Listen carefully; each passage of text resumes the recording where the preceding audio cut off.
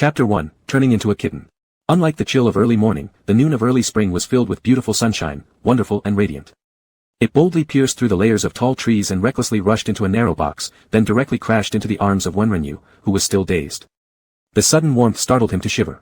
Even now, Wenrenyu had yet to figure out what exactly happened. He lay in the delivery box, once again wailing with indignation, meow. The adorable high-pitched cry soared into the clouds. Flipping over, he buried his head in his tiny paws, his ears drooping pitifully.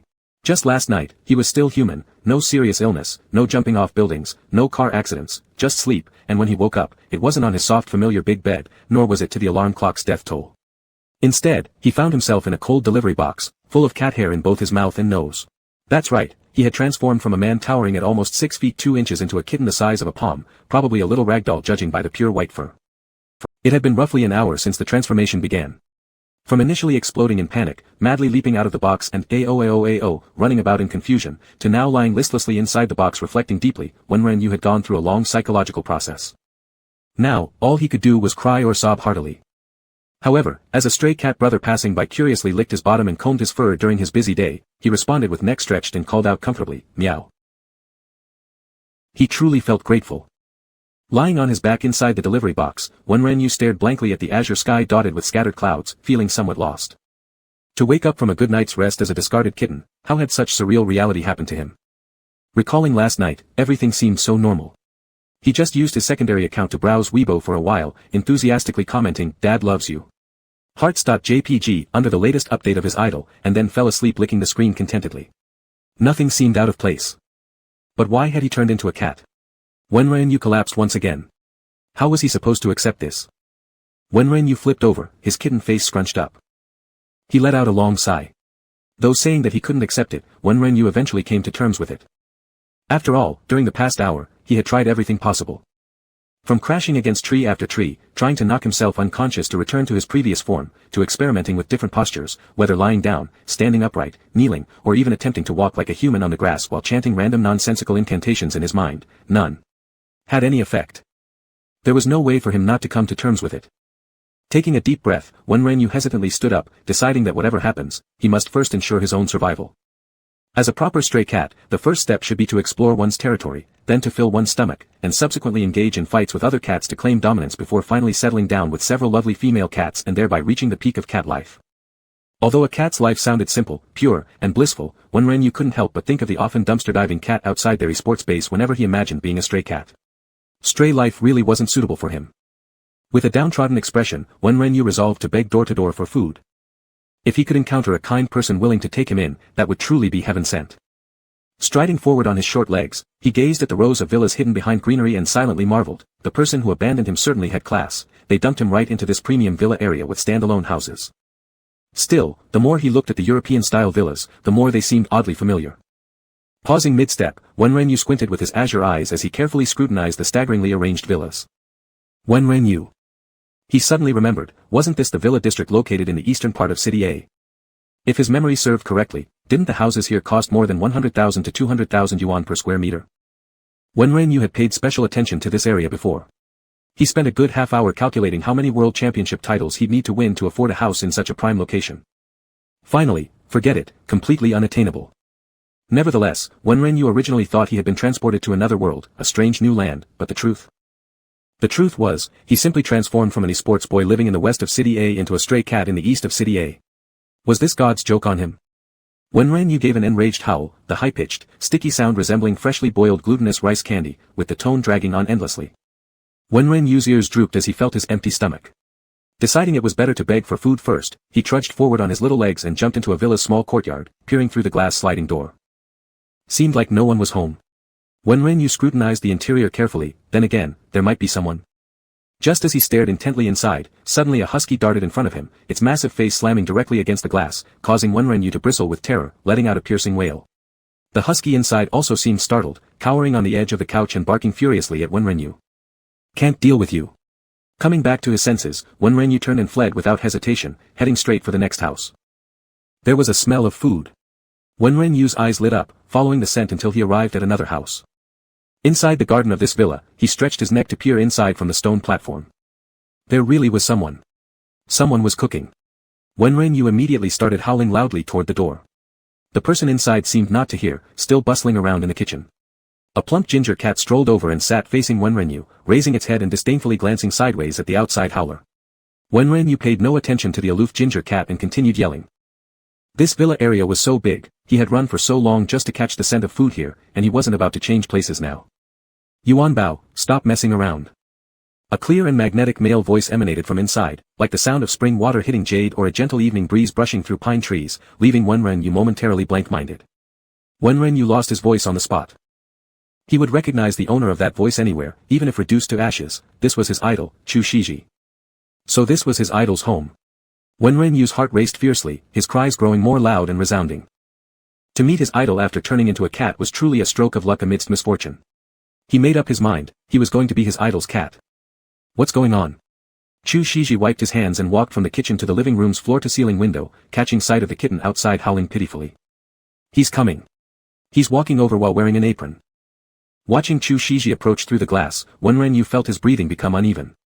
His little paws unconsciously tightened, and his cries gradually became softer, almost resembling an unconscious purr of coquetry. Wenrenyu had never seen a domesticated version of Chu Shiji wearing an apron before. The one on the screen always resembled a cold crescent moon veiled in wisps of clouds, mysterious and exalted. Meow. Idol. Wenrenyu called dumbfoundedly. Chapter 2, Idol pats my buttocks.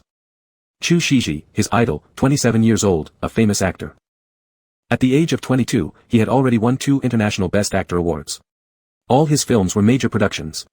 He was truly talented in both looks and acting, a real case of being blessed by fate. Originally, Wenrenyu, being a thorough otaku, would much rather have interest in games than in the entertainment industry. But alas, life is always riddled with unforeseen incidents, and Chu Shiji becoming his idol was entirely due to external forces. By external force, it means there was a girl who was drawn to Chu Shiji's dazzling appearance. Later, possibly after realizing Wenrenyu's hardcore otaku nature, she shifted from relentlessly chasing him romantically to relentlessly dragging him into stargazing. Wenrenyu resisted at first. Why bother with female celebrities when he didn't even care, let alone male ones? However, this woman transformed from her usually gentle and quiet self while pursuing him romantically into someone who acted as his best friend. Like a flood breaking its banks, she shared all sorts of videos of Chu Shiji with him.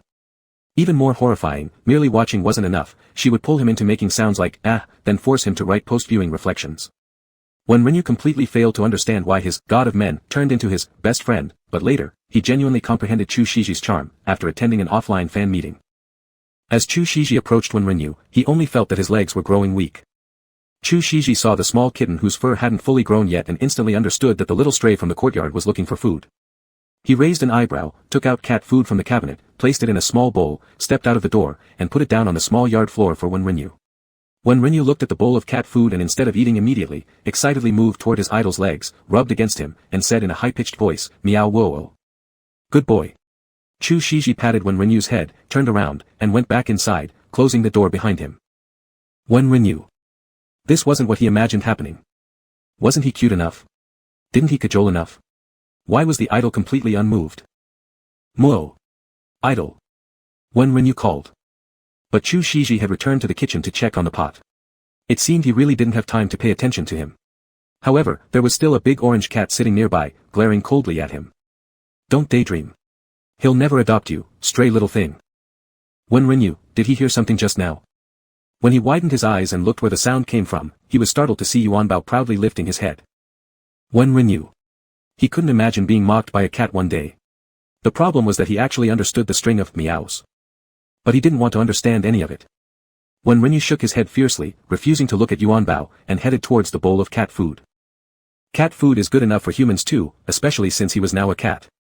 After some mental preparation, he started eating noisily. You need energy to fight for the great cause. Before meeting Chu Shiji, Wenrenyu didn't have much ambition, ready to drift through life since he already had nothing left to live for. But now, Wenrenyu gobbled up the food heartily, firmly vowing in his heart, to be a cat, he wanted to be the idol's cat. The aroma of curry wafted out, making Wenrenyu drool. After finishing the cat food, he pathetically laid next to the windowpane, peering through across the living room at Chu Shiji far away in the dining area. He longed to go inside and stay with his idol. Wenrenyu sniffled a bit. Though such behavior somewhat bordered on obsessive fandom, what could he do? Who wouldn't feel this way if they were a tiny four-legged stray no bigger than the palm of their hand? What evil thoughts could little kittens have, right? Humph, lying there won't help. Inside, Yuanbao yawned lazily, mocking him. Wenrenyu. There are lots of you wild cats in the yard, begging for food but none of them get adopted by the poop scooper. Know your place and go somewhere else. Don't envy me too much. Wen Rinyu, fuck. He did envy Yuanbao. But to give up? Impossible, right? Ignoring Yuanbao, Wen Rinyu kept staring at Chu Shiji until he finished eating and washing the dishes. The moment Chu Shiji stood up, Wen Rinyu immediately got up and began calling non-stop by the door. Idle, idle. Open the door, I'm your fan. Singing in a soft yet heartbreakingly pitiful tone. What are you shouting? Clearly unable to comprehend the vocabulary like idle or fan, Yuanbao stood up curiously and asked. Wen Rinyu remained unaffected. Hey! I'm talking to you. From inside, Yuanbao meowed incessantly. Idle, Wen Rinyu meowed outside. You too. Chu Shiji couldn't stand the duet and walked to the window with his script, watching the two cats talking through the glass, lost in silent laughter. Chu Shiji rolled up his script and tapped Yuanbao's head. Yuanbao, be quiet. Yuanbao obviously couldn't understand Chu Shiji's human language, but he knew he'd been hit. Therefore, he howled at Chu Shiji with great dissatisfaction, which made Chu Shiji's ears even more disturbed than before. When Rinyu was clinging to the door, his round eyes staring at Chu Shiji, meowing to beg him to open it. He didn't believe that his idol could reject a cute kitty's request. Sure enough, Chu Shiji opened the door, but it wasn't for Wen Rinyu to come in, it was for him to come out. When Rinyu looked up at him with his little head, their eyes meeting as cat and man. Chu Shiji squatted down and patted Wen Rinyu's head gently. What do you want to say? You're going to stay at my house forever? Meow, not leaving. When Rinyu rubbed against Chu Shiji's hand, softly cajoling. Whatever, anyway he was just a tiny kitten. Why should he act reserved when being a cat? As long as his disguise didn't fall off, there was absolutely no psychological burden to roll around and beg. Sorry, I can't take you in. With a gentle big hand, Chu Shiji scratched under Wen Rinyu's chin, his actions soft, yet his words heartlessly rejecting. Meow. Why? Wen Rinyu lamented. Actually, Chu Shiji had his own considerations.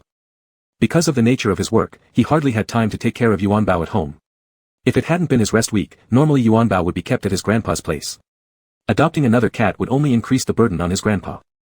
Moreover, considering Yuanbao's health, Chu Shiji dared not casually adopt other cats either. But there were quite a few stray cats in this area. Some found their own food while others came to knock and ask for snacks. Once refused, they would try knocking on another door. So, Chu Shiji wasn't worried about this little kitten starving. Be a good boy, go play somewhere else. Chu Shiji patted Wen Rinyu's little bottom, stood up, and went back into the room.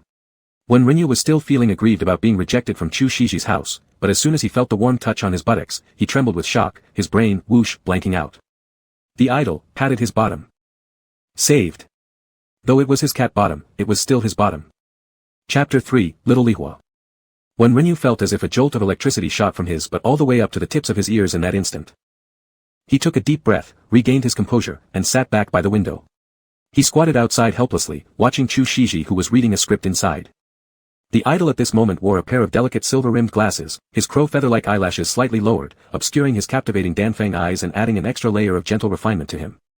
When Rinyu looked at this person as if he had walked out of a painting, letting out a soft, meow, sound in an attempt to catch Chu Shiji's attention. But Chu Shiji continued to focus on the script in his hands without sparing a glance. Yuanbao lay comfortably on the sofa, basking in the mild sunshine with closed eyes. Sitting outside, when Rinyu only felt the cool spring breeze blowing through his heart. Meow, I've sensed my master's yearning for a warm family. Master, your beginner's tutorial quest is released, win the affection of your desired pet parent. Complete it to earn 10 transformation points. Meow. When Rinyu blinked in surprise. Master. There are also side quests. Meow. Side quests, establish a cat sect, and, gain the first follower of the cat sect, complete them to obtain 10 transformation points. Meow. A cute and lively Lolita voice echoed in his mind, her words trailing off with a coquettish meow, instantly conjuring up the image of a delicately carved little girl in one's mind. After the shocking experience of human transmutation, when Rinyu was already immune to supernatural occurrences. After being stunned for a moment, he calmly accepted the fact that there was a little girl in his head. Joking aside, even if he hadn't eaten pork, he had definitely seen pigs run, this little girl was most likely the system his best friend had told him about. Thus, while staring unblinkingly at Chu Shiji, when Rinyu asked, "Are you the system? What does deformation value do?" To turn into a human. Meow. Upon hearing this, when Rinyu sprang up with a roar, his cat hair standing on end. Can I turn back into a human? Inside the house, Chu Shiji and Yuanbao both glanced at when Rinyu upon hearing the commotion. Of course, you can. Meow. The Lolita system in his mind replied bewilderingly, clearly not expecting when Rinyu to ask such a question. Sister, couldn't you have come out earlier? I've already reached the point where life seems meaningless, prepared to be a cat for the rest of my life, and now you suddenly tell me I can still be human. When Renyu paced anxiously by the window, meowing incessantly as he conversed with the system. How much deformation value is needed to become a human? Master, consuming 100 deformation points will make you half human. Consuming 200 deformation points will restore you to full humanity. Meow. Consumption. When Renyu keenly picked up on the key word. The innocent-sounding Lolita system replied, yes meow, transformation points will be deducted.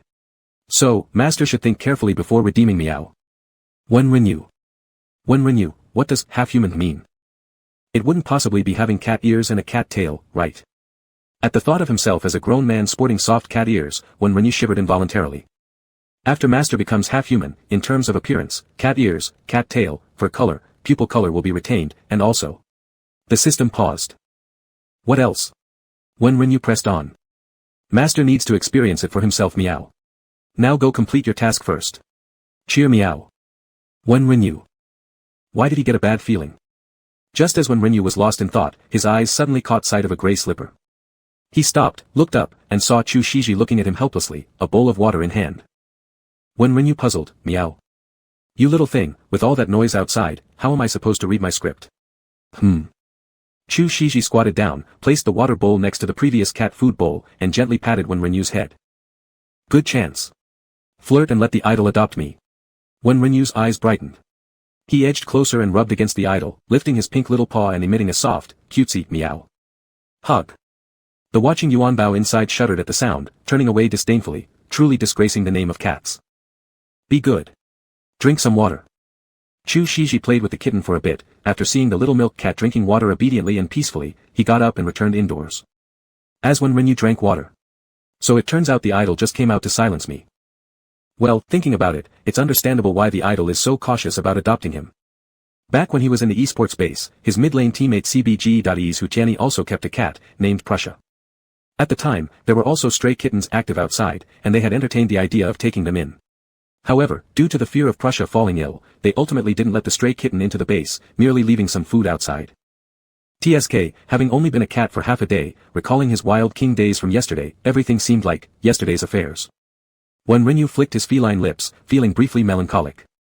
When Renyu stared intently at the unmoving idol inside by the window, and after a long moment, finally decided to start the side quest first. Developing a cat sect. Simple enough, right? When Renyu strode with his stubby little legs towards the villa entrance. Inside, Chu Shiji sighed in relief upon seeing the kitten finally leave. Fortunately it was gone, otherwise, if it stayed any longer, he would have really softened. When Renyu wandered through the neighborhood, looking for his target, the trash bins. Stray cats generally loiter around trash bins since that's where the most food can be found. Sure enough, near a distant trash bin, there was already a kitty struggling to find scraps. Hey! Trash bin flipper. When Renyu stood leisurely behind the little calico cat, mewing loudly. Is he talking to me? The little calico looked back uncertainly. When Renyu, are you hungry? What nonsense are you spouting? If I wasn't hungry, would I be here? The calico regarded the yet to grow into his fur When Renyu with a low growl. Anyone present would surely assume the two cats were about to fight. When will you stop flipping through the trash? Come over here with me. When Renyu mewed, turning to lead the way. What for? The calico cautiously watched When Renyu and then proudly raised its head. You think I'm going to be shameless and ask humans for food? Never. When Renyu stopped with an expressionless face, silently saying, I'll ask you, what is it you're chewing on now? The calico looked down at the bone pressed under its paw, a bone that had been gnawed down to almost nothing, and tried to argue back but ultimately closed its mouth. Follow me, I'll take you to better food. When Renyu snorted coldly and headed back towards the idol's house. The calico hesitated for a moment, then dropped the bone and followed When Renyu's steps. Hey! You don't understand, those humans are terrifying. When Renyu glanced sideways at him, how so? They bare their big teeth and make weird, mew sounds as soon as they see us, and they stare at us constantly. It's clear they're challenging us. The calico said quite annoyed, do you think I haven't tried approaching those bipeds? All I want is food, but they act like they want to fight to the death with me. When Renyu. Ah, is this how they call it dying for your pride? And they try to lure us with food too. Last time, I couldn't resist and went along, but those bipeds attempted to ambush me from behind while I was eating. The calico appeared very fearful. Chapter 4, The Glorious Sacred Fire. When Renyu. Maybe he just wants to pet you. Xiao Lihua, looking like a street cat ready to pounce, said, so, listen to my advice. Don't try to get food from humans, or you'll regret it. If I manage to get food today, will you follow me afterwards? Xiao Lihua, gazing at Wenren Yu's confident and domineering expression, hesitated for a moment before replying. Alright, if you can let me eat my fill and come with you, that works too. Though Wenren Yu appeared solemn on the surface, their heart was elated because they were about to acquire 10 deformation points. The two cats soon arrived at Chu Shiji's place. Meow. Meow. Wenren Yu stood in front of the glass window emitting a high-pitched call, while Xiao Lihua stood cautiously behind, ready to flee at any time. Chu Shiji was sitting on the couch by the window reading a script when he naturally heard this familiar high-pitched sound. He turned around to look and there was indeed the little kitten from earlier. Surprisingly, it also brought along a tabby cat. Chu Shiji momentarily froze, unable to help but laugh through his tears. It seemed like the little kitten didn't leave earlier, instead, realizing there was food here, it had returned dragging along its companion to freelock off him. A smile surfaced on Chu Shiji's face. Upon seeing the faint smile on her idol's lips, Wenren Yu's throaty howls immediately softened. She hardly ever saw her idol smiling so naturally outside of movies. Chu Shiji doesn't participate in variety shows, and the smiles captured during interviews feel as if they were formulaically pasted onto his face without reaching his eyes. Moreover, he rarely spoke much.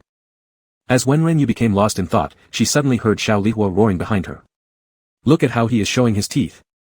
Xiao Lihua's tail stiffly stood up, retreating cautiously with 2 steps. Wenren Yu.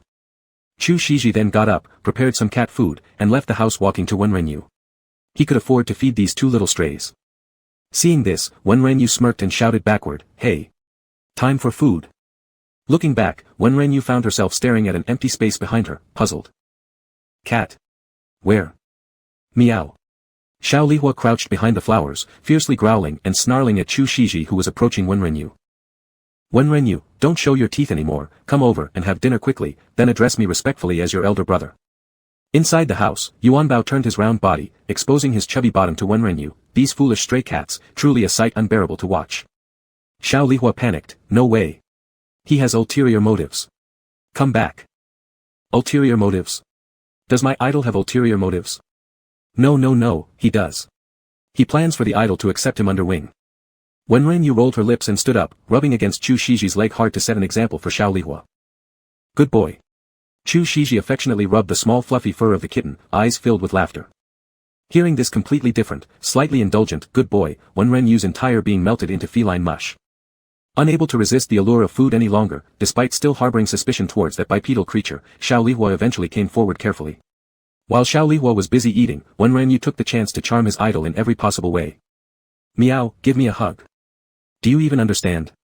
Bringing friends to freeload on me now, huh? Chu Shiji misunderstood Wenren Yu's demand for a hug and continued stroking the cat. In response, Wenren Yu emitted babyish meows uncontrollably, using his damp little nose to continuously nuzzle the large hand petting him. This cute manner drew more than a few extra glances from Xiao Lihua, who was wolfing down food nearby. Strange, the one who looked like the boss moments ago. After petting the cats for a bit, Chu Shiji went back inside. Wenren Yu stared at the tightly locked door and realized her idol deserved his title. He was indeed difficult to deal with. Recollecting herself, Wenren Yu glanced over at Xiao Lihua who'd licked the bowl clean. Hey, are you done eating? I'm finished, elder brother. Xiao Lihua enthusiastically licked the already spotless bowl clean. Don't do that. Wenren Yu struck him on the forehead with her paw and grinned cunningly. Come, repeat after me. Xiao Lihua raised his head, ? Walking gracefully to the porch, Wenren Yu stood erect, sat upright, and with a condescending gaze fixed on Xiao Lihua below, said coldly, the sacred fire shines brightly. Xiao Lihua. The sacred fire shines brightly. Wenren Yu shot up swiftly, raising both paws high, sticking out her little chin high, the sacred fire gleams gloriously. Xiao Lihua, perplexed, hesitated for a moment, and then mimicked, lifting both paws too, the sacred fire gleams gloriously. Wenren Yu felt highly satisfied, and her meows grew even higher pitched, all my disciples. Meow meow meow meow. Xiao Lihua pondered for a moment, closed his eyes, and said, I am Xiao Lihua. Meow meow meow meow. Upon hearing this, Wenren Yu nodded in satisfaction, you are teachable. Chu Shiji witnessed the entire process inside. He saw the creamy white little ball standing on the high steps raising its tiny paws seemingly meowing something incomprehensible, while the little Xiao Lihua below also raised his paws with his eyes closed, joining in the chorus of meows. It looked like some kind of evil cult. Chu Shiji's mouth twitched at the corner. Congratulations to the master. The master has completed the side missions, establishing the cat cult, and obtaining the first disciple of the cat cult. Deformation value increases by 10 points, totaling 10 points. The little girl joyfully announced inside Wenren Yu's mind. Wen Renyu inquired with anticipation, are there any rewards? Wen Renyu. The reward for you, master, is the deformation value. Is that it? Wen Renyu's fur stood on end. Then, how about this? I will make your fur color more beautiful, the little girl hesitantly suggested, as if Wen Renyu had gained some significant advantage. Wen Renyu. What's the use of having prettier fur? Just. It looks better, cuter, making people want to rub you, the little girl nervously replied.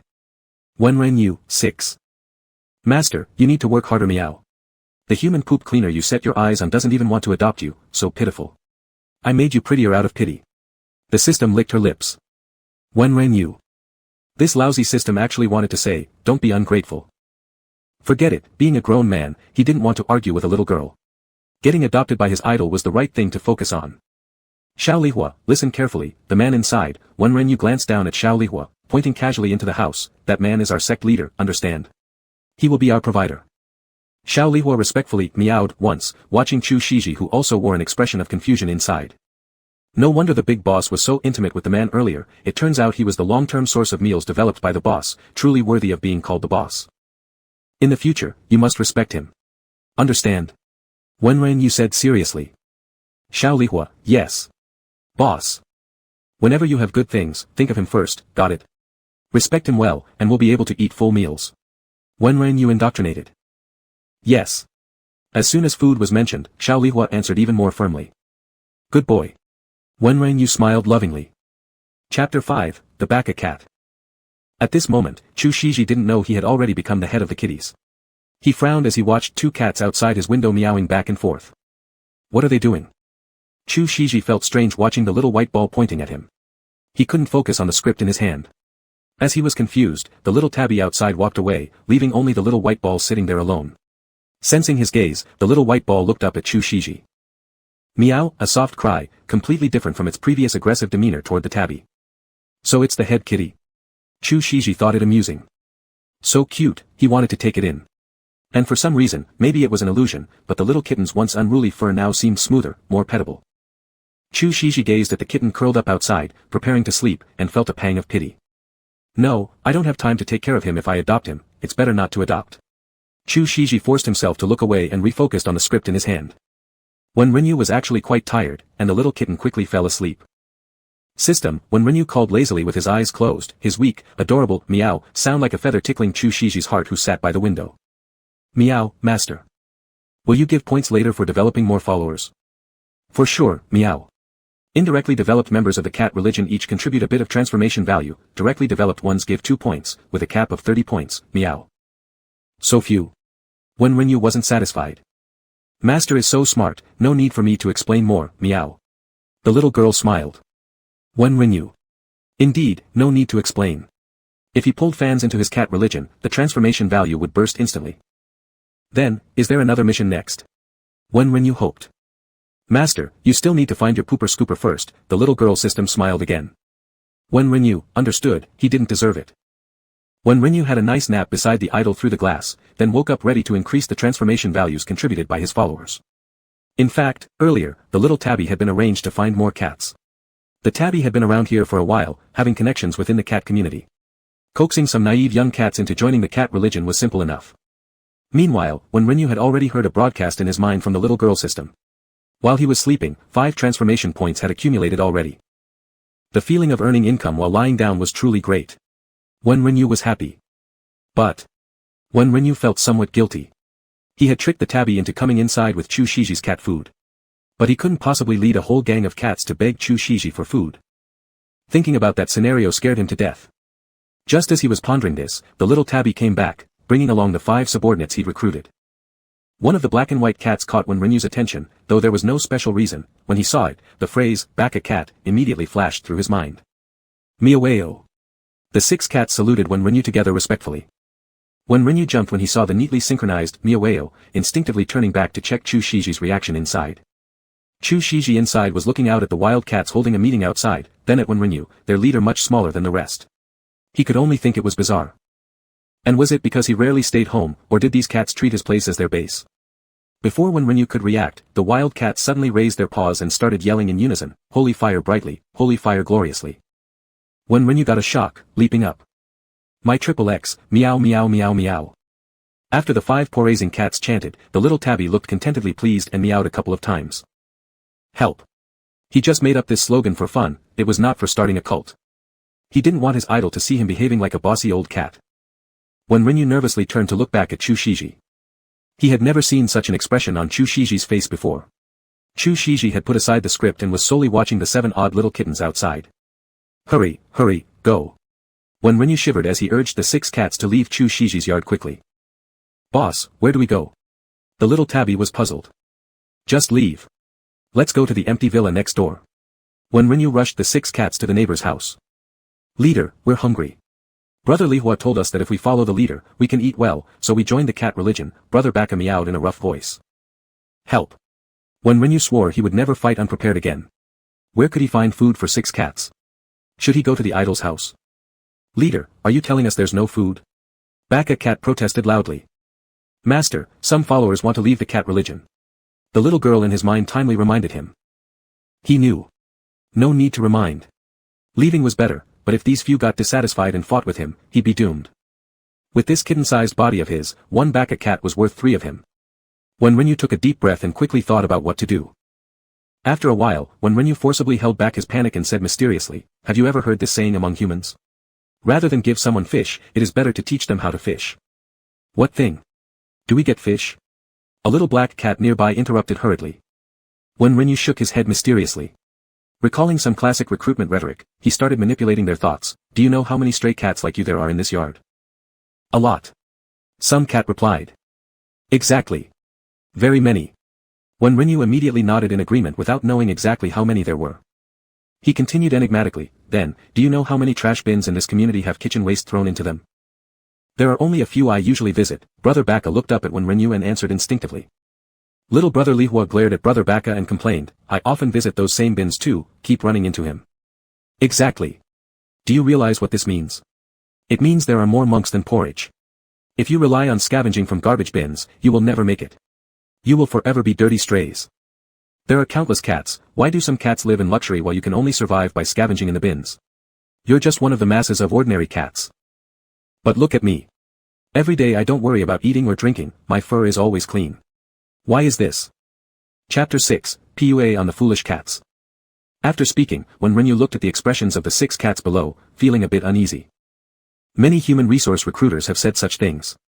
First, they belittle those who come for interviews subtly or overtly, emphasizing how common the applicants are, then talk grandly about how tough the current market is, and finally express how wonderful and rich their lives are in this company.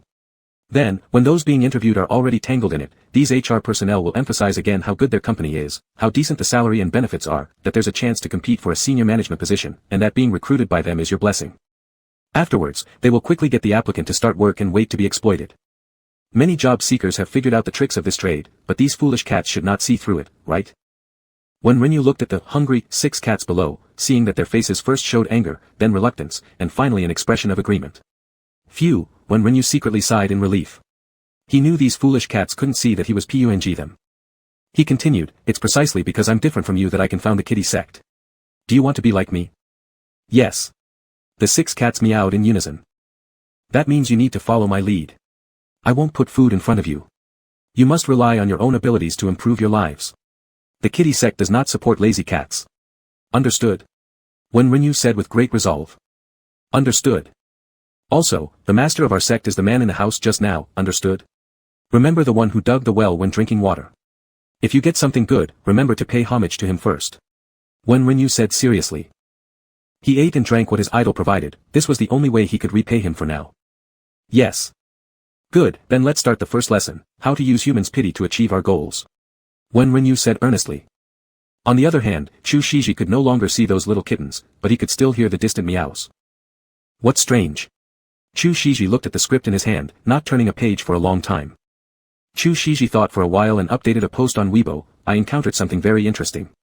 Below was a picture taken just now, clearly showing a snow-white doll cat raising its paws in the courtyard. Comments appeared immediately under the Weibo. Wow, is this Kitty Brothers? Ah Tian which Chu Go started working woo this has been so long a lifetime I've yearned for stars and moons and finally got it. He started working, but didn't really. Want to see the new hubby. Not the cat. Sacred fire shines, sacred fire glitters, all disciples, mio mio mo dash. When Chu Shiji saw the comment, "Sacred fire shines," he couldn't help but laugh thinking of the little kitten, gave a thumbs up to that comment casually, and replied under the comment, "Is this Kitty Brothers?" saying, "No." After doing all this, Chu Shiji set the phone aside and picked up the script happily. After a while, the phone rang. Chu Shiji picked up the phone and answered. "Hello. Chu Shiji," came the brief and efficient female voice. Sister he. I can't believe I saw you voluntarily post on Weibo. Is that cat a new pet you're keeping?" "No, just some stray cats outside. They're too cute." "Oh, have you been reading the script well these 2 days? This is a major production by director Su. Do a good job acting. Don't worry." I'm not worried, your acting I've never worried about. Has Jianyao contacted you recently?" Chu Shiji furrowed his eyebrows, "No." "Sister," he sighed in relief over there, but her tone became serious again instantly. "Jianyao joined that variety show thanks to Director Wei taking your face into account. After you two broke up, Director Wei knows about it. He directly removed Jianyao." Irrelevant to me." Chu Shiji had no expression on his face, gazing indifferently at a bundle of perfectly bloomed white mountain tea flowers on the table. Saying it's irrelevant, but the main reason Director Wei gave such good resources to Jianyao is because of you. The reason he resolutely replaced her is also because of you. He wants a favor from you." "Sister," he was somewhat troubled. Chu Shiji pinched the bridge of his nose, slightly headache. "Do I need to do anything?" "He wants you to join a new variety show of his." Chu Shiji's voice turned a bit cold. "He should know I never participate in variety shows. You should know that as well." "Brat, stop putting on airs at me." "Sister," he feigned anger. "How could I not know? But I'm just thinking that if you take a reality show, it would be a rest for you to consolidate your fan base, just like a vacation." "I won't do it." Chu Shiji rejected without hesitation. "This show is invested by the popular game, King of Glory, under the Penguin Company in recent years. All you need to do is play games on the show, no need to be polite with others." "Really not taking it?" "Not taking it." Chu Shiji hung up the phone. "Sister," he hugged her phone, she knew it. Wen Renyu was exhausted. It took him the whole afternoon to deal with these 6 cats, demonstrating in person and teaching them earnestly. Finally, they achieved some success. The 6 cats eventually overcame their fear of humans and got food on their own. Wen Renyu lay limp on the stone steps, with the 6 cats looking at him with admiration. All right, step back. I need to rest," Wen Renyu said weakly. The 6 cats dispersed as instructed. Wen Renyu rested for a while, then got up and walked towards Chu Shiji's house. He had been dealing with side quests, but the focus was actually to enter his idol's door. "Meow, idol," Wen Renyu called listlessly from in front of the glass window. Unfortunately, this weak voice sounded like a kitten begging in Chu Shiji's ears, as sweet and soft as cotton candy. Why did he come again? Chu Shiji was torn between 2 thoughts. Chu Shiji originally kept an orange cat because he liked cats. Even though he was busy, he usually left the cat at his grandfather's house. However, whenever he had time, Chu Shiji would bring Yuan Bao to keep at his place for a few days. Now, there was a kitten outside pleading to come in. Chu Shiji couldn't resist the urge to let him in, fearing only that he would become a bad owner who neglected his duties. Idol, please take me in," Wen Renyu wailed outside. Chu Shiji resisted the impulse and focused on reading the script. Meow, Wen Renyu's pitiful little voice melted Chu Shiji's heart. After resisting for half a day, Chu Shiji finally turned around and saw the little white ball sleeping outside the glass window. Tired from playing? Chu Shiji thought, the spring evening breeze is still a bit cool. I wonder if the thick-skinned little guy will feel cold. But if Chu Shiji built a nest for the little guy in the yard, it would almost mean keeping him. Chu Shiji curled his fingers and didn't move. Chapter 7, Entering the Hall. As the sun set in the west, big clouds were painted a captivating fiery red, while evening breezes ruffled the soft fur of Wen Renyu, causing him to instinctively curl his body tighter in his sleep. Idle, so cruel. In his slumber, Wen Renyu mumbled softly under his breath. Chu Shiji leaned against the window, his long fingers gently turning the pages of a script. Occasionally, he would look back at the small cat sound asleep just beyond the window, a tender smile playing on his lips. For the first time, he couldn't focus on reading the script, and the reason was none other than this stubborn little thick-skinned cat who wouldn't leave him alone. This little fellow seemed determined to stay here forever, completely ignoring all his rejections, leaving Chu Shiji both troubled and somewhat amused. Chu Shiji stood up, placed cat food and water in a clean bowl, then quietly went out and set it next to Wen Renyu before getting ready to return inside. Meow. Idle. Wen Renyu stretched out a small paw. Chu Shiji turned around to see the still closed-eyed but persistent little creature whose claw had caught onto his trouser leg, emitting gentle and childish sounds from its pink nose. What kind of angelic cat is this? Is this heaven's way of forcing it upon me? Chu Shiji watched the still drowsy little kitten with great astonishment in his heart. After gazing at Wen Renyu for a moment, he eventually lightly disengaged the tiny paw holding onto his trousers and stepped back into the room. If this little thick-skinned cat insists on staying here tomorrow, I'll keep him. Chu Shiji thought silently. Spring was still cold, as the small figure of Wenren curled up outside the idol's villa. The snow-white, lustrous fur, enhanced by the little girl system, carried faintly crystalline dewdrops. This was the sight that greeted Chu Shiji early in the morning. He didn't move an inch. He slept out here all night. Chu Shiji was surprised. Cats are creatures that sleep during the day and prowl at night, especially wild cats and young kittens like this one. Their energy peaks during nighttime. Recalling when Yuanbao first came home, those nights could only be described as epic disasters, as the whole villa became his playground. Yet this kitten had stayed put and slept peacefully all night. Chu Shiji felt a pang of sympathy. After some thought, he finally gently picked up Wenren and brought him inside. This persistent little cat seeking to be taken in, Chu Shiji found it impossible to let him remain outside. Meow. Wenren opened his eyes in confusion. Meow. Had he successfully been taken in by his idol? Wenren was filled with excitement. Ah! He was being held in the idol's arms. In the arms. In the arms. Once Wenren realized his situation, his entire being grew excited. He wiggled his adorable and moist little nose, sniffing deeply at Chu Shiji's scent. It was fresh and crisp, akin to the clear spring of the mountains, carrying a hint of sandalwood fragrance.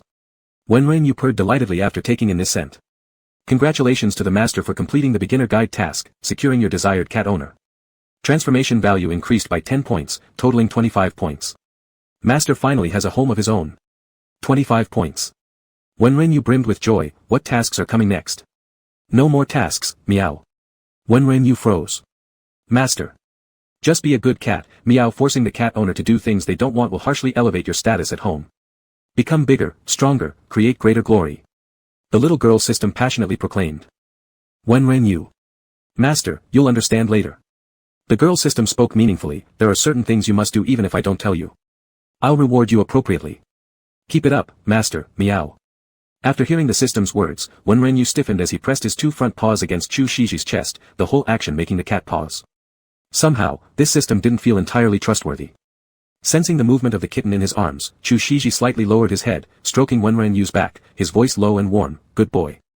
The soft and warm breath fanned across Wenren's neck, bringing him abruptly back to reality, his whole body jerking as if electrocuted.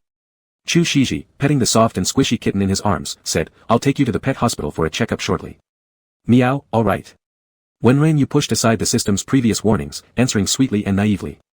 Why did such a beautiful little cat become a stray? Chu Shiji placed Wenren on the coffee table in front of him, his big hand kneading the kitten's exquisite ears as he looked into Wenren's pure blue eyes resembling amber, asking softly. Ah. Staring at the magnified version of his idol, Wenren felt his heart struck hard and lost his ability to speak. How could someone be so good-looking? Wenren's little paws pressed against his heart, which was pounding like a big rabbit's, filled with endless admiration. Chu Shiji had a pair of danfang eyes that could easily capture all of one's attention. But these eyes on him held no hint of flirtation. Instead, they added to his cold and distant demeanor when the light flickered in his gaze, even hinting at an air of aloofness that kept people at bay. The mole on his high-bridged nose made his face appear even more refined. His pale thin lips, without a smile, resembled a blade, curving slightly into a sharp angle.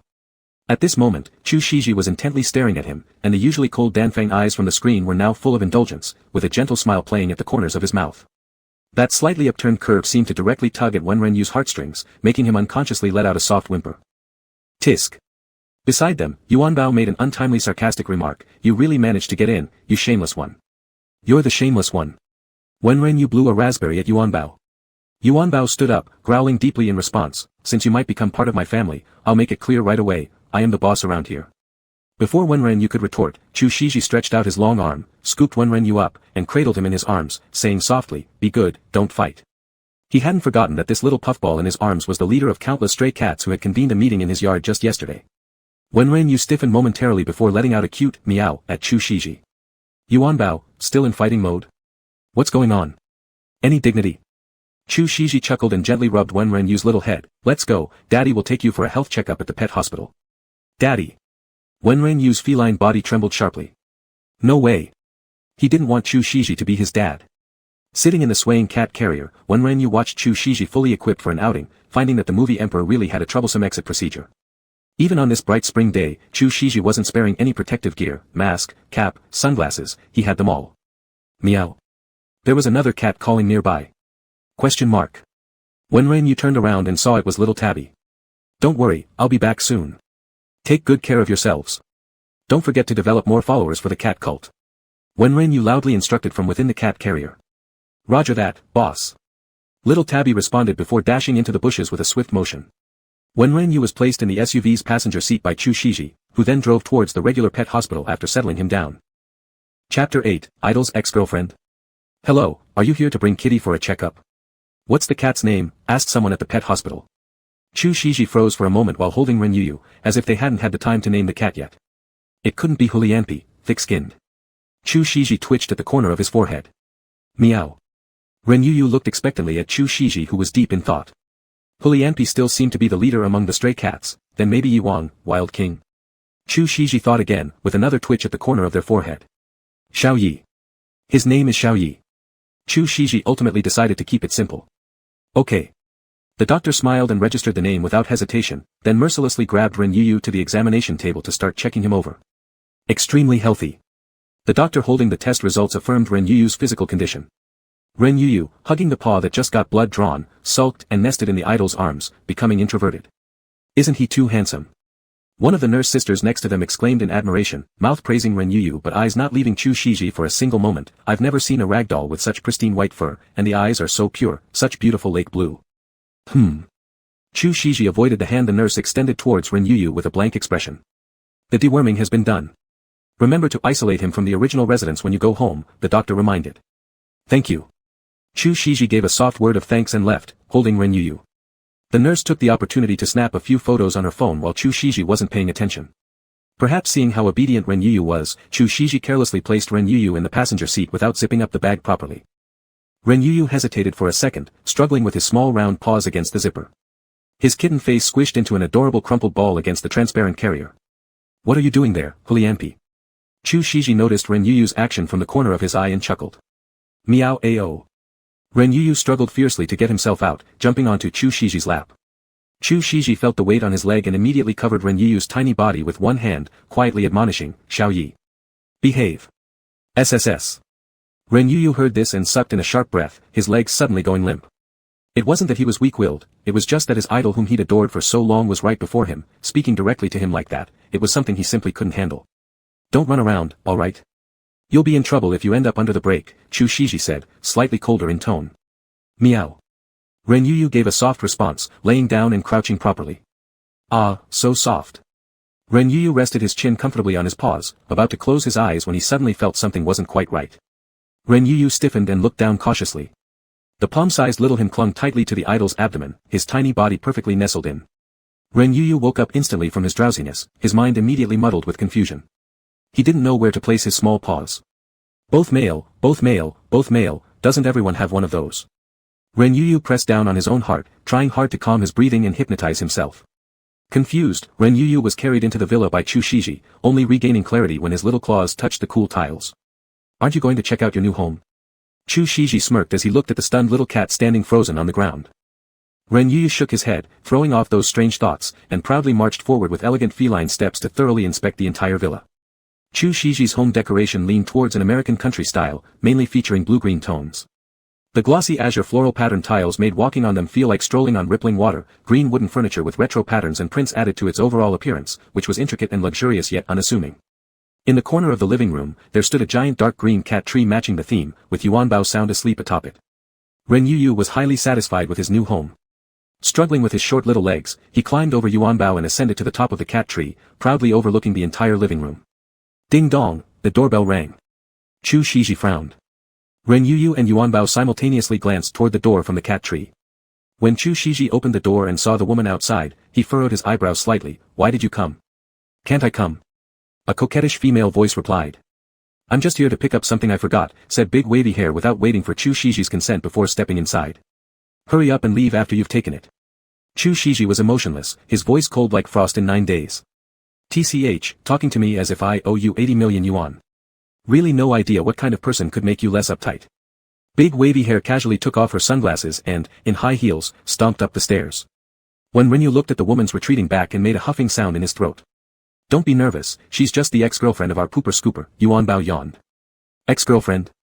When Rinyu's heart jolted heavily, his paw slamming onto the cat tree hard enough that it trembled under the force.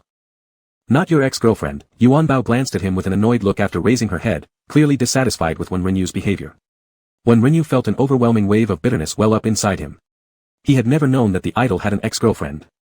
Though he understood that celebrities' private lives didn't need to be exposed to the public and also knew the idol was already 27 and should be dating, why did he still feel so deeply upset? At 19 years old, when Renyu experienced this emotion for the first time. Big wavy hair had now descended from upstairs, holding in her hand a set of seductive lace underwear. Seeing this, when Renyu couldn't suppress himself. He lunged fiercely toward Big Wavy Hair with an AO. Big Wavy Hair turned around, eyes gleaming with interest. A new cat. And it's a ragdoll. Chu Shiji, didn't you say you'd absolutely refuse to keep another cat? Jian Yao. Chu Shiji warned coldly. Can't even tease the cat a bit. Jian Yao showed no sign of backing off as she picked up a feather teaser and sauntered toward Wen Renyu. With respect for Chu Shiji's private life, Wen Renyu merely expressed his discontent with Jian Yao through a meow. But he certainly hadn't expected Jian Yao to actually come over with the feather teaser. This was Wen Renyu's first experience encountering the power of a feather teaser since becoming a cat. The bell sounds were like a haunting melody drilling into his ears, while those colorful feathers danced provocatively in the air, impossible to ignore. Much to Wen Renyu's dismay, his eyes uncontrollably followed the silly feathers on the stick, forgetting about Jian Yao completely. Those feathers seemed like a giant bird, he wanted to catch them. Wen Renyu drooled. Fuck, what are you thinking? Startled, Wen Renyu snapped out of it and slapped his own forehead with one paw, forcibly turning his head away from the teasing rod, only to meet Chu Shiji's gaze by chance. Wen Renyu paused in surprise.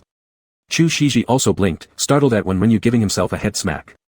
When Wen Renyu noticed Chu Shiji's unusual expression, he quickly recovered and pretended to clean his face with his paws, washing while sneakily peeking at Chu Shiji. Chapter 9 Hot Search. Fortunately, Chu Shiji seemed not to dwell on it too much and instead pulled out a plastic bag from the cabinet, placing it over Jian Yao's undergarments. Sweetie, Wen Renyu heard Jian Yao calling. Her attention was forcibly dragged back to the cat teaser by the persistent jingle of the bell, which caused her heart to race. Okav, Fyun. Wen Renyu smiled faintly.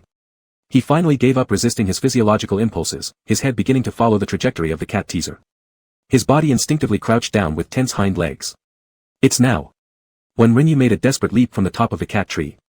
But unexpectedly, being a cat for the first time wasn't so smooth, misjudging the distance, he missed the teaser and ended up crashing into Jian Yao's chest instead, clawing at her arm in the chaos. In the midst of Wen Renyu's dizziness, Yuan Bao snickered behind him, stupid. Jian Yao let out an ear-splitting scream. Wen Renyu's little nose precisely detected a whiff of blood. Chu Shiji saw the disarray in the living room and rubbed his temples, feeling a headache coming on. He turned around and closed the door, he couldn't very well drive the guest away after such trouble from his own little cat. Haven't you had a rabies vaccine before? Wen Renyu heard Chu Shiji asking in the bathroom. Rabies. Wen Renyu's claws dug directly into the soft sofa. He hated himself for being stupid, unable to catch the teaser, and leaving Jian Yao there. Jian Yao's voice was soft and gentle, yes, within half a year. Chu Shiji's tone deepened slightly, then there's no need to go again. My cat scratched you, I apologize. Please wash yourself while I check on Xiaoya. My cat. Upon hearing these three words, Wen Renyu felt an inexplicable wave of happiness envelop the anger and regret in his heart. Hearing Chu Shiji about to come out, Wen Renyu retracted his claws and sat up straight. Chu Shiji came out and saw the kitten sitting on the sofa in an arrogant manner, its large eyes coldly glancing toward the direction where Chu Shiji was heading, as if waiting for him. Just moments ago, it was a fierce and mischievous ball of fluff, now, it presented itself as lazy and noble, behaving like the leader. But however noble, that did not stop Chu Shiji from teaching him a lesson. How could you be so mean? Chu Shiji squatted in front of him with a stern face. Meow. It really wasn't intentional. Chu Shiji picked him up and sat down on the sofa himself. Wen Renyu could feel Chu Shiji gently petting his fur stroke by stroke, soft and comfortable. In response, he licked Chu Shiji's hand and emitted a purr, humbly apologizing to his idol like a good boy.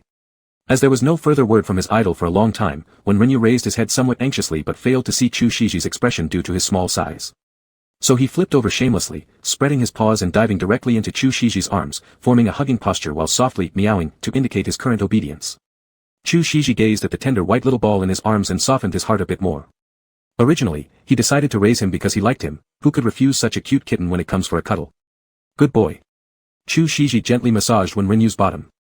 Wen Renyu's breath caught momentarily, and his tail suddenly shot straight up like a rigid pen, damn it, déjà vu. And this time it was even touched. Ding, the sound of a phone interrupted Wen Renyu's chaotic thoughts. Turning his small head aside, the two glaring characters on the mobile screen read Hijie. Hijie, Chu Shiji's agent, was known to all Chu Shiji's fans, known as Shilio. Wen Renyu still held Hijie in high regard, considering how much she helped Chu Shiji. Hey. Chu Shiji. Hijie's voice carried an urgent and busy tone, you're trending online. Question mark. Chu Shiji froze momentarily. What had he done? I was shocked when Xiao Zhou told me you were trending. At first, I thought it might be something involving Jian Yao, that woman. Fortunately, it's just one of your lesser search topics. Upon hearing this, Wen Renyu glanced toward the bathroom, where water continued running. He had been feeling Jian Yao's name familiar for quite some time. When he Jia mentioned troublemaking, the familiarity became stronger, yet he just couldn't put his finger on it. Chu Shiji said, I'll check it out in a moment. Alright. By the way, what's the name of your new kitten? He Jia sounded highly interested. Xiaoye. Ah, must admit the person who secretly took photos did a great job capturing how adorable your Xiaoye looks. Is Xiaoye beside you? Aha. Meow, when Renyu opportunistically called out. Chu Shiji gently touched his head. So cute. He Jia exclaimed. Indeed, no one could resist the charm of a kitten. When Renyu thought in his heart. I'll immediately buy him designer brands and little undershirts, then send them over to your place. I gotta go now. And with that, he Jia hung up hurriedly. Chu Shiji held Wen Renyu as he opened Weibo. When Renyu leaned closer to see what was trending, at the top, there were several glaring words, CBG. When missing. Wen Renyu's heart skipped a beat. No wonder this guy made it to the hot search. But, missing? At least he's not dead, which was something Wen Renyu was relieved about. He really wanted to click inside. Wen Renyu stared wistfully at Chu Shiji's phone for a moment, hesitating slightly before slapping the screen with his tiny paw, clicking on the trending topic. Wen Renyu successfully entered the trends details page. Xiaoye. Chu Shiji chuckled helplessly as he saw the phone screen jump to the search results, pinching Xiaoye's small ears lightly. Wen Renyu focused his gaze on the screen and saw that it was his teammate who had reported the disappearance. Alas. Wen Renyu sighed inwardly.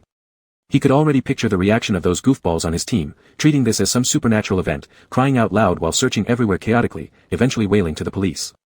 After all, the day before transforming into a cat just happened to be CBG's rest day. Thus, Wen Renyu spent the whole day holed up in his dorm without stepping outside.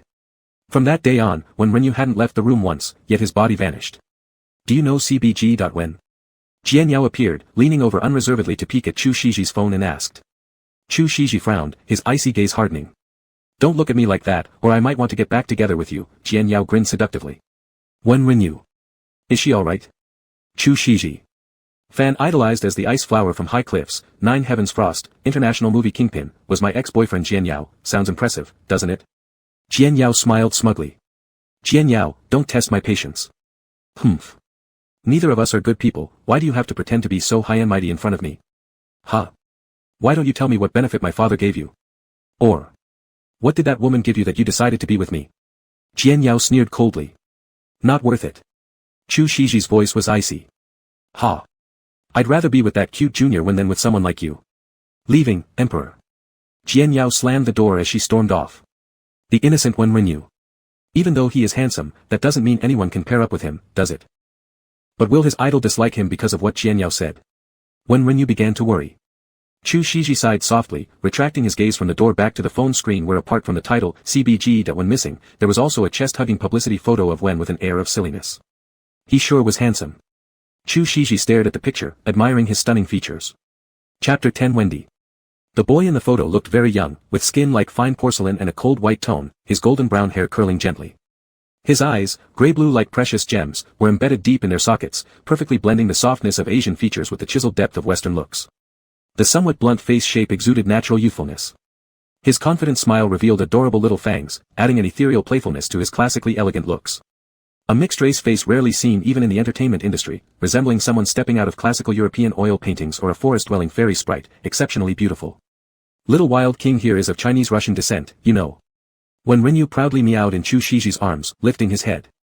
Seeing the admiration in his idol's eyes, Wen Renyu felt his heart floating, his paws seemed to tread on soft clouds, basking in pride. It seemed Chu Shiji had forgotten the original purpose of opening Weibo and started scrolling through the comments under Wen Renyu's name. Husband Wen, where are you gone, huh? How am I supposed to live without you? My big husband. Police officers, please bring my husband back quickly. Oh dear, the world champion is lost. FMVP is gone. Honestly speaking, without Wen, CBG doesn't need to play anymore. Just wash up and sleep. CBG, Championship Gaming. Upper floors, CBG isn't only built around Wen. What nonsense are you spouting? Black fans scram. You're the one calling Wen godlike. What's up with your team? Did the guy really just vanish into thin air? Though he's a little angel, Wen, but mom doesn't want you to become an actual angel. Crying.jpg. Wendy, can never go missing. I refuse to believe it. Shiji Chu had never understood the esports circle. He continued scrolling down and felt more and more peculiar as he went. Were there so many girlfriend and mom fans even in the comment sections of esports players? Anne. Wen, was this cute nickname the kid's real name? But it indeed matched Wen's angelic face. Shiji Chu stared at the picture of the artful mixed-blood boy. If Renyu Wen had known what Shiji Chu was thinking, he would have definitely called out oops. Major oops. Wen was absolutely not his real name. He was a native-born person from Huaxia and didn't have a foreign name at all. As for why he was called Wen, Renyu Wen sighed deeply at the thought. The evolution of Renyu Wen's name within the esports circle was swift yet significant. His competitive journey began with being cursed as a plague god. He earned his spot in the starting lineup by replacing the previous jungler, thus naturally drawing a lot of discontent towards him. Even worse, during his first 2 matches, they lost, though it didn't affect the team's advancement, it greatly impacted the fanbase's mood. Consequently, he, named Wen, was bestowed the title of Plague God. Naturally, the appearance-obsessed fans weren't pleased. Renyu Wen's good looks had made it to the trending list after all. He was clearly an angel of esports, yet a bunch of ignorant haters called him Plague God. Later on, when Renyu Wen adjusted his state and led the team to victory from KP through KC, some started calling him the Wild Dad of the Canyon and Emperor Wen of the Jungle, followed by female fans jokingly referring to him as Wen Jr. Then came the imaginative fans who nicknamed him Little Angel Wendy. Before Renyu Wen himself even knew about it, the English name Wen magically popped up. Even worse, Renyu Wen only found out about his new English name during a match when he saw a couple of huge men holding up signs saying, Jungle Angel Little Wen, shouting, Go Wen, dominate the jungle, crush the opponent. At that time, Renyu Wen didn't even realize they were calling his name. Standing on stage, he naively smiled thinking, isn't Rav called Rav? How did he change to Wen? It's hilarious. After learning the truth later, Rav's laughter died down. He truly admired the wit. Actually, Renyu Wen protested against the name during a live stream. Fine, he could tolerate the angel part, but what the heck was Wen supposed to mean? And he distinctly remembered watching Little Angel Heidi as a child, which had nothing to do with Wendy. But his protests were denied by all the big sisters. So, he became Wen. Now, even his teammates and coach called him Wen. Renyu Wen browsed through the Weibo interface with Shiji Chu, feeling somewhat melancholic inside. He wondered how his teammates were doing now, and how the spring championship for King KP was going to be arranged. Alas. Shiji Chu sighed. So young, just 19 or 20 years old, already a world champion, life was just beginning beautifully. He hoped everything would turn out alright for him. This sigh brought Renyu Wen back to reality. He tenderly rubbed against Shiji Chu's arm. He didn't want Shiji Chu to feel sorry for him. World champion Renyu Wen had won twice already, and now as a cat staying by his idol's side, experiencing such a fantastical life, he actually felt quite content. Only. Renyu Wen tilted his little head upward, looking at the handsome Shiji Chu, his heart involuntarily accelerating. Perhaps, he wanted more. However, before Renyu Wen could fully grasp his own emotions, suddenly, a familiar meme music blared out from Shiji Chu's phone, halting Renyu Wen's lively heartbeat instantly. Shakily, Renyu Wen looked at Shiji Chu. At that moment, Shiji Chu was staring at his phone, where the same music emanated, carrying a hint of amusement in his otherwise cold gaze. Listening to this familiar tune, Renyu Wen recalled something unpleasant, his body stiffening and pupils dilating. Without hesitation, he jumped over, finding that the Weibo hot search still showed on the phone screen, except the title had changed, Wen meme. Save my life. 1 second ago, he was captivated by emotion, the next second, Renyu Wen passed out on the spot. Turns out, he had even managed to capitalize on the news of his disappearance and make himself more popular, as his fans brought back his old trending topics. This video was edited by his fans. It featured a compilation of ghosted live stream audio clips and facial expressions from when Renyu Wen was not yet part of the youth training team. Upon its release, it quickly became the laughingstock of many. HEV excuse me. Wahi fu, CKRUD.jng. Hey, fighters of the nation with fighter's spirit, Renyu Wen is someone you can't provoke. The remixed soundbites paired seamlessly with the highlights reel of Renyu Wen's live stream, leaving him embarrassed down to his toes. Normally, boys boasting a bit during gaming shouldn't be such a big deal, but what made Renyu Wen unusual was that, despite his mixed-blood angelic face, whenever he got into the game, his accent turned out to be Sichuanese Trump style, greatly surprising and impressing many fans. Shiji Chu couldn't help but burst out laughing as he watched the angelic mixed-blood boy in the video, who just a second ago was speaking pure American English, suddenly start talking with a spicy Sichuan flavor. Renyu Wen slumped completely. After socially dying right in front of his idol, he truly felt like giving up life. But he was from Sea City, and it wasn't his fault for speaking his hometown dialect. Chapter 11, My Little Wild One. Shiji Chu thought for a long time, finally recalling the purpose of his visit to Weibo. He exited the trending topic page and scrolled until he found his own entry. It was a picture of him fully equipped, holding Xiaoya at the pet hospital, evidently taken by a nurse there. There was no way the nurse could recognize him, otherwise it wouldn't have been as simple as getting Xiaoya examined, he might have had to run for his life. But the ingenious thing was that after the nurse uploaded the photo online, it was promptly recognized by the masses. I'm sure my husband wore this clothes before. Cool, JPG.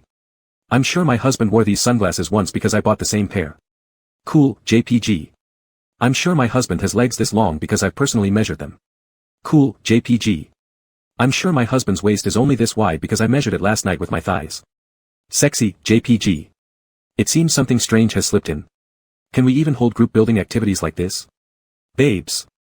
Isn't this kitten the one my brother replied to in not his? So cute. AAA. Seeing this comment, Shiji Chu smiled faintly at the edge of his lips. He closed Weibo, opened the phone's front camera, and without Renyu Wen noticing, picked him up. Shiji Chu held the round little cat with one hand, pressing him against his cheek. Caught off guard, Renyu Wen instinctively stretched out his two front legs looking for a support point. Click. Thus, the first selfie was born. In the picture, the little cat had its two paws stretched forward, showing clear views of its tender soft pads. Its sapphire eyes were staring straight at the lens, its rosy mouth slightly open as if startled. Beside it, Shiji Chu pressed their cheeks together, his narrow Danfeng eyes full of gentle warmth. Shiji Chu was very satisfied with this picture. Hugging Renyu Wen, he reopened Weibo and started editing. My little wild one. Picture. For simple words along with an accompanying image. The comments blew up instantly. Front row confession to brother. I don't believe it's yours unless you let me touch it. Hee, pink bamboo shoots, hee. Drooling.jpg. Ask Xiaoyi what color of burlap sack he likes so I can buy it right now. Adjusting glasses.jpg. Shiji Chu rarely replied to one of the comments. Xiaoye only likes the burlap sacks from Chu Shiji's home. Help.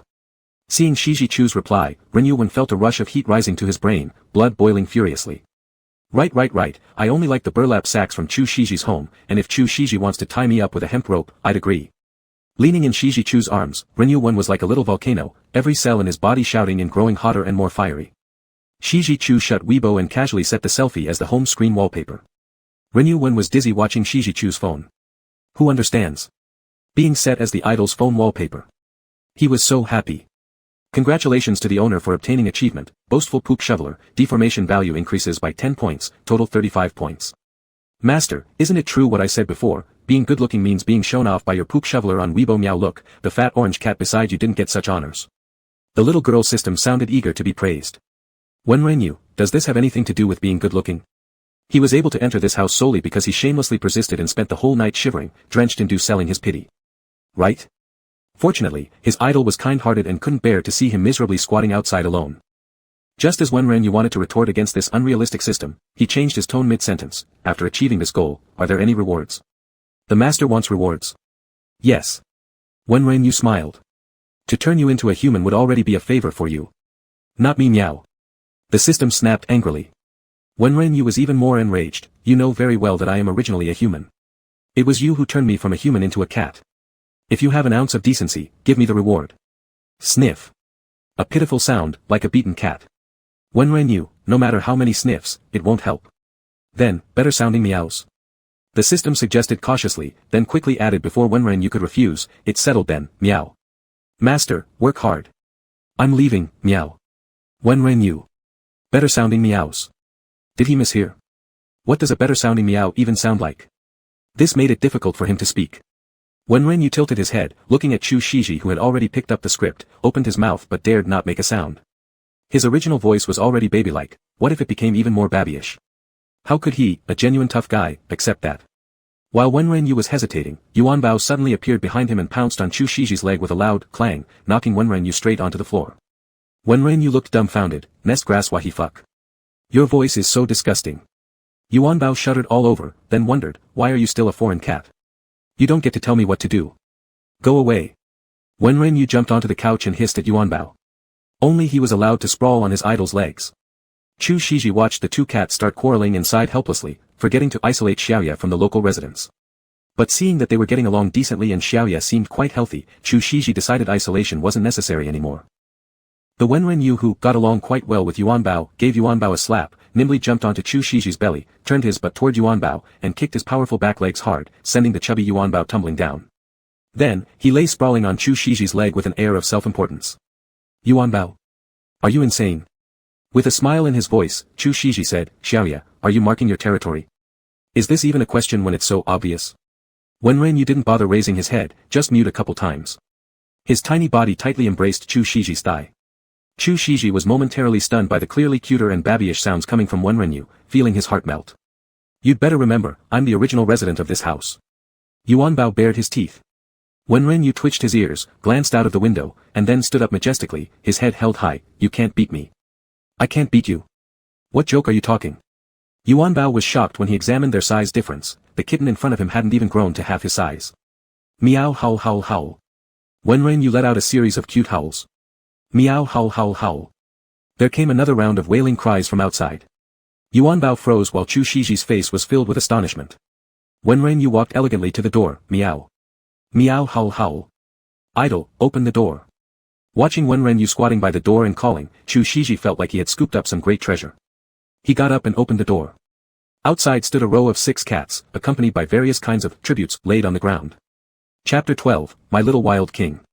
Upon taking a closer look, Wenren saw mice, chicken legs, big bugs, a segment of sausage, and even a bird. At the sight of this pile of things, Wenren shivered all over. Help, he only meant for these guys to repay Chu Shiji, not in this way.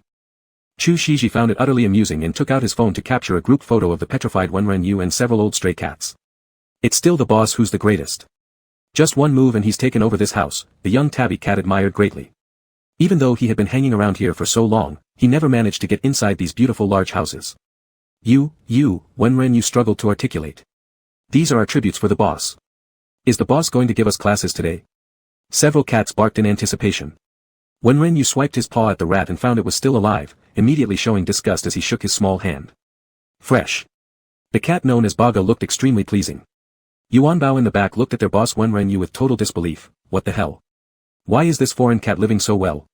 Wenren humphed, you keep these things for yourselves. See that fat cat over there? That's him, Yuanbao. Upon hearing Wenren mention him to the other cats, Yuanbao thought he might be about to get beaten, and shrank back instantly.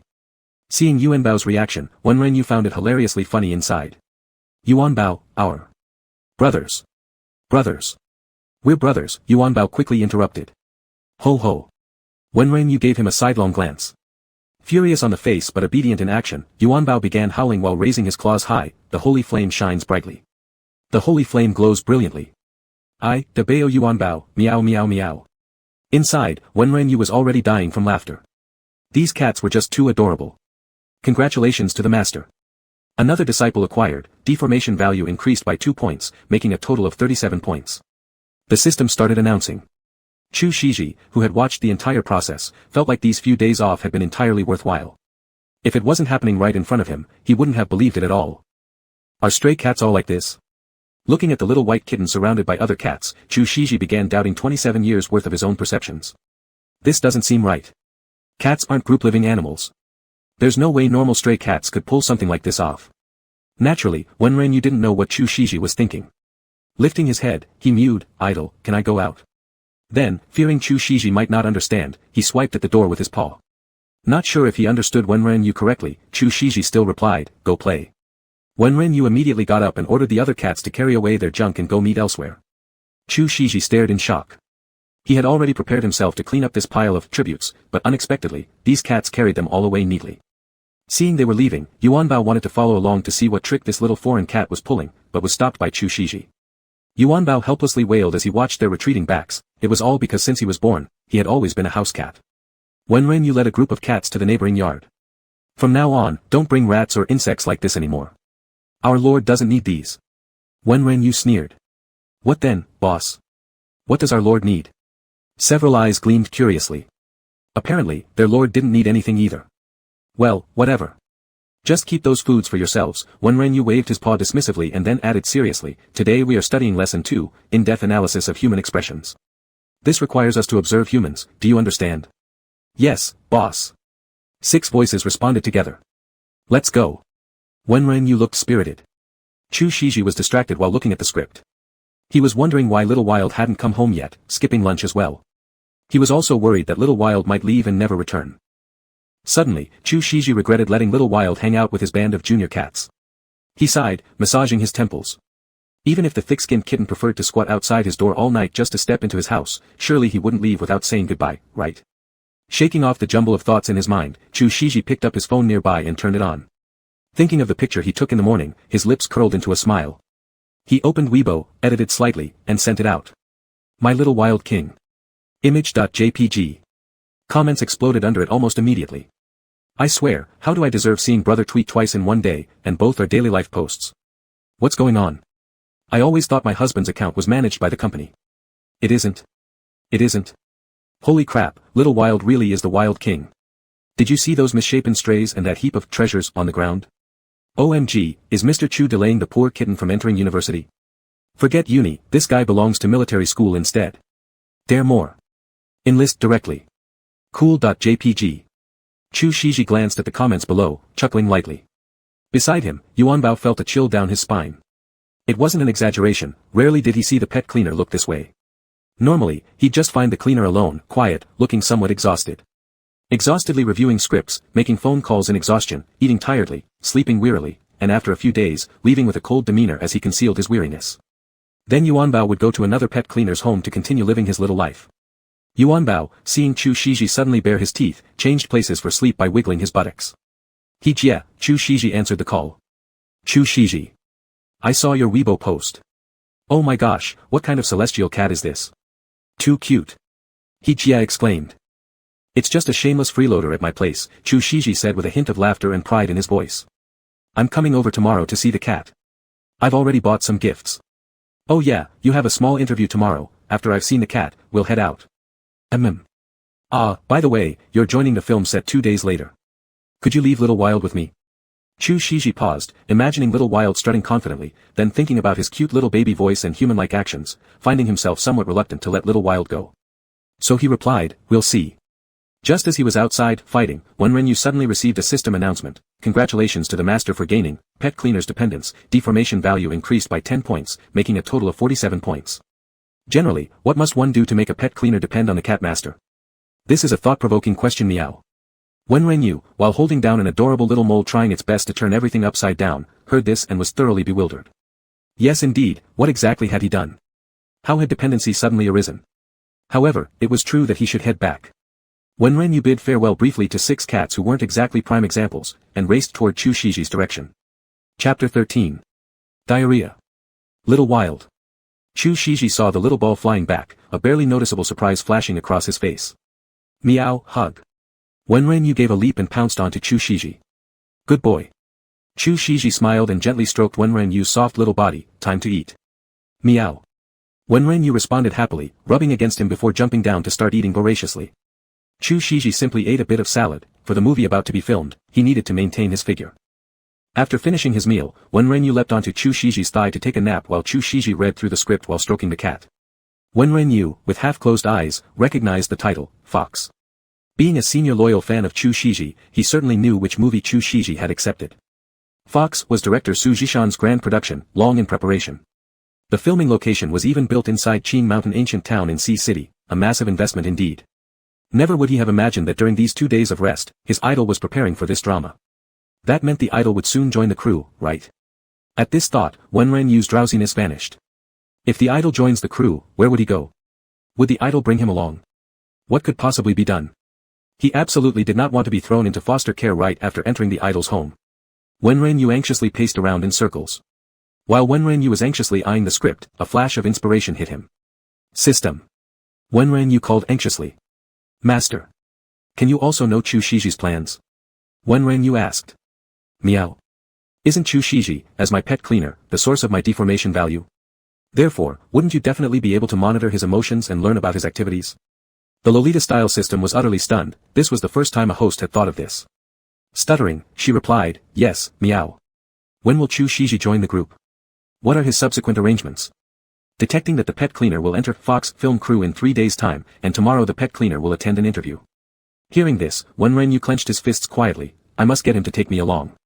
Master, think carefully now. If you perform overly human-like gestures, it will raise suspicion in the pet cleaner's mind, meow.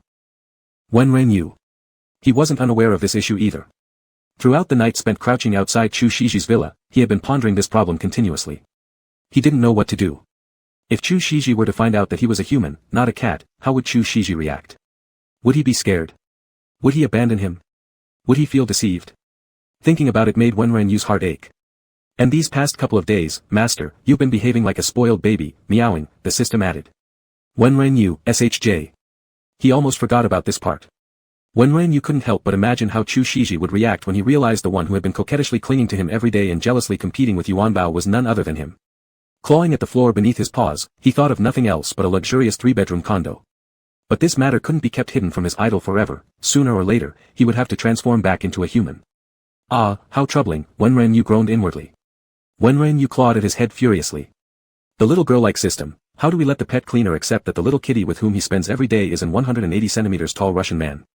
Meow. Wenrenyu. He almost couldn't wait to dismantle this infuriating system completely. Besides, I'm half-blood. I'm from Huaxia. Wenrenyu roared furiously. Alright meow, the system responded with a smile. After some more bickering with the system, Wenrenyu's emotions simmered down, though the ache in his abdomen grew increasingly undeniable. What on earth is wrong? Wenrenyu felt his restless stomach, unconsciously squatting like a mother hen guarding her nest. He hadn't eaten anything strange today, had he? The master, before you came, this little kitty had gone hungry for quite a while, perhaps he ate too much all at once. The system, now calm, kindly reminded him. Wenrenyu, Fyun. Inevitably, Wenrenyu remembered the Prussian at the base and its diarrhea, which had lingered in the air for days without dissipating. With the constipated look on his face, Wenrenyu looked up toward Chu Shiji. At this moment, Chu Shiji wore those silver-framed thin glasses, his narrow eyes intently focused on the script in hand. A well-draped grayish-black loungewear hugged his figure, faintly outlining his abdominal muscles. From such a disadvantageous upward angle, Chu Shiji's handsomeness remained unimpaired, rather, it made him appear even more warm and approachable, utterly different from his usual screen persona. Wenrenyu suddenly envied Jianyao. Regardless of what had happened between them, Jianyao was Chu Shiji's true ex-girlfriend. But right now, none of that mattered. What mattered most was that Wenrenyu sensed the impending arrival of something unclean. Which meant he was about to suffer diarrhea right in front of the idol he regarded as a deity. Wenrenyu felt that if this occurred, he could just die on the spot, ascend spirally, and immediately board a train heading to another planet. But, feeling his turbulent stomach again, Wenrenyu's expression turned mournful. He mustn't allow Chu Shiji to know that he was actually him. No, he absolutely cannot let Chu Shiji discover that he's human.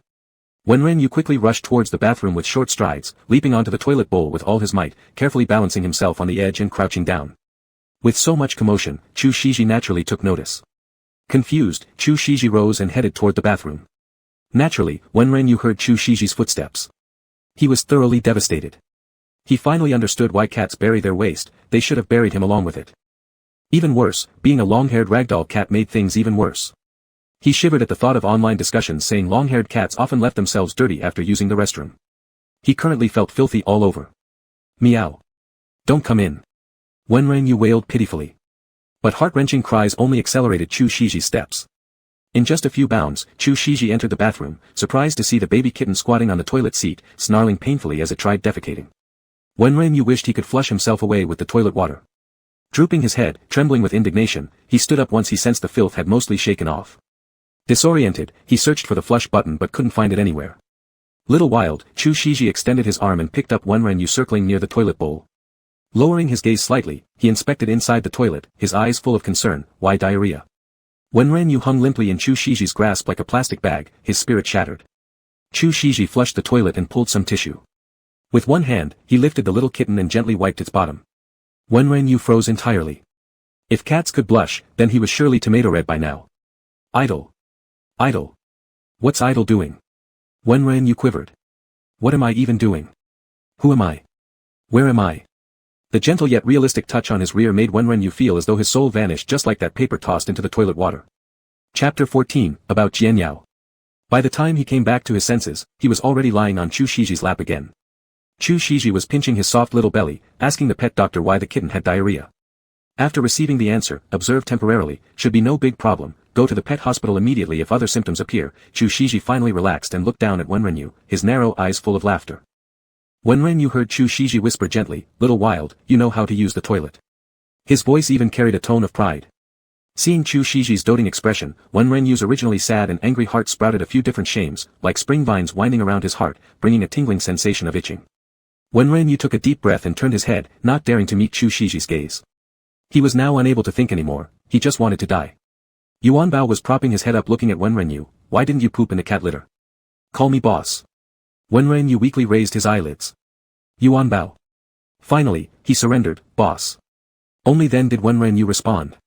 If I can use the toilet, why should I use the cat litter? We should use the cat litter when we go to the bathroom. Yuan Bao said. Wenren was extremely impatient. Who made this rule for you? Yuan Bao. Yeah, who? You're just as annoying as that woman Jianyao. She pretends to be one way in front of the cleaner, but is another behind their back. Yuan Bao sneered. This wild cat treated him poorly. Upon hearing this, Wenren perked up. He didn't pay attention to Yuan Bao's complaints about him but rather asked, do you know about Jianyao and the cleaner? Of course I do. Yuan Bao muttered. Tell me. Wenren became excited. Yuan Bao lifted his head, ask me nicely. Don't forget, you are my cat in the cat sect, I'm your boss. Wenren smiled sinisterly. Yuan Bao, just as he was about to say something haughty, was interrupted by Wenren's smile with clenched teeth. I have many cats under my control, it would be simple for them to beat you up when the cleaner isn't paying attention. Yuan Bao. Jianyao seemed to be together with the cleaner because of some woman, Yuan Bao timidly answered, it looks like her dad also got involved. Wenren, did you hear something? Yuan Bao. I heard them arguing. Quick. Recite it back to me word for word. Wenren stood up, completely forgetting about the diarrhea episode. Yuan Bao. He'd really apologize someday later. Must it be exactly the same? Yep. Wenren nodded heavily. Though Yuan Bao didn't understand what nodding meant, he knew he had to replicate the scene. So, with an aggrieved look, he stood up and lowered his voice gravely, Jianyao, your father can't threaten me. Then he jumped to the other side, pinching his throat and saying, what do you mean? You want to break up with me? Next, he lifted his small paw, trembling all over, if you dare to bully me, my father won't let you off easily. This sudden start of a performance left Wenren amazed, truly impressive, the cat bred by an Oscar-winning actor. Chu Shiji watched the two cats suddenly lose control and felt that since Little Wild arrived, the house had become much more lively. The script-reading Chu Shiji was interrupted again and couldn't help but feel quite annoyed. You two, quiet down. Chu Shiji rolled up his script and gave each cat a bump on the head. Still in character, Yuan Bao emitted a high-pitched scream "Aoo," leaving Wenren covered in goosebumps. What does the cleaner hit me for again? Yuan Bao cried out angrily. He told you to be quiet. Wenren covered his head. How do you know what he's saying? Yuan Bao shook his head and glared at Wenren. Wenren opened his mouth but didn't know how to explain, so he meowed instead. I just know. Perform later, let the cleaner read the script. With resentment, Yuan Bao went into the room to find a quieter place to sleep. Chu Shiji glanced at the two cats, feeling somewhat bizarre.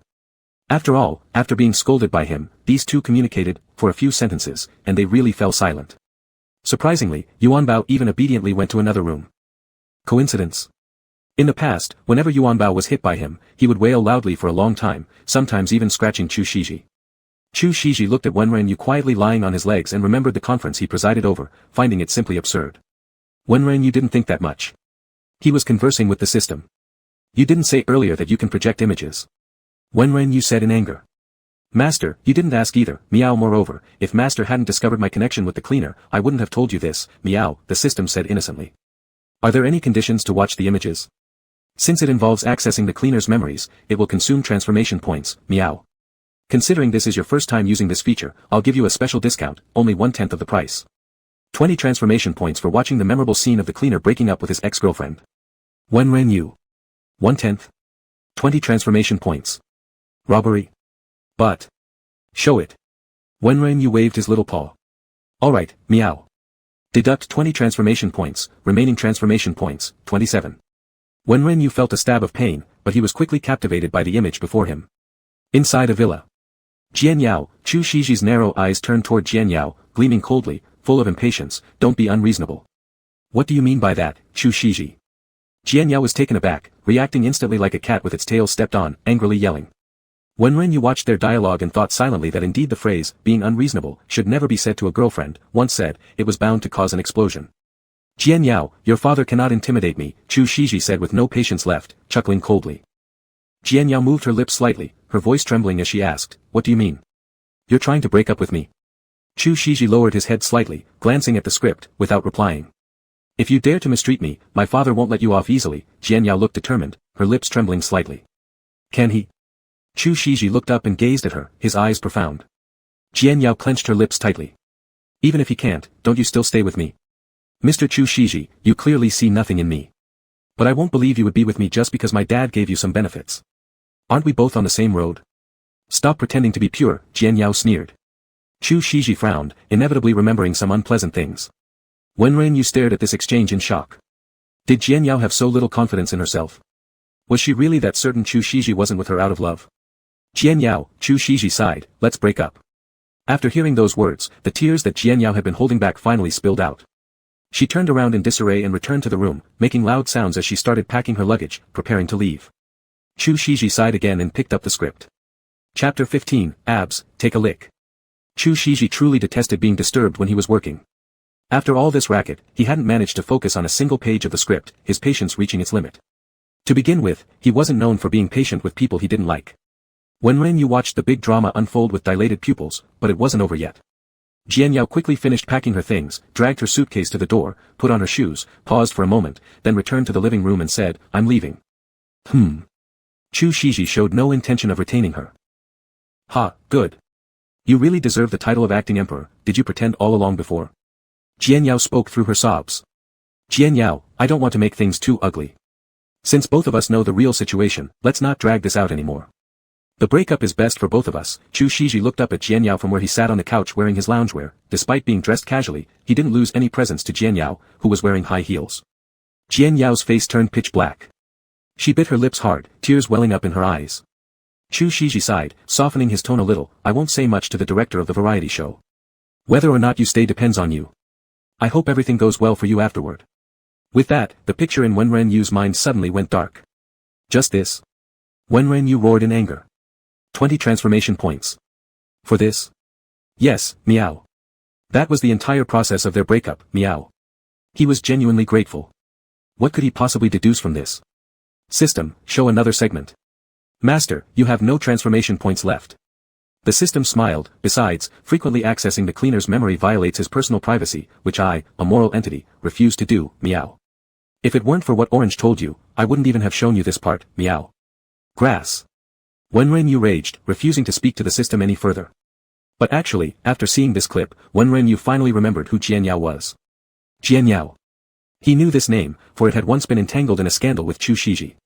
The paparazzi had uncovered photos of them together. The blurry images filled with mosaic were terrible quality, and the faces weren't clear at all.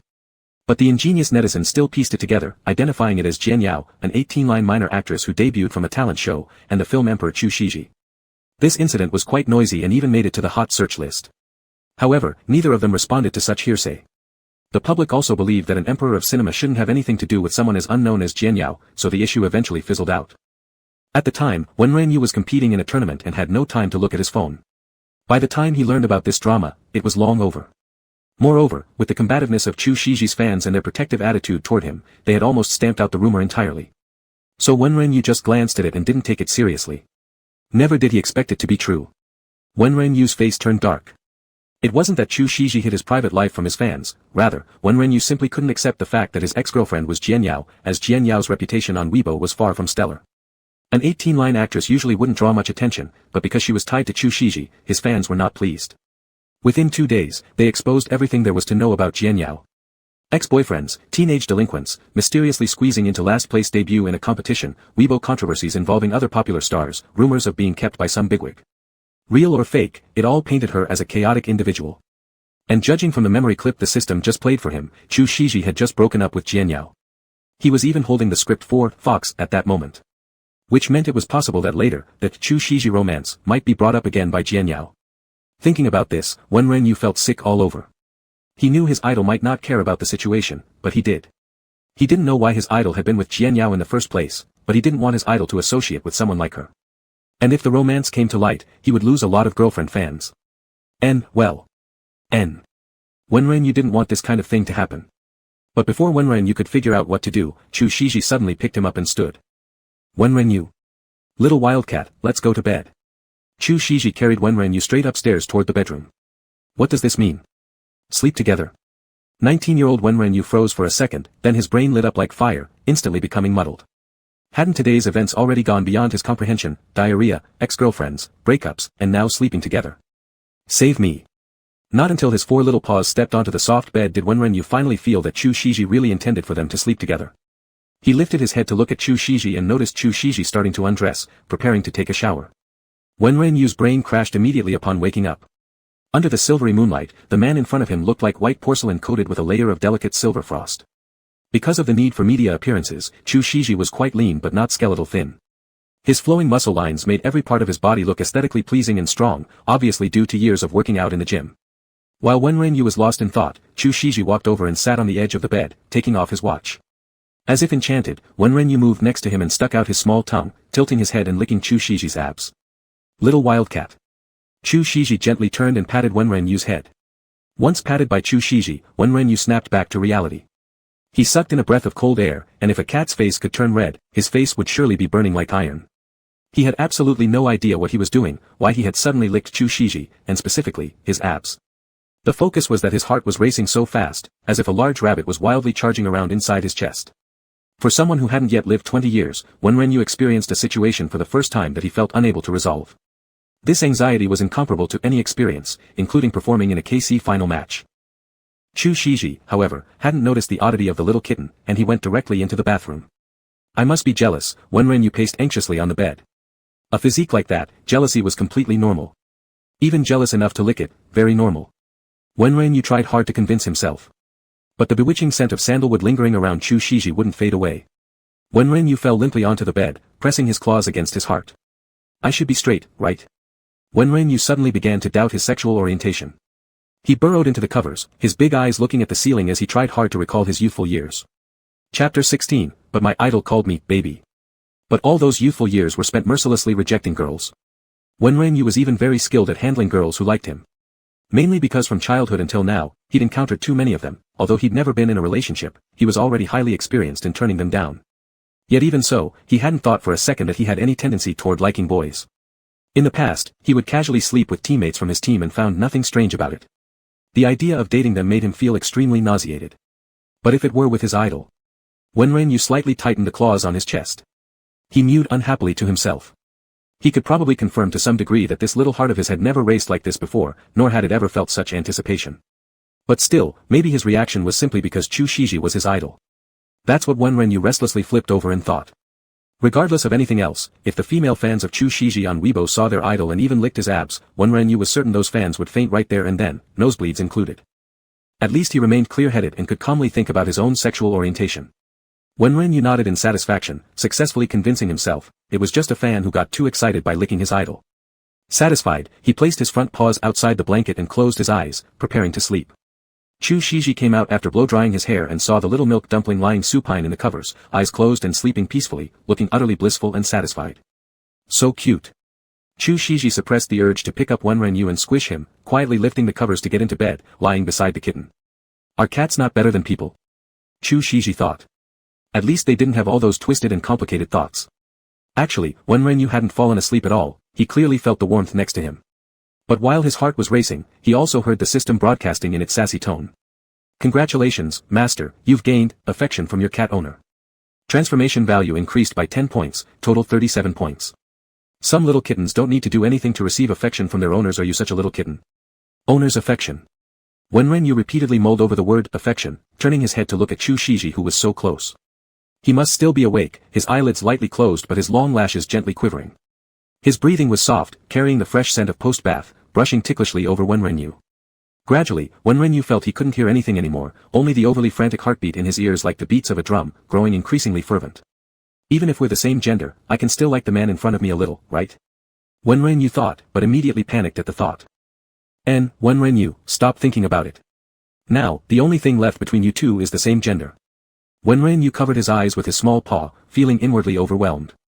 Perhaps due to Wenrenyu's restless movements, Chu Shiji opened his eyes, gently petting Wenrenyu's kitten head, speaking softly, baby, go to sleep. Baby. This single word sent Wenrenyu spiraling completely.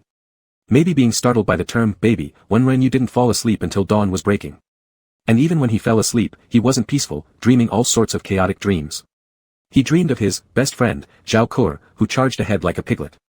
Zhao Kur was someone he met when he was 16 years old. At first, she viewed him as a godlike figure, shyly admiring him, blushing even when they exchanged just a few words. But as soon as Zhao Kur's sparks of romance started to ignite, they were mercilessly extinguished by Wenrenyu, who was adept at dealing with women. Of course, Zhao Ke was initially reluctant, but later somehow accepted it. She gradually revealed her true nature and began following Wen Renyu to chase after Chu Shiji. Later, through Wen Renyu's introduction, she started dating Wang Muzhen, the starting mid-laner of WG. In the dream, Zhao Ke pointed at him, her face full of despair, sobbing uncontrollably, "I liked you for so long, yet you're acting cute in Chu Shiji's arms. And he even calls you baby." Then she buried herself into Wang Muzhen's embrace and whimpered. Wen Renyu screamed aloud, startling awake. There was no way he could get past this. That one call of baby threw him completely off balance. This daze persisted until the afternoon when Chu Shiji opened the door for his agent, Sister He. Wen Renyu saw this efficient woman for the first time. She had a strong presence, with deep-set features that appeared somewhat aggressive at first glance. Dressed in a beige suit jacket and pointy heels, her chestnut hair fell to her collarbone, giving her an air of a successful corporate executive. "Where's the cat?" Sister He asked upon arrival. "Meow, I'm right here." Wen Renyu walked over voluntarily. Having much admiration for this woman who greatly assisted Chu Shiji, Wen Renyu was quite fond of her, so he allowed her one embrace as a courtesy greeting. "Oh, how obedient. How adorable." Sister He placed her bag aside, squatting down to pick up Wen Renyu. She held him under the armpits, shaking him excitedly, causing Wen Renyu to feel dizzy and nauseous. He tried hard to widen his eyes and steady his head, while his body swayed uncontrollably in what appeared to be an alluring wave. He shouldn't have agreed to let Sister He hold him. "Save me. My idol, save me." Sister He pressed Wen Renyu against her face, rubbing and cooing in a way that seemed completely contradictory to her assertive exterior. Wen Renyu tilted his head back, scratching at her furiously. It was unbearable. The overpowering perfume and makeup scents were invading his nose. In discomfort, Wen Renyu thought about it, then his nose tickled, and he sneezed violently. He stared blankly at Sister He, his piercing blue eyes filled with confusion. Chapter 17, Going Out with Idol. "My goodness. Looks like I'll be coming here often. You're too cute." Sister He rubbed Wen Renyu's little head and pulled something out from her bag. Placing Wen Renyu on the floor, Wen Renyu finally got a good look at what she had. It was a small triangular navy blue cloth patch with the words, "Wild King," engraved on the silver clasps. Why was it, Wild King? Isn't he called Little Wild? Completely clueless about Chu Shiji's Weibo activity, Wen Renyu felt momentarily baffled. Even after turning into a cat, he remained the Wild King, truly born to be a king among wilds, ahaha. Wen Renyu became slightly proud.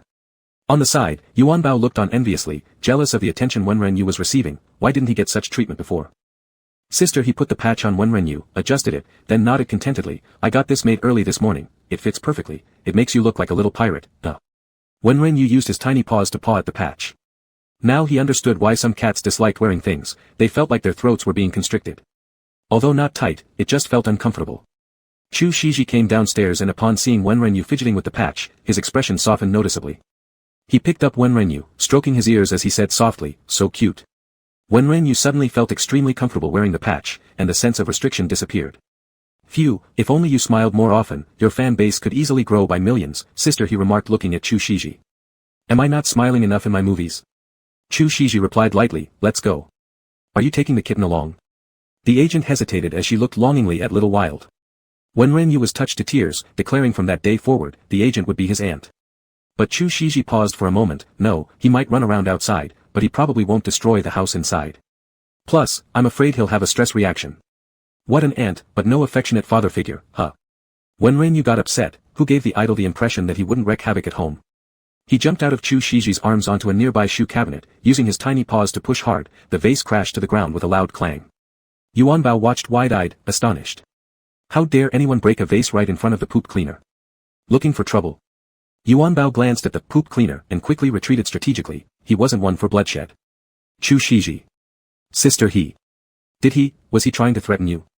Sister He stared at the shattered remains of the vase on the floor, hesitating as she asked. Chu Shiji pursed his lips. This subtle feeling came again. How is this kitten so smart? Seeing Chu Shiji's silence, Wen Renyu's little paws started reaching toward another porcelain ornament on the cabinet. Upon noticing Wen Renyu's actions, Chu Shiji cautiously suggested, "Should we take you out then?" Meow.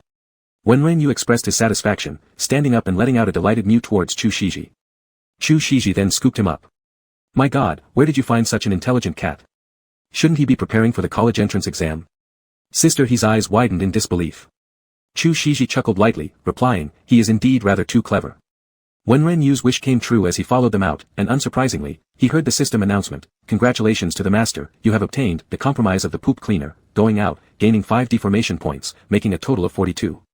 5 more points were added. Wenren Yu secretly rejoiced in his heart. After boarding the nanny van, Wenren Yu gracefully sat on Chu Shiji's lap to accept the praise from the little assistant beside him. Wenren Yu knew Chu Shiji's assistant, even before becoming one of Chu Shiji's fans. It was through his friend Xiao Kuo that he learned about this person. Chu Shiji only had one assistant, this chatty tall man called Zhou Yushan, who could clear paths when they went out and could knock down 10 kittens with a punch. At the moment, he kept talking non-stop about how he also wanted to keep a cat but didn't have time to take care of one. It was evident that he got along well with Chu Shiji, contrary to the rumors outside saying he was coldly treated and arbitrarily ordered around by Chu Shiji. During their conversation, Zhou Yushan handed Chu Shiji a cup of iced American coffee, obviously prepared ahead of time. Chu Shiji drank the coffee, occasionally replying to a few words. Wenren Yu listened to this all somewhat bored and climbed up to sit on the window, looking outside. It was still this city, these familiar streets. His teammates should be at the base on the other side of the city training madly without him, the jungler. There should be a substitute player stepping in for him. He wondered whether the cooperation would go well and if the new jungler would have the command and reaction speed. Click. The sound of the camera. Wenren Yu turned his head and saw Chu Shiji taking a photo of him with his phone. In the photo, the cream-white ragdoll kitten looked towards the window with big eyes. The fur around its eyes was light brown, and the icy blue pupils resembled cold springs embedded in a snowy plateau, reflecting the bustle of the mortal world. Wenren Yu saw Chu Shiji set this photo as the lock screen wallpaper, and his heart skipped a beat. The lock screen was him, the main screen was their joint photo. What virtue and merit did he possess to deserve such affection from his idol? A sudden sense of guilt arose in Wenren Yu's heart. After all, he deceived his idol. The idol liked Little Wild so much, but he wasn't Little Wild, he was Wenren Yu. They soon arrived at the fruit station. Before getting out of the car, sister, he reminded Chu Shiji, Jianyao should be there, watch out. Chu Shiji wore his mask and sunglasses, holding Wenren Yu, and got off the car. Brother Chu, let me hold it, assistant Zhou Yushan said. No need. Chu Shiji enjoyed holding Little Wild. Sister, he thought this scene was odd. She had never seen someone bring a cat to handle business, but the fact that she proposed bringing the cat made her unable to say much now. Chu Shiji walked into the elevator, still holding the cat. Zhou Yushan went to the photography studio first, while Chu Shiji and sister he entered the meeting room. Director Wei, hello. Sister he greeted first. Hello, Chu Shiji is here too. Director Wei Gaoyang, who was in his 30s, seemed very kind-hearted. Seeing the cat in Chu Shiji's hand, he curiously asked, why are you holding a cat? Director Wei. Chu Shiji gave a distant greeting, not answering Wei Gaoyang's question, just pinching Wenren Yu's little ear. Wenren Yu softly meowed. I didn't know Teacher Chu was a cat lover. Quite different from his usual screen image. Director Wei didn't pay attention to Chu Shiji's coolness and smiled warmly. Wenren Yu narrowed his eyes slightly. Indeed, he hadn't seen his idol posting pictures of Yuanbao on Weibo. It was normal that Director Wei wouldn't know. Chapter 18, Idol joined the king's battle. If that's the case, isn't he quite special? After all, his idol even posted him twice. Wenren Yu felt elated in his heart. Not this meow saying master, the poop cleaner only has 2 cats, it's either you or Yuanbao, nothing special. The young girl-like system said lazily. You shut up. Wenren Yu smiled. Suddenly he realized something, greatly startled, how do you know what I'm thinking? The system has always known this. The young girl-like system acted matter-of-factly. LVUSHJ die. You invaded Sam's privacy by reading his memory, but you're exempt from doing the same to me. Wenren Yu fell apart entirely, you're not allowed to read. That can't happen, master. This part one cannot control, meow. The system sounded helplessly wicked. Oh, this system knows that master wants to finish what you've started with me. But master, your poop cleaner is waiting for you, really going to destroy each other. Wenren Yu. What on earth should I do to get rid of her? Just as Wenren Yu was seething with anger, Director Wei flattered earnestly, Teacher Chu, I have a new variety show. I wonder if you'd be interested. It's called King's Battle. Chu Shiji paused for a moment, as if remembering something. After a brief moment, he spoke, not interested. Wenren Yu was attentively eavesdropping on their conversation when he suddenly heard the system say, Master, out of friendship, I'm giving you a free tip. Your poop cleaner just thought about you. Wenren Yu. Why would he think of me? Not Little Wild Meow, but the world champion, Wenren Yu, from CBG.Wen, the system grinned cheerfully. Wenren Yu. Will you really not reconsider? It doesn't matter if you don't know how to play the game, we'll have professional players bring you along, Director Wei anticipated eagerly. After hearing this, Wenren Yu suddenly perked up. He wanted to bring his idol. He wanted to. If he could transform back into a human before the variety show started, he could appear in it with his idol. Wenren Yu's heart raced wildly. I'm sorry, I'm not interested in variety shows. This time, I came here to thank you for your previous care towards Jianyao, Chu Shiji replied coldly.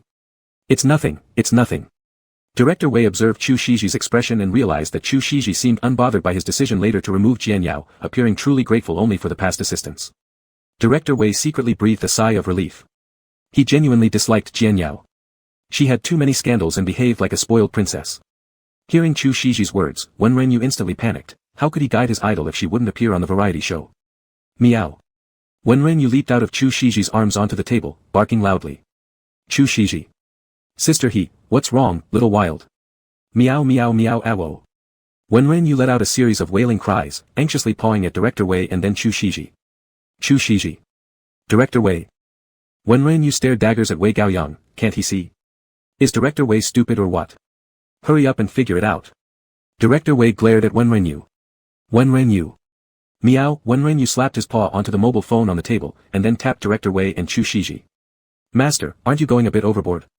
The little girl-like system murmured worriedly, do you really want everyone to know you're a monster? Wen Renyu, you manage my dad. Does Master seriously think I'm joking? Director Wei seemed finally to grasp something and tentatively asked, King's battle? Meow. Wen Renyu sat down finally, howling affirmatively in a baby voice at Director Wei. Chu Shiji. Sister he. Director Wei. Has it become enchanted? Director Wei stammered, then glanced embarrassedly at Chu Shiji. I didn't mean that, but this cat seems very intelligent. Very intelligent. Chu Shiji looked at Wen Renyu curiously. Congratulations, Master. Celebrate obtaining, doubts of the poop cleaner, -5 deformation points. The little girl-like system chuckled. What the hell? Are you serious? Wen Renyu remained expressionless. Just kidding, the system giggled again. Director Wei asked again hopefully, so, Teacher Chu, how about reconsidering joining King's battle? Chu Shiji stared intently at the kitten, saying, I won't consider it. Meow. Wen Renyu wore an expression of anguish. Chu Shiji. All right. Considered. Meow. Wen Renyu chirped sweetly. Fantastic. Director Wei slammed his hand on the desk, fearing Chu Shiji might change his mind, and quickly took out the contract. Fantastic, Teacher Chu. We're cooperating happily. Chu Shiji. Did I really believe in the chaos caused by Little Wild? Let's talk. Chu Shiji picked up Little Wild and stood up, walking away. He still needed to do interviews. While Chu Shiji was being interviewed, Wen Renyu began chatting with the system. Master, not to criticize, but you've been too arrogant. The poop cleaner has started to notice something odd. What can I do? Should I hide forever from my idol? But isn't it too fast? The system looked worriedly. Wen Renyu fell silent. He actually didn't know what to do either. The fearless and thick-skinned Wen Renyu felt nervous for the first time, fearing that once Chu Shiji knew he was human, he might disdain him, think he's some kind of freak, or even abandon him altogether. If it were him, knowing that the cat he had lived with was actually a grown man, albeit a handsome one, it would be hard to accept. What made it even more suffocating was that this man was his fan. It was very likely that during his time as a cat, he had even swooned over him. Wen Renyu started feeling nauseous just thinking about it. The handsome man Wen Renyu could only see darkness in his future. I lost control earlier. Wen Renyu sounded a little disheartened. It's not really meow. The system said softly, don't lose hope, Master. Wen Renyu raised an eyebrow, does this damn system have a gentle side? Don't lose hope, Master. No matter how bad it gets, it won't be worse than when you accidentally farted in front of the poop cleaner. Wen Renyu. Good comforting, don't comfort me next time. While bickering with the system, Chu Shiji had quickly finished his interview. Little Wild, come here. Chu Shiji opened his arms. Meow. Wen Renyu immediately leapt into his arms.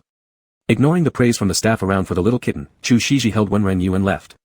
But halfway through their walk, they encountered an unwelcome guest, Jianyao. Chu Shiji ignored her and wanted to leave directly, but Jianyao stepped forward. Chu Shiji, aren't you at all surprised to see me here? Jianyao sneered mockingly. I don't know your schedule, Chu Shiji frowned, eyes full of impatience. Do you really not know why I'm here? Chapter 19, if he turns back into a human, will his idol still pamper him? Chu Shiji started walking away. Jianyao blocked him, I've come to ask Director Wei not to break my contract. Chu Shiji, don't tell me you didn't know that Director Wei wants to cancel my contract. I do know. Chu Shiji's voice was cold, so what? Are you even a man? Hearing that, Wen Renyu instantly exploded. He bounced up from Chu Shiji's arms and scratched Jianyao with his claws. Ha, Wen Renyu is not a man who adheres to knightly decorum or martial virtue, any random woman like this deserved a slap from him. Chu Shiji didn't owe her anything, why should he stick around for her on the show? Little Wild. Chu Shiji didn't expect the kitten in his arms to suddenly jump out. Jianyao looked angry, holding her arm injured again, she bit her lower lip. After a while, she almost tearfully pleaded, Shiji, I was wrong, wasn't I? That was me losing control and saying something so idiotic. Can we not separate?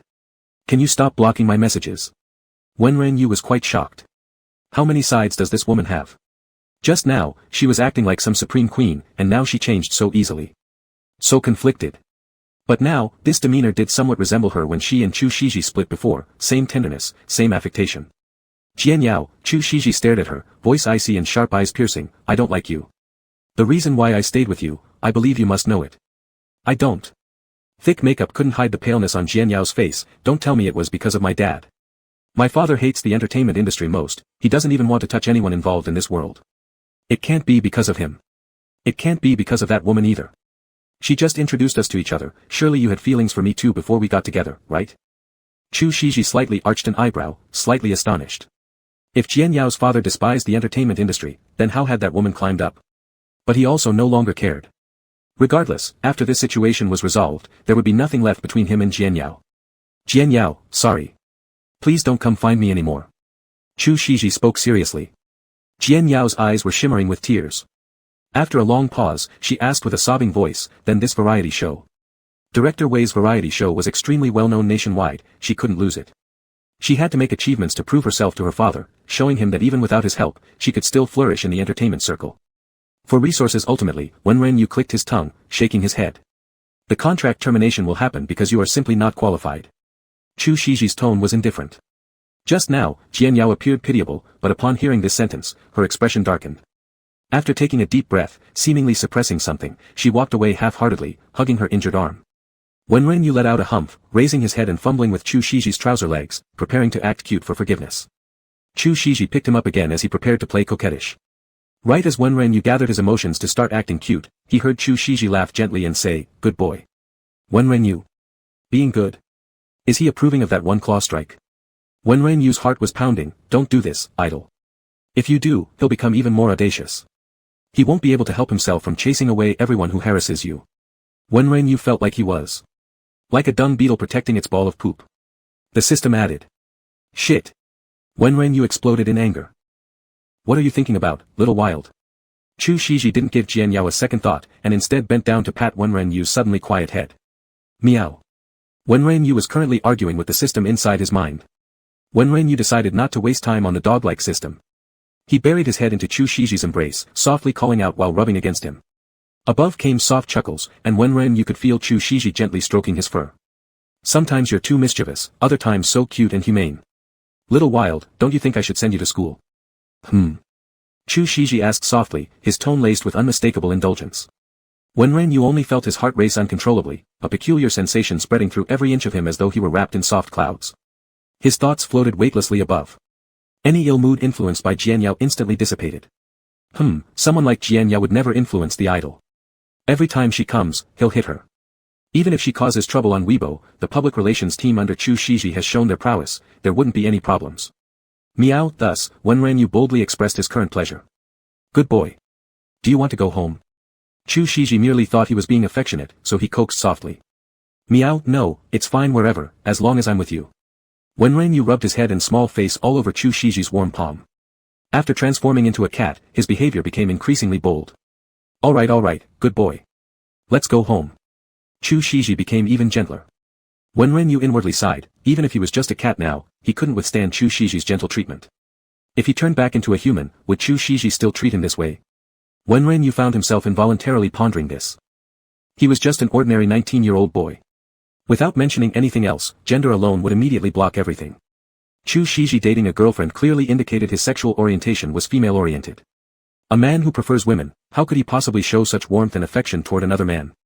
But Wenren Yu didn't want Chu Shiji to treat him like others. That was too cold. Even if Wenren Yu himself was like a little son, he couldn't endure Chu Shiji being so indifferent. Moreover, during these 2 days after turning into a cat, Chu Shiji's unique kindness had become addictive, almost irresistible. Wenren Yu dared not carefully contemplate why he hoped Chu Shiji would treat him like this, he already vaguely had an answer in his heart. The look of Chu Shiji when reading scripts, Chu Shiji wearing an apron, Chu Shiji fresh out of bed, the white sandalwood scent on Chu Shiji's body, the sound of Chu Shiji speaking. In just a few days, like a storm, it swept over every corner of Wenren Yu's territory and eventually rested right at the tip of his heart, effortlessly tugging at each beat of his heart. Yet the man occupying all his thoughts only considered him as a cat. Thinking of this, Wenren Yu couldn't stop feeling disheartened. Shiji. Sister, he arrived. Finished talking? Chu Shiji asked. Yeah, said a long time ago. Director Wei wanted to keep you for dinner but I rejected him. Also, I've really accepted the King of Wars for you. This is your first variety show, don't put too much pressure on yourself. Later, download King, play when you have time, and let Xiao Zhou teach you. This variety show will definitely catch the attention of people in the esports circle. They don't follow stars, esports only recognizes skills. If you perform poorly, you might get scolded. Okay, I know. Chu Shiji nodded and lightly pinched Wenren Yu's ears, the culprit causing all the trouble. Guilty, Wenren Yu averted his eyes. Just try your best. It shouldn't be difficult. Sister, he encouraged, then continued, I saw Jian Yao earlier. She looked awful. Did she meet you? She spoke a couple sentences. Sister, he interrupted him, we'll talk about it in the car. Back in the car, Wenren Yu obediently lay in Chu Shiji's arms, listening to them speak. Chapter 20, right now. You should know Jian Yao has found herself a rich benefactor who forcefully shoved her into a TV drama. Her confidence to break up with you now also stems from the resources behind her. Is her benefactor her father? Chu Shiji asked. It's not him. Sigh, Jian Yao is really a little princess. Their family has expanded their hotel and restaurant business overseas, hasn't it? But she insists on pursuing a career in the entertainment industry instead of being a princess. Sister, he sighed, then quickly returned to the main topic, now I'm talking about the person from Zhongqian Entertainment. Chu Shiji frowned. Sister, Yen Zheguan sure dared to do something bold. Instead of getting on good terms with Mr. Jian, he chose to ruin his daughter. However, this Jian Yao is truly remarkable, even without her father's support, she shouldn't be doing things like this. Doesn't she fear her father finding out and breaking her legs? Chu Shiji, Yen Zheguan probably wants to befriend Mr. Jian through her. Here, look at the photos, sister, he flipped through her phone and handed over some photos to Chu Shiji. Wenren Yu peeked and saw two people entering a hotel. The man looked as if all his weight was pressing onto Jian Yao, suggesting that he was drunk. Chu Shiji shook his head and sighed. Yen Zheguan, who was nearly 40 years old, was well known for his lust. Well, let's not talk about them anymore. The breakup might become a buzzworthy topic for Jian Yao. You, Chu Shiji, have been in the business for many years with rumors fabricated by fans for CP goals, but this one is real. Although I think Jian Yao shouldn't be stupid enough to provoke us, we should still prepare just in case. Her father originally didn't want her to stay in the entertainment industry, so as long as she doesn't cross any major lines, everything will be fine. But even so, we need a contingency plan.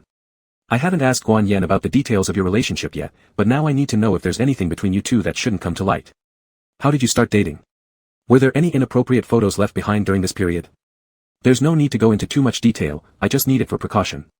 Sister, he quickly summarized the entire situation. Wenren Yu genuinely felt how formidable sister he was.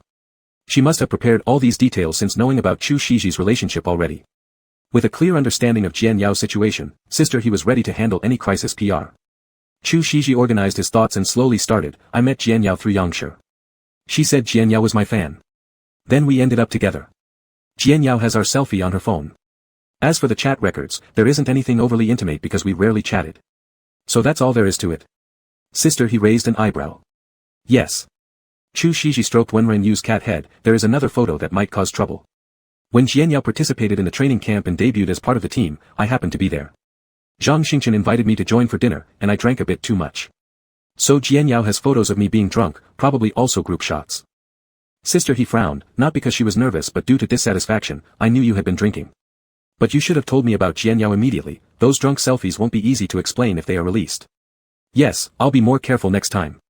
Don't make it happen again. Sister, he sighed while massaging her forehead. Wenren Yu tilted his small cat head. He knew Zhang Xingchen but didn't know Yangshi. Zhang Xingchen was a very famous singer, a mentor of the same training camp, and also a close friend in Chu Shiji's circle, though Wenren Yu didn't realize their relationship was so close that Chu Shiji could be directly called to join drinks. Okay. Alright, then you don't need to worry about this matter anymore. I'll take care of it. Sister, he took out her phone and acted decisively. Oh, by the way, we're about to enter the set soon. I didn't dare to take on other promotions for you recently. Are you ready? Have you ever played such flirtatious roles before? No problems, right?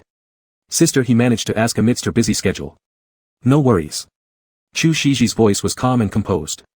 The car sped along the road and soon arrived at Chu Shiji's house. Phew, if only you could smile more often and speak more, then I could get you some slow-paced lifestyle variety shows instead of competitive ones. Sister, he regretfully sighed, anyway, go back home. Should I let Xiao Zhou buy you dinner? No need. I'll eat casually tonight. Alright, don't eat too much. I'm sure you haven't been to the gym these days. Sister, he scanned Chu Shiji up and down. Wenren lifted his head and mewed. His idol has such a great figure, all right. He could testify. Back home, Chu Shiji changed into his loungewear, took out his phone, downloaded King, and then threw the phone aside to start studying his script. Wenren watched Chu Shiji for a while, then jumped near the phone, staring at the little download icon for King with nostalgia. It had been several days without playing games, feeling like a bone had been forcibly pulled out of his body. Wenren felt a void in himself, causing unbearable discomfort. But Wenren looked at his tiny kitten paws, which were smaller than a tangerine, and his head drooped in disappointment. He could only watch Chu Shiji play for an eyeful later. When the several gigabyte game, King, was finally downloaded, Chu Shiji showed no sign of wanting to play, even starting to rehearse his lines. Wenren hesitated for a moment and tapped on the King icon with his little paws. The familiar game music played, and Wenren's face lit up with excitement. What are you doing? Yuanbao came over to join the fun. You wouldn't understand. Wenren didn't even look up. Chu Shiji glanced back at the little kitten who was busy poking at the phone and the fat cat lying nearby watching. Wenren struggled with the new player tutorial using the pads of his tiny paws, trying to control Arthur, who kept babbling nonsense, as he attempted to destroy the defense tower. Xiaoyi, what are you doing? Chu Shiji sat next to the little kitten. Meow. Do you want to play the game? Chu Shiji looked at the King interface on the phone and smiled as he asked Wenren. Yes, yes indeed. Wenren stood up straight and peered at the phone that Chu Shiji had taken away. Yuanbao, completely baffled by what Wenren and Chu Shiji were doing, yawned and lay down. Chu Shiji roughly followed the new player tutorial to get the basic mechanics down. When it came time to choose a name, he hesitated for a moment, and for some reason, a name popped into his mind, cbg.wen. When? Chu Shiji softly murmured, and due to the low volume, it sounded a bit raspy and alluring. Wenren nearly lost his footing and skipped a heartbeat. Why was he calling his name? Chu Shiji didn't notice the kitten's odd behavior and just sighed, slowly typing a few letters for the name, rjghn.w. Thus, the newcomer, rjghn.w, entered the game. Chapter 21, Follow CBG, When. Wenren looked at him with complicated emotions as he entered the game interface. It was clearly because Chu Shiji remembered the trending topic about Wenren's disappearance, so he chose this name for gaming, but he really couldn't stop himself from overthinking. When, rjghn.w, these names seemed like a couple set when spoken together, allowing for countless romantic interpretations. Stop thinking, Wenren. Focus on watching your idol play games. Wenren hypnotized himself and watched Chu Shiji enter a bot match. Wenren thought he was prepared, but he overestimated Chu Shiji's skill. Within 2 minutes, Chu Shiji's Arthur had completely captivated him with a series of inexplicable maneuvers. Killing thin air, going inside the tower to clear creeps, getting killed by the dragon, or even chasing into the fountain, these kinds of moves were truly adorable to the extreme. How could someone be this cute while being terrible at gaming? Watching Chu Shiji play through the whole match, Wenren's inner joy almost overwhelmed him. Bot match result, 2 kills, 9 deaths, 6 assists. Chu Shiji threw the phone aside somewhat dejectedly, leaned back on the couch, and let out a long sigh. Chu Shiji vaguely remembered seeing clips of Wen's matches on Weibo. In the videos, the extremely good-looking and handsome Wen appeared calm and composed. Why did he find playing so hard? And the worst part was he didn't even know how he died. After wallowing in self-pity for a while, Chu Shiji picked up the phone again and chose another hero gifted by the system, Dodgy. Wenren crawled closer to observe carefully.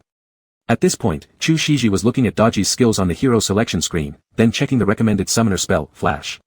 Then Wenren saw Chu Shiji hesitating between taking Execution or Flash. His slender fingers hovered over the options before finally settling on Execution. Since he used Execution last match with Arthur, it should feel more comfortable. Chu Shiji thought to himself. Wenren caught his breath, Execution Dodgy. It was a tactic he hadn't considered before. Though not entirely impossible, still. He simply couldn't bear it anymore, he couldn't let Chu Shiji take Execution and get beaten around in the valley. So during the last few seconds before the game started, Wenren's tiny paw pressed firmly on the Flash button. Dodgy finally went into the 5v5 ranked match with Flash. Xiaoyi, Chu Shiji gave a light pat on Wenren's forehead, seemingly telling him not to interfere with his gaming. Wenren stood beside Chu Shiji and watched him play. This time, his performance was even worse than with Arthur, 1 kill, 10 deaths, 3 assists.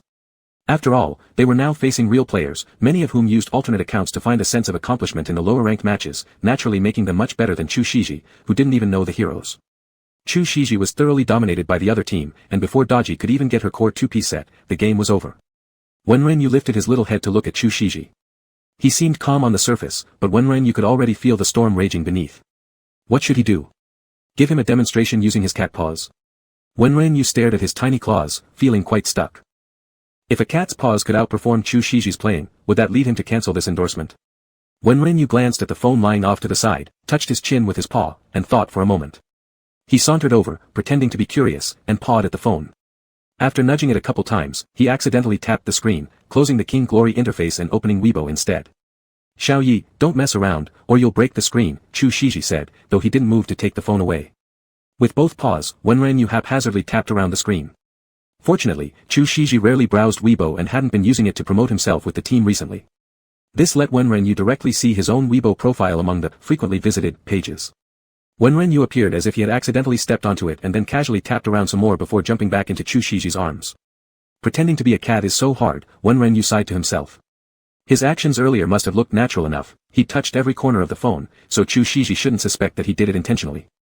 The reason Wenren opened cbg.wen's Weibo homepage was mainly because although his posts included snippets of daily life, most were about tournament events and even detailed instructions for certain heroes. This could help Chu Shiji understand better, sparing him from dying in every corner of the game. Sai, the world champion himself, was right here, but unable to offer direct guidance, which truly made Wenren frustrated. It felt like there was a big glob of mud stuck in his chest, impossible to scratch off, leaving him extremely uncomfortable. Sure enough, Chu Shiji picked up the phone again.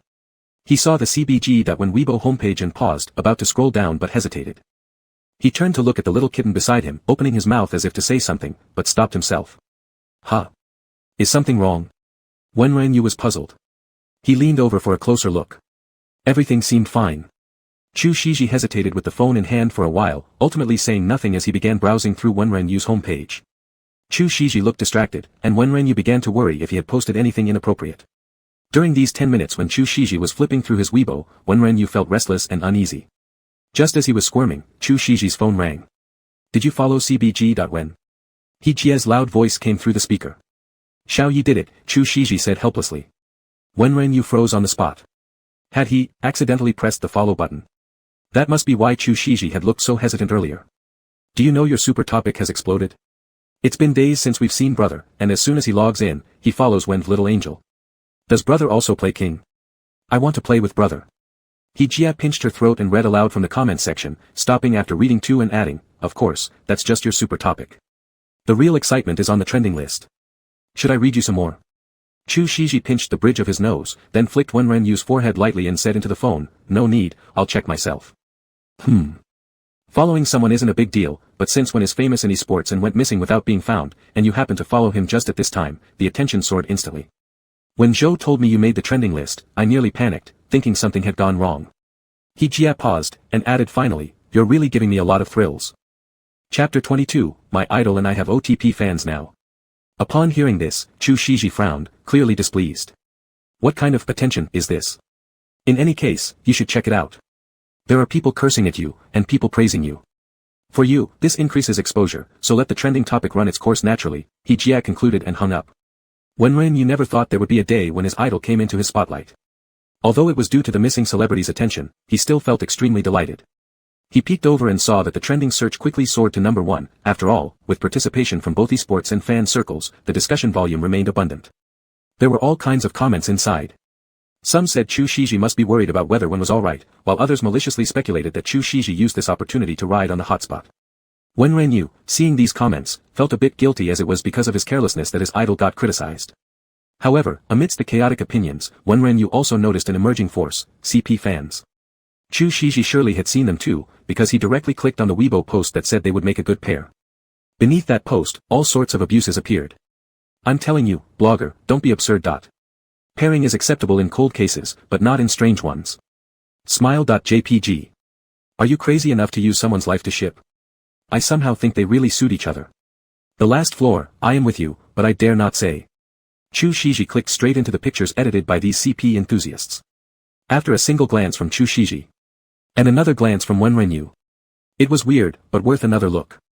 Despite its strangeness, Wenren had to admit, it was truly, very fitting.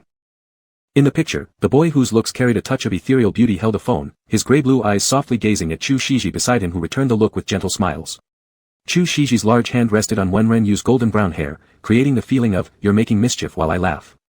The image evoked a warm, pleasant atmosphere, causing Wenren's heart to bubble up happily. Photoshopped images could indeed be a wonderful thing. Chu Shiji, whom he hadn't even met, already looked completely like his boyfriend in the photo. Delighted, Wenren stood up and rubbed Chu Shiji's hand. Look at what you've done. Chu Shiji put the phone aside and lifted Wenren to look at him eye to eye. Seemed like seeing the CP picture didn't make the idol upset. Wenren felt more pleased. He twisted his suspended body and meowed softly. You tell me, why did you happen to open Wen's Weibo? Meow, the little kitten's voice was soft and sticky, calling out with its cute little teeth exposed. Its big blue eyes were like pristine lakes untouched in a highland plateau, moistly gazing at Chu Shiji, filled with cuteness and innocence. Chu Shiji couldn't help himself, bringing Wenren closer to rub noses affectionately, his voice tinged with laughter. Well, you have reminded me.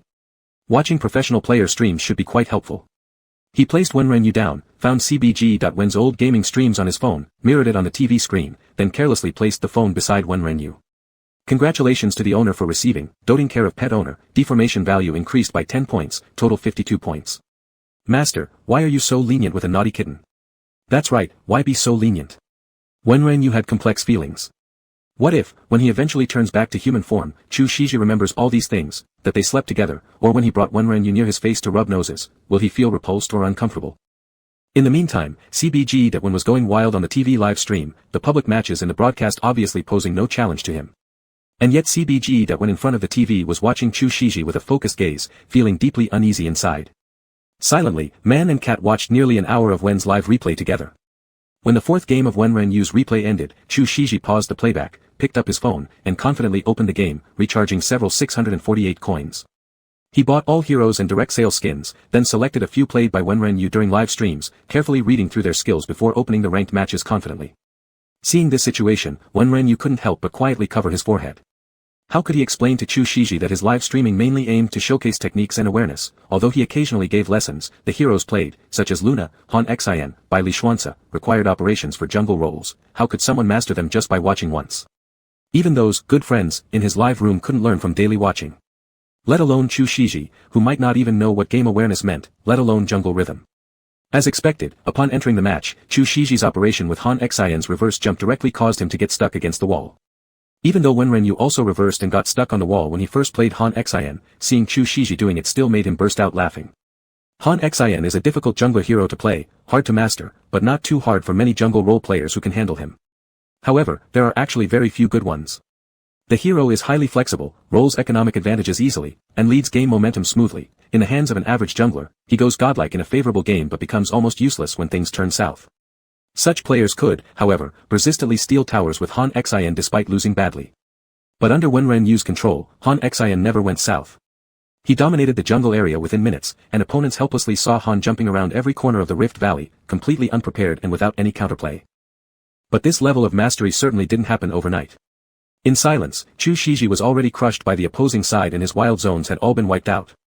Seeing that Chu Shiji's thin lips were tightly closed and his expression wasn't good, Wenren started to blame the King's Glory ranked system for being overly cruel to this little level 6 rookie. Couldn't they have arranged 2 or 3 AI games instead? What Wenren didn't expect was Chu Shiji's tenacity. He opened another match right after.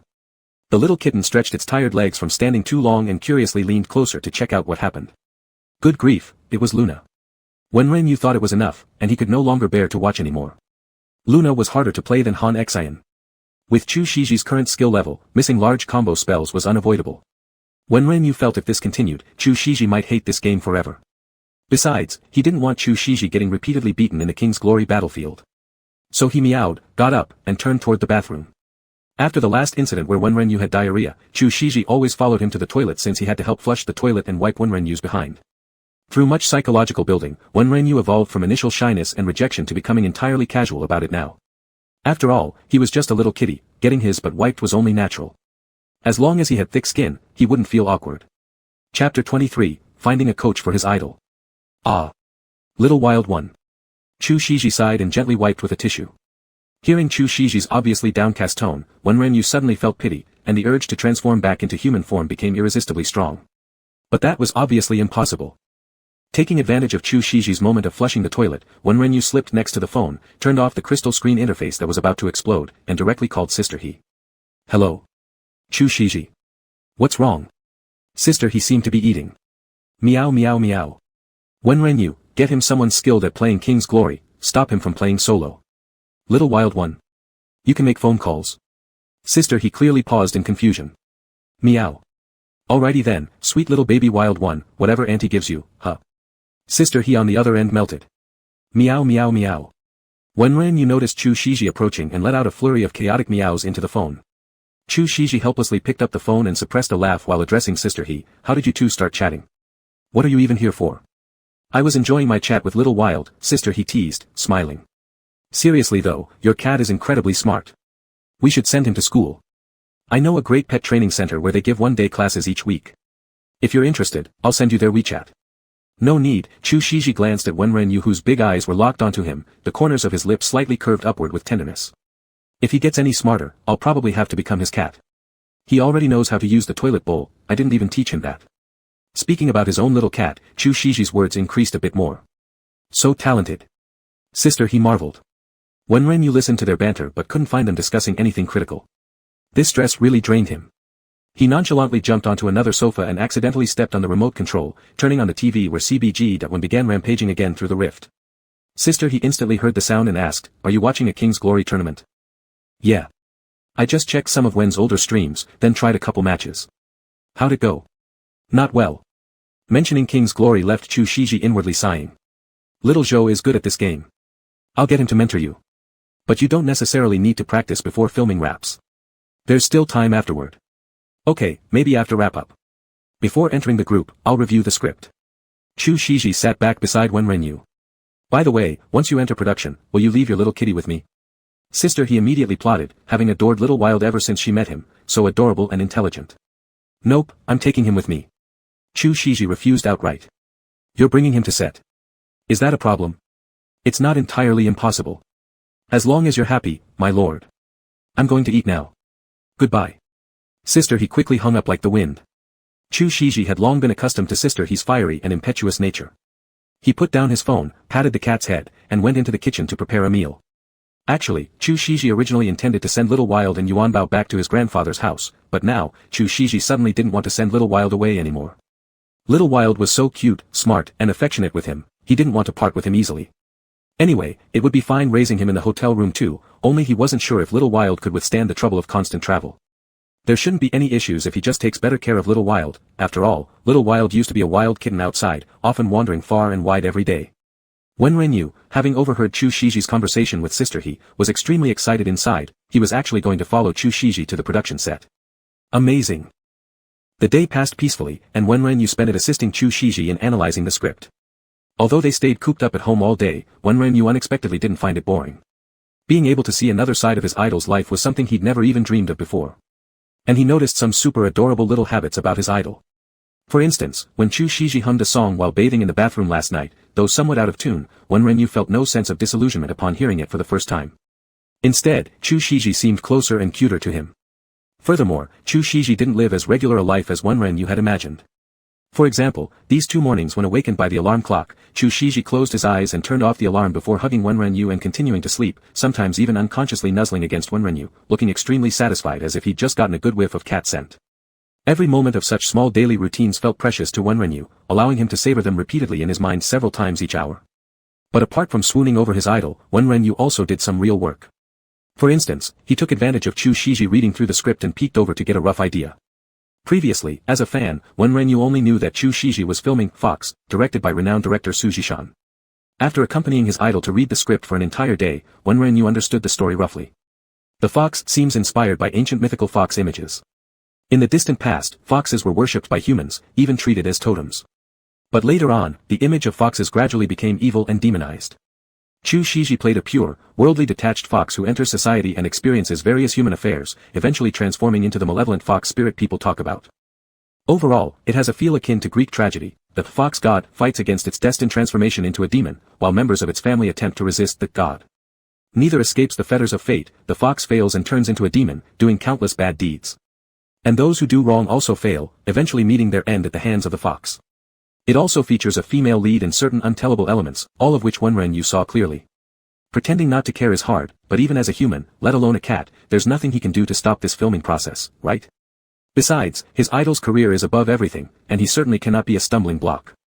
This day, Chu Shiji also found the normally monotonous and dull days enriched significantly. It was as if having one more cat around brought vitality into the home.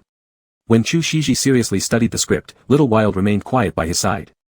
Sometimes, he looked up to see the kitten lazily leaning on him, large eyes staring at the script as well, appearing to read along. Other times, he'd see the kitten resting its head on his thigh, dozing off. During breaks, the kitten would act very human-like, begging for cuddles and meowing in front of him playfully. Sometimes it would even have a spat with Yuanbao, making Chu Shiji chuckle. Before adopting this cat, Chu Shiji really never thought he'd meet such an intelligent, considerate, and good-tempered little cat. At least, Yuanbao never showed such clinginess toward anyone. Chapter 24, Going to the set with his idol.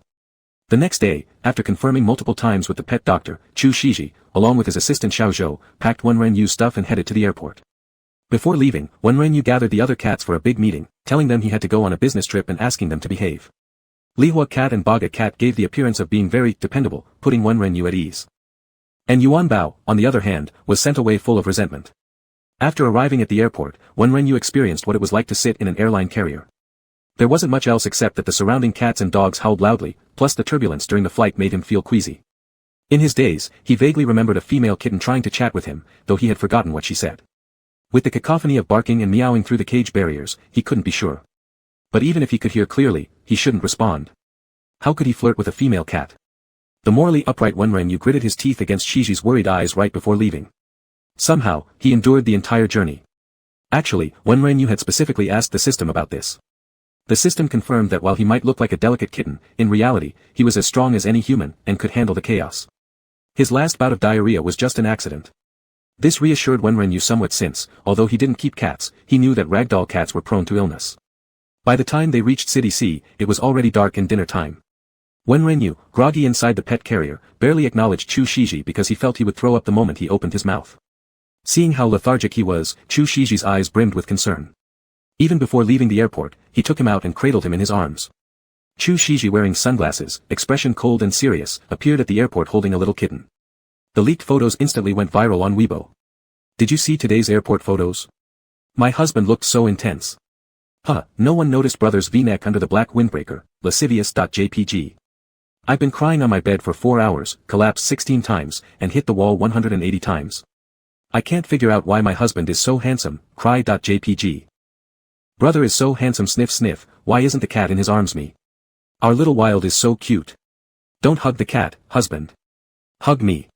If I can't sleep with Chu Shiji, then sleeping with Chu Shiji's cat should work fine, right? Not really. Brother, look at me. Little wild, look at me.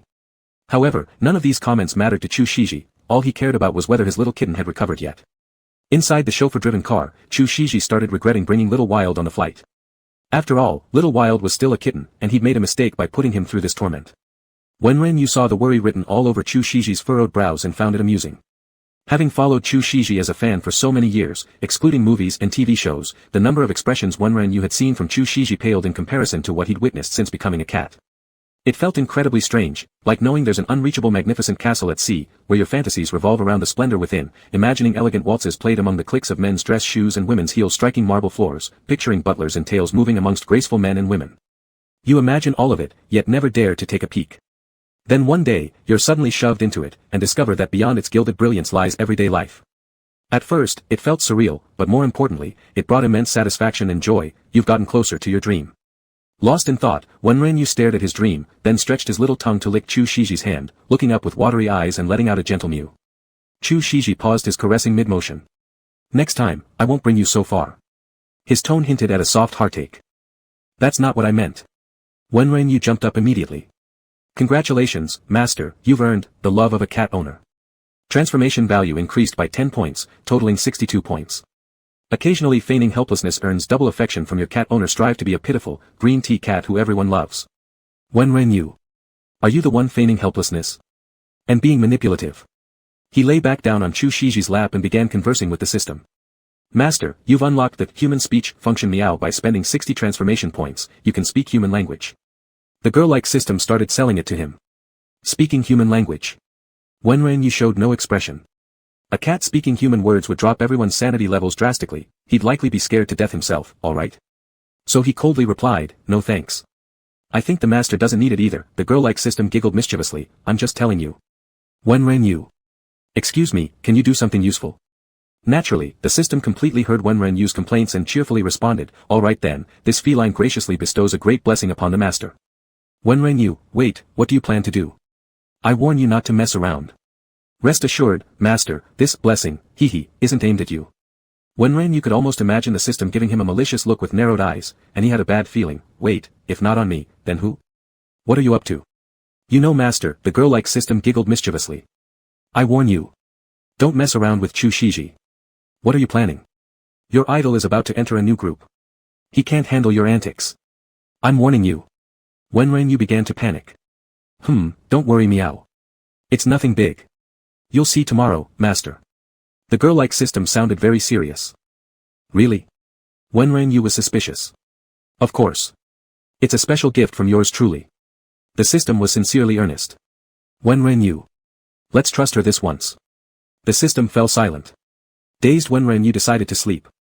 When Wenren opened his eyes again, he found himself on the soft bed in the hotel room, feeling as if he were lying on a cloud. The side effects of the flight were too strong, he didn't even realize when they carried him out of the car. Chu Shiji had already packed up his things and was just about to go out. Seeing Wenren stretching like a lazy cat, he went over, stroked his head gently, and softly said, "Behave while I'm gone." Then, he left with his assistant. Wenren lay on the bed watching Chu Shiji leave, feeling a bit disheartened. His idol should be going out to eat with the director and others, while he, as just a little kitten, could only stay lonely in the hotel. Chu Shiji's suite was spacious, rich in traditional style, and exotically decorated. The wooden walls, carved bedposts, light brown curtains, all these made for an impressive view. Both the bedroom and the living room featured giant floor-to-ceiling windows reflecting golden sunlight casting a bright green hue outside. What left a deeper impression was the dark gray round stone bathtub by the window in the bedroom. Wenren had only seen something like it online but could vividly picture Chu Shiji lounging lazily inside the tub sipping wine while gazing at ancient trees outside.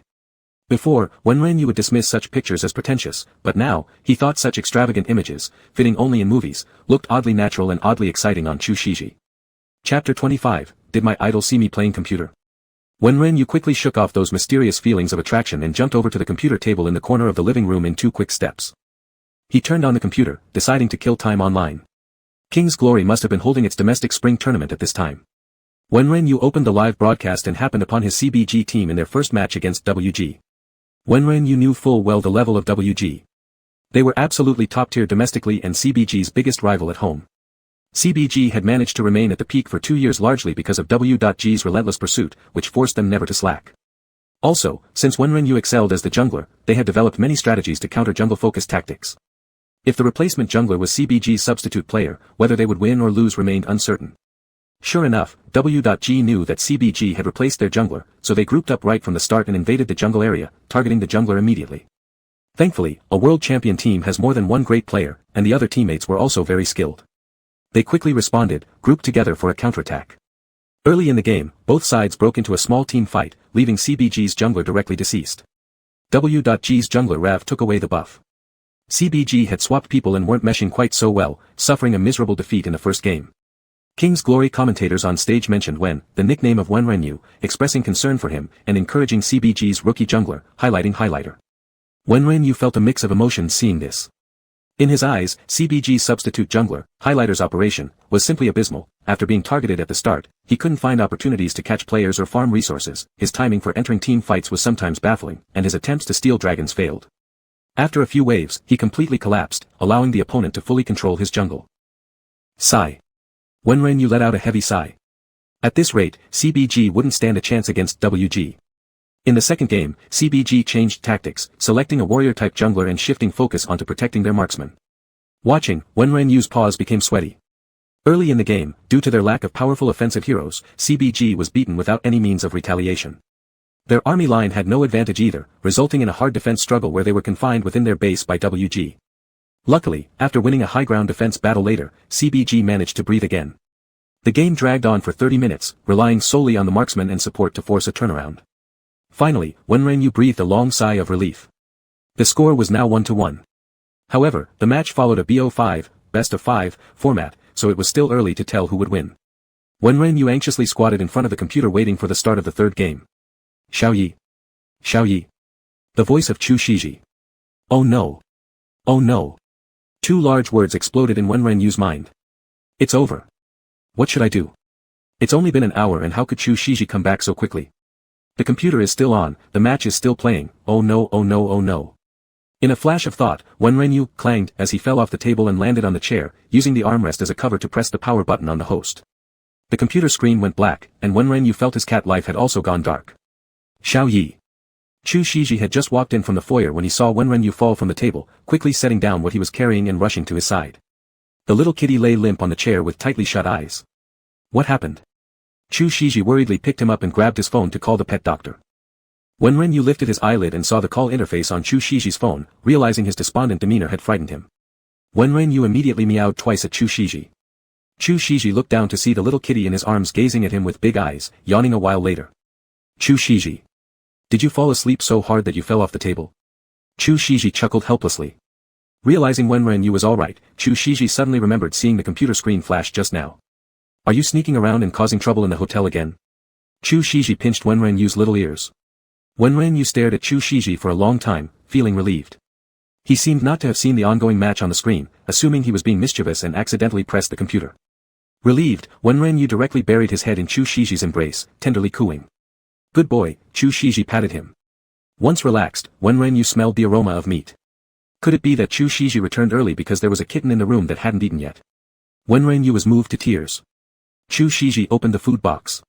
Inside was a bowl of pure meat soup, filled with big chunks of fragrant meat. Wenren Yu pounced and began eating happily. At this moment, Zhou Yushan, the assistant, entered from outside. He peeked his head in and called out, Big Brother Chu. Chu Shiji hummed in acknowledgement.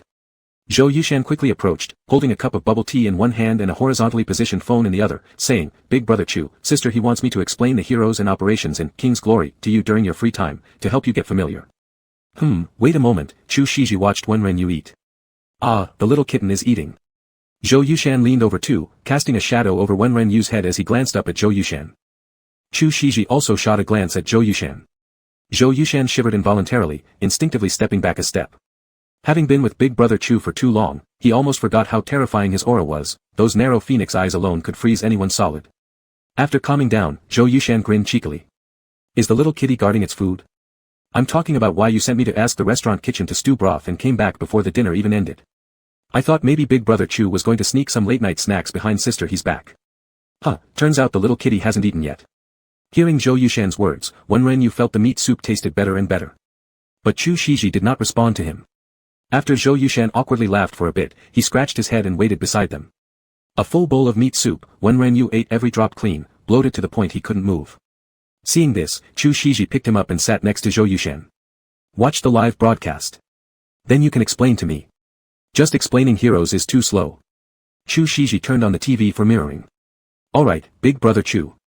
Zhou Yushan took a big sip of his bubble tea. However, upon seeing the live replay, Zhou Yushan exclaimed, Big Brother Chu, are you watching Wen's live stream? To be honest, Big Brother Chu, aren't the heroes you've practiced before the ones Wenren played on his live stream? Zhou Yushan had a look of wanting to say more but hesitating, like someone with constipation. Chapter 26, Can Little Kitties Understand These Sports Competitions? What? Brother Chu, you just put yourself in hell mode. New players playing these heroes not only feel no sense of achievement, but it'll also help you quit the game, right? Chu Shiji. Is that so? Is it like this? But when he watched Wen play, it seemed effortless to him. He would just casually fly around and jump, then the opponents would evaporate. Seeing Chu Shiji not responding, Zhou Yushan continued, WNDV is the world champion for 2 consecutive terms, FMVP. Brother Chu, if you want to play the heroes he often plays, your starting point is too high.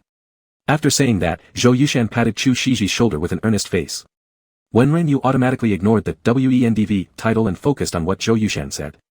Although Wenren Yu was dissatisfied with Zhou Yushan calling his idol having a high starting point and can't play, he had to admit Zhou Yushan was correct, those heroes were indeed difficult for beginners. If he were still human, he could have taught his idol operations step by step, but now he was a cat. However, the King's Glory KPL Spring Tournament started these last 2 days. CBG team is playing WGONG today. It should still be live streaming now. Brother Chu, we can watch. But WNDV disappeared and hasn't been found yet. The current jungler for CBG is their substitute. Zhou Yushan said, searching for the live stream of the tournament on his phone and casting it on the TV. Chu Shiji frowned slightly. When Ren Yu saw the live stream he had just struggled to shut off reappear on the large TV screen. The third game between CBG and WGONG had just passed halfway. 2 central towers of CBG and 1 tower from each side had already been destroyed. WGONG had lost only 1 tower on the lower lane. Zhou Yushan began to explain the heroes of both sides and their skills to Chu Shiji while Wenren Yu shifted all his attention back to the match. This round, JGH was substituting for CBG's main jungler Lan. If played well by the small shark fish, referring to JGH, Lon could carry the entire team to victory, but if poorly handled, he would only manage some useless healing. If Wenren hadn't mistaken, the best player on Lon was Gao Yang. If Gao Yang could perform as expected, the result of the match was uncertain. But Wenren scowled as he stared at the screen. CBG was clearly in a heavy disadvantage again. Although Wenren hadn't seen the earlier parts of the matches, based on his experience of facing Gongji many times before, Gongji always took every chance to attack CBG's weaknesses relentlessly or design tactics specifically to chase after them aggressively. The gap between JGH and Wenren was enormous even though JGH was playing his signature hero. However, he wasn't capable enough to handle the fierce battle against Gongji, who usually had balanced fights with Wenren. Besides, this was Gao Yang's first official game. Occasionally, he would be out of sync with the other 4 teammates on CBG. It was obvious that they lacked synergy and experience. Thus, Gao Yang must be their breakthrough. As soon as Gongji takes over CBG's jungle area, the economy will snowball rapidly. What's worse, the mid lane of Gongji was Zhangliang, fast line clearing and a big hard control.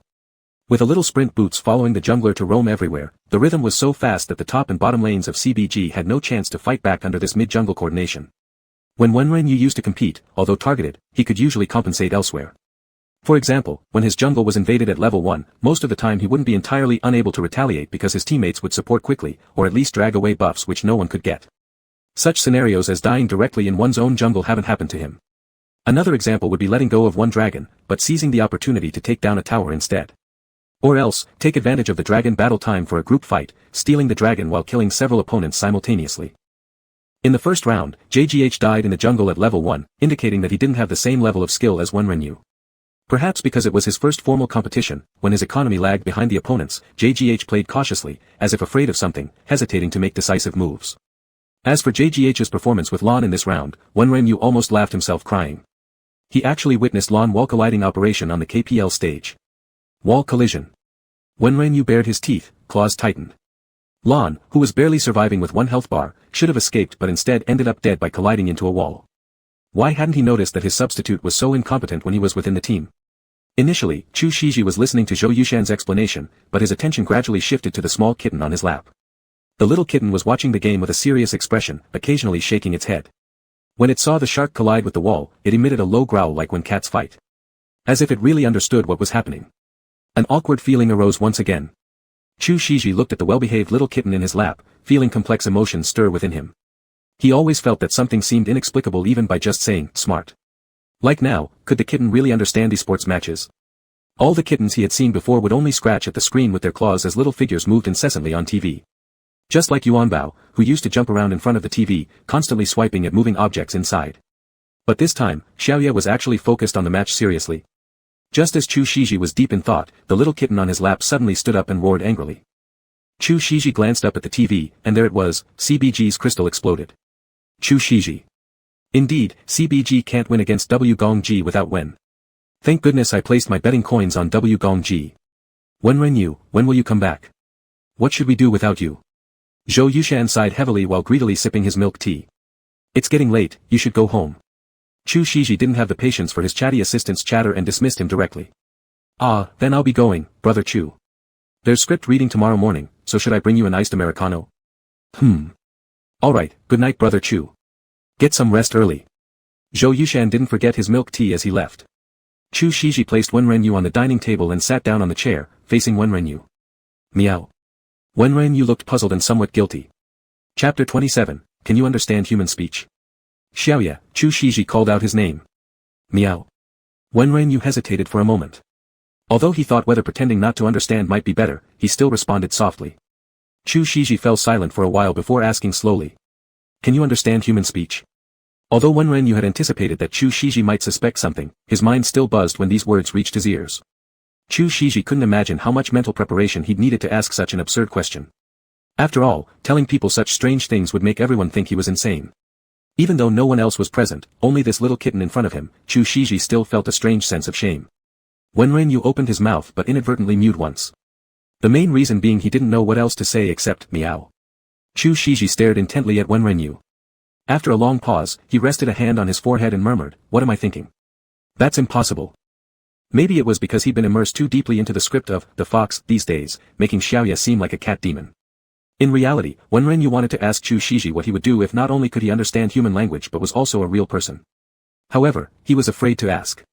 In fact, even though he knew he could only express himself through meows, which Chu Shiji couldn't comprehend, he was still scared. Wenren began to have second thoughts. He had never intended to deliberately hide the fact that he was different from other cats. Yet, when Chu Shiji started to suspect, Wenren panicked and felt inclined to run away. He feared idolizing someone seeing him as a monster or some kind of freak. As a public figure, Wenren often received mixed reviews online, but he paid no attention to them, sometimes even finding them amusing. But, the thought of possibly becoming unfavorable in his idol's eyes made Wenren's heart tighten, suffocating him. Chu Shiji sighed, gently ruffling Wenren's small head. If you can understand me, there wouldn't be anything bad about it. What? Before Wenren could dwell further on these words, he was interrupted by the system's voice. Congratulations master, achieved a breakthrough phase reward, gradually deviant pooper scooper. Deformation value increased by 20 points, total 82 points. How to let the pooper scooper accept the truth that his day and night cohabiting kitten is a genuine man. My smart master, do you know what to do? SHJ he doesn't know. Wenren's rising mood was brutally crushed by this ridiculous system. This thing still dared to ask him what to do. What to do? How would he know what to do?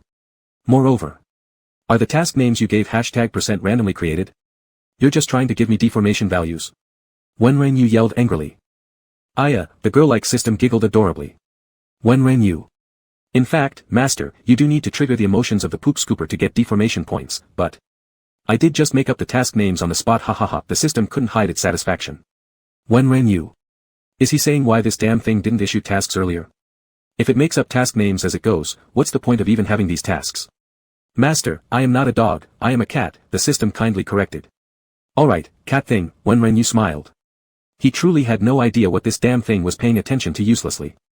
The focus right now should be on Chu Shiji. Wenren's ice blue eyes looked at Chu Shiji in front of him. At this moment, Chu Shiji's narrow phoenix-like eyes were gazing at the kitten in front of him with a wry smile. Wenren had never seen this expression on his idol's face before. It wasn't sadness or disappointment. It was like the look of someone who had gotten used to wandering alone in the desert and then looking back at his own lonely footprints, tinged with an inevitable solitude. Wenren looked at him, moving his lips, but no mew came out. Thinking about it, he had never seen Chu Shiji mention his family. Fans knew nothing about his family. The friends around him. As a fan, Wenren only knew of Zhang Xingchen, maybe Zhou Yushan and sister he could count too. So, was that why the idol said, if you can understand me, there wouldn't be anything bad about it? Perhaps, possibly, potentially, really just a tiny bit, could it allow Chu Shiji to accept the surreal truth that his cat is actually a real boy? One less kitty, one more friend. Let's sleep, baby. Chu Shiji picked up the silent little ball and went into the room, asterisk. Wenren didn't have a peaceful night, but it wasn't mainly because of himself, it was because of the person lying next to him. The first half of the night was fine, but during the second half, the idol actually couldn't sleep. Cats already have light sleep, so any sound wakes them up. When Wenren felt Chu Shiji wake up, he woke up instantly too. That would have been fine, just waking up and going back to sleep, but the problem was that the insomnia-stricken idol kept staring at him, lost in thought. This made Wenren uneasy and restless, afraid to open his eyes. What does the idol want to do? Just as Wenren was scratching in irritation, Chu Shiji suddenly reached out and pulled the kitten curled on the pillow beside him into his arms. Wenren.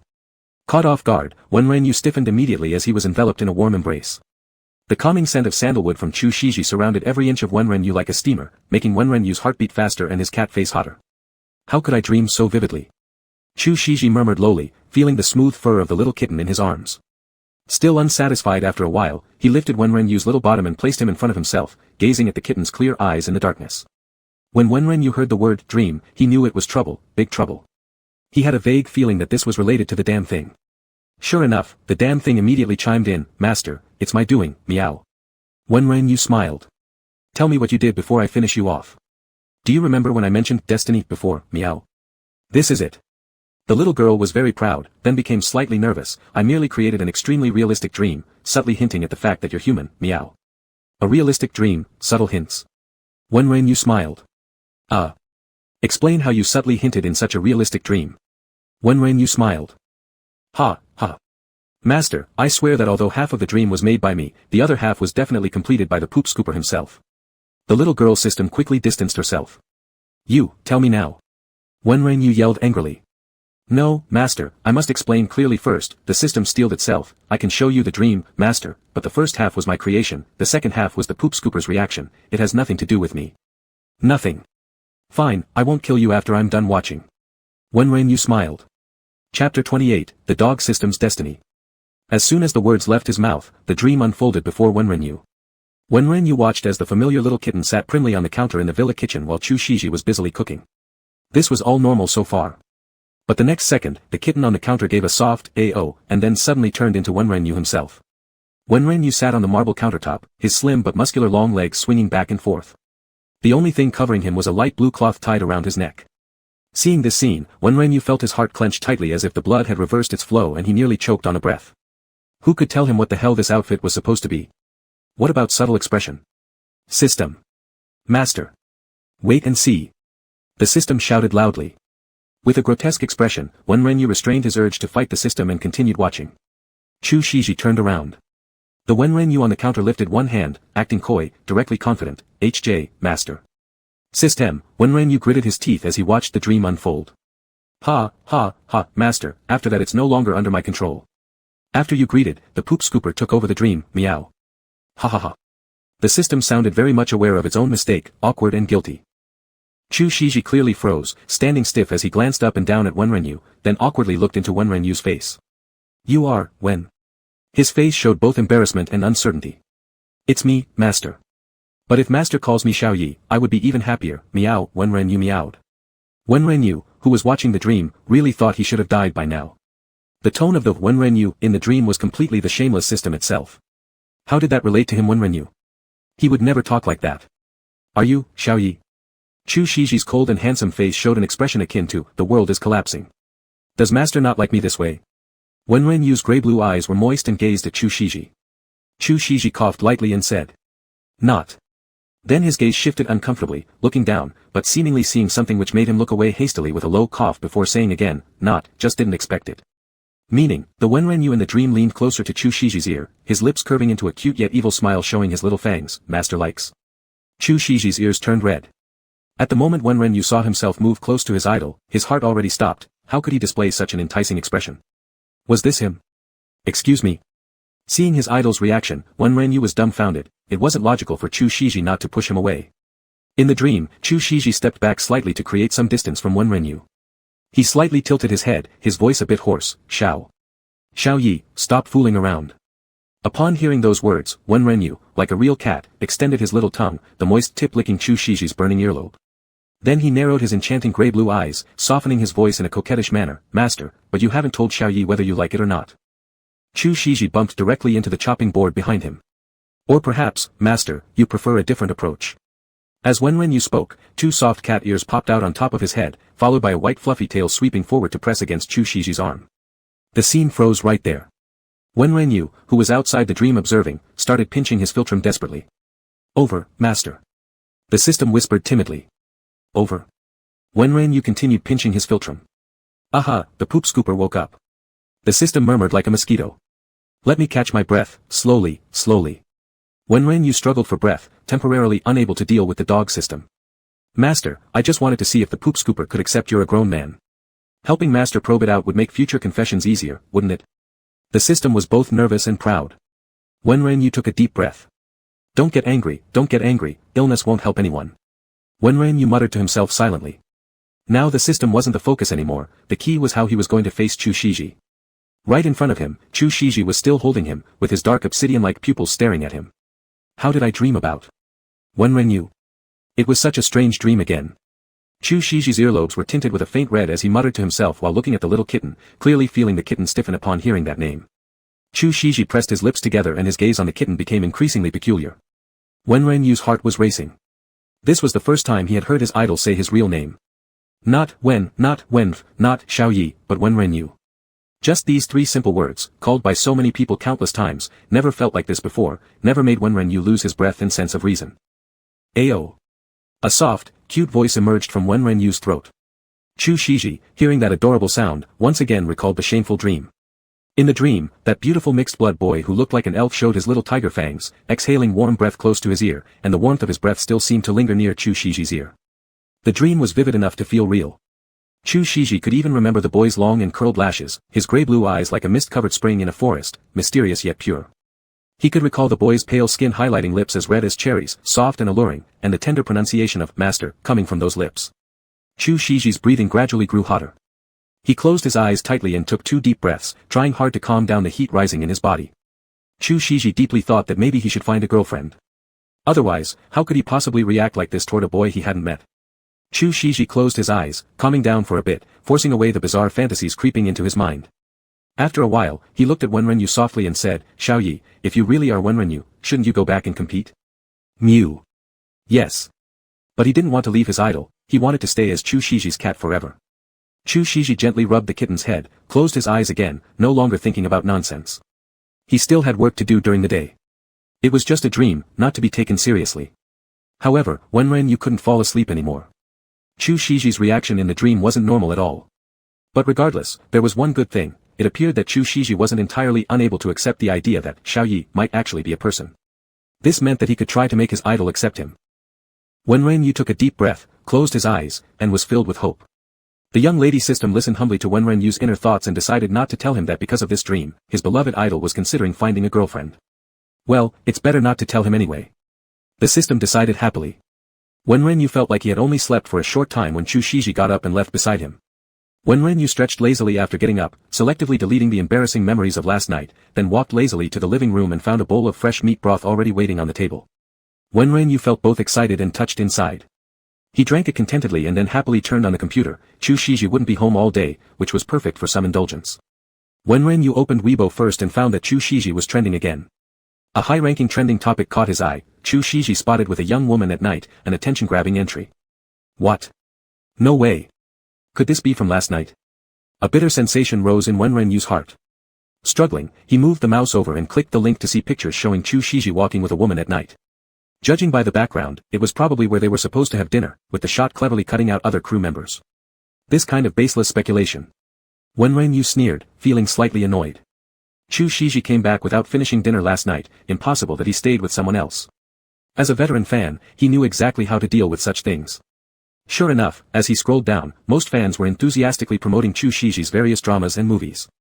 Some sleuthing fans had also revealed that the girl was Wu Tong, the leading actress of The Fox.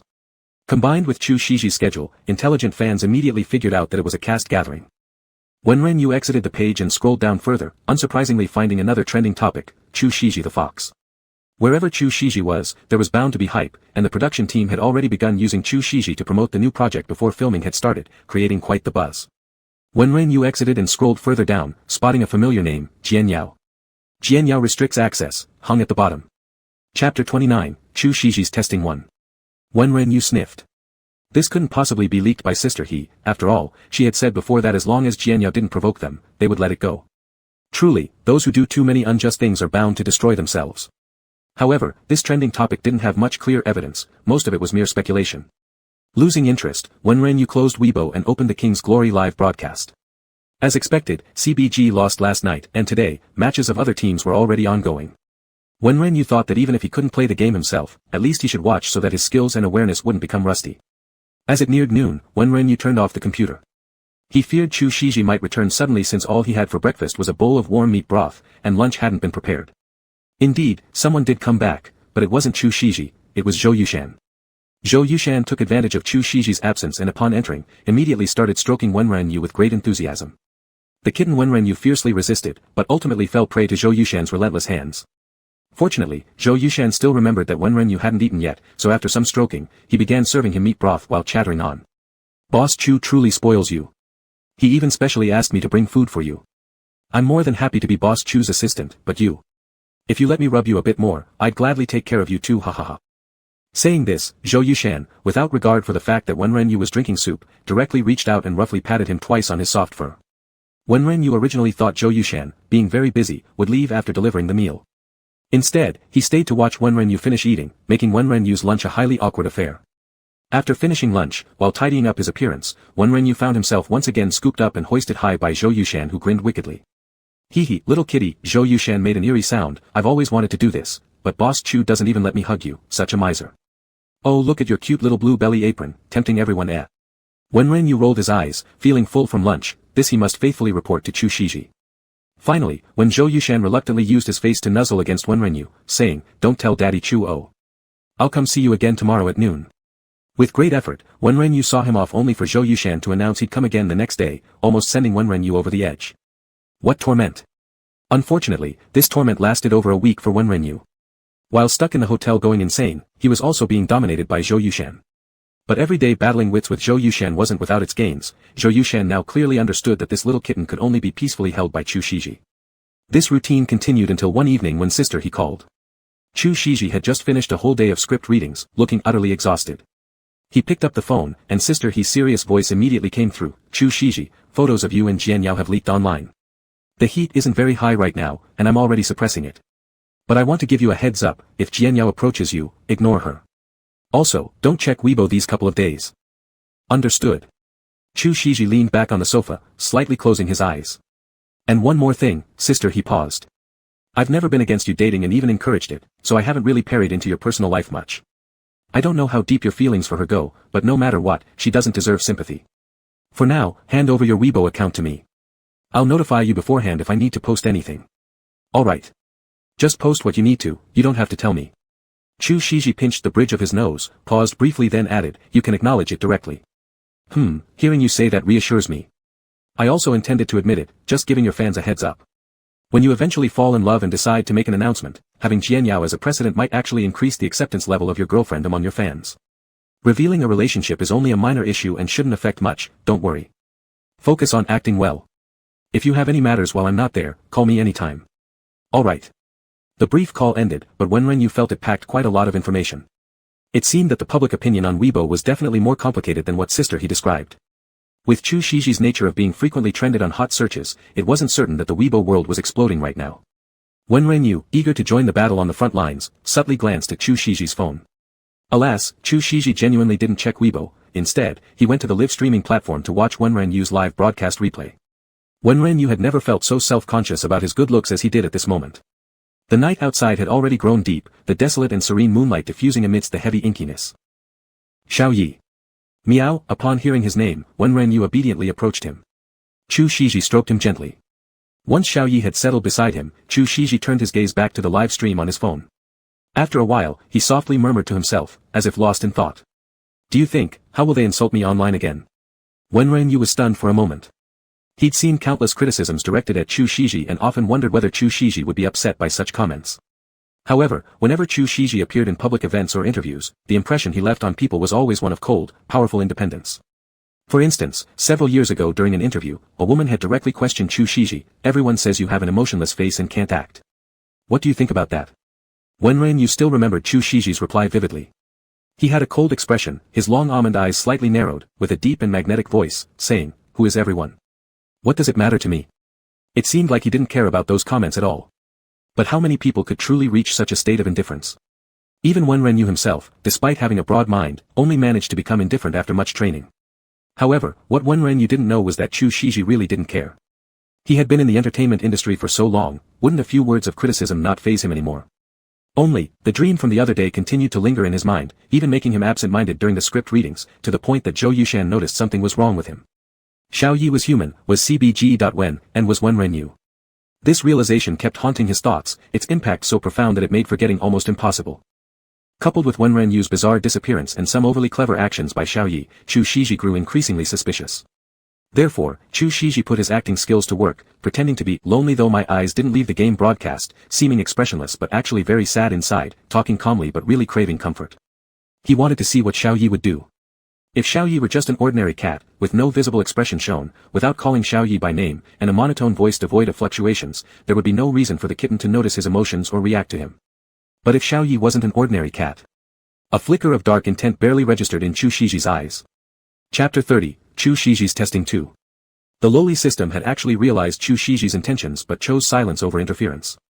At this moment, Wenren opened his pure clear eyes and gazed at Chu Shiji, feeling his heart tug painfully, one throb after another. It might be the heavy atmosphere of the night, or perhaps the chilling moonlight outside the window, Wenren only felt his heart covered in a layer of dim rain clouds. With softness, he let out a call, stood up, and strained his neck upward to lick Chu Shiji's chin. Meow. Idle, don't be sad. Chu Shiji's hand gripping the phone tightened. The warm, moist sensation on his chin was very real. Chu Shiji clearly felt the roughness of the small cat's tongue prickling against his skin. Chu Shiji shifted his gaze away from the phone, his pitch-black pupils like vast, mysterious nights during a cloudy day, reflecting a tiny white figure of Wenren inside them. Wenren's heart was filled with unease. This was the first time he licked someone's chin, regardless of being a cat or a human. He feared Chu Shiji might have a phobia of germs, but he really didn't know how else to console Chu Shiji, so he resorted to the simplest feline way to try and cheer him up a bit. Meow. Wenren Yu gently rubbed against Chu Shiji and purred tenderly. The warmth and dampness left behind from the kitten's rough tongue brushing against his chin hadn't dissipated yet when Chu Shiji placed a large hand lightly on Wenren Yu's little head and softly asked. Xiao Yi, are you comforting me? Meow. Wenren Yu nudged Chu Shiji's hand, curling his small body into the cradle of Chu Shiji's thigh, a gentle warm bundle purring, sending waves of warmth into Chu Shiji's heart with every breath. Looking at the little kitten nestled in his lap, Chu Shiji's heart felt subtly nervous. Perhaps Xiao Yi was really not an ordinary cat. But Chu Shiji still couldn't believe such a bizarre thing could happen to him. Could Xiao Ye's actions just now be mere coincidence? Could it be that Xiao Yi just happened to hear his voice and got up to lick him? Or, if it wasn't a coincidence, could it be Wenren Yu? Chu Shiji looked at the handsome face of the boy streaming live on his phone screen, then glanced down at the little kitten. If it really was Wenren Yu, then how should he treat him? Chu Shiji pressed his lips together, his eyes filled with a tinge of complexity. The next day Chu Shiji attended the ceremony. Wenren Yu stayed in the hotel, browsing through the trending topics on Weibo. The more he saw, the more shocked he became. Jian Yao and Chu Shiji romance, Jian Yao's response, directly dominated the charts. Number 1 and number 2 hot trends were tightly grouped together. Wenren Yu clicked on the first one first. There was a blurry video segment inside. It was clearly Chu Shiji and Jian Yao stepping out together, but he didn't know when this was filmed. In the video, Jian Yao walked intimately beside Chu Shiji, occasionally leaning close to say something to him. Later, they both got into Chu Shiji's SUV. Jian Yao wasn't wearing a mask in the video, while Chu Shiji's face was entirely covered.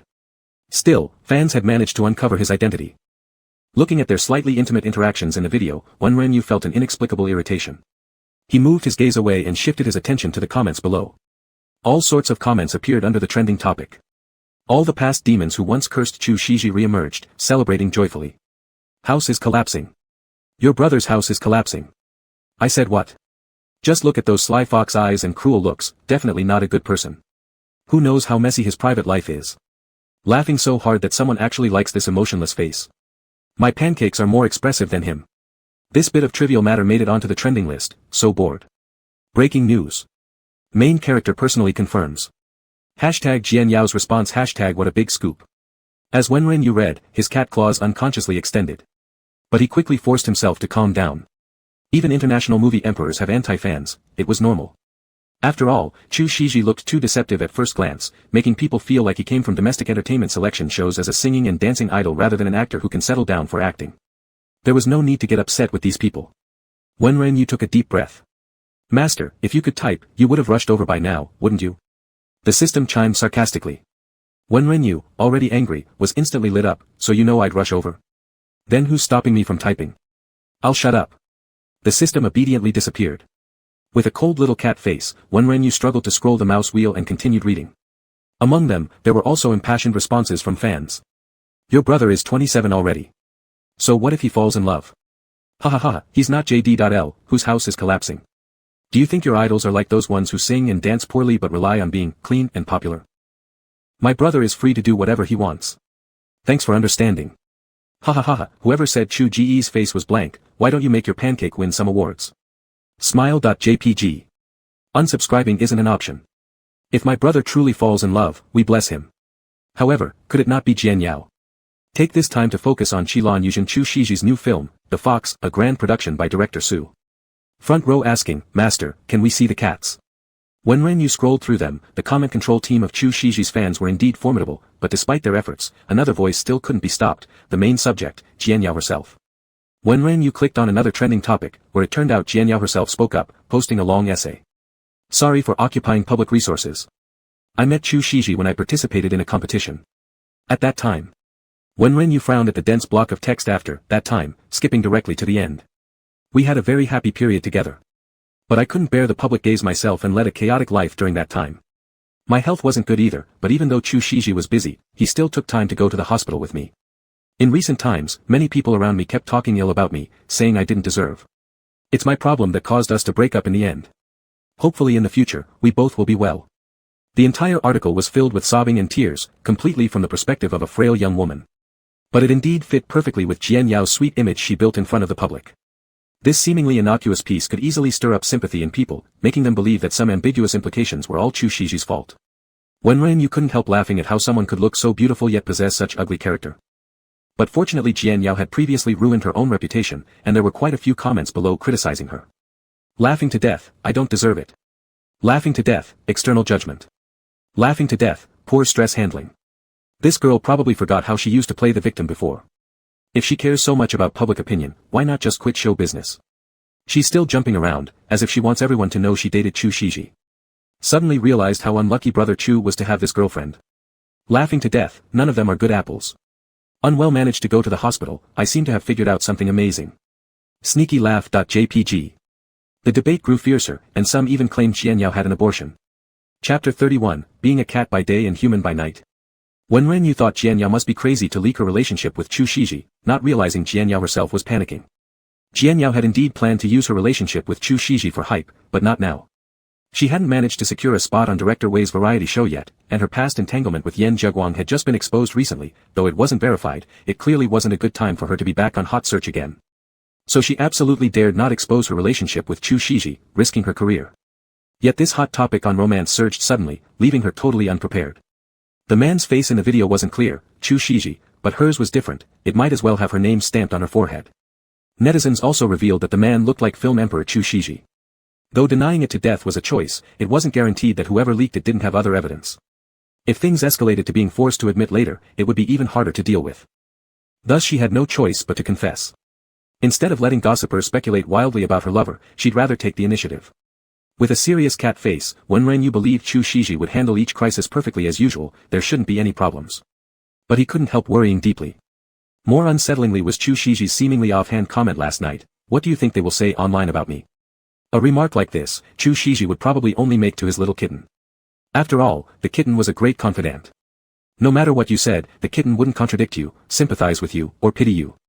It would only meow meow meow at you. Wenren Yu did meow meow meow at him.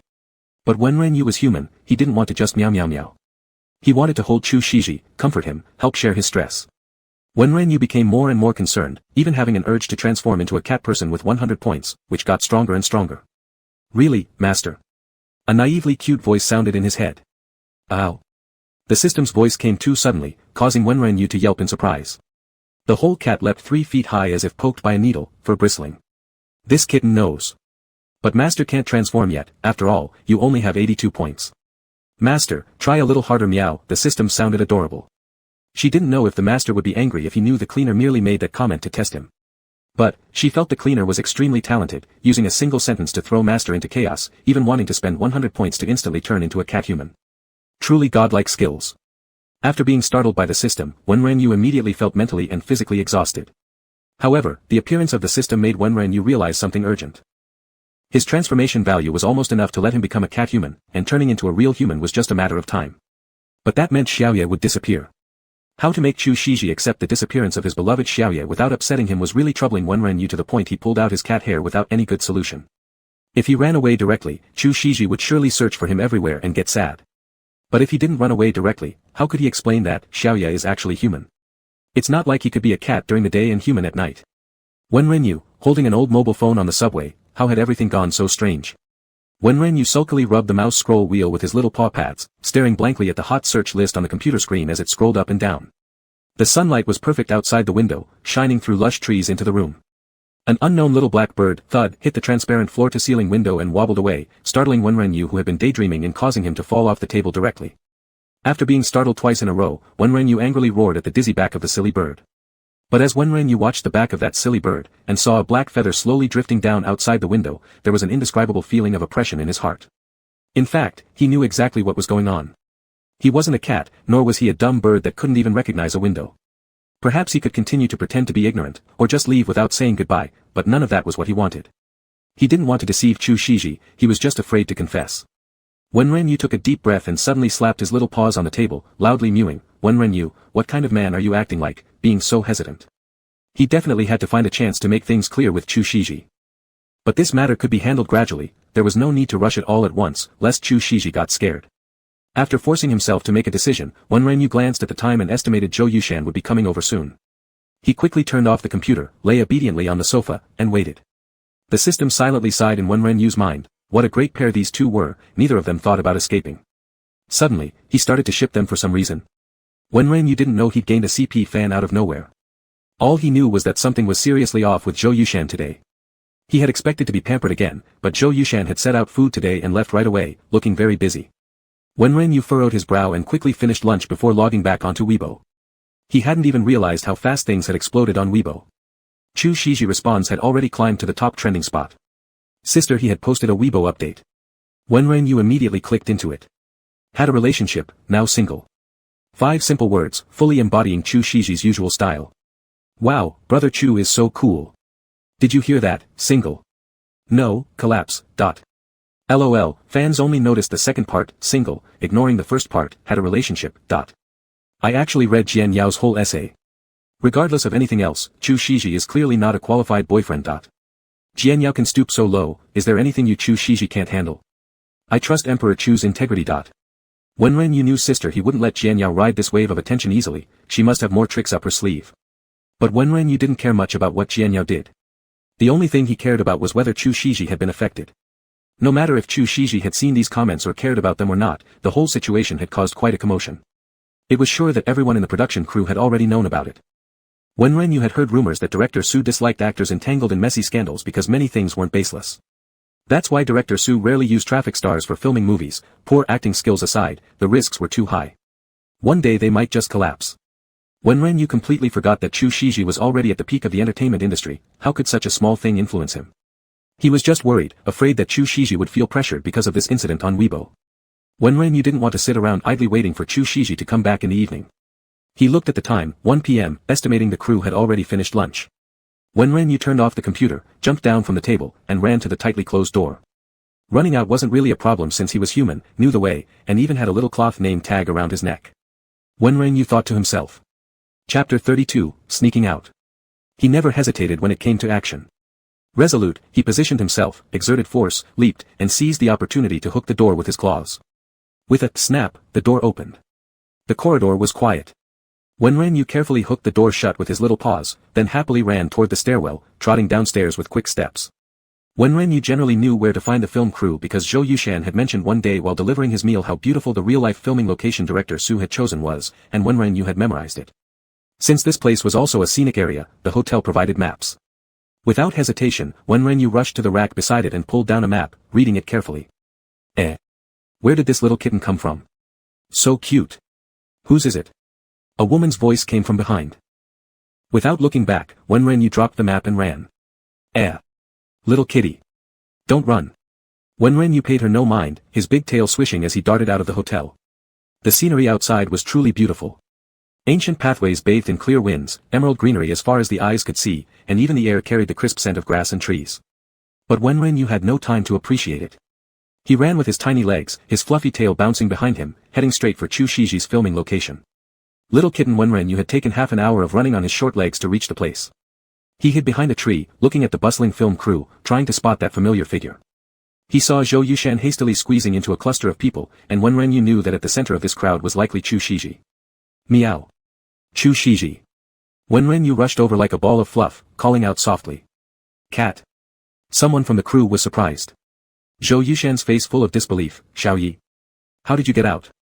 Xiaoyi. Chu Shiji was currently being fitted by a hairdresser, and beside him, the director was explaining the scene. His peripheral vision caught sight of Wenren Yu, and his face showed great surprise. Meow, Wenren Yu dashed over and rubbed against Chu Shiji's leg. Zhou Yushan's face turned green. It must be because he hadn't closed the door properly that Xiaoyi had run out, Chu Ji wouldn't deduct his salary for this. With a mournful expression, Zhou Yushan trotted over, squatted down, and said to Wenren Yu, my little ancestor, come over quickly, brother will take you home. Meow. Wenren Yu dodged Zhou Yushan, carefully using his little paws to pull at Chu Shiji's clothing corner. Chu Shiji was still having his hair done by the stylist and couldn't stop immediately, so from Wenren Yu's perspective, all he could see were Chu Shiji's chin and the clothes covering his body. Chu Shiji wore a bright and fiery red robe, making his skin as white as fine porcelain, his sharply defined jaw slightly raised, which highlighted the mesmerizing curve of his throat. Wenren Yu stared blankly, swallowing saliva involuntarily. The hairdresser finally stuck on the wig, and only then did Chu Shiji bend down to pick up the stunned little kitten, furrowing his eyebrows while his eyes filled with disbelief, but more importantly, worry. Xiaoyi, how did you get out? How did you come here? Seeing Chu Shiji's magnified fox-like makeup face up close, Wenren Yu felt as if his heart would leap into outer space any moment. Chu Shiji, who originally had slanted phoenix eyes, enhanced with a soul-stirring upward flick of eyeliner, and a faint smoky red eyeshadow that made his pitch-black pupils even deeper. A red droplet-shaped gem earring hung on his right earlobe, flashing a dazzling light. Even with such heavy makeup, there wasn't a trace of femininity about Chu Shiji. On him, it only added to his breathtaking beauty. With every glance of his shifting gaze, it seemed to form a black hole that easily drew in Wenrenyu, whose heart was about to leap into outer space. Meow wei-oh. Wenrenyu let out a soft cry. He might not be a real cat, but Chu Shiji was definitely a real fox. Chu Shiji gently brushed off leaves and dew from Wenrenyu's pure white fur with his large hand, wrapping the kitten protectively in his broad ancient costume sleeves. A vivid red figure stood lazily among the verdant dense forest, holding a snow-white, beautiful little kitten in his arms, patches of dappled sunlight streaming through layer upon layer of tree leaves outlining his silhouette. At first glance, it really seemed as though a bewitching fox spirit had emerged from the mountains, his beauty incomparable. Chu Shiji, you were simply born for this role. Director Su praised. Chu Shiji responded, I hope I don't disappoint the director's expectations. While the prop team was preparing, the director asked, is this the cat you held at the airport? Likely he snuck out mischievously himself. His name is Xiaoyi. Chu Shiji's grip around Wenrenyu tightened slightly, although he suspected that the little cat in his arms wasn't ordinary, it was all just his guess. He didn't dare imagine how terrible it would feel if Xiaoyi got lost. Besides fear and regret, Chu Shiji was actually very curious about how Xiaoyi had managed to come here. But now, no one could answer his question, so Chu Shiji decided to have Zhou Yushan check the surveillance later that night. Director Su called someone staying at the hotel to make sure Chu Shiji's room door was properly secured, and then turning back, he exclaimed to Chu Shiji. Can this little guy really find you wherever you are? Isn't he the stray you took in a few days ago? In such a short time, has he already been trained so well? Chu Shiji looked at the Wenrenyu in his arms, also showing some confusion, no training. Perhaps Xiaoyi the kitten is just smart. Hearing Director Su's conversation with Chu Shiji, Wenrenyu's ears instantly perked up. He was afraid that Director Su would give Chu Shiji a hard time because of the rumors with Jianyao, but now it seemed he had overthought it. Director Su appeared as a kind and affable old artist, showing no opinion on the Weibo post from lunchtime. Unless Director Su didn't know about those messages online. But this possibility was small, given how much it had stirred up. There's a part in the movie that needs a cat. I already rented one, but now, I wonder, Chu Shiji, if you wouldn't mind letting Xiaoyi appear on screen. Director Su smiled. Xiaoyi was far more beautiful than the cat he had rented, with snow-white fur that gleamed beautifully in the sunlight. Oh, so it's fallen on me now. Wenrenyu thought, unceremoniously meowing out loud. He still hadn't done what he came here for, consoling his idol or even being affectionate. Director Su, hearing this soft meow, chuckled kindly, looks like the little guy is eager too. Then he reached out to scratch Wenrenyu under the chin. Wenrenyu, where did you hear that I'm willing? Chapter 33, the first time watching his idol shoot. Chu Shiji hadn't yet replied when someone nearby jogged over, announcing they were ready. Alright, let's shoot. Director Su shouted, and every department quickly got into position. Wenrenyu was handed to Zhou Yushan by Chu Shiji. Once Chu Shiji took his place and began building emotion, Wenrenyu couldn't help but feel nervous watching his silhouette. Action. Wenrenyu watched as Chu Shiji's demeanor transformed instantly, his eyes gradually widening. This was the first time Wenrenyu had seen Chu Shiji film. The scenes shot in the mountain forests included Chu Shiji's transformation before heading down the mountain and the ending of the movie when he's ostracized by everyone. In this moment, Chu Shiji was portraying the newly transformed fox spirit. He ran through the forest, the gentle breeze playing among his long black hair and his vivid red ear pendants, creating an inviting curve. His slightly upward slanted eyes held the crimson hue characteristic of a fox demon, while his pitch-black pupils radiated pure innocence. A hint of fox-like cunning lingered subtly, making him look lively and innocent. Completely unlike the usual Chu Shiji. Wenrenyu crouched on Zhou Yushan's shoulder, secretly marveling without realizing that Zhou Yushan beneath his little paws was silently enduring the pressure of carrying this young master. The camera slowly moved closer to Chu Shiji, finally focusing on his unrestrained, exuberant smile. His dark, bright eyes brimmed with anticipation for the human world, appearing almost dazzlingly enchanting and handsome. Wenrenyu felt that though he hadn't achieved his original purpose, and Chu Shiji seemed not to need his comfort, it was worth it. Director Su's face was radiant, even his wrinkles conveying joy. He waved his hand grandly, indicating the take was successful. When Chu Shiji returned, seeing Wenrenyu perched on Zhou Yushan's shoulder, he couldn't help but laugh, his eyes bending into crescents. Wenrenyu froze. This was the first time he'd seen Chu Shiji smiling so openly in private, likely still not fully out of character, but truly handsome. Thinking of this, Wenrenyu's tiny claws tightened as he used Zhou Yushan's shoulder to leap towards Chu Shiji. Chu Shiji reached out and stably caught the little body of Wenrenyu. Xiaoyi. Be good, we haven't finished filming.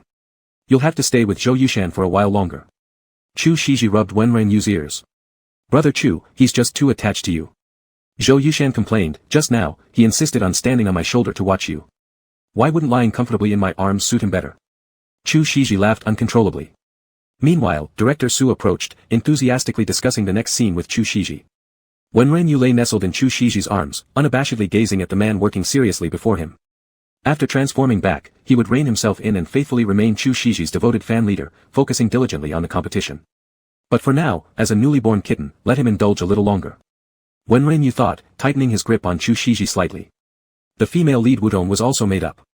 She wore a sprightly outfit befitting a martial arts hero, her hair braided finely into thin strands, with jade pendants tied around her waist. Her makeup was meticulous, revealing a delicate miss from a noble household who'd fled to experience martial arts life. Wudong skipped to Chu Shiji and Director Su's side, politely greeting them both. Director Su turned to Wudong, you've arrived just in time. Let me explain your part opposite Chu Shiji. Wudong rehearsed her lines against Chu Shiji's, her face flushed with shyness, and she could never quite capture the self-assured, vibrant attitude required, causing Director Su to frequently shake his head. Wenren Yu watched as Director Su's face gradually became serious, realizing he had spoken too soon when saying that the director was amiable. Wudong. Are you the actor or am I? Do I need to teach you such a basic expression? Tell me, if you were a martial hero hired for a monster hunting bounty and you saw a mysterious and handsome man on the mountain, what kind of expression should you make? What kind of expression is this? Are you smitten? You're here to catch monsters, not men. Director Su glared furiously, slamming the script onto a nearby table. He spoke sternly, Wudong, the whole crew is waiting for you alone. Making a movie isn't like making a TV drama, we can't afford multiple NGs. Wudong was on the verge of tears. She looked pleadingly at Chu Shiji, hoping he might offer some help. The sight of her teary eyes moved even Wenren Yu with pity. Chu Shiji's face, however, didn't change much. He glanced at Director Su who was fuming all over, then calmly said to Wudong, I don't teach acting. But try it like this. As he said this, Chu Shiji closed his eyes slightly. When he opened them again, they shone brightly upon looking at Wudong. His face carried an awestruck expression, which quickly turned into an air of confident certainty. In a flash of excitement, Chu Shiji exuded the energy of a hunter sighting prey. Staring up, Wenren Yu watched in wide-eyed amazement, realizing how great actors could control even the smallest spark in their eyes. Even though Chu Shiji still held him, he now emanated the vitality of a young man brimming with readiness to showcase his talent. Yes, yes, yes. Exactly this feeling. Director Su nodded enthusiastically from the side.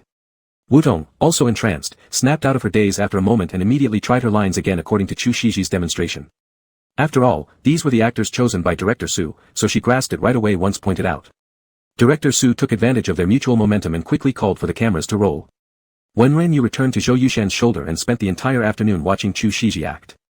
Though everyone knew Chu Shiji was an excellent actor, there was a difference between experiencing his work on TV and seeing it live. The focused Chu Shiji seemed to shine brilliantly, akin to the luminous moon of a summer night, imprinted deeply into Wenren Yu's heart lake. Sai watched him perform for years and he's still handsome. Zhou Yushan, carrying Wenren Yu as if he were a camera on his shoulder, sighed. It wasn't clear whom this remark was addressed to. Meow, Wenren Yu felt a subtle surge of pride inside him. Could my idol, Wenren Yu, ever not be handsome? Dinner for the production crew was simple boxed meals. As usual, Wenren Yu got his bowl of meat soup. He had tasted various kinds of meat soups during this time. Luckily, cats don't have high standards for food, otherwise, Wenren Yu would have gone insane. Director Su took advantage of the approaching dusk to shoot one more scene before calling it a day and sending Chu Shiji and others back. Sitting in the car, Chu Shiji rubbed his nose bridge wearily. The pure air in the mountains, with little pollution, framed the window view where the sun set in golden hues, casting patches of yellow light over clouds resembling cotton balls. The old green trees atop the mountain were bathed in a gentle gold fog-like mist, while a crescent moon began to glow faintly in the east. Watching the exhausted Chu Shiji, a wave of sympathy naturally welled up inside Wenren Yu. Chapter 34, Hotel Surveillance, 1. The drive quickly brought them back to the hotel. Chu Shiji held Wenren Yu as they descended the vehicle and went upstairs. Wenren Yu poked his head out of Chu Shiji's arms and noticed Wudong who came rushing behind them. Meow, he tugged softly on Chu Shiji's clothes with a muffled cry, turning his gaze toward the person trailing them. Following the movement of the kitten in his arms, Chu Shiji turned back to see Wudong running towards him, passing her assistant along the way. Mr. Chu. Wudong became timid once she approached. Do you need anything? Chu Shiji stepped back slightly, maintaining a distance from Wudong. Ah, nothing really. Just this. I wanted to give it to Mr. Chu as thanks for teaching me how to act today. Wudong raised a cute pink paper bag she had in hand and extended it to Chu Shiji. You don't need to thank me. After all, your delay affecting everyone's schedule is something I do not wish to see either. Now when Renyu understood why his idol, who had been in show business for so many years, only had Jian Yao as a girlfriend, it was evident that he was skilled at staying single. Sure enough, a look of embarrassment flashed across the young woman's face. Perhaps Chu Shiji also realized his words were too blunt. He freed one hand to accept the bag and asked, "What's this?" Wudong looked shyly but expectantly at Chu Shiji and replied, "This, I made the assistant help me buy it tonight, it's tiramisu." Tiramisu? Chu Shiji looked into the bag and saw a piece of chocolate cake, showing no discernible emotion on his face. Wudong quickly added, "It's zero sugar keto. Won't make you gain weight. I remember seeing in an interview that you seem to like chocolate, so I bought this piece. It can even be saved for tomorrow." "Thank you." Chu Shiji handed the bag to Zhou Yushan standing beside him with an inscrutable expression, then repositioned Wen Renyu who was pawing at him. Nestled in Chu Shiji's arms, Wen Renyu sighed inwardly. Indeed, good looks were truly calamitous, they had easily ensnared another young girl's heart.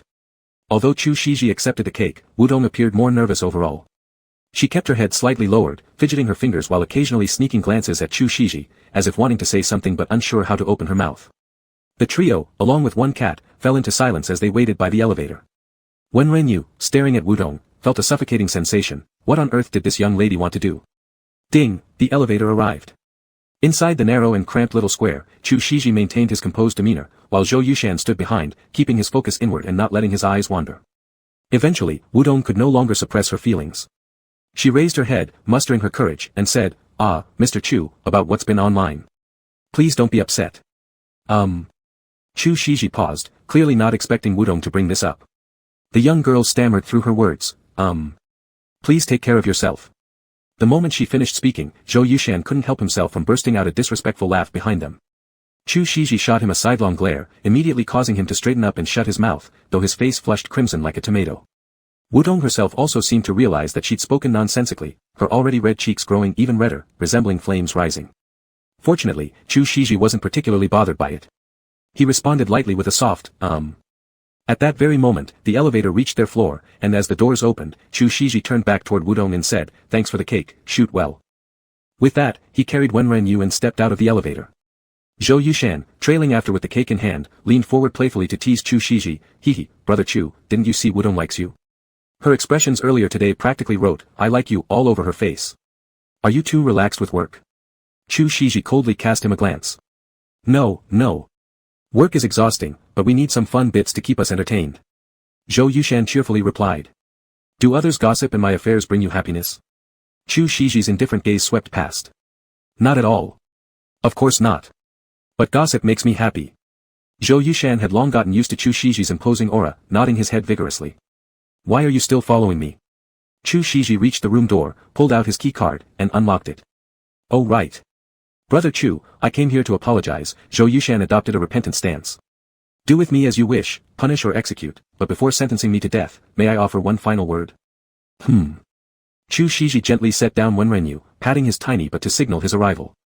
Behind him, Zhou Yushan casually closed the door and said, "At noon, I went to deliver food to Xiaoyi, assuming I hadn't properly secured the door which allowed him to escape. But upon later reflection, I'm certain I locked it. So, could it possibly be this little guy opened the door by himself?" Upon hearing Zhou Yushan's guess, Wen Renyu remained unperturbed. He had already prepared mentally to accept things naturally. If exposed, let it happen, who cared? So, he stretched lazily, found a cozy spot on the sofa, and gave a lethargic meow. Today genuinely exhausted him. Since turning into a cat, he had mostly stayed perched on Chu Shiji. Today marked his longest day of walking. "Hey cat master, precious ancestor, would you tell me if it was you who opened the door? If yes, just meow once." Zhou Yushan squatted in front of Wen Renyu, coaxing him gently with kind tones. "Meow." Wen Renyu responded listlessly. "You see." He admitted it was him. Zhou Yushan's face lit up with delight, looking somewhat foolish. Chu Shiji's lips twitched, and a hint of helplessness tinged his tone. "Why don't you check the hotel surveillance footage?" If it truly was Wen Renyu opening the door by himself, Chu Shiji really wouldn't know what to do with this kitten. Should he keep locking it inside a cage whenever he leaves the hotel room? That'd seem too cruel on Xiaoyi. "Right, there's still the surveillance, I'll go now." Zhou Yushan jumped up immediately. "Also, order a home pet monitor online and buy a mini G.P.R. This way, he could find out exactly what this little cat got up to while unattended." Brother Chu, wait for me. I'll be back in a jiffy." With matters concerning his salary, Zhou Yushan couldn't have been more enthusiastic. When Wen Renyu heard that Chu Shiji was planning to buy surveillance equipment and a GPR, he felt a sense of impending doom. Wouldn't this mean that he'd be completely incapacitated whenever he was alone? Moreover, the GPR, could it be that Chu Shiji intended to mount it on his head to capture a cat's eye view? Help, would he end up live streaming a King of Glory KPL match for Chu Shiji? Or perhaps broadcasting himself browsing the internet and gossiping?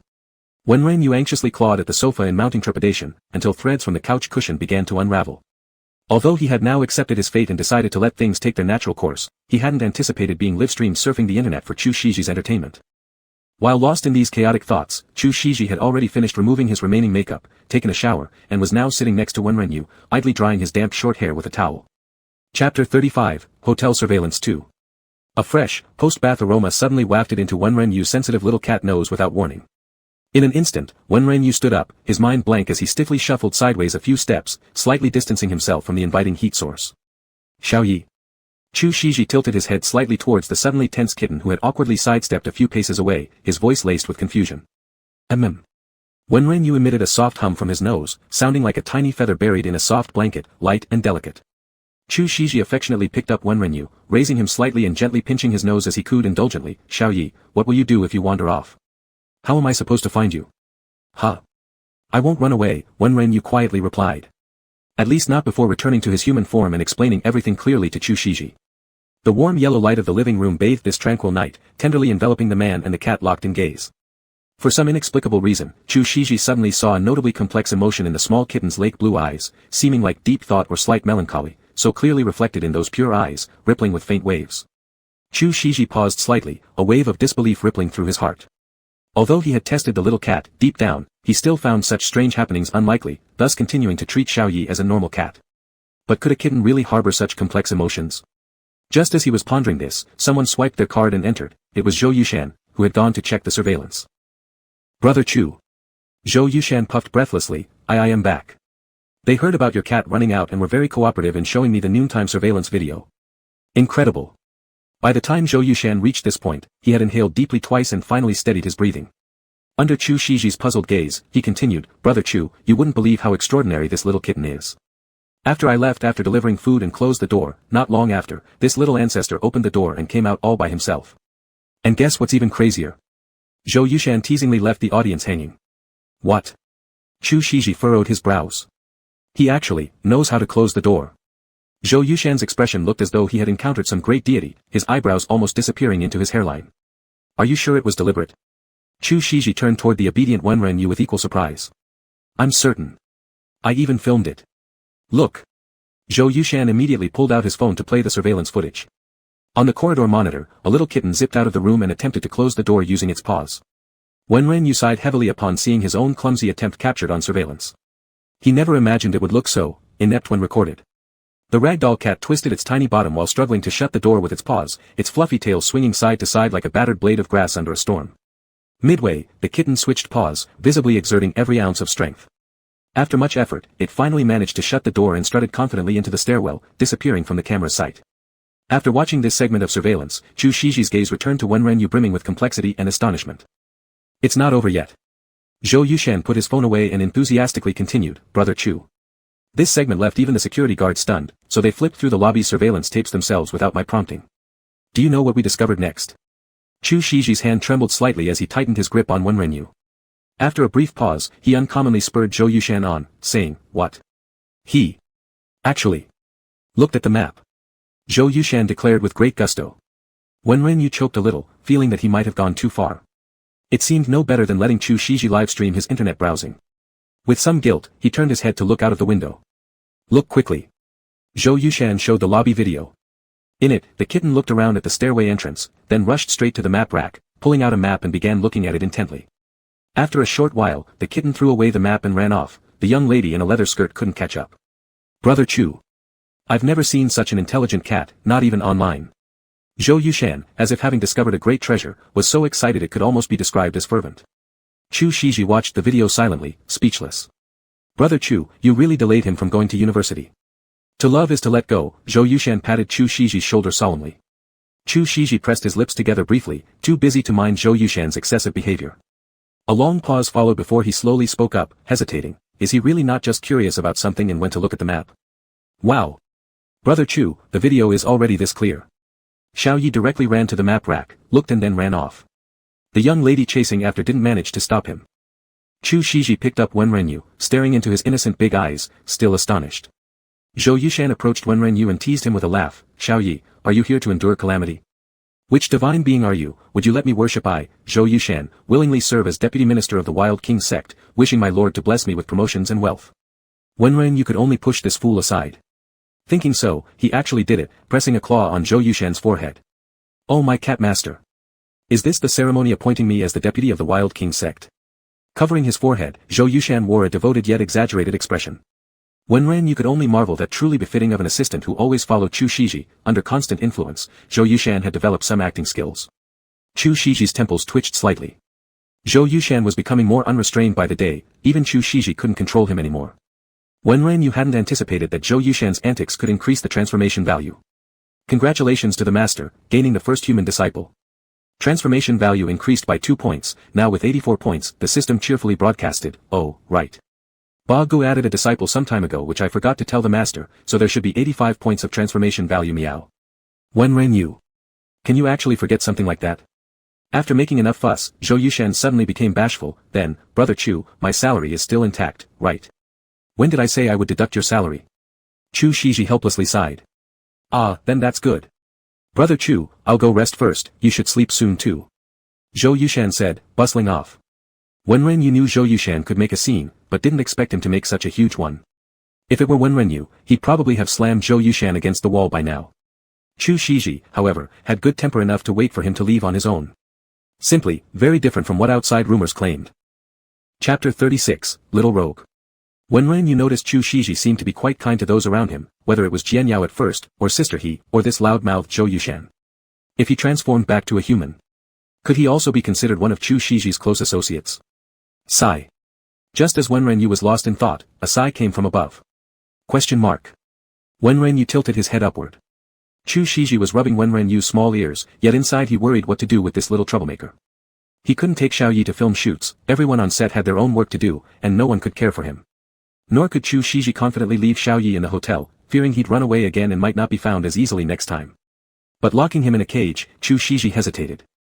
Being outside all day, would this mean confining Xiao Yi in the cramped cage for the entire day? Moreover, judging by the current circumstances, Chu Shiji increasingly felt Xiao Yi was more akin to a magical cat. Too smart, unsettlingly clever. Once more, Chu Shiji softly sighed. Having a too smart kitty was evidently a source of worry. Wen Renyu understood what Chu Shiji was troubled about. Since Jian Yao's matter hadn't affected Chu Shiji's decision, what Chu Shiji fretted over must surely be where to place Xiao Yi. Wen Renyu stood up, walking towards the French window with feline grace, basking in the moonlight to clear his head while thinking secretly. In fact, he himself was also conflicted. Even though Chu Shiji didn't seem to care about himself, he was very concerned about the follow-up on Jian Yao's situation online. He wanted to know what the netizens thought of him and whether he had lost any fans because of this. But if he went out with Chu Shiji to shoot a movie, it would mean that he wouldn't be able to secretly browse the internet at home tomorrow. And once Chu Shiji's camera arrived, it would be even less likely for him to secretly surf the web. However, now it seemed like Chu Shiji wanted to bring him along. Choosing between watching Chu Shiji film his scenes or keeping tabs on Jian Yao's story later, Wen Renyu's emotional side barely hesitated before choosing the filming. Yet rationality also told him that if he missed tomorrow, he might have no other choice but to rely on random internet rumors to find out the outcome later. The moonlight, smooth as silk ribbons, gently twined around Wen Renyu as he walked to and fro, the shadow of dark gray trees trembled with the evening breeze, flickering over Wen Renyu's snowy fur, and then swaying away again. Wen Renyu, who usually had a big heart and acted decisively, quickly made up his mind. He turned around, shaking off the moonlight, and headed towards Chu Shiji. Wen Renyu jumped onto the table, meow. Is something wrong, Xiao Yi? Chu Shiji had been observing Wen Renyu ever since he jumped down from the sofa. Now seeing him jump onto the table, Chu Shiji slightly leaned forward and asked. Wen Renyu sat next to the water cup and looked up at Chu Shiji with round, bright eyes. Question mark. Chu Shiji reached out to pick him up. Wen Renyu avoided his hand, lowered his head, and placed his little paw on the water cup, pushing it closer to the edge of the table. Just as it was about to fall, he stopped and looked up at Chu Shiji instead. Chu Shiji. Watching the kitten's movements, Chu Shiji suddenly recalled something odd, humorously asking in disbelief, Xiao Yi, are you trying to say you want to go out? Satisfied, Wen Renyu retracted his paw and let out an adorable meow. Chu Shiji was speechless, thinking to himself, you've really become too smart. I've really delayed your college years. Nonsensical thoughts were running through Chu Shiji's head. Especially when he remembered the dream where Xiao Yi turned into Wen Renyu, and the night Xiao Yi comforted him, Chu Shiji found everything increasingly absurd. Not knowing what expression to wear, Wenren meowed again and jumped into Chu Shiji's arms, rubbing his small head against him. Chu Shiji automatically rested his large hand on Wenrenyu's head. Touching the soft fur under his hand and the exquisitely good-feeling small ears, Chu Shiji couldn't help but think to himself, if you've become too smart, then so be it, you're still my cat. Let's go to bed. Tomorrow, I'll take you, this mischievous little thing, to the set. Chu Shiji picked up Wenrenyu and headed back to the bedroom. Little mischievous one. That softly affectionate phrase tickled Wenrenyu, leaving a wave of warmth rippling through his whole being. Wenrenyu blankly tilted his head upward to look at Chu Shiji's chin, yet his mind inexplicably brought up recollections of his old teammates.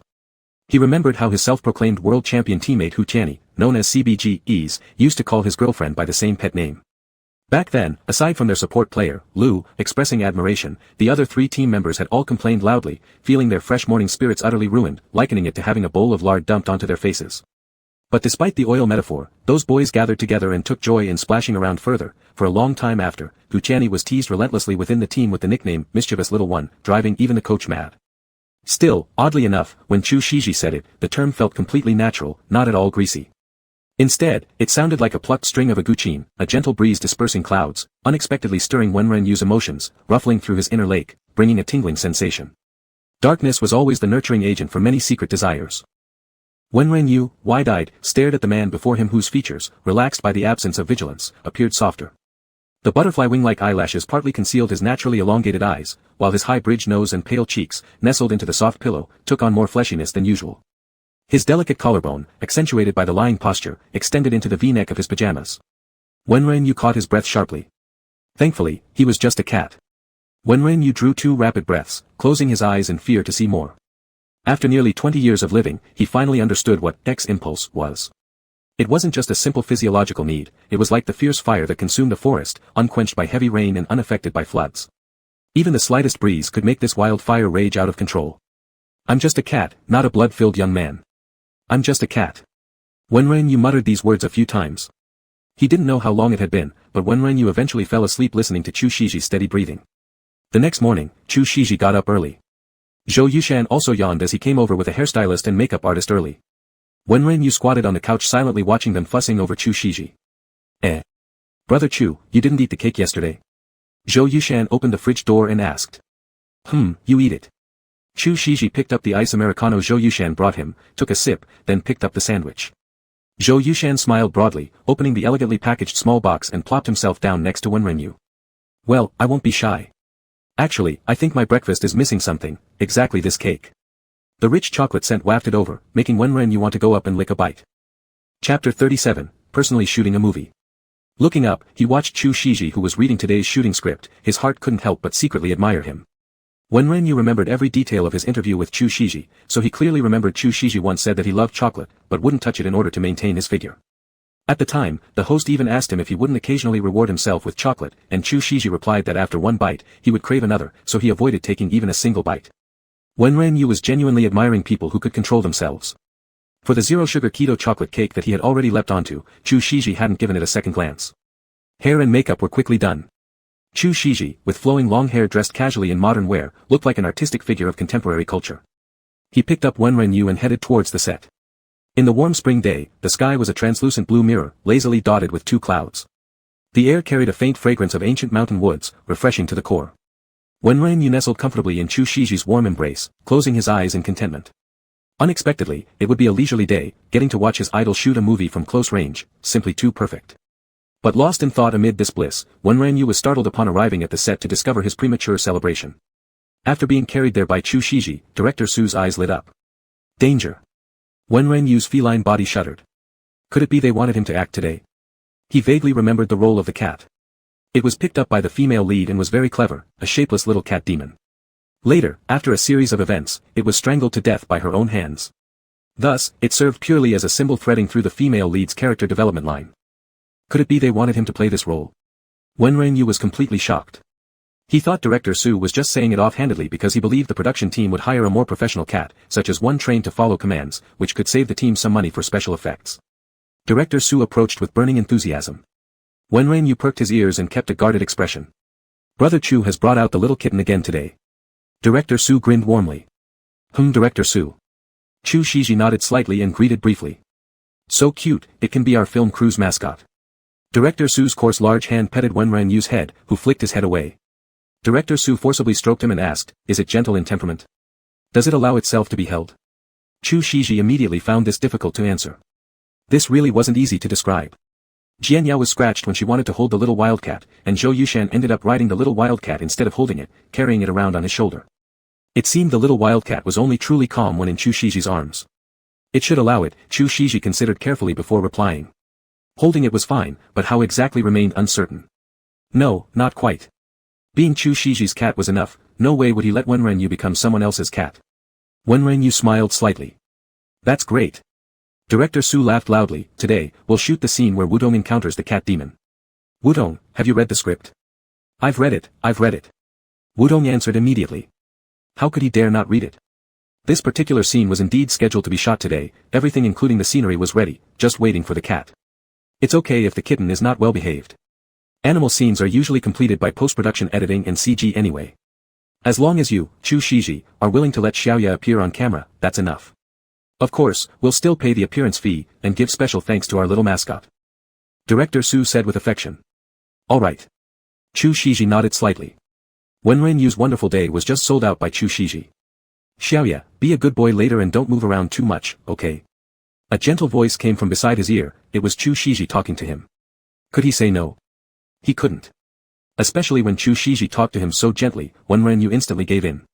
But he had never imagined before in his dreams that one day he would collaborate with Teacher Chu in the form of a cat. Come. Put Xiaoya here. He's injured at this moment, Wudong, come over, we're ready to start. Chu Shiji took off Wenran Yu's little belly apron, walked over, and placed him in a patch of grass near an ancient tree, patting Wenran Yu's head. A few employees nearby were holding reflector boards while staring attentively at the fluffy ball in the grass, for fear that he might run away. Wenran Yu lay lazily on the ground, lifted his eyelids, and meowed obediently at Chu Shiji. Chu Shiji stepped back, making room for Wudong. AC replaces J.N. Immediately, Wudong got into character, her expression changing to that of a domineering young lady. Her hand rested on the talisman at her waist, and her eyes were filled with both vigilance and curiosity as she looked at Wenran Yu. After hearing her lines and stopping the ones behind her, so-called companions but actually guards, Wenran Yu cooperated very well by breathing onto her extended hand, adopting a ferocious expression. Instinctively, Wudong shrank back a bit. This natural reaction made Director Su nod repeatedly from the side. Don't be afraid, you're injured. Let me heal your wound. Wudong cautiously approached Wenran Yu, clutching the demon subduing disc tightly in her hand. According to the script, the cat demon portrayed by Wenran Yu should have its legs stretched straight, its fur bristling, weakly warning Wudong. Wenran Yu thought about it and decided that this seemed to match the natural response of an ordinary cat. So, he arched his body, raised his tail, and warned Wudong to keep away from him. Wudong fearlessly tried to touch him, but Wenran Yu tactically retreated only to step on something smooth and hard, it seemed to be moving. Wenran Yu stiffened as he turned his head, immediately spotting a large black beetle tragically pinned under his paw. Ah! Wenran Yu completely lost it. He had always been terrified of cockroaches and beetles since he was little. Although he could play with caterpillars and chase mice, he absolutely couldn't tolerate anything hard-bodied like grasshoppers. This time, Wenran Yu really freaked out. His fur stood on end, and he leaped 3 feet high before dashing directly towards Chu Shiji. Meow. Wenran Yu leapt up vigorously, and Chu Shiji quickly reached out to catch him, securely cradling him in his arms. Cut. What happened? Wudong was surprised, leaning over to look into the grass and picking up the big beetle. It's just a regular beetle. Seeing the delicate-looking girl casually grab a beetle half the size of her palm, Wenran Yu felt a mixture of breakdown and shame inside. Wow, I've never seen a cat be scared of a beetle before, Director Su marveled. Let me tell you, even I wouldn't believe a cat could be scared of a beetle if it weren't for this particular kitty myself. Wenran Yu wanted to cry but couldn't. Chapter 38, Date. That's alright, sweetheart. There's nothing to worry about. Chu Shiji stroked Wenran Yu's fur. Seeing this, Wudong's almond-shaped eyes widened even more. How magical. When he sees something frightening, his first instinct is to run to you for comfort. Normal cats would probably hide away long ago, wouldn't they? Oh right, normal cats wouldn't be afraid of beetles. Wenran Yu lay sprawled across Chu Shiji's body, and the rear paw that had touched the beetle scratched frantically against Chu Shiji's clothes, trying to get rid of the horrible sensation. Be a good boy, don't move around. Chu Shiji helplessly held the wriggling little kitten with one hand, and the other large hand gently rubbed Wenran Yu's meaty pads. Wenran Yu obediently settled down. The sensation of the beetle disappeared, but Wenran Yu felt even more uncomfortable than before. The warm hands of his idol were still kneading his paws, and Wenran Yu felt a hot current rushing straight from his paw pads to his brain. Director Su laughed heartily. Chu Shiji, calm down your little kitty first. The scene just now was nearly perfect, we can use special effects for the rest. Next up, Wudong, continue. Chu Shiji sat down on a chair nearby, holding Wenrenyu, while Zhou Yushan promptly handed over 2 wet wipes. Chu Shiji wiped Wenrenyu's paws and then cleaned his own hands and the muddy paw prints on his clothes. Wenrenyu looked apologetically at the dark stains on Chu Shiji's shirt, knowing that even though they could be wiped off with wet wipes, the fabric would still show a dull patch. Meow. Wenrenyu edged closer to apologize. Brother Chu, let me hold him. Zhou Yushan extended his hand. Wenrenyu willingly hopped onto Zhou Yushan's shoulder, sitting down properly. Zhou Yushan. When did it go wrong? Was it because his 2 outstretched hands were smaller than Brother Chu's? Or perhaps not as fair-skinned? Chu Shiji glanced at the little cat perched obediently on Zhou Yushan's shoulder and couldn't help but laugh. His ruby earring sparkled slightly under the sunlight, momentarily stunning Wenrenyu. The makeup team nearby had already gathered around Chu Shiji to touch up his look while Wenrenyu quietly watched his idol, curling up his still warm hind paw. After shooting for 2 days alongside Chu Shiji, Wenrenyu had been thoroughly delighted. Since Director Su hadn't tasked him with any mischief these past 2 days, Wenrenyu confidently rode around the entire production set on Zhou Yushan's shoulders, sneaking away multiple times to explore every corner of this small hillside. It was tough for Zhou Yushan, though, having to carry Wenrenyu while working and often chasing him across the mountainside, worrying about losing the precious little one. And just like that, a few happy days passed until the camera Chu Shiji bought arrived. The night was cool as water, and Wenrenyu obediently sat on the bed as Chu Shiji slipped the GPR device onto him. Though the harness wasn't comfortable at all, Wenrenyu remained quite joyful since he previously regretted during their sightseeing excursions that Chu Shiji couldn't join in. Now that Chu Shiji could share his perspective through the first-person lens, it seemed like they were enjoying the pleasure together. Moreover, noticing how tired his idol had been lately, especially after dealing with Jian Yao's troubles, Wenrenyu truly wanted to offer some relaxation. Providing a live travel broadcast for his idol might allow him to unwind, right? After all, beautiful scenery is soothing and refreshing for the soul. Once Chu Shiji secured the device onto Wenrenyu, he opened his phone to test it. The real-time video on his phone showed himself in pajamas looking tenderly at the kitten. Chu Shiji paused momentarily, feeling rather refreshed seeing himself from a cat's perspective. Xiaoye. Chu Shiji's large hand reached out to pat Wenrenyu's head. Wenrenyu goofed and rubbed against his idol's hand. Initially, Chu Shiji worried whether Xiaoye might object to wearing something, or if it would restrict the little cat. But unexpectedly, Wenrenyu was so compliant. So, Chu Shiji removed the GPR, cradled the little cat, and lay in the blanket, asking, "Good boy, will you wear the little camera tomorrow when we go out?" Meow, sure. Wenrenyu had already mapped out the route. While wandering with Zhou Yushan recently, he had discovered numerous scenic spots. Especially one rock cave he stumbled upon by accident, impossible for human size to enter, where he initially hesitated to step inside due to fear of bugs. However, driven by his innate fighting spirit, he ventured in to take a peek anyway.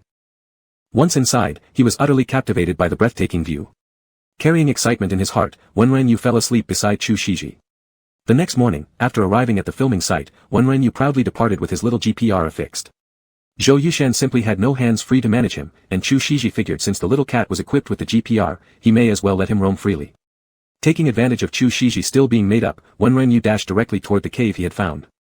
He swiftly crossed through the grass and sprinted for 10 minutes before reaching the place. Fearing that Chu Shiji hadn't noticed yet, he stopped at the entrance of the cave and began calling, "Meow meow." Chu Shiji initially thought Wenrenyu was playing wildly upon seeing the swaying camera angles, so he didn't pay much attention.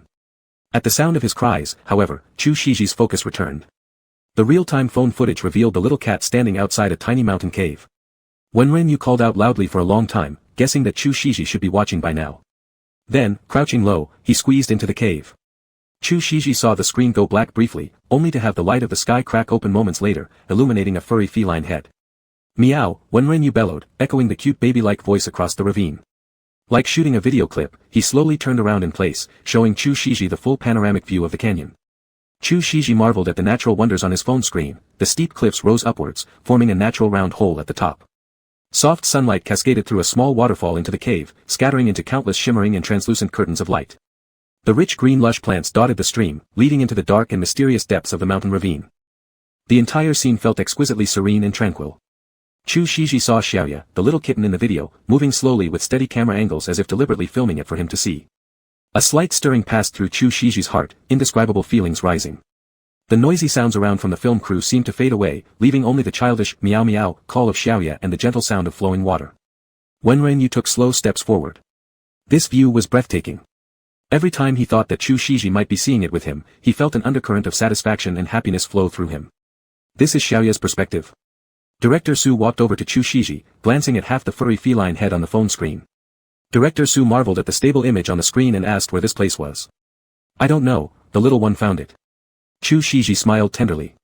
Chapter 39, Neutering. Zhou Yushan called out from the side in amazement, Xiaoya is so smart. I just saw him running hard like he might throw off the GPR, and I thought it would break within the day. But who knew, he did it all to show you this cave. Chu Shiji didn't respond to Zhou Yushan's astonishment. Is Xiaoya treating you as his girlfriend?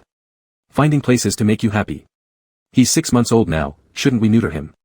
Zhou Yushan looked at the cat's face on the phone. Chu Shiji wasn't really paying attention to what Zhou Yushan said. All he could think was how great it would be if he could understand Xiaoya's language, then he'd know what the kitten was meowing about inside the cave. Actually, Wenren didn't say anything. He just kept reminding Chu Shiji to look while walking. Even though he knew the GPR had recording features for playback, he still wanted Chu Shiji to experience it together with him. In this way, even if his idol wasn't physically present, they could still have a mini-date of sorts. Date. Wenren thought, feeling elated. Chu brother. Chu brother. It's your turn to perform. Zhou Yushan reminded Chu Shiji. Chu Shiji handed the phone to Zhou Yushan. By the way, can you ask Sister He if I can post daily life updates on Weibo? He wanted everyone to know that he had such a cute kitten. Okay. Zhou Yushan immediately dialed Sister He's number. After Wenren returned from the cave and wandered around outside, he went back, sitting once again on Zhou Yushan's shoulder watching Chu Shiji film. Zhou Yushan endured silently despite the wet paws on his shoulder. At lunchtime, Director Su joined them at the table. Wenren had finished his meal and now lay on Chu Shiji's lap, yawning. Brother Chu, shouldn't Xiaoya be neutered soon? We should act quickly. Otherwise, when he gets into heat, it'll be hard to manage. Zhou Yushan brought up the matter again. Shiji, isn't Xiaoya around 6 months old already? I have a veterinarian friend who can do the operation. Though it's minor surgery, it's better to find a reliable pet hospital for our fur baby. Should I send you his WeChat? Director Su grinned kindly. Thank you for your trouble. Chu Shiji pulled out his phone. Heat. Neutering. Wenren nearly collapsed on Chu Shiji's body with shock upon hearing this. Save him. He completely forgot about going into heat. And never recalled neutering either. Heat. He remembered there was a stray cat in the dormitory during middle school that went into heat. It would cry all night long, almost screaming its soul out. He estimated himself to be about 5 or 6 months old. If he remembered correctly, cats went into their first heat between 4 months and a year old. This meant he carried a ticking bomb, ready to explode at any moment. If Chu Shiji saw him in heat, saw him wailing, rubbing against things everywhere, and acting promiscuously, this would be far worse than the diarrhea incident last time. And now, Chu Shiji was talking about neutering him. What about neutering his human form? Would the human part still be capable of reproduction? System. Come out.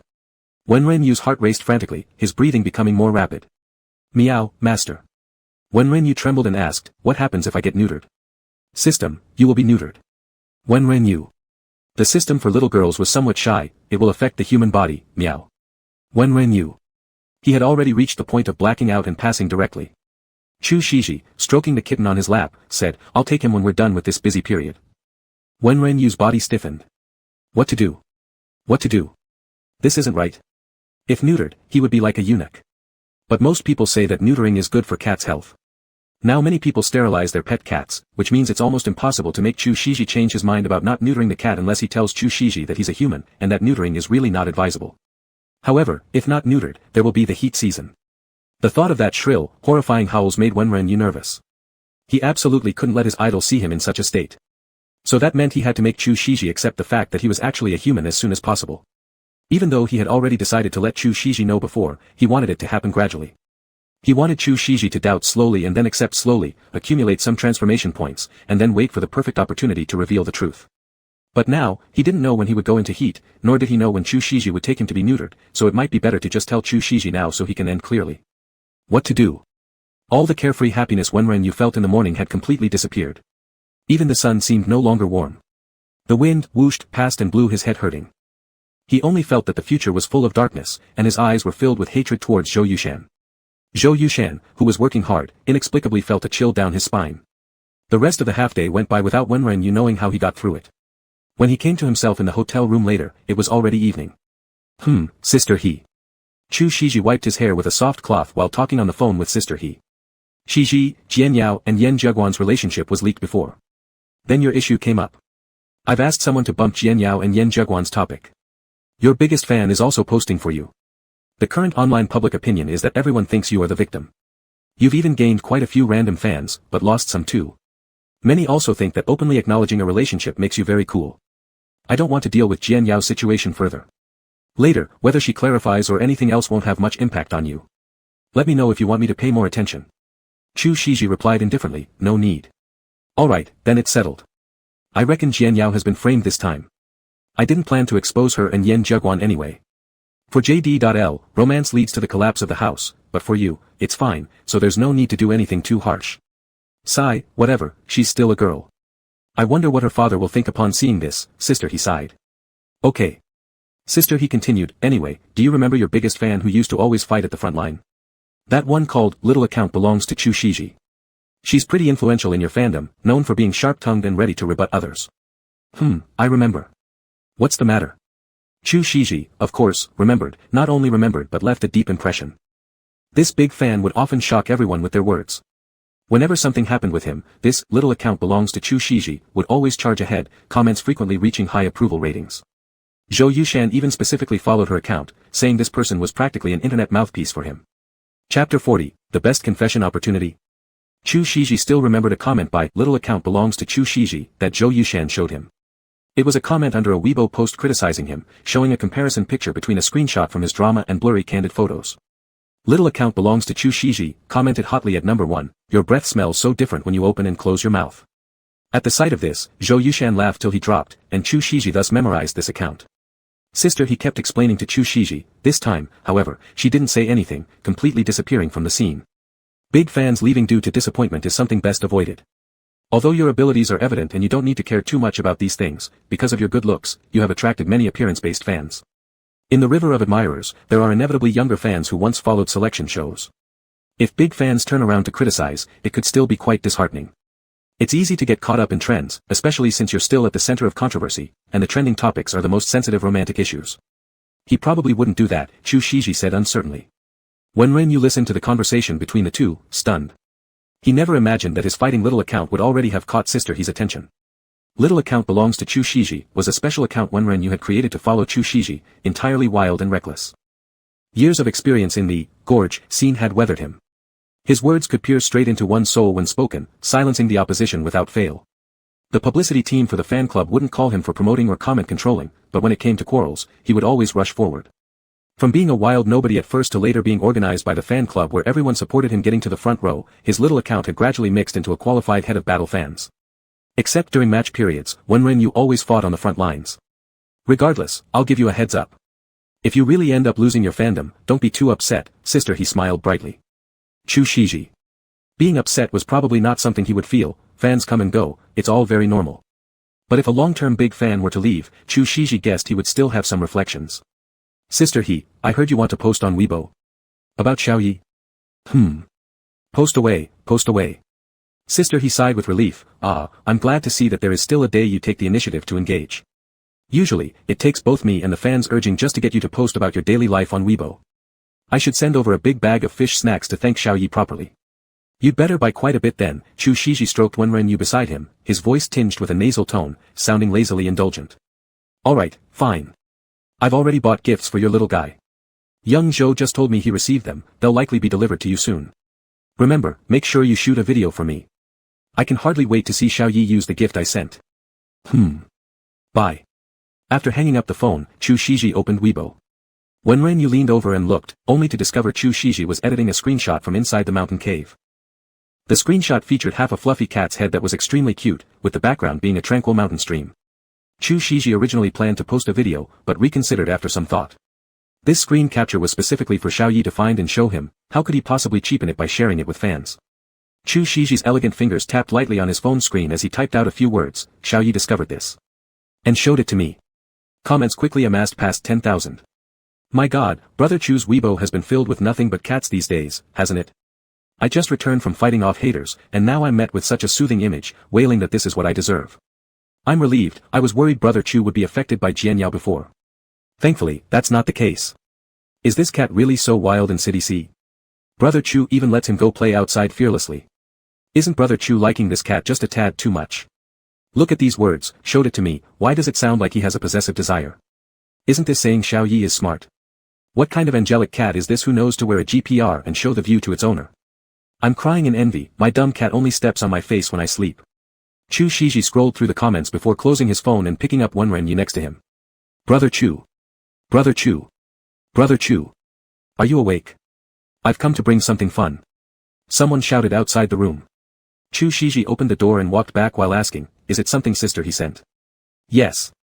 Zhou Yushan answered Chu Shiji, then turned to Wenren Yu calling out, ancestor, come quickly. Let me teach you how to use it. Wenren Yu walked over with extreme apathy and saw several colorful pet communication buttons, each labeled with different words. Wenren Yu silently read the words on the buttons. Eat, go out to play, want, love you yo, drink water, hug me please, and, go, yes.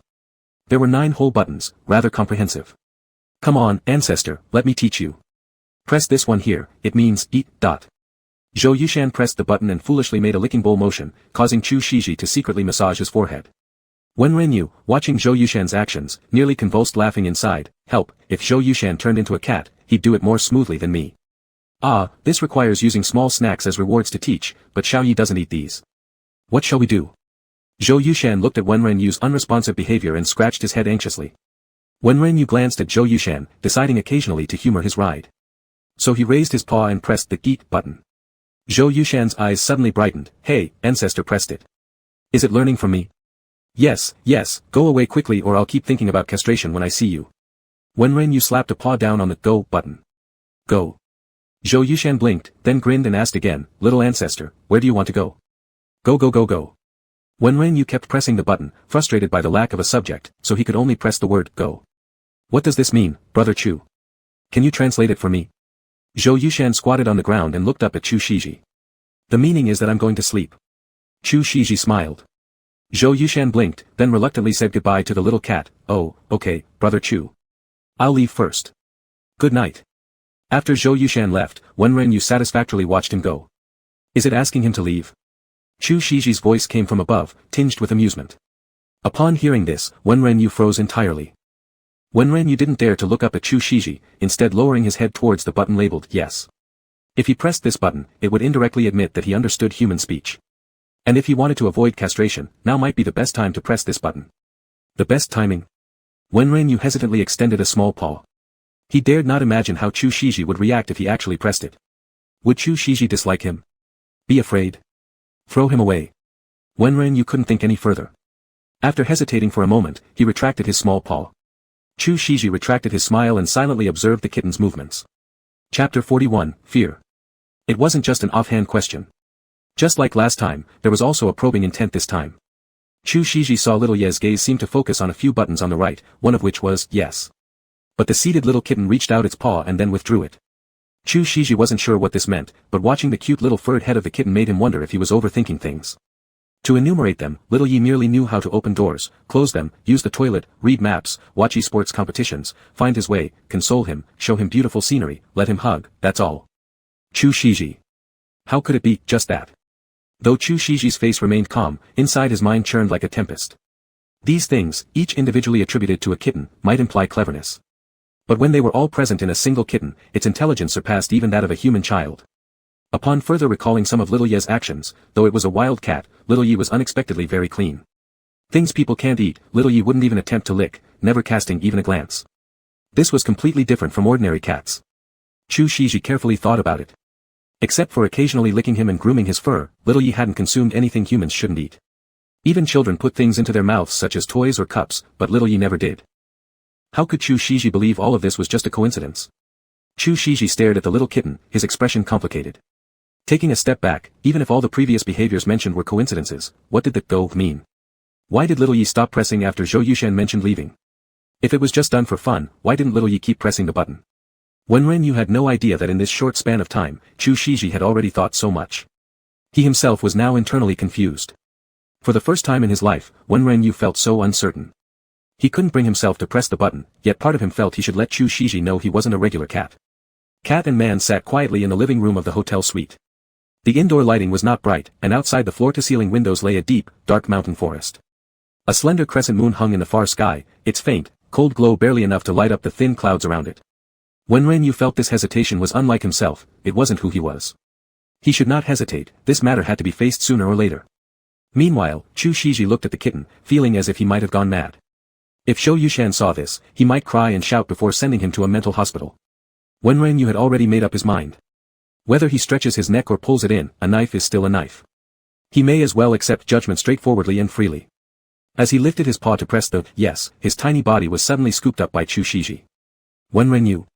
Chu Shiji, Xiao Yi, it's bedtime. Wenren Yu. What's going on? Wenren Yu was tucked into the blankets.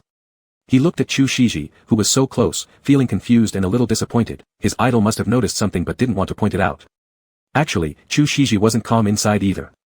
When he saw little Yi raise its paw again, he suddenly felt a pang of anxiety.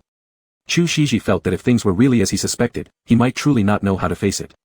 Moreover, he had those embarrassing dreams. Even though little Yi may not necessarily be Wenren Yu, he suddenly became flustered and picked up little Yi without thinking. He needed more time. He really needed to build up his psychological defenses. After all, this would mean that the little kitten with whom he had shared meals, lodging, and sleep for such a long time was actually a genuine person. And this person knew what he was doing or saying, but he had no clue about the kitten's thoughts. Even worse, if the kitten was a person, wouldn't it mean that every aspect of his daily life was exposed clearly before the kitten? If the kitten was Wenren Yu, it would be even more disastrous. He had watched Wenren Yu's videos in front of little Yi, laughed at fans' edits, and even opened and viewed CP fan pictures. Moreover, he had played kings in front of little Yi, getting chased around the valley and almost slaughtered. For some reason, Chu Shiji subconsciously didn't want Wenren Yu to see that clumsy side of him. Chapter 42, Old Wudong. A night passed with both man and cat deep in their own thoughts. The next day, the shooting location moved from the mountain forest to an ancient town. Chu Shiji got makeup done in the production team's tent while sporting large black circles under his eyes. Big brother Chu, are these dark circles because you went wild last night in the mountains? Zhou Yushan exclaimed, coffee in hand. Is it that obvious? Chu Shiji absent-mindedly looked at his phone. Zhou Yushan, not really. I'm just commenting. Wenren Yu. Hearing such nonsensical talk first thing in the morning is really invigorating. Little Yi, why aren't you clinging to your dad like you normally do? Usually, you can't be driven away, but what's going on today? Zhou Yushan teased Wenren Yu again. Wenren Yu.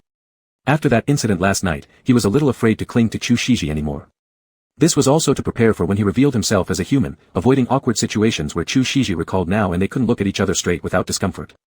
But despite this, Wenren Yu still hoped Chu Shiji would take the initiative to hold him. However, Chu Shiji simply gripped the script in his hands, silent. So Wenren Yu could only stare at him with big eyes. Zhou Yushan. Little Yi, Zhou Yushan extended his arms to embrace Wenren Yu.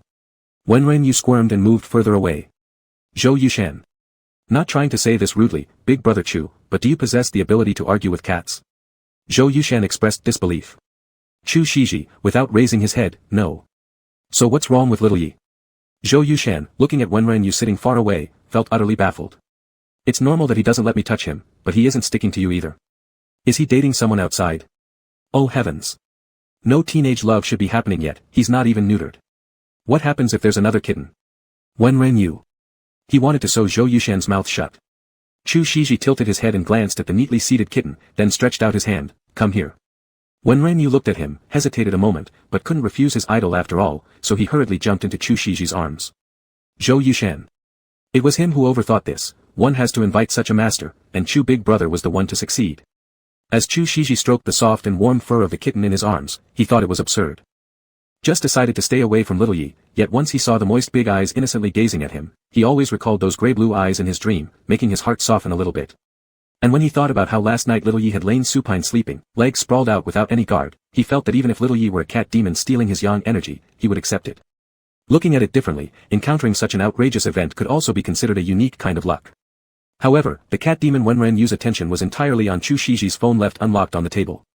The screen showed Baidu's search page, with several eye-catching search records prominently listed. Do cats understand human speech? Can cats comprehend esports competitions? Do cats know how to use the toilet without being taught? What would happen if cats were humans? Cats have become demons. Wenren Yu couldn't help but laugh and cry at the same time as he looked at the search records. Unconsciously, he kneaded on Chu Shiji's abs while staring wide-eyed at the search records, wondering why the sensation under his paws was so hard. Chu Shiji had originally intended to take a glance at the script while they were putting the headpiece on him during makeup, but the little kitten was kneading his waist again and again in such a relaxed manner, purring softly, that it was impossible not to be distracted. Chu Shiji looked down at the kitten's ears and suddenly the image of Wenren Yu that night popped into his mind, the boy sitting on the cool countertop, laughing mischievously with a pair of white, cute cat ears poking out from his golden brown hair. Wouldn't touching those ears feel just like little Ye's? Chu Shiji got lost in thought as he watched the kitten kneading on him. Wenren Yu wasn't aware of Chu Shiji's thoughts. He realized what he was doing, but this kneading action was completely involuntary, not controlled by his brain at all.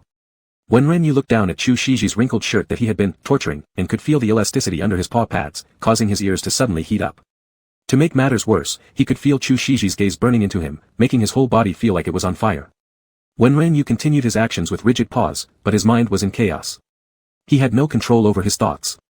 This was the first time he realized that when cats need, it has a territorial meaning. His mind was full of thoughts like, I want to claim my territory. This man is mine. I want to stamp my scent all over him.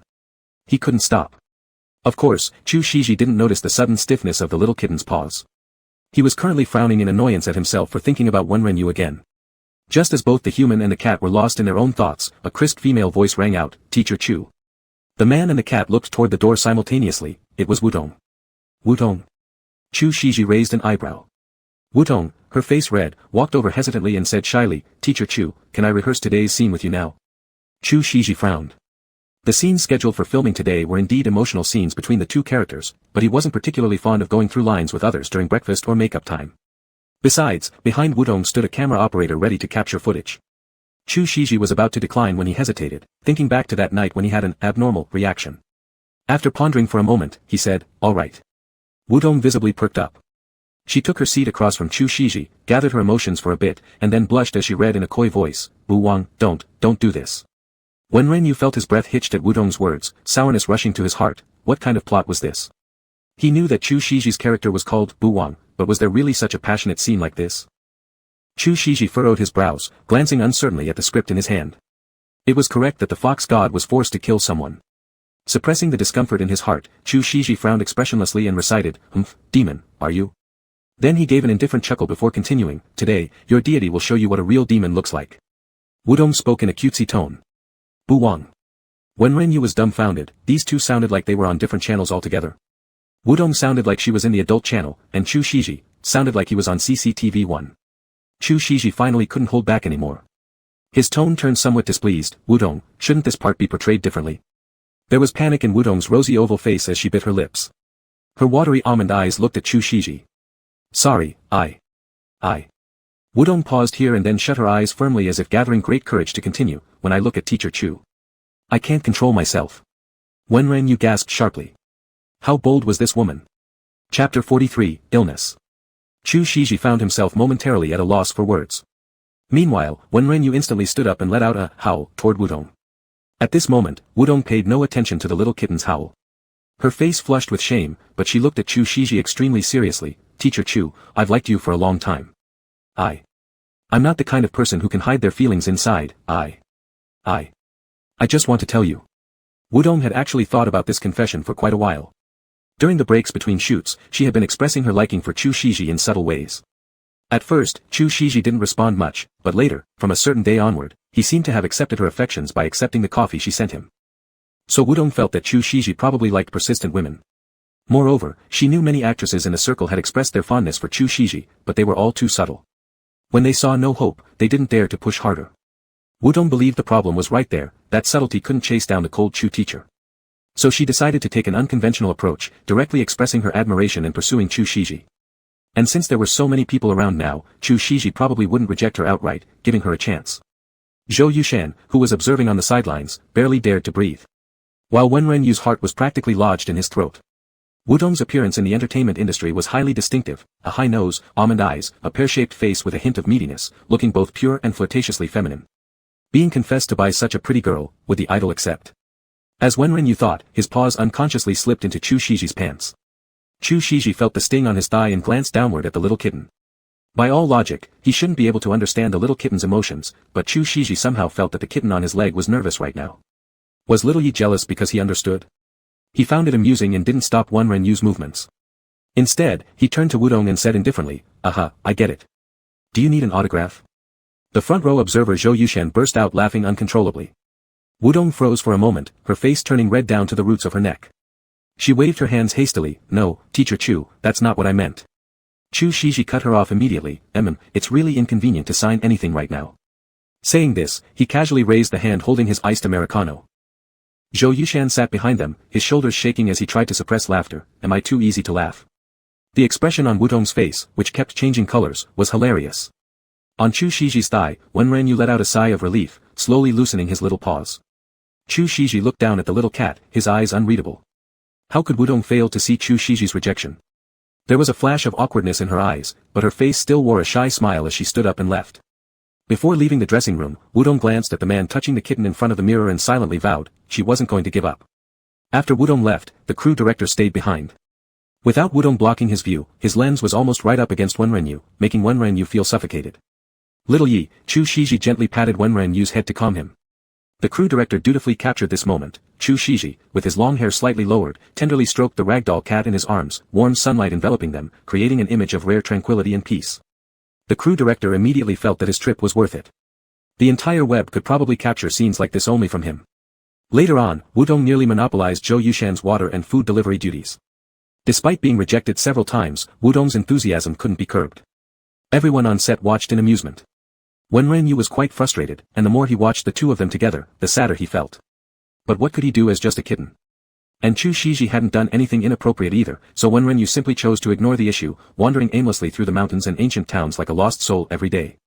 But the main reason he spent his days outside was that Wenrenyu didn't know how to face Chu Shiji. Seeing his idol reminded him of the pet button incident that night, so unless it was mealtime, Wenrenyu refused to return to the set. This went on for over a week. Man and cat maintained a surface-level calm and normalcy. Wenrenyu even began to think Chu Shiji had forgotten the whole thing. The pet talking button Chu Shiji hadn't used again, putting it directly back into the cabinet. But Chu Shiji was never one to run away from problems, this Wenrenyu knew. Therefore, the reason Chu Shiji put the pet button away must be because he had seen through something, estimating it to be something difficult to accept, perhaps working on mental preparation. Every time he thought about having to prepare mentally for his idol's reaction, Wenrenyu felt a surge of anxiety. He was afraid that the fact of him being Yi Xiaoya might be too shocking, and all the mental preparation Chu Shiji had painstakingly made would crumble. However, there was nothing he could do about it. All Wenrenyu could do was wait patiently for Chu Shiji. But plans never keep up with changes. On a night when cool breezes were blowing gently, and a few chirping crickets outside the window wouldn't stop singing. Chu Shiji had just finished his scene and returned. He went into the bathroom to shower. Wenrenyu sat obediently on the bed waiting. When Wenrenyu started feeling drowsy while listening to the crickets chirp, suddenly there was a thud from the bathroom, followed by complete silence. Startled, Wenrenyu leapt to his feet. Meow. Idol. Wenrenyu stared at the tightly closed bathroom door and yowled incessantly. Meow. What happened? What's wrong with my idol? Not wasting any more time, Wenrenyu jumped straight up, pushed open the door, and rushed into the bathroom. Inside the bathroom, Chu Shiji was naked, kneeling on the floor, as warm water cascaded over his back and slid down along his muscles. His eyes were tightly shut, teeth clenched, seemingly enduring immense pain. Wenrenyu almost lost consciousness out of fear. Ignoring his innate fear of water, the kitten dashed to Chu Shiji's side, bumping his nose against him constantly. Xiaoye. Chu Shiji's voice sounded squeezed from deep within, trembling slightly. Meow. Meow, I'm here, idol, I'm here. Wenrenyu was on the verge of tears. Hastily jumping onto the sink, he tried to grab Chu Shiji's phone to call 120 but couldn't figure out how to unlock it. Oh no, he didn't know the password to his idol's phone. Wenrenyu paced frantically in circles. Yes, yes. His brain snapped to attention, emergency numbers don't require unlocking. With trembling paws, Wenrenyu pressed the emergency button and dialed 120. Hello, this is 120. Listening to the automated voice, Wenrenyu meowed urgently as he gave their location, only to hear a beep, beep, indicating he was placed in a queue. Slightly calming down, Wenrenyu's pink cat mouth trembled as he quickly spoke to the system while the line hadn't connected yet. System. System, please, can you turn me human for a moment? Just for a bit. So I can call 120 and then I'll turn back. Master. The system sighed, knowing this didn't comply with the rules. I'll give you however many deformation points necessary. Please, just a few minutes is all I ask. Wenrenyu pleaded, his voice trembling with tears. Xiaoye. Behind him, Chu Shiji's body convulsed violently due to pain, beads of cold sweat pouring off him. In a foggy state of consciousness, he saw the little kitten standing on the sink as if talking on the phone. But how could a kitten possibly use a phone? Chu Shiji used all his strength to try standing up and make it to the sink, but the agony made him unable to lift himself even an inch. Chapter 44, The Secret Leaked. Alright, since this situation is special, 10 deformation points, 10 minutes. The system finally caved in and took pity on him. Thank you, thank you. Wenrenyu's lips quivered as he repeated his gratitude unconsciously. A gentle flash of white light passed, and Wenrenyu transformed from a small kitten into a human, wearing a blue scarf around his neck. Just as the call was connected, Wenren Yu struggled to calm down, rapidly reporting the location and situation, before hanging up. It wasn't until then that he realized he was still squatting on the sink. Quickly jumping down from the sink, Wenren Yu ignored his lack of clothing, turned off the showerhead, spread out the towel, and carefully wrapped Chu Shiji, who was curled up on the floor. Xiaoye. Chu Shiji's eyelids were tightly shut. Idle. Idle. Chu Shiji. Wake up. Wenren Yu attempted to pick up the curled Chu Shiji and carry him to the bed, but he found it incredibly difficult. At this moment, he hated himself for staying in the training room playing games lazily without exercising, turning himself into a useless piece of meat at such a critical moment. Chu Shiji. Wenren Yu called anxiously. Wenren, you. Chu Shiji struggled to open his hazy eyes, thinking he might be hallucinating because of the pain. It's me. It's me. Idle, just hang in there a bit longer, the ambulance will be here soon. Hang in there. Wenren Yu's tears flowed uncontrollably, his voice shaking. Chu Shiji managed a faint smile of reassurance. It's fine, good boy, don't cry, it's an old issue, just acute gastritis. When Wenren Yu saw Chu Shiji comforting him despite being in so much pain, he suddenly felt an influx of strength. He picked up Chu Shiji and strode quickly to the bed, gently laying him down. Kid, you're pretty strong. Chu Shiji's usually cold eyes were tightly shut, his voice was weak but carried a hint of laughter. Chu Shiji, don't talk. Wenren Yu had never been this flustered before. He wiped away his tears hastily, turned around, opened the wardrobe, found a set of loose clothes, and struggled to dress Chu Shiji. You just hold on, hold on. The ambulance is coming. Wenren Yu looked at Chu Shiji trying his best to endure the pain, and it broke his heart as if a hand were gripping his heart tightly and twisting it. He could hardly breathe. Chu Shiji responded softly. Master, 2 more minutes. For once, the system spoke succinctly. Upon hearing the system's words, Wenren Yu immediately got up and opened the hotel room door before returning to the bedroom and lying down beside Chu Shiji. Chu Shiji. Wenren Yu curled up next to Chu Shiji and held his hand tightly. Wenren Yu didn't hear Chu Shiji respond, but he could feel Chu Shiji's grip tighten slightly. Wenren Yu had never felt himself cry so much. Tears flowed uncontrollably again. A white light flashed again in the room, transforming the human back into a cat lying on the bed with one person. The ambulance took Chu Shiji away, but Wenren Yu couldn't go because he was only a cat. He sat lifelessly on the floor, blankly staring at the tightly closed door. System, how many deformation points do I have left? Wenren Yu asked dully. Master, there are 75 deformation points left. 75. 75 is good. But I wish I could turn back into a human. For some reason, Wenren Yu felt waves of fan rising, giving him the urge to burst into tears. The system remained unusually silent. Exhausted, Wenren Yu lay flat on the ground, closing his eyes. It was too tiring. Let him take a nap first. Hopefully, after waking up, he would see his idol healthy again. The next morning, at the hospital. Sister he arrived, along with a polite, bespectacled man. She sat by the bedside, looking visibly shaken. Chu Shiji, you nearly scared me to death. I'm fine now, I've gotten much better. Chu Shiji's complexion still showed traces of pallor as he glanced at the man beside Sister He. Brother Hien also came. Yeah, I happened to be here on a business trip. Hien smiled. When I arrived at the airport, he came to pick me up, and we just stopped by. Sister He wore a soft expression for a moment, but soon frowned seriously. Did you skip meals again? How many times have I told you? A healthy diet keeps your body strong. I understand, Chu Shiji interrupted her with a light laugh. But, you were able to call 120 yourself and even open the door. So this time wasn't as serious as last time. Sister He furrowed her eyebrows. Upon hearing her words, Chu Shiji stared at his phone, lost in thought. Sister He turned toward Zhou Yushan who was opening takeaway food nearby. Zhou Yushan. I told you to make sure Chu Shiji eats well, what did you do? Zhou Yushan looked miserable, knowing he couldn't avoid being scolded. He had no choice this time, that Wudong kept wanting to deliver meals for Chu Shiji, not knowing what he liked or disliked. It was infuriating. Shiji, you rest well. I'll call Director Su and let him know. Don't come to the set for the next few days. All right. Chu Shiji nodded. Zhou Yushan placed the warm porridge beside Chu Shiji. Big brother Chu, have breakfast. And you? Chu Shiji hesitated. Go back and feed Xiao Yi for me. Got it. Zhou Yushan agreed and left the ward. The spacious ward was now empty except for Chu Shiji alone. Staring at the record of 120 in his phone's call history, Chu Shiji was lost in deep thought. Though the pain had rendered him almost unconscious, he hadn't lost his memory. He remembered clearly enduring the pain for such a long time before eventually collapsing on the ground. He remembered vividly how he desperately wanted to grab the phone to dial 120, but he simply couldn't get up. And he also remembered how a little kitten had rushed in and anxiously meowed beside him. He also remembered clearly that the little kitten had jumped onto the washstand to dial 120. After that, Chu Shiji let out a long sigh, lying back on the hospital bed, his palm covering his eyes. He distinctly remembered the little wildcat on the wash basin transforming into Wenrenyu.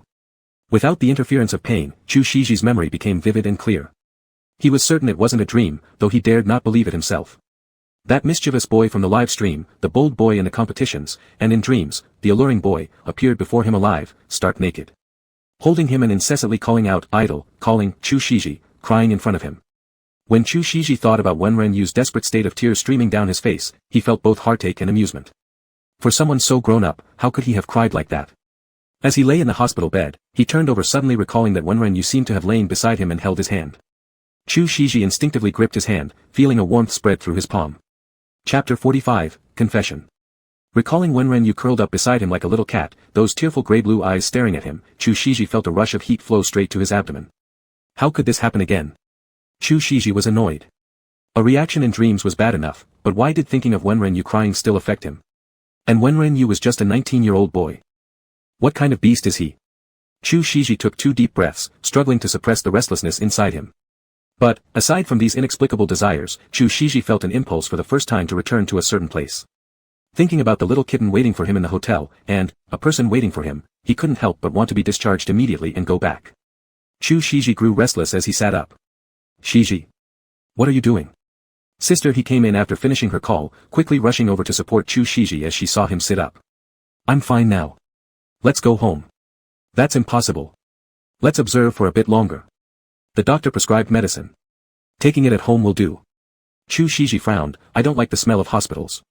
Sister, he, unable to convince him otherwise, relented, alright, then let's go back now. Asterisk. When Zhou Yushan returned to the hotel, Wenrenyu was still asleep. The little ball curled near the door looked pitiful. Master. Zhou Yushan softly called. Hearing the voice, Wenrenyu immediately rose, peering past Zhou Yushan. What are you looking for, little wildcat? Zhou Yushan picked up Wenrenyu, placing him on the dining table as he opened the food container. It's time for dinner. Meow, seeing Chu Shiji hadn't come back together, Wenrenyu gave a sorrowful whimper and lost his appetite for food. Zhou Yushan, noticing the kitten's lack of enthusiasm, asked curiously, little wildcat, what's wrong? Why aren't you eating? But Wenrenyu didn't have the energy to respond to Zhou Yushan. He jumped off the table and went to lie on the rug by the door, going back to sleep. Zhou Yushan was confused. Chu Shiji was sick, and now the little cat wouldn't eat either. Helplessly, he dialed Chu Shiji's number, knowing only Chu Shiji could control the kitten. Hello. Brother Chu. Zhou Yushan lowered his voice, the little wildcat isn't eating. Do you think I can bring him to the hospital to keep you company? Chu Shiji hesitated, replying, no need. You should rest first. I'll be back soon. That's fine. Zhou Yushan replied readily, arranged the meat soup properly, and left promptly. When Chu Shiji returned, the little cat was waiting at the entrance. Meow. Wenrenyu, upon seeing Chu Shiji come back, sprang towards him with excitement. Good boy. Chu Shiji gently caught the soft little kitten. Shiji, we'll just book a room here at your hotel. Call us if anything comes up, sister, he said, clinging to Heian behind her. All right. Go rest. Thank you both for the trouble. Chu Shiji sent them off before closing the door and returning to the room. Chu Shiji cross-legged sat on the bed. After realizing nothing was wrong with his idol, Wenrenyu started to feel anxious. His heart was uneasy, unsure whether Chu Shiji still remembered last night's events. However, Chu Shiji had prepared himself psychologically. Without hesitation, he began, are you Wenrenyu? CBG. Wenrenyu's heart leaped violently. When Chu Shiji saw that Wenrenyu was silent for half a day, he gently rubbed his head with his big hand and then continued, I remember what happened yesterday. I should thank you for saving me. Meow. Idol. Wenrenyu softly called out. Would the idol reject him now? But Chu Shiji's tone turned gentle, though I don't know why you become a little kitten, it seems like you can turn back into a human. Tell me everything when you change back, alright? Wenrenyu nodded. Having received Wenrenyu's response, Chu Shiji smiled, but then showed some concern. In the past, I didn't know you were Wenrenyu, so I could comfortably treat you as my cat and keep you by my side. But now, do you want to return to the esports base? Meow. No. Wenrenyu shook his head vigorously. As for matches and such, let JGH and CBG cheer on. As a kitten, he would support them spiritually. Seeing Wenrenyu's determined gestures, Chu Shiji's frown smoothed out instantly, and a tender smile graced his lips. Then, stay by my side for now. Wenrenyu blankly looked at Chu Shiji's tender expression, feeling as if he were still in a dream. Everything seemed so unreal. He originally thought that after transforming back into a human, his idol would be afraid of him, discard him, or send him back to the esports base. but Chu Shiji did none of those things. Instead, upon realizing he wanted to stay, Chu Shiji seemed genuinely happy about it. And indeed, Chu Shiji was very pleased. On the way from the hospital back to the hotel, he thought a lot. Upon knowing little Wildcat was Wenren, there wasn't an ounce of fear in him, rather, he felt a sigh of relief along with some excitement. Fortunately, the little Wildcat was Wenren. Of course, he was flustered too, but not because he feared Wenren might have ill intentions. Rather, he worried that Wenren might leave him altogether. Chu Shiji had already realized that his feelings underwent a subtle transformation the moment he confirmed little Wildcat was actually Wenren. He didn't want Wenren to leave him, didn't want him to comfort others in such a obedient manner, didn't want to hear meow meow coming from someone else's arms. Even thinking about Wenren returning to the esports scene after changing back to human form and having no further interactions with him made Chu Shiji's heart ache painfully. Chu Shiji had read many scripts and acted in many films. Though he hadn't truly experienced love before, he understood well enough what falling in love felt like. Therefore, he was very clear that he was possibly starting to like this boy who, in reality, he had only met once. Back in the day, Chu Shiji would never have imagined himself, a cold-hearted person, to fall for anyone, especially someone he'd met only once and barely knew. But since something as bizarre as a cat turning into a human had already happened, wasn't it normal for love at first sight? Thus, Chu Shiji selfishly wanted Wenren to stay. He wanted to understand Wenren better. He wanted to have Wenren with him. Just, if he hadn't misunderstood, last night Wenren addressed him as idol, right? So Wenren merely viewed him as an idol. Being an idol was good enough, wasn't it? At least it meant this child liked and admired him, which gave him a chance. Chu Shiji glanced at Wenren sitting nervously beside him and couldn't help but crack a small smile. He must proceed slowly so as not to scare the boy off. Chapter 46, Blue Belly Cover. Throw it away. Wenren never expected this matter to pass so easily. Looking at Chu Shiji resting beside him, he still felt as if floating in clouds, everything seeming surreal. Even more unrealistic was how, despite knowing he was truly a man, Chu Shiji still allowed him to sleep next to him. Was it because he still appeared as a little kitten? Wenren raised his pink little paw despondently, opening and closing it against the wooden ceiling above. As Wenren got lost in his thoughts, a big hand gripped his tiny paw. Meow. Wenren turned his head. Be a good boy, go to sleep. Chu Shiji pinched Wenren's little paw pads. Ugh. Wenren blushed slightly, letting out a soft whine. Although he hadn't slept well the previous night, his idol's affectionate behavior made it even harder for him to sleep. Master. The system voice unusually changed its tone, softer and gentler than ever. Wenren needed something else to divert his attention, and the system appeared just in time. Wenren eagerly responded, what is it? Master, good news. The system's voice grew increasingly cheerful. Congratulations on achieving a phase milestone, accepted by the master. Transformation value increased by 20 points, now totaling 95 points. The master has accepted you as a man. Celebrate under the sky. 9-5. Tears welled up in Wenren's eyes. Yes, meow. I hope the master continues to try his best. I really want to turn back into a human. Wenren murmured. Master, these words, you've said them to me over 50 times from yesterday to now, I really hear it. The system sighed with resentment. Even in dreams, the master thought about it constantly, he was truly obsessed. System, do you think Chu Shiji would still treat me this way if he knew my feelings for him are impure? Wenren began to be troubled again. Master. I don't know, why don't you go ask him directly? The system weakly replied. She also dared not say random things. Although she was merely a system, she possessed human intelligence and emotions, and followed her own rules. When the master's emotional fluctuations were significant, she could automatically sense them and convert them into transformation values. However, in normal circumstances, hearing what the master was thinking required her to expend resources, which could even violate system rules to some extent. After all, randomly reading someone's mind is immoral. The previous few instances of mind reading were purely because of her curiosity that she couldn't control herself, and accidentally told the master. This time, while she knew the master had accepted Wenren, she indeed didn't know what the master was thinking. If she wanted to find out, she'd have to read his mind again. But since she had done it so frequently during this period, another attempt might result in her being warned by the main system. Still, she so much wanted to know, she was very curious. The young girl-like system was conflicted inside Wenren's mind but eventually decided against it, otherwise, she'd risk being banned. Wenren obviously had no idea what the system was thinking about, letting out a long sigh as he struggled to shake off the chaotic thoughts in preparation for a nap. Wenren woke up to the sound of Chu Shiji talking to Sister He. He stretched after getting up and noticed the outside dusk had already settled, with evening clouds dyeing the sky magnificently bright and splendid. Wenren found it peculiar. Since transforming into a cat, he hadn't experienced such deep sleep before, as cats mostly sleep lightly. Awake? Chu Shiji immediately noticed the little kitten stepping lazily out of the bedroom. Meow. Upon seeing Chu Shiji, Wenren reflexively jumped onto him. Good boy. Chu Shiji affectionately rubbed Wenrenyu's ears. Wenrenyu felt his ears burning. Actually, right after jumping, he regretted it. Now that his idol knew he was CBG. When, he shouldn't be so shamelessly showing affection, it was entirely improper. Little Wild Cat, seeing the kitten come out, sister he immediately extended her hand cheerfully wanting to hold Wenrenyu. To her surprise, Chu Shiji, who was holding Wenrenyu, preemptively pushed away her hands before Wenrenyu could reject. What's wrong? Sister he immediately protested, you won't even let me hug. How can this cute kitty be only yours to hug? Chu Shiji narrowed his eyes slightly and asked, why don't you ask little Wildcat if he wants to be held?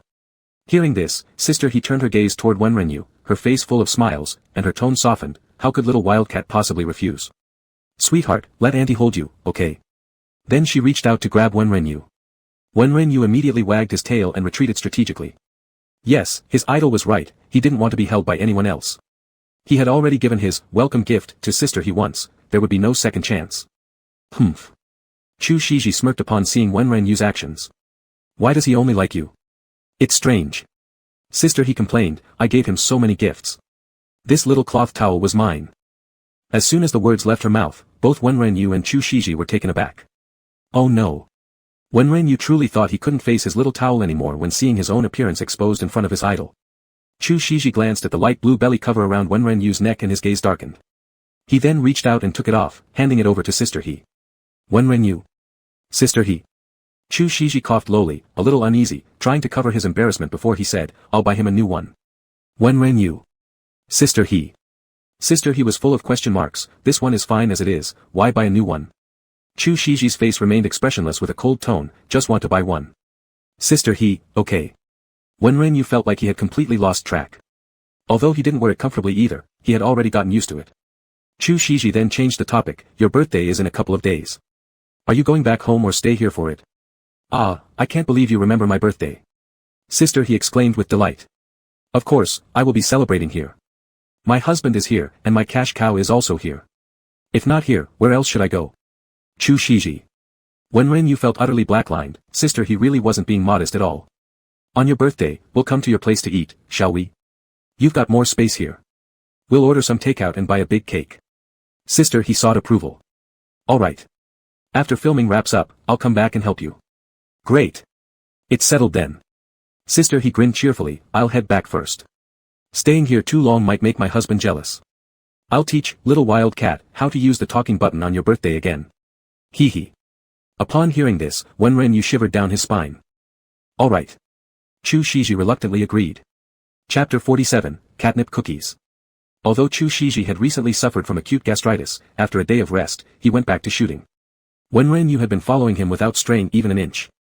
This drew repeated remarks from Zhou Yushan to Chu Shiji, why does this little fellow seem to be practically glued to your belt these past 2 days? After hearing this, although Chu Shiji felt joy inside, he still maintained an indifferent look on his face in front of Zhou Yushan. He cast a chilly glance at Zhou Yushan and said, my cat isn't supposed to be clipped onto my belt, is it supposed to be clipped onto yours? Zhou Yushan looked startled, what was going on? Was Chu actually making a joke with him? Regardless of whose waistband it might have been clipped onto, Wenrenyu had not let Chu Shiji out of his sight these past 2 days. After a few days passed, sister he's birthday arrived. In the morning, during the break in filming, Chu Shiji deliberately whispered softly to Wenrenyu, today is sister he's birthday. She has always wanted to teach you how to play with the pet talking button. Be good and don't scare her.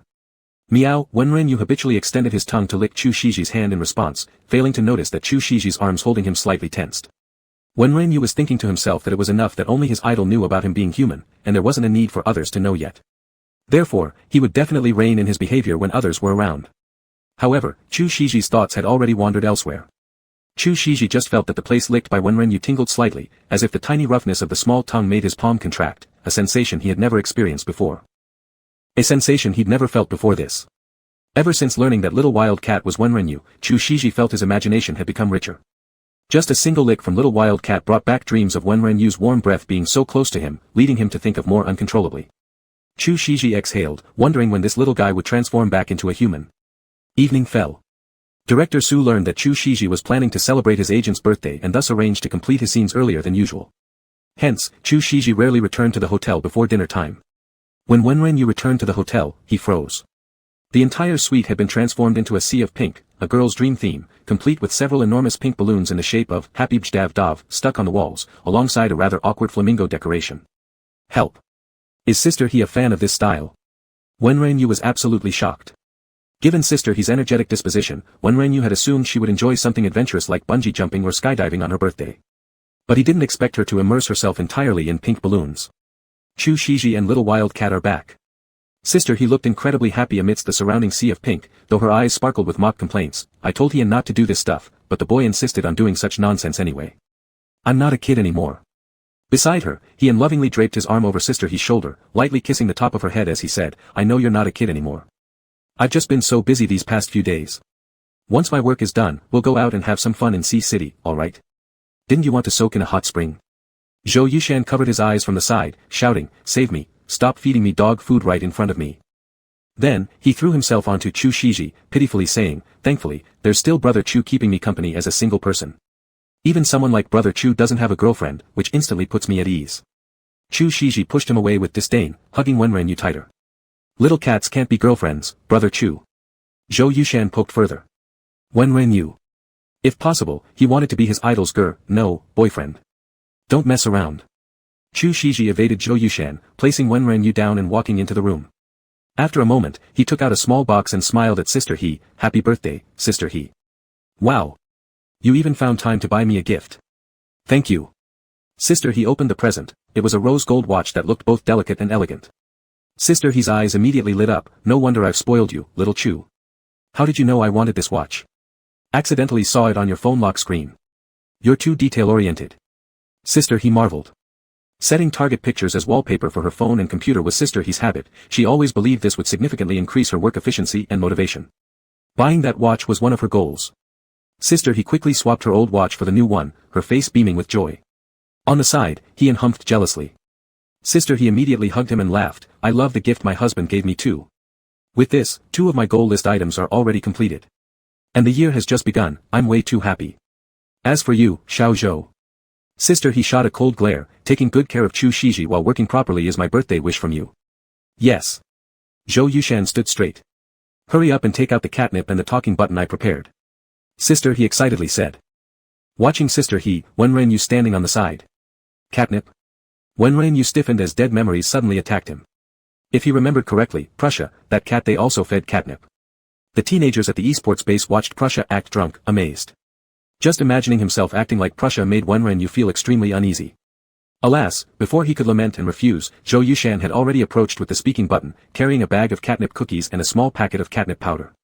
Sister He took out the cookies, eagerly eyeing Wenran. Wenran. He could already smell the scent of the catnip cookies. And some unknown force made him uncontrollably want to lick the cookie in Sister He's hand. Help. Could catnip really attract cats this much? This much? This much? After an intense internal struggle, Wenran eventually shuffled his tiny steps toward Sister He. As soon as he reached her, he licked the cookie once. Seems like he really likes it. Sister He exclaimed happily. Zhou Yushan had long heard about the magic of catnip but hadn't had any opportunity to try it since Yuanbao lived elsewhere and he rarely got to see him. So upon seeing Little Wild Cat showing interest in the catnip, he immediately took out the catnip powder and rushed off to brew water. Meanwhile, Wenran was fully absorbed in the delicious little cookies, even craving another bite or two. Chu Shiji looked at Wenran with concern. Good baby, look at auntie. Sister He put away the small cookies, pressed the dinner button, then said to Wenran, this is dinner. Press this, and you get small cookies. Wenran eagerly slapped his paw on dinner, expectantly watching the small cookies in Sister He's hands. So obedient. Sister He grinned delightedly, immediately pulling out a small cookie to feed Wenran. Wenran swallowed the small cookie in one gulp. The cookie was crisp, rich with milk aroma, and carried a faint hint of catnip. It was utterly irresistible. Chu Shiji worriedly observed Wenran. Meow. Want more? Wenran pleaded for cookies in a babyish voice. Chapter 48, Drunken Catnip. Let's do it again. Sister He pressed the eating button, took out a small cookie, and looked at Wenran expectantly. Wenran immediately tapped along and tilted his head to lick the small cookie in Sister He's hand. Sister He praised Wenran's intelligence. Zhou Yushan standing nearby marveled at this rare opportunity with the catnip water. Chu Shiji felt uneasy for some unknown reason, watching the kitten plead for cookies. But seeing how much the little cat loved the cookies, he could not bear to pull him back. So Chu Shiji decided to ignore it and went with Hian to prepare dinner. Sister He, if you use the small cookies to teach eating, what if Little Wild thinks eating means having small cookies?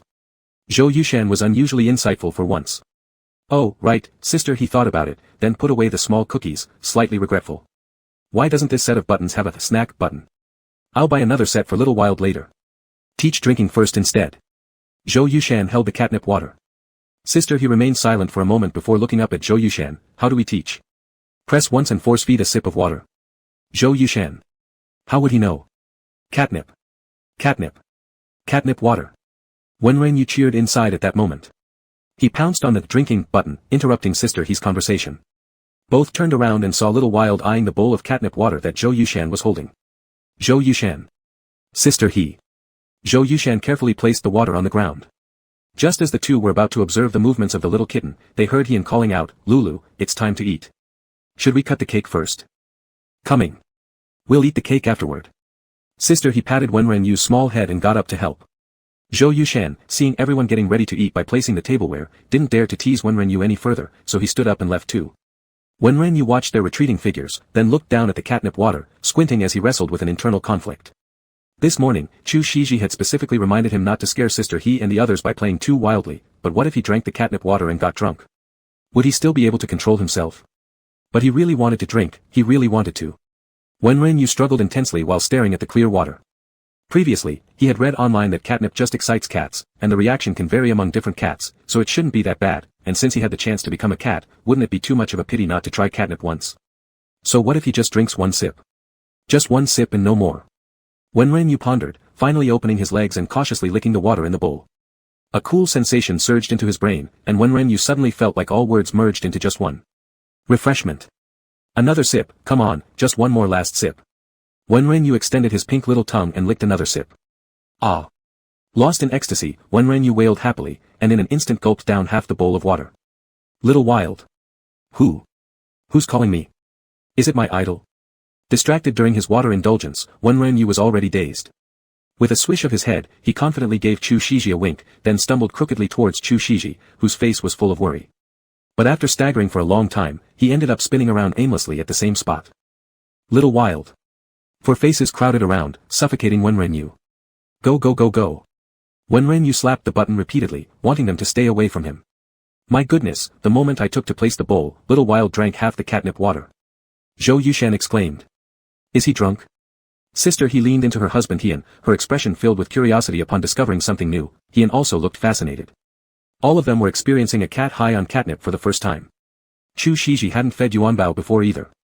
Wenren Yu pressed the go button for a long time, but no one paid attention to him, making his anger flare up instantly. In his muddled state, he looked at the four faces, targeting Zhou Yushan as his ride, and with one swipe tore through his socks. Ancestor! Zhou Yushan shouted out loud. Wenren Yu disdainfully rubbed his paws on the ground, then proudly lifted them, pointing each paw at Sister He, Zhou Yushan, and Hien respectively, as if saying, you, and finally grandiosely slammed his claw onto the go button. Zhou Yushan. Sister He and Hien. Chu Shiji helplessly rubbed his forehead. Sister He, is he telling us to leave? Zhou Yushan. It seems so. All three took a step back together. Chu Shiji wasn't sure what expression to put on. Looking at the little kitten sitting in the middle of the buttons, he stretched out his hand to pick Wenren Yu up to stop him from doing something even more outrageous. But Wenren Yu slapped Chu Shiji's hand away with a paw, and Chu Shiji's face filled with astonishment. Wenren Yu gazed dizzily at Chu Shiji before slightly standing up, pointing one paw at him while smacking another against the button. Love you. Love you. Love you. Even though Chu Shiji knew the little cat was Wenren Yu, he was still stunned. Of course, Zhou Yushan and the other two were even more shocked, frozen as if struck by lightning, their facial expressions remarkably synchronized. Little Wild. Is he pressing the buttons randomly? Sister He hesitated to ask. Probably, Zhou Yushan muttered nervously. This shouldn't be, Hien looked stunned. Little Wild. Unable to tolerate it any longer, Chu Shiji went to grab the kitten. Wait. Sister He interrupted him mysteriously, pulling out her phone and turning on the video recording. Chu Shiji. Sister He cleared her throat and asked Wenren Yu, Little Wild, do you love me? Chu Shiji. What kind of question is that? Yet without hesitation, Wenren Yu replied, N. All four faces turned bewildered. Sister He took a deep breath and asked again, so, Little Wild, do you love Zhou Yushan? N. Wenren Yu slammed the button, then thought for a moment and pressed the go button very generously. Zhou Yushan. So he treated him as a ride all this time, only to be so dismissed. Sister He swallowed hard and continued, then, do you love Chu Shiji? Love you. Love you. Love you. 3 consecutive, love you, resounded like 3 thunderbolts striking everyone's heads. Chu Shiji. Should he feel honored? This can't be right. Shock filled Hien's face. Chu Shiji had never imagined being confessed to by a cat, let alone a drunk one. Chu Shiji, have you secretly taught him? Sister, he pointed the phone camera directly at Chu Shiji's face. Chapter 49, Drunken Catnip, 2. Yes. Unsure how to explain himself, Chu Shiji could only admit it. Zhou Yushan didn't hesitate to expose him, impossible. I'm with Brother Chu every day, there's no way you had the time to teach him. Besides, you already asked me to store these buttons in the cabinet ages ago. Chu Shiji. Stunned, sister, he pushed past Zhou Yushan and approached Wenrenyu, saying, let me try again. Little Wild, tell me, are you a kitty? Chu Shiji paused, instinctively wanting to stop her, but stopping sister he now would look too deliberate. Wenrenyu didn't notice Chu Shiji's tension, instead tilting his head confusedly as he tried to make sense of what sister he was saying. It sounded like she was asking if he was a cat. Was he? Wenrenyu tilted his feline head, glancing toward Chu Shiji, whose furrowed brow suggested he wanted to say something but couldn't find the words. Seeing Chu Shiji like this, Wenrenyu felt as if he suddenly remembered something, and with a firm swipe of his paw, he pressed down on the yes. Chu Shiji. Sister he. Zhou Yushan and Hien. Wenrenyu, meow. What's wrong? Isn't it right? I am a cat now, right? Sister he, why do I feel strange when he presses yes? Zhou Yushan widened his eyes incredulously, rambling, I also feel that. But he pressed yes, meaning he knows he's a cat. How is this possible? Hien. At this moment, Wenrenyu paid no attention to what they were discussing. All he thought about was how annoying sister he was, bombarding him with questions non-stop. And he was so excited. He didn't want to answer questions. He rolled around on the ground, rubbing against his idol, mewing sweetly to get his attention. But for some reason, Chu Shiji kept ignoring him, leaving Wenrenyu feeling both elated and somewhat discontent. Infuriated, Wenrenyu rolled to the side of the button and pressed it hard. I want hugs. I want hugs. He then went back and started rubbing against Chu Shiji desperately. Chu Shiji had already calmed down. He picked up the squirming Wenrenyu and hugged him into his arms. Wenrenyu felt the warmth of the embrace and stuck out his tongue to lick Chu Shiji's hand. After a while, he decided it wasn't enough and struggled to stand up to lick Chu Shiji's chin. The slightly prickly tongue passed over Chu Shiji's clean jaw, bringing about a sensation of ticklishness. Chu Shiji looked down at the little kitten with helplessness and indulgence. Sam Shiji, what kind of genius have you raised here? This one should be sent to Stanford by now. Sister, he sighed. None of them had even thought about dinner, they were just watching Wenrenyu go crazy from the catnip. He does seem a bit smart. Chu Shiji said hesitantly. Sister, he sighed wistfully, yes. If he hadn't said he was a cat, I would have thought he was human. This statement left Chu Shiji unsure how to respond, especially since sister he had emphasized the word, said. Little Wild is my greatest surprise on my birthday.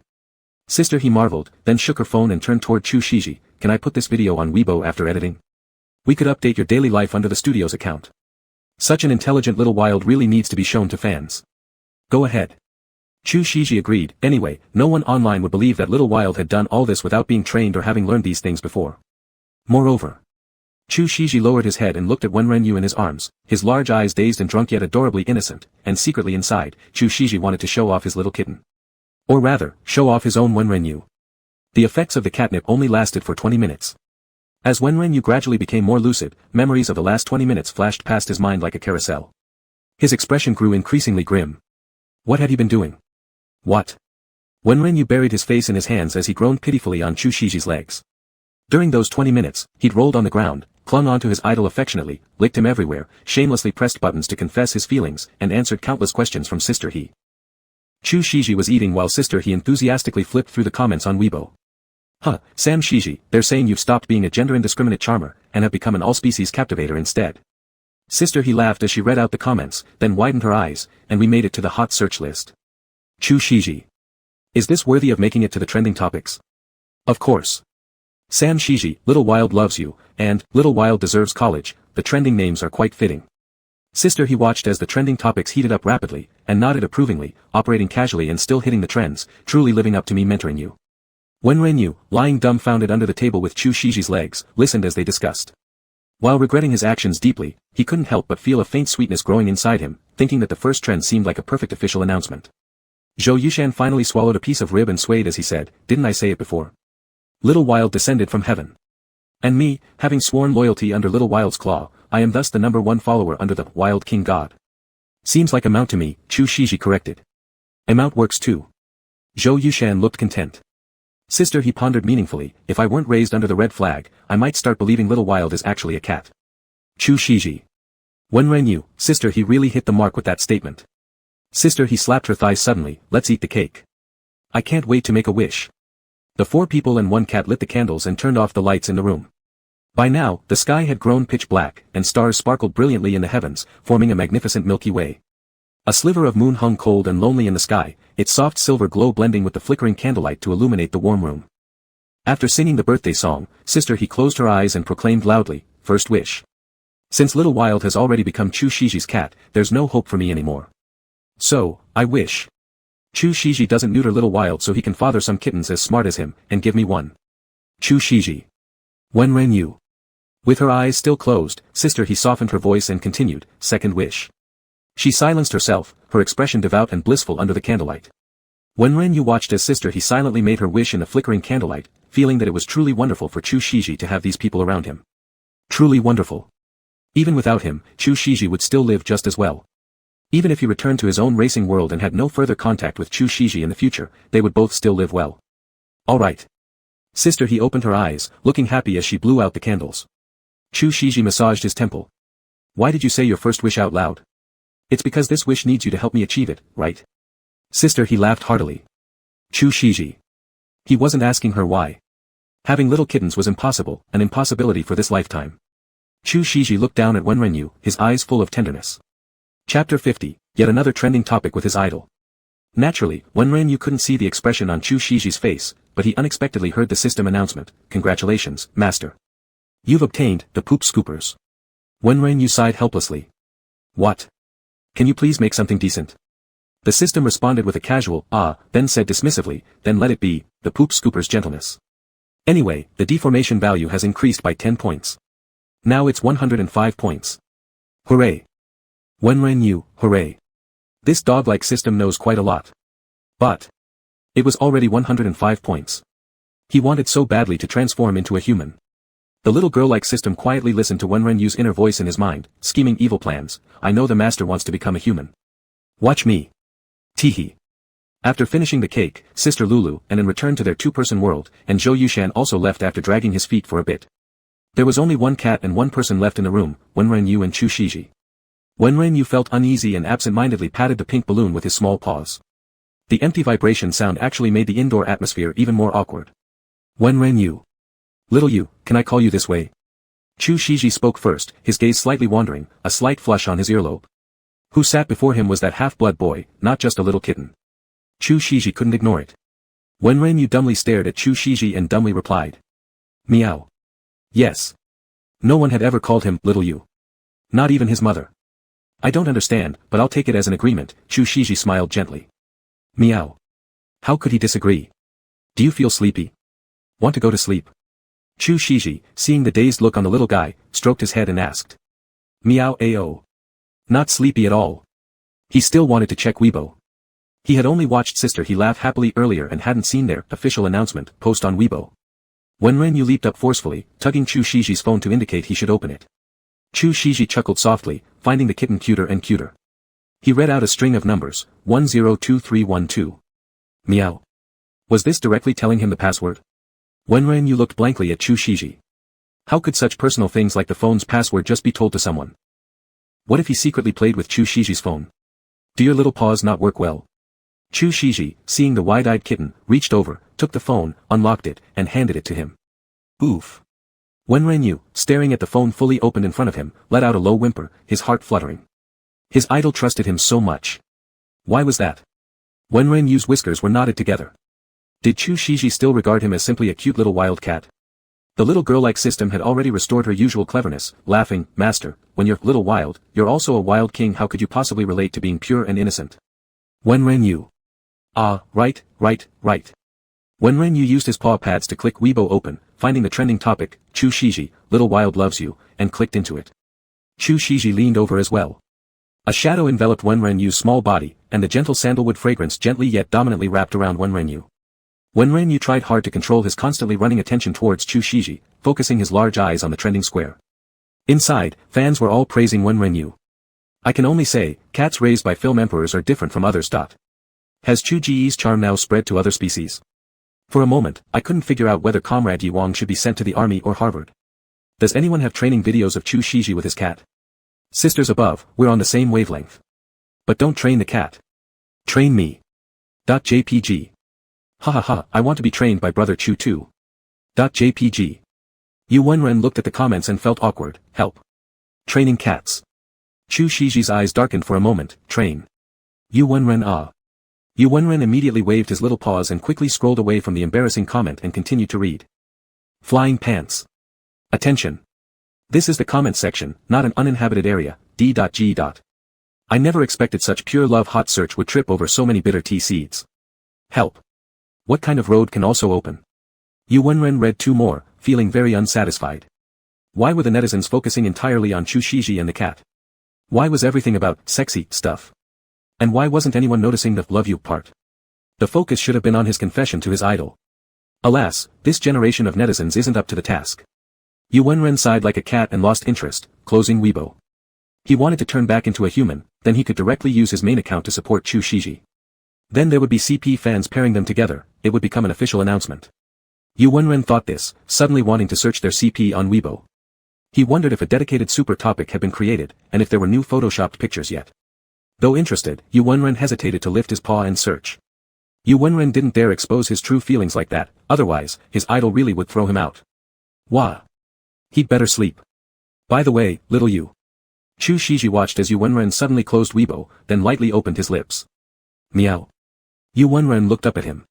Could you teach me how to play Honor of Kings? Chu Shiji wore a smile tinged with mischief. Looking at Chu Shiji's expression, Yu Wenren knew he was reminded of the time when Chu was forced to accept the reality show invitation. Feeling guilty, Yu Wenren corrected his position, reopening Weibo and flipping to his personal page. Carefully, he used his little paw to push the phone toward Chu Shiji, looking up hopefully, his pink mouth slightly open revealing small cute fangs. His wet nose twitched slightly. Seeing the adorable actions of the kitten, Chu Shiji wanted to scoop him up and rub him all over but managed to restrain himself. He cleared his throat and said, I can't understand it. Meow. Yu Wenren froze. Chu Shiji still appeared calm, leaning comfortably on the sofa, looking completely reasonable and self-righteous while his ears turned red quietly.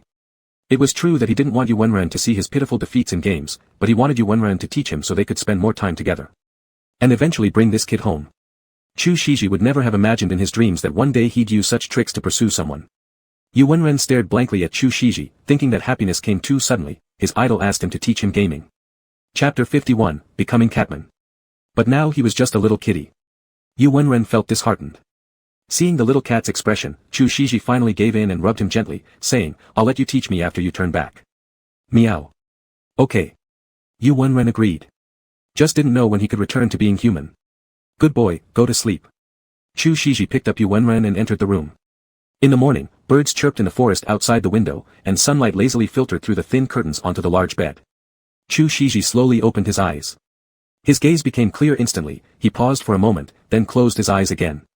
A few seconds later, Chu Shiji opened his eyes once more. He took a silent deep breath, his heart thumping hard. It wasn't a dream. Lying next to him was none other than Yu Wenren, not the little cat. Chu Shiji's heartbeat quickened. He dumbfoundedly stared at the big boy right in front of him. The boy had deep-set eye sockets, long and curled eyelashes that were pure white, resembling soft feathers of fledglings. His breathing was shallow, and his serene sleeping face looked like an angel in an oil painting. He looked different from the figure in Chu Shiji's dreams and memories.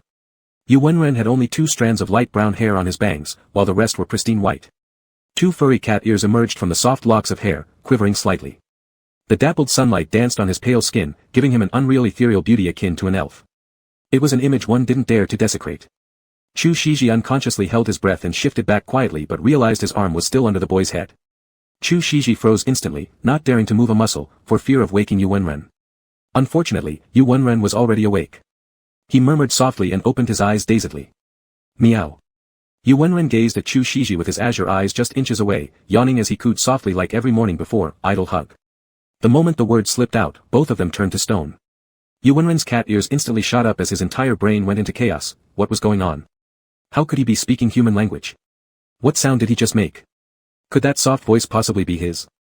The instant Chu Shiji heard Yu Wenren's voice, it felt like all his bodily functions were awakened, his blood boiled like molten lava rushing toward one direction. I. Yu Wenren started babbling aimlessly, I don't know what happened. Panicking, Yu Wenren tried lifting his hand to justify himself but found himself still curled up in Chu Shiji's embrace, limbs wrapped in warm blankets. Help! Yu Wenren shot up hastily, dragging the blanket down. Feeling a sudden chill, Yu Wenren blankly lowered his gaze and found himself entirely naked. Yu Wenren. Chu Shiji's breathing became abruptly labored as he covered his eyes with his hand. What's going on? Why am I suddenly like this? Yu Wenren cried anxiously and blushed bright red. Master, after hearing your hundreds of repetitions of "I want to become human" over the past few days, I successfully transformed you into one. Little lowly system boasted proudly. Human. Don't 200 deformation points required to turn into a human? Yu Wenren nearly exploded with anxiety inside his mind. Lowly system giggled coquettishly, that's right meow. Hearing this, Yu Wenren blinked momentarily, then shakily reached out to touch his head. Ah! Upon realizing the texture under his hand wasn't human, Yu Wenren screamed. What is it?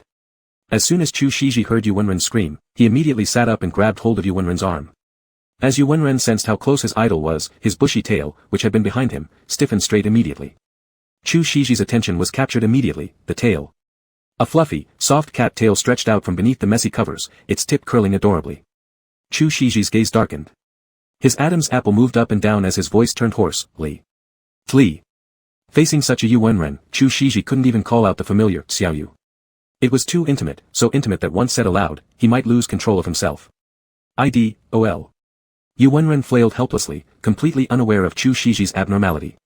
Just as both of them stood at a loss, there came Zhou Yushan's loud voice outside, Brother Chu. I've come to deliver breakfast. Yu Wenren was startled and jumped, he couldn't let Zhou Yushan see him. Instinctively, he grabbed Chu Shiji's pajamas. In panic, he pulled Chu Shiji off the bed and hid together inside the wardrobe. In the cramped and narrow closet, the fully undressed Yu Wenren pressed tightly against Chu Shiji's body, his tail forced to coil around both of them as the surrounding air turned suffocatingly hot and humid. Yu Wenren wanted to slap himself. He simply couldn't believe what he was thinking. Why would he consider hiding in the wardrobe, even dragging Chu Shiji in with him? It felt as if they were doing something unspeakable. Yu Wenren's cat ears involuntarily flattened back, and he let out a pitiful wail of regret from his throat, almost exactly like a wild cat. Chu Shiji felt as if he was losing his mind. With the person he loved standing naked before him, leaning closely against him, whimpering like a kitten, Chu Shiji could feel his self-restraint being mercilessly torn apart, bit by bit. At the sound of Zhou Yushan's voice, Yu Wenren involuntarily tensed up. He tightly gripped Chu Shiji's pajamas and even softened his breathing.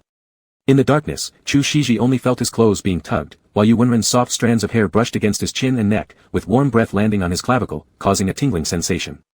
Chu Shiji's throat tightened, his voice low and hoarse, don't worry, he won't find us.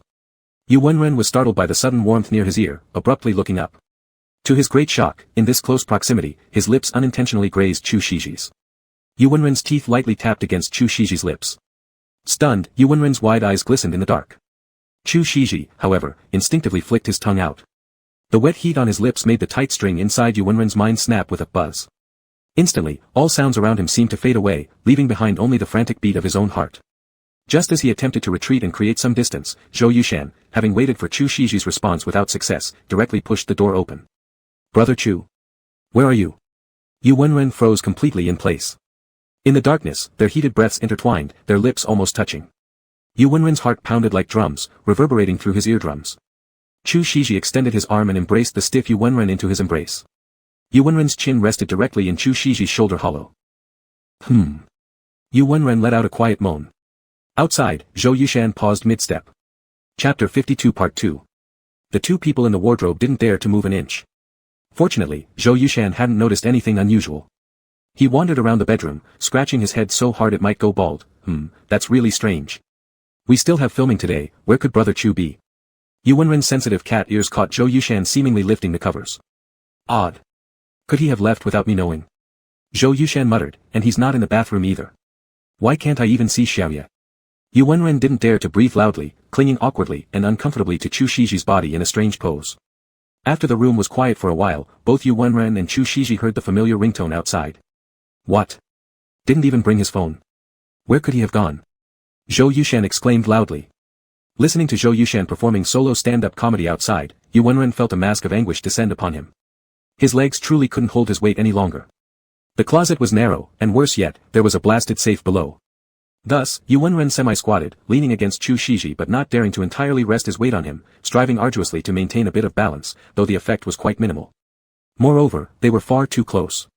Yu Wenren could clearly feel Chu Shiji's strong arms circling his waist, with one leg placed between his. Naked all over, Yu Wenren tried hard to elevate himself, avoiding any touch at a certain area. Heavens, what should I do? We're running out of time. Zhou Yushan fretted anxiously outside as he exited the bedroom. Should I tell Director Su first?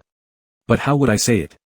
When Yu Wenren heard Zhou Yushan leave the bedroom and close the door behind him, he sighed in relief. He should still be outside, Chu Shiji whispered close to Yu Wenren's ear. Yu Wenren felt that feather-light, warm breath, feeling a stream of heat rush from his ear tip straight throughout his entire body. So, what do we do? Yu Wenren's usually sharp brain began to malfunction. Let's wait a little longer, Chu Shiji chuckled softly. Oh. Yu Wenren responded hesitantly. Do you feel uncomfortable standing like this? You can lean on me, Chu Shiji's voice came out deep and gentle. No need, I can still hold on. Yu Wenren's body shivered slightly, his tail tip swaying nervously, ticklishly brushing past Chu Shiji's arms and back. Though Chu Shiji verbally agreed, the arms encircling Yu Wenren suddenly tightened. Caught off guard, Yu Wenren fell entirely onto Chu Shiji, who pressed firmly against the wardrobe panel with his back, making a low, muffled sound. Oh, idol. Yu Wenren called out in a hushed, surprised voice. Currently, one foot resting on the safe and his knee slightly bent, Chu Shiji had Yu Wenren sitting directly on his thighs. This posture looked incredibly intimate. Yu Wenren was utterly mortified. Seriously, in front of his idol, he'd already lost every ounce of dignity in his life. Fortunately, the idol's pajamas were long pants. Although the gray silk was only a thin layer, it wasn't directly touching a certain area of Wenrenyu's, otherwise, you would have surely soared right there. Chu Shiji felt an overly soft touch on his thigh and immediately regretted so carelessly pulling you into his embrace. His original intention had been to prevent the kid's legs from getting sore, but now. It troubled him. Outside, Zhou Yushan was about to leave when he suddenly thought he heard a sound from the bedroom.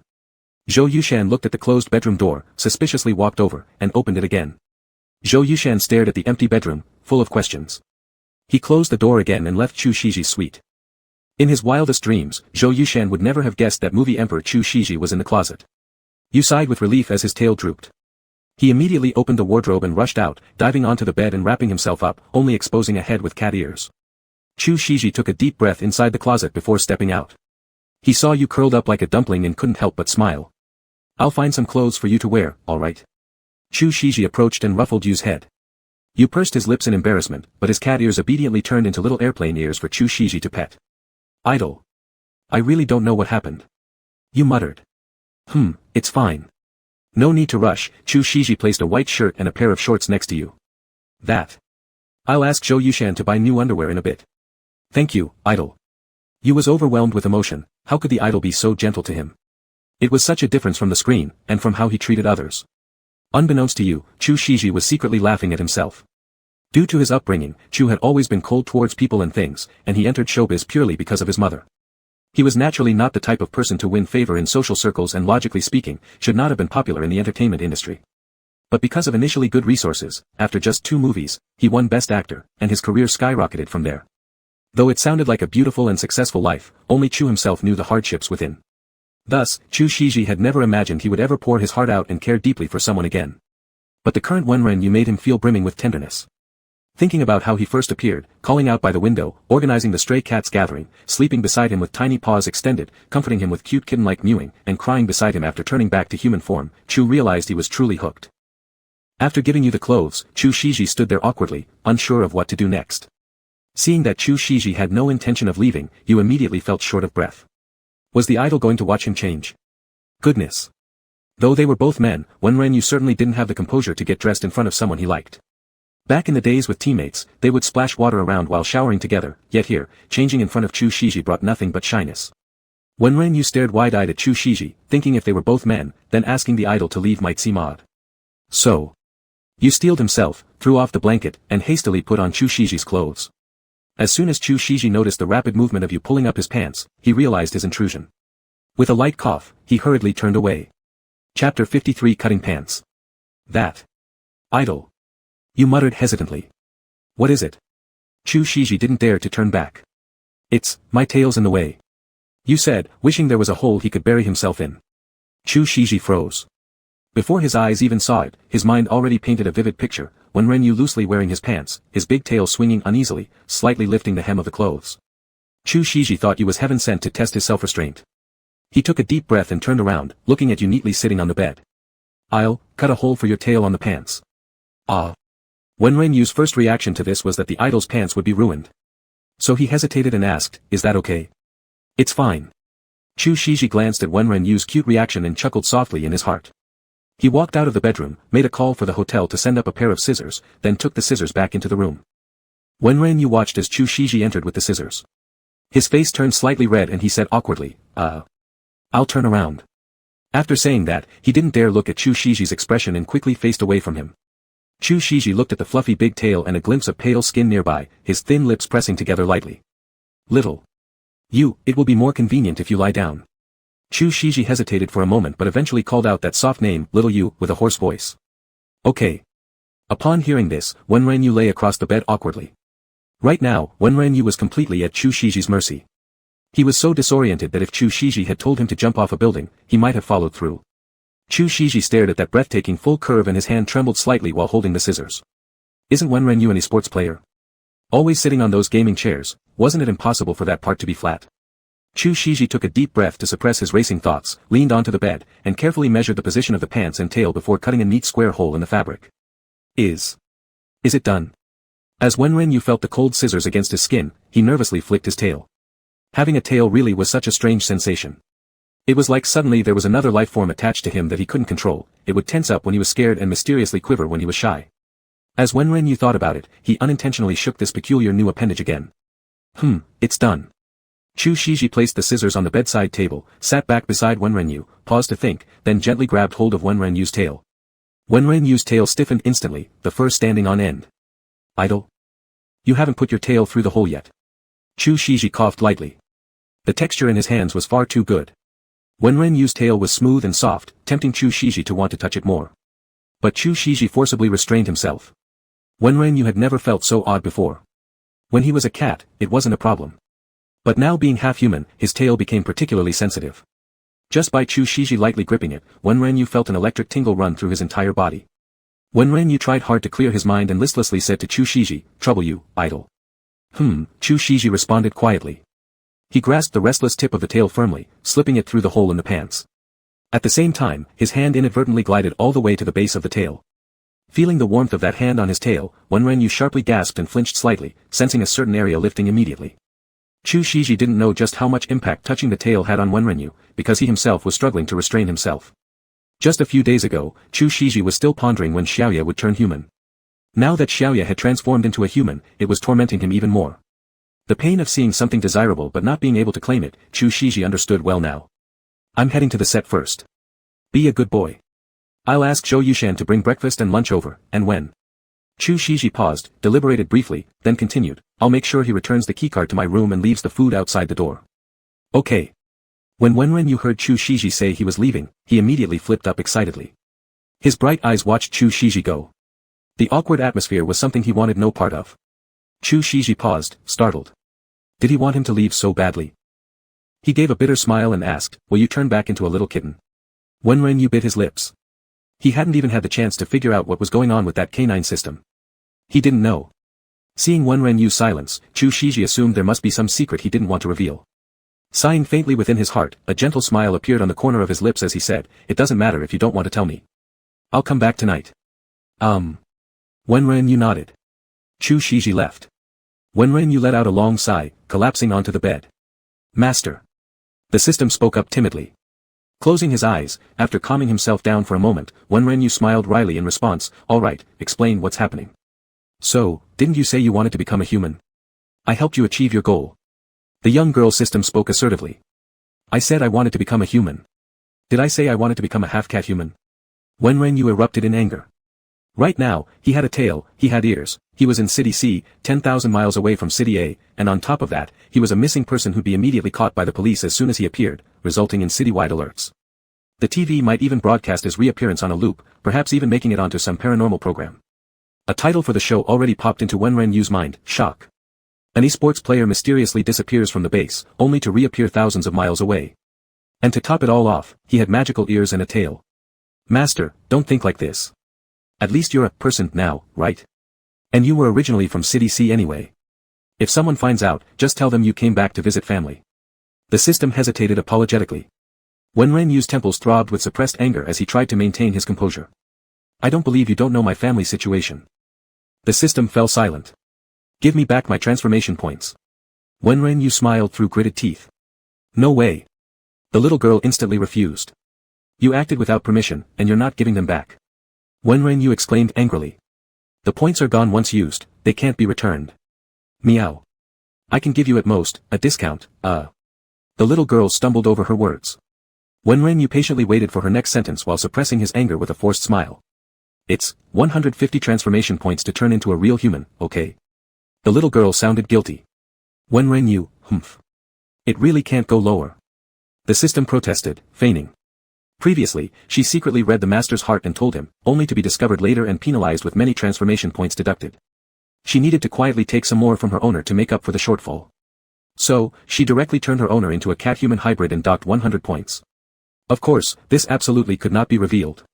Give me something else in return, Wenren Yu conceded. A reward? The young girl's system lamented, but all I have is useless junk. It must be given. The system whined, then, how about rewarding you with a quest? Quest. There was actually an actively issued quest. Chapter 54, Talking with Teammates. Quest, kiss your idol 3 times upon completion, receive 20 transformation points, meow. Wenren Yu. Are you hearing yourself right? Master, seriously, opportunities like this don't come often. The system tried to sound serious despite her guilt.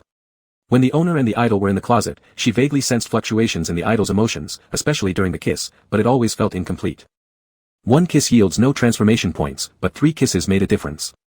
Calculating in her head, she figured that based on the idol's excitement level, another kiss might yield transformation points. So, she thought it best to get the owner to earn these points quickly. Are you saying I should, as a human, kiss my idol 3 times? Wenren Yu's eyes widened, he thought he had misheard. Yes, sounds a bit difficult. But, the system clenched her tiny fists and cheered, come on, master, you can do it. Oola. Wenren Yu. He would sincerely thank this terrible system. This garbage reward wasn't worth accepting. But if he didn't take it, he'd lose a whole 20 transformation points, a significant loss. Wenren Yu sighed deeply, fine, let's see where things lead.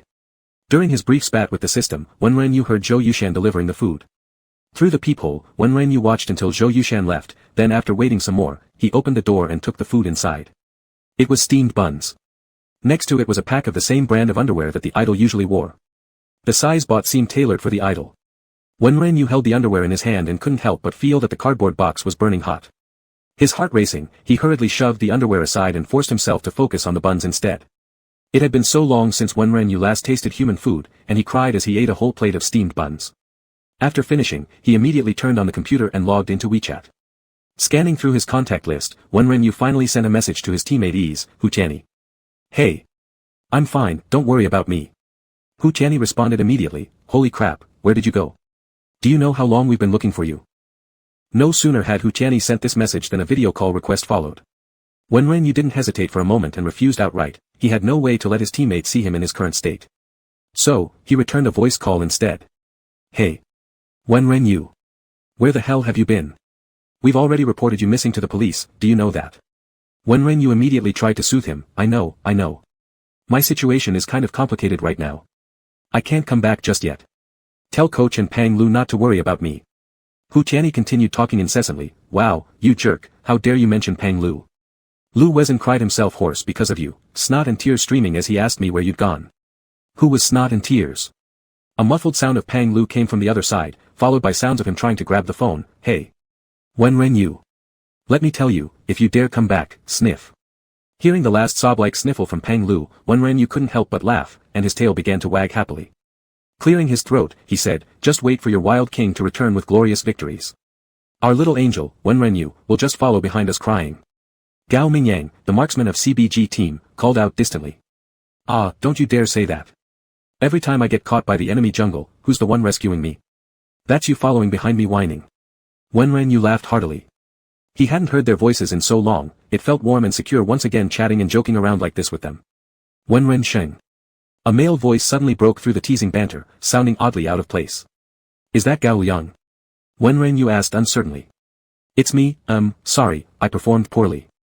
Gao Liang's voice was filled with obvious self-reproach. Wenren Yu cheerfully responded, Gao Liang, it's your first time playing competitively, don't be so down on yourself. When I played my first game, people cursed me out, calling me a plague deity. You've got a long way to go yet. Haha, did you know Gao Liang already has fans?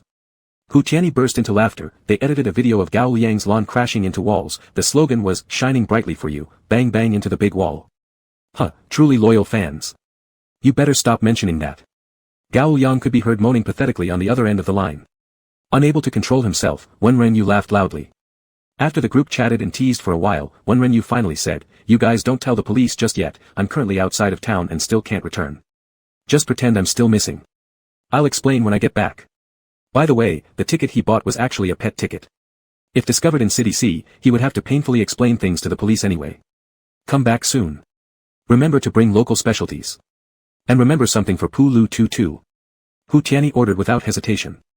I'll bring each of you a panda. Wen Renyu spoke generously, entirely forgetting that he was still half cat demon, unable to leave the house, not only eating and drinking at Chu Shi's expense. Alright then, we're waiting for you to confess when you come back. See ya. Our coach is here, we need to keep this a secret for now. Come back and explain to the coach yourself. Hu Tianyi hastily hung up. The room suddenly grew quiet. Wen Renyu sat by the floor-to-ceiling window, gazing out at the lush ancient trees outside, listening to the chirping birds. His grin, which had stretched to his earlobes moments before, gradually faded, leaving him feeling somewhat despondent. Sigh, after hanging up the call, it became too quiet. A completely isolating silence. He didn't know when he could turn back into a real human. 150 transformation points sounded almost impossible to earn. If he needed the emotions of Chu Shi to transform into points, what should he do? Make the idol angry? Or sad? Or perhaps, make the idol fall in love with him? How could an idol possibly fall in love with him? Wen Renyu fell into despair. Chu Shi was such a good person, so wonderful that all the world's beautiful adjectives couldn't fully describe him. How could someone as excellent as Chu Shi possibly like him? Besides, he was male. Wen Renyu sank deeper into his despair. And thinking of using the idol he'd liked for so long to become human again made him feel guilty inside. His tail lazily tapped against the sofa, occasionally hitting the cushion as his ears drooped. Master. The little girl system regretted transforming Wen Renyu into a cat person on her own. After all, the master was still a 19-year-old boy. At this age, they weren't exactly immature, nor were they very mature. Experiencing these things, it was probably slightly beyond his ability to handle. You don't need to console me, Wen Renyu said. He hadn't forgotten the hardcore comfort from the little girl system before, something he couldn't possibly handle. Master, you are actually very good. You shouldn't belittle yourself, the little girl system said softly. Wen Renyu replied, feeling a wave of bitterness inside. What was good about him? He wasn't supposed to exist in this world in the first place. Chapter 55, A Little Note. As soon as Wen Renyu had the pessimistic thought, he quickly stopped himself from continuing it. He absent-mindedly ruffled his white fur and tried hard to shake off the suddenly overwhelming dejected emotions. It didn't matter if Chu Shi didn't like him, as long as he liked Chu Shi, that was fine. After all, hadn't he always liked Chu Shi before? It wouldn't be any different now. Oh no, there was actually some difference now since he needed kisses to obtain transformation points. If Chu Shi kissed him, what kind of emotions would the idol produce? Anger? Shock? Or, perhaps attraction? Wen Renyu carefully recalled the wet yet brief kiss in the wardrobe. Technically, with his cat's night vision still intact, he should remember something. But the idol licked him. Licked him. Just once. This fact entirely filled Wen Renyu's mind, preventing him from recalling Chu Shi's expression at that moment. Instead, he began foolishly smiling while sitting by the floor-to-ceiling window, his tail unconsciously swaying back and forth. The system sighed heavily inside Wen Renyu's mind. Unbelievable, teenagers really were so quick to change their emotions. After stupidly wagging his tail and laughing for a while, Wen Renyu suddenly felt perverted. He earnestly retracted his smile, deciding to seriously think about how to kiss the idol again. The system didn't specify which part of the body must be kissed, so kissing other places should work too, right? Meanwhile, after Chu Shi came out from the suite, he leaned against the door for a while before going to find Zhou Yushan. By then, Zhou Yushan had almost gone crazy, nearly knocking on Hilulu and her husband's door who had just celebrated their birthday. After finding Zhou Yushan, Chu Shi instructed him while walking toward the hotel's exit, deliver some steamed buns to my room and buy a box of underwear. Zhou Yushan. What did you say? Underwear. Chu Shi repeated without emotion. Zhou Yushan. Chu Shi added, by the way, give me the room card. Zhou Yushan widened his eyes even more. Don't I have to bring it inside? Chu Shi's voice grew colder, no need. Just leave it outside the door. Even though Zhou Yushan was a bit dim-witted, he immediately understood what it meant. Someone was hiding in Chu Shi's room. Zhou Yushan immediately squinted his eyes teasingly, hey brother Chu. This is not okay. You should inform Sister He. And also tell me. Put away your thoughts. Hurry up, Chu Shi coldly ordered, grabbing the room card and striding into the car, slamming the door and leaving Zhou Yushan outside. Having suffered rejection, Zhou Yushan stood there speechlessly. He hadn't even asked what kind of underwear to buy. Men's or women's? Zhou Yushan scratched his head madly by the hotel entrance. After thinking for a long time, he decided to simply grab a pack of Chu's usual ones, tisk, regardless of gender, wearing something that belongs to brother Chu would definitely be stimulating, hee. But where was the little cat today? Zhou Yushan wondered while buying the buns. After getting into the car, Chu Shi closed his eyes to rest. With Zhou Yushan's chatter no longer around, his mind calmed down. Once calm, Chu Shi's mind was full of the kiss in the wardrobe, and the softness of that tail and the pale skin of, somewhere. Thus, while his mind quieted, his body became restless.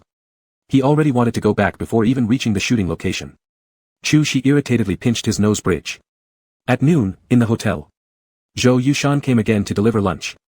Wenren peered through the peephole, observing Zhou Yushan's movements. He saw Zhou Yushan put the takeout bag on the ground, placed a small box beside it, and then, quite stealthily, stuck his entire face against the peephole, trying to peek inside. Looking at Zhou Yushan distorted into an oval shape through the peephole, Wenren almost burst out laughing.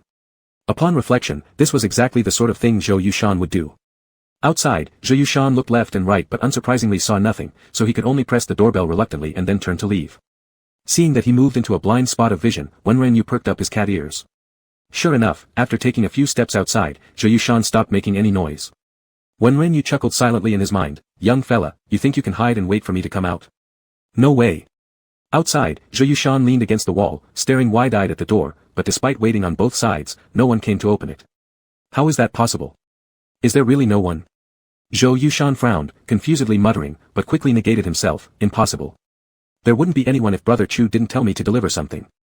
Wenren's cat ears completely caught Zhou Yushan's chatter, and he leaned on the door trying hard not to laugh. Zhou Yushan was truly too naive. Thankfully, Zhou Yushan still had work to do, so he didn't guard the door for long and left. After hearing the footsteps disappear, Wenren immediately took the lunch and the small box Zhou Yushan had placed on the ground inside. When Wenren opened the box, it turned out to be a brand new phone. Inside was also a little note with strong black handwriting. The SIM card in this phone is my secondary line, and my number is already stored in it. I've also downloaded King of Glory for you. Eat well. Seeing the note left by Chu Shi, Wenren couldn't suppress the joyous smile on his face. He happily clutched the note in his hand, wanting to find a place to keep it properly, but after searching around the room for a while, he couldn't find a suitable spot. Wenren could only take out the new phone, carefully photographing the note. Then, upon looking up, he saw the pet airline carrier in the corner of the living room. Airline carrier. Wenren's eyes lit up. This was probably the only thing in the entire room that belonged to him. Holding the little note, Wenren squatted in front of the airline carrier and neatly folded it into the farthest corner. This way, he could secretly bring the note back home without the idol finding out. Wenren cheerfully stood up and walked toward the dining table, ready to eat as the idol told him to. After finishing his meal in large bites, Wenren logged into his minor account on the new phone and played a few games of King of Glory. But alas, the ranking of his minor account wasn't very high, and after finding his rhythm in 2 games, Wenren started feeling bored. For him, regular ranked matches were simply a one-sided domination. The whole game was just his personal performance, the pace was lightning fast. Lacking interest, he shut down the game and opened WeChat. After scrolling for a long time, Wenren eventually paused at the Add Friends section. How much he wanted to add the idol as a friend. Wenren searched for Chu Shi's number, gazing at the landscape picture headshot of Chu Shi in his phone. He hesitated for just a second before finally making up his mind. Add. In the verification message, Wenren noted his own name and immediately added Chu Shi as a friend. Chapter 56, Aren't you treating me like a kid? Unexpectedly, Chu Shi soon accepted the request and immediately sent a message over. Chu, did you eat well? Upon seeing this message, Wenren nearly threw his phone away in surprise. Calmly regaining his composure and holding the phone firmly, he began typing. File transfer assistant, I ate well. File transfer assistant, and I've already played several games. File transfer assistant, thank you, idol. Wenren looked at the messages he had sent, feeling that he might have appeared overly enthusiastic, possibly giving the idol the impression of being immature. So he sent an elderly expression pack, thanks.jpg. However, Chu Shi did not reply. Anxiously hugging his motionless phone, Wenren waited for quite some time without Chu Shi responding to him. He then groaned in anguish, was his behavior just now too foolish? Why wasn't the idol answering him anymore? Rolling around a couple times on the couch, frustrated for a while, Wenren eventually lay down on his back and stared at the phone screen. It was probably because the idol was shooting and didn't have time to reply, right? The idol wasn't disdaining his immaturity, was he? Lost in thought, Wenren became anxious and indecisive. He opened the input bar and closed it repeatedly, unsure what to do. Meanwhile, Zhi Yushan, watching Chu Shi go off to shoot, couldn't help indulging his curiosity and glanced at Chu Shi's unlocked phone on the table. It wasn't that he was gossiping, but Chu Gu had smiled so gently earlier that he was slightly curious. It was merely normal for a subordinate to care about their idol. Sorry, Chu Gu. I'll only sneak a peek. Zhou Yushan strained his eyes to identify the WeChat name, but the other party is typing. Prompt on the phone's WeChat chat interface kept flashing then disappearing, appearing again then vanishing once more. Zhou Yushan, who was glancing at the phone carefully, almost gave up in frustration. This is unreadable for sure. Zhou Yushan sneaked a glance at Chu Shi, seeing that Chu Shi had already started filming. He repentantly stood still for 2 seconds and immediately leaned over to look at the phone screen. File. Transfer assistant. Zhou Yushan was confused. He rubbed his eyes and tried to take another careful look when the phone automatically locked its screen. File transfer assistant. Was Brother Chu crazy or was the file transfer assistant crazy? What normal human names themselves, file transfer assistant? Zhou Yushan immediately took out his own phone and carefully checked the system's file transfer assistant on WeChat, sighing with relief after confirming it was just the system. This is suffocating. Brother Chu was just smiling so gently at file transfer assistant. Could this file transfer assistant be the person hiding in the hotel? Zhou Yushan frowned in frustration. Is even Brother Chu starting to fall in love? Does that mean he's the only single one left in their little team? Zhou Yushan let out a long sigh. Well, never mind, he still has Xiaoya. Wenren Yu waited until dinner time before receiving a message from Chu Shi. Just a simple word. Be good. Wenren Yu felt like his heart would jump all the way into space. What does be good mean? Wouldn't that mean he's still treating him as a kitten? Wenren Yu anxiously pulled at his cat ears. It couldn't be. After appearing like this in front of the idol, how could he possibly still treat him as Xiaoya? Then what does be good mean? Is he being treated like a child? Wenren Yu thought about it. He was almost 20 years old while the idol was nearing 28, an entire 8-year difference. That meant when the idol went to college, he must have been in elementary school. Wenren Yu's excitement was instantly doused by a bucket of cold water. The idol probably really did think of him as a child. Wenren Yu collapsed onto the couch. Drip, the sound of swiping the room card. Wenren Yu instantly perked up and sat properly. Xiao Yu. Chu Shi saw Wenren Yu sitting upright on the sofa. Idol. Wenren Yu responded like a timid housewife. He truly couldn't control himself. Though he was usually quite free-spirited in front of friends and strangers, as soon as he faced Chu Shi, his entire body tensed up and became awkward. Come eat. Chu Shi gestured toward the bag in his hand. Aha. Wenren Yu moved closer. Chu Shi looked at the stiff young man in front of him and laughed. Am I very scary? What? How could you be? Wenren Yu was shocked and quickly shook his head and waved his hands. Though Chu Shi appeared cold to outsiders, he had always been gentle with him ever since he was Xiaoya. Why do you seem so afraid of me? Chu Shi opened a disposable pair of chopsticks and handed them to Wenren Yu. Wenren Yu fumbled with them and said, I'm not. You're completely different now from how you appear in your live streams and competitions. Chu Shi inconspicuously placed a piece of food on Wenren Yu's plate. Really? Wenren Yu stiffly ate the dish in front of him. Chu Shi watched as Wenren Yu swallowed the bite before opening his own salad. Maybe because, you're my idol. Wenren Yu's face flushed slightly pink. His white eyelashes trembled nervously, and the tail behind him shivered uneasily. Chu Shi fixed his gaze on him and said, you don't have to see me as your idol. Don't have distance from him. Don't act so restrained in front of him. But unfortunately, Wenren Yu completely didn't get what Chu Shi was trying to convey. Anxious, he blurted, that's impossible. You've always been my idol. I've liked you for so many years.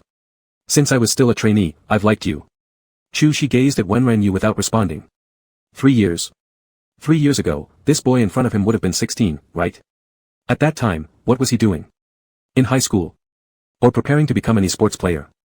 Wenren Yu saw Chu Shi's silence and immediately stood up urgently. Even though it's only been 3 years, I've watched all your works. I've seen every one of your interviews. I'm no less of a fan than your older fans. Chu Shi looked at the boy who was flailing his tail anxiously and chuckled lightly. Yeah, I know. You're no worse than them. Wenren Yu blushed at the tone Chu Shi used, clearly trying to coddle him, and immediately regretted his earlier impatience. He sat back awkwardly in his chair and picked up his chopsticks. Eat more. Aha. Wenren Yu dared not look at Chu Shi for too long and quietly focused on his meal. Chu Shi looked at Wenren Yu with cheeks full of food and found him truly adorable. With a face naturally inclined toward being a little dull, Wenren Yu eating like this reminded him of a tiny hamster. Wenren Yu swallowed down the last bite of his food uncomfortably and finally looked up at Chu Shi. Unexpectedly, their gazes met exactly. Idle, Wenren Yu felt somewhat flustered. Wenren Yu thought about how Chu Shi always treated him kindly. Finally, he couldn't help but ask hesitantly, do do you think of me as a kid? Chapter 57 Fear of Water. How would you get that idea? She looked at him surprisingly. Well, it's just how you seem to be treating me, Wenren replied, glancing at Shi and pursing his lips. Do you want me to treat you as a kid? Shi countered, his gaze dark and profound, seemingly capable of swallowing Wenren whole. Wenren opened his mouth, paused for a while, and then softly yet firmly said, no. She looked at the determined boy before him and couldn't help but let a joyful smile curve his lips. Why is the idol laughing? Wenren, his face red, was somewhat alarmed. She smiled as he gazed at him, saying, I've never thought of you as a kid. But then why does the idol talk to me like that? Wenren murmured quietly. That tone, no matter how he listened to it, sounded like something meant to soothe children. You don't like it? She asked. For 27 years, Shi had never pursued someone, not knowing exactly what to do. He could only clumsily follow suit, learning from protagonists in scripts, showing tenderness to Wenren. But why did Wenren interpret it as coddling a child? Was there some step he did wrong? When Wenren heard Shi's question, his heart gave a heavy beat. He hurriedly answered, no, I like it. After speaking, Wenren realized this sentence might have some ambiguity, worrying that the idol might misinterpret it. He showed his small tiger teeth and squinted his eyes happily, pretending to mask his inexplicable palpitations as surprise. If the idol talks to me like this, I am super happy. Still, if he kept talking to him daily like this, his heart wouldn't endure it for long. She heard Wenren use words and sighed inwardly. It seemed he was still regarded as an idol after all. How could he make this young man realize that he didn't want to be his idol anymore? A direct confession might scare him away. Saying that your idol for many years has impure intentions towards you, already counted as a fang moment for young stars in the entertainment circle. Though he wasn't one of those young stars. Shi appeared calm on the surface, but inside, he had already sighed countless times. Wenren watched Shi's suddenly somewhat cold expression and became anxious. Had he said something wrong? He completely forgot that Shi had actually been cold toward others consistently, rarely showing any other facial expressions outside acting. All the warmth he displayed was exclusively reserved for Xiaoya, exclusively for him, Wenren. The two finished tidying up the dishes somewhat awkwardly. Teach me to play the game. After washing his hands, Shi turned to Wenren and said. Okay. Wenren nodded in agreement. Shi made an affirmative sound as he wiped his hands with a paper towel, and suddenly spotted a familiar box in the adjacent cabinet. Shi paused for a second and took out the box to see. Inside was a pair of underwear. Shi. Wenren had just settled onto the couch when he turned around and saw his idol holding a pack of underwear. Wenren was utterly panicked. Save me. No. Idol. What I mean was that I intended to change after taking a shower. And the scissors went back already, so I couldn't cut my pants. Wenren leaped off the couch immediately, directly wrapping his tail protectively in front of himself to give Shi an explanatory gesture. It's the tail.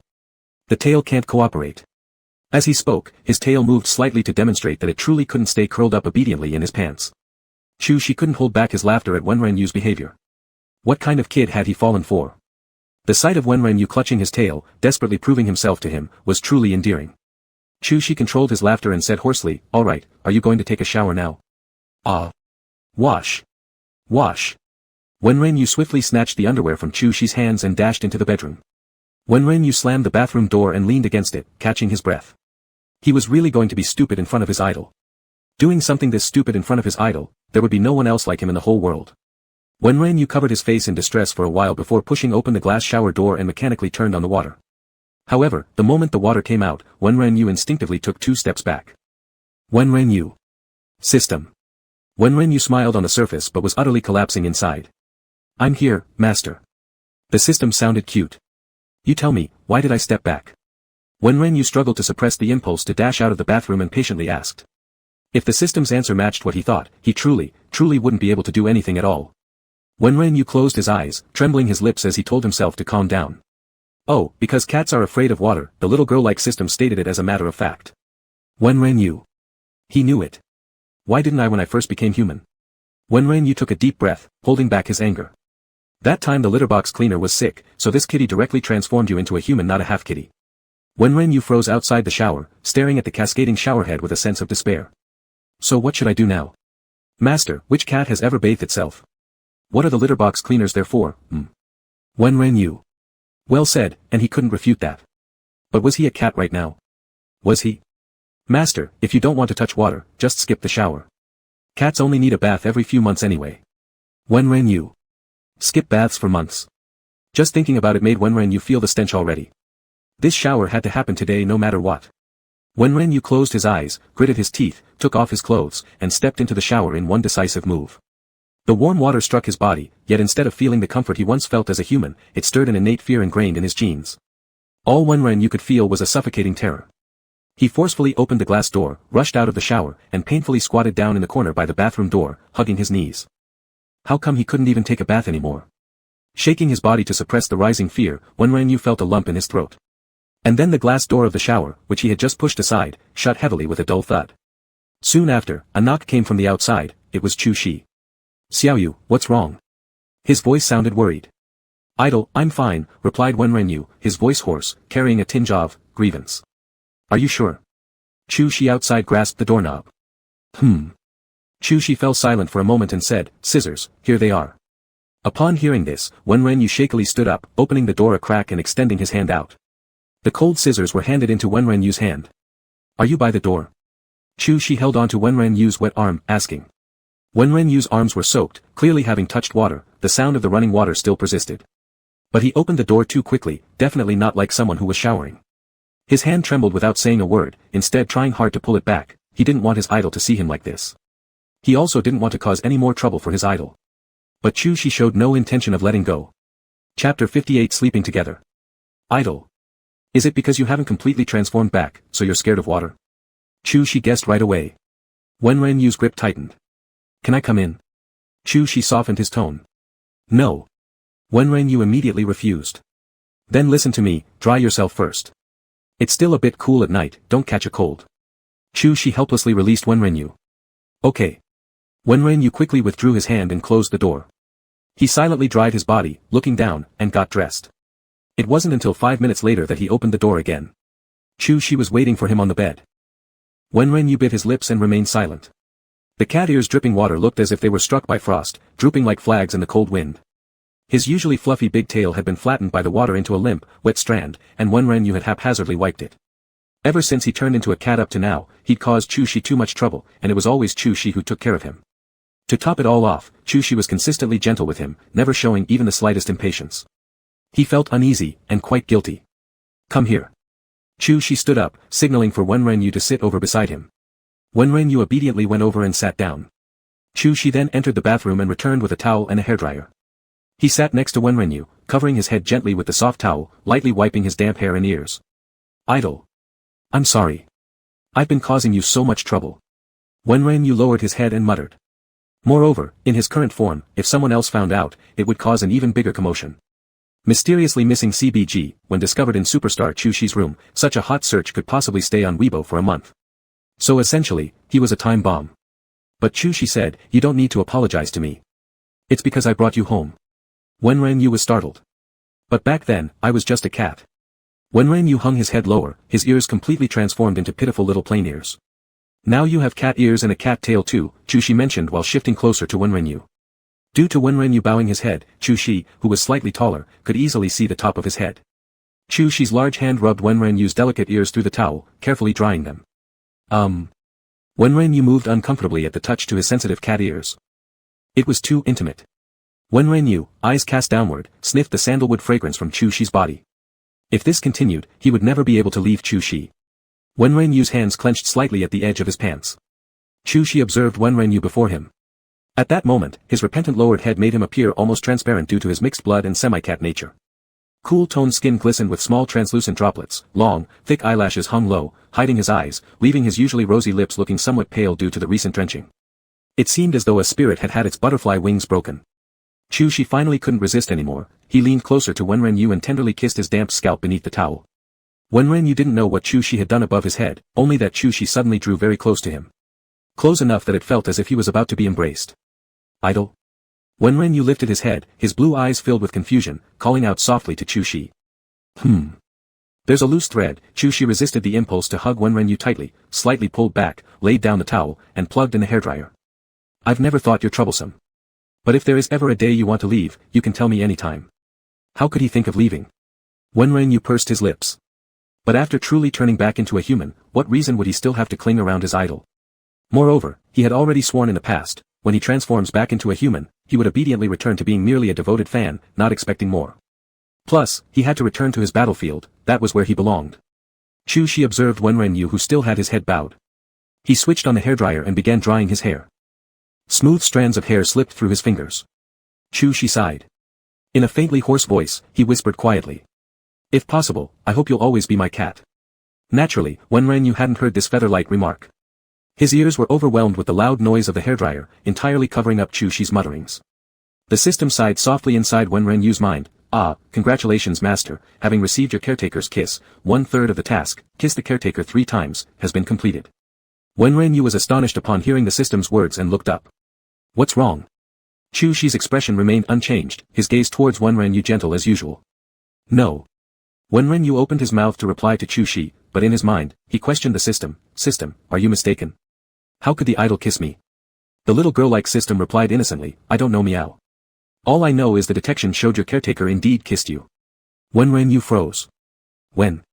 Was it when he was drying his hair? Why did the idol kiss him? Was it because the idol liked him? Wenren, who usually couldn't hold back his words, raised his hand and grabbed Chu Shi's arm. What's wrong? Chu Shi asked again. Wenren opened his mouth to reply to Chu Shi, but once the words reached his lips, they couldn't come out.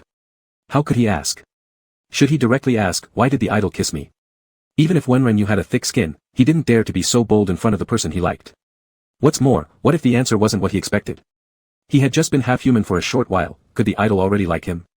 Perhaps it was just an accident, maybe the idol only touched him by chance since he noticed a loose thread on his head before, and Wenren happened to lift his head at that moment. So, if he asked this directly, wouldn't both of them feel awkward? After pondering for a long time, Wenren finally gave up on the idea. He shook his head and said, nothing. My hair is dry now, idol doesn't need to worry about me anymore, go take a shower. Then dry your tail before sleeping. Chu Shi handed the hairdryer to Wenren. Idol, I will sleep on the couch tonight. Chu Shi directly refused upon hearing that, no, you sleep on the bed. But idol, it doesn't matter for me. Moreover, this is your room, I am already grateful to be allowed to stay here, how can I make you sleep on the sofa? Wenren urged anxiously. Then we'll sleep together. Chu Shi's tone was calm, yet his dark eyes gazed intently at Wenren. Chapter 59 Playing Games. A flush instantly spread across Wenren's face. He stammered, idol, this isn't proper. What's improper about it? Chu Shi focused on Wenren as if seriously asking why it would be inappropriate. Wenren choked momentarily. Upon closer inspection, there really didn't seem to be anything wrong with it. Both were men after all, and they had slept together many times in the past. But this time was different. How could it be the same? Seeing that he couldn't speak, Chu Shi realized that Wenren felt uneasy about the situation. Had he moved too fast? He didn't know whether the reason Wenren refused was because he felt distant from him or considered him a revered idol, or because he harbored some feelings for him and wanted to avoid suspicions. The former would make him sad, the latter would make him happy. But now wasn't the right time to question Wenren. With that, Chu Shi sighed and said, follow me, you sleep on the bed, I'll sleep on the sofa. Or we can sleep together. Hearing Chu Shi say this, Wenren reluctantly agreed, okay. Chu Shi stood up, then I'll take a shower first. You dry your tail yourself. It's not bedtime yet, you can play something first. Alright. Wenren hugged his wet tail and looked up at Chu Shi. Chu Shi resisted the urge to ruffle his hair and said, be good. Once Chu Shi entered the bathroom, Wenren immediately collapsed onto the bed, burying his face in the covers. In front of the idol, he had acted like a fool, completely losing the smart and spirited demeanor he displayed outside. Annoyed, Wenren slapped his tail against the bed silently lamenting. Would the idol think he was too dim-witted? Wenren sighed. There was no point worrying too much about this now, things were as they were. He got up, picked up the hairdryer, and diligently dried his fur. After Chu Shi finished showering and came out, he saw Wenren engrossed in playing a mobile game, sitting cross-legged on the bed. The boy was fully concentrated on the screen, his fingers flying over it, and his tail had already completely dried, regaining its previous fluffiness. Chu Shi sat beside him, rubbing his hair, leaning slightly to see what Wenren was doing. Wenren noticed the indent on the bed and smelled the fresh scent of body wash from the side, which caused him to fumble, leading to his character, Yao, dying under the enemy defense tower in the game. Idol. Wenren turned to look at Chu Shi's handsome profile. What are you playing? I don't think I've seen it in your streams before, Chu Shi asked. It's a jungle hero, called Yao, Wenren answered seriously, but his restlessly twitching tail betrayed his nervousness. You've resurrected. Chu Shi tried to ignore the attention-catching big tail and tilted his chin toward Wenren's phone.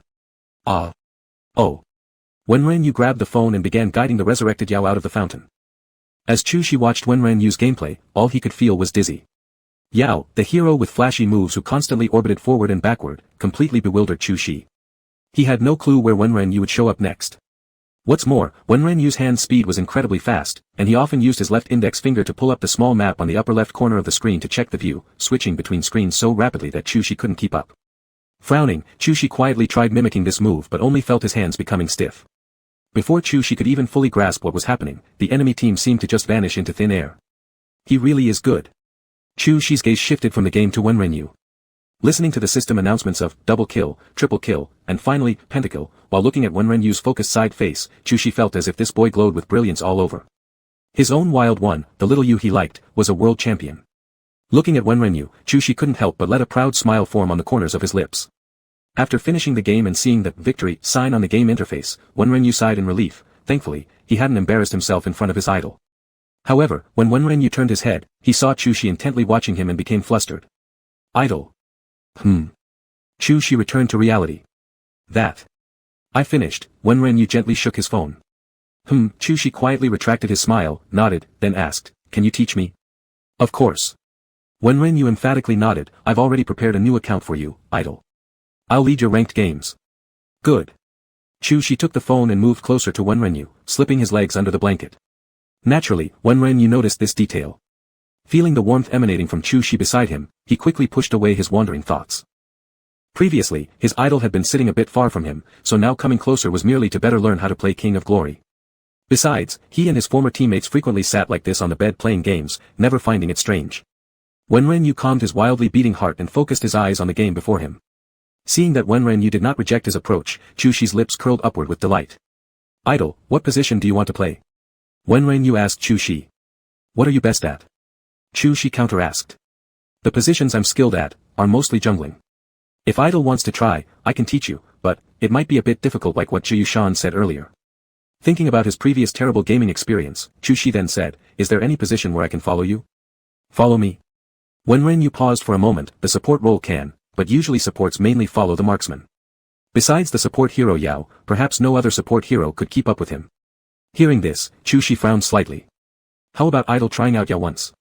Wenren Yu carefully suggested. It's better for beginners to start with the support role since it's easier to handle and has a higher error tolerance. The key is that it would allow Idol to follow him and observe his operations. Good. Chu Shi nodded. Well, let's get started. Wenren Yu grew excited at the thought of playing a game with his idol.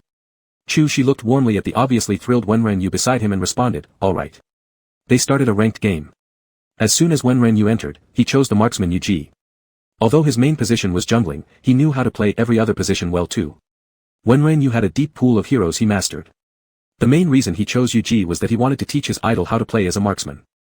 That way, in the future, he could be Chu Shi's support whenever they played games together. The Jungle King Wenren Yu happily imagined. Furrowing his brows, Chu Shi studied the skills of Yao by the side. After studying them, he began researching the summoner spells he should bring into the arena. What skills should I bring? Chu Shi spent a long time studying, then decided to seek advice from the world champion. Interference works well. Wenren Yu leaned close to Chu Shi, poking at the phone in Chu Shi's hand, and explained, interference is a skill specifically designed to target towers. Slightly leaning back, Chu Shi looked at the back of Wenren Yu's head right before him. Wenren Yu's cat ears moved up and down as he spoke, looking very cute. His hair was also a crystalline white, appearing incredibly beautiful and soft. A few stubborn strands bounced with his movements. One just wanted to reach out and ruffle them. Chapter 60, Kier Baby. Idol? Got it? Chu Shi came back to reality. Yes, I understand. When the enemy comes, we cast interference on our own tower, or when we're going for their tower, right? Yes. That's it. Wenren Yu turned around, smiling brightly at Chu Shi with shining eyes. Good. Chu Shi replied and finally couldn't resist ruffling Wenren Yu's head. Wenren Yu's tail immediately shot upward. It's starting. Chu Shi gestured. Oh. Wenren Yu redirected his attention to the game. Idol, since Yu Ji is a marksman, we'll go the developmental route. See, this is the route without the extra patch of ground. Wenren Yu leaned in closer holding the phone and pointed this out to Chu Shi. Chu Shi felt the warmth returning against his arm and nodded slightly. Idol, see how you can increase Yu Ji's skills based on the opposing shooter heroes, allowing suppression at level 1. For example now, since the opponent chose Sun Shangxiang, you should start by leveling Yu Ji's second skill. When Wenren Yu started talking about his professional domain, he became animated, not noticing that Chu Shi's gaze remained entirely fixed on him. Chu Shi was distracted as he controlled Yao, following Wenren Yu nearby, occasionally casting a skill. He so wanted to pull the kid onto his lap and hug him close. Idol? You're level 4, so you can ride on me. Wenren Yu told him. Ride on him. Chu Shi's eyelashes fluttered lightly, and then he maneuvered Yao to jump atop Yuji's head. Idle, watch carefully. Wenren Yu saw the opposing jungler vanish in the middle lane, estimated the time and blood volume, and fearlessly pressed into the enemy's defense tower. As expected, the opponent's jungler came to attack the marksman. Chu Shi threw a control orb toward the opponent and watched as Wenren Yu executed the operation.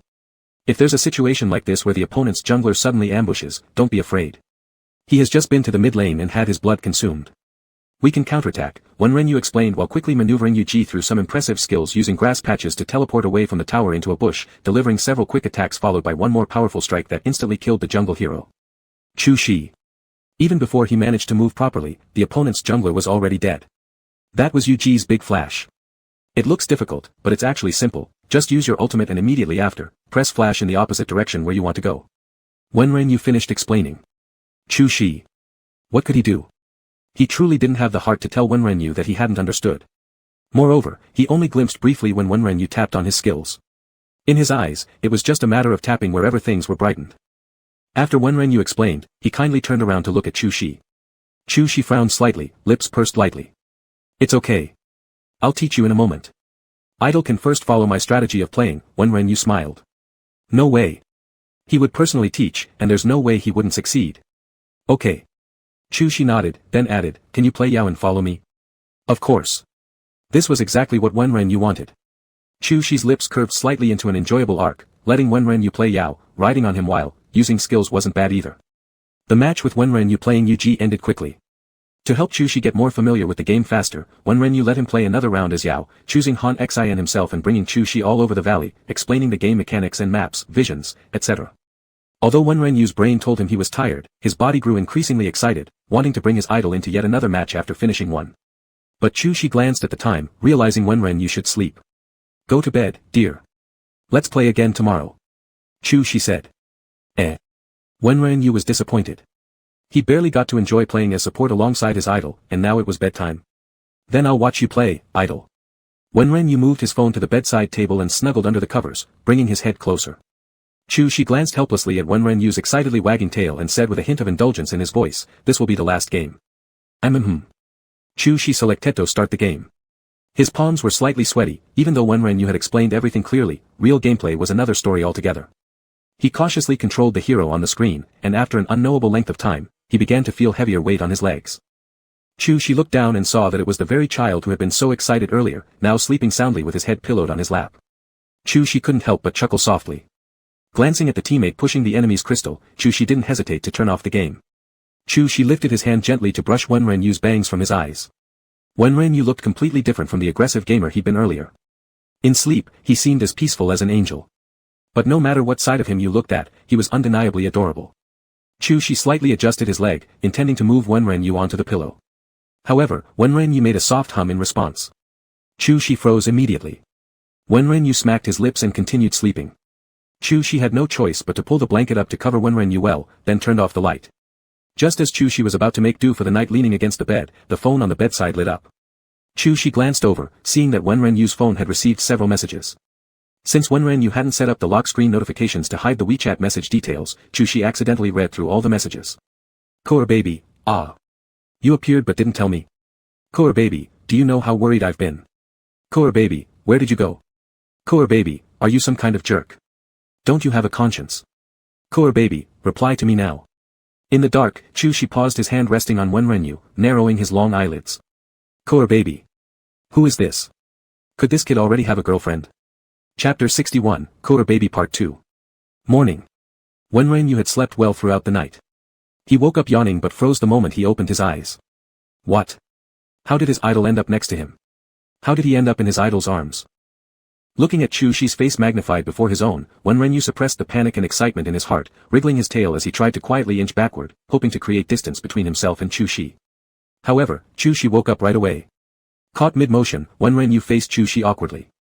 Chu Shi hesitated briefly before apologizing with a note of guilt in his voice, sorry, I fell asleep here.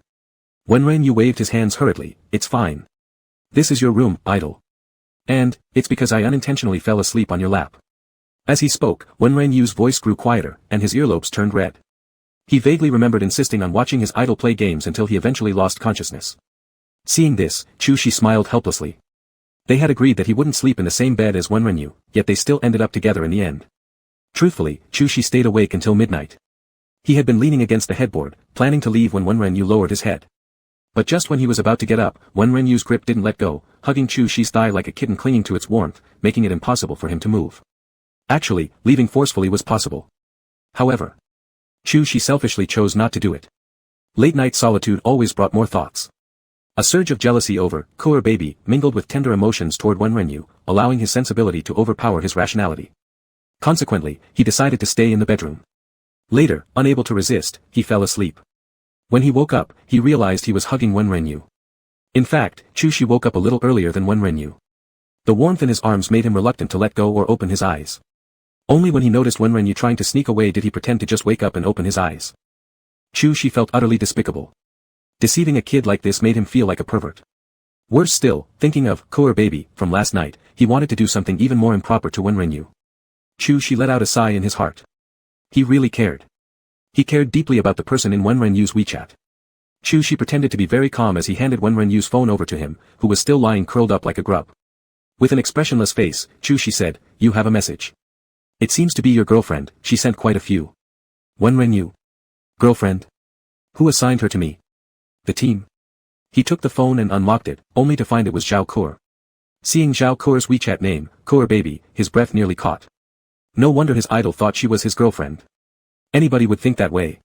But previously, Zhao Coeur didn't call herself "baby." She used to just go by "Coeur." What madness made her change her name like this? Seeing Wenren's expression, which couldn't decide between shock or delight, Chu-shi grew even more unsure of "Coeur baby's" identity.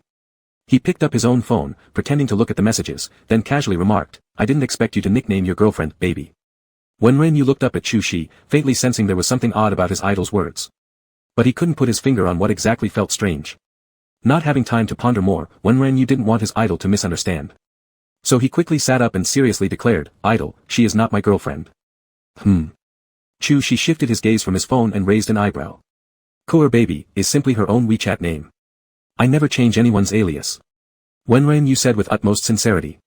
After hearing this, Chu-shi felt a slight sense of relief but still smiled and said, "You don't need to explain so much to me. You're old enough to have a girlfriend." "I don't have a girlfriend."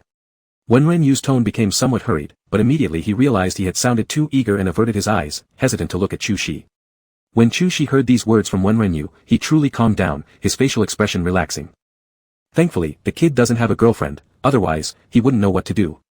He even thought about the internet joke, snatching cats in burlap bags. If Wenren really had a girlfriend, he might directly stuff Wenren into a sack and take him away. Chu-shi thought of this and reached out to ruffle Wenren's disheveled hair, saying, "I understand. Go back to sleep, I'll get ready first." As Wenren watched Chu-shi getting off the bed, feeling the warmth lingering above his head, his heart screamed inwardly. Why did he feel like he had developed an old married couple kind of vibe with his idol? He was going crazy. How had things progressed to this point with his idol? Wenren lay back on the bed, staring listlessly at the screen with wide eyes. Most importantly, he felt incredibly happy inside. He was glad that his idol could treat him like this. At the same time, though, he also feared losing this. With these conflicting emotions intertwining, Wenren felt as if he were on the brink of a mental breakdown. Instead of responding to Zhao Coeur's barrage of messages, Wenren opened Chu-shi's chat window. He curled his body together, stroking Chu-shi's profile picture with his cold white fingers, then lightly tapped it. After pondering for a while, he gave Chu-shi a new note, "Pooper Scooper." After finishing, Wenren glanced at the half-open bathroom door, then back at his phone, quietly pinning Chu-shi to the top.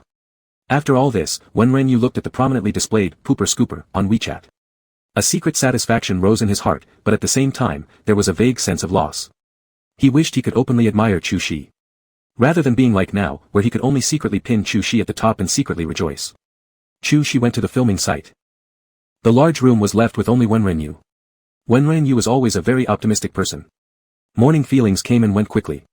Now unable to play games with his main account, live stream, or use his backup account that wasn't high level enough, Wenren found himself a new thing to do.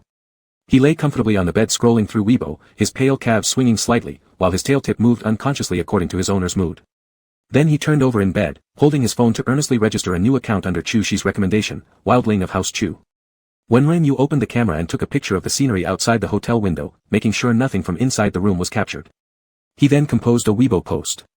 "The poop scooper has gone out. I'm at home. So much wish to go out and play with the poop scooper. Picture.jpg.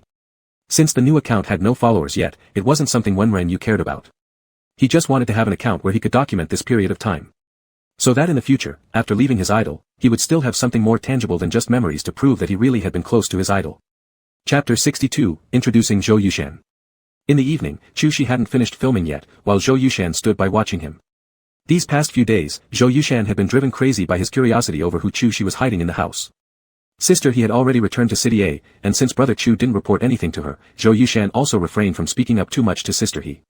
Thus, for the past 2 days, he had been coming up with various ways to figure out who was in the house. Zhou Yushan was extremely curious. Unfortunately, Wenren had hidden himself away so well that all his attempts over the last 2 days had ended in failure. Even though Zhou Yushan knew there was someone inside the house, he still couldn't find any way to see who it was. Another strange thing was the absence of Xiao Yi. This little guy usually swaggered around on Zhou Yushan's shoulders every day, watching Brother Chu shoot his scenes. But these last 2 days, Xiao Yi hadn't appeared even once, and Chu Shi hadn't called Xiao Yi in either to feed him. Something was off. Unless Xiao Yi had gone missing. That didn't make sense either. These past 2 days, apart from occasionally looking full of joy, Brother Chu hadn't shown any other unusual emotions. If Xiao Yi were missing, Zhou Yushan doubted Chu Shi would remain so calm. Could it be that the person hiding in the hotel was feeding Xiao Yi? Still, that wasn't plausible. Apart from seeing Xiao Yi being intimate with Chu Shi, Zhou Yushan had never seen Xiao Yi get close to anyone else. How could someone different come in and feed Xiao Yi and keep him cooped up without Xiao Yi making a fuss? Perhaps it was possible that Xiao Yi wouldn't cause trouble, but Zhou Yushan had this feeling deep down, it was all wrong. There's definitely something fishy going on. Something big. Hugging his milk tea, Zhou Yushan stood next to Chu Shi's stool watching the latter perform intensely on set. To add to the mystery, there was something off about Brother Chu himself. For the past 2 days, Chu Shi had been madly rushing to finish shooting as fast as possible, heading back to the hotel immediately after finishing without wasting a single minute. On set, if a take wasn't passed, Chu Shi's face turned darker than Director Su's. As for Wudong, before Chu Shi got his gastritis, Chu Shi would still patiently teach her a few things, but after getting his stomach illness, Chu Shi completely ignored Wudong, even deliberately avoiding her. He seemed so, very morally upright. Zhou Yushan sipped his milk tea thoughtfully. From his understanding of Chu Shi, there was no way that he avoided Wudong because of the stomach inflammation. Brother Chu wasn't that petty. Therefore, something is off. Big time. He didn't know what it was, but whatever it was, not even his assistant and brother figure could be told. Zhou Yushan. A female voice called out. Zhou Yushan turned around, it was Wudong. Teacher Wudong. Zhou Yushan replied coldly. Could I ask if Teacher Chu has been feeling okay lately? Why is he completely ignoring me? Wudong looked at Zhou Yushan with her beautiful eyes, looking pitiful. Sorry, I don't know. Zhou Yushan took a step back. You're his assistant, how could you not know? Wudong frowned slightly. Zhou Yushan felt no particular warmth toward Wudong. In fact, he still held grudges against her for when she added to Chu Shi's stomach problems. Therefore, Zhou Yushan laughed, sorry, even if I knew, I wouldn't tell you. The expression on Wudong's face immediately became somewhat strained. You. Teacher Chu. Are you done shooting? Seeing Chu Shi walking towards them, Zhou Yushan immediately forgot about Wudong. Yes. Chu Shi rubbed his temples and went to change his clothes. Teacher Chu. Unfortunately, Wudong blocked him directly. Is there anything? Chu Shi frowned. Well, may I ask why you've been ignoring me the last few days? Wudong, being naturally beautiful, looked even more pitiable with her eyes cast downwards. People nearby tactfully avoided looking at the situation, busy with their own tasks, preparing to pack up and leave for the day. Thus, Chu Shi straightforwardly said, sorry, I don't like you. Don't waste your time on me. Upon hearing these words, Wudong's eyes instantly reddened. May I ask why? She bit her lips, if it's because of the stomach issue, I'm truly sorry, I will really be more careful moving forward. I've also asked Zhou Yushan what you like to eat. Chu Shi cut her off before she could finish, sorry, I need to return to the hotel. After saying that, he no longer looked at Wudong and turned to leave. Zhou Yushan watched Chu Shi's behavior, tutaying, something was definitely up. Because it was such a major issue, Zhou Yushan waited until they were on the nanny van before asking Chu Shi, Big Brother Chu, can you just tell me who's hiding in your room? Chu Shi didn't reply, only staring at his phone. The kid in the room hadn't contacted him all day. Big Brother Chu. You can look all you want but you won't see anything magical come out of it. The file transfer assistant hasn't even sent you a message. Not only had the file transfer assistant not sent a message, Chu Shi had hardly received any WeChat messages all day. How do you know about him? Chu Shi turned his head. Hee, I just happened to see. Zhou Yushan grinned. It was highly immoral to randomly snoop on someone else's phone, but this was a good opportunity for him to confess. Chu Shi furrowed his eyebrows but didn't scold Zhou Yushan. Big Brother Chu, I really want to know, Zhou Yushan pleaded. His gossip soul was burning up. Impossible. Chu Shi directly refused. But Chu Shi hadn't intended to hide it from Zhou Yushan forever, because it was impossible anyway. If Zhou Yushan had even half a brain, he could figure out that there was someone in Chu Shi's room. It was just not the right time now, because Wen Renyu still couldn't retract his ears and tail. And also, he wasn't sure if the kid would agree to meet the people around him. After pondering for a moment, Chu Shi voluntarily sent a message to Wen Renyu, "Little you, can I introduce you to Zhou Yushan?" Although Wen Renyu hadn't initiated contact with Chu Shi, he had been closely monitoring him.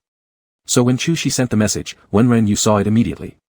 He stared at the phone screen, completely shocked. What did introducing to Zhou Yushan mean? Right now? So it still wasn't kept secret. What should he do? He wasn't ready yet. What about his tail? And his ears? Meanwhile, Chu Shi had no idea where the kid's thoughts were going, merely lost in thought watching the words, opposite party typing. By the time Chu Shi reached the hotel, Wen Renyu finally replied with a sure. Seeing Wen Renyu's reply in the elevator, Chu Shi's lips curled slightly. Zhou Yushan was slurping his milk tea while watching Chu Shi from the side, almost unable to hold back his curiosity. No matter what, he had to stay by brother Chu to see what big shot had lured his Chu Gu away. When Chu Shi got off the elevator, he continued walking and glanced at Zhou Yushan. "What are you following me for?" "I'll just take a look." Zhou Yushan flattered with a servile face. Chu Shi stopped at the door of the room without opening it, his long and narrow eyes fixed on Zhou Yushan, the cold atmosphere surrounding him capable of freezing a volcano. Unfortunately, Zhou Yushan had already gotten used to it. He merely exaggeratedly shivered once, then pitifully said, "Brother Chu, I am your closest assistant ever." Just as Chu Shi was about to say something, the room door opened with a snap.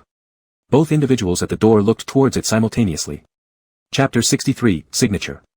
Chu Shi froze immediately. He absolutely didn't expect Wen Renyu to actually open the door himself. Did this kid misunderstand something? On the contrary, Zhou Yushan directly beamed, moving close to Wen Renyu's face full of curiosity.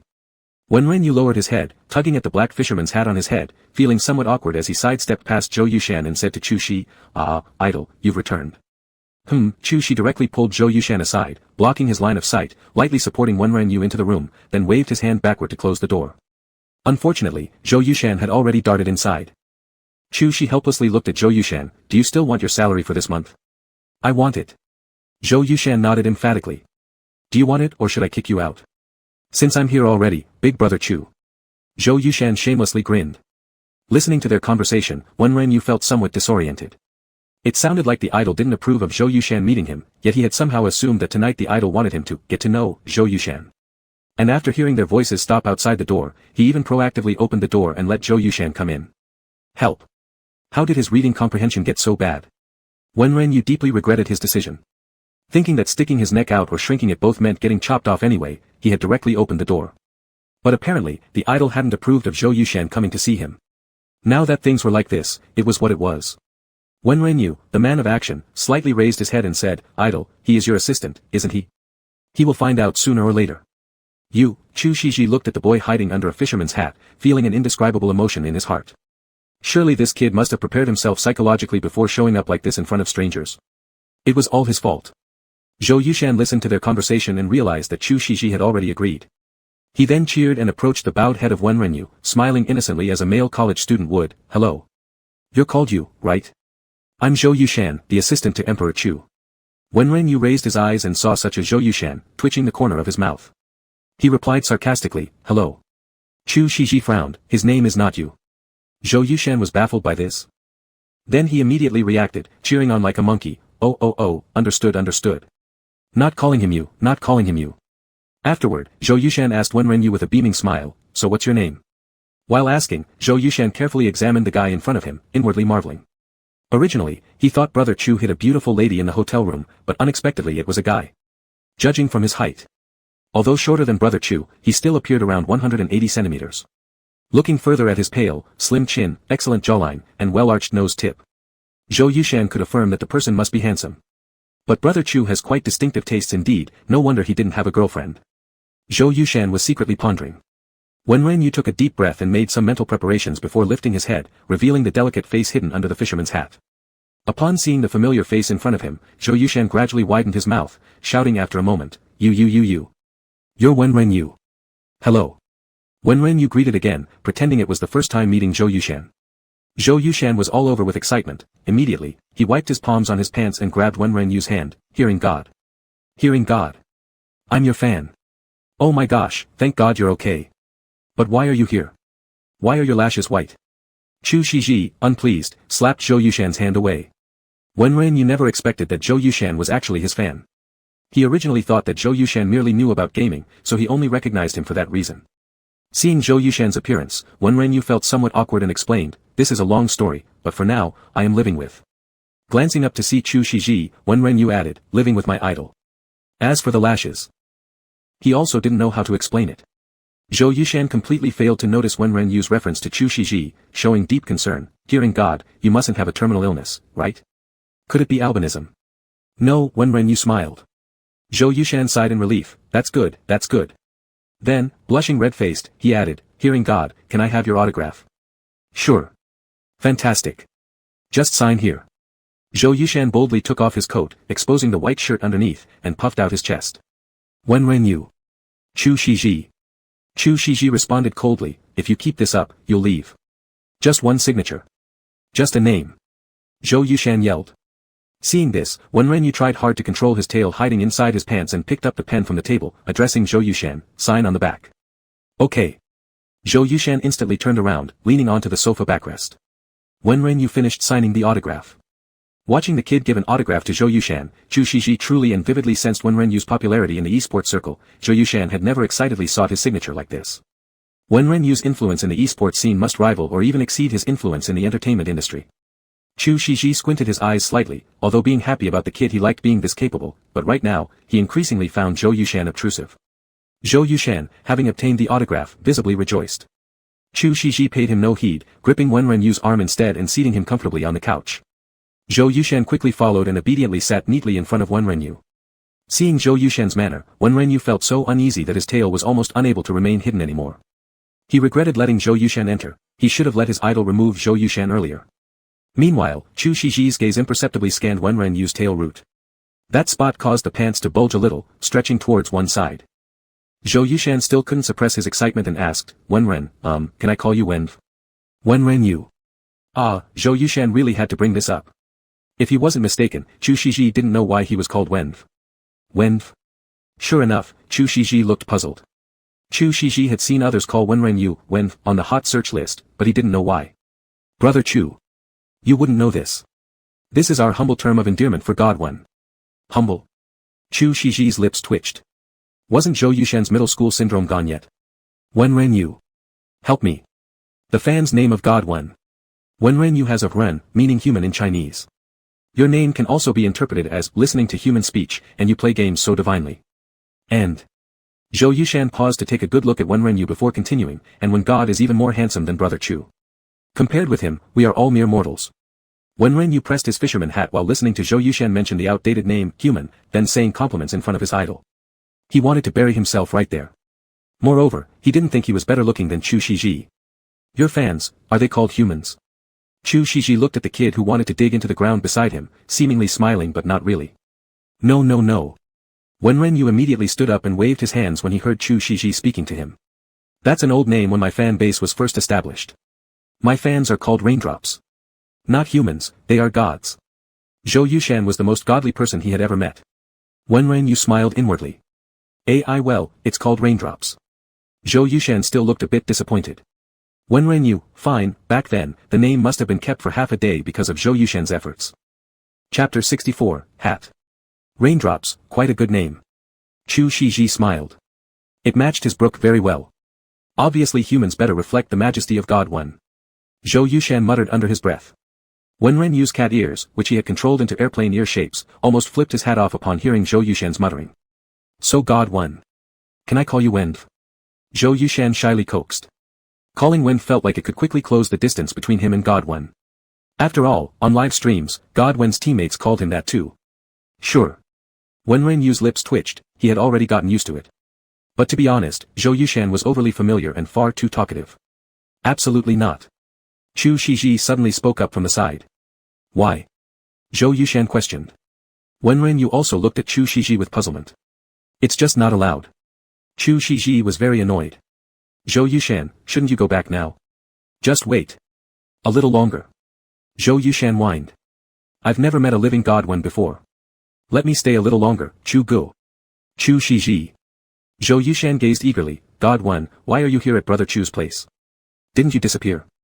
How do I not know you two know each other? Wenren Yu, I came here for some matters. That would be the only explanation. Ah yes. You're from C City, so coming over here makes sense. Zhou Yushan filled in the reasons by himself. Wenren Yu, yeah. Then God 1, how long will you stay here? About a month. By then, probably Chu Shiji would have finished filming the movie. Zhou Yushan's eyes lit up, you're going to stay here with Brother Chu the whole time. Before Wenren Yu could respond, Chu Shiji cut in, no. If Zhou Yushan knew Wenren Yu would be staying here all the time, there wouldn't be any peaceful days left. Besides, was Zhou Yushan interviewing Wenren Yu? So many questions. Chu Shiji frowned unhappily. Ah. Zhou Yushan appeared disheartened. He thought he'd get to see God 1 every day. Wenren Yu glanced sideways at Chu Shiji, whose brow was slightly furrowed, then said to Zhou Yushan again, could you please keep my being here confidential for now? Of course, for Brother Chu, I'll definitely keep it confidential. Zhou Yushan nodded firmly. Thank you. Wenren Yu expressed gratitude. Then God 1, when are you returning to compete? Zhou Yushan asked eagerly. Upon hearing this question, Chu Shiji stiffened, his heart suddenly gripping tightly. His gaze landed on Wenren Yu, waiting for his answer. Wenren Yu looked at the hopeful eyes of his fan in front of him, hesitated for a moment before opening his mouth. Sorry, maybe later. I can't go back now. Ah, okay. Zhou Yushan knew as a fan he should stay away from his idol's private life, so he didn't ask why Wenren Yu was ignoring CBG when it was in such dire straits. Chu Shiji, upon hearing Wenren Yu's answer, suddenly felt a pang of discomfort. Can't go back. It wasn't that he didn't want to. He clearly knew Wenren Yu would eventually return to compete, but hearing him say it still made him uneasy. He wanted to keep Wenren Yu by his side. Before Wenren Yu went back to compete, he wanted to mark him, to leave a sign of his possession. Oh yeah. What's your relationship with Brother Chu? Zhou Yushan asked curiously. Zhou Yushan had never seen anyone that Chu Shiji allowed to stay in his room. Chu was like a leopard guarding its territory. Anyone stepping in even slightly would be driven out. Take Jian Yao, for instance, who somehow entered Chu Shiji's villa once. Zhou Yushan remembered almost calling her sister-in-law on the spot with excitement after seeing their interaction, but the next day Chu and Jian were already broken up. No one knows exactly what happened. But it certainly wasn't pleasant. So when Zhou Yushan found out Wenren Yu had been staying here all this time, he was utterly shocked.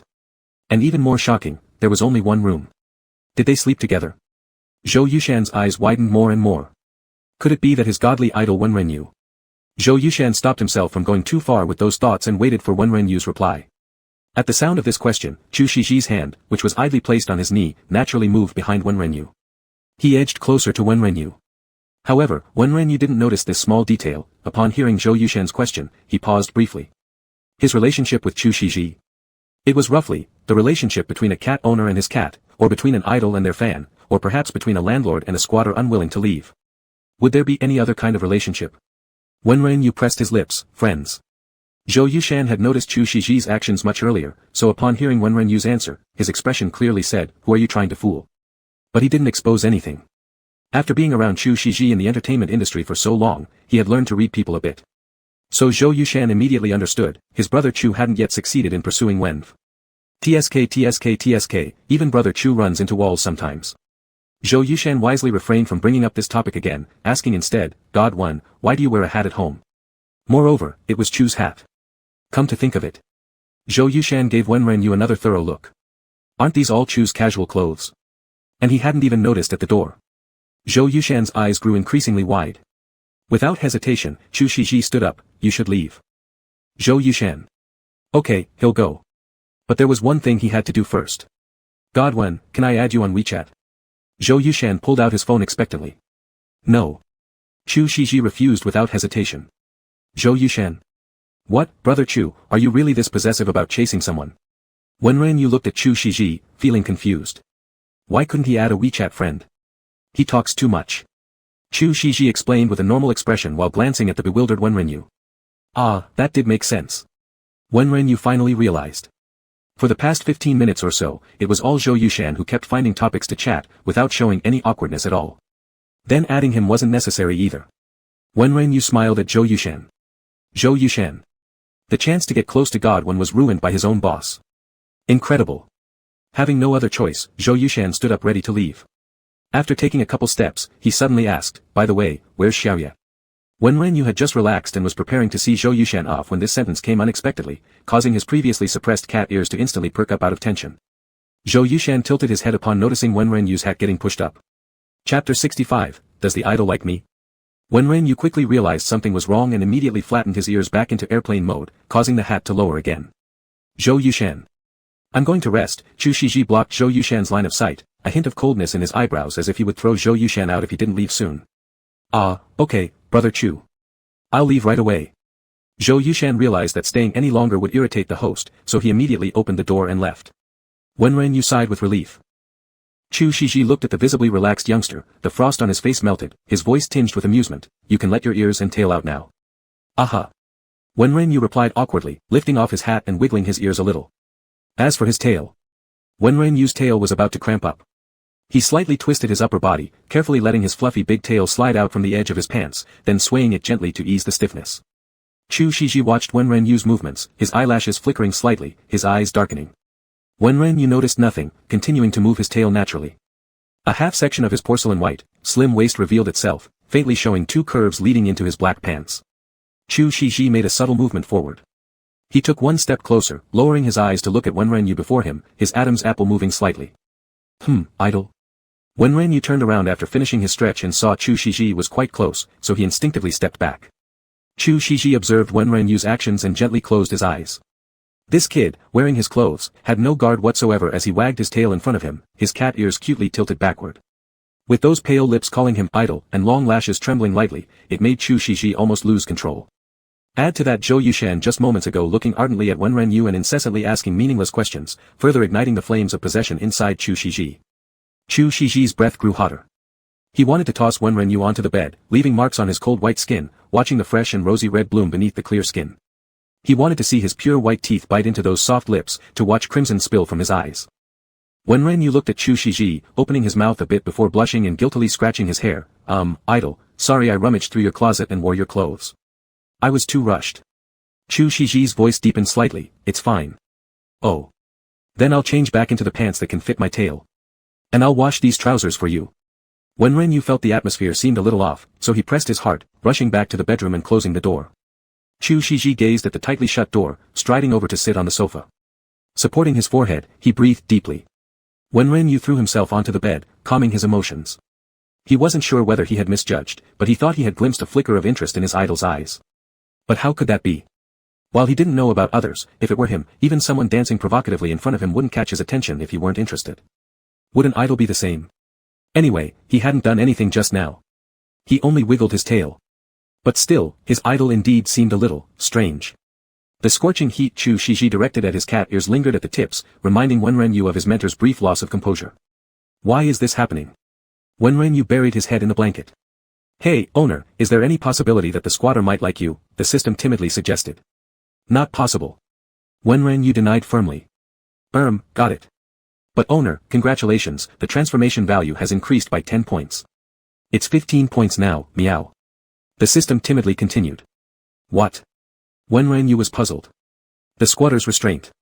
This kitten perceives it this way. The girl's system softly remarked. Such restrained emotion was so intense that it directly boosted the transformation value. Not knowing where exactly the charm came from that the owner possessed. After hearing the system's words, Wenren Yu's mind went into chaos. How could that be? What was the idol restraining? Could it really be as he imagined?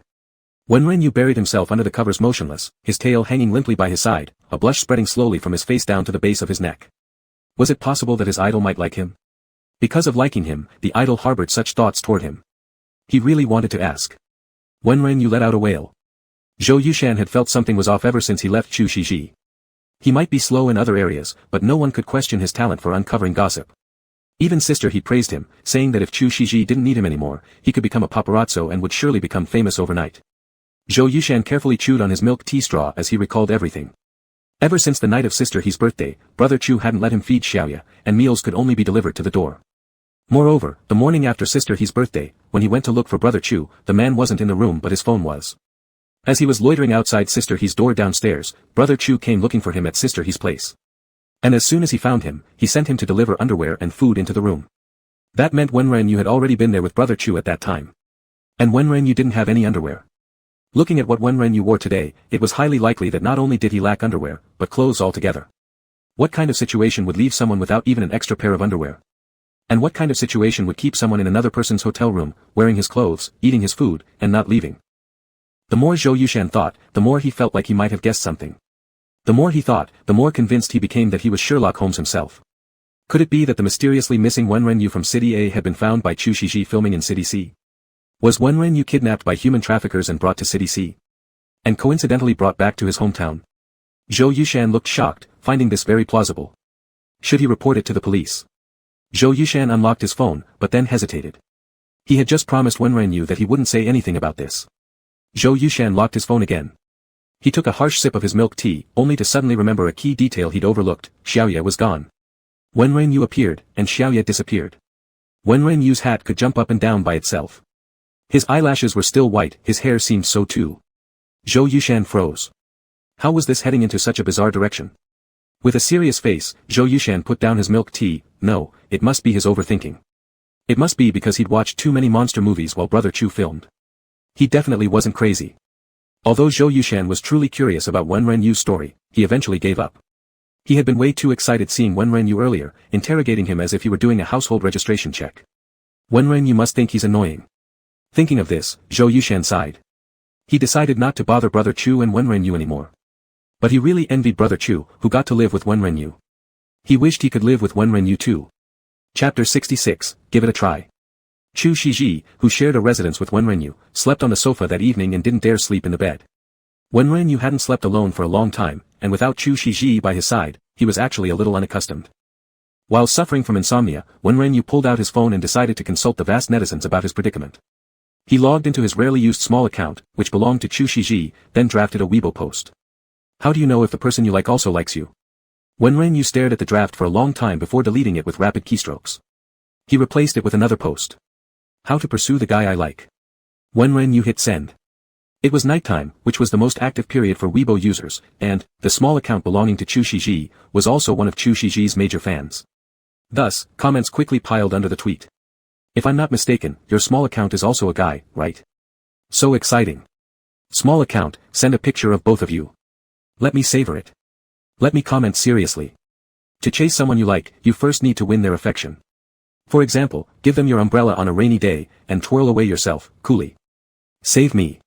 An old meme from upstairs is suddenly attacking me. Transform into an Ultraman, and they'll fall for you instantly. I'll chat on your behalf. We can prepare for marriage next week. On a rainy day, run into his arms. During thunderstorms, run into his arms. When you see bugs, run into his arms. When you can't sleep, run into his arms. Basically, just run into his arms all the time. Hee hee. What are you talking about? If you ask me, just knock whoever you fancy unconscious with 2 punches and drag them away. A high-end hunter always appears in the form of prey. Cool.jpg. Wenren Yu scrolled through comment after comment, feeling utterly foolish for even considering asking netizens for advice late at night. Not a single one was useful. But, the suggestion about running into his arms when you see a bug seemed like something he'd already unintentionally done, running into his arms because he couldn't sleep. The thought made Wenren Yu's face heat up despite his drowsiness. Ah, well. Might as well give idol chasing a try. Isn't it better to make an embarrassing attempt than do nothing? At least his idol showed some interest in him, that alone gave him enough courage to charge forward. In the morning, when Chu Shiji entered the room to wash up, Wenren Yu was still curled up in bed sleeping. After finishing his hygiene routine, Chu Shiji couldn't resist leaning over to Wenren Yu's side. Wenren Yu had actually woken up the moment Chu Shiji opened the door but didn't dare speak. Now, sensing the warmth nearby, he kept his eyes tightly shut while his heart pounded furiously. Chu Shiji merely stroked his hair and then got up to leave. Wenren Yu felt a bit let down. He had even thought that perhaps his idol wanted to kiss him. Of course, it was just wishful thinking. But why did he think such things? Wenren Yu's face burned with embarrassment. Once he heard Chu Shiji leave, he quickly hopped off the bed, time to get up. No more thinking about this nonsense. Wenren Yu stepped into the bathroom, picked up the cup of water and toothbrush Chu Shiji had prepared for him, brushed his teeth, then grabbed the towel Chu Shiji had dampened and wrung out to wash his face before heading to the living room to open his computer. The little girl system observed all of Wenren Yu's actions and concluded that her master was sometimes quite clueless. Even though Chu Shiji had practically prepared everything except physically helping him brush his teeth, Wenren Yu was still worrying whether his idol liked him or not. It was obvious, love really did drop people's IQs. Sigh. As soon as Wenren Yu sat down at the computer desk, his phone buzzed with several WeChat messages. Baby Kwa, Ren, you. Baby Kwa, you'd better not be ignoring my messages on purpose. Baby Kwa, where are you? Wenren Yu glanced at his phone. Oh no. He'd completely forgotten about Zhao Kur. He hurriedly picked up his phone and typed. File transfer assistant, I'm fine. I'm fine. I'm alright, don't worry. I'll be back soon. Zhao Kur immediately called. Where are you? Zhao Kur's voice remained cute even in her urgency. I'm in City C. I'll probably be able to go back soon, Wenren Yu replied. How did you end up in City C? Zhao Kur sounded confused. It's a long story. We reported you missing, you know. I know. The police are close to setting up a supernatural events department because of your case. Zhao Kur exaggerated. Huh. All surveillance cameras lost sight of you. You disappeared. Suddenly excited, Zhao Kur said, come on, tell me. Did you time travel? To ancient times? A fictional world? Was the prince handsome?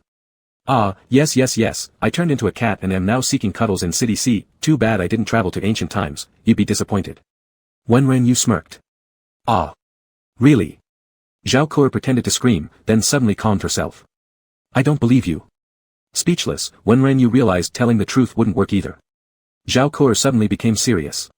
Then what about the police? What should I do? It's my first time going missing.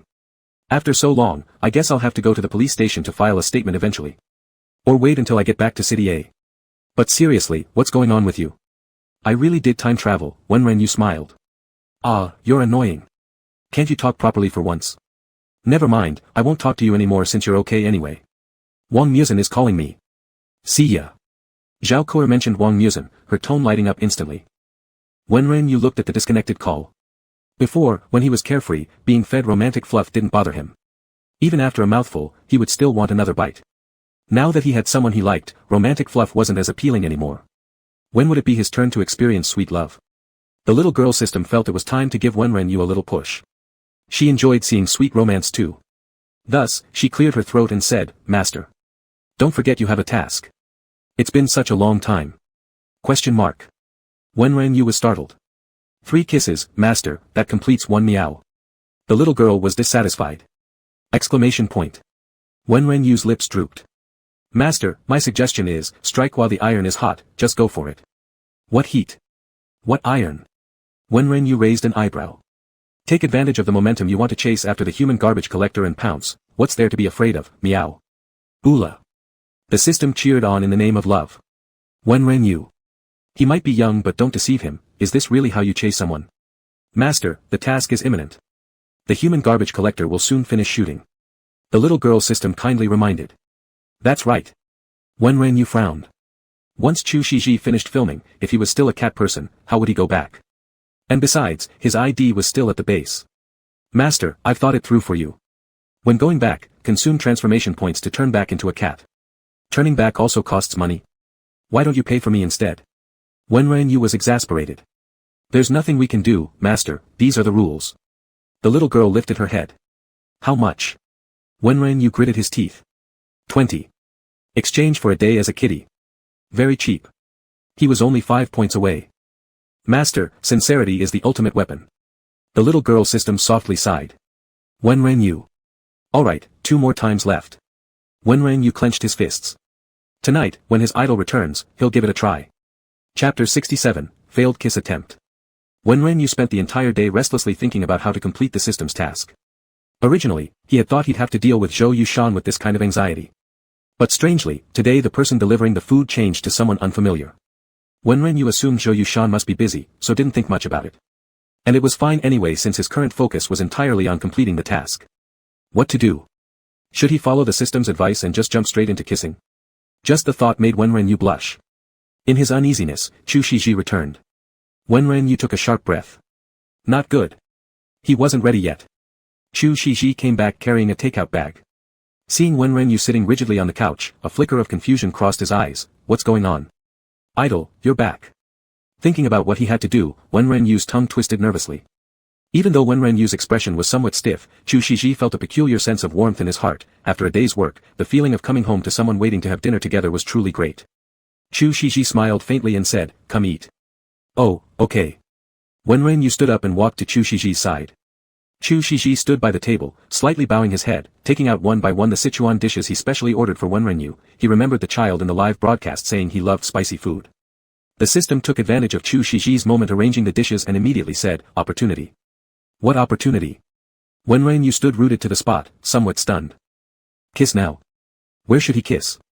Wenren looked up at Chu Shiji's handsome profile. His skin was perfect, his eyes extremely dark.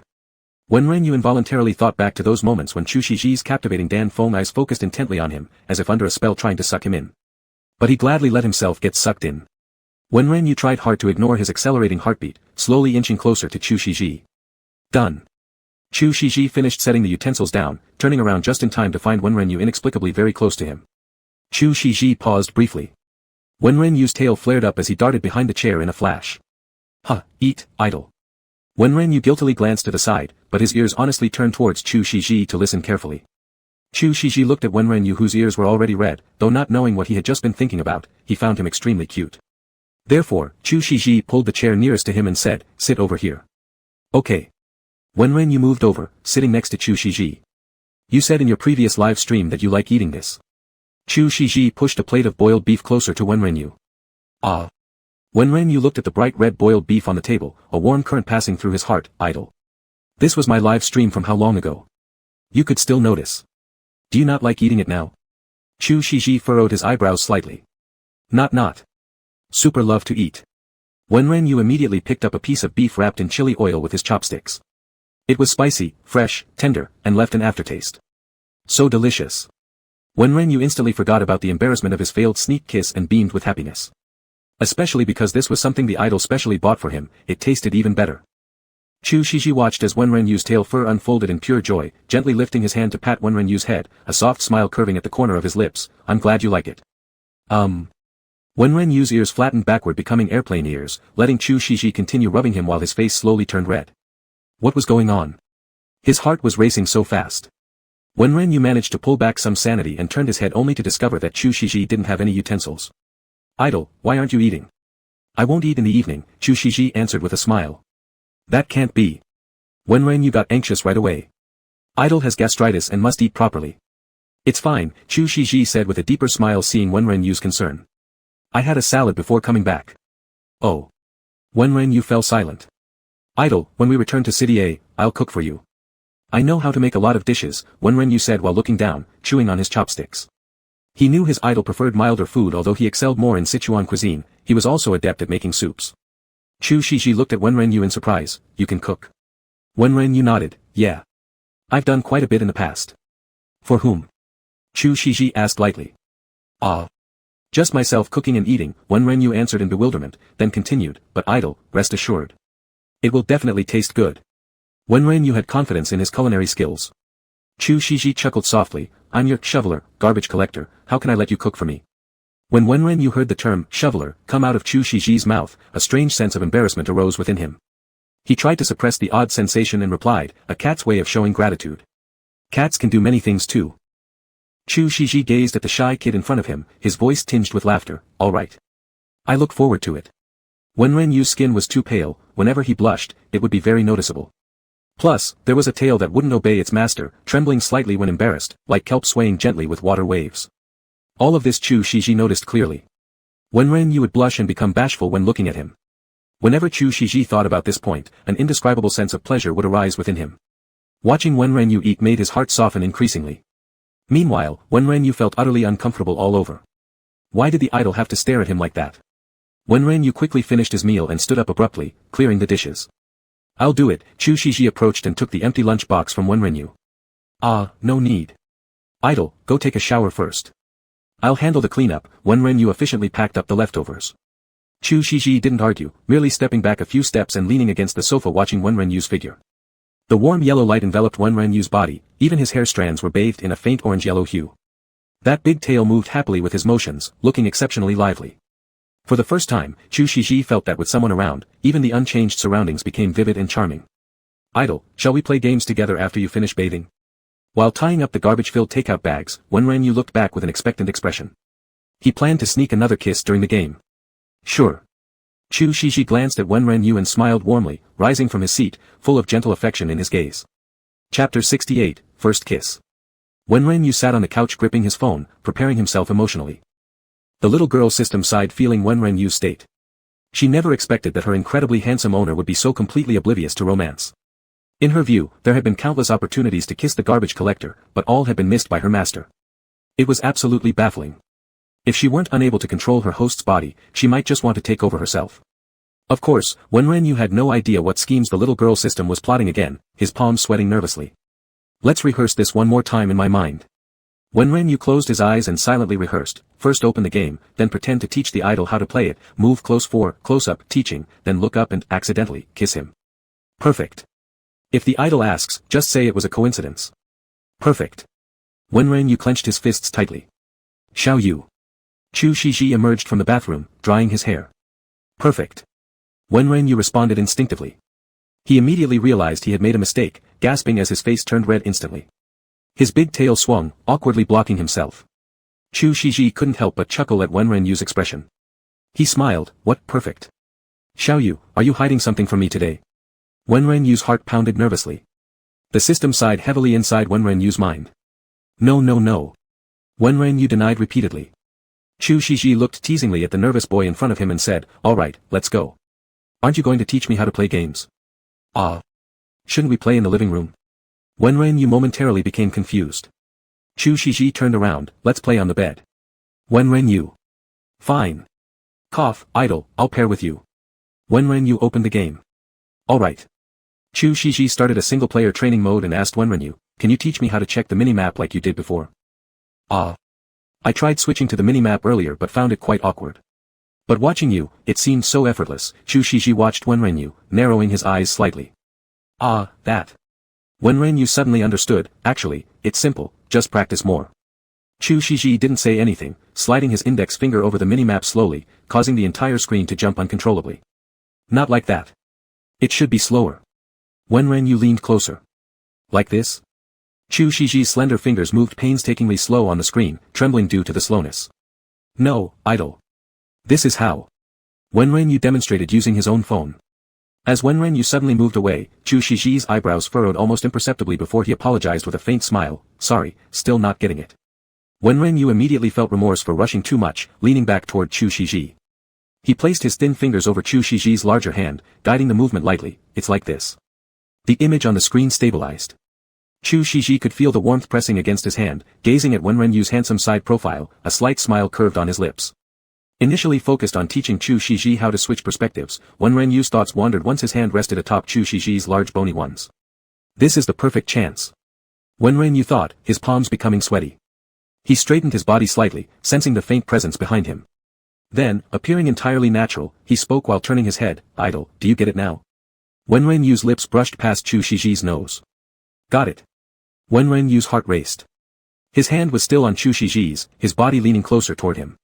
Chu Shiji could feel the heat emanating from the boy in front of him. He chuckled softly, petting Wenren's head fondly, so you've been planning this all night? Wenren froze, blushing crimson within seconds. Idol. How did you figure it out? I'm an actor who specializes in roles as shadowy emperors. Chu Shiji pinched Wenren's ears affectionately as if they were little wild creatures before. Your acting certainly leaves a lot to be desired. Wenren, with one hand resting on Chu Shiji's leg, nearly buried his head in the bed. His ears burned bright red. After some time, he whispered timidly, sorry, idol. I did this to increase my mutation value. Though he also really wanted to kiss his idol, he didn't dare to admit it. Would idol think he's a freak? Chu Shiji observed the boy whose neck flushed deep red like fine porcelain reflecting morning glow. He reached out to lift Wenren's chin, slightly leaning down toward him, so if I kiss you, can your mutation value increase further? Though unsure what mutation value exactly meant, Chu Shiji guessed based on the name. Wenren gazed blankly into the expanding proximity of Chu Shiji's face, nodding dumbly. Then. Wouldn't this method improve it even more? Saying this, Chu Shiji pressed his lips onto Wenren's slightly parted ones. Wenren's mind went completely blank in a flash.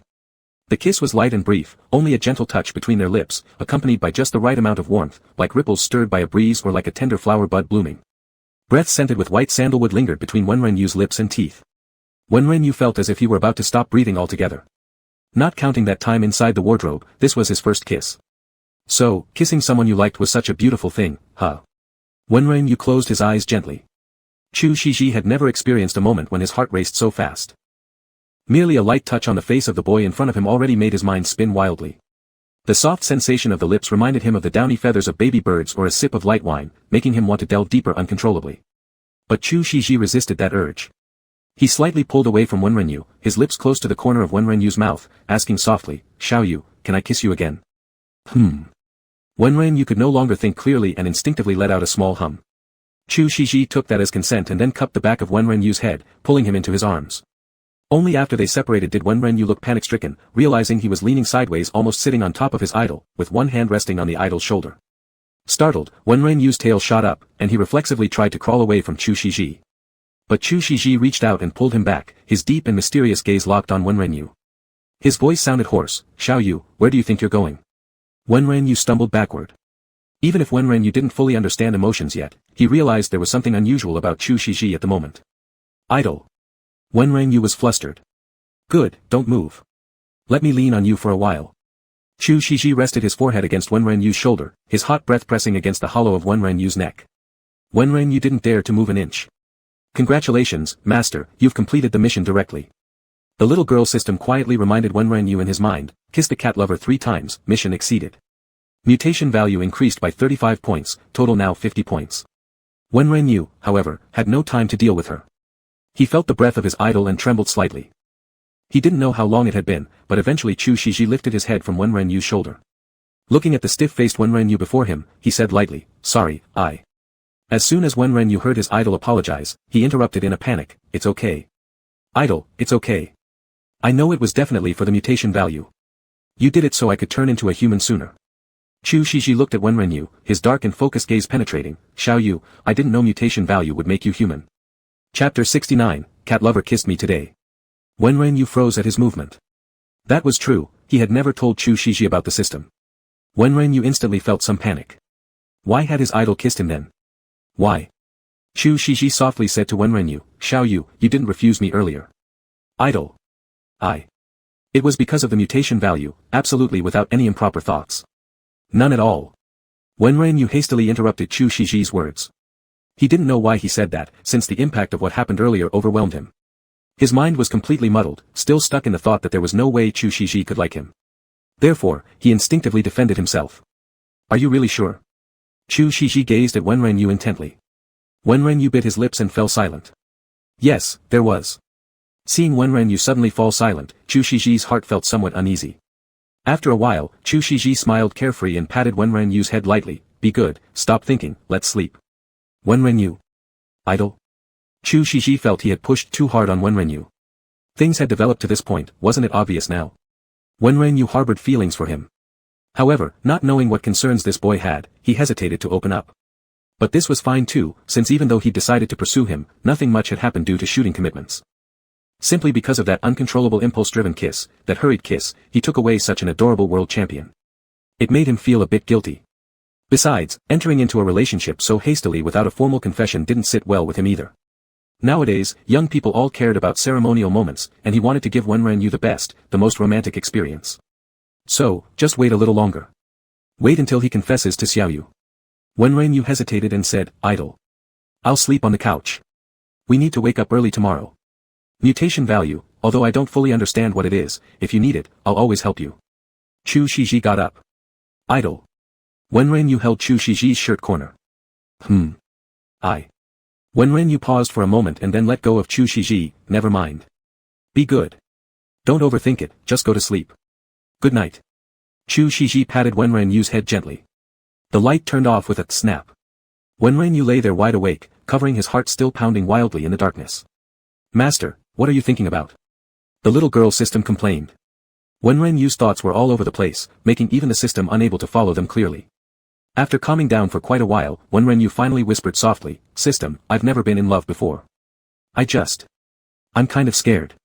Who doesn't have a first time? The system rolled its eyes. "It's not that.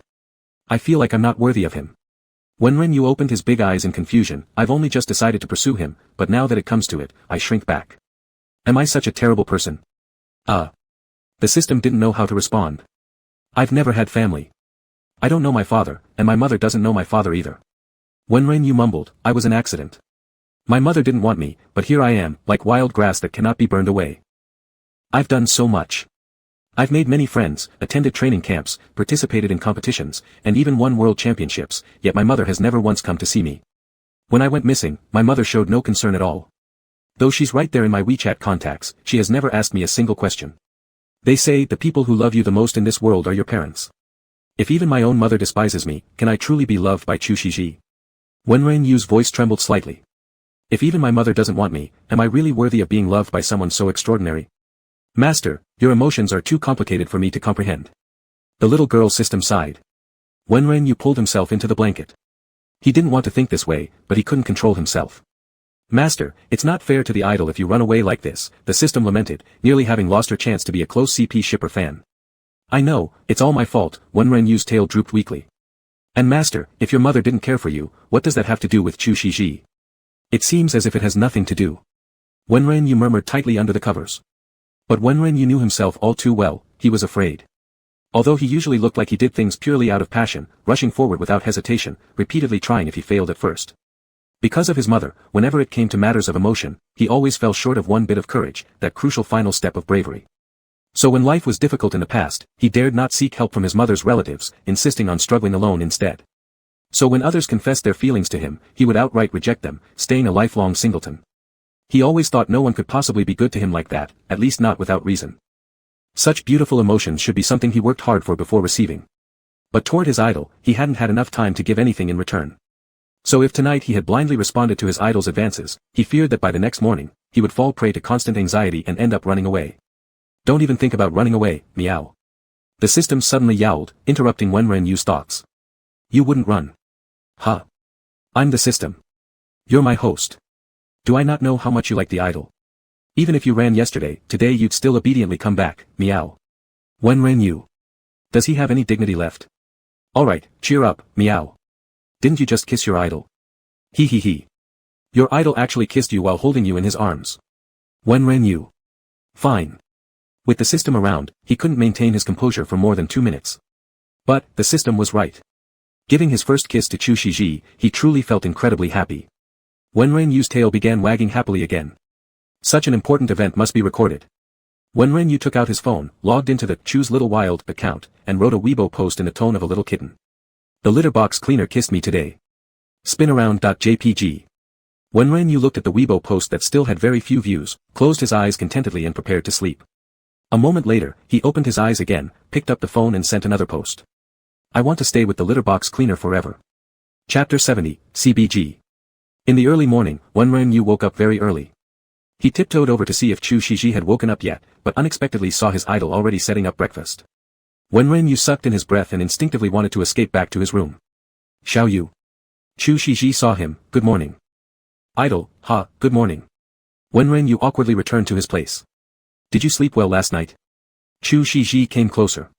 Yeah, it was fine. Wenren Yu watched Chu Shiji come closer, and his tongue began to tie itself up. I'll go get water for your morning wash.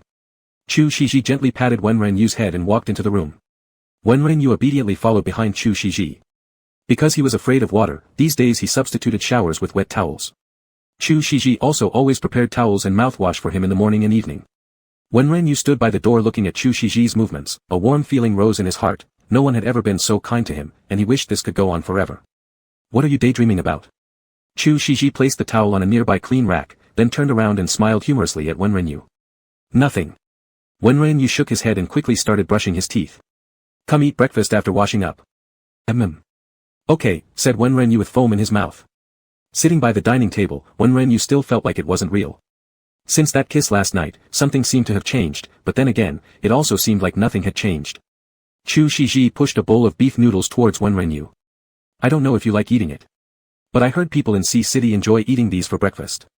Wenren Yu looked at the bowl of noodles in front of him, shining with chili oil and dotted with tender green onions, and instantly felt as if he were happy. Idol. His ears went flat, looking at Chu Shiji as if deeply honored, his sapphire eyes glittering brightly. At that moment, Chu Shiji only thought that the Wenren Yu before him was cute enough to make him want to kiss him right away, so he very naturally raised his hand and patted Wenren Yu's head, softly saying, Xiao Yu, do you still need mutation value? Do I nay? Wenren Yu suddenly stopped halfway through his sentence, realizing immediately, his pale face quickly flushed red, I don't need it. Chu Shiji was a bit regretful, his tone showing some disappointment, okay then. Wenren Yu immediately lowered his head to start eating the noodles. Was the idol just trying to kiss him? Was it? He now didn't dare look at the idol. How could this be happening? The system quietly teased, Master, you didn't dare to look even before. Xiao Yu, I estimate this movie will be finished soon. Then, I'll ask Zhou Yushan to buy 2 plane tickets. No, not necessary. Wenren Yu refused hastily, somewhat embarrassed, when it's time. I will change back into Xiaoya. Just buying a pet ticket would be fine. Can you still turn back? Chu Shiji hesitated. But it consumes mutation values. Wenren Yu answered. By the way, what is this mutation value? Is it related to your previous transformation into a cat? Chu Shiji was completely puzzled. It's... Should he tell this? Wenren Yu asked symbolically in his mind for permission from the system. Though he had basically already leaked everything to his idol. Yes, Master. But only the litter box cleaner can know, others cannot. The little girl system agreed. Having received the system's approval, Wenren Yu immediately explained, mutation value helps me transform back into a human and also helps me transform back into a cat. But I need help from my litter box cleaner. Idol, you're currently my litter box cleaner, so whenever you experience strong emotional fluctuations towards me, I gain mutation values. Chu Shiji froze momentarily, then squinted his eyes slightly, meaning that when this child transformed into a cat, if the litter box cleaner was not him, then the child would have had to find someone else to provide assistance, only then turning back into a human. Just imagining it made Chu Shiji clench his fists tightly. Fortunately, he had brought this child home. Fortunately, Wenren Yu hadn't given up on him due to his earlier rejection. Chu Shiji's thin lips curled slightly, and he felt a bit nervous inside. Idol, you don't have to specially help me increase my mutation value. Wenren Yu said, his cheeks turning red. Just one kiss had already made his little heart unable to bear it. He didn't dare to imagine what would happen if Chu Shiji kept kissing him just to increase the mutation value. He would really die. Chu Shiji looked at Wenren Yu with flushed cheeks in front of him and chuckled lowly, alright. I won't do it deliberately. You be good. I'm going to the filming site first. Have lunch properly. Chu Shiji ruffled Wenren Yu's head. Okay, Wenren Yu stood up to see Chu Shiji off. As Chu Shiji walked out the door and turned back to see Wenren Yu peeping at him through the door crack, his heart was filled with warmth. It seemed like he had a home now. Wenren Yu closed the door and returned to the room only after he couldn't see his idol anymore. He sprawled on the bed and opened Weibo. It had been a long time since he paid attention to CBG's situation. Wenren Yu felt that if he didn't check it out, he wouldn't be worthy of his identity as a professional esports player. When he opened KP's official Weibo account, the first round of the spring season's regular matches in KP had already ended, and the second round was still in full swing. As a 2-time world champion team, Bathe Pavilion unexpectedly performed poorly in the first round of the matches, causing their statistics to drop sharply. Looking at the comments below the Weibo post, many people were cursing the new jungler of CBG, JGH Dai. Wenren Yu sighed, he hadn't expected things to get this bad. CBG's team rating had fallen from the top of the S group all the way down to last place, almost making it into the A group. Gao Liang must be feeling extremely guilty seeing these results. His other 4 teammates were also strong, but because they were too strong, many teams would research how to strategize and counter them. The originally well-synchronized 5 players, missing just one, Wenren Yu, made it seem like there was a breach in the dike. Even though Gao Liang tried hard to fill in, it wasn't enough. Currently, CBG's JGH Dai wasn't quite able to keep up with the competition level in the S group. Should he return? Wenren Yu stared at the official Weibo account and felt melancholy. It had been a long time since he played games against other professional players. His skills must have declined. The little girl system listened to Wenren Yu's sighs and whispered quietly, Master, actually, you shouldn't worry about it, meow.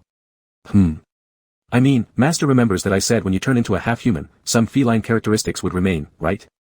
In fact, even when you completely turn human, some physiological traits will still stay with you, meow. Such as? Wenren Yu asked. For example, your dynamic vision will improve greatly. Your eyesight will become much more sensitive, and your hand speed will increase. Your night vision, while not as good as a cat's, will also be better. Also, the fur color and voice enhancements I gave you before will always be present, meow. Especially when you involuntarily make certain sounds, the sound enhancement will be more noticeable. After hearing this, Wenren Yu twitched the corner of his mouth, involuntary sounds. What are you talking about? Chapter 71, Outing 1. The little girl system laughed softly, Master, let me remind you. Yesterday, when the litter box cleaner pinned you down for a kiss, the sounds you made. Stop. Be quiet. You're not allowed to say more. Wenren Yu totally broke down, his face turning beet red. He'd never had such an experience before. He never knew he could emit those kinds of sounds. He thought he naturally sounded that way. Resultingly, this had partly been due to the contribution of this dog-like system. He was going to be furious. Not that, Master, if you don't make those kind of sounds by yourself, I can't make your voice more milky either, right? The system defended itself, pouting. Wenren Yu. Thank you, then he really should thank her. No problem. You should thank me, master. The little girl happily responded. Wen Ren Yu. Now that things were like this, what could he do? He already had no dignity left in front of his idol. One call wouldn't make it any worse. Wen Ren Yu shut off the official Weibo with a blank expression and opened the trending topics. At a glance, he saw Chu Shiji's name, Chu Shiji Wudong fake acting real. How did his idol end up on the trending list again? Wen Ren Yu's ears perked up in alarm, and he immediately clicked into the link to see several blurry paparazzi photos. In the pictures, Wudong stood very close to Chu Shiji, and there were even shots of Wudong handing water and food to Chu Shiji. A wave of jealousy surged through Wen Ren Yu straight to his brain. What were they doing? Why was this on the trending list? So Wudong was giving his idol water and food every day. Wen Ren Yu's mouth involuntarily turned downwards. He didn't want his idol to eat food from anyone else. Wen Ren Yu started to hate himself for being just a catman. With his current form, there was no way he could go out. His tail drooped. When he was a cat, he hated being a cat. When he was half-human, he hated being a half-human. When would he be able to stand by his idol's side openly? He wanted to declare to the whole world that his idol belonged to him. A single Weibo post had left Wen Ren Yu uneasy. Although he knew his idol wouldn't have anything to do with Wudong, he still felt uncomfortable. Wen Ren Yu picked up his phone and opened the chat window with Chu Shiji. Master litter cleaner. His master litter cleaner. Wen Ren Yu hesitated for a moment and finally sent a message. Idol, are you shooting? To his surprise, Chu Shiji replied immediately. Not yet. Is there something wrong? Wen Ren Yu's face lit up with happiness at seeing these two messages. But, he was still worried about Wudong. Wen Ren Yu hesitated for a bit, then forwarded the trending topic to Chu Shiji, typing. I saw my idol on the trending list. After sending the link, Wen Ren Yu anxiously waited for a reply from his idol. Even though they had already kissed, they weren't officially together yet, so Wen Ren Yu wasn't sure if Chu Shiji understood what he meant. If only the idol could understand. Wen Ren Yu clutched his phone, waiting. After a while without a reply from Chu Shiji, he was just about to put down his phone dejectedly when his WeChat voice call rang. Wen Ren Yu immediately answered, hello? Idol? Chu Shiji's voice was gentle and magnetic. I just saw your name on the trending list, so I sent it over. Is that so? Chu Shiji lightly chuckled, his tone teasingly rising at the end, making Wen Ren Yu's ears tingle slightly. Listening to his voice, Wen Ren Yu inexplicably felt a little guilty and retorted stubbornly, yeah. I saw it when I was scrolling through Weibo. I see. Alright then. Chu Shiji's voice seemed like he was holding back laughter, be a good boy and wait for me until I get home tonight. Wen Ren Yu felt a little disheartened, alright, then you work hard, idol, I'll hang up. Chu Shiji softly responded. I really am hanging up now, Wen Ren Yu repeated. Okay. Chu Shiji lightly chuckled again. Wen Ren Yu realized his own awkward behavior was a bit strange, so he quickly added, bye, and hung up the call in panic. Chu Shiji, who was waiting for the start of the shoot, felt like his heart was tickled by a small kitten, an itch that was also soft and comforting. He missed Wen Ren Yu already. Looking at the phone screen showing the unusual contact name, File Transfer Assistant, Chu Shiji smiled faintly. Such a mischievous and adorable kid. He tapped on Wen Ren Yu's profile, changed the contact note to Little Yu, pinned it, and only then did he turn off WeChat to call Sister He. Hello. Yeah, it's me. Sister He asked, what's wrong? You don't usually call unless there's a need. The Weibo trending topic, take it down. Chu Shiji's tone was cold and indifferent. Huh. That's odd. Normally you don't care about these things. Sister He found it strange. Chu Shiji didn't elaborate much but quietly said, I care now. Oh, Sister He frowned, sensing there was more to the matter. So she persisted, spill everything or I'll delegate the job to Zhou Yushan. His relentless skills at digging up gossip are well known to you. I know. I'll tell you when the time comes. Chu Shiji's voice softened as he thought of Wen Ren Yu. Well done. Something's definitely going on here. Not Wudong, right? You don't care about fake trending topics, but real ones need to be taken down. Sister He guessed. It's not her. Chu Shiji denied it cleanly and firmly. Alright, just make sure you know your limits. Don't cause me any trouble, He Jia warned with a slightly rough tone. Chu Shiji ended the call. He was already looking forward to finishing work for the day. In the evening. Wen Ren Yu had been anxious all day after receiving that phone call in the morning. Could it be that his idol didn't understand what he meant? Or had he expressed himself too subtly? Should he have directly told his idol that he was jealous? Or maybe the idol did understand but simply didn't want to comfort him. Could it be that the idol didn't like him? Wen Ren Yu was overwhelmed. What was going on? When Chu Shiji came back, he saw Wen Ren Yu listlessly sprawled out on the sofa. Sitting next to him, Chu Shiji rubbed Wen Ren Yu's head and called out, Little Yu. Wen Ren Yu looked up. Be a good boy and put your clothes on properly, I'll take you somewhere. But my ears and tail. Wenren Yu fiddled with his ears in frustration. Don't worry, no one will see them. Chu Shiji gently massaged Wenren Yu's ears. They're so cute, don't pull on them so hard. Sitting there on the couch, blood rushed from Wenren Yu's ears to his limbs and then up to his cheeks, creating a faint blush. Chu Shiji noticed that this kid turned red extremely easily. Every time he saw that shy expression, he felt as if his heart melted entirely and wanted nothing more than to pull Wenren Yu into his arms and stroke him from his eyelashes to his chin, and from his ears down to his tail. Chu Shiji sighed inwardly. If he thought much further, he knew he wouldn't be able to hold back again. Chapter 72, Going Out 2, The Clavicle Chain. He got up, went inside to fetch clothing and a hat for Wenren Yu, and took him outside. It was dinner time when they left. There weren't many people in the hotel lobby. Wenren Yu managed to keep his tail hidden while Chu Shiji led him onto an RV. An RV? Wenren Yu paused. Idle, are we? Wenren Yu sat on the small sofa by the window and saw a table full of local snacks. Confused, he asked. Chu Shiji was rarely uneasy and coughed lightly, saying, let's go for a walk. I'm not sure which snack you like specifically, so I bought a little bit of everything. Wenren Yu was taken aback. You've been cooped up in the hotel for too long, so I'm taking you out to wander around. We'll come back tomorrow morning. Eat something first to line your stomach, and we'll have barbecue later. Wenren Yu looked at the spread on the table and couldn't help but feel a lump rise in his throat. His eyes teared up. What's wrong? Seeing that Wenren Yu wasn't overjoyed but instead appeared as though about to cry, Chu Shiji was startled. Seeing the look on Chu Shiji's face, Wenren Yu chuckled, revealing adorable tiger teeth. No. I'm just too happy. Chu Shiji sighed in relief, watching Wenren Yu. This is just the beginning, he ruffled Wenren Yu's hair affectionately. Happy, Wenren Yu put on gloves and picked up a spicy rabbit head. Watching Wenren Yu nibble on the rabbit head, Chu Shiji finally added. Wudong has nothing to do with me. While still munching on the rabbit head, Wenren Yu widened his eyes, looking at his idol who was suddenly offering explanations. Wudong will never have anything to do with me in the future. Watching Wenren Yu eat happily, Chu Shiji's lips curved into a smile. Eat slowly, I'll go drive.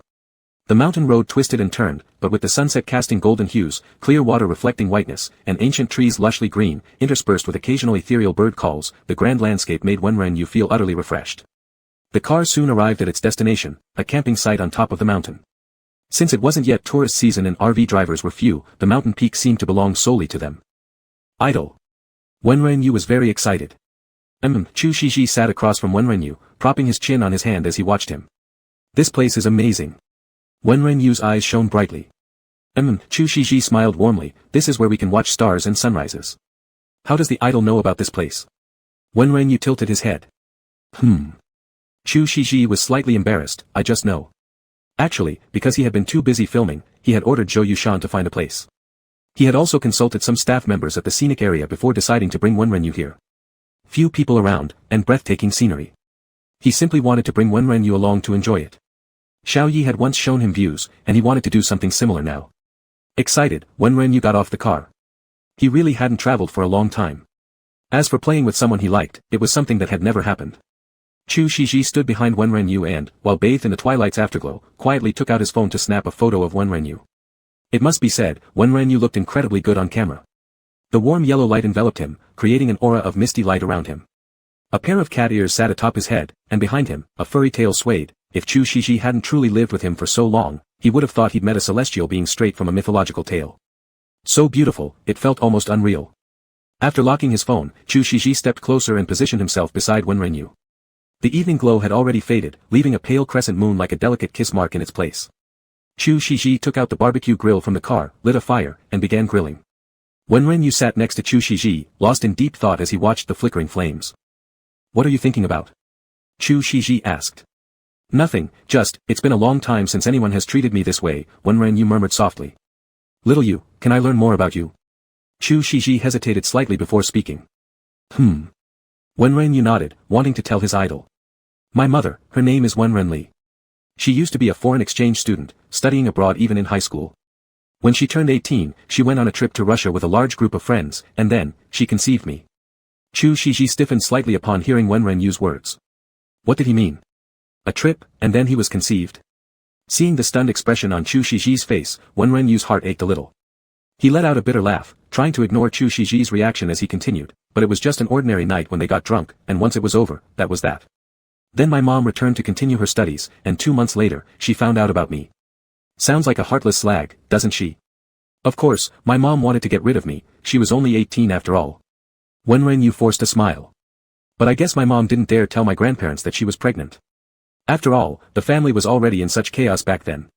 By the time my grandfather passed away, my grandmother had committed suicide due to severe depression under intense pressure.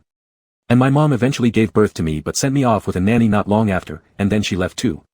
Wenren Yu lowered his head and laughed bitterly. I don't even know if my mom finished her university degree in the end. But judging from her social media feed, she seems pretty happy now, traveling around the world with a backpack. It's everyone's dream, right? In the quiet spring night, a few cricket sounds could be heard faintly, carrying a sense of melancholy with each breeze.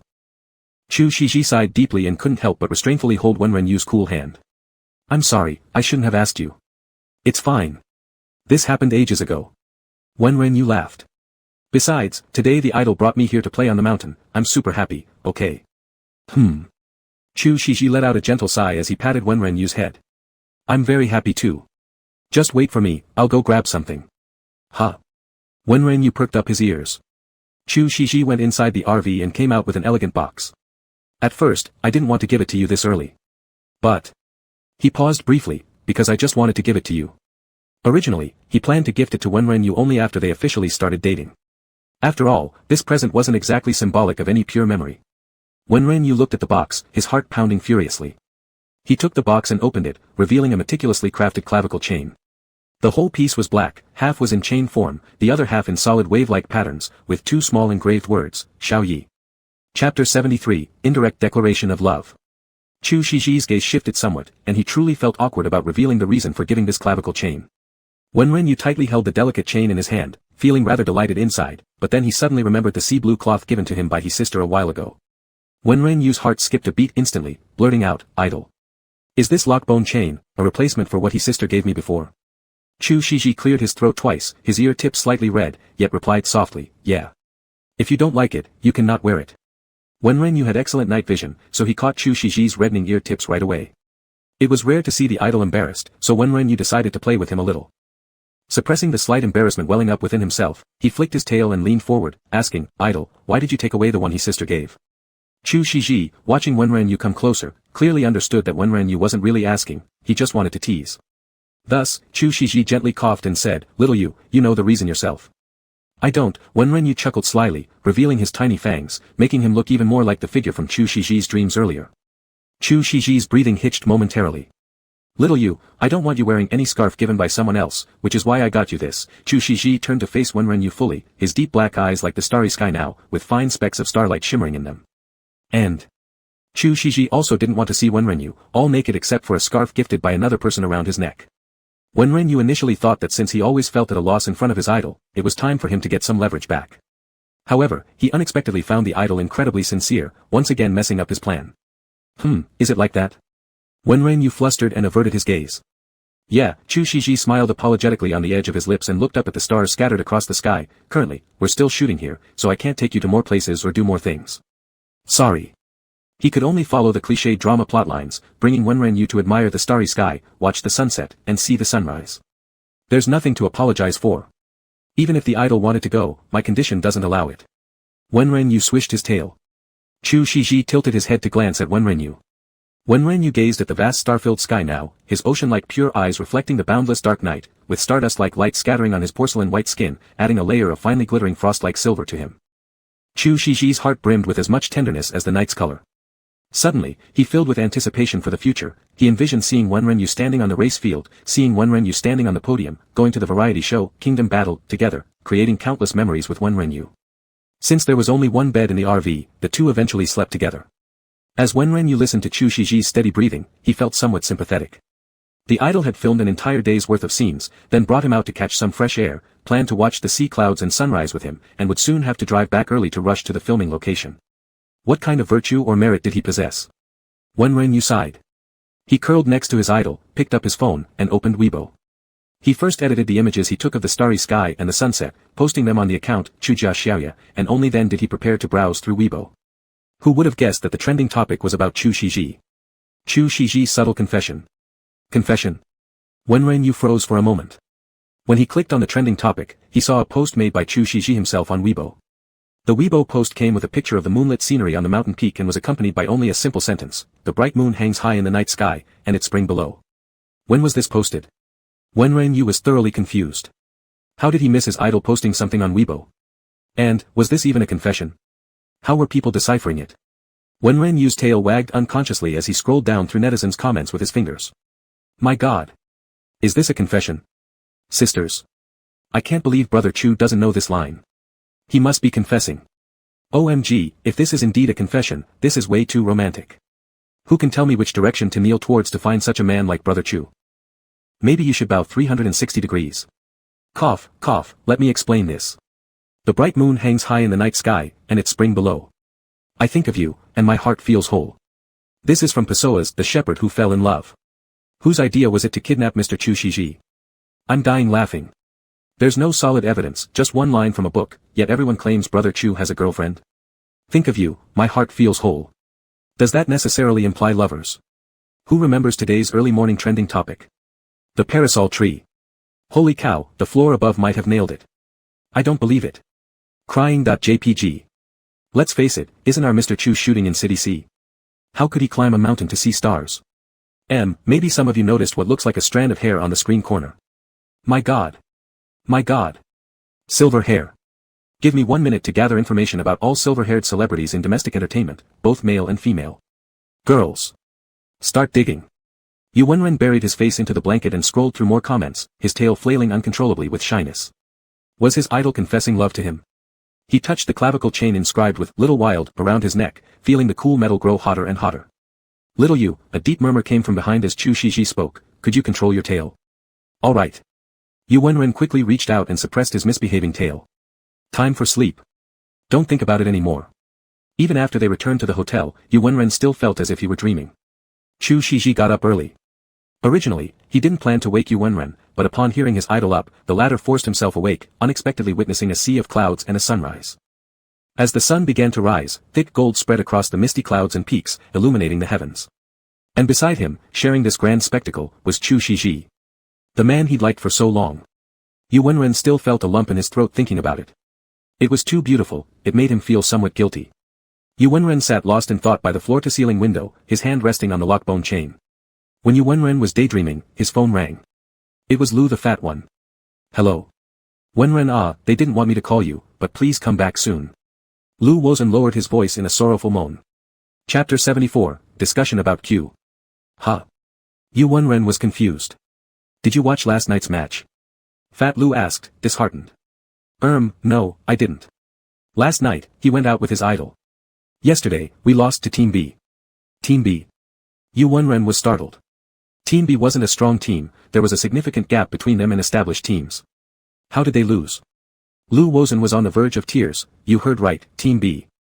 They replaced their players and suddenly became insanely strong. Yu Wenren maintained a serious expression, but I can't return now. When will you be able to come back? Probably, mid-April. Suddenly, Hu Tianyi's voice came from the other end of the phone. Hell. My dear Wenren. By then, the third round of regular season games on KP will already be over. Are you coming back just to help clean up our mess? Cleaning up should not be too bad, right? Yu Wenren clicked his tongue. We still have playoffs. Hu Tianyi. Wild player brother, my wild player brother, where have you gone? Assistant Fat Lu cried. Yu Wenren smiled wickedly, revealing his sharp little tiger teeth. You guys aren't saying you can't even make it to the playoffs without me, are you? How could that be possible? What nonsense. Hu Tianyi exploded instantly, making bold proclamations. Just wait and see if we can do it without you. Not working. Not working. Really not working. Fat Lu's voice faded away. The call ended. Yu Wenren retracted his smile, holding his phone feeling somewhat uneasy. He wanted to return and compete in matches. Although every day was exhausting, the arena was truly where he felt free. System, any tasks left? Those related to deformation values. Wenren asked. Task meow. The system pondered within his mind, Master, you already know how to increase deformation values, why don't you try it yourself? Wenren sighed. He knew, but without a system urging him, he didn't dare to act. Like before, when it came to kissing his idol, he would only do it if he went crazy. If the system hadn't forced him, and there wasn't truly no more time to wait, he could drag this matter out for a year. Actually, Master, don't you remember what I previously told you? After turning semi-human, fur color, eye color, cat ears, cat tails, and some other things will be retained. Upon hearing this from the system, Wenrenyu's heart instantly chilled with a growing sense of foreboding. The little girl-like system quickly added, "Master, do you know how old Little Wild is?" "Little Wild? Aha, your cat body." The system replied in earnest, "Little Wild is already 6 months and a bit older now, meow." 6 or 7 months, so what? Wenrenyu thought about some bad possibilities. The heat cycle is coming up, and Little Wild hasn't been spayed or neutered yet. The system rarely spoke seriously. Although Wenrenyu had already guessed something was amiss when the system mentioned it earlier, he still swallowed hard and asked, "What do you mean?" "It means, Master should think now about what to do. Otherwise, you might be unprepared and caught off guard." The system responded. Wenrenyu. What to do? What to do? What should I do if the heat period arrives? He was purely single since birth until now, then suddenly the system told him that he had to skip the love part and jump into unspeakable matters directly. Wasn't that like being set straight into the hell mode? How should he know what to do? You pinched his lips and asked quietly while the system wasn't paying attention, "What did your previous owner do?"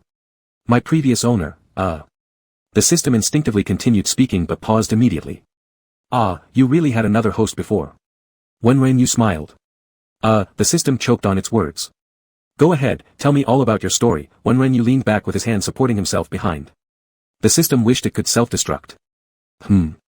Wenrenyu narrowed his eyes slightly. "My previous owners weren't many. One of them was a boy who was killed even before he transformed into a human, so he just remained a cat all his life. And a girl, who didn't want children anyway, whether she was a cat or a human, she simply didn't care. Another guy, he never found his pet parent. There's only you left as the owner now." Wenrenyu. Meow. Wenrenyu sighed. "Amazing indeed.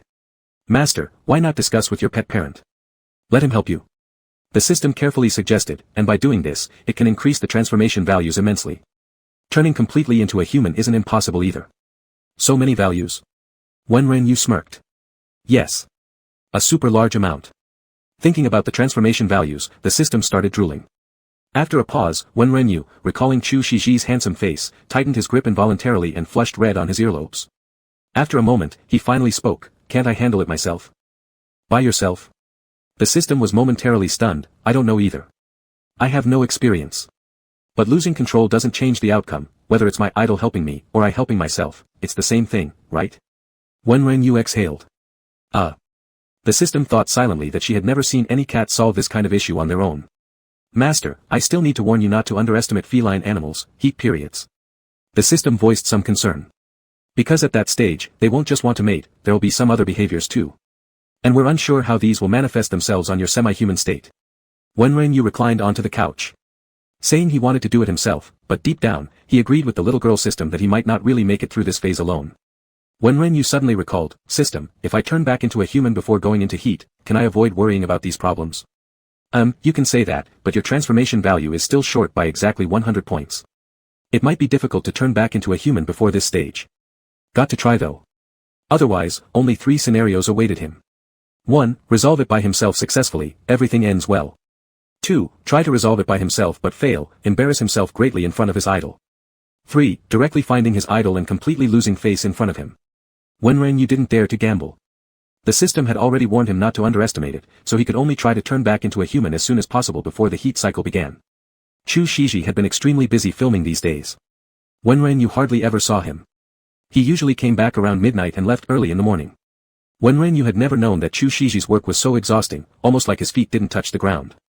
How could he endure this? But no matter how worried Wenrenyu was, there wasn't much he could do to help, he could only take care of himself. During these idle days, he had watched almost all of CBG's matches in this season and also went through all of Team Gongbi's games. He found, just as Fat Lu had mentioned, that Team Gongbi was indeed very different from before. Chapter 75, Live Teaching. CBG's performance in this season could hardly be called outstanding, to the point where even their fans were dissatisfied. However, it wasn't terrible enough that it couldn't be enjoyed at all, it was just that competing for the KP League Championship might be difficult, let alone the World Champion title in KPC afterward. Wenrenyu frowned while watching the game replays. CBG's weakness lay in overall team coordination. The 4 other teammates still played in the style they did when he was part of the team, but Gao Liang couldn't keep up.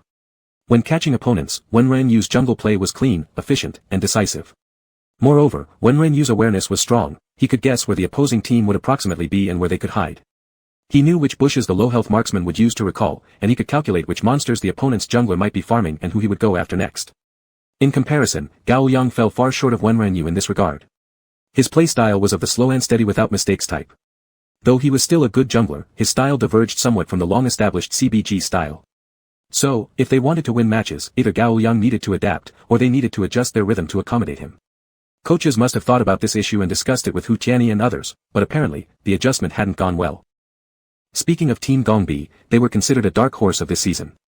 The previous Team Gongbi, Team Gonghe Best, was weak, so weak that Song Baoga could completely demolish them, but surprisingly, CBG lost to Team Gongbi during this season's regular round.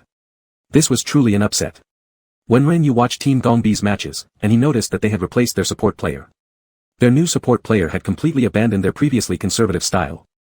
Instead, the player adopted an aggressive approach, charging in headfirst. If unable to defeat the enemy, they ran away, taking down as many enemies as possible before retreating. In the match where CBG was most heavily beaten by Gongbi, Gongbi's support selected Daqiao. Throughout the game, it could be described as a large-scale beat-up scene. Daqiao continuously roamed and summoned allies everywhere, and once allies arrived, they immediately ganged up on opponents.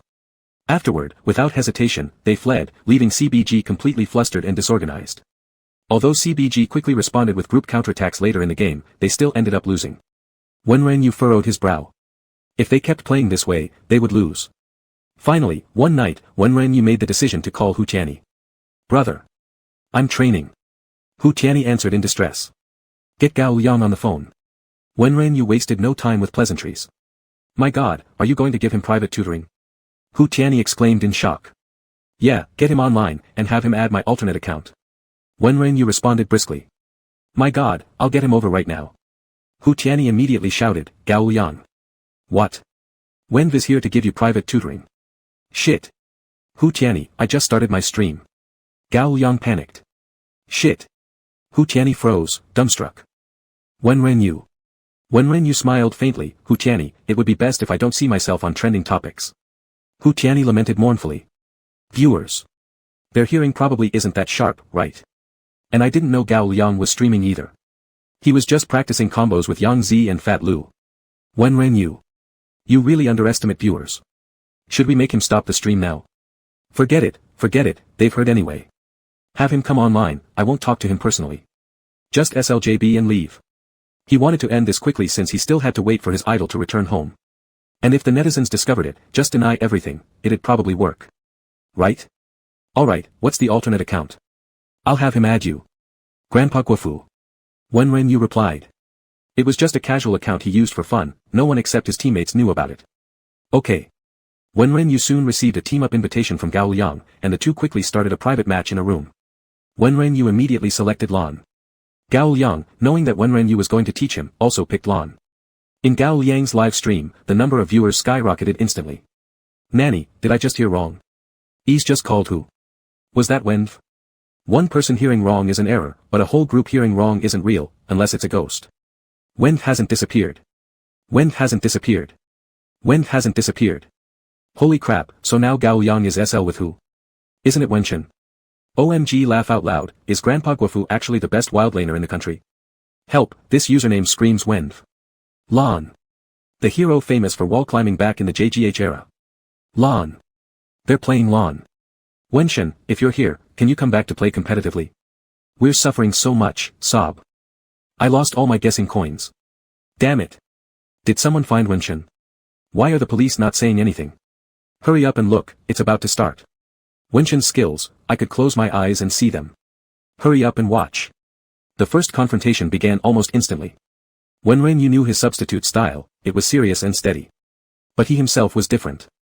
As soon as the game started, Wenren Yu controlled Lan and rushed straight toward Gao Liang's face. Gao Liang, caught off guard, immediately released his second skill. But Wenren Yu was simply tricking him, with a small turn into the grass, he evaded Gao Liang's skill. The chat exploded immediately. Oh dear, one wave wasn't cleared yet, and the Grandmaster already tricked one of your skills. Oh dear, the Grandmaster is level 2. Brother, if Wenshin were here, I wouldn't dare to look at how terrible JGH would be doing right now. Gao Liang had no time to look at the chat, he focused all his attention on the game. Upon reaching level 2, Wenren Yu immediately activated his skills to harass Gao Liang, forcing Gao Liang to retreat under the tower to heal. From the very start, Wenren Yu took control of the line, causing Gao Liang to be on the defensive right away. Sweat gathered in Gao Liang's palms as he realized why he couldn't keep up with CBG's rhythm. Wenshin played so aggressively that he brought out the ferocity in the other players of CBG. Although Gao Liang had already been aware of Wenshin's aggressive style, only when playing head-to-head with him using the same hero did he truly realize how vastly different their styles were. Wenren Yu was the first to level up his ultimate, and immediately charged in with a combo, securing Gao Liang's first blood. The chat erupted immediately. Nanny. So fast. He even overran the tower. And survived? What the actual what? Let me explain the last combo to you all. I think it went something like, do this, then that, and finish with ultimate. What? Good guess. Next time, don't guess. Help. All I saw was Grandpa luring Gao Liang out from under the tower. What is this thing? I'd do backflips and eat diarrhea unless this is Wenshin. Suddenly, a huge influx of viewers swarmed the live stream. Gao Liang stared bitterly at the respawn countdown. Lan was his main hero, but he lost every match where he used it. Now losing to Wenshin in a solo line battle, what kind of face could he possibly have left to claim Lan as his signature character? Play again. Wenren Yu typed coldly to Gao Liang. Alright. As soon as Gao Liang respawned, he went straight back online. In the live stream chat. Damn, even this speech style screams Wenshin. Who doesn't know our beloved angel, Wenf, has always been beautiful and spoken less during competition. Wait, didn't Wenshin have a meme video earlier? It was called, Few Words. Shut up.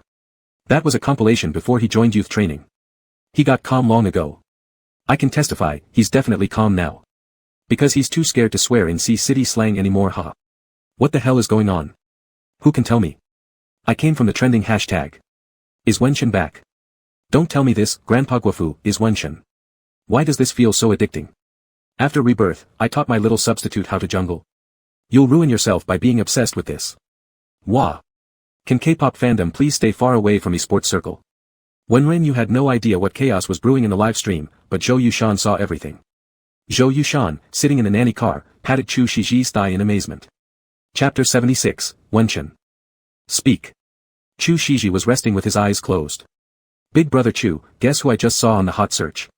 Zhou Yushan said. No interest. Really no interest. Zhou Yushan chuckled as he looked at the live stream on his phone. I saw Wenshin. Chu Shiji immediately opened his eyes upon hearing Wenshin. He nimbly grabbed his phone and directly opened Weibo. When found after disappearance, ranked high at hot search number 1. Chu Shiji instantly clicked in and found a recorded live stream prominently featured in the hot search. In the recording, CBGE.upperJGH substitute had just finished greeting everyone when CBGE.E suddenly shouted, Wen will give you personal tutoring. Then the upper JGH substitute appeared panic-stricken, what the beep? Hu Tian E, what the beep, I just turned on my live stream. What nonsense are you talking about? Afterwards, there was a string of beep, censored sounds. The video clip ended abruptly. Below, various comments appeared, but more were filled with confusion. Wenshin found after going missing. Where was he found? Why didn't the club announce it? Dang, it's good news that Wenshin is fine. Is Wenshin found now going to compete again? Where are the police? Police, is this true or false? It's all speculation right now, isn't it? After all, we only heard Ease call out Wenf, we didn't see Wenf himself. Dang, the upper JGH substitute is still streaming live. Go check it out. Chu Shiji turned his head and asked Zhou Yushan, where's the live stream? Zhou Yushan immediately handed over his phone. Chu Shiji frowned while looking at the screen showing the big face of the JGH substitute. This is the JGH substitute's live stream. They're currently in SL. Zhou Yushan, seeing Chu Shiji's furrowed brows, began speaking more cautiously and seriously. Chu Shiji didn't respond, he just focused on the live stream. Grandpa Guofu. Chu Shiji's frown deepened. He had never seen Wenren Yu play under this ID. Zhou Yushan felt the atmosphere around him inexplicably become heavier. He tried to lighten it up by laughing nervously, Big brother Chu, isn't Wenshin going back? Look at the chat, they're all saying it's him. Chu Shiji watched the chat without saying anything. What nonsense was everyone saying? Rebirth of teaching my little substitute how to jungle. Interesting. Chu Shiji gave a cold laugh. Zhou Yushan suddenly heard this laugh and shivered. He carefully suggested, Big brother Chu, we've arrived at our destination. Why don't we go back and watch later? You can use your own phone. Chu Shiji threw the phone back to Zhou Yushan and strode toward the hotel. Back in the room, Chu Shiji saw Wenren Yu intensely playing a game. His cat ears tilted forward along with the angle of his head, and his tail lay motionless beside him. Gao Liang, where's your positioning? Wenren Yu suddenly pressed the voice-to-text button and said coldly. Seeing this side of Wenren Yu, Chu Shiji was slightly taken aback. This current Wenren Yu was completely different from how he usually acted in front of others. There was no shyness, no fluster, even sitting cross-legged, there was an aura of having everything under control. Chu Shiji lightly sat at the edge of the dining table, looked at Wenren Yu, then glanced down at the live stream on his phone. S.L mode, once the first tower of the opponent was destroyed, you won, but Wenren did not destroy the tower. Instead, he waited for Gao Liang to respawn by the tower.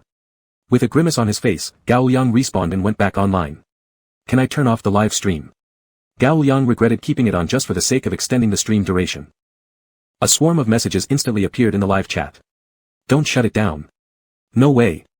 We haven't seen Wenshin's operations for so long. Don't shut it down. You can hide your ugly mug, though. Huh, why is this so funny? No one confirmed this is Wenshin. But somehow everyone seems certain. I don't care, he is Wenshin. Seeing Gao Liang come back online, Wenren immediately typed, watch. Gao Liang immediately focused intently. Wenren executed a set of skills, 12A3AA2A for a killing strike, fluidly moving during the middle. In the process of consuming half his HP, he directly took out Gao Liang, who was also releasing combos. Gao Liang groaned at the darkened screen again, whyyyy. Why did I get sight-carded in the grass and still get wiped out so fast? Can you use combo skills now? Wenren calmly spoke via voice-to-text to Gao Liang who was following the enemy. I can. I can. Gao Liang replied through his pain. Will you keep crashing into walls when playing LAN next time? Wenren smiled. No, no more. Gao Liang cried. Let's play a ranked match. Wenren typed and immediately exited the practice room. With a painful expression, Gao Liang closed the 1v1 mode, opened the ranked match, and pulled Wenren into the room. Wait a moment. Wenren typed. After finishing typing, Wenren put the phone aside and immediately stood up, walking towards Chu Shiji. His tail swept anxiously, idle. You're back. I was just teaching our team's jungler how to play. Seeing the sudden docile behavior of Wenren, Chu Shiji felt his heart soften. He shook the phone in his hand and gently said, I saw it. Wenren instantly widened his eyes. How did the idol see it? You made the hot search. Chu Shiji patted Wenren's head. Idol, I won't cause any trouble for you. Absolutely not. They won't know I'm here. Wenren already knew that Huqiani's earlier shout couldn't possibly stay hidden from netizens, so he wasn't surprised when Chu Shiji said he'd seen it on the hot search. It doesn't matter if they know. Chu Shiji smiled warmly, pinching Wenren's upright ears. Ah. Wenren became instantly dazed. Chu Shiji chuckled lightly, snap out of it, don't you still have a ranked game with Gao Liang? Oh. Alright. Wenren returned to the couch, picking up his phone. Chu Shiji followed Wenren and sat beside him. Leaning close, he looked at the screen. When Wenren picked up the phone and glanced at it, he furrowed his brow. His fingers flew over the keyboard. Why are they all here? In a 10-person room, all members of the CBG team except support player Liu Pang were present, and another team turned out to be WG. Gao Liang immediately initiated an intra-team voice call. The players in the previous ranked match were too weak, so I created a private room. I'm playing support. The audience in the live stream were shocked. Holy crap, this must mean Wenshin is coming back. 5-man team up with a professional jungler playing as support. There's no other reason unless the other jungler is insanely good, my people. What's going on? Isn't W.G training? Why are they suddenly playing? Training? This is called a welcoming ceremony. Of course, W.G needs to have a match to welcome Wenshin after his disappearance. Holy cow. W.G versus CBG, they're fated rivals forever. Is it really Wenshin? Holy sh*t, this is turning into something big. Wenshin, speak up, please. The chat exploded with comments. Chu Shiji looked at the barrage of comments in the live stream and suddenly felt like the kid sitting beside him seemed very distant. Chapter 77, Hello. Wenren shone brilliantly and dazzlingly in his domain, everyone shouted, Wenshin, for someone who could teach others in competitive matches, and someone who thrived in tournaments. Chu Shiji had always known that his beloved Wenren was outstanding, but never had he felt it so profoundly at this moment. Wenren had completely focused on the game by now. This round, he chose LAN, which Gao Liang had been ridiculed online for. He didn't fear making Gao Liang feel imbalanced. In electronic sports, being bad was itself a sin. If Gao Liang failed to recognize his own problems and still harbor jealousy, then perhaps he shouldn't continue playing. Wenren stopped pretending at this point. He would eventually return to compete. He also needed to revert to human form before his heat cycle. With everything converging together, he didn't care anymore. More troubles wouldn't make much difference, so it was all-out effort. He directly opened the voice chat, level 1, blue area. Coming. Middle laner Huqiani lit up upon hearing Wenren open the mic, his voice filled with unparalleled joy. Naturally, Gao Liang had already trailed behind Wenren. Sure enough, the W.G on the opposite side grouped up and invaded their jungle. JGH sub, watch closely. Wenren said few words. Got it. In the live stream, a horde of Wenren's fans went wild. Wenshin is truly Wenshin. This voice. So suave. My god. I could listen to Wenv's JGH sub millions of times. Who gets it? Wenv speaking English sounds so good. Is this due to his mixed heritage? Shouldn't he be speaking Russian then? Wah.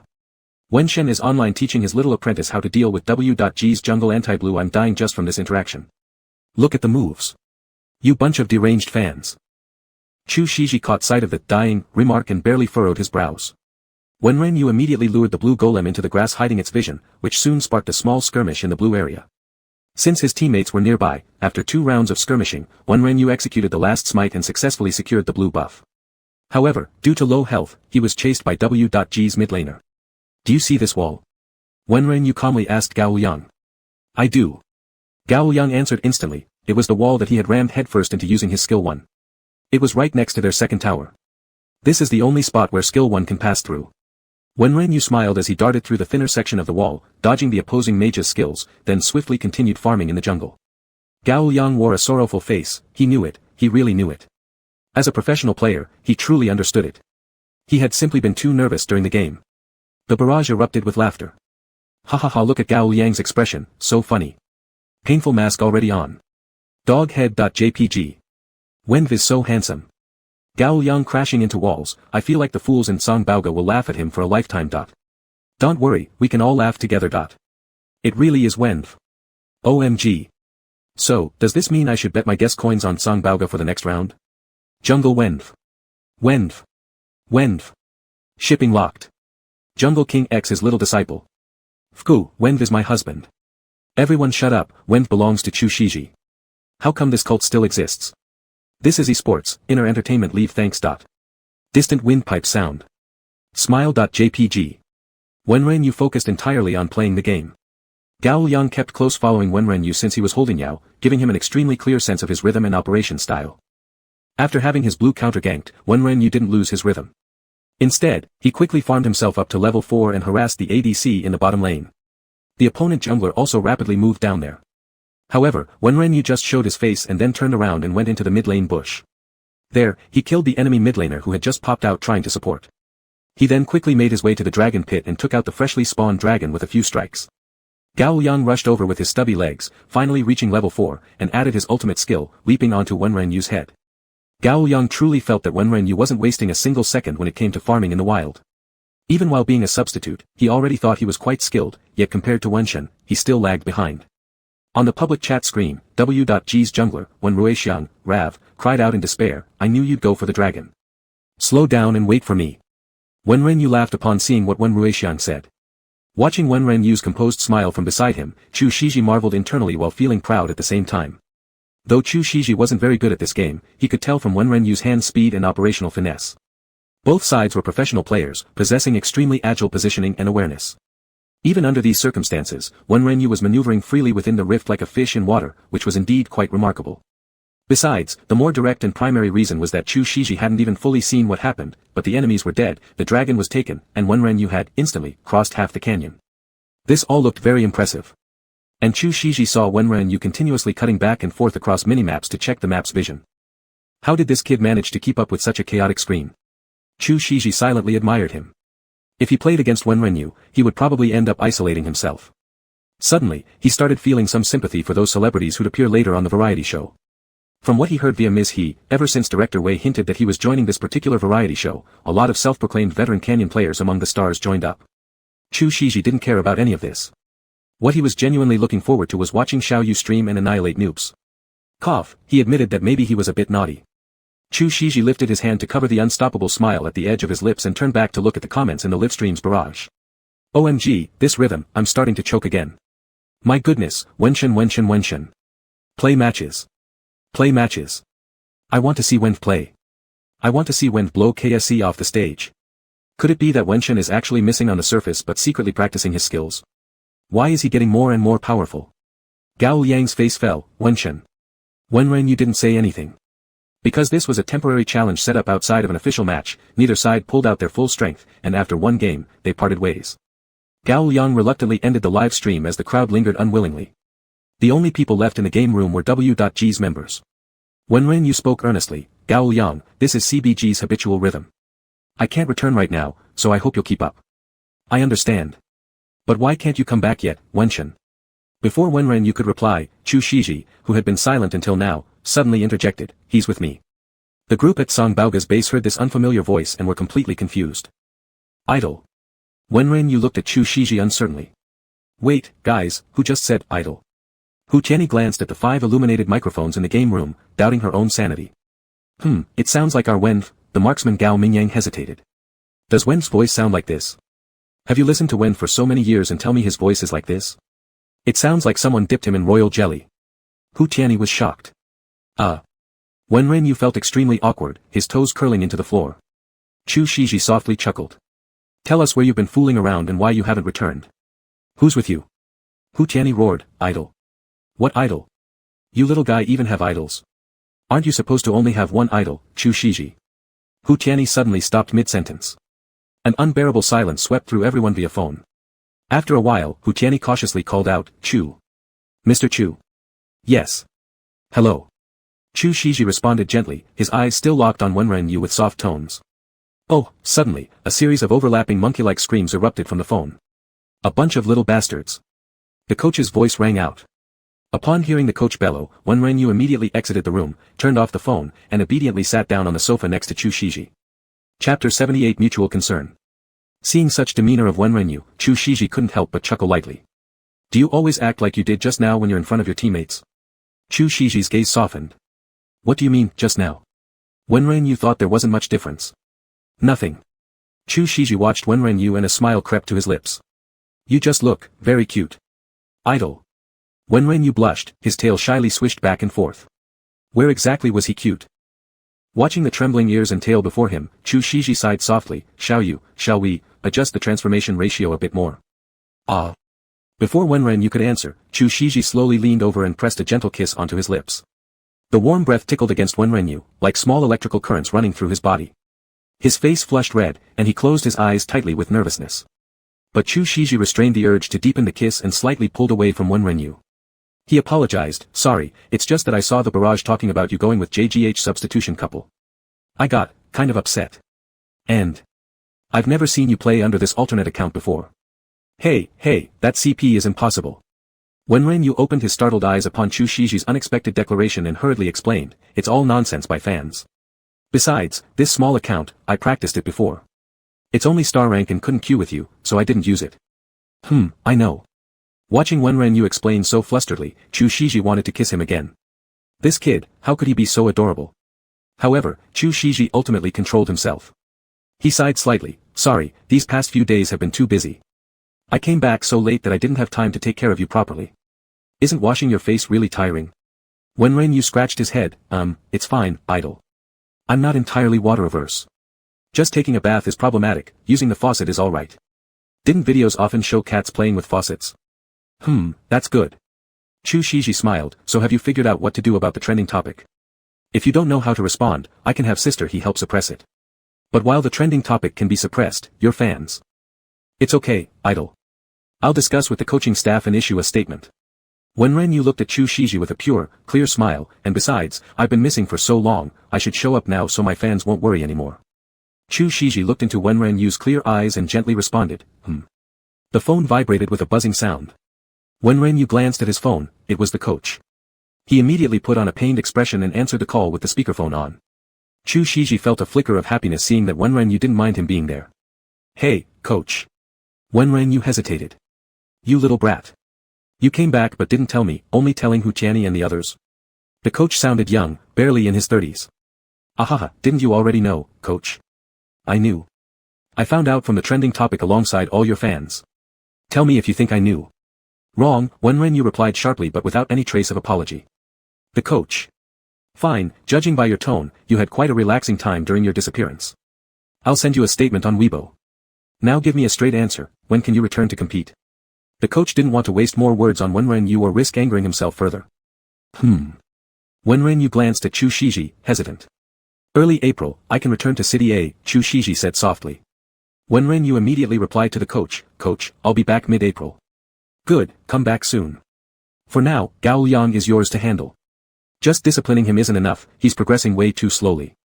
The coach added, "Oh, and there's a TV show later, something called Kingdom Battle. You have to participate. Let's discuss details once you're back. There'll be a lot of celebrities inside, behave yourself and don't cause any trouble or else the entertainment industry fans will chase after you and yell, and I won't care then." "Understood," Wenren Yu assured. Statement sent out. "If police go looking for you, I'm washing my hands clean of this. Must watch the CBG match tomorrow afternoon. Don't come back knowing nothing." "All right." Wenren Yu grinned, revealing his little tiger teeth. Without another word, the coach hung up. Wenren Yu lowered his head and opened Weibo, logging into his main account. Chu Shiji was nearby all along and, with his sharp eyesight, when Wenren Yu switched accounts, he noticed that aside from the official CBG.1 account, Wenren Yu also had two small personal accounts. One of them had a long name he couldn't make out quickly, and the other seemed to be called Chu Family Little Wild. Chu Family Little Wild.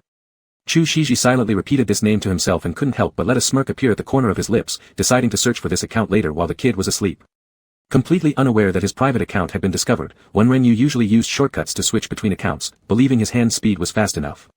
He logged into the CBG.1 account and found that the coaching staff had swiftly issued a statement, which was then reposted and explained by CBG's official Weibo. Comments exploded instantly. "It really is when coming back. Why does it take until after April before he can play again? After just being found after disappearing, shouldn't we give him some time to recover? Legend. My Wenv little angel has a legendary life. I'm so curious about what happened to Wenv during his disappearance. Could he have been kidnapped and redeemed back? Where are the police? Looking forward to Wenv returning to the field. Wenv dominates the jungle. Wenv baby, mommy misses you. Crying.jpg. Wenv baby." Chu Shiji quietly read as Wenren Yu browsed through the comments. Hearing the phrase, "Wenv baby," Wenren Yu instantly blushed furiously, his tail fluff standing on end. "Oh idol." Wenren Yu stammered. Chu Shiji looked up with a playful glint in his eyes. "What's wrong?" "And no nothing." Wenren Yu had no idea how to explain. How could he say he was utterly thrown off balance because of the term "baby" used by his idol? "Your fans call you baby." Chu Shiji's soft call of baby was light, with a slightly rising intonation at the end, carrying an extra alluring tone. "Help." Wenren Yu felt like he was about to faint. He had never, ever felt the word baby so flirtatious before. It was a completely different sensation from when he was just a cat. They shout randomly. Those mommy fans shout randomly. He opened his mouth to explain. "And what kind of fan are you to me?" I am." "What kind of fan am I?" Wenren Yu suddenly didn't know how to answer. Before becoming Chu Shiji's cat, he could also have called himself one of Chu Shiji's mother fans, but since being by his idol's side, it seemed like he had become more like a girlfriend fan, no, boyfriend fan. "Save him." Wenren Yu's face burned red. Chu Shiji looked at Wenren Yu's flustered appearance and couldn't help but laugh. Teasing Wenren Yu was way too fun. Just a light tease made his face turn red immediately, a far cry from the calm demeanor he usually showed in front of teammates or coaches. But this also proved that Wenren Yu really saw him differently. Just thinking about it filled Chu Shiji's heart with joy. So Chu Shiji affectionately smiled, "All right, I got it. Don't think about it anymore. Go to sleep." "Oh." Wenren Yu's cheeks were red as he replied, "Oh, right, wait a moment." On Weibo, Wenren Yu searched for Chu Shiji and followed him using his main account. "I'm going to be Mr. Chu's publicly proud #1 fan." Wenren Yu said cheerfully, forwarding Chu Shiji's latest Weibo post, a cryptic confession Weibo. Chu Shiji looked at Wenren Yu's actions and chuckled quietly. As expected, it would probably trend again soon. Chapter 79, First Kiss Couple. However, neither of them cared much. Chu Shiji still wanted to check out Wenren Yu's Chu Family Little Wild, while Wenren Yu noticed something else. "Idol, what's that on your wrist?"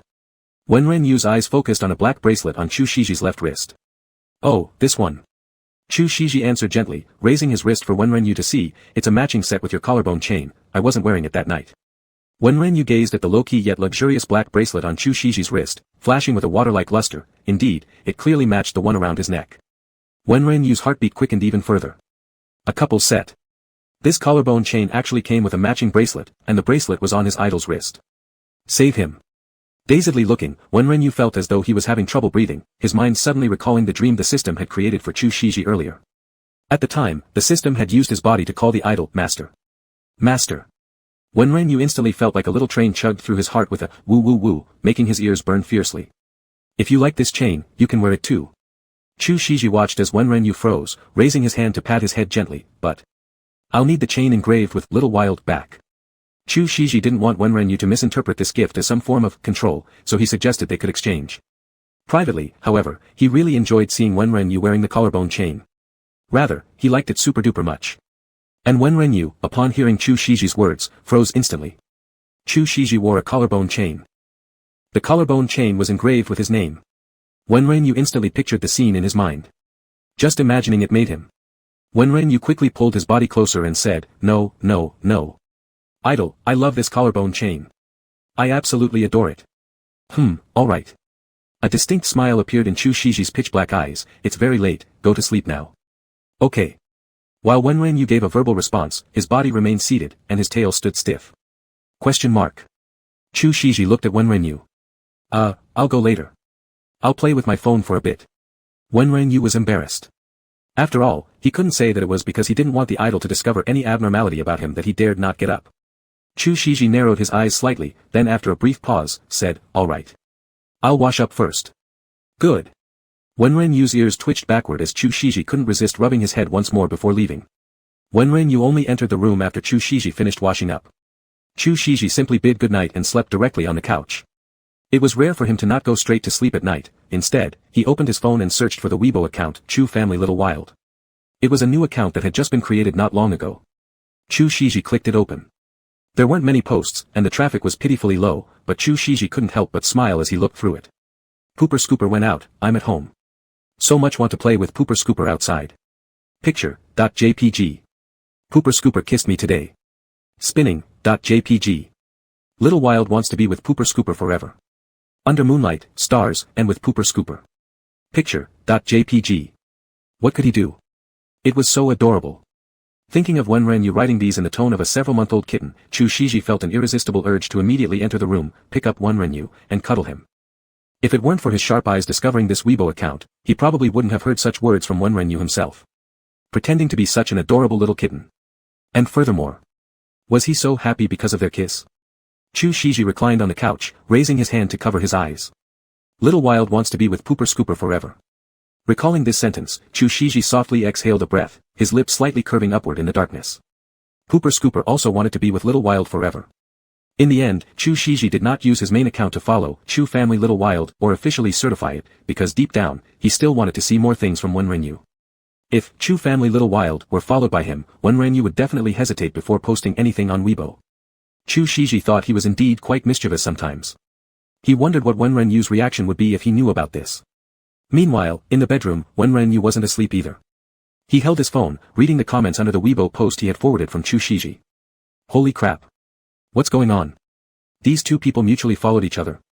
No way, Wen knows Mr. Chu. They're worlds apart. My goodness. Wen returned and immediately followed Mr. Chu. And he also forwarded Mr. Chu's latest Weibo. My goodness. Bold guess, the King's War, Mr. Chu will participate, hence they followed each other. What's your definition of bold guess? This is bold. Missing Wen mysteriously met Mr. Chu, they fell in love at first sight, and became romantically involved. Shit. CP fans again. Buy shares in the First Kiss CP, Chuwen, no loss. CP lovers can at least see pictures of them together, you guys. Are you force-feeding CP? All outputs are based on dreams. Isn't this exactly what we've dreamed of? They're already following each other on Weibo, sleeping in the same bed isn't far away. Girls in the First Kiss ship never give up. Charge.jpg. Wenren stared at these comments, then quietly closed his Weibo app and searched for the super topic of First Kiss. As he read step by step, his face turned redder and redder. Help. What were they talking about? What kind of maid outfit? What kind of cat girl? What kind of server room? What kind of props room, makeup room? What on earth? Wenren pressed his heart and quickly locked his phone. In the darkness, Wenren listened to his thumping heartbeat, yet gradually, those unspeakable scenes began to float into his mind. Save him. Wenren curled up. If it weren't for his fear of water, he would have certainly rushed into the bathroom right now. Wenren stayed awake until midnight. After calming down, he didn't dare to open his phone again, instead focusing his attention on the upcoming issues he would face, how to deal with the police and his heat period. For the police, he could only depend on himself to suppress his ears and tail. As long as he paid attention, the police might not notice. As for the heat period, to avoid this embarrassing experience, he could only try every possible way to quickly obtain 100 transformation points. Master, I think those fanfictions I showed earlier were pretty decent, maybe you'll find them useful during your heat period, you know, the young girl system chuckled. Wenren took a sharp breath, he had almost forgotten about her. Ah, this accursed system. The young girl system coughed lightly, suppressing her wildly rising corners of her mouth, and said, Master, the beginner initial side quest, develop cat sect, has some progress, huh? Is there an increase in transformation points? Wenren Yu asked. Yeah, there is. Little Lihua and Baga are pretty awesome, they've recruited 10 kitties. So Master now has 60 transformation points, the system chuckled. The side quest transformation point cap is 30 points, plus the 10 points from the initial 10 disciple points, so you can still earn another 10 points for the cat sect submission. Ah. Wenren Yu sighed, then who else could I develop? Can't possibly ask my teammates to recite Holy Flame Shines Bright one by one, right? Thinking about it made him chuckle a bit. Wenren Yu imagined the scene and couldn't help but laugh out loud. It's not impossible, meow. Perfectly 5 people. The system confirmed firmly before continuing, oh yeah, cats count too. Master still understands kitty expressions and will even after fully transforming into human. This is a little compensation for you. Such interesting stuff exists. Wenren Yu was surprised. Yeah. The system affirmed. Sigh, why aren't there more tasks like this? Then I wouldn't have to bother my idol. Wenren Yu sighed again. This is a special newbie side quest. It's designed to help Master adapt to becoming a cat. Don't even think of getting more. The system ruthlessly shattered Wenren Yu's fantasy. I get it, Wenren Yu wrapped himself tighter in the blanket. A deep, silent darkness enveloped the room. Hey, system, Wenren Yu suddenly remembered something. If the idol joined the cat sect, would that give more transformation points? Chapter 80, Hehe. Hearing Wenren Yu's question, the young girl system silently marveled at how her master had a knack for hitting the key points. Although Wenren Yu had already privately appointed Chu Shiji as the leader of the cat sect, Chu Shiji himself was unaware of this, so no transformation points were credited yet. But if Chu Shiji found out? The young girl system put on a serious face. If the pooper scooper joins your cat sect, Master gets 5 extra transformation points, plus an additional bonus of 5 points, meow. The extra bonus doesn't count toward the 30-point cap. Wenren Yu's eyes lit up. This worked out perfectly. As long as Chu Shiji said, Holy Flame Shines Bright, everything would be fine. You need sincerity though. The system reminded. Okay. Wenren Yu began his plan. The next morning, just as Chu Shiji stepped out the door, the Sea City police arrived. To avoid hindering Chu Shiji's work, Wenren Yu forcibly sent him off despite Chu Shiji wanting to stay behind. During this time, one overly excited junior officer kept flashing, what's going on? This is wild, looks. With difficulty, Wenren Yu managed to see Chu Shiji off. He then pressed down his ears and tail while explaining to the police that he was unharmed. The police questioned him with pen and paper, recording audio as they asked how he traveled from a city to Sea City, whether he had been abducted or if there were other reasons. They also asked how he left the CBG base. Wenren Yu wore an expression akin to someone constipated. How could he explain waking up as a cat, entering his idol's house, and arriving in Sea City via pet airfare? To make matters worse, the police had checked his travel records. It seemed clear they weren't easily fooled. Having no choice, Wenren Yu shrugged it off, insisting he somehow appeared in Sea City with no memory of being kidnapped, nor any idea how it happened. Of course, the police knew he was lying, but since Wenren Yu wasn't cooperating, there wasn't much they could do. After all, Wenren Yu wasn't a criminal, just a missing person who'd been found. Thus, Wenren Yu's mysterious disappearance case became a paranormal mystery only he and Chu Shiji truly understood. At the end of the interrogation, that initially overexcited young officer took out his notebook and pen once the senior officers left, asking for Wenren Yu's signature, one for each of his friends. And so, Wenren Yu helplessly signed multiple copies to give away. Finally ridding himself of the police, Wenren Yu collapsed back onto the bed in relief. Checking the time, it was almost noon. His phone had several missed calls and messages, some from Chu Shiji, others from his teammates. Wenren Yu immediately called Chu Shiji back, but since Chu Shiji might have been filming, Zhou Yushan answered the call instead. Zhou Yushan's voice brimmed with joy, when God. Where's Chu, Shiji? Wenren Yu formally addressed his idol's name for the first time. Brother Chu is filming. Does When God have any messages for him? Zhou Yushan was excited. Wenren Yu said, please tell him that the police have left, don't worry. Good. I'll make sure to pass it on. Zhou Yushan enthusiastically promised. Wenren Yu could almost imagine him slapping his chest. Wenren Yu didn't know what attitude he should take towards this former steed, so he just put on an official manner. Okay, thank you. Moreover, Zhou Yushan's attitude made Wenren Yu feel like he still wanted to be his steed, not Xiao Ye's, but his, Wenren Yu's. How awkward. Wenren Yu smiled. The police soon issued a public notice online, without elaborating on the reason for his disappearance. But news of CBG that when being in Sea City quickly spread across the internet. The young officer who took the statement immediately boasted about the signatures he had gotten afterward. However, as the young officer was just an ordinary netizen online, no one knew his profession, so Wenren Yu's fans merely expressed their envy. It was when the crew of Chu Shiji's film learned that Wenren Yu was staying at the same hotel as them that they were truly surprised.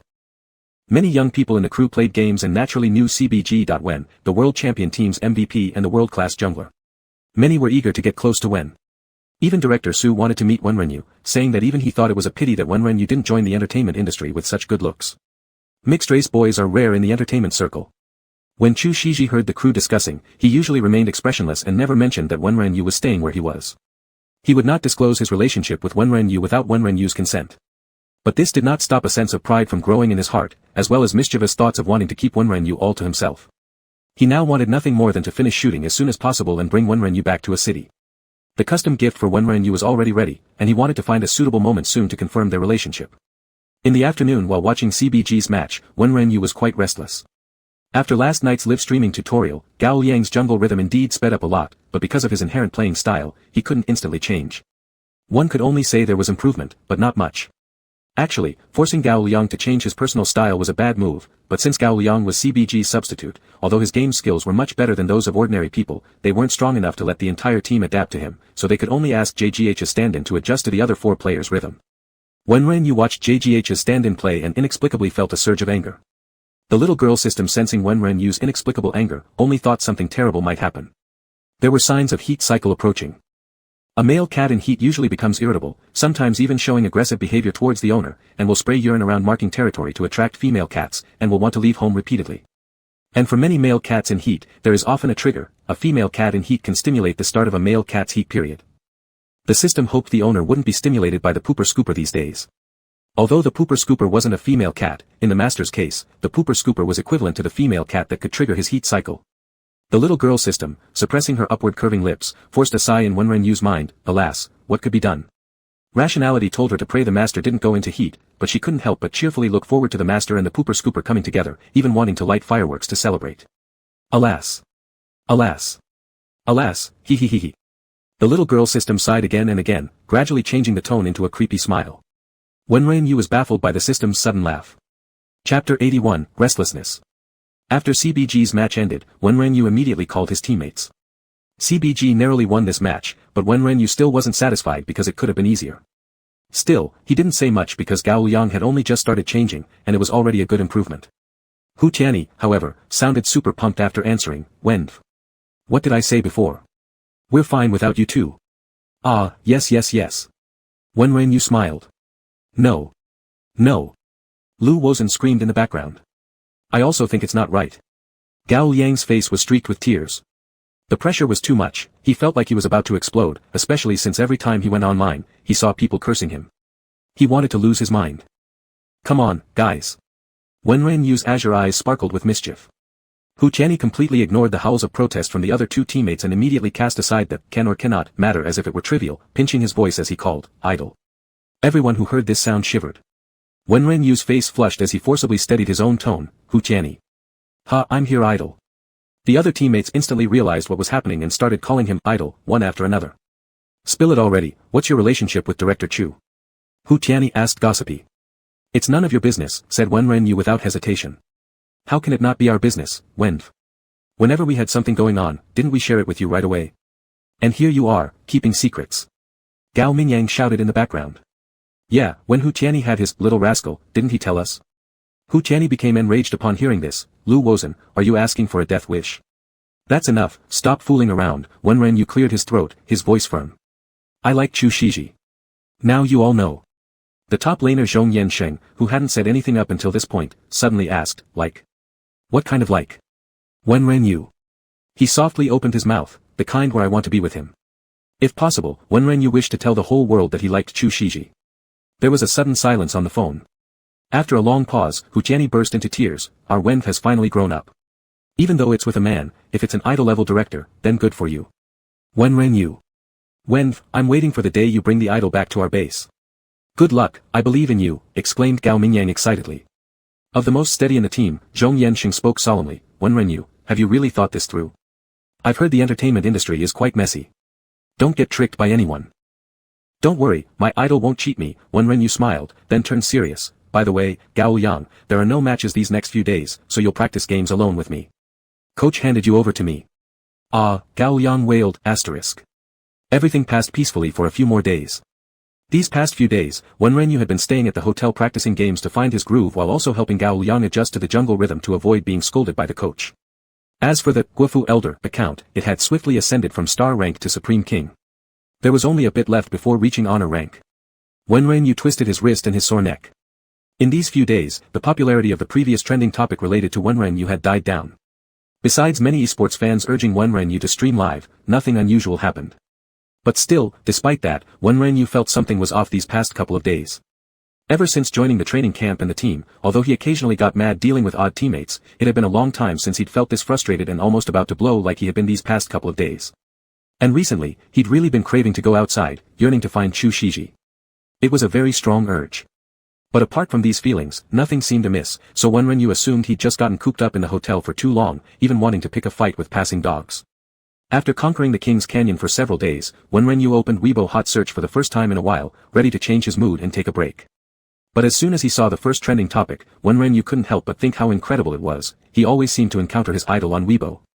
Looking at the trending headline, Chu Shiji Wudong, his tail twitched in anger, fists clenched tightly, fury bubbling up within him along with sourness. All blame goes to Chu Shiji. Though possessing the acting chops of a film star, why did he need such a pretty boy face? Everyone wants a piece. Furthermore, Chu Shiji had become increasingly busier filming movies lately, leaving little opportunity to see him. He wanted to shout out to the entire world that Chu Shiji belonged to him. He wanted to rub his scent all over Chu Shiji. He wanted to drive away everyone getting close to Chu Shiji. All of them. Be gone.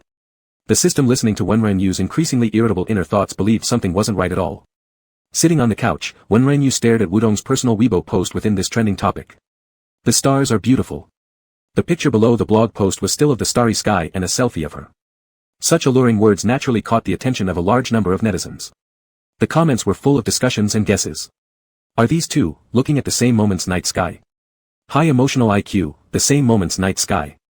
Low emotional IQ, are you asleep? They're shooting in the same place. What's the big deal? It's just stars. If I take a picture of some stars now, can I say that Brother Chu is in a relationship with me? Still, though, the timing is pretty suspicious.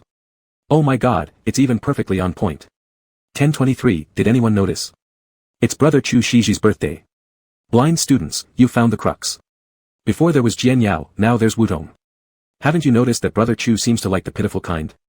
As we all know, Director Su hates artists who love hype. So it's very likely they are really together. Wenren looked at the comments on the square and was furious. Pitifully endearing. Really together? He will now storm out to confront his idol and ask him whether he likes someone who gets angry easily or someone pitifully endearing. My god. Master. Don't be impulsive. Calm down. The system shouted in Wenren's mind, judging by how ruffled his master looked now, how could he go outside? Moreover, having been a system for so long, she had never dealt with an O-phase half-human, so she didn't know what exactly would happen to her master, only vaguely understanding. Currently, it seemed as if the combat bloodline inside Master Wenren had been awakened. His entire body screamed, I want to fight. Never. Wenren stood up right where he was, and strode into the room to pull on trousers. Whoa, the little girl system gasped, what if your tail can't be contained, master? And the ears. People might see them, ow. Wenren paused his actions briefly, then expertly slipped into Chu Shiji's pants and pulled a wide black overcoat around himself. System. Help, has master completely turned Chashixi's wardrobe into his own? Although Chu Shiji had told Wenren that he could wear his clothes casually, the former Wenren had always been too embarrassed to rummage through Chu Shiji's closet and stuck to wearing just one piece. But now, Wenren yanked a baseball cap from the wardrobe, mercilessly slamming it down on his ears, then also wore the hood that came with the hoodie. Perfect. Wenren spun around in front of the mirror. The wide drape of the hoodie completely concealed the tail coiled within the pants, and the hats atop his head were snugly in place. Let's go.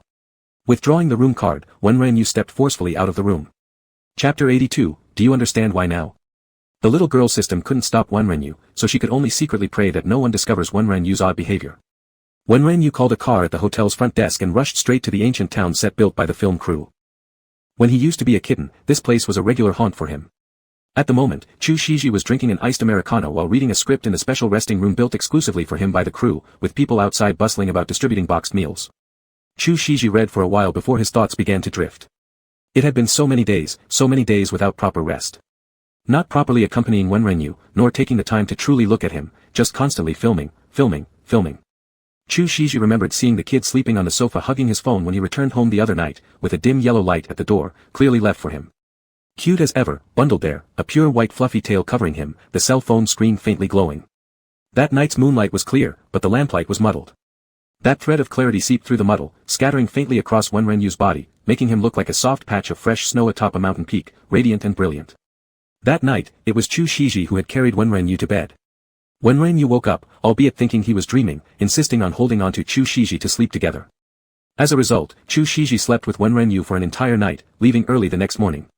Chu Shiji shook the ice cubes in his iced Americano, listening to the crisp sound, lost in reverie.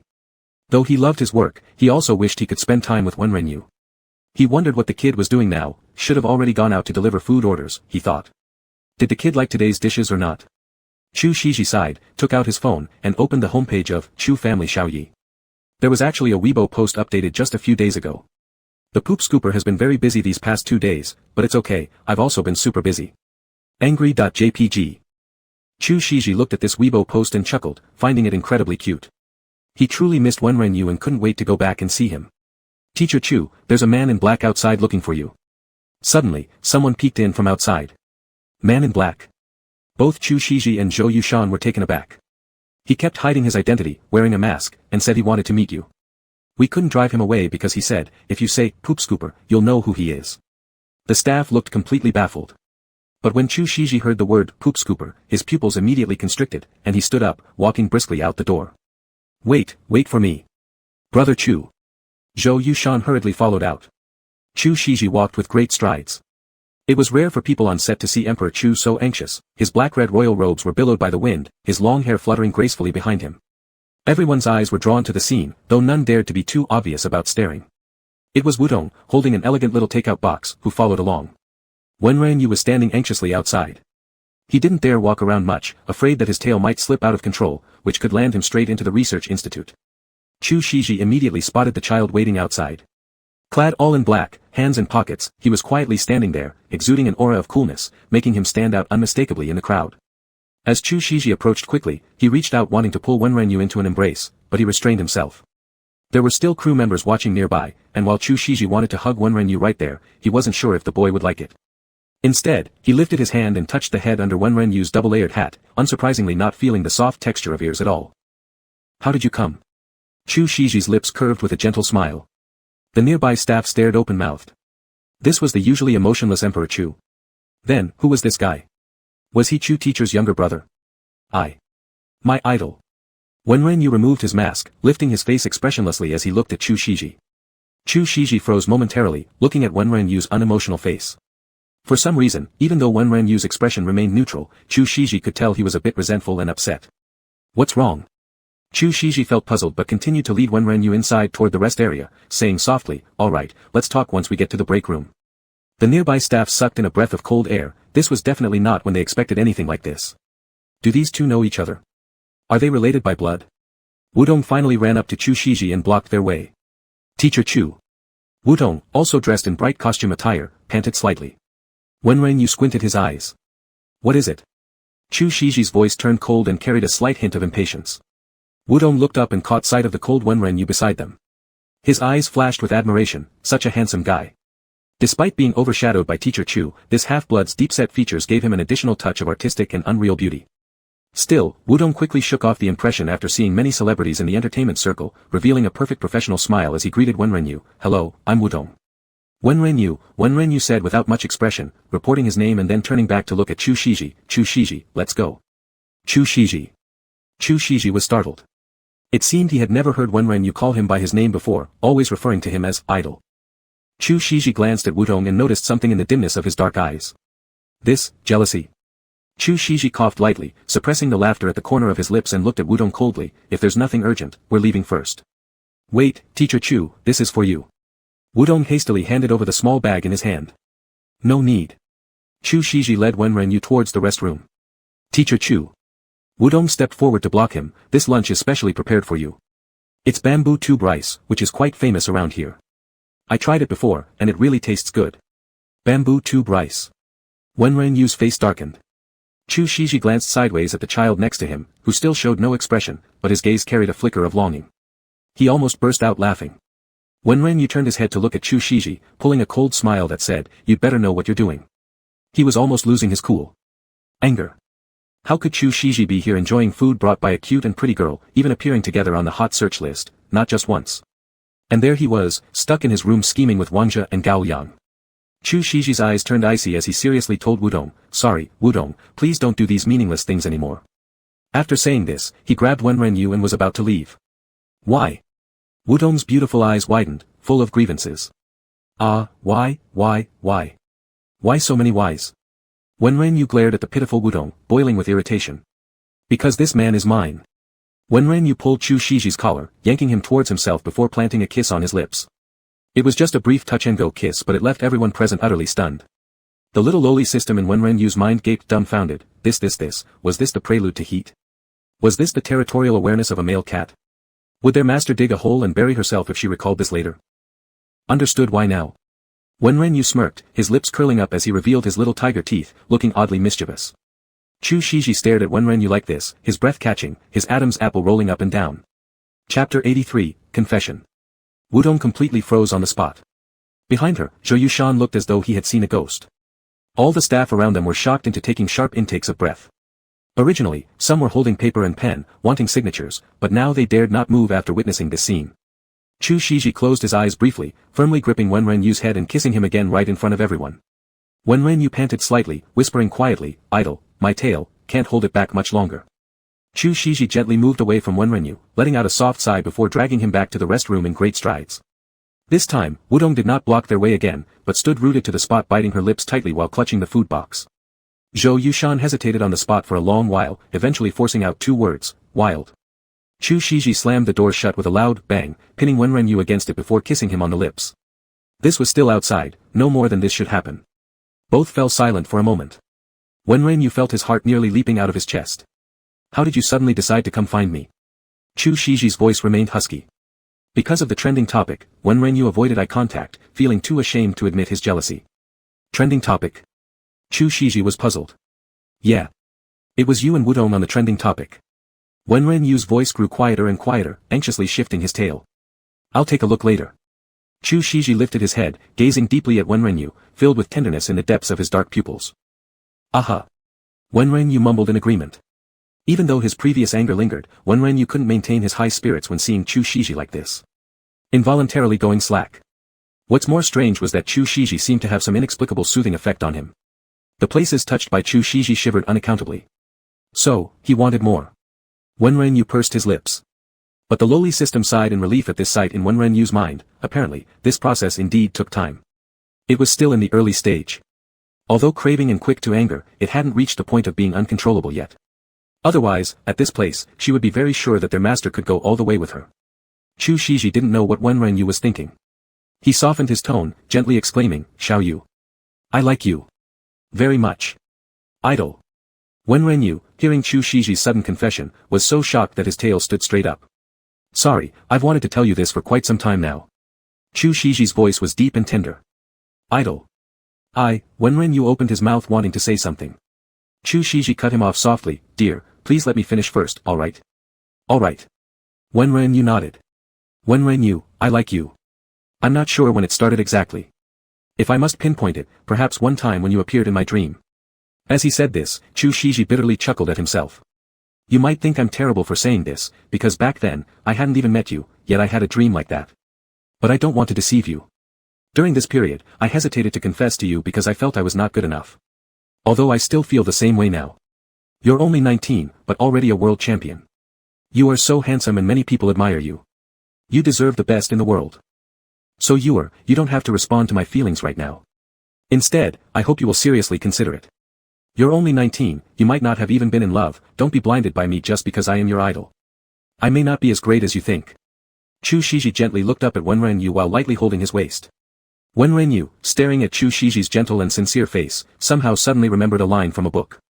"The greatest happiness in life is being certain someone loves you for who you are, or perhaps more accurately said, despite who you are, they still love you." Wenren spoke with a hoarse voice, wanting to say something when suddenly there came a knock on the door outside.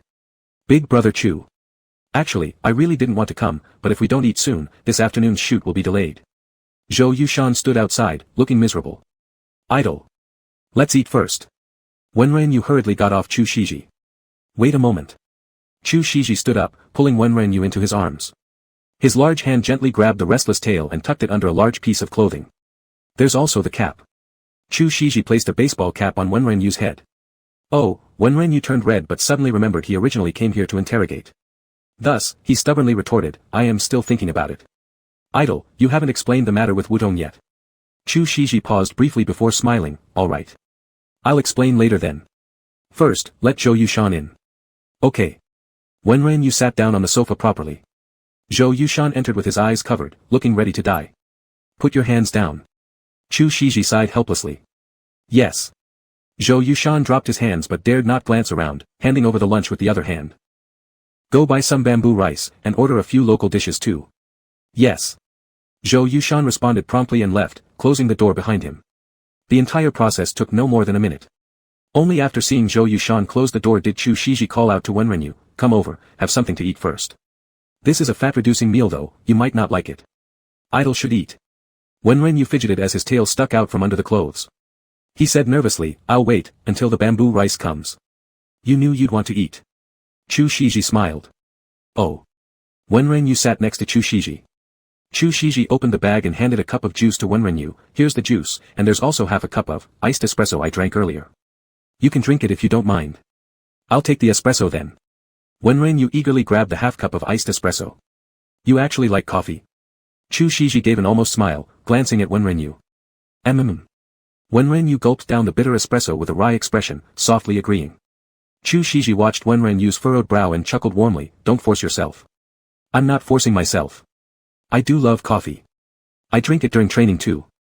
It was true that he loved coffee, but what he preferred were chocolate-flavored mochas, or maybe oat milk macchiatos without much caffeine, not simply an espresso with ice cubes. Well, okay then. Chu Shiji picked up his chopsticks, preparing to eat. Idle. There's something I need to tell you, Wenrenyu hesitated to begin. Wenrenyu took a deep breath. It's your previous dream, actually, it was caused by me. Chapter 84, Wen Shen's Clothes. Chu Shiji paused mid-action, that dream, was because of you. Wenrenyu bravely nodded, yes, Idle. At that time, I had a morphing value, right?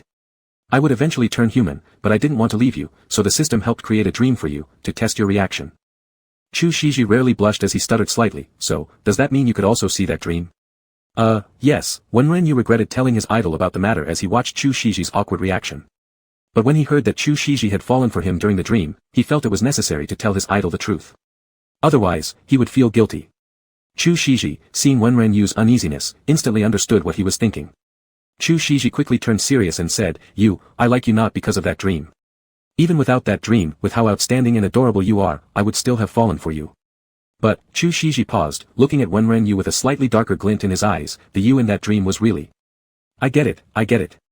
Quickly interrupting Chu Shiji's words, Wenrenyu didn't want to hear any more. He really didn't want to recall that dream, it was too embarrassing. Chu Shiji, watching Wenrenyu flustered, could barely contain his smile. Now knowing that this dream involved Wenrenyu, Chu Shiji felt oddly delighted, as he truly loved that dream deeply. Did this mean that you also acknowledged those behaviors? If possible, he genuinely wished to see that side of you again, his tail tip hooking cutely, wearing the collar necklace Chu Shiji gave him, whispering softly in his ear calling him Master. When would he be able to witness that again? Master. The system called quietly in Wenrenyu's mind. Wenrenyu kept his head down while sipping on coffee. Let me tell you something, earlier, your pooper scooper wanted you to call him Master Meow, the system giggled. Wenrenyu's face turned bright red. Moss. Master. Watching Wenrenyu's reaction, the system felt it was all worth it, regardless of how much transformation value punishment it would receive. A seed has been planted in the master's heart, and now it's up to the pooper scooper whether or not they can make the master speak. Transformation points are less fun than shipping couples, The little loli-like system was thoroughly satisfied. Wenrenyu was restless sitting beside Chu Shiji. Right. Congratulations, Master, on obtaining Pooper Scooper's passionate kiss. Transformation value increased by 10 points. Now at 70 points. The little loli-like system happily announced. Passionate kiss. What kind of name is this doggy system giving? Wenrenyu's face burned. Shiji, may I come in? A voice came from outside the door, knocking. Hearing director Su Jishan call him, Chu Shiji immediately stood up to open the door. Wenrenyu also rose. Eat first, don't mind me. Let me take a look at the world champion. Director Su kindly gestured for Chu Shiji to eat first before turning to Wenrenyu, you must be Wenrenyu. Yes. Wenrenyu shook hands with Director Su. Oh my, when I saw the trending topic, I thought you looked handsome already, but in person, you're even better looking. Director Su repeatedly praised, and you're the world champion too, no wonder you managed to win over Emperor Chu. Wenren Yu felt embarrassed. Don't be shy, it's just a relationship. Be confident. Director Su smiled kindly, by the way, I've already asked the crew to keep it confidential. These things are best left for you to tell the fans yourselves. Thank you, Director Su. Chu Shiji nodded slightly. What do you thank me for? I'm counting on working with you on a couple more movies. Director Su laughed heartily, then turned to Wenren Yu, do you mind if I borrow your emperor to talk about the script? Not at all, not at all. Wenren Yu shook his head frantically, I'll go out and take a look around. You staying here wouldn't be a problem either. Of course, you can also walk around the set, this is special treatment for family members. Director Su smiled warmly. Family member. Wenren Yu blushed even harder, avoiding eye contact. He cleared his throat, trying to steady his voice, no problem, you guys chat. I'll go take a walk. Wenren Yu hurriedly stepped out of the room, but he soon regretted it. Because the first person to greet him outside was Zhou Yushan, who was squatting outside holding a box lunch, peeking curiously. Wen Shen. Seeing Wenren Yu come out, Zhou Yushan quickly stood up, excited. Hello. Wenren Yu tried hard to forget the embarrassing scene that just happened in public, maintaining a natural yet cold expression as he greeted Zhou Yushan. Wen Shen, hello. Zhou Yushan called out excitedly, but immediately became cautious and glanced around. Seeing that everyone was looking at them, he lowered his voice and mysteriously moved closer to Wenren Yu. Wen Shen, you're too cool. Wenren Yu thought he would say something meaningful, but instead, he just said he was cool. Alright. He also felt he was very cool. Wenren Yu smiled slightly, thank you for the compliment. Hey Wen Shen, are you really together with Brother Chu? Zhou Yushan hesitated before speaking. Yeah. Wenren Yu didn't deny it. Oh my god. Zhou Yushan was shocked again, I didn't expect that you two would actually be together. You expected us to be together. Wenren Yu seized the key point. Did Zhou Yushan already guess they were together? Yes, Zhou Yushan nodded, when I saw you in Brother Chu's room, I had this feeling that you two might be together. Because Brother Chu almost never lets anyone stay over or wear his clothes. Moreover, I think Brother Chu treats you differently, Wen Shen, he has never been so gentle with anyone. As Zhou Yushan spoke, he glanced at Wenren Yu, and then suddenly stopped halfway through his sentence. Hiss. Zhou Yushan sucked in a sharp breath. How come Wen Shen is still wearing Brother Chu's casual clothes today? As Brother Chu's life assistant, Zhou Yushan clearly understood Chu Shiji's daily habits, diet, and clothing. When Wenren Yu arrived, Zhou Yushan was indeed so shocked by Wen Shen's presence that he didn't notice his outfit. Now, upon closer inspection, from head to toe, even the shoes were Brother Chu's. Oh crap. Zhou Yushan was utterly shocked. What's wrong? Why did you stop? Wenren Yu looked at Zhou Yushan with a completely baffled expression. No. Nothing, Zhou Yushan stammered, looking at Wenren Yu awkwardly. If Wen Shen doesn't have clothes, why doesn't Brother Chu buy him some? Zhou Yushan gawked wide-eyed. Oh my god, Brother Chu is playing dirty. Could it be, even the underwear is? Zhou Yushan sucked in another sharp breath, causing global warming on the spot. Wenren Yu frowned, staring perplexedly at Zhou Yushan. Looking at Wenren Yu's double-layered hat on his head and the strands of silver hair peeping out beneath it, Zhou Yushan couldn't help but recall the night he first met Wen Shen when Wen Shen wore that fisherman's hat which jumped on its own. And then Xiao Yi hasn't returned yet either. Zhou Yushan suddenly cupped his face and moaned. Am I going crazy? How could this happen? Chapter 85, Bet. Wenren Yu looked blankly at Zhou Yushan, who suddenly seemed like he'd gone mad. Still, it was the same Zhou Yushan he knew. He clicked his tongue, turned, and wanted to leave. Wen Shen. Zhou Yushan called after him from behind. What? Wenren Yu furrowed his brow. That bamboo rice, I've already ordered it, it should arrive in about 20 minutes. Zhou Yushan scratched his head, I still need to watch over Brother Chu, Wen Shen. Don't go too far, cold food won't taste good. Alright, thank you. Watching Wenren Yu's retreating figure, Zhou Yushan felt strange. He felt like there was something he was missing. What was it? Zhou Yushan went back to his squatting position, holding his lunchbox. Wen Shen. Wen Shen just looked at him, Wen Shen just looked at him. The blue eyes Wen Shen used to look at him. Whoa. Zhou Yushan let out an alarmed shout. Aren't Wen Shen's eyes gray-blue? They were just sapphire blue now. Zhou Yushan immediately opened Baidu and searched for Wenren Yu's photos. He scrolled through one picture after another, enlarging Wenren Yu's face with 2 fingers to carefully examine his eyes. They were indeed gray-blue. No matter how he looked, they were gray-blue, completely different from the deep blue eyes earlier. Could it be colored contact lenses? Zhou Yushan stood in the wind, holding the lunchbox, his brain in complete chaos. Meanwhile, Wudong watched Wenren Yu's departing silhouette, her eyes gradually brimming with tears. After a while, she sat dejectedly back on her chair. Though she was aggressive and had many fans, she was still just a newcomer to the entertainment industry. She had posted a controversial tweet without discussing it with her agent earlier and had already been scolded, but she had no regrets. Since childhood, she had only ever liked Chu Shiji, one person, and even entered the entertainment circle because of him. She had worked so hard to become someone worthy of him, pushing herself to become better just to seize Su director's movie opportunity and gain a chance to collaborate with Chu Shiji. She truly believed that as a newcomer, she was already excellent enough to chase after the person she had admired for so many years. But she never expected this result. Wenren was completely unaware of how many young hearts he had disrupted. Because he himself was also in disarray. After signing autographs for a few staff members who approached him, Wenren easily found a quiet little corner and silently sat down on the steps. In fact, he had started to notice something was off about himself. Normally, even if he felt jealous, he wouldn't rush directly to the filming set like this, let alone kiss his idol impulsively. "Master, these are actually signs of being in heat," the lowly system whispered softly. Question mark. Wenren widened his eyes in shock. He never thought it would be heat. He assumed heat meant, doing this, then that, and more of that. If nothing goes wrong, you're going into heat soon. But in a few days, the filming here will end and you'll go back to City A, meow. If it happens on the plane, well, The lowly system was also a bit worried. Exclamation point. Wenren gasped in surprise. It's too fast.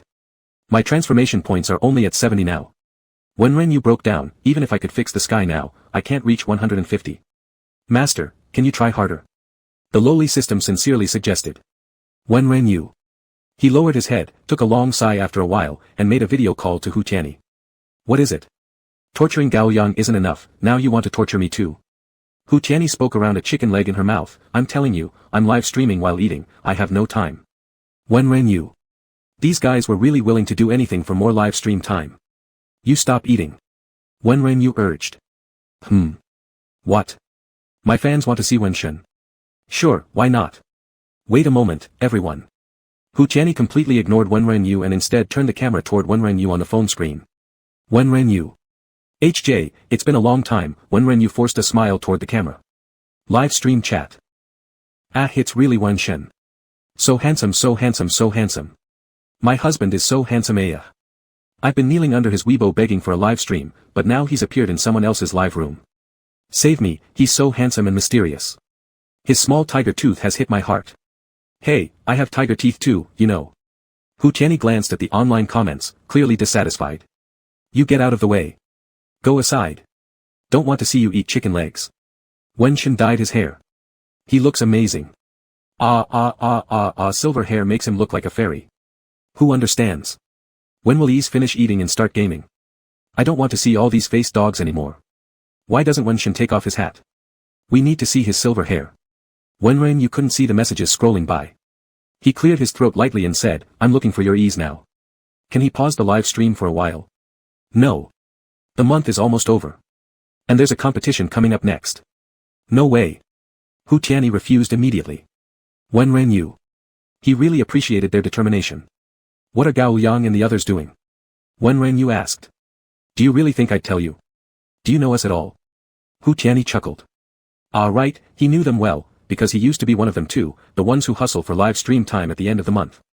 Without a doubt, next month he'd rejoin their ranks. Fine. Wenren helplessly said, then follow after me. Wenren took a deep breath, thinking about his pitiful transformation points. Forcing himself past shame, he opened his cool voice before the camera, the sacred flame shines brightly. Hu Tianyi, sacred flame shines brightly. The sacred flame glows radiantly. What are you doing? I refuse to join the cat cult. Hu Tianyi suddenly became alert, Pulet running through town every day annoyed him endlessly. Ah. Wenren lost control, angry at how hard it was just to gain some transformation points. The anger flared again. Hu Tianyi, let's make a bet, Wenren smiled. Tonight, a game of SL, and if I win, you and the others, Pang Lu, Gao Yang included, will stream live and sincerely chant Sacred Flame glorifies. Are you out of your mind? You're making me, a mid laner, play SL against a jungler. What if we use marksman instead? Does that work? Wenren suggested. Hu Tianyi used to be a marksman before switching to mid lane, which opened up a whole new realm for him. He turned out to be better as a mid laner than as a marksman. Ah, deal. Hu Tianyi agreed. Then what do you have to do if you lose? Whatever you want. Wenren was fearless, he couldn't possibly lose. Then when you return to the base next month, you must stream wearing a dress. Hu Tianyi chuckled. Wenren. So someone who has been through the rain had to tear apart someone else's umbrella? Humph, fine. That's it, Wenren Yu mercilessly hung up the video call. But the live stream exploded. Holy crap. Such a big bet. I need to dig out Hu Tiany's old videos where she dresses in girls' clothing, hehe. What a pervert upstairs is. Hu Tiany, fight hard for us moms. You are not allowed to lose. Winning Wen Shen will still be a little difficult. I want to see Wen Vin dress so bad. What are you guys thinking about? I don't recommend boys dressing like this, it might attract bugs or venomous snakes. But if they encounter me, well, it'll be trouble. I didn't expect Master Wen to sacrifice so much for the cat cult. Our doggy cult won't stand for it. I'm notifying all my family and friends to sit tight and wait for tonight's live stream. Chapter 86, I have cultivated for 1,000 years. Wenren Yu had no idea that chaos was already brewing online. He returned to the lounge, suppressing a surge of combat desire within his chest. The bamboo rice just arrived. Wenren Yu took off his hat expressionlessly and placed it on the table. What's wrong? Did someone upset you? Chu Shiji noticed something was odd with Wenren Yu. He got up and gently rubbed Wenren Yu's head. Idle. Wenren Yu slightly lifted his head and looked at Chu Shiji for a moment before suddenly burrowing into his embrace. Shocked, Chu Shiji quickly came to his senses and held Wenren Yu even tighter. Idle, I'm fine. It's just, some physiological issues. A hug will help. Wenren Yu muttered softly while rubbing against Chu Shiji. Not until the last possible moment would he admit that it's because of being in heat, and only his idol could stabilize his emotions. But Chu Shiji, after hearing Wenren Yu's strange explanation, paused momentarily, confused. Physiological issues? What physiological issues? However, before he could inquire further, Wenren Yu pulled back, appearing as normal as ever, heading directly for the bamboo rice. Chu Shiji sighed in amusement. Alright, this kid he adored needed pampering. Wenren Yu sat beside Chu Shiji, enjoying the bamboo rice, his expression gradually turning blissful, making Chu Shiji feel hungry just watching him. Normally, Chu Shiji wasn't someone who paid much attention to food, but for some reason, watching Wenren Yu eat made it look particularly delicious. Let me try a bite too. Chu Shiji leaned forward, holding his script. Wenren Yu's ears perked up. The bamboo rice looks really fragrant. Chu Shiji raised his head slightly to signal. Sure. Wenren Yu scooped up a spoonful with his own spoon and extended it toward Chu Shiji. Chu Shiji smiled, leaning forward slightly and eating the bite of rice from the spoon. Wenren Yu's face flushed as he watched Chu Shiji chew slowly. Feeding meals was something he'd only seen between couples, like Hu Tiany and her girlfriend. Truly, it's very good. Chu Shiji looked at Wenren Yu, his smile growing warmer. But he wanted to taste something even more delicious. Chu Shiji gazed longingly at Wenren Yu. What to do, how could he ever stop kissing this one? Seeing Chu Shiji's somewhat direct eyes, Wenren Yu's burning cheeks blazed hotter. Just as he was unsure of what to do, Zhou Yushan poked his head inside. Chu Gu, the makeup artists are here. Should I let them come in? Hearing the voice, Wenren Yu flinched violently, his ears immediately hiding behind his hair. Zhou Yushan froze upon seeing Wenren Yu. And then he immediately turned around, shoving the makeup artist carrying the makeup bag back outside. Makeup artist? Zhou Yushan had no time to explain, immediately entering the restroom and closing the door, leaving the makeup artist outside looking utterly confused. By this time, Wenren Yu had already put his hat on. Chu Shiji shielded Wenren Yu behind him and glared at Zhou Yushan coldly. Why didn't you leave? Chu Gu. I didn't realize. Zhou Yushan's mind froze, acting purely on instinct. Chu Shiji pinched the bridge of his nose. This was all his fault for being careless and not locking the door. Zhou Yushan didn't know Wenren Yu had returned and thought he was alone in the restroom. What did you see? Chu Shiji looked up with an icy expression. Zhou Yushan felt as if he were about to be silenced. Nothing. I didn't see anything. If you saw it, you saw it. Chu Shiji gave a faint smile to his dim-witted assistant, no drama nonsense. Alright. I really did see something, Zhou Yushan lamented. I saw the ears on top of Lord Wen's head, and they moved on their own. Wenren Yu's heart sank. Is this some sort of cosplay? Zhou Yushan cautiously came up with an excuse. A little couple's fun. Had props become so advanced they could move on their own? In broad daylight? Cat ear cosplay? Lord Wen's image in his mind had completely collapsed. Wenren Yu wasn't aware that he almost lost a follower from the cat cult. He sighed and stepped out from behind Chu Shiji, taking off his hat, giving Zhou Yushan a forced smile. HJ. Zhou Yushan gaped at Wenren Yu. Sitting in the recliner, Lord Wen smiled at him, his sharp canines incredibly captivating. His face was clearly like an angelic mixed-race figure, but when he made this expression, there was a hint of unmistakable mischief. His piercing blue eyes were like icy mountain springs, staring directly at Zhou Yushan. His lashes were silver white and curled upward, and his hair too was silvery white, shimmering like the surface of a lake under moonlight, though only the sides held streaks of brown, like the fur color of young wild cats once before. His skin was white enough to make one see through to his veins, his pointed ears facing toward Zhou Yushan. Seeing such a Wenren, Zhou Yushan couldn't help but think of vampires in the movies he used to watch. Pale and translucent, having never seen sunlight, yet strong and cold-blooded vampires. Lord 1. Zhou Yushan called out dazedly, genuinely. Beside him, Chu Shiji hadn't expected Wenren to suddenly act like this. Surprisingly, he stared at Wenren. Wenren subtly blinked at Chu Shiji, looking mischievous and adorable. Then he turned to look at Zhou Yushan and said, Zhou Yushan, you're not wrong. I am Xiao Yi. How does Lord Wen know what he's guessing? Zhou Yushan was shocked. Wenren simply revealed his tail as well, propping himself up lazily against the armrest, gracefully playing with the tip of his own tail with his pale, thin fingers. Beside him, Chu Shiji watched Wenren's actions, his gaze darkening slightly. Wenren didn't notice Chu Shiji's expression, earnestly frightening Zhou Yushan. I've cultivated for 1,000 years, naturally understanding your thoughts. Actually, it was just that Zhou Yushan's facial expressions were too expressive, making it hard not to guess his thoughts. And during their previous conversations, Wenren noticed that Zhou Yushan seemed to have figured something out. Chu Shiji looked at Wenren like this and felt a strange sense of familiarity. He vaguely remembered shooting a similar scene involving a fox demon previously, which probably was witnessed by the then Xiao Yi. This kid. Chu Shiji tried his best to suppress his laughter, putting on a serious face alongside Wenren. Lord 1. Zhou Yushan totally froze. Reason told him this was impossible, but Wenren's ears and tail were far too real. Moreover, he didn't even catch how the tail appeared. It just suddenly showed up, in Lord Wen's hand, playing with it. So Zhou Yushan asked, can I touch your tail? Ideally, he wanted to pull on it, seeing if it would fall off. Upon hearing this, Chu Shiji repressed the amusement in his eyes, sitting upright, expressionless as he stared at Zhou Yushan. Whose tail do you want to touch? No. I don't want to touch any tails. But this is too hard to believe. Zhou Yushan broke down. Yes, I understand, so, please remember to keep this confidential. Wenren smiled. Ah. Zhou Yushan was stunned. Let the makeup artist come in. Wenren said naturally, not giving Zhou Yushan a chance to think, and gave a sly smile before putting his hat on. Chapter 87, Little Yu is really skilled. Chu Shiji stifled laughter nearby. It can only be said that Wenren had completely grasped psychological warfare. Being so open and unconcealed instead made it look fake. This ambiguous truth or falsehood would surely make Zhou Yushan, who grew up under the red flag receiving materialist education, rack his brains without understanding what was going on with Wenren. Even if Zhou Yushan really felt that Wenren was a 1,000-year-old cat demon, there would be no way to prove it. And regardless of how he thought about it, it didn't matter anymore. With a dazed expression, Zhou Yushan opened the door to let the makeup artist in. For the rest of the afternoon, he seemed to be living in a dream. This made Wenren feel whether he had gone too far. But until returning to the hotel, Zhou Yushan didn't bring up this matter again. So Wenren quickly put aside his concerns for Zhou Yushan and went upstairs with Chu Shiji. Which they hadn't expected, upon returning to the hotel, was that Chu Shiji pressed Wenren against the door. Idle.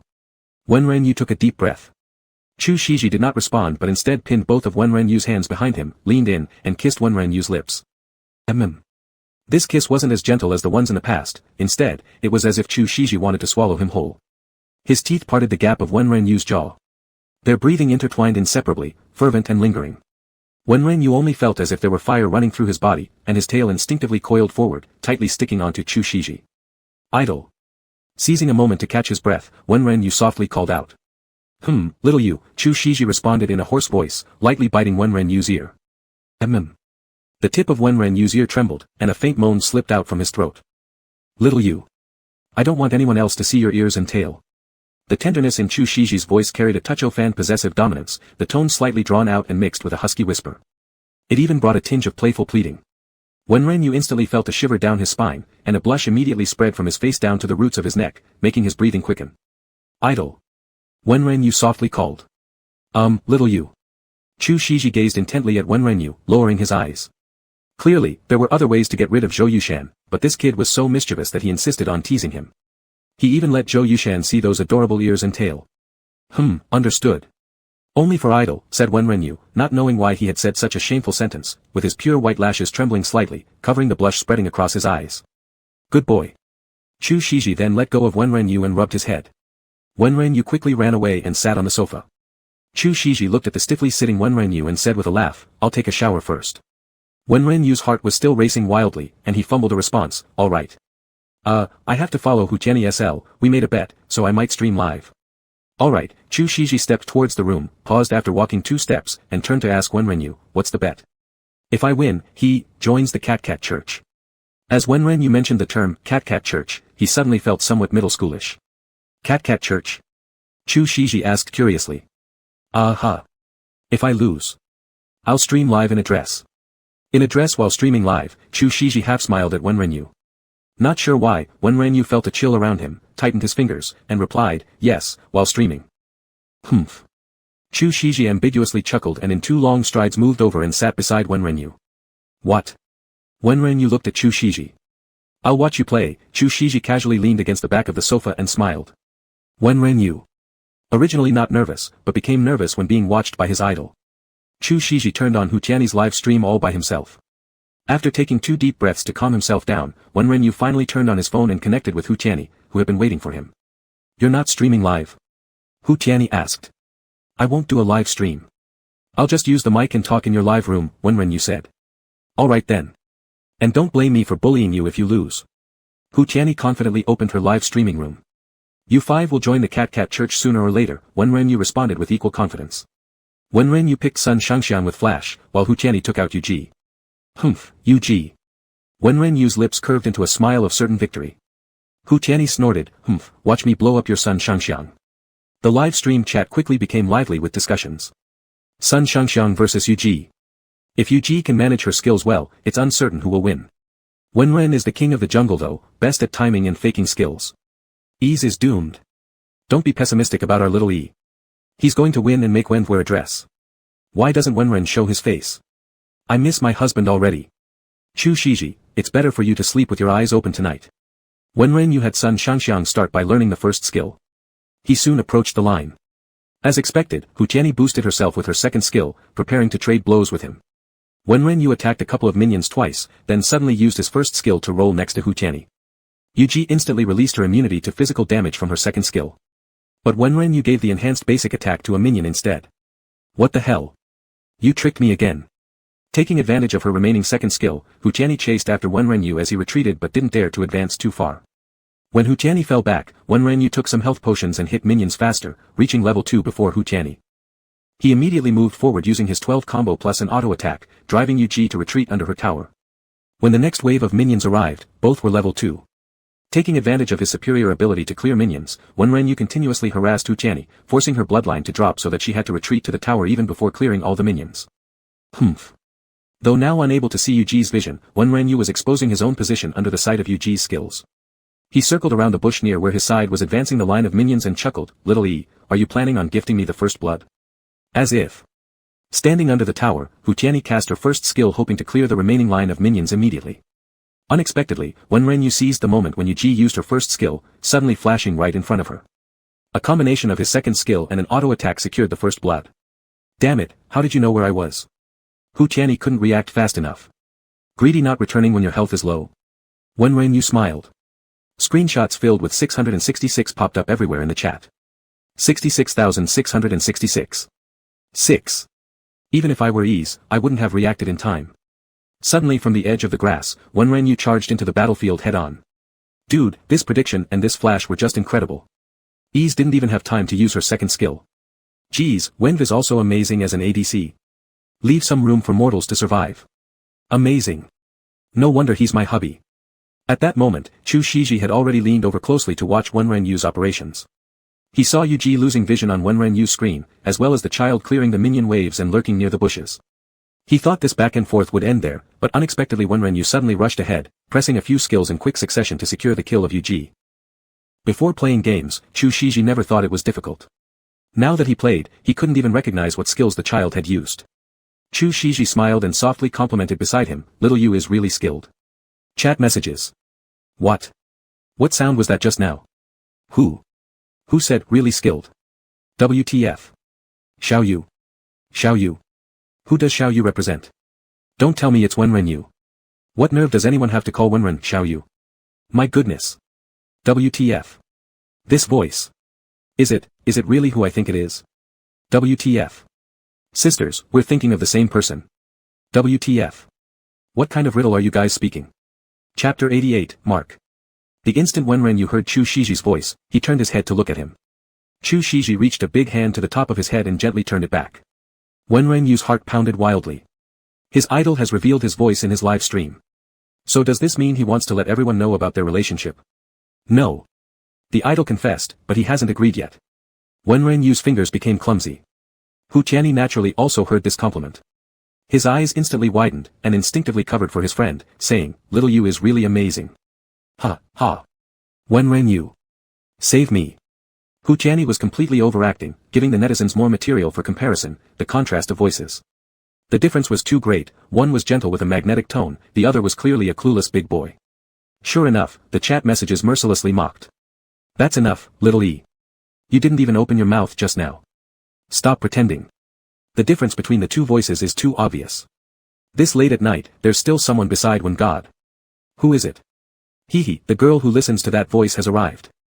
At any time, in any place. The perverted college student appears right on schedule.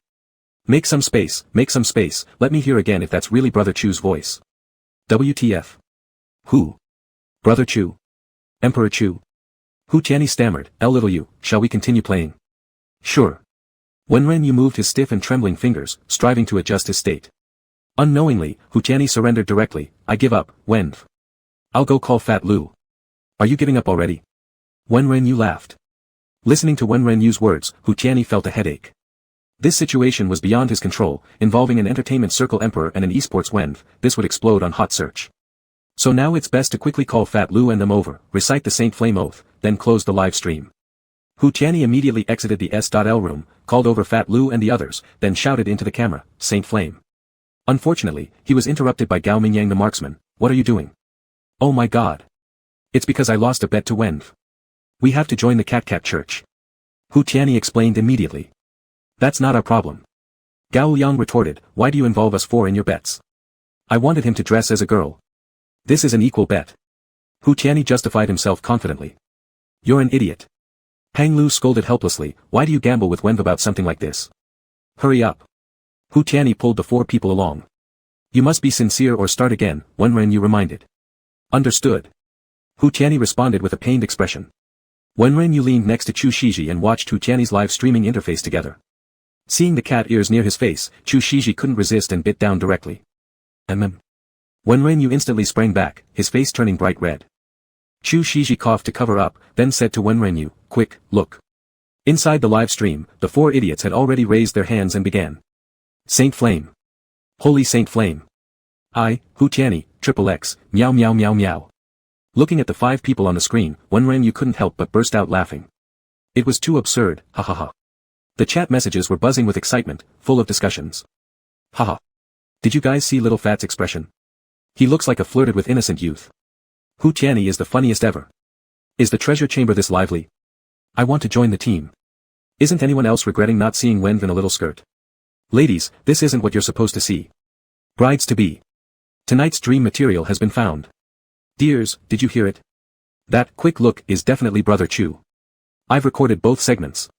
Heading straight to the forensic police for comparison. Comparison unnecessary. Some sisters have already done it. Go check the trending topics. Rush.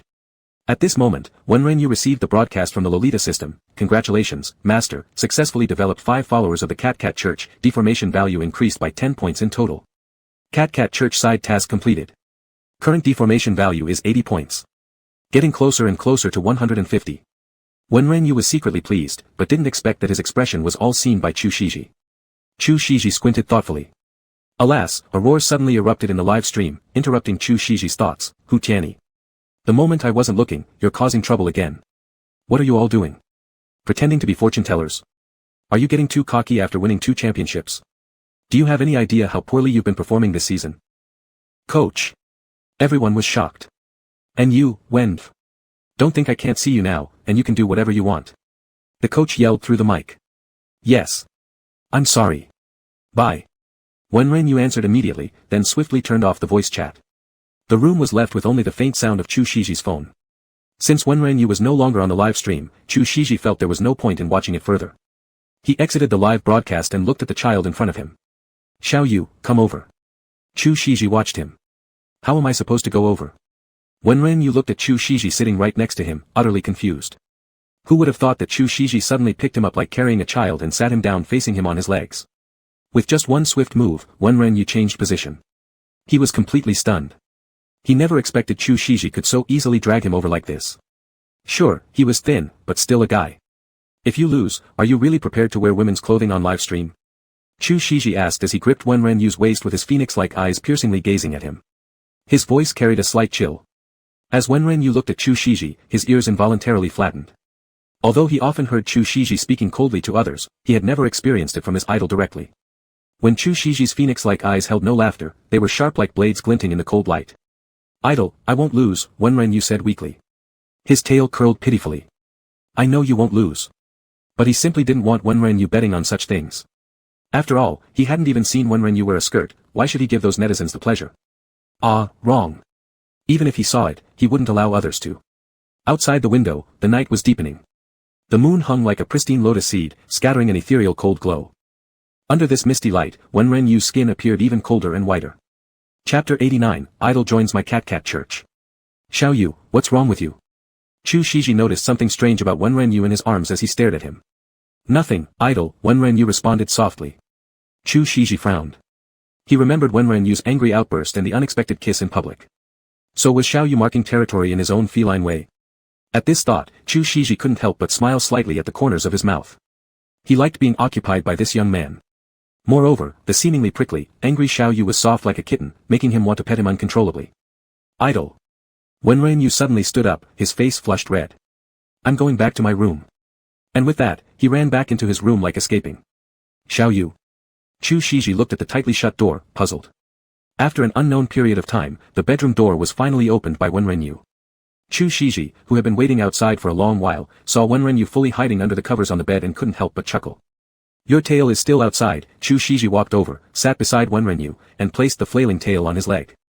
Wenren Yu faced away from him, flicking his large tail in annoyance which swept precisely across Chu Shiji's face. Chu Shiji, who got a mouthful of fur, laughed wryly. He lifted the blanket and lay down inside, hugging Wenren Yu from behind. Xiao Yu, be good. I'm your caretaker, so don't hide things from me like you did today, okay? Chu Shiji whispered gently. So embarrassing. Wenren Yu curled tighter. More embarrassing than having diarrhea. Xiao Yu, I like you. In front of me, you don't need to worry about being embarrassing or not, you are cute no matter what. Chu Shiji coaxed lightly. Chu Shiji's voice was light like a feather, soft like a whisper, with a horsehair tone. Hearing Chu Shiji's straightforward words, Wenren Yu's ears trembled slightly. Clutching his teeth, Wenren Yu shrank his body further. You'll turn into a ball if you keep shrinking, Chu Shiji playfully tapped his back with his large hand. Exclamation point. Wenren Yu's body instantly tensed and pulled apart. Chu Shiji, seeing Wenren Yu react like he had flipped a switch and immediately spread out, couldn't hold back his laughter. However, he still asked seriously, Xiao Yu, tell me, what's really going on? Wenren Yu struggled to suppress his embarrassment, his eyelashes fluttering lightly. Right now I am still in my half-human form, so I still retain some characteristics of a cat. So I need transformation points to help me become fully human quickly. How many points are still needed? A lot. Wenren Yu deflated. Xiao Yu, was the bet you made with Hu Tianyi related to increasing your transformation points? Chu Shiji remembered that bet. Wenren Yu nodded. Then, can I say, that sentence? Chu Shiji hesitated but finally asked. Yes. Wenren Yu's eyes lit up. Although he couldn't quite imagine how his idol would utter such an awkwardly cheesy line, the mere thought made him somewhat anticipatory. After all, he had never seen his idol like this. Chu Shiji detected the sudden excitement of Wenren Yu in his arms, and helplessly massaged his temple with affection. All right. He hugged Wenren Yu and gently whispered in the child's ear. May the sacred fire blaze gloriously. May its light shine brightly. He paused briefly, his voice carrying soft laughter. I, Chu Shiji, join, my little wild one's cat church. Wenren Yu, listening to the intimate whispers from behind, felt that the originally cheesy and potentially embarrassing line was now imbued with a pledge-like quality by Chu Shiji as if it branded Wenren Yu's identity into it. How could this happen? How could such a cheesy line be transformed by his idol into something so captivating? Wenren Yu let out a silent wail. He might really, never be able to leave Chu Shiji again. Is that enough? Chu Shiji asked. Yes. At that moment, Wenren Yu heard the little girl system announce. The transformation points increased by those extra 5 points, and another 5 points couldn't increase due to the task limit.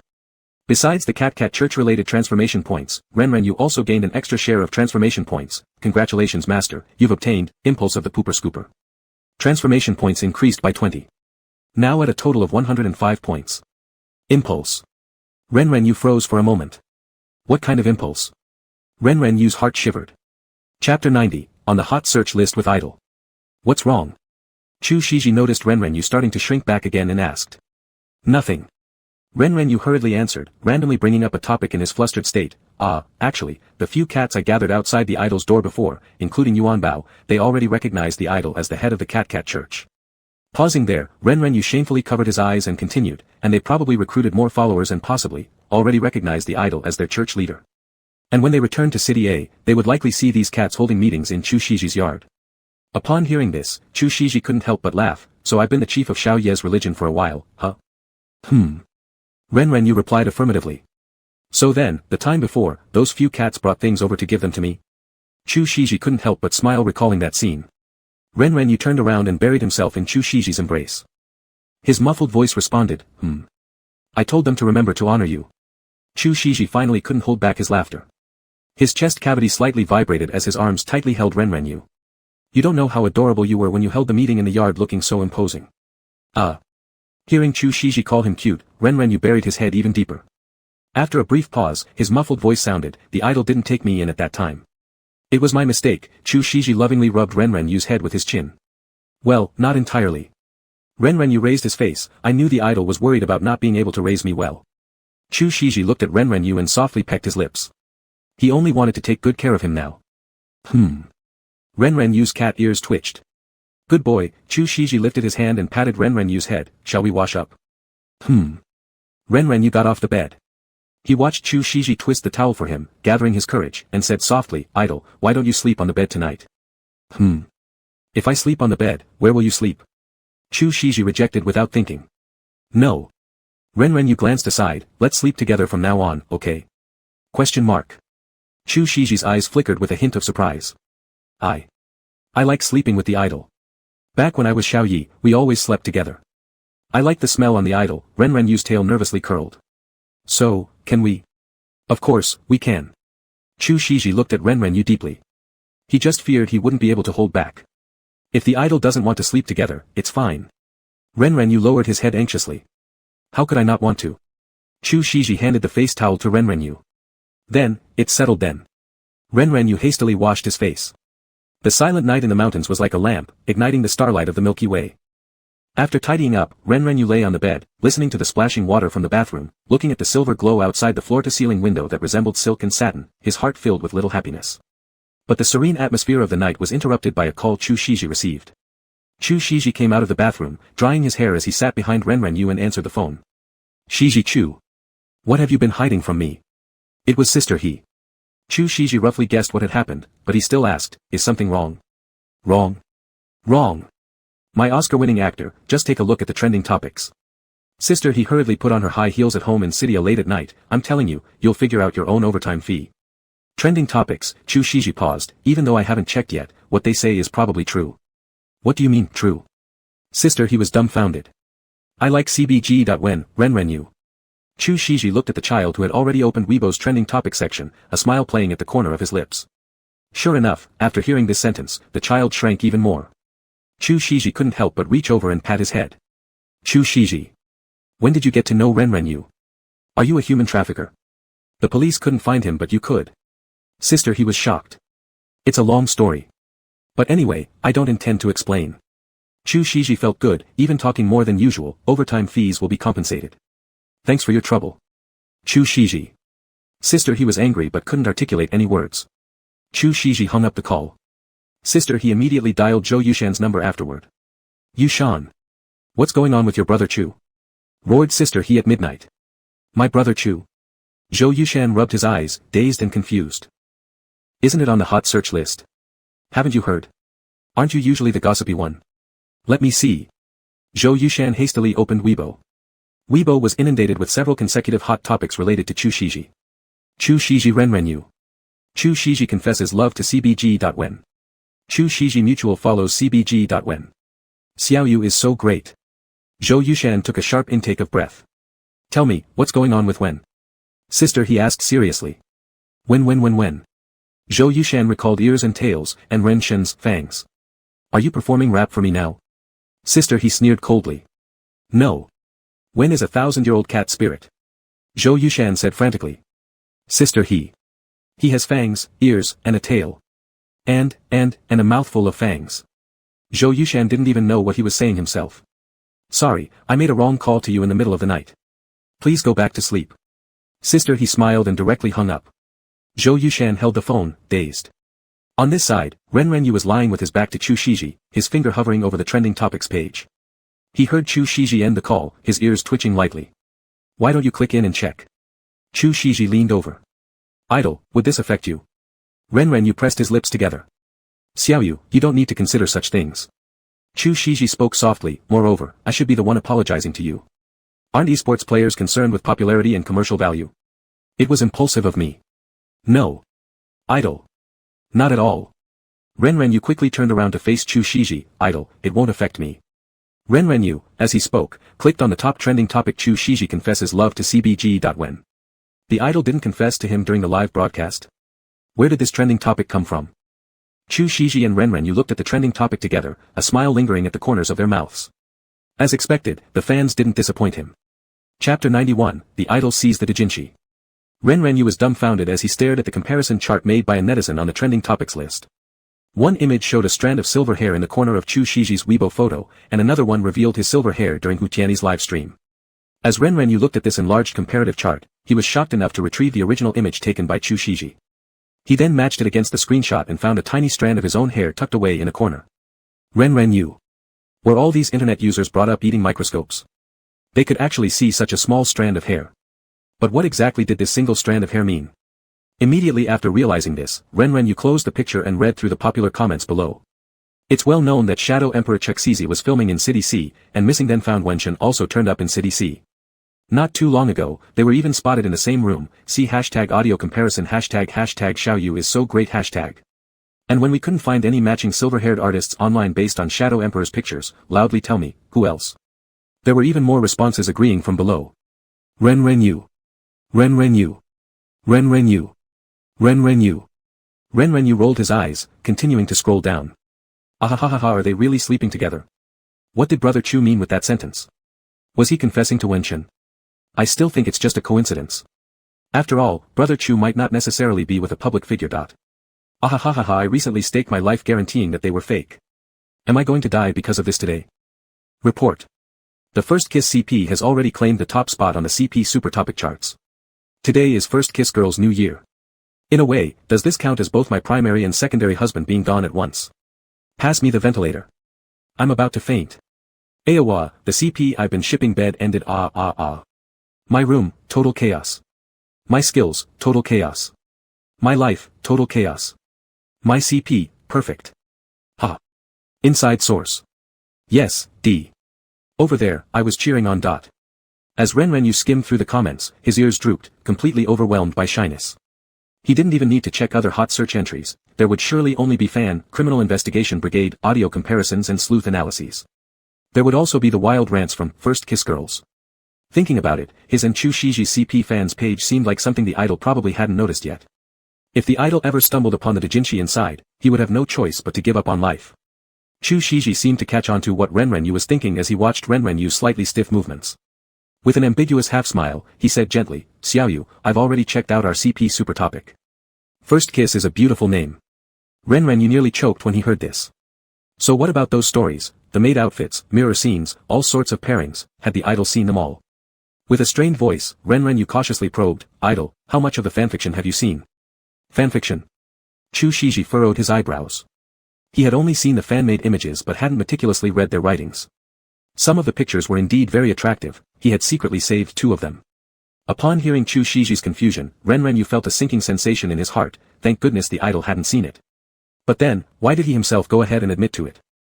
Ren Renyu wailed mournfully as he buried his face into the blanket, nothing. Please don't look. Begging you. Ah. Chu Shiji smiled faintly, responding ambiguously, all right. Since that's the case, he'd wait until Xiaoyu fell asleep before taking a look. After hearing Chu Shiji say that, Ren Renyu buried his face deeper into the sheets in agony. It was definitely impossible to keep it hidden. Chu Shiji chuckled lowly, wrapping his arms around Renrenyu. Renrenyu remained silent for a moment before ultimately choosing to accept the situation. Putting aside thoughts that embarrassed him, he corrected his expression and asked, "Idol, how will sister he handle this matter?" "She'll likely communicate with your team, and then she won't make any direct responses, just guide the public opinion." Chu Shiji smiled faintly. "Don't worry, Xiaoyu. Right now, the fans are just speculating. Unless we announce officially, nothing problematic will arise." Okay. Renrenyu softly replied, inhaling the fresh post-shower scent from Chu Shiji. "Official announcement, huh?" Renrenyu thought, wanting to officially announce things with his idol. As he thought this, Renrenyu's tail lightly curled in joy while the corners of his mouth buried in Chu Shiji's embrace curved into a smile filled with anticipation. A moment later, he seemed to remember something and suddenly looked up, saying, "Oh no, the coach is going to scold me again." Chu Shiji recalled how skillfully Coach CBG would always yell, "Little brat," and she suppressed her laughter while looking at the child who clearly didn't want to be scolded. She gently coaxed, "It's my fault for taking you away, I'll take the scolding for you." Renrenyu felt immature when he heard Chu Shiji cajoling him like a kid. He tightly pressed his lips together and buried his face into Chu Shiji's shoulder once more, his ears brushing against Chu Shiji's chin, causing an itchy sensation. "Xiaoyu." Chu Shiji immediately regretted agreeing to sleep with Renrenyu. He was too cute. And it made her unable to resist wanting to kiss him. "Idol." Suddenly, Renrenyu felt that Chu Shiji was heating up. Shocked, he lifted his head. Chu Shiji sighed softly with some frustration, stroking Renrenyu's head as she whispered, "Be good, go to sleep first." After speaking, she got up and re-entered the bathroom. Renrenyu watched Chu Shiji's retreating back and shyly flicked his tail against the bed. When Chu Shiji came out, Renrenyu was already asleep. She carefully climbed onto the bed and opened her phone. Chu Shiji's slender fingers moved slightly as she created a new Weibo account for herself, Cat Lover. She used her new account to follow the super topic, First Kiss. Fanfictions. Chu Shiji felt a little awkward searching within the super topic. She rarely read these before. Previously, even her own, Chu Shiji, Weibo was run by Sister He and her team. Since meeting Renrenyu, she had checked Weibo more times than all the previous combined. But indeed, she was curious about what the fans wrote about them, about what mattered so much to Xiaoyu. As Chu Shiji scrolled down with her fingers, she opened a post titled, Emperor Chu X Little Angel Wen, Bathroom Edition. There was a link inside. Chu Shiji opened the link.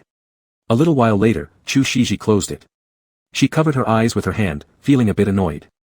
No wonder Xiaoyu didn't want her to see, so this was what they were like. Before opening it, she hadn't really expected this. So did Xiaoyu also see all of these things? Looking at Renrenyu's peaceful sleeping face, images from the fanfiction involuntarily appeared in her mind. In the bathroom. The mirror. Renrenyu's grey-blue eyes. And the hazy mist enveloping the entire small space. Chapter 92, Chu Shiji had never felt a night so hard to get through. The young man sleeping in her arms had his tail softly draped on her body, his ears occasionally twitching. His long, curled lashes were like butterfly wings, trembling lightly with each breath. He looked like an angel in oil paintings when quiet, but when awake, he showed the originally wild yet adorable little traits. Chu Shiji thought of the boy's panting sound she'd heard through the door earlier. It was like a feather twirling around the tip of her heart, stirring her whole body to heat up. Although she had just come out of the shower moments ago. Chu Shiji closed her eyes slightly, taking a deep breath. She truly admired herself for acting this way. Already 27 years old, and yet behaving like a young inexperienced youth, completely losing control because of the person in her arms. Chu Shiji gently sighed, leaning close to tenderly kiss Renrenyu's forehead, then forcing herself to close her eyes. The next morning, when Renrenyu woke up, Chu Shiji had already gone to shoot her scenes. After finishing breakfast, Renrenyu rushed to Weibo, opened the account, Chu's Little Wild One, and quickly followed the super topic, First Kiss. Following last night's events, pure esports boy Renrenyu decided to gather courage to visit their CP super topic for inspiration. Primarily because, at the age of 19, he had absolutely zero experience in such matters, let alone being with another man. He only roughly knew some bits. But had no clear understanding of specific operations. Previously, when he saw the fanfictions in the super topic, he shut it down right away, not daring to look closely. However, his transformation value was currently only 105 points, and he feared losing control accidentally and exposing his inexperience in front of his idol. According to the little Lolita system, during arousal, he wouldn't have any rationality left to do anything else. So by that time, his mind would probably be filled with nothing but lewd thoughts. Renrenyu grimaced in distress. So when two guys do that kind of thing, one has to be on the bottom, he knew. Renrenyu imagined Chu Shiji being pressed beneath him, flushed and calling out, Xiaoyu. Help. That image. It couldn't possibly be Chu Shiji. Renrenyu covered his face. He then imagined himself on the bottom, his idol whispering hoarsely in his ear, Xiaoyu. Renrenyu anxiously scratched his hair, thinking it was probably more likely that he would be the one on the bottom. Trembling, he clicked open a highly praised and commented same-sex fanfic under the super topic, Emperor Chu X Little Angel Wen, Bathroom Edition. To avoid being scared away again by its content, he checked the comments section and reposts first. However, when Renyu stared at all the fan fragrant and superb, silently opening the link directly. Oh, this cursed imagery. When Renyu read the fanfic with gritted teeth, while images of Chu Shiji doing those things kept popping up in his mind. Heaven. How could someone actually do such things? And how could he act like that in front of the mirror? How could the idol be so cruel toward him, making him hold his own legs? Heaven. What were these people writing about? Embarrassed and flustered, when Renyu closed the fanfiction and sat dazedly on the couch. Master, this feline here has nearly watched a full-length action movie in your brain. The little Lolita system murmured, puckering her lips. Hearing the system's sudden voice, when Renyu jumped up from the sofa with his tails first standing up. Master, no need to be shy, I'm just a system. The little Lolita system kindly reminded. I know. When Renyu tried to cover up. Alright meow. Oh, I believe Master can skip learning those, the system sincerely suggested. Why? You won't remember them during actual practice. The system chuckled, besides the caretaker will help you. Listening to the system, when Renyu covered his burning face and collapsed onto the sofa. Indeed. In the fanfictions, it was also the idol who helped him. Help. When Renyu recited purifying chants all morning. By noon, Zhou Yushan had delivered lunch. Zhou Yushan, seeing Wen Renyu still fully armored, showed a bewildered expression. Looking at Zhou Yushan's manner, Wen Renyu wanted to laugh but also felt a bit sorry for him. Thus, he feigned severity and asked, Zhou Yushan, is there something wrong? Yes. Zhou Yushan immediately replied. Go ahead. Well, Divine One, if you're a 1,000-year-old cat deity, can you tell what I did yesterday? Zhou Yushan gulped. Yesterday? Wen Renyu held back his laughter. Alright, let me see. Zhou Yushan looked nervously at Wen Renyu. I see it. Wen Renyu prolonged the tone. I saw you answer Hilulu's call last night. This doesn't count. Divine One, you know Sister He, you can definitely guess she called. Ah, I also saw, you told Sister He I'm a cat spirit. Wen Renyu revealed a cunning smile with his small tiger teeth, then Sister He hung up your call. Zhou Yushan. How do you know? Did the god install surveillance at his place? Wen Renyu feigned profundity. Zhou Yushan, I hope you don't talk about me to others anymore. After all, my existence is a secret. You, take care. Bewildered, Zhou Yushan left. Wen Renyu almost laughed himself to death over Zhou Yushan's behavior. To put it simply, Zhou Yushan had some intelligence, but not much. After being together for so long, Wen Renyu naturally could guess Zhou Yushan's reaction. Given Zhou Yushan's boisterous nature, he'd likely blabber their secrets when Sister He asked. But Sister He would never believe it, right? In such an urgent situation last night, wouldn't she hang up rather than argue with Zhou Yushan about whether he was a cat spirit? Unable to wait, Wen Renyu opened WeChat and shared the story of Zhou Yushan with Chu Shiji. Unexpectedly, Chu Shiji directly sent back a video call. Idol. Wen Renyu, chopsticks in hand, stared at Chu Shiji. Chu Shiji faintly smiled as she acknowledged Wen Renyu's voice. Did you see the message I sent you? Wen Renyu chewed on his chopsticks. I saw it. Chu Shiji could even imagine how Wen Renyu was fooling around with Zhou Yushan, and he smiled gently. Why are you so mischievous? When Renyu flicked one of his ears back, I saw that he seemed absent-minded, so I just wanted to help him snap out of it. But then he asked me to guess what happened yesterday, and I couldn't resist. Chu Shiji looked at Wen Renyu's little expression and laughed with warmth in his eyes. Let's not talk about him. Have you had your meal properly? I'm eating. Wen Renyu showed Chu Shiji the food on the table. Good boy. I'll be back soon. Oh. Wen Renyu turned the camera back to himself and obediently responded. I'll hang up now. Alright. Wen Renyu watched Chu Shiji in the video call, waiting for him to end the call. The two were quiet for a moment. Chu Shiji was the first to chuckle and said helplessly, then I'll hang up.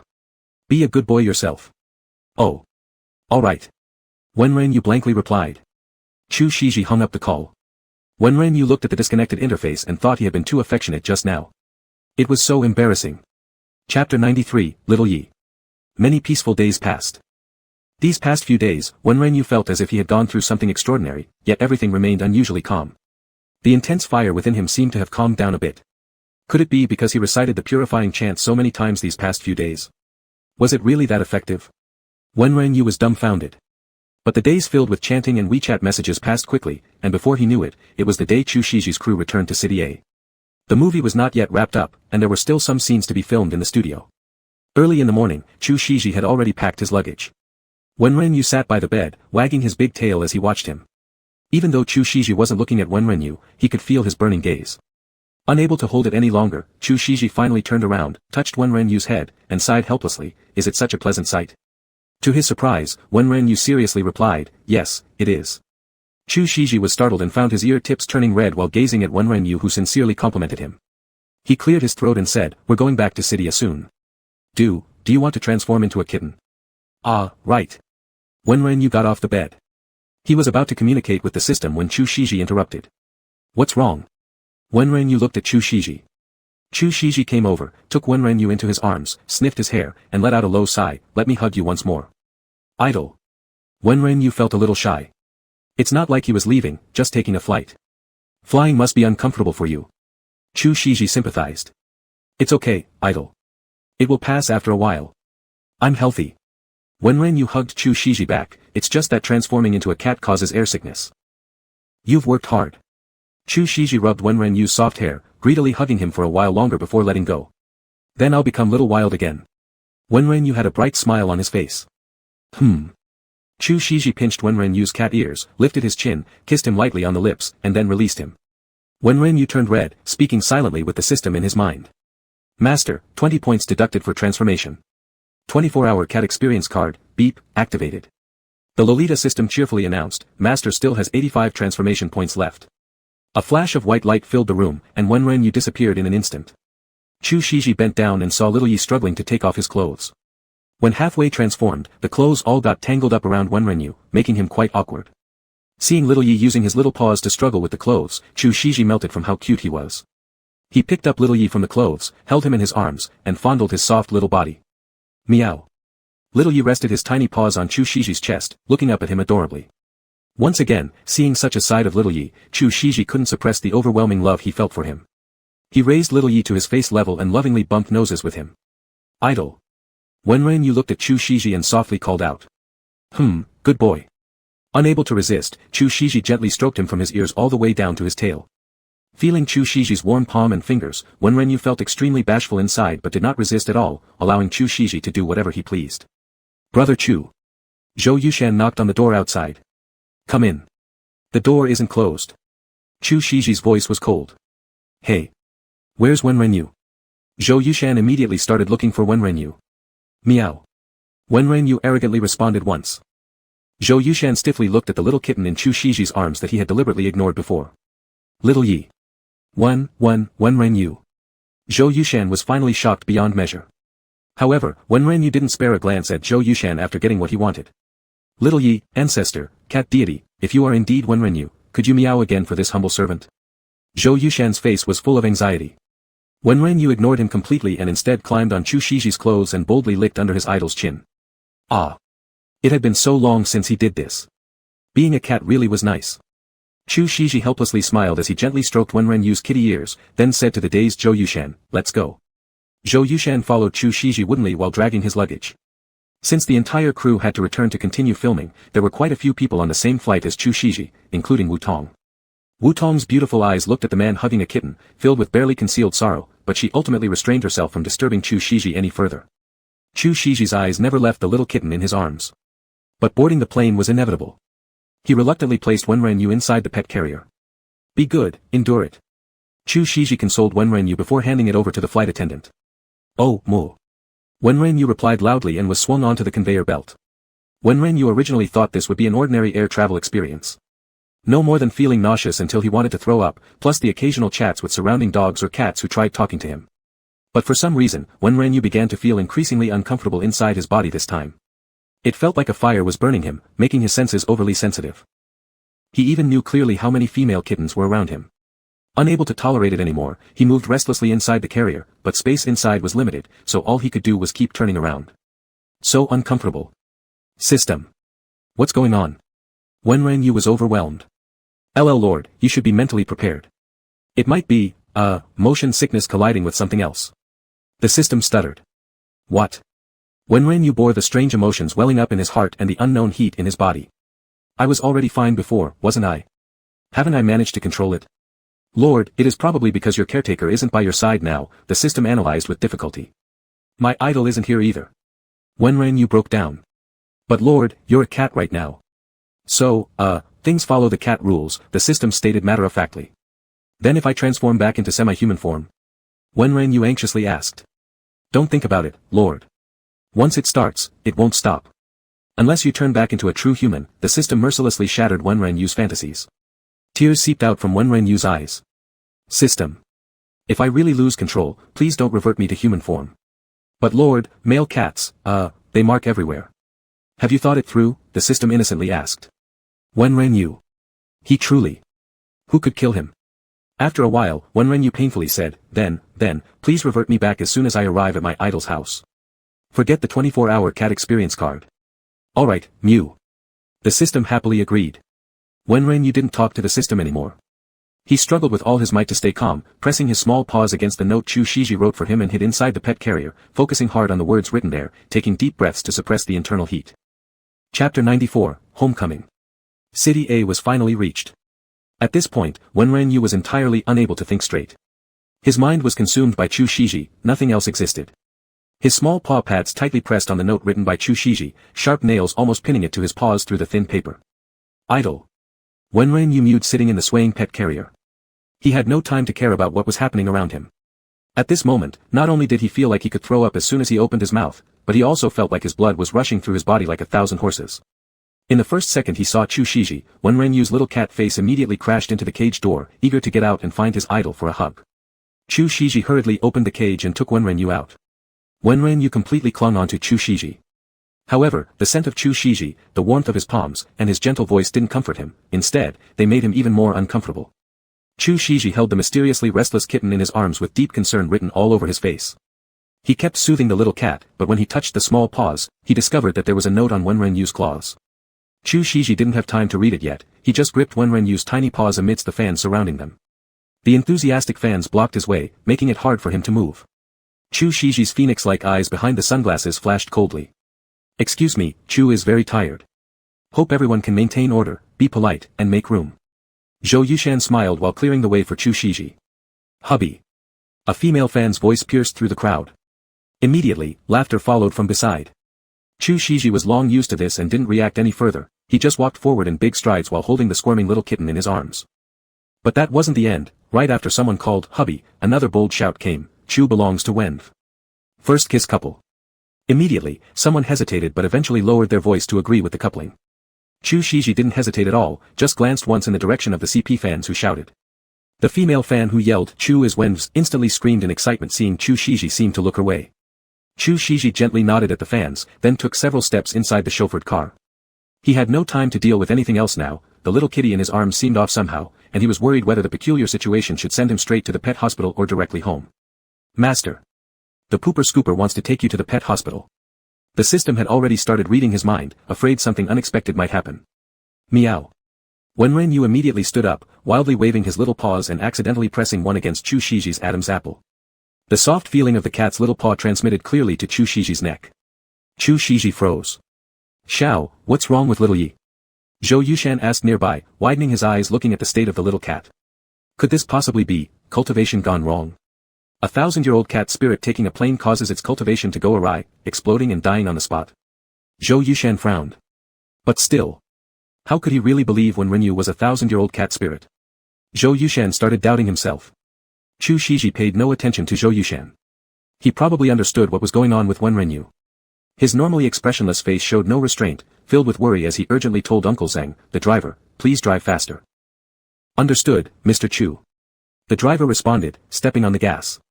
Chu Shiji didn't know how to soothe the kitten in his arms, so he continuously stroked him with his large hands. He raised Wenrenyu's little paws and carefully removed the note stuck under his sharp nails. When he took a closer look, it turned out to be the same note he had recently written for Wenrenyu, urging him to eat properly. The handwriting had been blurred by Wenrenyu's little paw pads. Seeing Wenrenyu's ink-stained small paws, Chu Shiji's heart was filled with tenderness along with concern, almost overflowing with affection. How could his Xiaoyu be so cute?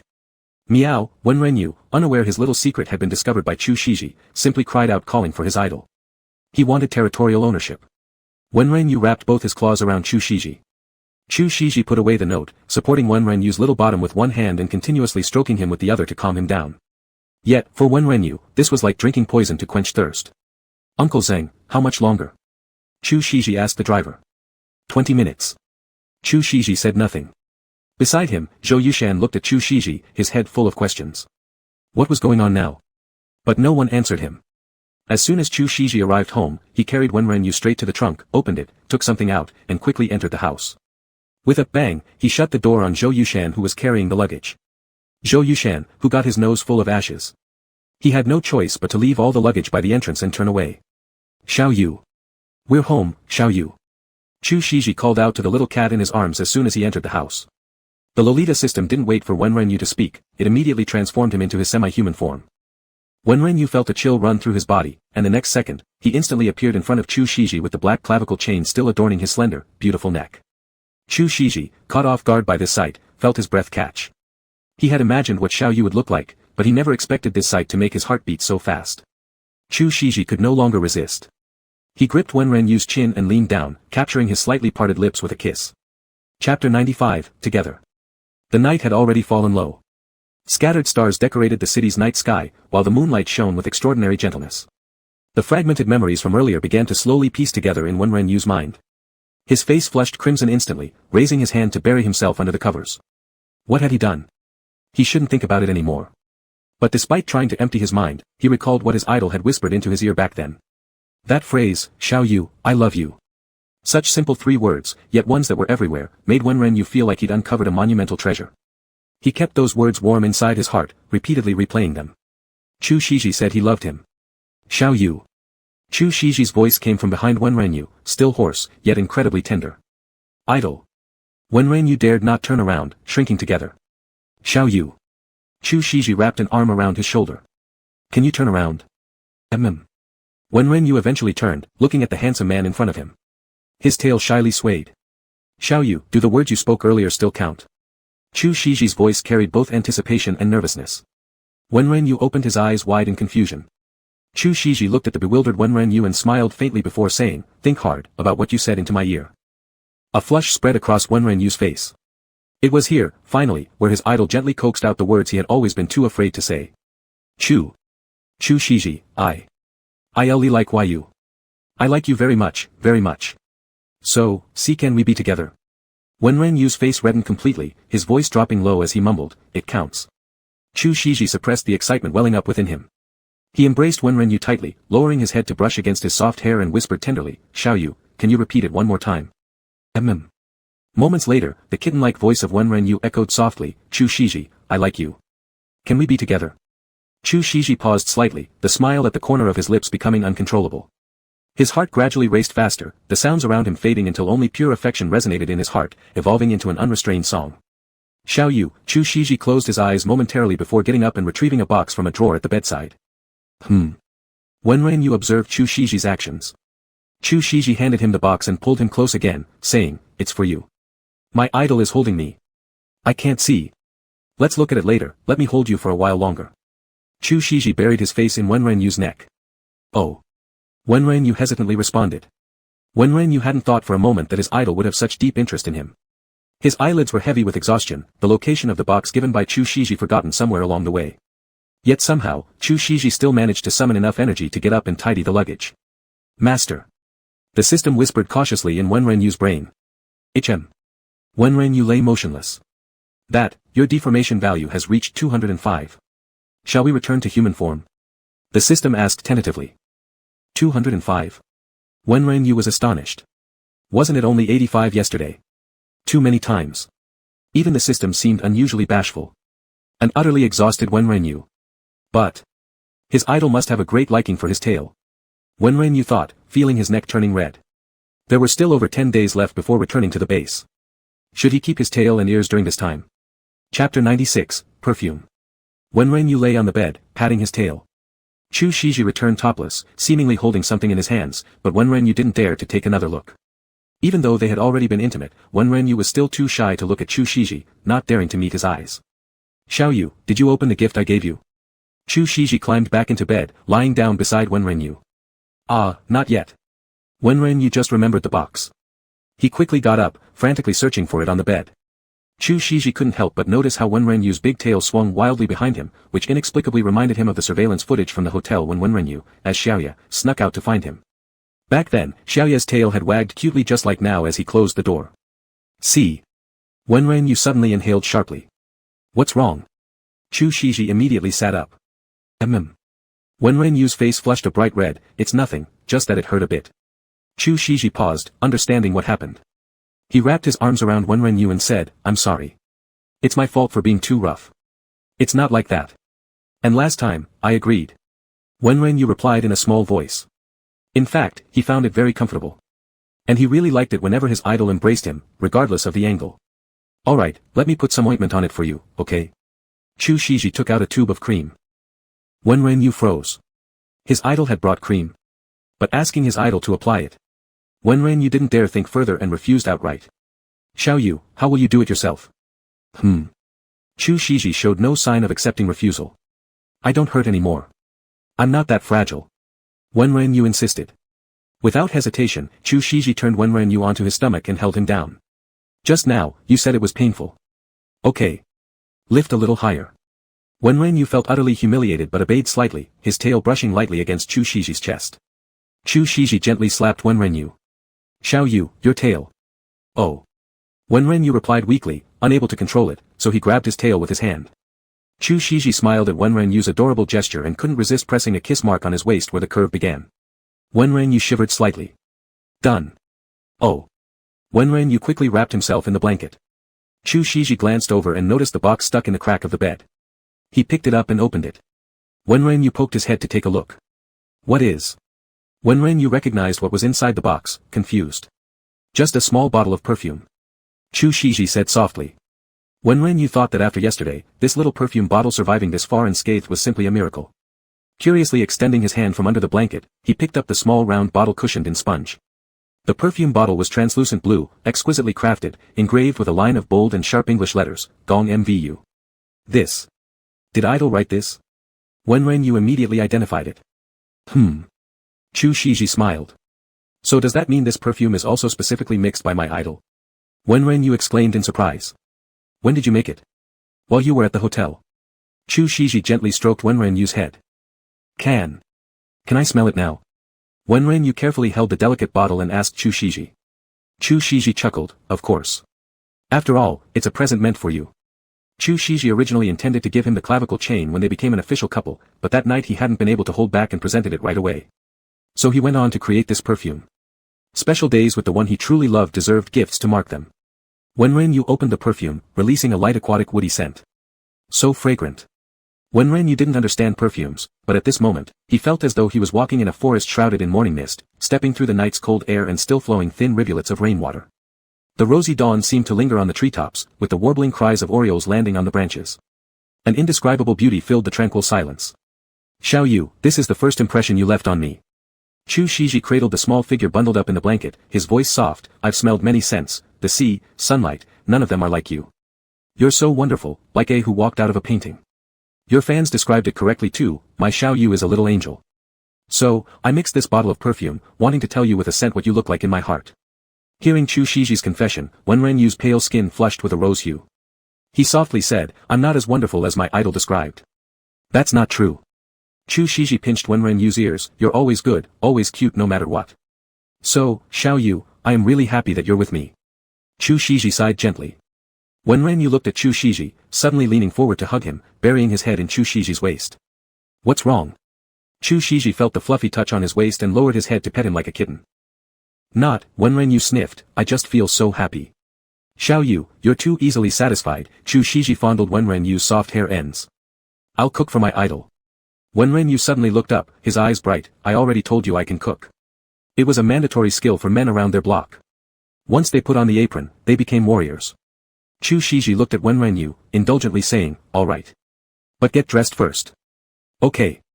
Wenren Yu stood up, but then suddenly remembered something, hesitating, idol, I can turn back into a human now.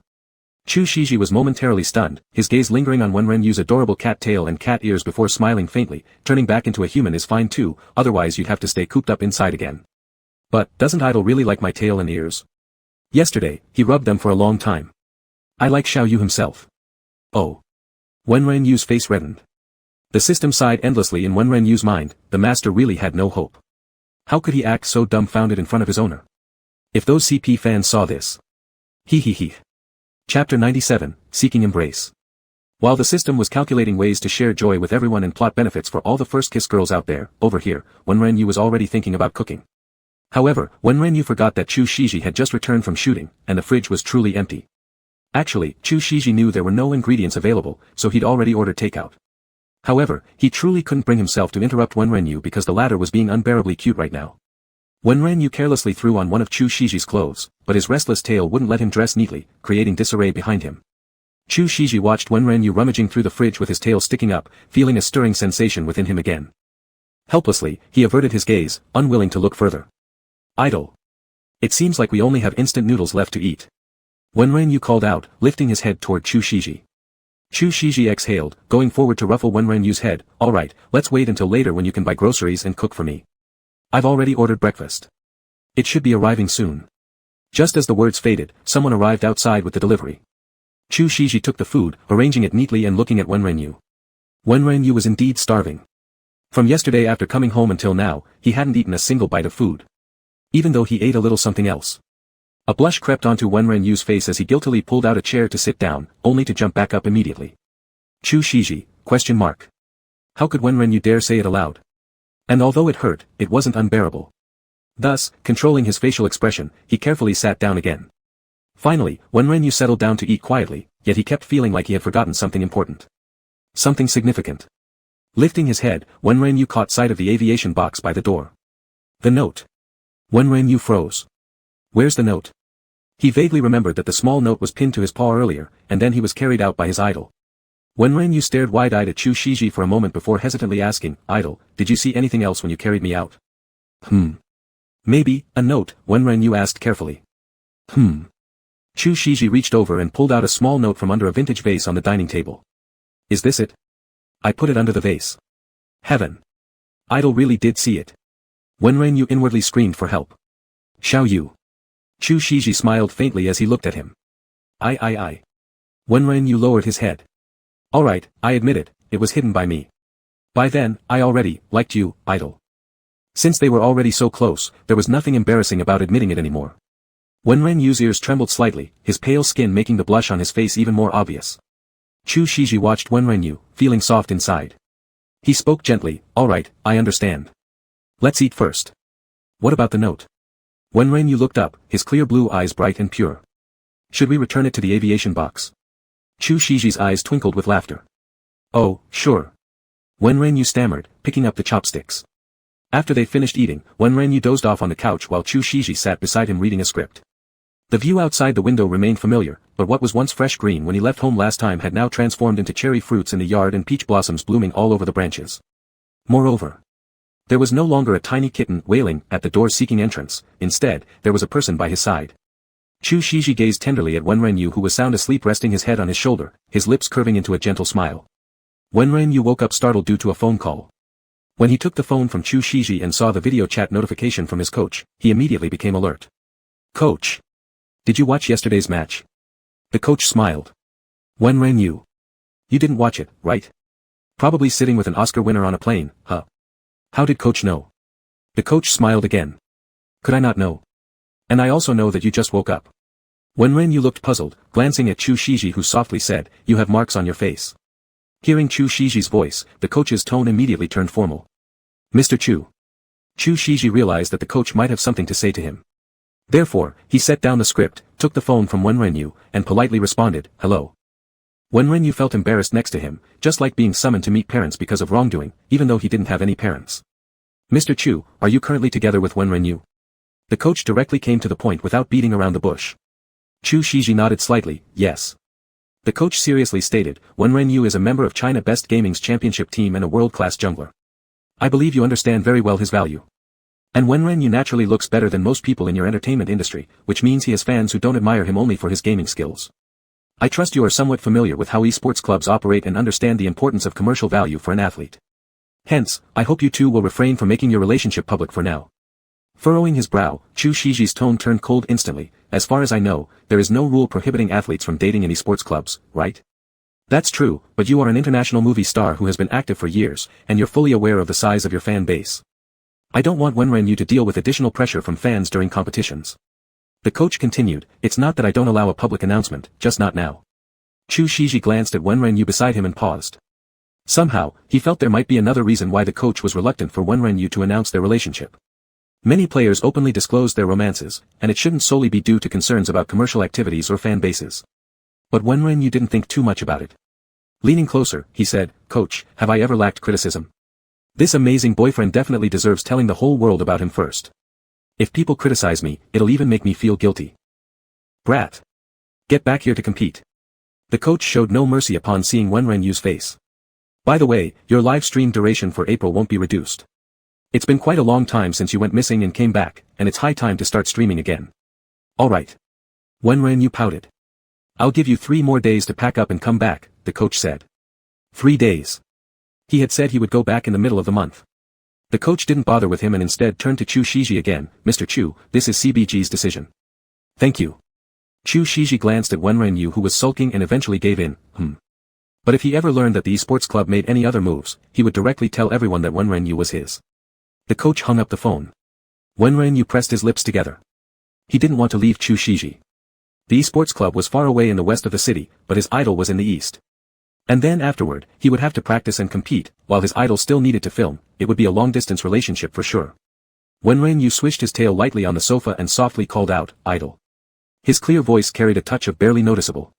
"Xiao Yu." Chu Shiji turned and pulled Wenren Yu into his arms. Wenren Yu was silent for a moment before finally whispering after some time, "Idol, I want." Chapter 98, Leaving.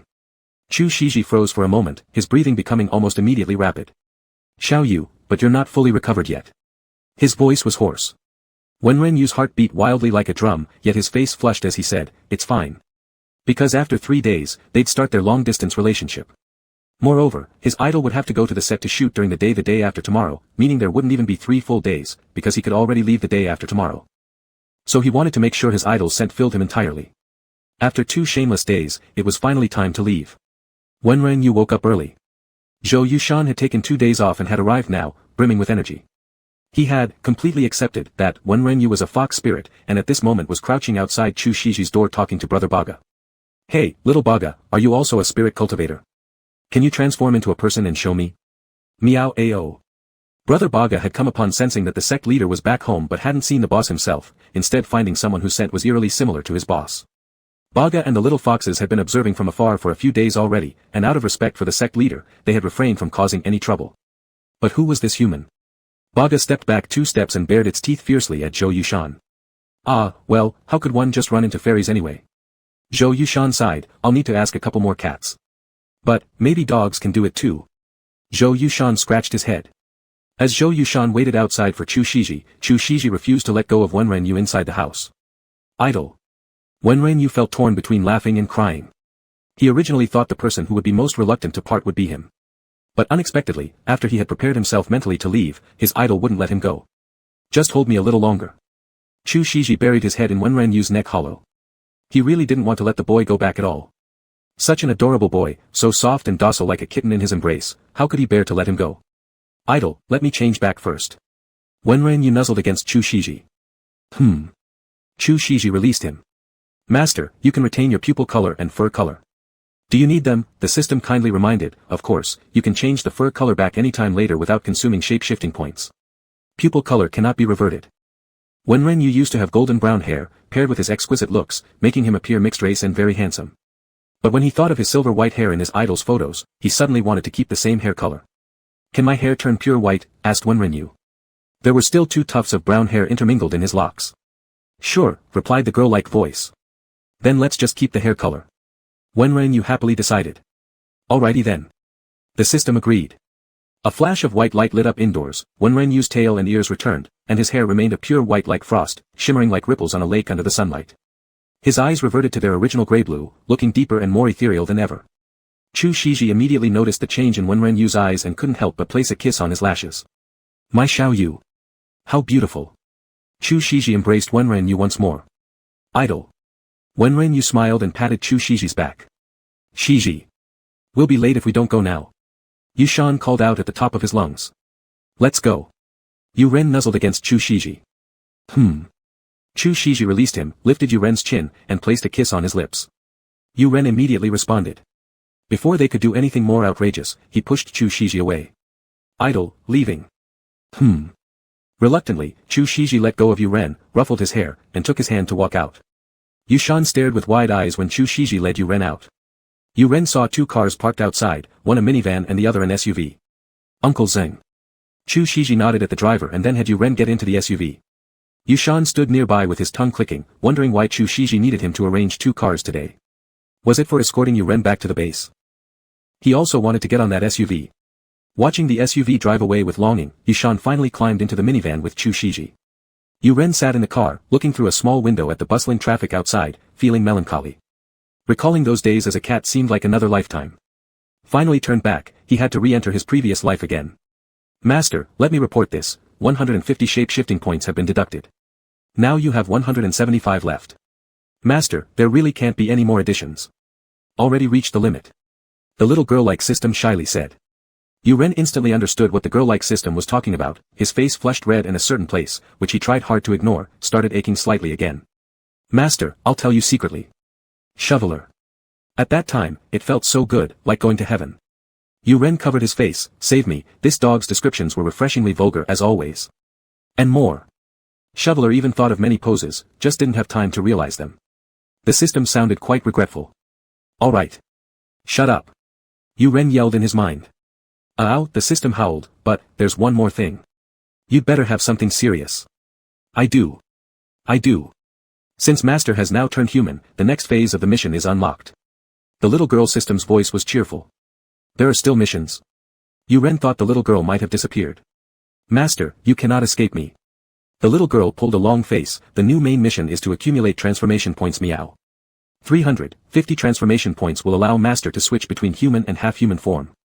But not turn into a kitten anymore. If wanting to become a cat again, need to directly consume transformation points to exchange duration meow. Listening to the little girl's words, Yu Ren frowned. Why did she pause while mentioning transformation points?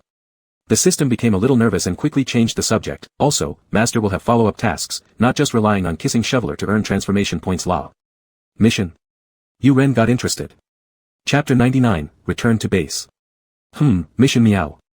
The system's voice turned formal, since the Master has become an independent person, no longer needing to depend on Shoveler, the tasks will change accordingly. So, what's the first task? Asked Yu Ren. The first task, return to Shoveler's side. Yu Ren. Excuse me. The system chuckled, just a joke. The first task, make others accept your identity, actually Master has already completed it. After turning from a cat into a person, the first step is reasonable explanation. And now everyone around Master no longer asks about your disappearance, so the transformation points increase by 10. Current transformation points 185. Oh, pretty easy. Yu Ren smiled. System. Master might have forgotten Yu Shan. What about the second task? Master, the second task will be announced after arriving at the base meow. The system sounded adorable. Yu Ren closed his eyes, and slept in the car. The driver Uncle Zeng looked curiously at Yu Ren sitting in the back. Uncle Zeng thought that after following Chu Shiji for so long and having seen countless stars, he had never seen someone so handsome. Just quietly sitting by the window, as if automatically creating an impeccable field beside him, he appeared cold yet elegant. His silver-white hair was like dazzling multifaceted gemstones, coated with a dreamlike halo under the sunlight. With his eyes slightly closed in rest, he resembled a sculpture placed in an art gallery. Just by looking at Wenrenyu, Uncle Zeng had already imagined a movie about an elven king. So good-looking. Uncle Zeng sighed. No wonder Mr. Chu cherished him so much, he would have locked him up too. Although he still liked women better. Uncle Zeng, whose thoughts started to jump around, lightly coughed and forced himself back to reality. It was all because of that Zhou Yushan kid who always chattered nonsense whenever they met. He almost got Uncle Zeng brainwashed. He should be a serious person. You didn't know what the driver was thinking. He began to miss Chu Shiji. Sigh. Wenrenyu softly sighed. Missed the warmth of Idol's embrace. Missed Idol's whispering in his ear. And missed the indescribable fullness when Idol entered. In front, Uncle Zeng saw the handsome youth sighing, and immediately felt sympathy. Sigh, being so good-looking also has troubles. The base soon arrived. Wenrenyu got out of the car. He had nothing on him but a phone. Even the clothes were still Idol's. At this moment, the little girl system said, Master, the second task is very simple. Go on. Cat adult side mission, gain others' praise. This mission is part of the same series as developing the cat sect. Praise from one person gives 3 transformation points, with an upper limit of 30 points. Since Master has a special job, fans' praise doesn't count meow. The system paused for a moment and added, also, the praise needs to be related to your feline traits like, wow, your fur looks so good, or wow, your vision is so great, or even, wow, you can talk to cats, how cool. Like this meow. Wenren Yu. Wow, good looking fur. Good vision. Wow, you can talk to cats. How was he supposed to get people to praise him like this? He seriously considered quitting his transformation abilities. Master, think about how the shoveler loved caressing your tail, how the shoveler enjoyed slowly massaging from the master's tail. Shut up. I'll do it. Wenren Yu's face turned red, showing anguish. Go. Master. Back to the competition. Hurrah. The little girl's system was excited. She had never seen any sports competition before. Wenren Yu. At this moment, the base was training. Wenren Yu looked at this familiar gate, took a deep breath, and knocked. Someone opened the door quickly. It was Hu Tianyi. Holy cow. You. Holy cow. Hu Tianyi couldn't react fast enough when seeing Wenren Yu. Humph, hello. Wenren Yu's lips twitched. Hu Tianyi, recognizing that familiar look on his lips, yelled loudly toward inside, hey, everyone. When DV is back. Get back to training. No fooling around. The coach's voice, if you keep playing like crap in the third round of the regular season, all of you are fired. Wenren Yu. Hu Tianyi bolted away instantly. The coach walked over and asked Wenren Yu, isn't your actor coming along? Coach. He's filming. Wenren Yu replied. It's better if he doesn't come. Otherwise, these brats will cause chaos again. Go tidy up and then train. Highlight is out for the third round, you're in. Yes. Regain your form as soon as possible. Don't waste time. The coach was stern. Yes. Wenren Yu responded. Actually, his gameplay form wasn't bad. In the past days as a semi-human, he played quite a few games with Gao Liang and scored decently well. The coach hesitated for a moment, then gazed deeply into Wenren Yu's eyes. After half a minute, without saying anything, he just left. Wenren Yu was puzzled but didn't dwell on it. There wasn't much for him to pack. He just went upstairs to the dormitory, took a shower, changed into his own clothes, and carefully folded Chu Shiji's clothes. Wenren Yu looked at his phone, there were no new messages.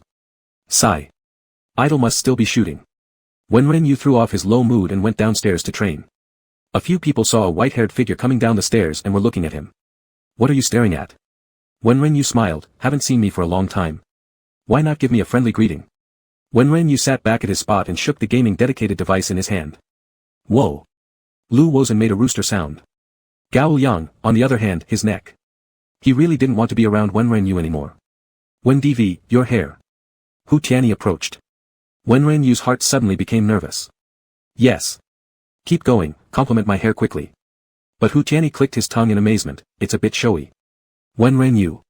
He asked the system in his mind gloomily, does this count as a compliment? The system without hesitation, of course not. Beside them, Fat Lu revealed an envious look, sigh, probably only our Wen DV could pull off such hair. If he dyed his hair, he might just end up looking like a polar bear. Hu Tianyi wouldn't work either, it'd make him look like a monkey. Gao Liang might be okay. Fat Lu surveyed his teammates with a sigh, why are all the junglers so handsome? Even the opposing team's jungler, Wen Ruixiang, was. Wenren Yu ignored Hu Tianyi. Before starting the game's solo queue, he decided to try something easier first and see if he could complete the task. So he looked at Lu Wozhen and directly asked, Fat Lu, do you think my hair looks good? It does. Lu Wozhen replied blankly. Master, it was heartfelt admiration, but he wasn't excited enough, the system said. Wenren Yu. He tilted his head, showing his little tiger teeth and smiled at Lu Wozhen, give me another compliment. Lu Wozhen shivered upon seeing Wenren Yu smile. Chapter 100, I'm coming for you. Lu Wozhen opened his small round eyes wide and said, Wendy, isn't this a bit too much? Wenren Yu, seeing the way Lu was looking at her like a pervert, felt she was truly going insane, why on earth had she agreed to take up such a task? Poop cleaner. The system repeated in her mind. Wenren Yu. And furthermore, little kitties must be adored by everyone. Why shouldn't they simply get compliments? Humans must all kneel before us. Wag your tail, and they'll present you with food. Act cute once, and they'll be dazzled. That's enough, stop it, Wenren Yu interrupted, unable to bear listening any longer, stopping the young girl-like system's grand dream. Well, might as well start training. Wenren Yu sat back down and began solo queue quickly. Chu Shiji was sitting on the movie set absent-mindedly. He held the script, imagining a small kitten lying next to him, watching scripts together. He took a sip of his iced Americano, yet he thought about Wenren Yu grimacing while drinking coffee in the restroom. With some helplessness, Chu Shiji picked up his phone, only to unconsciously open the WeChat chat interface with Wenren Yu. Chu Shiji massaged his brow. It should have been just an ordinary day of filming, but when he thought that there would be no kid wagging a big tail waiting for him after returning home, he became restless. Zhou Yushan noticed Chu Shiji's bad mood. He dared not say much and quietly sat beside. Bored, Zhou Yushan turned on his phone, scrolling through the super topic forum of Chu Shiji. Wow, brother Chu, how long has it been? Yet, the sneak peek from the airport is still being circulated. Zhou Yushan exclaimed curiously. Chu Shiji glanced at his phone which showed no new messages, casually responding. But it makes sense. It even made it to the hot search. It hasn't been that many days since then, so discussions continue within the super topic forum. Chu Shiji sipped his coffee. What did the hot search say? Not much, just that you looked really cool hugging Xiaoyi. Zhou Yushan paused for a moment, suddenly remembering something, exclaiming, I forgot to tell you. The couple status between you and Master Wen hit the hot search. ? Chu Shiji finally turned his head and gave Zhou Yushan a look. I'll find it. Zhou Yushan began searching urgently with his phone. There. Zhou Yushan handed the phone to Chu Shiji. It directly led him to the First Kiss super topic forum. As Chu Shiji browsed through the super topic, he found CP fans celebrating, sharing photos from the airport. Chu Shiji tapped into the fan video taken at the airport. There he was, holding a little kitten with an urgent expression, walking briskly. Suddenly came a piercing voice calling, husband. However, Chu Shiji's figure in the video did not pause at all. Then CP fans marked a big warning of, high energy alert, followed by a female voice shouting, Chu Shiji is ours, Wendy. Though Chu Shiji still didn't stop moving, he looked back. Chu Shiji frowned at the excitement of fans. Is this it? This can actually be a cause for celebration. This can make it to the hot search. Beside him, Zhou Yushan saw Chu Shiji's frown, becoming somewhat uneasy. Could it be that brother Chu doesn't want to be on the hot search with Master Wen? Dislikes this super topic. But he thought Master Wen matched brother Chu perfectly. Master Wen was so powerful. She became a world champion at such a young age. And brother Chu only won International Best Actor award at the age of 22. Unless Master Wen were actually a 1,000-year-old cat demon.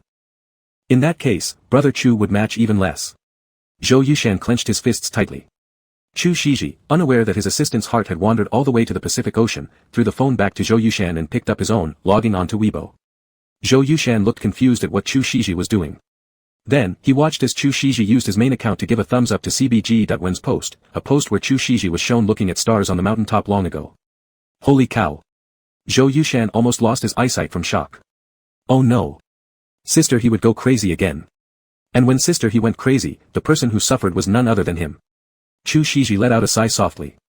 If it wasn't because he promised Wen Renyu's coach to keep things confidential for now, he would have done even more. After work in the evening, maybe he should visit the kid. He really missed him. Wen Renyu didn't know that another storm had erupted on Weibo. Too long without intense training like this, he was still feeling exhausted. However, by dinner time, the coach actually came to tell them that they didn't need to practice anymore in the evening. The third round of the regular season hadn't started yet. Wen Renyu had just come back, so going out for a good meal and then heading to KGV for some fun was decided as a way to comfort his young mind after the ordeal of his disappearance. The group erupted into pure joy. Since the main character was Wen Renyu, all 7 members including the coach set off grandly toward a hot pot restaurant. They settled into a private room. Lu Wozhen, when it came to eating, became very enthusiastic. He waved his hand and spared no expense for the coach, ordering a combination hot pot and an entire table full of dishes. Hu Tianyi, on the other hand, sat down and immediately started playing with her phone. What? Are you sweet-talking your darling again? Marksman Gao Mingyang leaned over to look at Hu Tianyi's phone. Go away. Leave me alone. Hu Tianyi pushed Gao Mingyang away with disdain. Why do you treat me like this? You little rascal, Gao Mingyang's words twisted in every direction. Damn. Hu Tianyi shivered all over, clearly flustered but still stuck out her neck defiantly. You wouldn't understand. You single dog. Little rascal, Lu Wozhen followed up while chewing on fried meat. Wen Renyu sat aside, watching the scene unfold, and couldn't help but grin, revealing his small fangs, looking both handsome and devilish. Hu Tianyi caught sight of Wen Renyu laughing, instantly demanding, what are you smiling at? Idle. In an instant, Wen Renyu lost all expression. Hu Tianyi burst into laughter, ha ha ha. What's this called? It's called smile transfer. For example, it transferred from your face to mine. Zhong Yansheng, the steady top laner, looked upon these fools silently and picked up a pair of chopsticks loaded with fried meat. The coach, having long since grown accustomed to CBG's internal dynamic, rose and went outside to smoke. Gao Yang looked curious, when God, did you really, hook up with Emperor Chu? Chu Shiji, eh? A figure beyond his wildest imagination. He always saw Chu Shiji on cinema big screens or television during award ceremonies. Gao Liang remembered how Chu Shiji always seemed calm and composed, even while accepting the International Emperor Award, showing no fluctuations as if merely saying, this is what he deserved. Such a cool, mysterious man resembling frost and snow from 9 heavens above, could it be true that he was his brother's boyfriend? The intense dissonance between reality and fantasy left Gao Liang feeling as though he were still dreaming. Hu Tianyi nudged Gao Liang's shoulder and said, what joke is this? We're world champions. How would we not match an emperor? But at that moment, Wen Renyu had no time to listen to their nonsense because Chu Shiji had sent him a message. Shit shoveler, little you, where are you? Shit shoveler, I miss you. Shit shoveler, I'm coming for you. Chapter 101, The Kiss. Wen Renyu's heart shook. The idol was coming over. He immediately replied. I'm at the Shangrong hot pot next to the base. On the 3rd floor, private room number Luo Yen. We haven't started eating yet. Hu Tianyi and Gao Liang are here together. The coach is here too. Chu Shiji was driving to the west side of the city, seeing Wen Renyu's message, directly responded with a voice message. Alright. Oh, by the way, eat well, don't worry about me. I've already eaten. Be good, it will take about half an hour, wait for me. Wen Renyu carefully opened the voice message and put his phone to his ear, hearing the idol say, be good, a flush appeared on his face. After listening 2 more times, Wen Renyu realized that everything around seemed to have become quiet. Wen Renyu. Hu Tianyi and a few others were all looking at him. What? Wen Renyu turned off his phone and smiled. Huh, your face is as red as a monkey's butt. Hu Tianyi marveled, confess already. Is it really the idol? Wen Renyu. Don't hide it anymore. We've all figured it out. Hu Tianyi laughed, go on, have you two hooked up yet? Are you really together? Yes. Wen Renyu's expression remained calm on the surface, but he felt shy inside. Not surprising from our wild king. Hu Tianyi confidently poured a beer into a glass for Wen Renyu, here. I've got the drinks. All we need now is your story. Wen Renyu. He smiled and said, WeChat me 5,000 yuan, and I'll tell you my love story with the movie Emperor. Geez, asking for too much. Hu Tianyi frowned. Beside them, Zhong Yanqing suddenly spoke up, Wen, what's going on with Chu Shiji and Wudong? And Jianyao? Have you sorted this out? Rumor has it that the entertainment industry can be chaotic, so make sure you're not being deceived. Hearing Zhong Yanqing's question, Wen Renyu looked at his slightly worried eyes, paused for a moment, and then said, Wudong's matter was just a misunderstanding. However, he did not know about Jianyao's situation yet. Zhong Yanqing stared deeply at Wen Renyu, remaining silent for a long while before saying. Just make sure you're clear in your heart. Wen Renyu thought Zhong Yanqing was acting strangely, though he could not point out exactly how. He merely replied, all right. Lu Wozhen's eyes hungrily focused on the still non-boiling hot pot. Despite this, he remarked to Wen Renyu, Wen, you don't know how anxious old Zhong got when you went missing. He almost joined the police investigation. Wen Renyu paused silently for a bit before replying, sorry. What happened during the disappearance is indeed a bit inexplicable. No worries. As long as you're safe back. Hu Tianyi raised a cup and chugged down a glass in celebration of his return. Coach lets us drink alcohol. Wen Renyu watched the generous Hu Tianyi curiously. Approved. Coach walked in reeking of cigarettes, don't let tomorrow's training be delayed. After this meal, I'm leaving first. Don't keep me tied up with you little rascals. Karaoke expenses will be reimbursed by me. This meal doesn't need to be spent with us either. Hu Tianyi grinned. You're drunk without even drinking, huh? Coach gave him a knuckle smack. After making so much noise for quite some time, the hot pot finally boiled, and everyone started joyfully dipping their food into the boiling broth. Hu Tianyi guzzled down one cup after another like a barrel, even dragging Wen Renyu along for a few cups, resulting in a flushed face. Only the coach and Zhong Yanqing didn't drink anything. Zhong Yanqing, sitting next to Wen Renyu, noticed that he seemed somewhat dazed and couldn't help but ask, are you alright? What's wrong with asking him? A bloated-faced Hu Tianyi came closer. Wen Renyu shoved Hu Tianyi away, saying to Zhong Yanqing, I'm fine. It's just some liquor. Let me go to the restroom. Do you want me to accompany you? Zhong Yanqing stood up as well. I'm really fine. No need, please continue eating. Wen Renyu was only a little dizzy. His alcohol tolerance wasn't that bad, just because he didn't drink often, he had a little trouble adjusting. Zhong Yanqing wore a worried look as he watched Wen Renyu walk out by himself. Beside him, the coach observed Zhong Yanqing thoughtfully.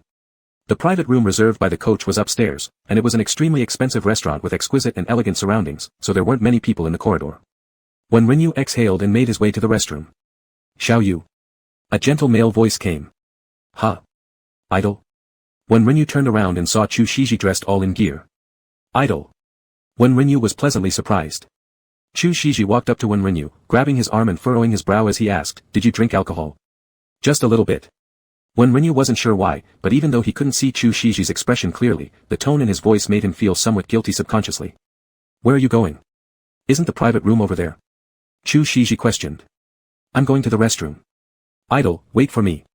Speaking, Wen Renyu leaned toward Chu Shiji's face and planted a kiss. Chu Shiji sighed, this kid was really something. Although he wasn't very drunk yet, his behavior was already a little out of control. I'll go with you. Chu Shiji led Wen Renyu towards the restroom. Okay. Wen Renyu obediently followed Chu Shiji. After finishing in the restroom, Wen Renyu saw Chu Shiji standing by the door with arms crossed, looking every bit like a snow pine tree, clear, cold, and tall. He had only been away for a day, but how much he missed him. After washing his hands, Wen Renyu couldn't resist stepping forward and hugging Chu Shiji. Xiao Yu. Chu Shiji caught the rushing Wen Renyu into his arms.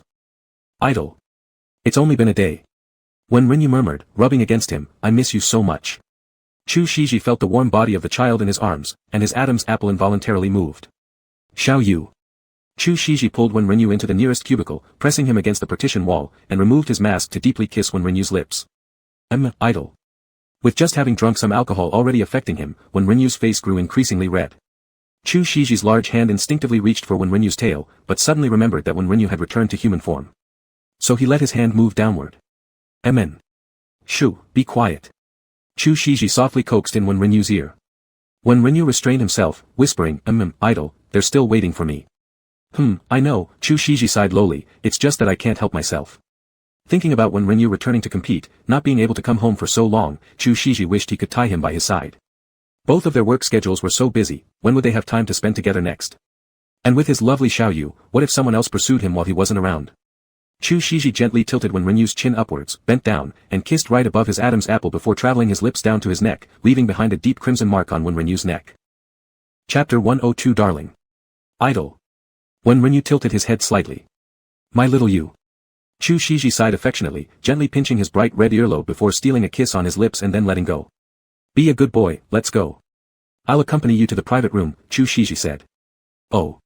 Wen Renyu obediently replied, then somewhat awkwardly added, Idle, can you wait a moment? Chu Shiji instantly understood Wen Renyu's situation upon seeing his expression. He chuckled softly, saying, all right. Wen Renyu waited until that burning sensation faded on its own before taking Chu Shiji back to the private room. Inside the private room, the coach had already left due to the boisterous atmosphere, leaving only 4 young ones having a wild time, with Zhong Yanqing quietly eating beside them. When Wen Renyu returned with Chu Shiji, the entire room fell silent. The boys all froze as they saw the handsome man entering from the doorway. The man wore a simple black shirt, the sleeves casually rolled up, revealing strong arms. However, what adorned his wrist was not a watch but an incredibly expensive-looking black bracelet. His face showed no particular expression, yet his demeanor was like the cold moon in freezing clouds, icy but dazzling. Just standing there effortlessly attracted everyone's gaze. Hu Tianyi held his glass of wine, nudging Lu Wozhen beside him and dazedly muttered, Am I drunk? No. You probably aren't. Lu Wozhen responded, also in a daze. Zhong Yanqing gripped the chopsticks in his hand slightly tighter at the sight of this unexpected man. A quick glance from his eyes caught a deep red mark on Wen Renyu's neck, which stood out sharply against his pale skin. And the necklace hanging around Wen Renyu's collarbone chain he had thought was just an ordinary decoration. Zhong Yanqing looked at Chu Shiji's wrist. Chu Shiji's phoenix-like eyes glanced briefly at Zhong Yanqing who stood apart from the others, frowning almost imperceptibly as he interlaced his fingers with Wen Renyu's hand dangling by his side. Idle. Wen Renyu turned back. Chu Shiji, looking at Wen Renyu, curved his lips into a gentle smile, soft and tender like melting snow. Even his sharp eyes softened, filled with warmth and affection. Watching their interaction, Zhong Yanqing felt his breathing slightly uneven, tightly pressing his lips without a word. It was Hu Tianyi who finally started getting excited late in realization. In one big step forward, emboldened by alcohol, he excitedly blurted, It's really Emperor Chu. Really Chu Shiji. Holy cow. You look even more handsome than in movies. My girlfriend likes you so much. Can you sign something for me? Just write, to Momo, good luck with exams, ... Yes. Chu Shiji stepped back slightly, unused to being so close to others, before asking, Do you have any paper or pen? No. Hu Tianyi seemed regretful but quickly suggested, Emperor Chu, could you give the signature to Wen instead? He'll pass it on to me. Sure. Chu Shiji nodded lightly. Have you eaten, Sir Emperor? Gao Mingyang eagerly asked, ready to serve food to the star himself. I've eaten. Go ahead, enjoy your meal. Idle, sit here. Wen Renyu pulled Chu Shiji over to his seat and patted the stool beside him. All right. Chu Shiji sat next to Wen Renyu. An odd stiffness suddenly permeated the table. Facing an emperor of cinema who was much older than them, the boys refrained from appearing too unruly. Yet still stirred by some drinks, they couldn't settle down completely. An awkward tension lingered at the dining table. Hui Tianyi, the most intoxicated among them, stared dumbly at Chu Shiji and Wen Renyu while grinning foolishly. Chu Shiji, accustomed to such situations, felt none of the discomfort, calmly sitting on the stool, his very presence commanding authority. Because Chu Shiji was present, Wen Renyu became quite delighted. He ate a few mouthfuls and then tilted his head, speaking to Chu Shiji, "Idol, they should go to KTV later. Do you want to go?" Chu Shiji gently asked, picking up the tissue nearby and wiping the corner of Wen Renyu's mouth. Being treated this way in front of his teammates, Wen Renyu immediately flushed red. He opened his mouth, but words wouldn't come out, so he shyly buried his head to eat. Seeing the young one's actions, Chu Shiji understood that he was embarrassed. He chuckled softly, affectionately ruffling Wen Renyu's hair. Zhong Yanqing watching their small gestures from the side felt a pang of sourness. He had never seen such a Wen Renyu before. In his impression, Wen Renyu had always been like a morning star, dazzling and eye-catching. On the field, he was calm and powerful. During training, he was serious and hard-working. When with friends, though he sometimes appeared aloof and would occasionally make sarcastic remarks, he could also be mischievous like a child. But no matter which side of Wen Renyu, none were as obedient or adorable as he was now. Just one look at him made you want to fall in love. Zhong Yanqing's eyelashes slightly drooped, his gaze shifting away from Wen Renyu to focus on the boiling hot pot in front of him absent-mindedly. Wen Renyu didn't notice Zhong Yanqing's reaction. He was pondering whether he should go to KTV. He actually wanted to be alone with his idol more. Being alone together. Hu Tianyi suddenly rose drunkenly, interrupting his thoughts. He must go. This place is set up for him. If he leaves. Hu Tianyi stopped mid-sentence, suddenly becoming aggrieved. The coach will scold us. Scolding us for only playing while the main character left without returning to train. Wen Renyu. The coach wasn't that petty after all. Still, it had indeed been a long time since he had hung out with this group of teammates, so going wouldn't hurt. So Wen Renyu put down his chopsticks and said, "I've finished eating. Let's go then." Lu Wozhen relaxed as well, waving his phone and saying, "I've already called over Hu Tianyi's girlfriend. Let's head to KTV first. Let's go." Gao Mingyang stood up to put on his coat. Chu Shiji resecured his mask, took Wen Renyu's hand, and walked last with him, looking down modestly as they quietly exited the restaurant. Zhong Yanqing unconsciously slowed his steps too. Chu Shiji lifted his eyes and saw Zhong Yanqing who had slowed his pace earlier. He hadn't noticed while sitting before, but now standing, Chu Shiji realized Zhong Yanqing was even taller than Wen Renyu, almost catching up to him. Chu Shiji's thin lips curled into an amused smile. He knew how outstanding his little you was, worthy of being liked by everyone, but he hadn't expected there was someone nearby hiding such feelings. Wen Renyu paid no attention at all. He looked at their intertwined hands and worriedly said, "Idol, isn't this not good?" Though the KTV was just next door, if they held hands all the way there, wouldn't they likely get photographed? "It's fine, darling." Chu Shiji softly answered. "Darling." When Renyu tightened his grip on Chu Shiji's hand, his ears beginning to burn. Ever since turning semi-human, Chu Shiji only called him darling at those special moments. In deep emotion, Chu Shiji murmured darling huskily, making Wen Renyu unable to hold back tears. "Idol." When Renyu turned his head to look at Chu Shiji, wanting to say something, when unexpectedly, he was pulled back abruptly and immediately stopped. Raising his eyes, when Renyu saw Zhong Yanqing suddenly stopping ahead. Chapter 103, Sneakily. Chu Shiji held Wen Renyu and looked at Zhong Yanqing, who had suddenly stopped in front of them. His voice was cold, and his gaze sharp. "Is there something you need?" Zhong Yanqing opened his mouth to say something but then saw Wen Renyu also looking at him with confusion, so the words died in his throat. At best, he was Wen Renyu's teammate. They stood together on the podium, having won the world championship together. And now, hearing a single darling, he impulsively stopped in his tracks. What could he say? Tell Chu, the emperor of acting, to shut up. Before, it was him who didn't dare to pursue. Now seeing Wen Renyu with someone else, here he was. Zhong Yanqing's eyes were full of bitterness. He looked at Wen Renyu, opening his mouth several times but ultimately said, nothing. Then let's go. Fat Lu and the others have gone far ahead.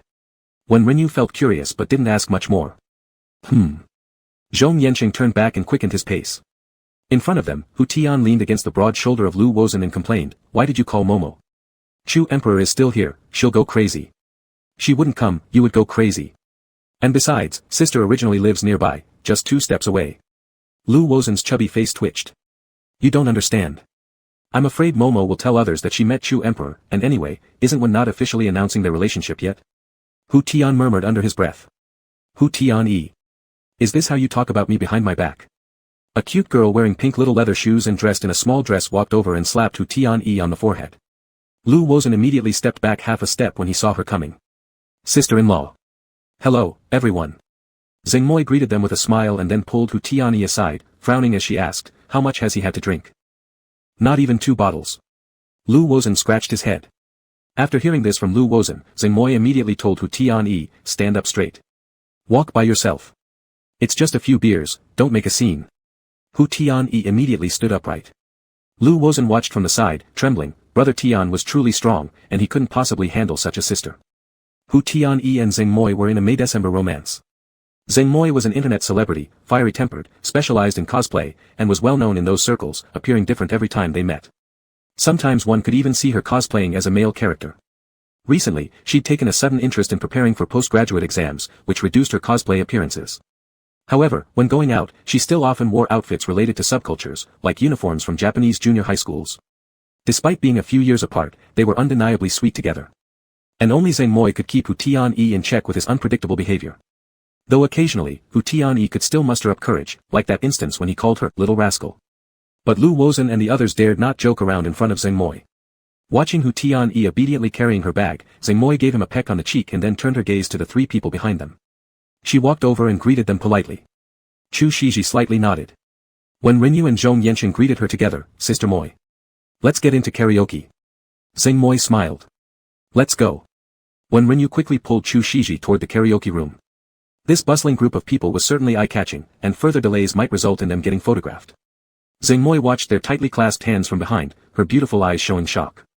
She looked at Zhong Yanqing beside her, are they really together? My God. Zhengmoi's beautiful eyes were filled with surprise, and she hurriedly ran forward, pulling Hu Tianyi along with Wen Rinyu into the karaoke room. 20 minutes later, after they all sat down and ordered drinks and snacks. The lighting in the private room was dim and intimate. After declining their enthusiastic invitations to sing, Chu Shiji leaned tightly next to Wen Rinyu, watching the CBG team members playing around. Zhengmoi's eyes constantly wandered between Chu Shiji and Wen Rinyu, burning with intensity that was hard to ignore. Zhong Yanqing took a silent sip of alcohol. The coach wanted him to watch Hu Tianyi and the others, so he couldn't indulge in drinking too much. But doing nothing would lead his eyes uncontrollably toward Wen Rinyu, making him feel even worse. Wen Rinyu listened to the cacophony in his ears and leaned close to Chu Shiji's ear, whispering softly, idle, if you don't like this place, we should leave. Shiji Chu felt the warm breath on his earlobe and turned his head, his voice softening as he spoke to Rinyu 1, it's nothing. Moreover, I'm very happy that you introduced me to your teammates. The large private room was quite noisy, but the two sat in a corner whispering secretly, only noticed by Yanqing Zhong and Moi Zheng. Yanqing Zhong took another swig of alcohol, his eyes turning red. From his perspective, it seemed like they were sharing a sneaky kiss. Moi Zheng was so excited she pounded the wall, heaven. If this scene were posted in the first kiss thread, all of them would explode. But she wouldn't dare, nor do such an unethical thing. She originally planned to ask Shiji Chu for an autograph, but upon seeing the current situation, she decisively gave up. Anyone who disturbed her little couple's sweetness was not allowed, not even herself. Shiji Chu, looking at Rinyu Wen who was right before him, couldn't help but gaze at his lips. Having just eaten hot pot, Rinyu Wen's lips were tenderly reddened by the chili pepper and appeared particularly enticing under the KTV's intimate lighting. Shiji Chu glanced around at the others in the private room. Hu Tianyi had already started hollering, Gao Liang following along with ghostly wailing. Lu Wozhen and Gao Mingyang were gnawing on chicken wings that had just been served. Seeing that none of them were paying attention to this side, and that even Moi Zheng had deliberately stopped watching them, Shiji Chu lightly lifted Rinyu Wen's chin and couldn't resist stealing a quick kiss on his lips. It tasted of mint candy. It must have been from the candy the kids received at the entrance of the hot pot restaurant. Shiji Chu's Adam's apple moved slightly. Whenever he was around Rinyu Wen, he couldn't control himself. Even though he clearly knew the kid would be shy, he still couldn't resist. Closing his eyes momentarily, Shiji Chu deepened the kiss. Idle. Rinyu Wen called out softly, somewhat flustered, giving Shiji Chu the opportunity. His tongue swiftly explored inside, disrupting Rinyu Wen's breathing. Rinyu Wen's fingers tightly grasped Shiji Chu's shirt. A short yet possessive kiss ended, leaving both panting lightly. Xiaoshu, be good. Shiji Chu sighed gently near Rinyu Wen's lips. He wanted to embrace Rinyu Wen into his arms, to confine Rinyu Wen by his side. This way, no one else like Yanqing Zhong or Ying Zhong would covet his Xiaoshu. Rinyu Wen was breathing lightly, glancing around anxiously, only to find that apparently, no one had noticed. Hu Tianyi and the others were completely caught up in the fun, while Moi Zheng was brushing through her phone with an excited look. Yanqing Zhong was drinking cup after cup of alcohol. Rinyu Wen let out a sigh of relief. Kissing idle in front of his teammates, although it wasn't impossible, it was rather embarrassing. And a bit thrilling. Rinyu Wen was still holding on to Shiji Chu's clothes, trying hard to calm down his racing heart. Before Renyuan could recover, Hu Tianyi finished a song and suddenly turned around, microphone in hand, towards Renyuan saying, "Just singing is too boring. Let's play Truth or Dare." Chapter 104 Zhong Yansheng. No. When Renyu refused without hesitation. What kind of joke was this? Hu Tianyi was crazy when he played games. He would ask all sorts of questions. How could he possibly drag an idol into playing such a game? Then I'll really transfer you 5,000, and you tell me the love story between you and the. Hu Tianyi said as he took out his phone to transfer money. Wen Renyu. Chu Shiji watched Wen Renyu with interest. He also wanted to transfer 5,000 to the kid just to hear him tell their love story. Master, actually you could play. You could have them praise you. That way, you'll get some deformation points. The system, much smarter in brain, came up with ideas. Wen Renyu. After a brief silence, he looked at Hu Tianyi. Chu Shiji doesn't play. They should play too. Hu Tianyi looked at Chu Shiji with anticipation. If Xiao Yu plays, I'll accompany him. Chu Shiji smiled teasingly as he looked at the kid next to him. Wen Renyu gave Chu Shiji an anxious look. The idol had no idea how crazy Hu Tianyi could get. Last time they played this game together, that person even asked him how long a certain W could last. No idea what junk fills this guy's head. Xingmore couldn't bear it anymore, so she pulled Hu Tianyi down to sit. But Gao Liang began stirring things up. Come on. If you can't answer, just drink a cup yourself, right? His main reason was that he was very curious about the life. The esports circle and entertainment circle were two different circles. Gao Liang had always been curious about the entertainment circle, especially when it came to the. Fine. My idol's alcohol, I'll drink. Wen Renyu gritted his teeth and agreed. Perhaps he had inherited some Russian combat bloodlines, showing no fear when it came to drinking. How can I let you drink? Chu Shiji held Wen Renyu's hand. Isn't my idol still driving back later? Wen Renyu slightly raised his eyes to look at Chu Shiji. I've already had Zhou Yushan book a hotel nearby for me. Chu Shiji smiled faintly. Do you want to join me? Wen Renyu's earlobes turned red, but before he could respond, he was pulled by Gao Mingyang to start the game. Each person received a cup with dice, shaking and comparing sizes. In fact, everyone inside the CBG team was quite familiar with each other. Living and eating together every day made it hard not to be familiar, and thus playing Truth or Dare had lost its thrill. Hence, the only fresh thing present was Wen's relationship. So everyone was eagerly hoping that Wen Renyu and Chu Shiji would lose, and the feeling was almost like a faction war while playing dice. Wen Renyu watched their overt cheating moves helplessly. With goals so obvious, it might as well be directly transferred 5,000. But after careful calculations, Wen Renyu ensured that Xingmore lost the first round. Truth. Xingmore decided without hesitation. Lu Wusun immediately spoke up, sister-in-law. I've always been curious. Everyone turned to look at him. Do you like it when Hu Tianyi calls you little rogue?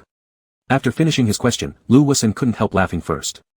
Drunkard Hu Tianyi, who exactly is being punished here? Xingmore looked at Hu Tianyi, actually giving a shy smile, eyebrows curved making her appear extremely cute and pretty. She truthfully said, I do like it. After all, brother can be quite cute when he acts a two. Save us. Gao Mingyang was struck down first by the couple's dog food. In his eyes, Hu Tianyi, even if reincarnated, had nothing to do with the word cute. How could Hu Tianyi be considered cute? Always acting around like a monkey. Although physically, he wasn't ugly, even slightly handsome. Well. A new round now. Hu Tianyi, unusually bashful, quickly changed the subject. Everyone started shaking the dice again. However, this time Zhong Yansheng lost. All members of CBG let out a collective tisk, clearly uninterested. After all, they knew Zhong Yansheng too well. Zhong Yansheng swiftly gulped down a cup of alcohol. Gao Liang looked at Zhong Yansheng and nudged Lu Wusun, who was singing, asking quietly, why does Zhong Gu seem off today? Lu Wusun shook his head with the microphone. Look at his drinking. Gao Liang subtly indicated. Lu Wusun looked at the expressionless Zhong Yansheng, eyes gradually widening, something's up. When did Zhong Gu ever drink like this? Isn't Zhong Gu the one who has always thought using alcohol to forget sorrow is a foolish behavior? Lu Wusun immediately stood up, raising his hand as a warning, wait. This round isn't over. Do you choose Truth or Dare? Zhong Yansheng silently showed Lu Wusun the already empty wine glass. Brother Zhong can't handle this. Lu Wusun exclaimed. Zhong Yansheng looked at Lu Wusun and after a long pause said, Truth. Well, that's more like it, little fat tiger nodded solemnly. Say, what's on your mind right now? Nothing. Zhong Yansheng replied without hesitation. Hu Tianyi also sensed something was off. He got up, shaking the wine bottle in front of Zhong Yansheng and found it was empty. With this, you still say no? Are we not brothers? Hu Tianyi spoke with slurred words. Zhong Yansheng. Wen Renyu was about to say something but was stopped by Chu Shiji next to him. Wen Renyu. Chu Shiji shook his head and whispered softly beside him, "Be a good boy and don't talk." Although he didn't know why, Wen Renyu obediently sat back down. Beside them, Zhong Yanxing watched Wen Renyu's movements, feeling increasingly bitter in his heart. It was as if his heart was being tightly gripped by a large hand, squeezing out sourness with every breath. So not even asking was allowed? Zhong Yanxing took another sip of alcohol before hoarsely answering everyone's question, "I broke up." The entire CBG group. Only Zheng Mo noticed Zhong Yanxing's small gesture. Zheng Mo looked complexly at Wen Renyu. Sigh. It's not for her to say, but compared to the, Zhong Yanxing really had no chance at all. Sigh. And fans always find their own idols the best. Zheng Mo thought their Wen was just too handsome. Although Zhong Yanxing wasn't ugly either, but, standing next to Wen still felt slightly awkward. If they were to form a CP, the first kiss girls would definitely be the first ones to object. Zheng Mo sighed, pulled the shocked and eager to continue asking Hu Tianyi back to sit properly, then stood up, playing mediator and organizing the next round. Hu Tianyi was uncomfortable holding back, but had to follow Zheng Mo's words. Thus, he grumpily shook the dice beside her. Seeing how everyone so quickly passed over his love issue, Zhong Yanxing couldn't help turning his eyes toward Wen Renyu. He still harbored some petty desires deep down in his heart. He wished that his teammates could ask more questions, ask who he liked, ask why he broke up. That way, he could legitimately tell everyone that he liked Wen Renyu, ever since Wen Renyu joined the training camp. He liked Wen Renyu's little tiger teeth, liked his soft hair, liked his hazy gray-blue eyes in the morning, and enjoyed watching his lips curl while mocking Hu Tianyi. Every action of Wen Renyu could easily make his heart race. But he believed that he wasn't as good-looking as Wen Renyu, he wasn't as good at gaming as Wen Renyu, and Wen Renyu showed no inclination towards liking men. So he had never dared to confess his feelings to Wen Renyu.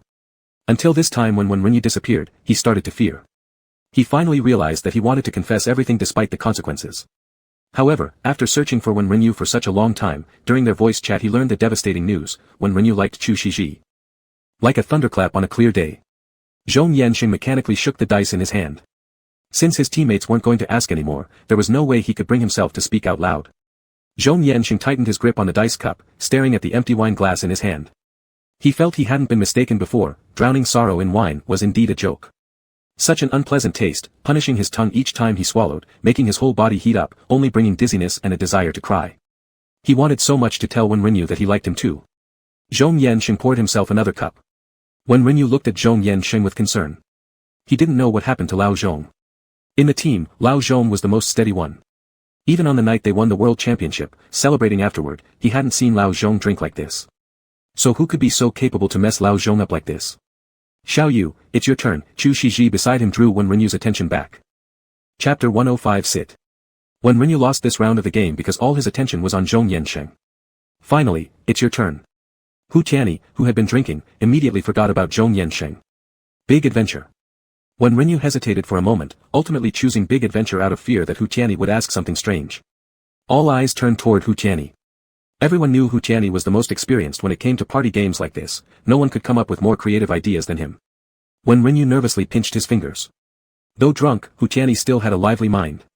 He took a breath and picked up the microphone, blushing coyly as he said, "Wendy, how about sitting on Emperor Chu's lap and playing 2 rounds? No." As soon as those words were out, Gao Yang was the first to burst into curses. How exciting. Gao Mingyang was completely bewildered. Lu Wozhen applauded, truly worthy of being Hu Tianyi. Zheng Yimou'er was frantically pressing her acupoint next to her, this was right. Hu Tianyi, this guy. She hadn't wasted her usual care for him.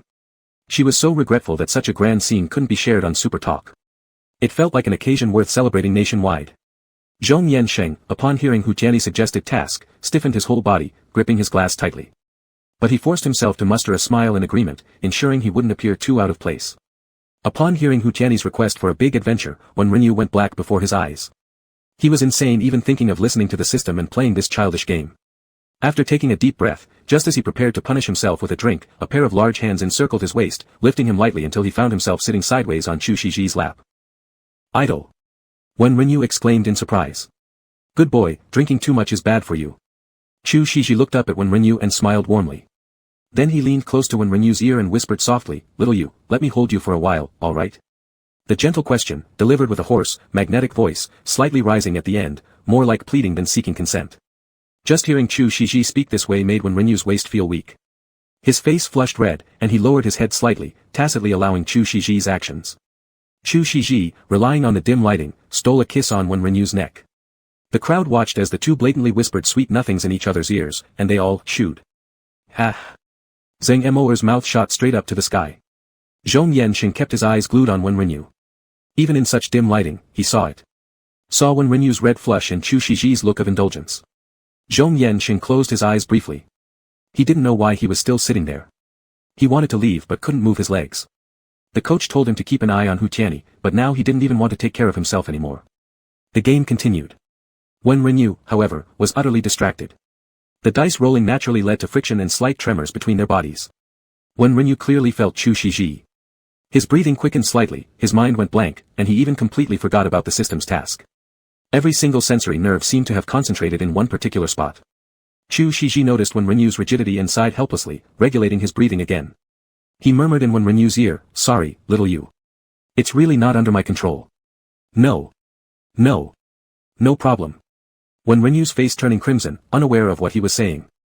Chu Shiji gently rubbed his big hand through his hair. "It's your turn." Chu Shiji quietly reminded him. Oh. In utter panic, Wen Renyu didn't even hesitate and opened the dice cup directly. Chu Shiji couldn't help but bury his head into Wen Renyu's shoulder, chuckling lowly. Hu Tianyi's excitement showed plainly, wonderful. This round is truth. Wen Renyu. He calmed down a bit and simply said, ask away. Shall I then? Hu Tianyi walked around the circle to seek everyone's opinions. Go ahead. None of us can match you. Lu Wozhen clasped his fists respectfully. Yes. So, Wendy, which part do you like Emperor Chu to kiss? Wen Renyu. Can that even be asked? Zhang Yimouer was utterly shocked. Without hesitation, Wen Renyu gulped down a full cup of liquor. Hu Tianyi, pass it on, Wendy's scared to play. Wendy's a coward. Gao Liang held the microphone and said loudly, but doesn't this mean they really kissed, and even chose the spot? It shouldn't have just been a kiss. As Wen Renyu listened to Gao Liang's loud voice echoing throughout the private room, his breath hitched and a rush of blood went straight to his face. Help. He was really losing his mind. This was basically public execution. He wanted to leave. Wen Renyu buried his face in Chu Shiji's neck crook. Chu Shiji comfortingly patted Wen Renyu's head. Realizing how wrong this pose was, it completely ruined his cool, stylish bad boy image, he quickly lifted his head again. But everyone had already seen. Gao Mingyang immediately covered his face out of embarrassment. Hu Tianyi trembled all over, he never, ever saw such a side of Wen Renyu. It was only because Wen Renyu was handsome beyond gender distinction that this gesture did not make Hu Tianyi, a straight man, feel uncomfortable. Instead, he found it visually pleasing. Otherwise, Hu Tianyi would surely have felt like he was hit by a million-point attack as a straight man. Zhang Yimouer watched Wen Renyu and Chu Shiji and thought her life had been worth it. Worth it.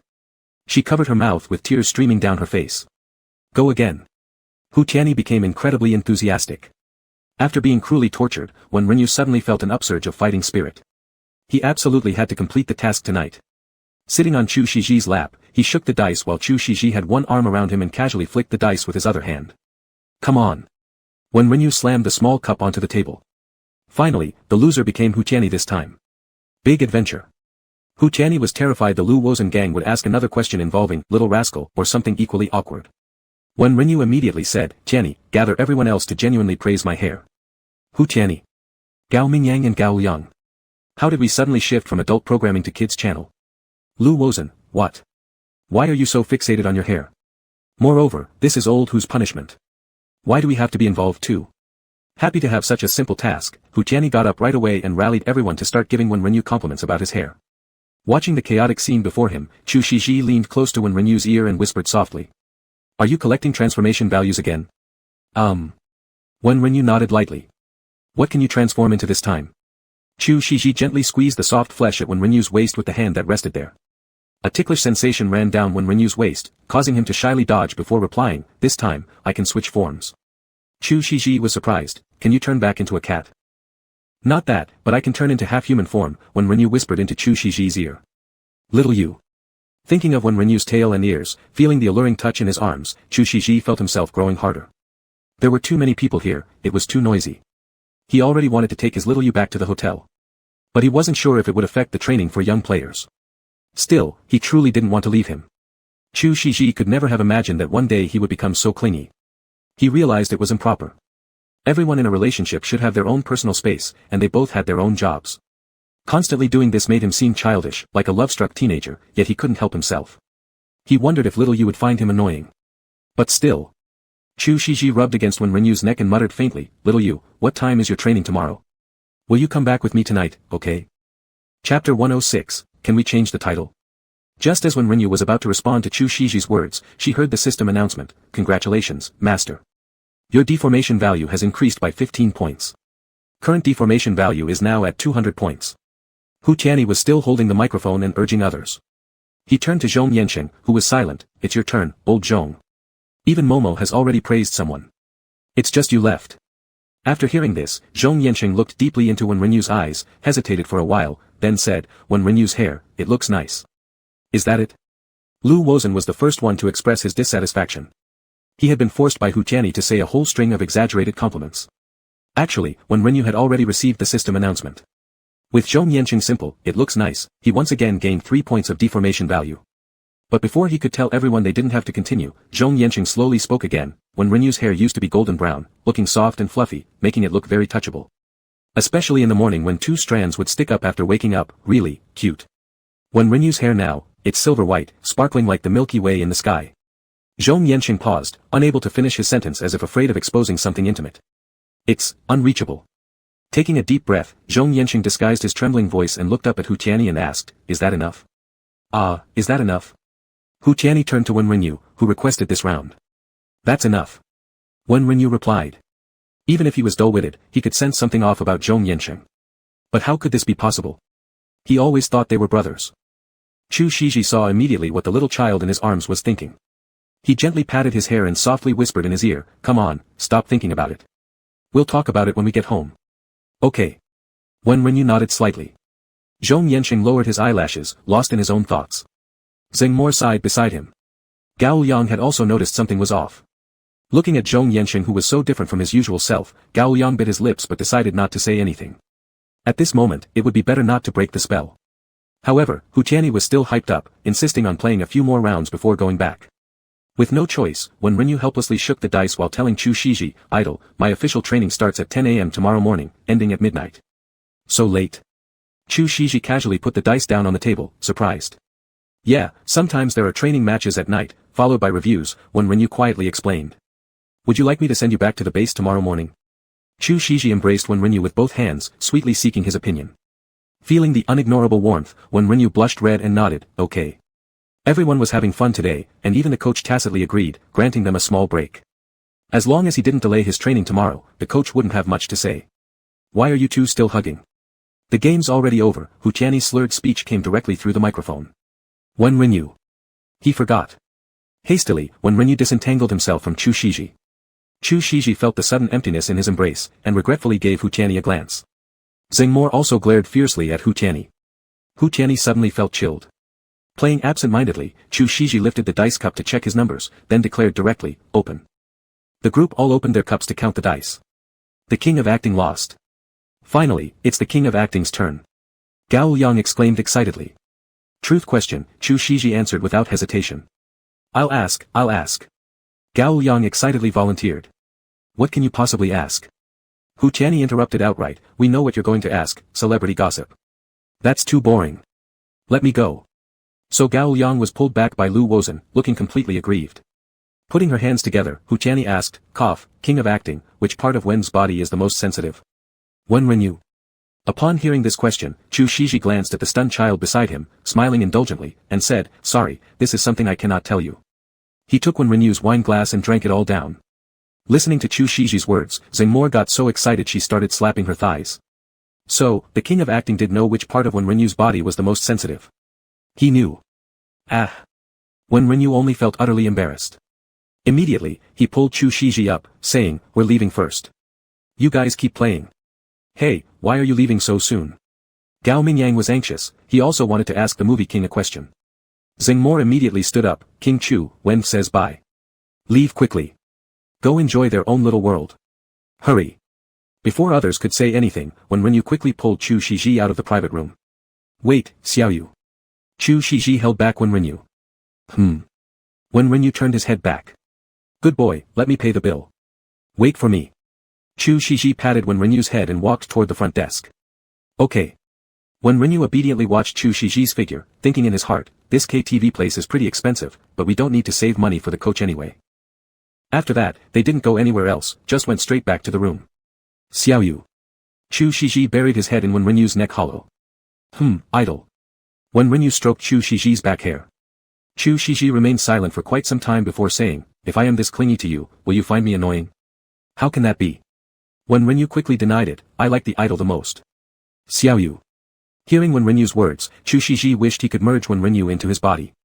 He softly said, "In the future, can you keep Zhong Yanqing at a distance?" Wen Renyu thought of Zhong Yanqing's appearance and remembered the suspicions in his heart. "I think, he likes you," Chu Shiji's muffled voice came out. He didn't want Wen Renyu near Zhong Yanqing, but Zhong Yanqing was one of the top players in the King of Glory competitive scene. They were teammates, partners who made each other shine.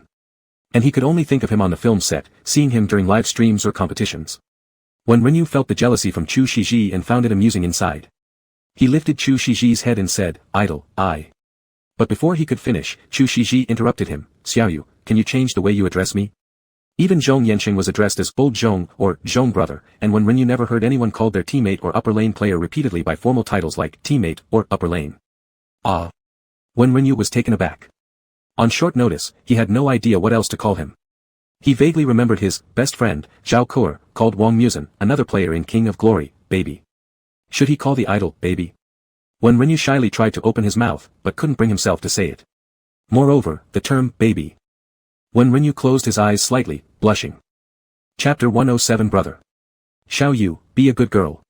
Idol. When Chu Shiji heard Wen Renyu call him idol, he bit into Wen Renyu's ear. "Baby, can you change the address?" "Change to what?" Wen Renyu raised his hand to cover his own eyes. "Chu Shiji." He called softly. "No."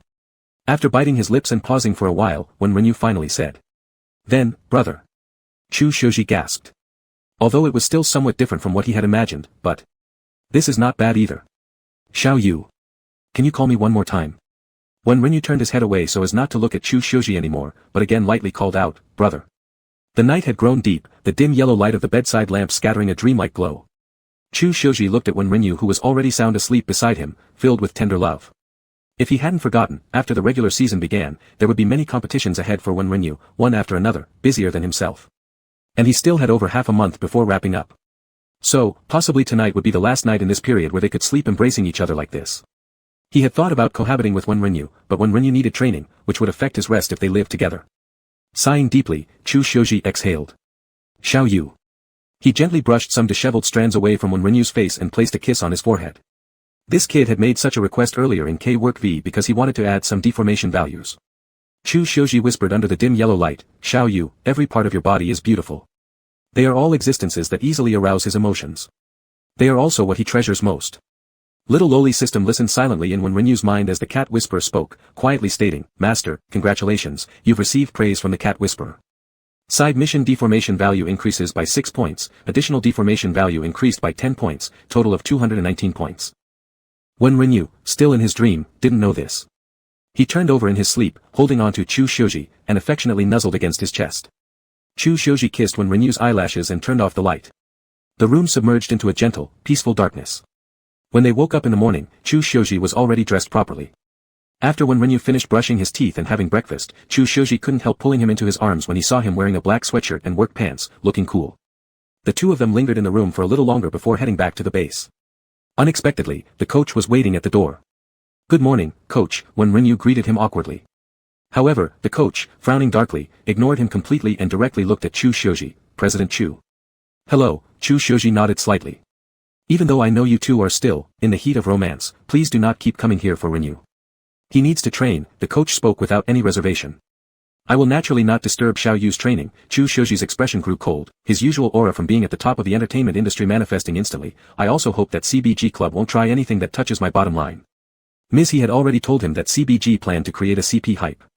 There was already a super topic online highlighting a CP relationship with Renyu, named Fish Cake CP. Creating a couple within an esports club boosts the commercial value of both individuals. Highlight, after Wen Renyu's disappearance, could be considered CBG's emerging jungler, and the signs were already present among the fans in previous live streams that sparked CP rumors, so it wouldn't be missed. The coach fell silent momentarily. He knew what Chu Shiji was referring to. CBG wasn't just his CBG, esports clubs needed to make money too. Thus, even he alone couldn't prevent the CP hype. Stopping their public announcement partly came from seeing Wen Renyu grow up before his eyes. He feared Wen Renyu would be deceived. Another part of it was indeed for the benefit of the club. In the world of adults, many things seem complicated when spoken of, yet fundamentally boil down to nothing more than interests. He couldn't escape it, and neither did he think Chu Shoji could escape either. The coach sincerely believed that suggesting they don't go public suited the intentions of both CBG and Chu Shoji. After all, coming out publicly could significantly impact Chu Shoji too. However, judging by how it seemed now, Chu Shoji seemed truly unconcerned about this matter. The coach spoke up, "Give us a month. I heard President Chu has also taken on the live streaming variety show King's Battle. A month later, when the postseason is over and it's time to record the show, President Chu can do as he pleases. Giving him a month to buy some time, the matter would cool down first, then he could go talk with the club people. If they must stir up a couple hype, they'd have to switch pairs." Chu Shoji's phoenix-like eyes were cold like frost in September. When Rinyu looked at Chu Shoji, not understanding what the two of them were implying at all. However, he knew that since he turned into a cat, he had seldom seen such a Chu Shoji. When Rinyu pulled Chu Shoji's hand and tilted his head to look at him, "Idol, watch us train." "When Rinyu," the coach called out sternly. "Be good." Chu Shoji ruffled when Rinyu's head, "I need to go back and shoot my drama." "Behave yourself. Call me for a video chat if you miss me." When Rinyu looked at Chu Shoji and obediently replied, "Mm." Chu Shoji kissed when Rinyu's hair and left. When Rinyu stared at Chu Shoji's retreating figure with regret. "You brat, it's not like he disappeared." The coach patted when Rinyu's back. "Ah." When Rinyu responded, putting away the rare gentleness he showed only to Chu Shoji, and turned to return to the base. The base was in chaos at this moment. Lu Wozhen was laughing so hard while holding a bag of chips that he couldn't stop. Gao Liang was excitedly talking about something unknown. Gao Mingyang was laughing until tears came out of his eyes. Only Hu Tianyi was sulking miserably as he ate a steamed bun. "What's going on?" When Rinyu asked curiously at the chaotic scene. "Ha ha ha ha, Wen, you have no idea what drunkard Hu Tianyi did." Gao Liang slapped his thigh repeatedly. What had Hu Tianyi done this time? Lu Wozhen, who shared a room with Hu Tianyi, finally managed to control his laughter and said, "Let me tell you, this morning when I woke up, I saw Hu Tianyi hugging his phone." "And then?" When Rinyu was puzzled. "And then there was a calculator app opened, with 940 written on it." Ha ha ha ha ha ha. Lu Wozhen burst out laughing again after saying this.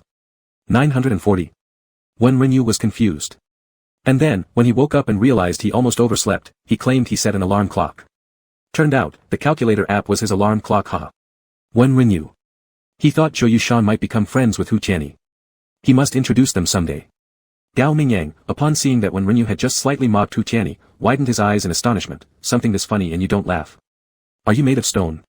I've been killing fish in our T-Mart for 10 years, my heart has already become as cold as my knife." When Rinyu curved his lips upward. Gao Mingyang.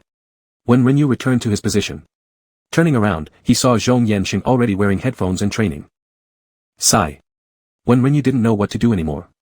If Brother Zhong doesn't bring up the matter, there wasn't much when Rinyu could say. He could only pretend to know nothing. "Train!" The coach roared from outside. Chapter 108, Regular Season. The regular season began with great enthusiasm. When Rinyu felt that he had never been apart from Chu Shiji for so long. Since that night, it had been over a week without seeing each other. Because of training in the evenings, he also went to bed late and didn't dare to disturb his idol. Thus, their communication was almost like leaving messages. A message sent in the morning would be replied to at noon if seen, and in the afternoon, both were very busy, leaving no time for affectionate exchanges. When Rinyu stood back on the competition stage, looking down at fans holding the Wen lightboard, feeling as though he had transcended worlds. Tonight was the first match of CBG's third round of the regular season. The coach looked at the 5 players on stage with a smile on his face, while Gao Yang stared at Wen Rinyu with admiration. When Rinyu looked at the audience below, slightly lost in thought. He couldn't make out the expressions of those people, but he could truly feel their excitement. His fans must be eagerly anticipating his return, right? When Rinyu clenched his fingers tightly. It would be great if the idol was here too. The match ticket had already been sent to his idol, but the idol was still shooting a movie today. Even an international film emperor couldn't randomly delay the production's progress. Moreover, his idol has always been a diligent person. When Rinyu exhaled, deciding not to think about anything unrelated to the game. He put on his headphones and focused entirely on the competition machine in front of him. Alright, cut. Director Su hit the clapperboard. Chu Shiji immediately left the set to grab his phone. He remembered clearly the schedule of King's Glory these days. He knew that Kid should already be at the venue starting the match. Chu Shiji turned on the live broadcast. The commentators at the competition site were already enthusiastically explaining. Today's S-group match is between the CBG team and the Gongbi team. In the last round of the regular season, Gongbi defeated our old champion CBG team. With Godwin returning and all the old CBG members present today, we don't know if CBG will ascend to the throne once more. In the chat section, everyone was brushing through with comments like, "Go CBG, go when God's the best." There were only a few scattered ones cheering for Gongbi, quickly buried by overwhelming support. Some said that with when God present, Gongbi was bound to be shut out. Chu Shiji, seeing this enthusiastic bunch hoping for a shutout, opened his phone to search on Baidu what shutout meant. It actually means letting the opponent gain no points, not even win a single round. He also knew the Gongbi team. He had heard when Renyu talk about it, how they lost to Gongbi in the second round of the regular season. So did that mean his kid going back there held a real chance to shut them out? Chu Shiji returned to the live streaming interface. Both teams had already started the ban/pick, BP, phase. The large screen showed the hero selection interface, while the small screen displayed the players. Staring at Renyu in the corner of the small screen who was blankly looking at his phone, Chu Shiji's thoughts overflowed with yearning like endless ocean waves almost submerging him. Though seeing texts from Renyu or hearing his voice still gave some comfort, as soon as he saw Renyu sitting there in person, his child coldly seated on the field, he suddenly realized that this longing had become so heavy it nearly stifled his breathing. Suddenly, the player's small screen disappeared, only leaving the large screen displaying hero selections. Chu Shiji slightly closed his eyes to suppress the longing, shifting focus onto the match. Seeing Gongbi's obviously targeted bans against Renyu, Chu Shiji sighed. Although he knew Xiaoyu was skilled, Gongbi's targeting was too apparent, which made him extremely worried, even sweating in his palms. "Brother Chu." Zhou Yushan handed over a bottle of mineral water, spotting the live stream right away. "Brother Chu. Today, when God is playing." Zhou Yushan noticed Chu Shiji's concern and laughed heartily. "Brother Chu, you absolutely don't need to worry about when God." "How come?" Chu Shiji glanced at Zhou Yushan. "When God. Do you know who when God is? World champion, taking down a small Gongbi is a piece of cake." Zhou Yushan made a hand gesture as if pinching something easily. Chu Shiji. That's right, almost forgot that his little assistant was also a fan of the kid. Afterward, he should keep Zhou Yushan away from Renyu to prevent emotional outbursts affecting his child. Next scene. Director Su waved the board on the other side. Chu Shiji exhaled, putting down the phone. This was the last scene of the day. The venue wasn't far from the studio, he hoped he could rush over in time to see his kid's game. In the bustling stadium, the ban/pick phase was ongoing. During the second round of the regular season, Gongbi mainly focused their ban positions on Lu Wozen's support and Gao Mingyang's marksman. Now with when Renyu stepping onto the field, he immediately received 3 ban slots, as if Gongbi feared CBG would adopt a jungle core strategy. CBG began by selecting the support Mingxian and the marksman Sun Shangxiang, leading Gongbi to naturally assume CBG would protect their marksman in this game. But at the last moment, when Renyu took out Zhuge Liang. When Renyu's face betrayed no expressions as he flicked away his silver hair strands that slightly blocked his eyes, drawing small screams from some female fans below. When Renyu had a deep hero pool, so these few ban slots didn't affect him much. He directly chose the mage Zhuge Liang. Zhuge Liang in King's Glory is a magic assassin, however, when Renyu had never used Zhuge Liang to play the jungler role on the competitive stage. When Gongbi saw when Renyu picked Zhuge Liang, they all turned pale. They had never seen when Renyu use Zhuge for jungle, but this time, if when Renyu were allowed to develop, this game would be unsolvable. The match started quickly. Although Zhuge Liang's skills looked simple, they actually required precise timing and distance control for stacking passive effects, which could improve the jungler's efficiency when ganking and ensure the passive spell spheres hit enemies fully. But what when Renyu excelled at was prediction and timing. Lu Wozen added damage to when Renyu from the very beginning, significantly boosting when Renyu's jungle clearing speed, preventing the opposing team from counter-jungling successfully. Both teams' junglers swiftly started farming and developing themselves. Zhuge Liang takes the blue. Marksman pay attention. The Gongbi jungler quickly reported in the team chat. Gongbi's marksman and support quickly retreated under the tower. When Renyu instantly moved towards the development lane. Disturb, said when Renyu briefly. Received. Lu Wozen immediately approached the tower to create interference while the marksman Gao Mingyang also rushed up to deal enhanced basic attack damage. Taking advantage of the fact that the enemy jungler hadn't arrived yet, when Renyu positioned himself perfectly, delivering a full set of passives on the opponent's marksman Yuji and hanging his ultimate skill. The opposing support attempted to shield Yuji, but when Renyu skillfully changed his angle with his second ability during the final second, directly securing the first blood. After claiming the kill, when Renyu didn't look back and immediately retreated. Even though he claimed the kill, his health was nearly depleted, continuing would only risk being caught by the opposing jungler and mid laner. The frown deepened on Gongbi's marksman's forehead. He originally thought Wen's Zhuge Liang wouldn't be as strong as his other heroes. However, he never expected that Wen's passive and timing were so well controlled, causing his marksman, who wasn't even level 4, to vanish completely. It's fine. We know Wen's style. Just pay more attention next time. Let's do our best. Gongbi's teammates tried to comfort each other despite looking disheartened. Chapter 109, The Idol. However, after Zhuge Liang scored the first blood, he was virtually unstoppable, and with Xiao Ming, no one could hold them back.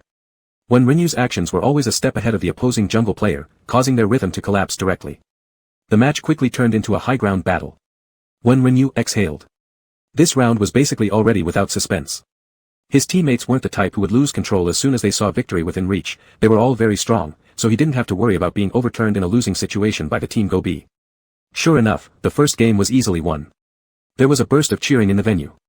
The live stream chat was full of comments like, "Wen Shen is awesome," and, "Wen is awesome."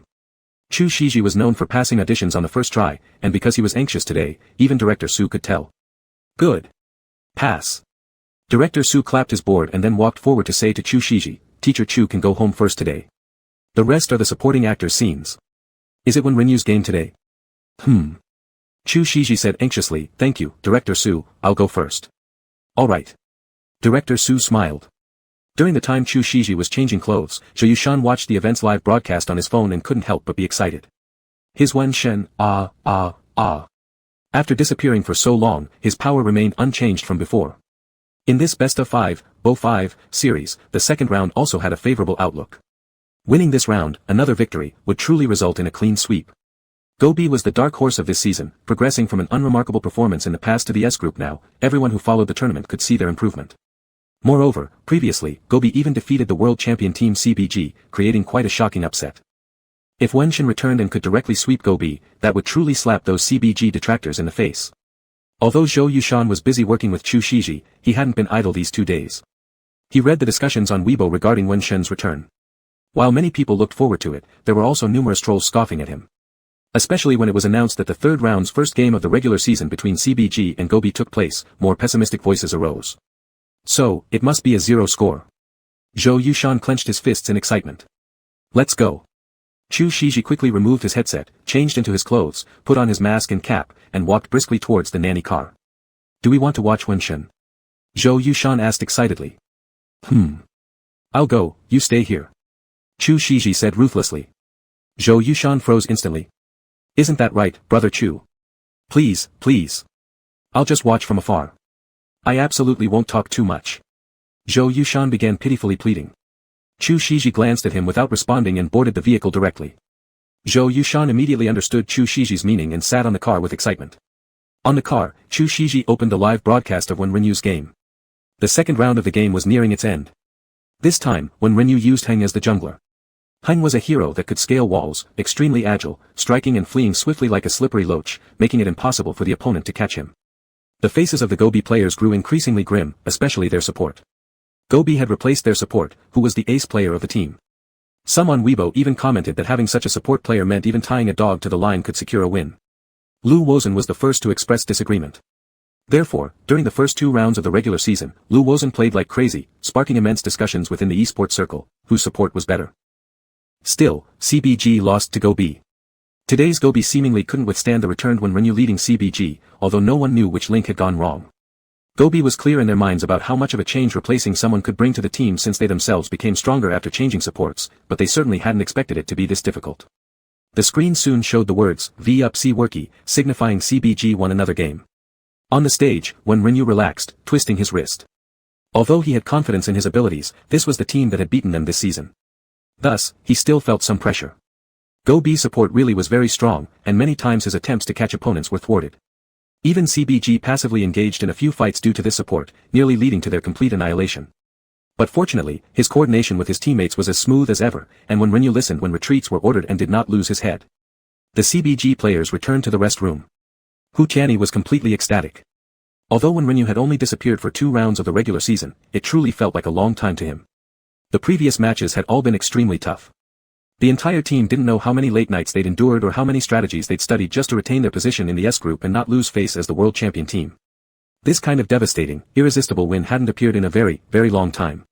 In one big stride, Hu Tianyi directly hugged Wen Renyu, letting out a series of ing noises pretending to cry. Zhong Yanqing stood nearby, his head bowed without saying a word. Gao Yang awkwardly scratched his head from the side. Seeing that Wen Renyu was so strong, Gao Yang really didn't have any feelings of jealousy at all.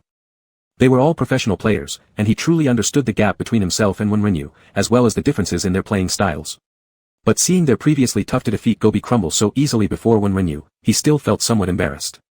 Wen Renyu saw Gao Yang beside him, smiled at him but didn't say much. Gao Yang covered his heart, Master Wen was encouraging him. At this moment, the coach spoke up, don't get too arrogant. Gobi knows when it's hard to target you guys, so next they'll definitely catch you.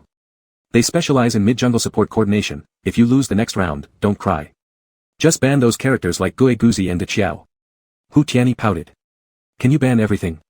The coach knocked his head. And look at what you're playing. Last round, when the opponents targeted you, instead of pulling back, you flash-dashed forward. The coach bashed his head again. Hu Tianyi grimaced, but wasn't Wen there. Pang Lu was also around. What if they didn't come in time? Impossible. Hu Tianyi said with conviction. The coach sighed, rubbing his forehead, we'll review it tonight. He then turned to Wen Renyu, although you're great, don't underestimate your opponents. Be careful next round. Alright, Wen Renyu nodded. He never underestimated his opponents, otherwise, he wouldn't have won 2 world championships with his teammates. But he really missed his idol. What was his idol doing now? It should be dinner time on the set right about now. Sigh. Break time ended quickly. Wen Renyu went onto the stage with his teammates once more. Bo 5 format. If they won this round, CBG's third round first game of the regular season would be over. Go. Lu Wozhen gripped his chubby fists. Go. Hu Tianyi was full of fighting spirit. The 5 people sat down in their gaming chairs. Wen Renyu put on his headphones and casually glanced at the audience below. Wen Renyu stared at the entrance of the venue, his eyes narrowing slightly in surprise.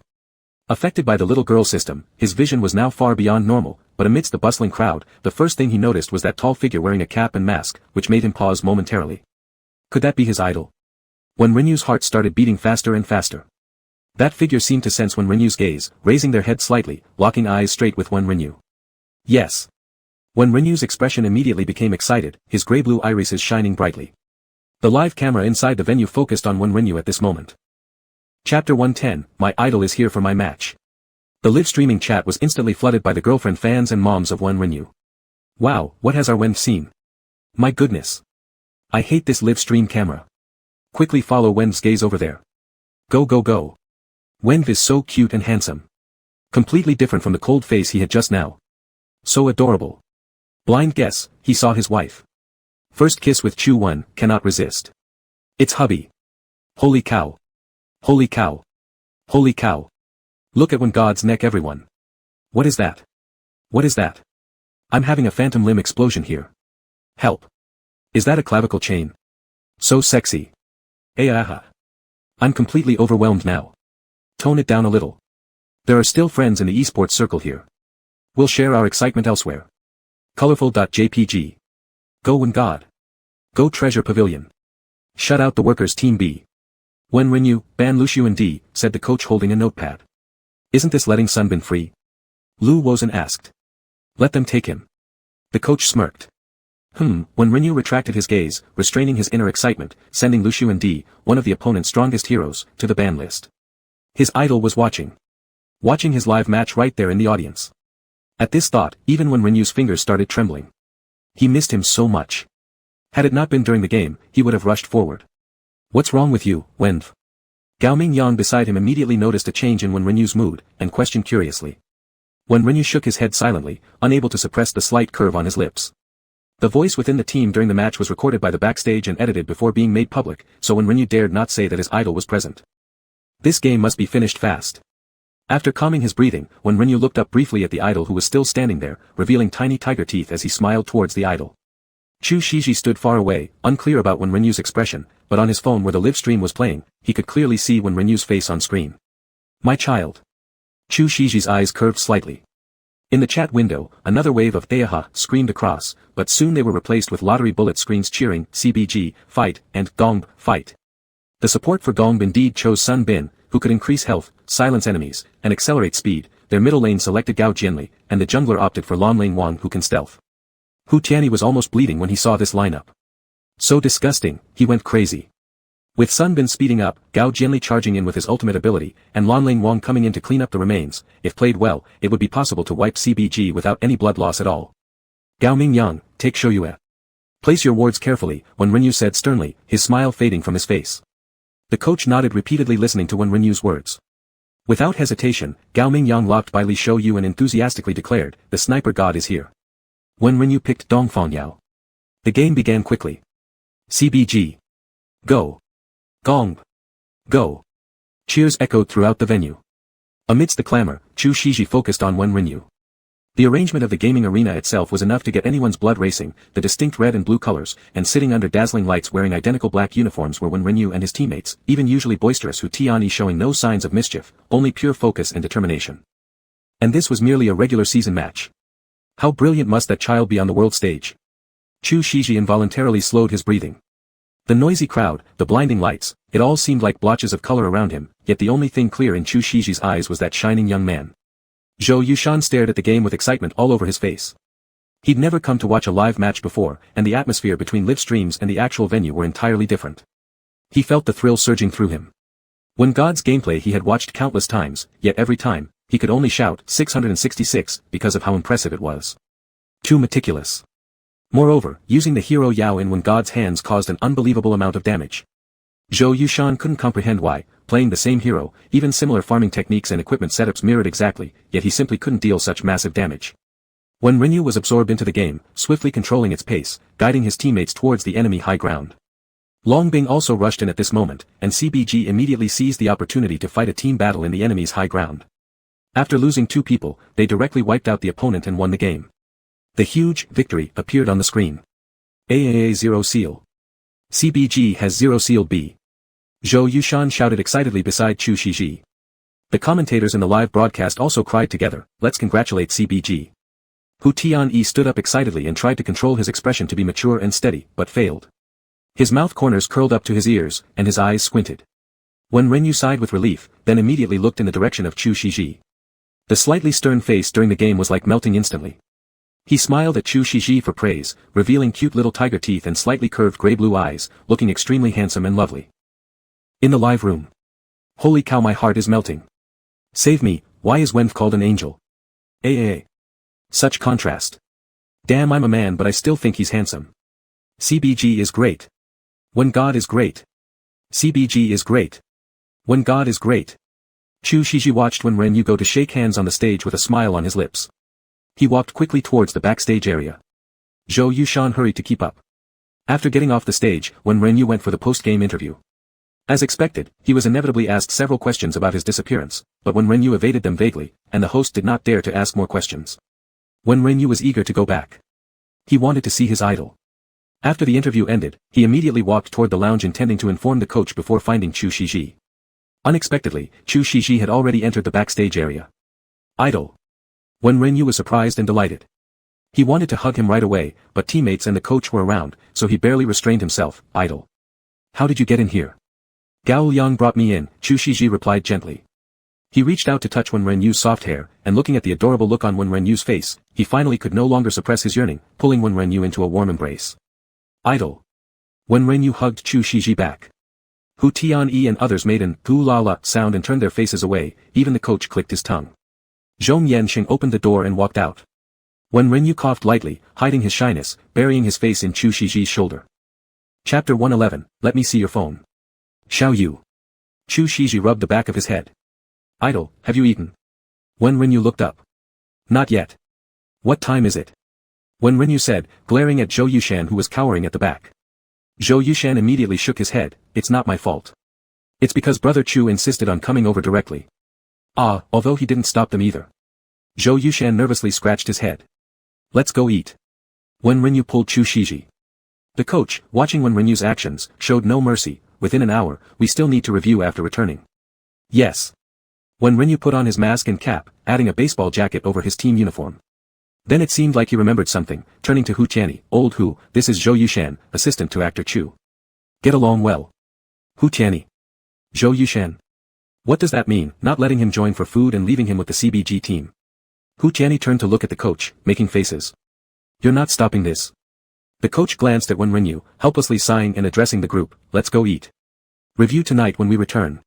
Oh. Let's go. Food. Lu Wozhen was already starving and couldn't wait to leave. Zhou Yushan followed the coach, unsure what to do with his hands. Wen Renyu and Chu Shiji quietly got onto the nanny car. Idol, there's a private restaurant nearby, very private. Shall we go there? Wen Renyu opened navigation on his phone. I just booked a spot at a private restaurant, I wonder if it's the one you mentioned. Chu Shiji leaned close to the young man beside him, glancing at his phone screen. That must be it. There's only one good private restaurant around here. When Renyu's gaze shifted from his phone, and as he raised his head, it collided with Chu Shiji's deep black eyes. There was a moment of silence in the car, where when Renyu could even hear his own heartbeat and Chu Shiji's light breathing. Uncle Zheng, driving ahead, dared not make a sound. Chu Shiji, looking at when Renyu so close, closed his eyes momentarily in restraint before gently saying, Xiaoyu, you were really amazing today. When Renyu hastily distanced himself from Chu Shiji, but the heat on his earlobes wouldn't fade. When Renyu had heard too much praise. People in esports all said he was a world-class, wild king. Standing atop the championship podium, he had been surrounded by lights and cheers. But he had never felt any praise as intoxicating as this. It was just a small regular season win, normal operations for him, and he hadn't even exerted much effort. But in front of Chu Shiji, he wanted nothing more than to show off his good side, wanting to tell him about every little achievement and receive praise. Yet when Chu Shiji truly praised him, when Renyu felt incredibly embarrassed. Idol, it's just routine. Hiding his shyness, when Renyu lowered his eyelashes. Chu Shiji lightly kissed his forehead. If routine is this incredible, then showing off will surely be breathtaking for my Xiaoyu. Listening to Chu Shiji's unreserved compliments, when Renyu couldn't help but smile widely. If he still had a tail, it would surely be wagging proudly now. Seeing when Renyu unable to conceal his joy, Chu Shiji's heart melted. He ruffled when Renyu's hair. Teacher Chu, we've arrived. The private restaurant wasn't far away. Uncle Zheng reached the destination with 2 gas pedals. Let's go. Chu Shiji got out of the car. When Renyu followed him into the private room. The environment of the private restaurant was extremely elegant, typical Chinese-style decoration, with individual small private rooms, providing great privacy. Chu Shiji ordered the dishes and sat next to Wen Renyu on the sofa. When Renyu scanned the tightly closed door of the private room and quickly leaned closer to Chu Shiji, turning his head to steal a quick kiss. Before Wen Renyu could retreat, Chu Shiji gripped the back of his head, intensifying the kiss forcefully. The longing accumulated during their half-month separation poured out in this moment. Passionate and sincere, clumsy yet unintentionally flirtatious. Xiaoyu. Chu Shiji regretted not taking him straight to the hotel. But they only had 1 hour. Good boy, not now. Chu Shiji endured, his voice hoarse as he softly coaxed Wen Renyu. It also sounded like he was speaking to himself. I know. When Renyu struggled to regulate his breathing, burying himself in Chu Shiji's fiery embrace. The two stayed quiet for a while, simply holding each other. After a long pause, Renyu Wen softly said, in May, the spring tournament will be over. Alright, Chu Shiji kissed his hair, we'll film a variety show together. I won't take on any acting roles in the second half of the year, and I'll accompany you to the World Championship. That will hold you back. Renyu Wen looked up sharply. Chu Shiji patted Renyu Wen's behind to soothe him, be a good boy, it won't. I've always been selective about my scripts. Oh, you're right. Renyu Wen muttered.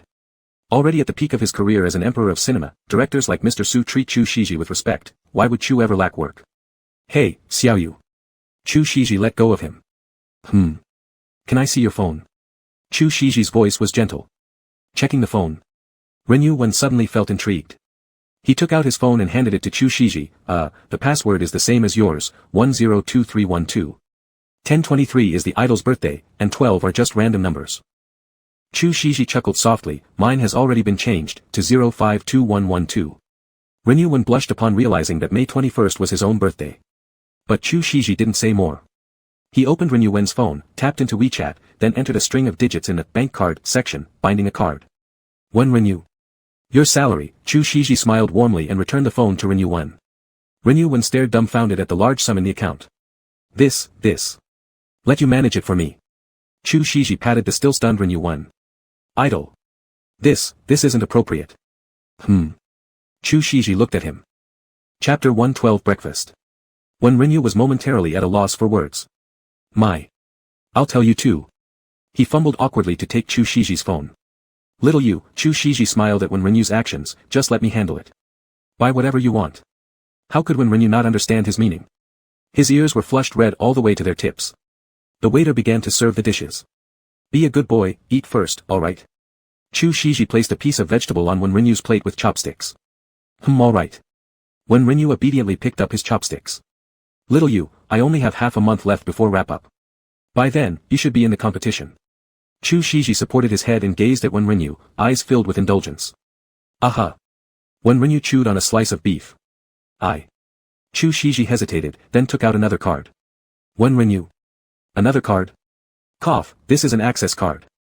Chu Shiji noticed Wen Renyu's confusion and masked his own embarrassment. I bought a house near your base. Guan Mountain, Building 5, 20th floor, swipe the card to take the elevator. The door lock password is your birthday. If you have time, you can register your fingerprint.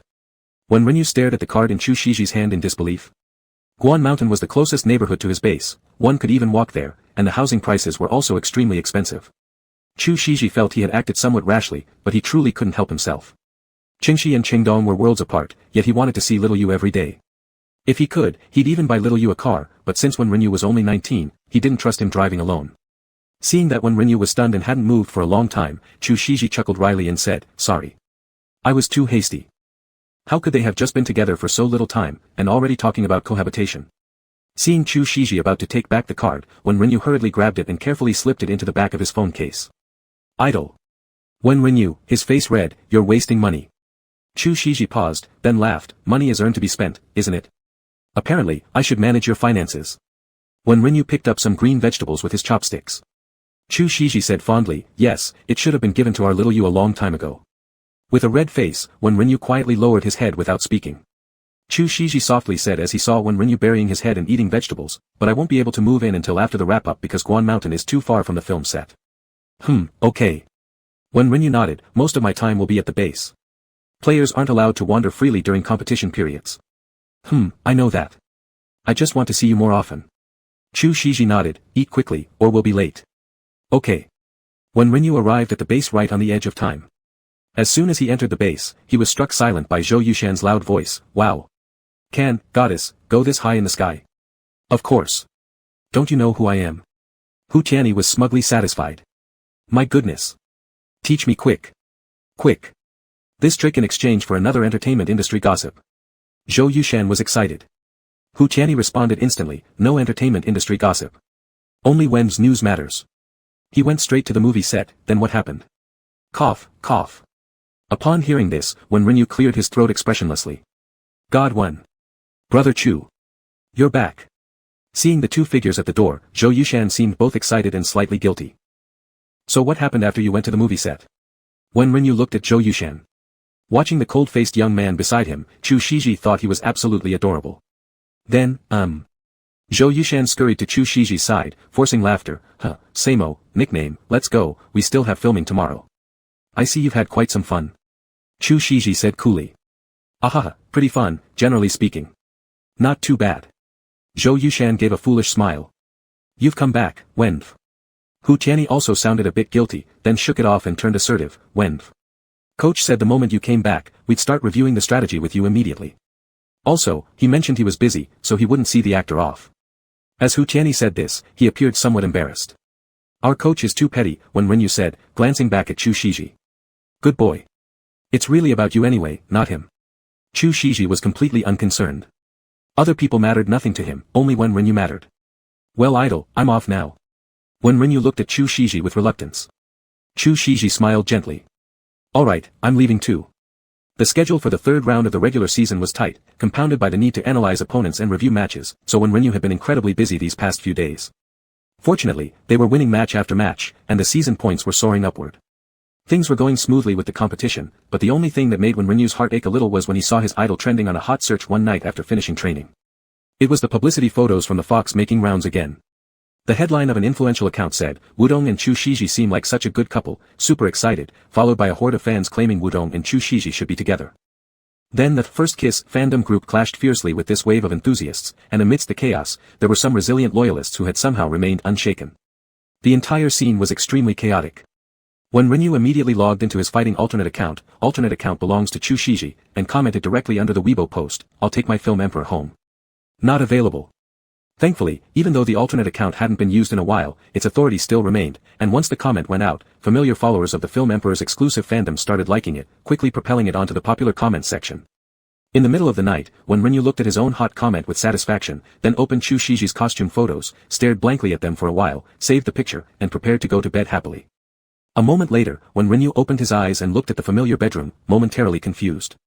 "Master, you haven't turned into a cat." Little girl system loudly expressed her confusion. "I know that, of course," when Renyu stubbornly said. It was mainly because the scene just now was too similar to the night before he had turned into a cat, it felt like reliving it all over again. When Renyu picked up his phone and sent Chu Shiji a message. "Idol, I miss you. Good night." Tomorrow was the first round of the playoff winners group, using the BO7, best of 7, format, with HJGH5 as their opponent, a strong team. This match's result was very important to them, and they couldn't afford to stay up any longer. When Renyu turned off his phone and went to sleep. When Hu Tianyi roared early in the morning. When Renyu stepped out with a toothbrush hanging from his mouth and saw Hu Tianyi rushing over hastily. When Renyu took a step back, "What is it?" "Your film emperor has sent you a lot of delicious food," Hu Tianyi announced loudly even before she reached him. "Idle?" When Renyu immediately headed toward the door. "Hu Tianyi, go brush your teeth before eating. It's delivery, not the film emperor himself." When Renyu stopped in his tracks. That's right, today was the day the film emperor would wrap up shooting, which coincided perfectly with his match this afternoon. When Renyu slowly walked back and continued brushing his teeth. Hu Tianyi twisted nervously and said, "By the way, Lu Wozen asked me to check if he can eat some. The film emperor bought so much." When Renyu rolled his eyes at Hu Tianyi, "Just say it if you want to eat." "Yes. Then I'll go." Hu Tianyi rushed away. When Renyu put down his toothbrush, opened his phone, clicked on Chu Shiji's chat window, and discovered a message from his idol sent late last night. Chapter 113, Chu Idi. Shoveling Officer, Xiao Yu, do well in the competition. There are some things going on recently, and I need to deal with them after we wrap up. Don't worry. I'll go find you once I've sorted everything out. When Renyu frowned as he read this message, ultimately deciding not to ask further questions, replying with a simple, "Okay," back to Chu Shiji. He looked at the sent message, paused for a moment, then added another one. "I will do my best in the competition. My idol must watch me win the spring tournament." After sending this message, when Renyu put away his phone and went to eat at the restaurant. BO7 Global BP, best of 7, 4 wins required, global ban and pick, heroes used by your own side cannot be reused, combined with the Apex Duel format severely tests the player's mentality and hero pool depth, as well as the coaching staff's tactical decision-making ability. Therefore, no matter how the game progresses, one's mindset can't collapse. When Renyu looked at the HJGH5 team members on stage and focused his mind back from thoughts about Chu Shiji. Chu Shiji hadn't replied to his messages since morning, and when Renyu didn't know what Chu Shiji was dealing with, so he felt worried. Yet, he refrained from asking more or checking Weibo. He feared seeing anything trending about his idol that could disrupt his own state of mind and affect the entire team's match. As the crowd below shouted, "CBG, come on," and yelled, "Wen," and "Wen Shen," when Renyu gradually calmed down inside. He would not allow himself to falter here. The match started soon. HJGH5 has always been skilled in operational playstyles, excelling at lane rotations and army management, usually ending matches with single-digit kills but having an exceptional tower-pushing capability, and often finishing off teams during the final team fight decisively. When Renyu knew it was best not to let the match drag into late game when facing such a team, nor should they give HJGH5 opportunities for their operations to build up. So, he selected Yao as the first game's jungler. After quickly clearing his jungle camps, when Renyu rushed to level 5, immediately ganking HJGH5's mid laner, seizing every opportunity to disrupt their rhythm. The coach in the back end watched anxiously, clutching sweat in his hands. Although he knew he didn't need to worry too much with when Renyu around, HJGH5's operational skills had reached almost divine heights. He even used HJGH5's games to teach these aggressive young ones how to manage operations and win games step by step, steadily and methodically. But those aggressive kids were still aggressive. They just went all out when competing, running away if they couldn't hold their ground. Thankfully, when Renyu's big picture vision and leadership capabilities have consistently been very good, so as long as when Renyu doesn't make mistakes, the other 4 teammates can stay on his wavelength and rarely make errors. Still, the coach didn't know about when Renyu's current state today. He'd seen some rumors regarding Chu Shiji online, unsure if when Renyu was aware or not. Sitting on the stage, when Renyu rapidly adjusted the vision, seeking opportunities to secure dragon spawns. Before the opponent pulled down the second tower, he unleashed the Elder Dragon, cleared a wave of minions, and relieved CBG's pressure. The marksman doesn't have flash. Gao Mingyang and Lu Wozen managed to force out the enemy marksman's flash. Upon hearing this, when Renyu rushed over instantly, landing a kill on the enemy marksman. Unfortunately, their supports were fast as well, and the jungler arrived swiftly, taking Gao Mingyang down. Both sides engaged in a small skirmish, resulting in a 1-for-1 trade-off. In the audience, Gao Liang was getting anxious. But he knew if he himself went in the jungle, the situation would likely be far worse, potentially disastrous. At least with Wen, advantages could be secured. When Renyu took a deep breath, devouring minion waves and jungle monsters, quickly farming gold while Hu Tianyi and the rest gave him room to develop smoothly. "Beware of Wen," the opposing mid laner said solemnly. In the live streaming chat, comments flooded the screen extremely fast. The first round is already so thrilling. Is HJGH5 even competent? Can they keep fighting? Are they just planning to run all day? Wen, push forward. Kill through HJGH5 like the treasure house does. With Wen Shen, there's no doubt they'll win. Ha! HJGH5 is unbeatable. Unaware of the chaos unfolding in the comments section, Wen Renyu spotted an opportunity. He controlled Yao and swiftly assassinated HJGH5's solo laner. Lu Wozhen, set up a team fight. Wen Renyu's voice remained calm. Roger. Seizing the chance, Lu Wozhen immediately locked down the enemy marksman, and a full-scale battle broke out by the river in the top lane. The opposing mid laner's face grew pale, with one less top laner, and their marksman controlled by CBG, this fight was simply unwinnable. Retreat. The HJGH5 mid laner quickly withdrew, but to no avail as Wen Renyu dashed in and instantly eliminated him. The HJGH5 mid laner's expression turned grim. This team wipe would essentially mean their loss. Wen Renyu sighed in relief and flexed his fingers. Although CBG has never favored stable operational tactics, it can't be denied that when executed well, they're extremely hard to counter. The victory of the first match went to CBG. The players stepped down for a rest. Wen Renyu's eyes kept glancing at his phone. He wanted so badly to check if his idol had sent him any messages. But alas, the coach reached out and snatched away his phone. Look after the game's over. The coach was merciless. Wen Renyu. CBG eventually secured 4 victories despite losing 1 match and won the series. The next finals in the winner's bracket were scheduled for a week later, finally giving them some breathing room. Wen Renyu eagerly grabbed back his phone as soon as possible and opened the chat interface with his idol. Unfortunately, Chu Shiji hadn't replied to him yet. Wen Renyu pushed down the uneasiness rising in his heart and opened Weibo. The trending topics prominently displayed, Su Jishan, Fox, wrap-up, and Chu Shiji, Fox, wrap-up. Wen Renyu looked at these trends, thinking nothing seemed off. But why hadn't his idol replied to him? He tapped into the WeChat video call interface and initiated a video call to Chu Shiji. Hey, Xiaoyu. Chu Shiji answered quickly. Idol. What's wrong with you? Wen Renyu noticed Chu Shiji's exhausted look as he sat in the car, feeling worried. Honey, it's fine. I'll come see you tomorrow. Chu Shiji gently rubbed his temples and softly said, I saw your match, it was great. Aha. The next winner's bracket final is in a week, idol. Do you still have work? Wen Renyu asked cautiously. Nope, Chu Shiji smiled at Wen Renyu through the screen, honey, don't worry, just wait for me. Okay. Wen Renyu nodded, waiting for Chu Shiji to hang up first. Gao Yang immediately approached and asked, Wen Shen, do you know about the rumors surrounding Director Chu? Wen Renyu looked up. It seems like the director has been getting quite close to a certain woman lately. But currently, it's all just speculation. Gao Yang clicked his tongue. Wen Renyu. The coach sitting ahead twitched his ears, resisting the urge to strangle Gao Yang, and sternly said, Wen, trust your idol. Does this kid have no sense of timing? They are a week away from the finals, and here he is causing chaos. The coach hadn't seen Wen Renyu fall in love before and wasn't sure if emotions would influence him. Wen Renyu looked at the coach and quietly murmured, okay. He lowered his gaze, staring blankly at his phone, an inexplicable pang of bitterness rising in his heart. Chapter 114, Yangshi. He had never doubted his idol, yet such a sour emotion had crept into his heart. It was like someone had thrown a punch at his heart, not hard, almost painless, but it made him extremely uncomfortable. Chu Shiji now treated him as if he were a little child, indulging and loving him. He could genuinely feel these emotions, but Chu Shiji never told him about anything that happened.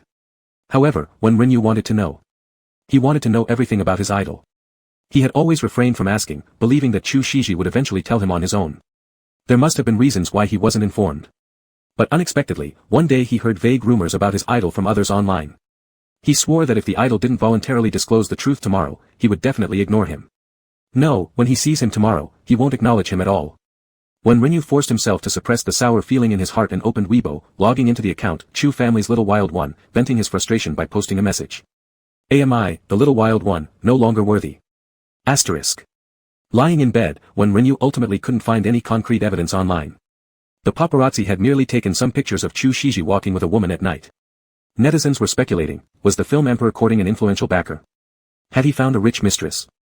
But everyone felt it was absurd. Chu Shiji was more likely to be the benefactor himself than to look for one.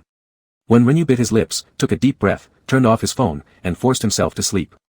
The next morning, he woke up early. Because he couldn't sleep. His teammates were still asleep. When Renyu randomly put on a pure white shirt and black shorts, wore Bluetooth earphones, and went out. He sat idly outside the base for a while and then decided to use his access card to head over to Chu Shiji's small apartment nearby. Building 5, 20th floor. Walking through the tranquil neighborhood, breathing in the fresh morning air, when Renyu's knot in his heart slightly loosened after being pent up all night. Carefully inputting the password, he opened the door. A pair of slippers was placed by the entrance, and after changing into them, he casually put his sneakers to the side. Instinctively lightening his steps, he entered, looking around. His eyes immediately fell on the luxurious European-style interior decoration and sunken living room. When Rinyu stared in disbelief, he thought his idol had just bought a regular house, but it turned out to be so big. So extravagant. After standing there for a moment, he ventured further inside and upon pulling open the bedroom door, saw Chu Shiji wiping her hair with a towel. When Rinyu almost jumped out of his skin. Chu Shiji also froze in surprise. Idol. How did you end up here? When Rinyu, staring at Chu Shiji with her top half exposed, stuttered before suddenly remembering his decision yesterday not to acknowledge her. So, when Rinyu immediately turned serious, slammed the door shut again. Chu Shiji could only laugh helplessly at the closed room door. She opened the door, gathering the sulking boy outside into her arms. Little you, why are you here so early? Have you eaten breakfast? Chu Shiji rubbed against Wen Rinyu with her damp hair. Wen Rinyu glared at her. Are you upset? Did you see the rumors on Weibo? Chu Shiji pulled him down to sit on the soft bed, then pinned him onto her lap facing her. Not mad. I saw them. Wen Rinyu tried hard to ignore this flirtatious position and coldly responded. All those things on Weibo, there. Chu Shiji hesitated for a moment, her eyes curving softly, all true. Wen Rinyu widened his eyes. Chu Shiji, seeing Wen Rinyu's instant change of expression, chuckled softly, her large hand unable to resist pinching Wen Rinyu's irresistible butt, then spoke, the woman who was walking with me is my mother. Wen Rinyu. Mother? Wen Rinyu lowered his head slightly to look at Chu Shiji. He had never heard Chu Shiji mention these matters. Fans also knew nothing about Chu Shiji's family background. My mother, she's named Yangshi. Chu Shiji buried her head into Wen Rinyu's neck, deeply inhaling the scent of the morning clinging to the boy's body, then added. You might not have heard of Yangshi because she retired from acting long ago. But she was a fairly famous actress in the entertainment industry before. The older generation in the industry should recognize her. Wen Rinyu, perceptive that his idol perhaps didn't harbor good feelings towards her mother, gently hugged Chu Shiji's still damp figure. Xiao Yu, the reason I didn't tell you before is because I thought there was no need for her to appear in my life anymore. Chu Shiji slightly tilted her head back and looked at him while hugging Wen Rinyu's waist. Is it like with your mother? But apparently, it was his mother who deemed there was no need to be present in his life, not him. It should, still be somewhat different. Chu Shiji smiled faintly. Wen Rinyu gazed at Chu Shiji silently. After a while, he held Chu Shiji's chin tenderly and lightly kissed his forehead, saying, Idol, if you don't want to talk about it, you don't have to. Xiao Yu. Seeing Wen Rinyu's earnest expression, Chu Shiji couldn't help but kiss his lips gently and then continued, these past few days, she came looking for me because of Jian Yao's family issues. It's quite complicated. Yang Shi was a shareholder of Morning Star Entertainment, so all the resources when I first debuted were due to her. She made me famous, and in return, she wanted me to do some things for her. Chu Shiji described their mother-son relationship through these transactions of interests. Wen Rinyu remained silent as he watched Chu Shiji, his eyes brimming with concern. Chu Shiji sighed again. Not long ago, she wanted to marry Jian Yao's father, but Jian Yao kept interfering, making her lose face in the entertainment circle. Later, she found out that Jian Yao liked me, so she asked me to pretend to be with her, to maintain this relationship for a month. Afterward, we could break up whenever I wanted, just without any unpleasantness. The condition was that after that, she would never show up in front of me again. So I agreed. Afterward, I deleted all contact information related to her. Chu Shiji looked apologetically at Wen Rinyu. Why did she come back? Wen Rinyu wasn't bothered by Jian Yao's matters, he only cared whether his idol was happy. Maybe because she didn't end up marrying into the family. Now, I don't care anymore. Chu Shiji sighed. Fortunately, she didn't linger around, she just said she wanted to meet you, but I rejected her. We can meet. Wen Rinyu murmured softly. Meeting the parents. She doesn't need to see you. I'll take you to see my grandfather later. Chu Shiji patted Wen Rinyu's head. My grandfather doesn't know how strained our mother-son relationship has become. He's very kind, and Yuanbao is being raised by him. Okay. Wen Rinyu nodded in agreement. Still, he hesitated, looking at his idol, wanting to say something but stopping himself. Are you wondering why our relationship became so bad? And where is my father? Chu Shiji looked warmly at Wen Rinyu. Xiao Yu, in front of me, you don't have to be so careful. Whatever you want to know, I will tell you. Chapter 115, Consolation. Yang Shi, my mother. Perhaps it was too arduous for her to survive in the entertainment circle without a background, so she found a sugar daddy not long after debuting. I understand her well. She enjoys living as a rich housewife, and in this world, apart from herself, the thing she loves most is money. That man gave her a lot of money, even promised to marry her, allowing her a life of abundance forever. Thus, she gradually let down her guard and became pregnant with me. However, during the late stages of pregnancy, my father married someone who was equally matched in social standing. I was born to her. She was very rational, realizing she had been deceived emotionally. She attempted to use me to gain some advantages but failed. She didn't dare to make things too hostile because she might lose the entertainment industry as her fallback option. Therefore, she chose not to cling and quickly resumed her career. I was raised in my grandfather's house since I was little. At first, my father would still send me money, but Yangsher took it all. Later on, my father stopped caring about me, and I never recognized him as my father. Later, Yangsher moved behind the scenes, but the company kept failing to cultivate promising new talent. So, she remembered me. To sum it up, ever since I was an embryo, I've been her tool. Initially, she wanted to use me to trap a man, then later to make money, then to train new people through me, and afterward she wanted me to share resources, take on certain TV dramas to earn quick cash.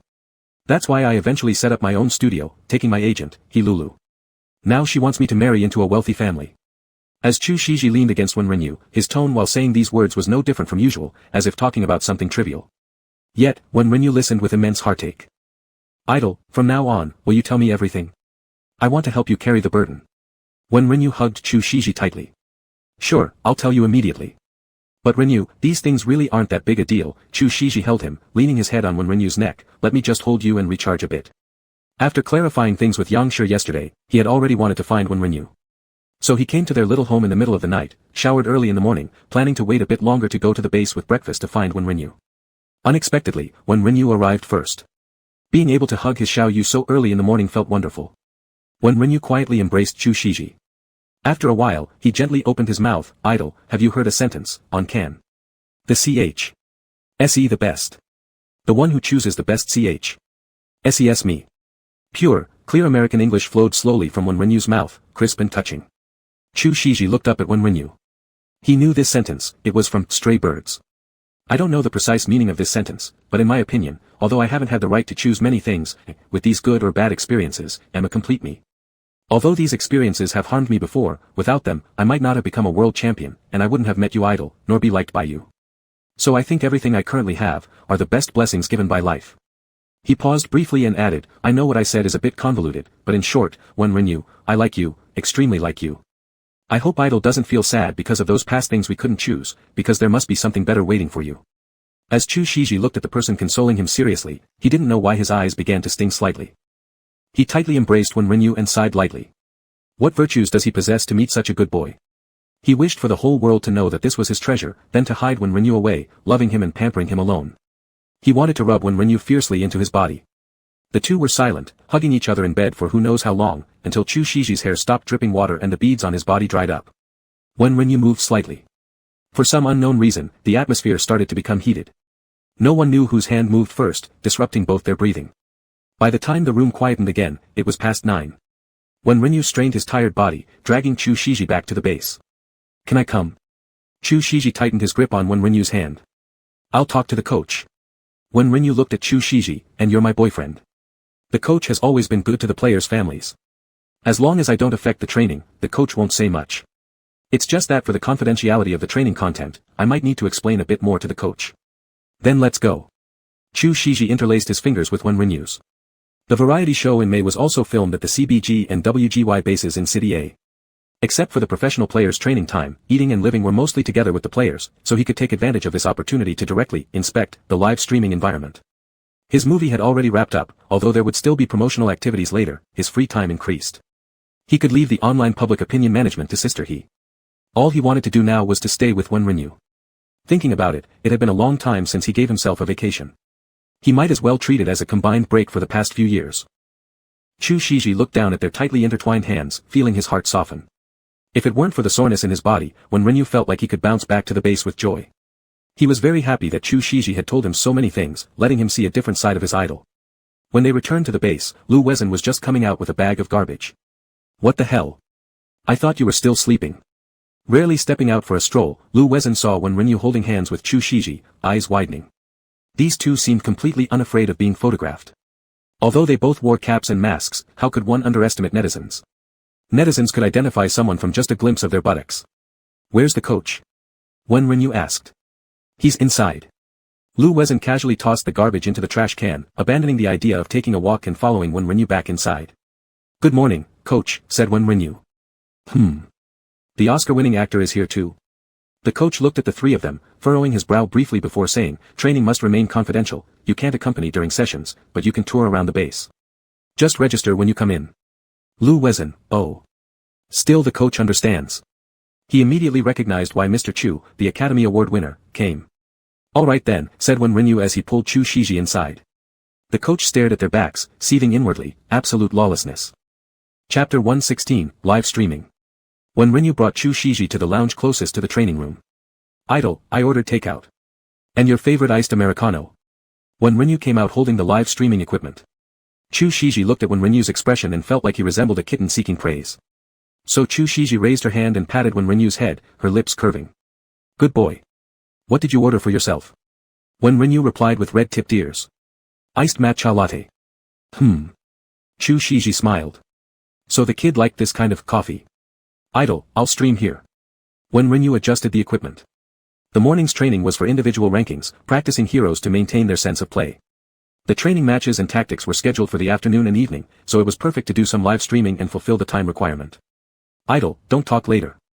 When Rinyu placed the equipment in position. Alright.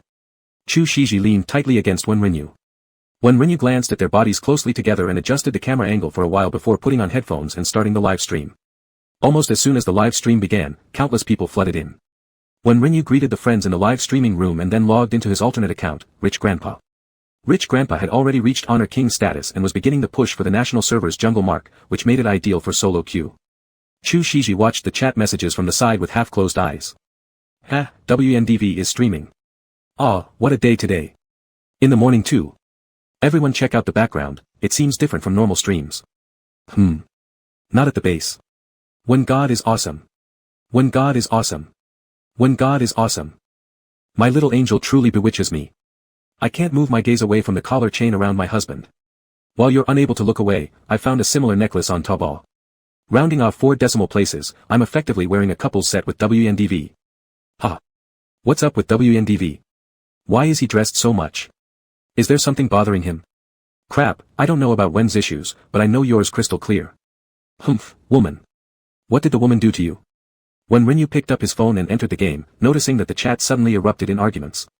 He quickly coughed and said, don't fight. Be civilized, harmonious, trustworthy, and friendly. Chat instantly responded. I'll listen to my husband and not argue. Let me say it a billion times more. Wen belongs to Chu Shiji. That's not true, WNDV and Gao Liang are the proper couple. Didn't you see how Gao Liang gazes at WNDV from the stands? Don't you see how carefully WNDV instructs him? Chu Shiji, watching the chats, gradually furrowed her brows. When Rinyu glanced guiltily at Chu Shiji, seeing she made no movements, immediately focused back on the ongoing game. Chu Shiji slightly tilted her head toward the live streaming lens, revealing a small strand of broken hair. When Rinyu didn't notice at all.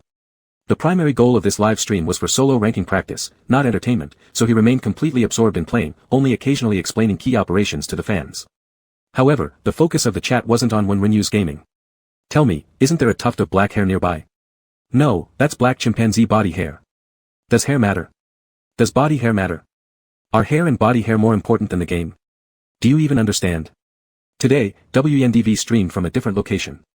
Someone is sitting so close next to him, it's a big mystery, alright. It moved. An ear appeared.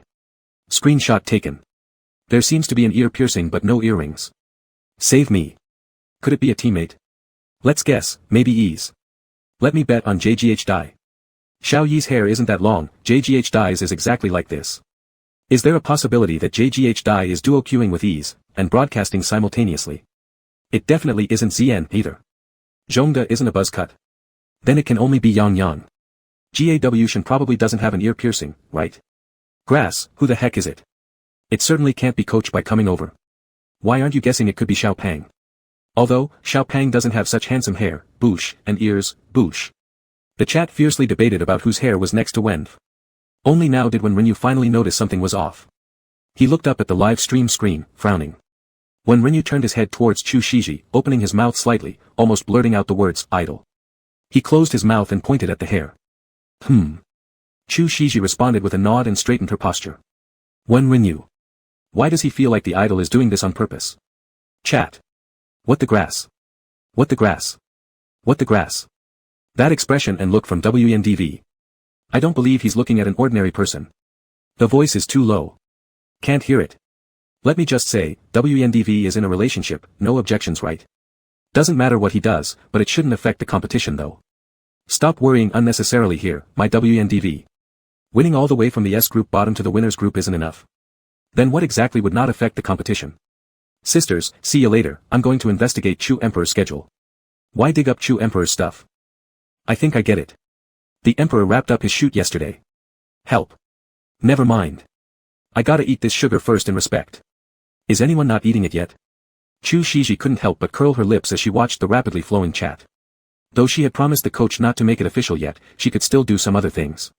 It seemed like sneaking sugary tidbits to the CP fans in such subtle ways had its own charm. It was a rather novel experience.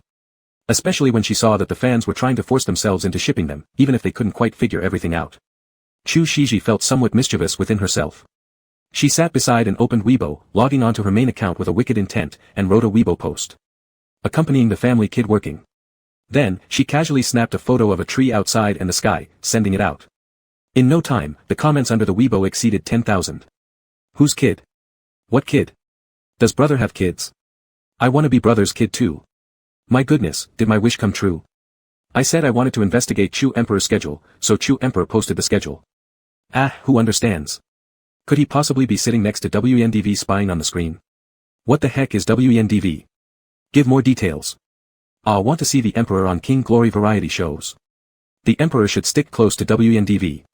Stick together. Chu Shiji glanced at the chat and then took another look at the focused child next to her, sighing. She also wanted to appear on variety shows. To participate in reality show live streams and stick close to little you from her family. Chapter 117, wanting to give a gift to an idol. Wen Shen, the food delivery has arrived. A staff member came in from outside. Alright, thank you, just put it there for me. When Rinyu was currently in the middle of a team battle and had no time to take the coffee. I'll just leave it here then. The staff member took a quick look at Chu Shiji, then went out with excitement on their face. Chu Shiji picked up the coffee, inserted a straw, and waited until when Rinyu finished the team battle before handing it over to her mouth. Slurp. When Rinyu turned her head and sipped once without taking her eyes off the match. Chu Shiji looked at Wen Rinyu's cute little expression and smiled affectionately. As he looked at the emerald green latte, he also leaned forward to sip it himself. It tasted pretty good. Chu Shiji set down the matcha latte and switched back to his own iced Americano. You drank my matcha latte. When Rinyu glanced over at Chu Shiji. Chu Shiji couldn't help but chuckle after just setting down the matcha latte. Silently, he handed over the iced Americano. When Rinyu immediately gulped a big mouthful, then immediately made a bitter face as she held the coffee around her mouth, not daring to swallow. Chu Shiji didn't know what strength he used to keep himself from hugging this child and rubbing her all over. His Xiao Yu was just too adorable. The live stream chat had already exploded ever since the moment the coffee was handed over. What the hell? Is that Wen God? No way. It's possessed. Why who gets it? Babyface Wen is so cute. Cute baby mama's darling. Did any of you notice the hand holding the coffee? Hand. Hee hee. Hand. So white. So large. Sigh. Sigh. Coming in. Hee hee, the internet is truly fascinating. Was it just me or did someone see that bracelet? Holy crap, you're not alone. That bracelet looks strangely familiar. Damn, it resembles the smaller version of the one around Wen's neck. Ah. Nosebleed.jpg. Beside them, White Coach glared iron-faced at Wen Rinyu's live stream, and then angrily opened Weibo, only to unsurprisingly find the trending hashtags rising, CBG.WhenLoversJewelry, CBG.WhenRomance, CBG.WhenLivestream. The coach's blood pressure skyrocketed immediately.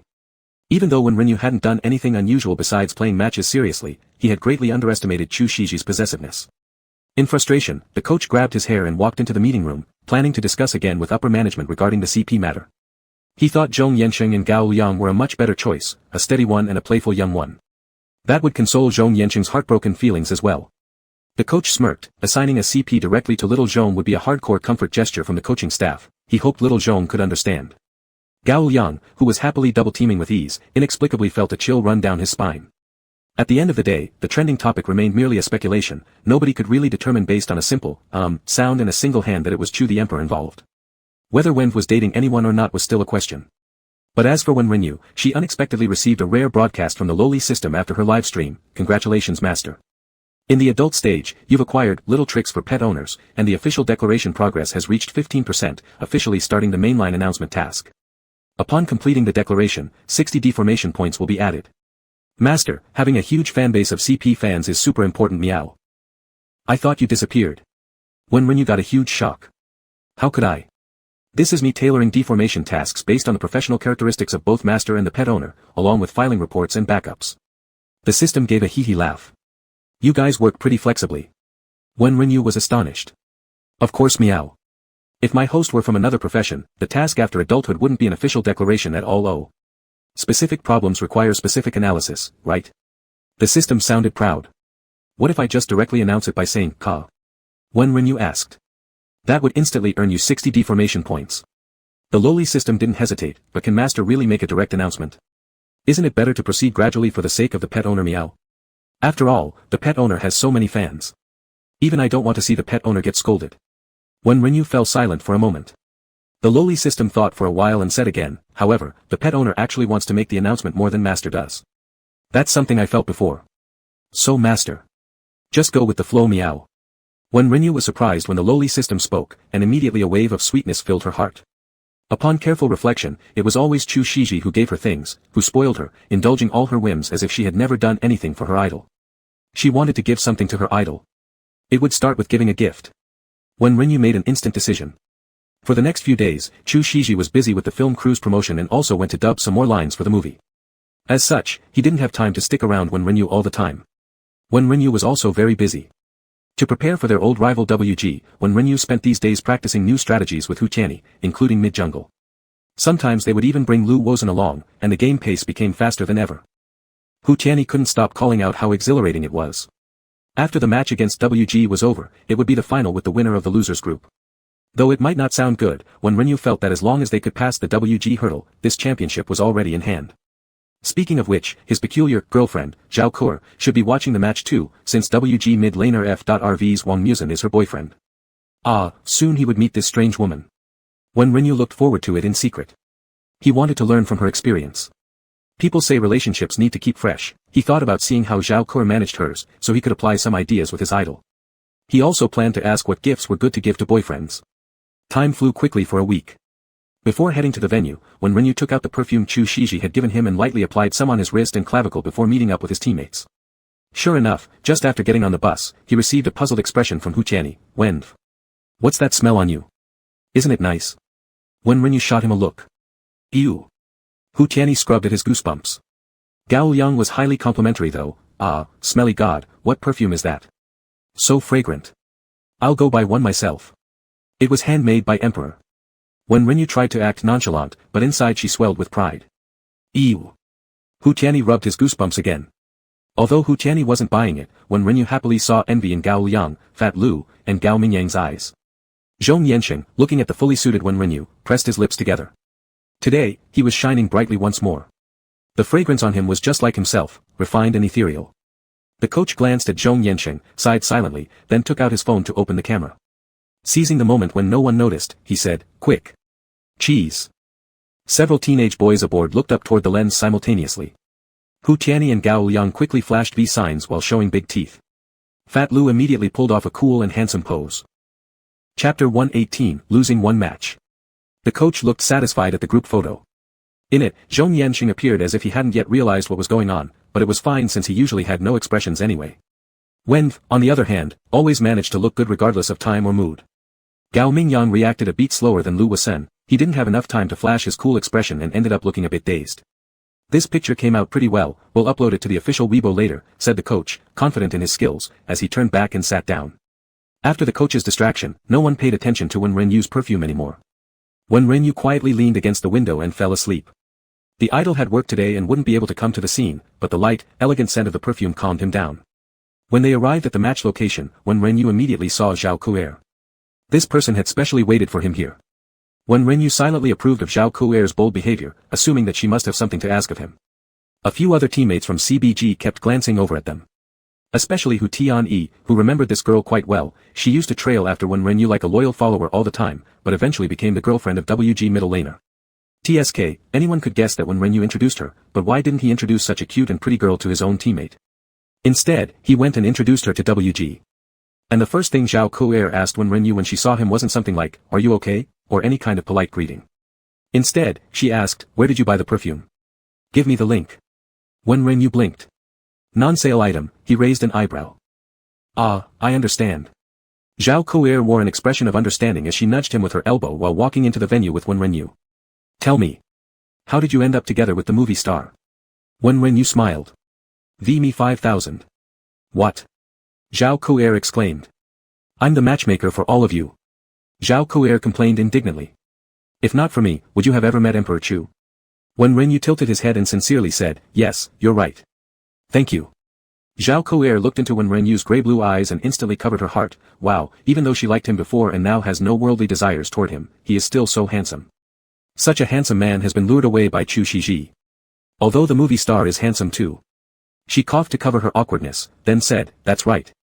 So tell me. How did the movie star lure you away? It was me who lured him, when Renyu entered the break room with his teammates. I don't believe it. Even though they're close friends now, who wouldn't be dazzled seeing Wen Renyu? Even the movie star might get dazzled. Zhao Ku'er knew very well that Wen Renyu started out just chasing stars. After all, it was her who dragged Wen Renyu into that circle. Wen Renyu seriously said, actually, I do have something I want to ask for your advice about. What kind of gifts do you usually give Wang Mu-sen? Also, how do you maintain freshness in a relationship? Zhao Ku'er stared blankly for a moment. I've only dated Wang Mu-sen. Thanks for your help, I'll consult you after the game. But you, as a WG family member, shouldn't be hanging around CBG too often, go back. Wen Renyu patted Zhao Ku'er's shoulder. Oh, Zhao Ku'er received an inexplicable task and left. Wen Renyu moved his fingers slightly, preparing for the game. WG is strong, there's no doubt about which Chinese team will make it far in the World Cup, it's between WG and CBG. So Wen Renyu dare not underestimate WG. The atmosphere in the team grew a little tense after Zhao Ku'er left. The coach watched them, clapped his hands, and said, don't be nervous. Stick to your style and charge forward. Let's go. Hu Tianyi immediately struck an Ultraman pose. Wen Renyu. Let's go. Wen Renyu stood up. Charge. Xiao Pang rushed out of the room first. Wen Renyu touched the chain hanging on his collarbone and made his way to the competition site. As Wen Renyu began the match, Chu Shiji was sitting in a nanny car heading to the next filming location. He kept the live stream running on his phone. Zhou Yushan was taking photos of Chu Shiji nearby. There's no other way, his sister gave the task to post some daily life pictures of the movie star on Weibo. His sister had lamented continuously over the past few days about how Chu Shiji is good-looking and follows his own path, causing the solo fans and CP fans to almost explode in arguments. She clearly manages a talented movie star, but she somehow managed to create the feeling of managing a boy band instead. But fortunately, Chu Shiji doesn't need to rely on traffic to enhance his self-worth. He has already stood tall enough on his own. Otherwise, his sister would really go crazy. Still, his sister made sure that Zhou Yushan kept a close eye on Chu Shiji. Zhou Yushan wasn't happy about it though. This straight man believed that if you're in love, you should be open about it, otherwise, you'd be doing injustice to the other party. So he completely agreed with Brother Chu's actions, there was no way to let down his Wenf. Thus, despite risking a beating from his sister, Zhou Yushan took an ultra-clear photo of the live stream on Chu Shiji's phone and sent it over to Chu Shiji's studio for them to operate the Weibo account. However, the pictures released by the studio blurred out the screenshots that Zhou Yushan had painstakingly captured. Zhou Yushan sighed deeply upon seeing this. Chu Shiji had no idea about the assistant's complex thoughts beside him. He furrowed his brows and focused on Wen Renyu's game. CBG lost the first match. Chu Shiji slightly tightened his fingers. Though he knew that Wen Renyu, as someone who had participated in the world competition twice, wouldn't be affected in mindset due to one confrontation, Chu Shiji felt so nervous that he wanted to fly right beside Wen Renyu immediately even though he couldn't help him. Brother Chu, CBG, and WG are old rivals. Their games always have ups and downs, it's too normal. They often go all the way to the 7th round. Wen won't lose, Zhou Yushan came over to comfort Chu Shiji instead. Chu Shiji didn't take his eyes off the screen. Can I make it back in time for the next game after work? Probably. It's a BO7 after all, Zhou Yushan frowned. Chu Shiji sighed. He wanted to postpone his work schedule. But Wen Renyu would surely blame himself for delaying Chu Shiji. Chu Shiji sighed again. Zhou Yushan sat quietly beside him like a little wife watching her husband. Actually, after losing the first game, Wen Renyu wasn't overly anxious either. His teammates had been mentally prepared. Only Fat Lu kept blaming himself, it's all my fault. Zhang Fei's roar came too early. The timing for initiating the team fight was wrong, and I got Yang Yang killed. Zhong Yanxing wore a blank face but also joined in the self-criticism, it's my fault for not keeping up with the team fight in time. Hu Tianyi saw the expressions on his two teammates' faces and quickly slapped his thigh, then eagerly burst out, now it's my turn to say something. It's all my fault. My Wang Zhaojun couldn't freeze the enemies. After speaking, Hu Tianyi immediately turned to Wen Renyu, Wenf. Now it's your turn. Wen Renyu looked at Hu Tianyi, and without hesitation replied, my fault. I rushed things, and Na Kolulu failed to kill them all with just one sitting. Gao Mingyang watched the four of them and couldn't help but laugh, is it my turn now? Fat Lou glanced at the serious faces trying to console him and finally broke into laughter. Ah. Let's stop talking about this. We'll definitely win the next game. The coach looked at the highly harmonious team and gave a loving smile, like a proud father. Chapter 119, Zhao Kur. When the second match began, Wen Ruixiang from the opposing team mockingly lifted his chin at CBG. Wen Rinyu curved her lips in response with a smile that looked arrogant yet dazzling. Hu Tianyi rolled her eyes. If it weren't for WGG's good relationship with CBG and her knowing that Wen Ruixiang has always been like this, she would have caused a commotion already. The fans in the live broadcast room were laughing at the sight of both teams being seemingly in love-hate relationships. In the second game, Wen Rinyu chose Han Xian. Although Han Xian isn't very popular on the King's stage, Wen Rinyu was not afraid of this choice. Zhao Kur watched from behind with an anxious expression on her face. People always have some special feelings towards their first crush. She wanted Wen Rinyu to win while also feeling she should side with Wang Muzhen. Wen Rinyu played the match with a calm demeanor.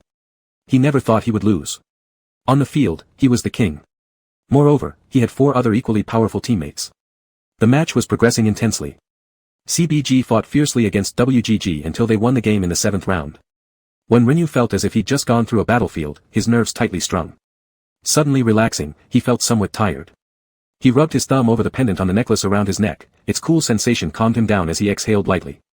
At this moment, Zhao Kur had come with Wang Muzhen, with Wen Ruixiang standing beside them, clearly here to greet everyone. Big brother, congratulations. You've won against us again. Though Wang Muzhen lost, he appeared elated. Ever since Wen Rinyu introduced him to a sweet and soft girlfriend, Wang Muzhen recognized Wen Rinyu as his big brother.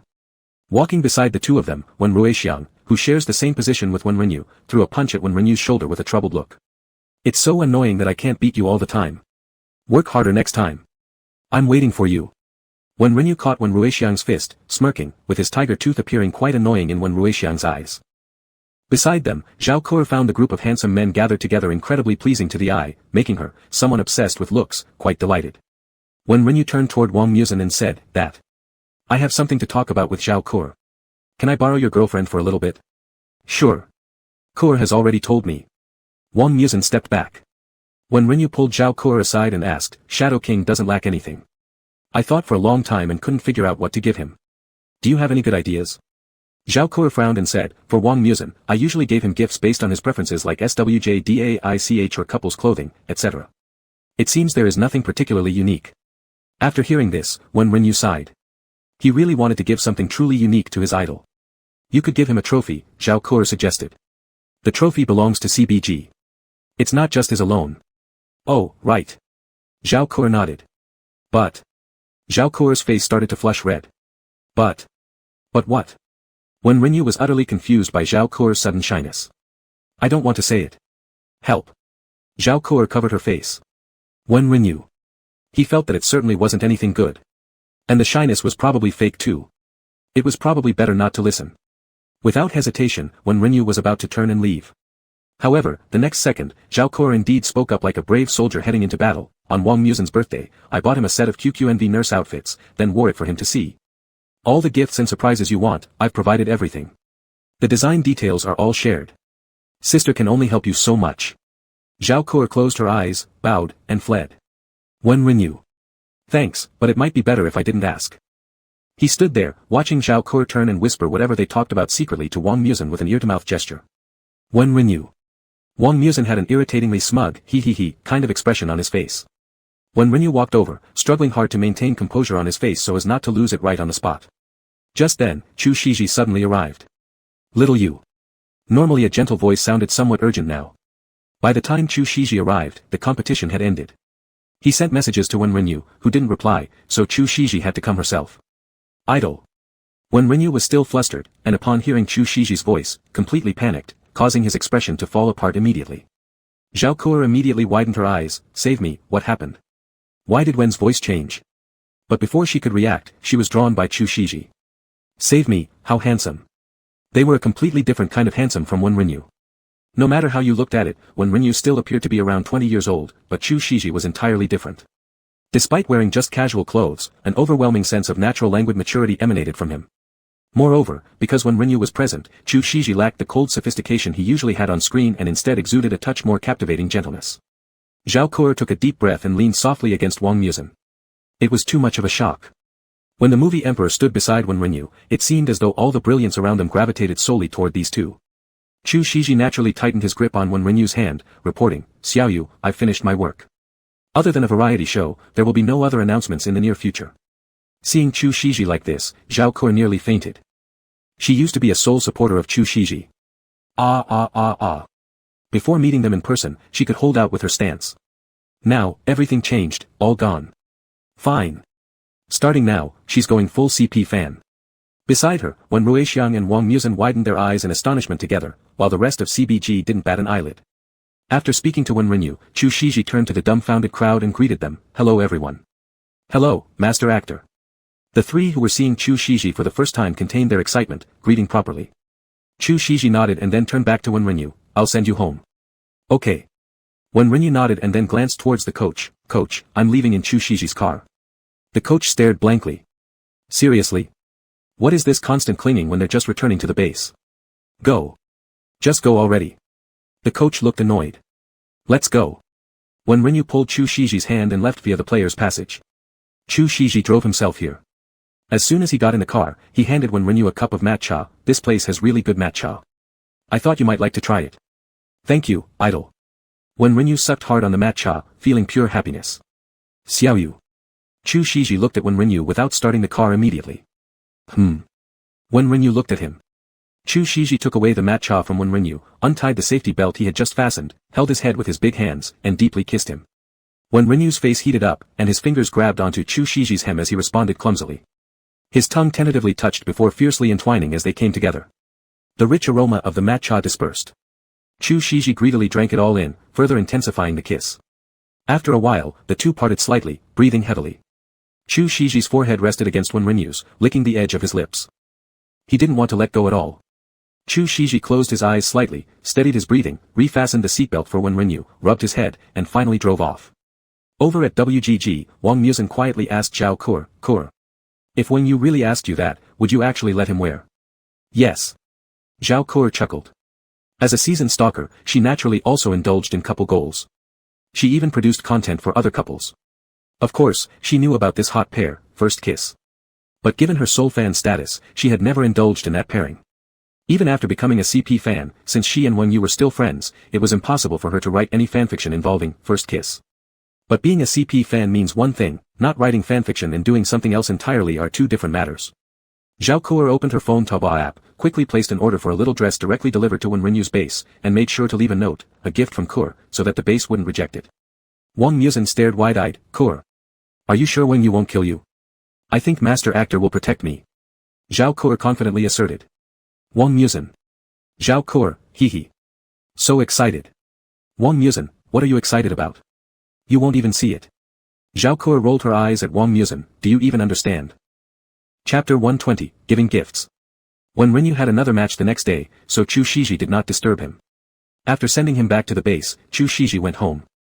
Wen Renyu and his teammates began preparing seriously for the competition strategy of the next day. The next day, Chu Shiji was fully geared up and accompanied Wen Renyu to the arena. This CBG game went relatively smoothly, and the five of them won the championship of the playoff. Even though they were people who had already won the world championship twice, they were still very excited and kept insisting on going out with the coach to celebrate. Under no choice, the coach took the guys to a massage shop where each one got a foot wash and full body spa treatment. He even bought sauna tickets for them. He clearly didn't want to go to karaoke with these noisy little devils. Wen Renyu didn't even eat the dinner celebrating the championship. Instead, he went straight home with Chu Shiji, planning to order takeout. But as soon as they entered the house, Chu Shiji pulled him into an embrace. Idol. Don't. I haven't eaten dinner yet. Wen Renyu was worried that Chu Shiji's gastritis might flare up again. Chu Shiji held Wen Renyu's hand and walked into the kitchen. The kitchen island was large, made of white marble, glowing softly under the lights. Wen Renyu watched Chu Shiji busy at the stove, jumped onto the island counter, and looked at him from behind. Wen Renyu inexplicably felt this scene seemed familiar. He thought about it, instantly recalling the system-generated dream, that very first dream where he tested Chu Shiji. The little girl system saw this scene in Wen Renyu's mind and immediately got so excited that she started convulsing. Oh my gosh, she never thought that her fabricated dream could come true. Master. This is for you. 12 hours, definitely enough. No need to thank me, meow. The little girl system instantly made Wen Renyu's tail and ears appear. Wen Renyu. Chu Shiji turned around, seeing Wen Renyu suddenly transform into a half-human, half-cat form, and hesitated for a moment. He chuckled softly, his voice hoarse and alluring, little you, next line is, HJ, master, right? Wen Renyu's face immediately turned bright red. Not. That wasn't me. He shook his head hurriedly, his tail moving anxiously along with it. That was the system. Only the system would say something like that. Little you, I know that wasn't you. Chu Shiji stepped forward, his voice laced with laughter. Our little you blushes so easily, how could you possibly say such things? As Wen Renyu listened to Chu Shiji's words, his heart beat like a drum. By the time they finished taking a shower, it was already unknown how long after. Chu Shiji held the hairdryer to dry Wen Renyu's tail. Wen Renyu buried his face in the blanket, obediently letting Chu Shiji blow-dry his fur. Master, don't you want to give your poop collector a unique gift? The system whispered in Wen Renyu's mind. Wen Renyu perked up. Hurry, think now about what makes you unique. The little girl system became excited, giving extremely suggestive hints. Tail. Ears. Wen Renyu didn't hesitate, but I can't just give my tail and ears, can I? Lord Heaven, think harder. Think. You are a long-haired ragdoll cat. The system was exasperated. Are you saying, hair? Wen Renyu's pupils dilated. Yes, meow. The system boasted, tell me, which human can give their hair to the person they like? But you. You're different. You can do it. Wen Renyu. How to give? He couldn't pluck his own hair and hold it up for his idol. Thinking about that image, standing in front of his idol, blushing deeply while presenting his hair, Wen Renyu only wanted to shout for help. Foolish master. The system criticized. I got it. Suddenly, Wen Renyu had a flash of inspiration and quickly sat up. He would collect his own fur and then find someone to customize a mini version of Xiaoyi for him. The more Wen Renyu thought about it, the more feasible it seemed. He could even attach a small pin to Xiaoyi and clip it onto his idol's shoulder. Wen Renyu couldn't help but chuckle when imagining Chu Shiji, looking cold and unapproachable, with a mini version of himself clipped to his shoulder. What are you thinking about, little you? Chu Shiji squeezed Wen Renyu lightly. Wen Renyu swung his big tail in front of him, hugged it, and grabbed the hairdryer in Chu Shiji's hand, idle. Let me do it myself. Chapter 121, The Variety Show begins. Do you not like me blow-drying your tail? Chu Shiji asked. Not at all. Wen Renyu hurriedly denied, it's almost dry. I can do it myself. I'll still need to rely on my idol for my tail later. He wouldn't even bother drying his hair, let alone fur. Chu Shiji smiled gently, all right. He patted Wen Renyu's head and couldn't resist softly rubbing his cat ears before reluctantly letting go. With his back to Chu Shiji, Wen Renyu blew-dried his tail while pulling out some of its fur. To be honest, ragdoll cat's fur is just so tempting, one pull and you get a big handful without any effort. But even with more force, it doesn't matter since giving a lock of fur as a present to his idol would make him immensely happy. Wen Renyu started plucking from the tip of his tail to the base and then hid the fur under his pillow, planning to find a bag once Chu Shiji went to brush his teeth. The lowly system in Wen Renyu's mind was clutching its head, master. Stop plucking. You'll go bald. There's enough for two already. Okay then, Wen Renyu finally stopped tormenting his own tail. Behind him, Chu Shiji watched Wen Renyu's stealthy movements with a smile in his eyes. He wasn't sure what this child had in mind again. Xiaoyu. Chu Shiji did not expose Wen Renyu but instead held him from behind. There are only a few more days before the variety show starts filming. Xiaoyu, can I also treat you this way during the live stream? We're a couple anyway, why shouldn't I? Wen Renyu turned his head, his nose lightly grazing Chu Shiji's cheek. Are you willing to come out publicly? Chu Shiji tilted his head too, gently kissing Wen Renyu's lips. Wen Renyu replied softly, however, I think we should let things take their natural course. He feared that Chu Shiji's pure fans might get too much of a shock and drop out of fandom. Even though he knew that given Chu Shiji's status, there wasn't much to worry about, but fans mean so much in the entertainment industry, they can either make or break someone. So perhaps slowly allowing the public to accept them together, letting the audience see their sincerity, and then finding the right time for an official announcement might be the best course of action. Chu Shiji rested his chin on Wen Renyu's shoulder and muttered, that works too. By early May, the reality show officially commenced filming. The format was a live stream followed by editing, with a rebroadcast during the summer. Wen Renyu kept low-key and didn't join Chu Shiji at the studio. Instead, he returned to the base the day before the show aired to meet up with his teammates. In the afternoon, the golden sunshine mercilessly roasted the earth. Wen Renyu wore a mock two-piece short-sleeve shirt in blue-green, and casually slipped into a pair of black shorts. After a long absence, he adorned his left ear with a solid black earring which paired beautifully with the collarbone chain around his pale neck. Combined with his deep-set features and silver-white hair, standing there effortlessly made him resemble a refreshing presence amidst the scorching weather, drawing gazes inexorably toward him. My goodness, Wen is glowing under the sun. Lu Wozhen exclaimed, using his finger to touch Wen Renyu's arm as if he were touching something precious. Hu Tianyi looked at Lu Wozhen, what are you doing? No matter how many times I look, I'm still so envious. Is this skin actually glowing? This must be because he's mixed race, right? Lu Wozhen admired up close, examining Wen Renyu carefully. When Renyu stepped back, "Are you a pervert? Look at yourself." Lu Wozhen was quite pale too, white, chubby, round, and adorable. The coach approached at that moment, warning sternly, "Don't say I didn't remind you guys. As soon as we arrive, there will be people following us for live streaming. CBG is the world champion team, so all of you are allowed to attend. Other teams send only 2 members each. The coaches invited by the program are me and Wong Team's GRAV coach. Behave yourselves." "Yes, Coach WHJDAE. Hu Tianyi answered neatly. The coach couldn't help but tap him on the head. WHJDAE was still his old name when he used to compete, similar to Wong's GRAV. He was glad he chose WHJDAIE and not GRAV, since now he was white coach, while GRAV over there was little gray. Little gray. Thinking about it made the coach want to laugh. But knowing he was still in front of these brats, he held back. "Get in the car." When Renyu leaned against the window, thinking about meeting his idol in the live stream soon and evaluating his idol's pro-level skills, which made him somewhat nervous. Should we hold back a little during the match? When Renyu hesitated. He recalled Chu Shiji's previous clumsy moves of bumping into walls and thought about his still half-practiced, a character from a game. If giving Chu Shiji a higher ranking could no longer be called holding back but rather unleashing a floodgate. When Renyu covered his face in embarrassment. The car soon arrived at the broadcasting studio. When Renyu took a deep breath and got out of the car. Right away, a camera was pushed in front of him. When God. Give everyone a greeting. The cameraman also acted as a flow coordinator. "Hello everyone," when Renyu greeted the camera. The live streaming comments immediately flooded the screen. "My goodness. When God is so handsome.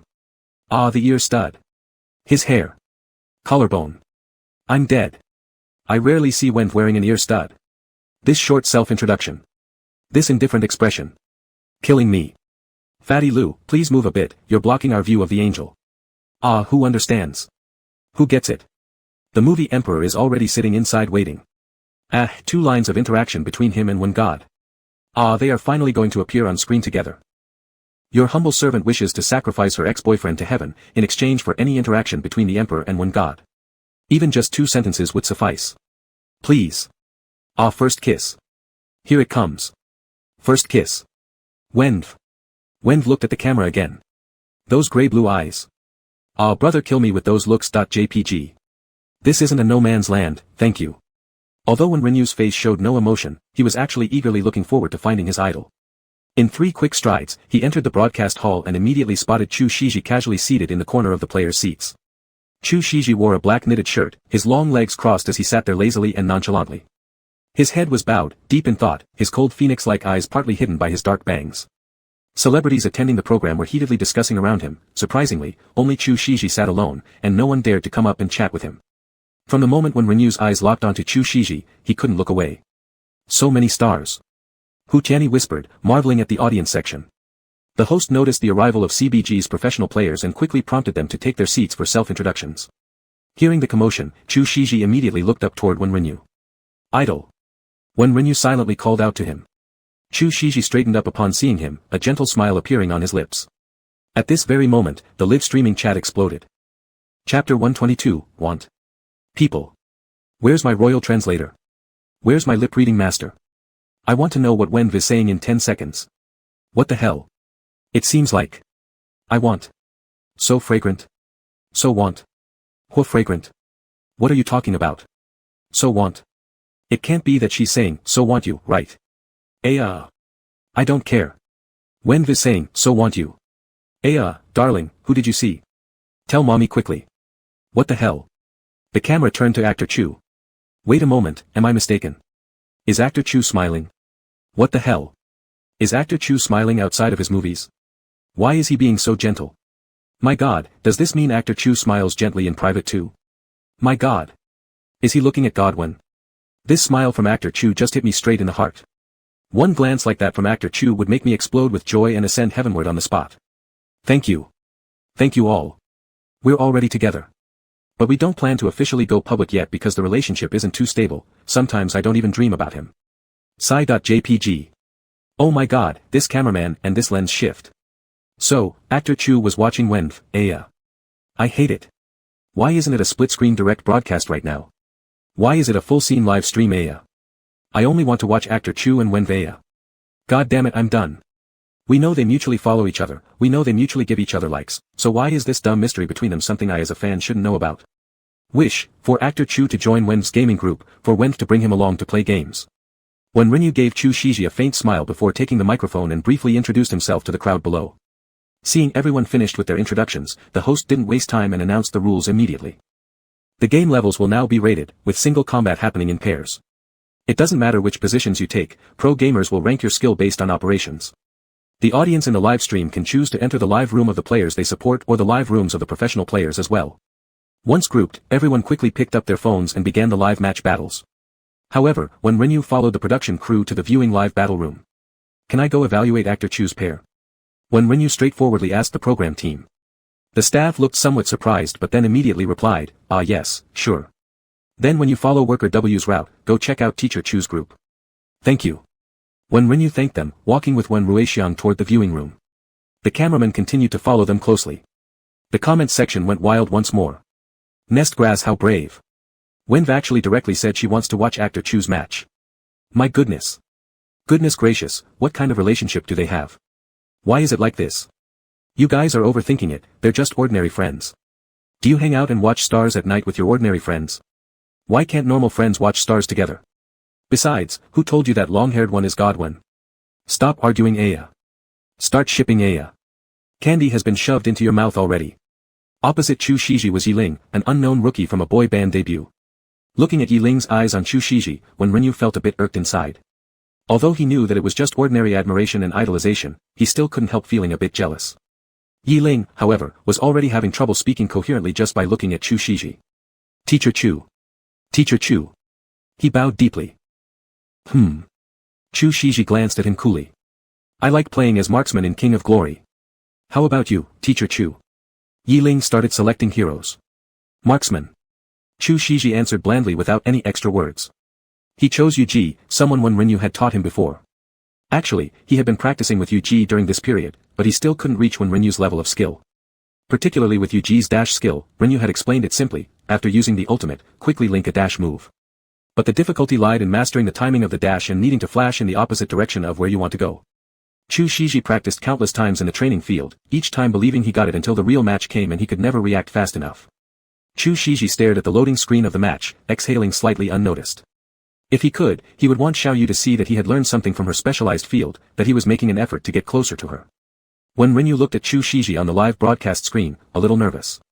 He felt more nervous than when he himself was on the field. When Ruexiang beside him wanted to say something but held back. Since they were live broadcasting now, even though he had a belly full of questions, he didn't dare ask them randomly. Yiling, who was in the midst of the match, noticed Chu Shiji's unapproachable demeanor and refrained from talking more, focusing instead on the game at hand. The hero he selected was Sun Shangxiang, a relatively common marksman.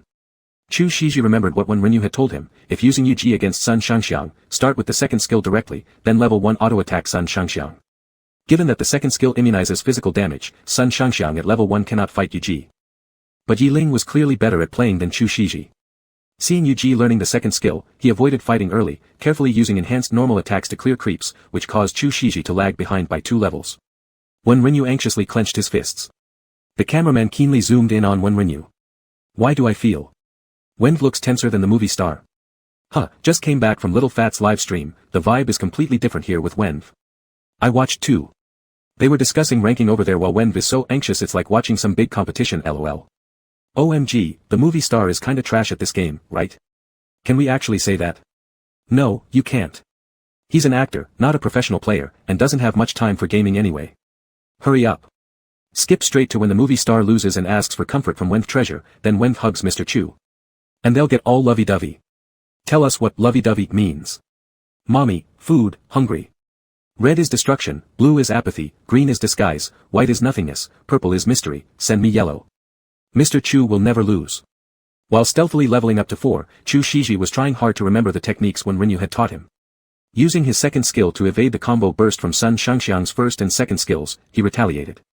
At that moment, Yiling controlled Sun Shangxiang rolling forward, Chu Shiji immediately tapped the second skill. After faking Sun Shangxiang's entire set of skills, he seized the opportunity with his ultimate to control Sun Shangxiang and ended up killing Sun Shangxiang with a few quick attacks. Does the movie star actually know how to play King of Glory? When Ruexiang, next to him, looked surprised at the combat on his phone. I taught him. When Renyu couldn't help but smile faintly at the corner of his lips.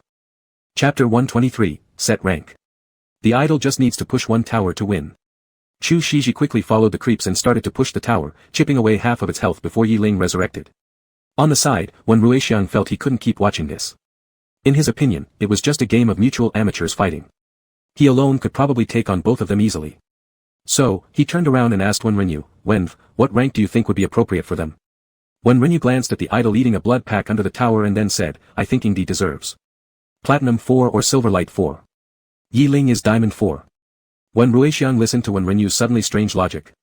In the chat. Haha, did you see Rav's face? Ha. He seems like he's saying, do you hear yourself? Ha ha ha, if I didn't mishear, Wenv initially mentioned Diamond. Grass. This water level, basic play.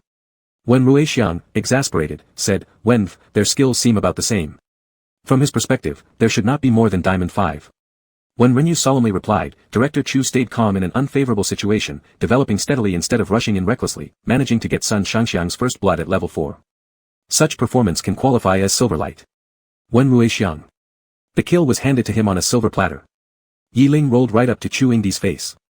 If they hadn't managed to secure that kill, their gaming ability wouldn't even reach Diamond level. Wen Ruixiang finally couldn't help but remind, Wenv, Diamond players can join your team too. Wen Renyu paused for a moment, his ears turning slightly red. Did his intentions show that clearly? Keeping his voice steady, he casually replied, not because of that. The operations are fine. Hey, guy. Wen Ruixiang couldn't help himself any longer. You've done nothing yet with the idol. Are you really a leaky bucket? And you know Diamond players can join your group anyway, but players are prioritized by rank when choosing professional teammates. What if the 5 spots are full before it's the idol's turn? Yes, I can reject others, but isn't it better to let the idol join earlier to ease my mind? Wen Ruixiang looked at Wen Renyu's expression and struggled out, alright then, according to what you're saying, Yingdi is indeed, aha. Okay. Look, Yujia great flash. Wen Renyu raised his head. Wen Ruixiang lifted his head. Yingdi actually used Yujia's ultimate flash. Even though the position wasn't ideal without any effective evading skills, just a relocation, it did work successfully. It's pretty hard to encounter a Yujia with an ultimate flash skill even in Silverlight matches. Wen Ruixiang immediately nodded wholeheartedly. That can definitely be ranked as Silverlight 4. Silverlight 2, Wen Renyu stated. Wen Ruixiang. In the chats. LOL WTH. Chu Yingdi directly got upgraded from Diamond to Silverlight 2. Wenv truly protects her husband. Great. So sweet. Who understands? Oh wow, I underestimated Yingdi. My king segment Yujia can't even use flashes properly, either pressing it too late or flipping directions. This is indeed capable. At least if I met Chu Yingdi's Yujia at Silverlight 2, I certainly won't complain. LOL, who can tell me what is a Yujia Great Flash? F***K, I don't believe this unless practiced thoroughly. Girls were OTP here. OTP ah. This must be Wen's teaching. What do you have again? Do you eat sugar picked from chicken butts? Stay away from my brother Chu. Though still, this sugar does feel a bit forced. Yingdi might not have learned from Wenv. Wen Ruixiang, on the side, looked at Wen Renyu and asked, is this great flash something Director Chu practiced on his own? Wen Renyu, looking at Chu Shiji pushing the tower, responded vaguely to Wen Ruixiang, I taught him, but Director Chu must have practiced it on his own too. I see, Wen Ruixiang nodding, makes sense, few people practice Yujia Great Flash. You hardly see any in games below King segment. The chat was astonished. What? It's truly Wen's teaching. Where's Chu's sole supporter from before? Make a statement now that you're proven wrong. Help. I just said this pairing was forced. My god. Jinjin gave us candy to suck on. Rav asked well. Rav has earned a seat at the main table. It's obvious that Chu Yinger and Wen Shen have a good relationship, but can you stop constantly assuming they're in that kind of relationship? When Renyu didn't know about the discussion in the chat, he turned to ask the staff beside him, do we still need to watch the next group? The staff quickly nodded, yeah, this way we'll be able to rank faster. The next group of players quickly took the stage. Without Chu Shiji, Wen Renyu felt completely relaxed. He furrowed his brow while commenting on the gameplay. At the start, fighters do indeed have difficulty against mages, but this positioning. Sigh. Actually, the mage had a chance to kill the fighter since she reached level 2 first, but it was so bad that even Wen Renyu couldn't bear to watch. Wen Ruixiang shook his head and said, Diamond tier, no more than that. In the chats. Is this double standard? What the hell? Why didn't you say anything when Chu Yinger lost at level 1 against Yiling? Different standards. For Chu Yinger, skillful play, starlight level performance. For others, what garbage. But Chu Yinger can still handle UG. I could tell that much. He is truly in the starlight segment level. This isn't OTP material. What are you waiting for, babes? After watching 2 more matches, the ranking process finally ended. When Rinyu returned to the previous broadcasting hall, where those players were already seated waiting, the host immediately announced, "Now, let's announce the results of the rank determination. The player with the highest rank gets priority in nominating themselves and choosing one professional player to join their team.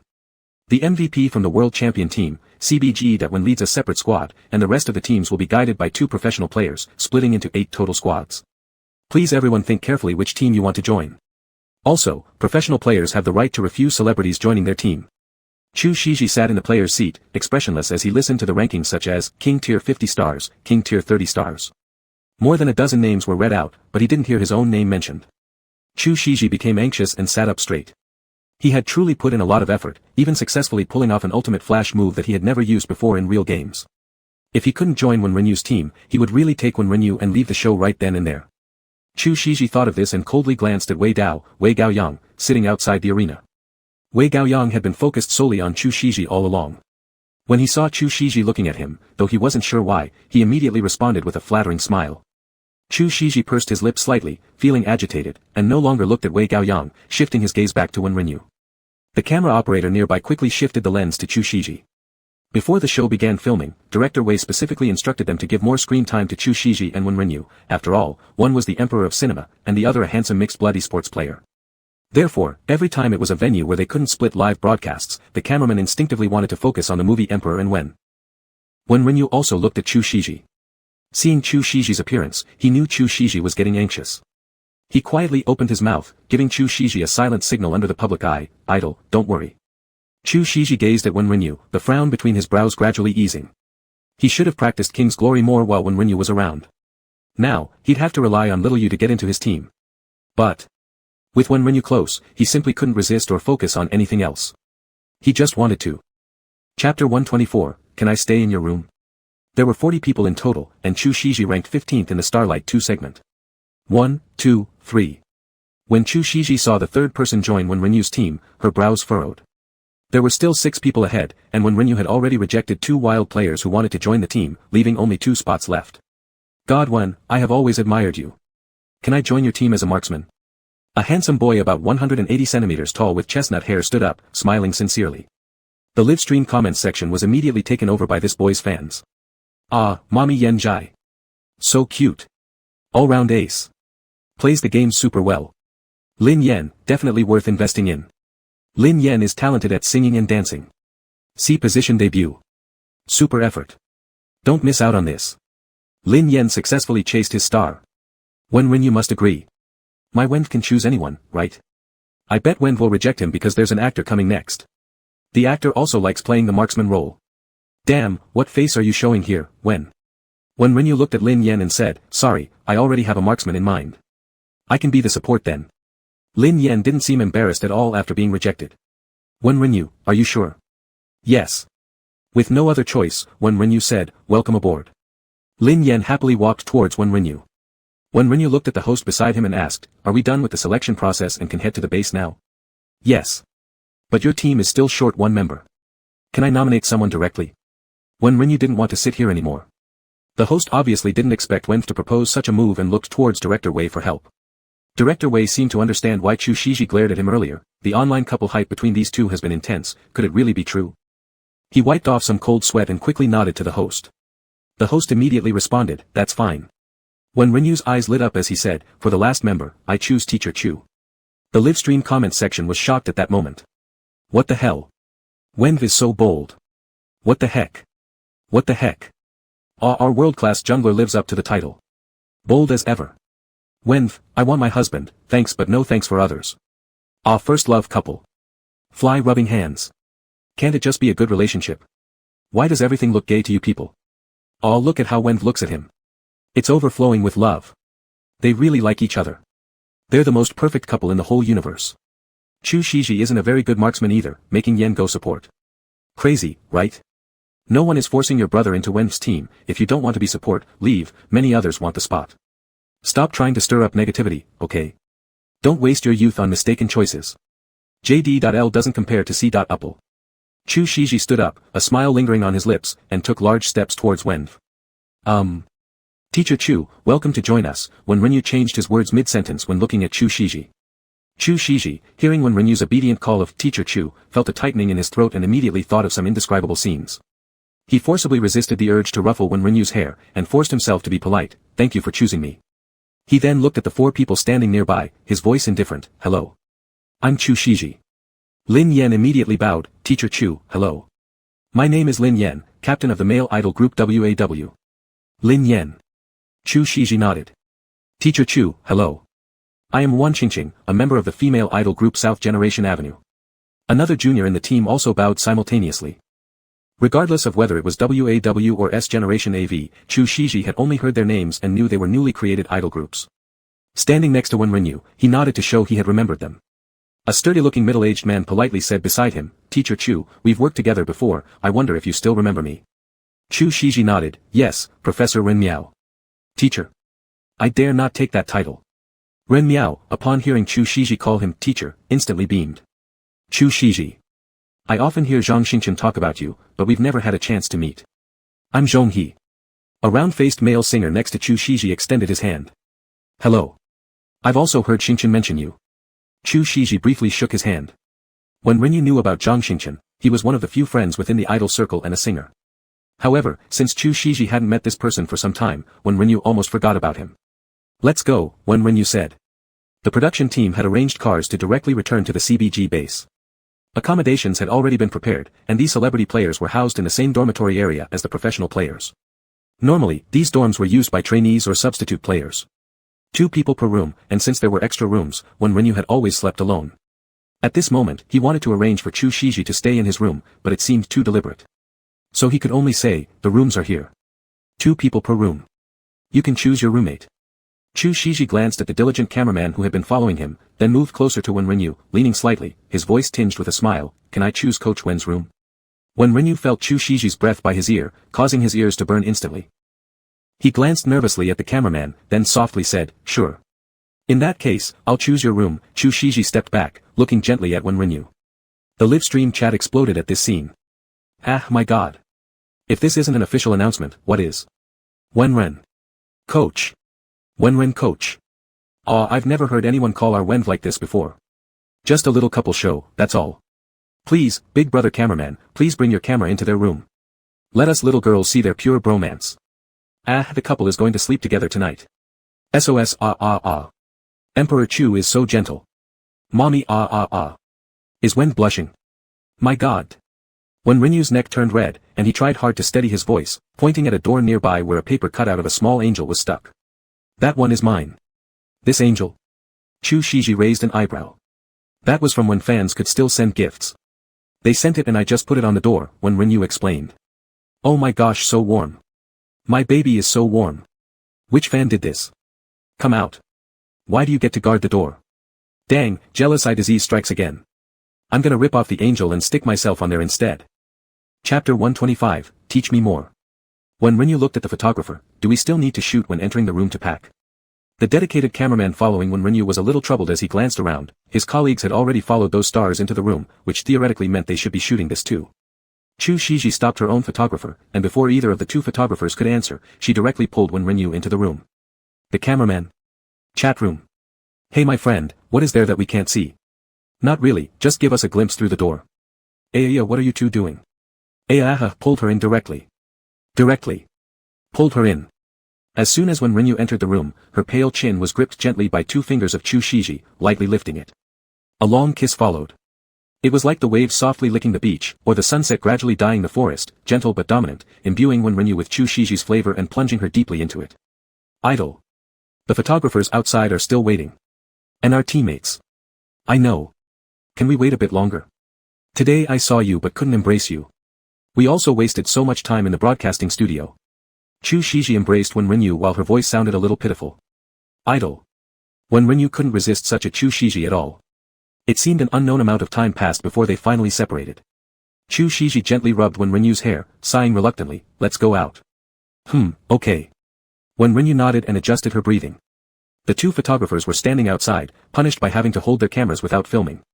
In the chat room, the Only Pink, exclusive fans, and CP Pink, couple supporters, were fighting furiously, leading to a full 3-party war.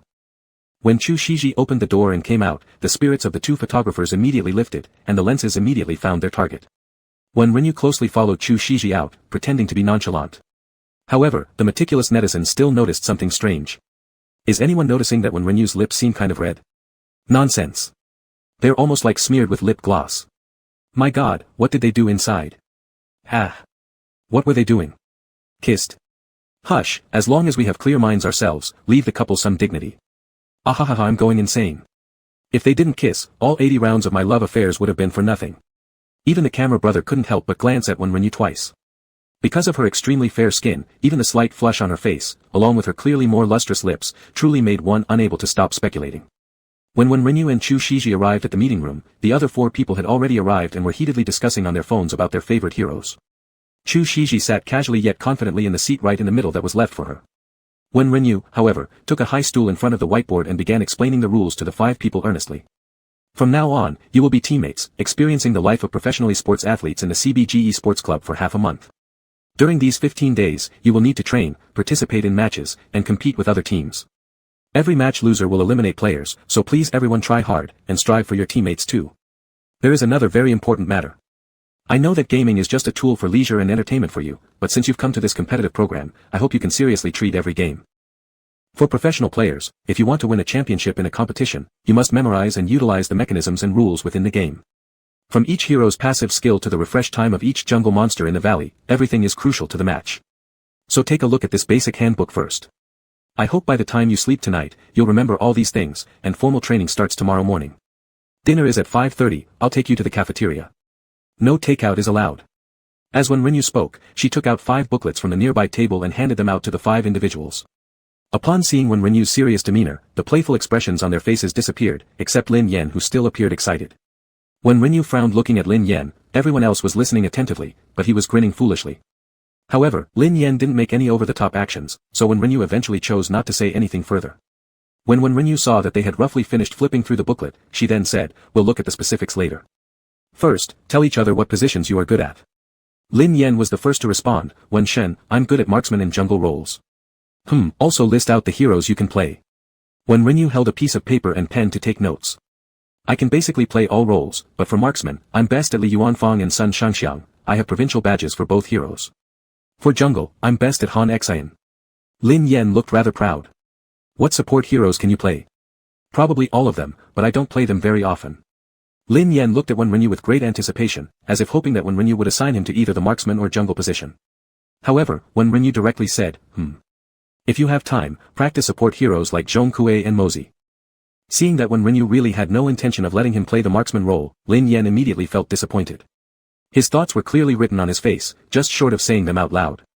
In the chat, someone noticed Lin Yan's disappointment and instantly started sympathizing, but this quickly turned into an argument. Oh my god, isn't our Yan Yan better than Chu Shiji? Why is Wen Renyu being so serious? Does he have a face paralysis like his husband? *****ch, stop talking nonsense. Do you want to get scolded? In front of a world champion, what's your brother worth? Just a game champion, not focusing on real things, what's there to be proud about? Are you from the Qing dynasty? Still keeping your cue? Is the world champion less worthy than your idol shaking their hips on stage? ***T. How dare you? When Renyu looked at Lin Yan's expression and coldly said, if you regret it and don't want to play support, it's still possible for you to leave my team now. Lin Yan saw how merciless Wen Renyu was, and his facial expression froze momentarily. But immediately, he forced a bright smile and said, how could that happen? I will practice support well. Wen Renyu didn't waste more words and directly looked at the others, asking, what heroes are you good at? Seeing the slightly awkward atmosphere, Chu Shiji took the lead to speak, I can only play marksman role with Yu-Ji. When Renyu looked at Chu Shiji, her voice softening considerably from its previous coldness. I hope teacher Wen Renyu can teach me more, and I will try my best not to hold everyone back. Chu Shiji looked at Wen Renyu, her eyes carrying a smile. Hearing Chu Shiji calling him teacher, Wen Renyu's fingers tightened around the pen in his hand, masking his inner shyness while striving to maintain his authority. He replied indifferently, Chapter 126, Delivery. Chu Shiji slightly raised her head to indicate that it was someone else's turn. Zhong He immediately chimed in, I can play any role. Ren Miao plays the top lane well. We often duo queue together. Wan Qingqing quickly added, I can play mid lane and support. I'm best at playing Empress Wu Zetian and Wang Zhaojun in mid lane. Alright, when Renyu nodded, first, go memorize the contents of the handbook. Tonight, I'll play a game with the 5 of you. Prepare well. Play against Lord Wen. Lin Yen froze on the spot. Wen Rinyu nodded, yes, I'll be playing alongside a few rookies from CBG Club. We'll test your level. Lord Wen, could we leave to find a place for reviewing? Wan Qingqing asked respectfully, treating Wen Rinyu as her teacher. Yes. Except for the training room and meeting room of professional players, you may explore other rest areas, Wen Rinyu agreed. In that case, let's go. Ren Miao was the first to stand up. Zhonghe turned to Chu Shiji, Teacher Chu, shall we study together? Chu Shiji shook her head, sorry, I'll be going with Wen Rinyu. Any questions I have, I can directly ask him. Ah. Zhonghe looked between Chu Shiji and Wen Rinyu, suddenly recalling online rumors. He revealed an enlightened smile, alright, then I'll go with Ren Miao to find a good spot. Chu Shiji glanced at Wen Rinyu, saying, then let's go. Sure. Wen Rinyu took Chu Shiji out of the resting room, with the camera operator faithfully following behind. But they hadn't walked more than a few steps when suddenly a staff member jogged over, handing a box to Wen Rinyu. Lord Wen, this is your delivery. Wen Rinyu. My delivery? But I didn't buy anything. Could it be his custom-ordered little kitten had arrived? No, he remembered being told it would take at least a week. Wen Rinyu accepted the box, taking Chu Shiji back into the resting room. Gift from Kur. Wen Rinyu paused after reading the sender's name on the courier slip. Is it Zhao Kur? Chu Shiji stood beside him, looking at the package. Yeah, definitely her. I wonder what she bought. With a small knife, Wen Rinyu carefully sliced open the tape. He opened the delivery cardboard box, discovering a black gift box inside, decorated with a pristine lace ribbon, making it look very exquisite and beautiful. Bewildered, Wen Rinyu took the gift box out, placing it on the table and opening it a bit. Wen Rinyu immediately closed the gift box. The chat room erupted in discussion. I thought I saw some white edges. Who's Zhao Kur? Explain please. Arviza's girlfriend. They flaunt their love all the time. I didn't see clearly. Wen, let me see again. I'm so curious. Chu Shiji looked at Wen Rinyu, asking, what's wrong? Why don't you take a look? Wen Rinyu immediately shook his head, glancing away, even his ears turning red, nothing worth seeing. Zhao Kur's messing with me. Just throw it away.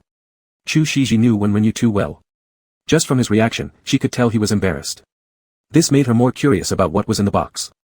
Her eyes fell on the box Wen Rinyu was pressing down. If her quick glance earlier was accurate, there seemed to be some black and white clothing in the box. Black and white clothes were enough to make Wen Rinyu want to get rid of them desperately. Chu Shiji narrowed her eyes, realizing what it might be. Let's bring it back to the room first. It's still a gift from someone else. Chu Shiji stopped Wen Rinyu, who wanted to grab the box and throw it away. Wen Rinyu shook his head hurriedly, no need, really. It's just a prank thing, bringing it back will just take up space. Xiaoyu, Chu Shiji placed her hand on Wen Rinyu's hand, her eyes filled with anticipation as she gazed at his phoenix-like eyes.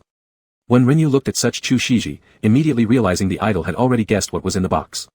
His fingers clenched slightly, regretting his carelessness, knowing Zhao Kur wasn't reliable, yet still opening the box in front of his idol. Wait until he sees Zhao Kur next time, he'll definitely teach her a lesson.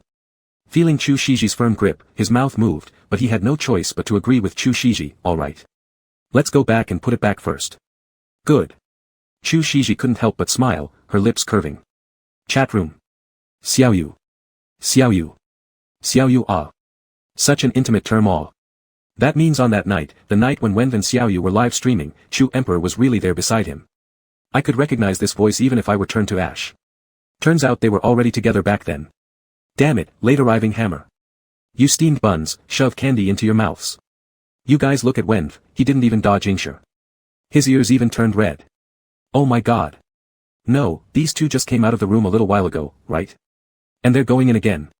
What are you going in there for? Other players can have their rooms filmed, why can't you? I urge you to be kind. Is there something I shouldn't see? Showing us the door again. After entering the room, Wen Rinyu quickly threw the gift box into the wardrobe, producing a bang, muffled sound. Chu Shiji looked at his flustered movements and smiled as she asked, is it a maid's outfit? No. Wen Rinyu immediately answered, really not. Sounds more and more evasive. Alright, it's not. Chu Shiji sat on the edge of the bed looking at Wen Rinyu with a half-smile. Wen Rinyu. Alright, it is. He somewhat regretfully sat down next to Chu Shiji. How did she come up with sending you this? Chu Shiji rubbed Wen Rinyu's head.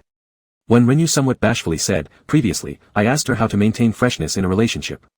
In the end, she sent me this. Hearing Wen Rinyu's words, Chu Shiji couldn't help but laugh. Xiaoyu, are you worried I might get tired of you? Not exactly. It's just that the idol is too gentle with me. Always indulging me, we haven't even had an argument yet, so I feel it's too perfect. Moreover, all these previously unfamiliar beautiful experiences have been brought to me by the idol. When Rinyu scratched his hair. So, I also wanted to give the idol some beautiful memories. Who would have thought Zhao Kuo is so unreliable? And making him send himself as a present. How could he do such old-fashioned and embarrassing things? Chu Shiji embraced Wen Rinyu and chuckled faintly, Xiaoyu. I really think she's quite reliable. To the point that he was already looking forward to the evening. Wen Rinyu. Chapter 127, Compromise. So, Xiaoyu, you don't want to try it on for me? Chu Shiji looked at Wen Rinyu, and she almost appeared pitiful. Wen Rinyu looked at Chu Shiji in this state, and couldn't bring himself to refuse. But he also couldn't agree. Sigh, never mind, Chu Shiji sighed slightly while looking at Wen Rinyu, gripping his hand with her tone filled with disappointment. If you don't want to try it on, that's fine. Wen Rinyu. He knew that if he agreed this time, probably for the rest of his life he would be held over by his idol like this. But he couldn't say no. When Rinyu looked at Chu Shiji's appearance and ultimately gave in, then there can only be this one time. Only once. And tomorrow we still have to record, so idle you. Alright. I promise I won't go too far. Chu Shiji immediately replied. When Rinyu suddenly interrupted, Xiaoyu, let's go. The live stream is still on, we should head out first. Chu Shiji smiled faintly at the corner of her lips. The photographer penalized for standing outside saw the two come out and immediately directed the lens towards them. Teacher Chu, don't expect me to go easy on you tonight. When Rinyu walked beside Chu Shiji, determined to make up in tonight's competition. Chu Shiji turned back, huh? The base training tonight, you're the marksman, and I'm the jungler. When Rinyu smiled slyly, showing his small tiger teeth. Chu Shiji chuckled softly, then said slowly, alright, then tonight I won't hold back either. Hearing those words, when Rinyu's ears suddenly turned red. He quickly took a step forward, dodging Chu Shiji's burning gaze. When Rinyu spent more than an hour with Chu Shiji in the lounge reading manuals and occasionally took out games to explain to her. In the middle of this, Hu Tianyi came over to greet them. Hu Tianyi was grouped with Zhong Yanqing leading one team, and Lu Wozhen with Gao Mingyang leading another. Unlike when Rinyu sighed, Hu Tianyi's group had a festive atmosphere as if they were at an amusement park. During dinner, when Rinyu was taking his team to the canteen when he ran into Hu Tianyi and Lu Wozhen. Wenf. I heard you'll be playing tonight and getting to know their weaknesses. Hu Tianyi leaned over. Aren't you guys going to play? When Rinyu was somewhat confused. This was arranged by the production team, each team should get a chance to play, right? We're playing too. How about we five take them on instead? Hu Tianyi grinned widely. When Rinyu. Did Fat Lu agree? Yes. I think it'll work. Lu Wozhen nodded hard. When Rinyu. It's not impossible. But are you sure after this round, they will still have confidence to stay here? When Rinyu glanced at the surrounding celebrity contestants who were watching the drama unfold. When? Don't worry about us.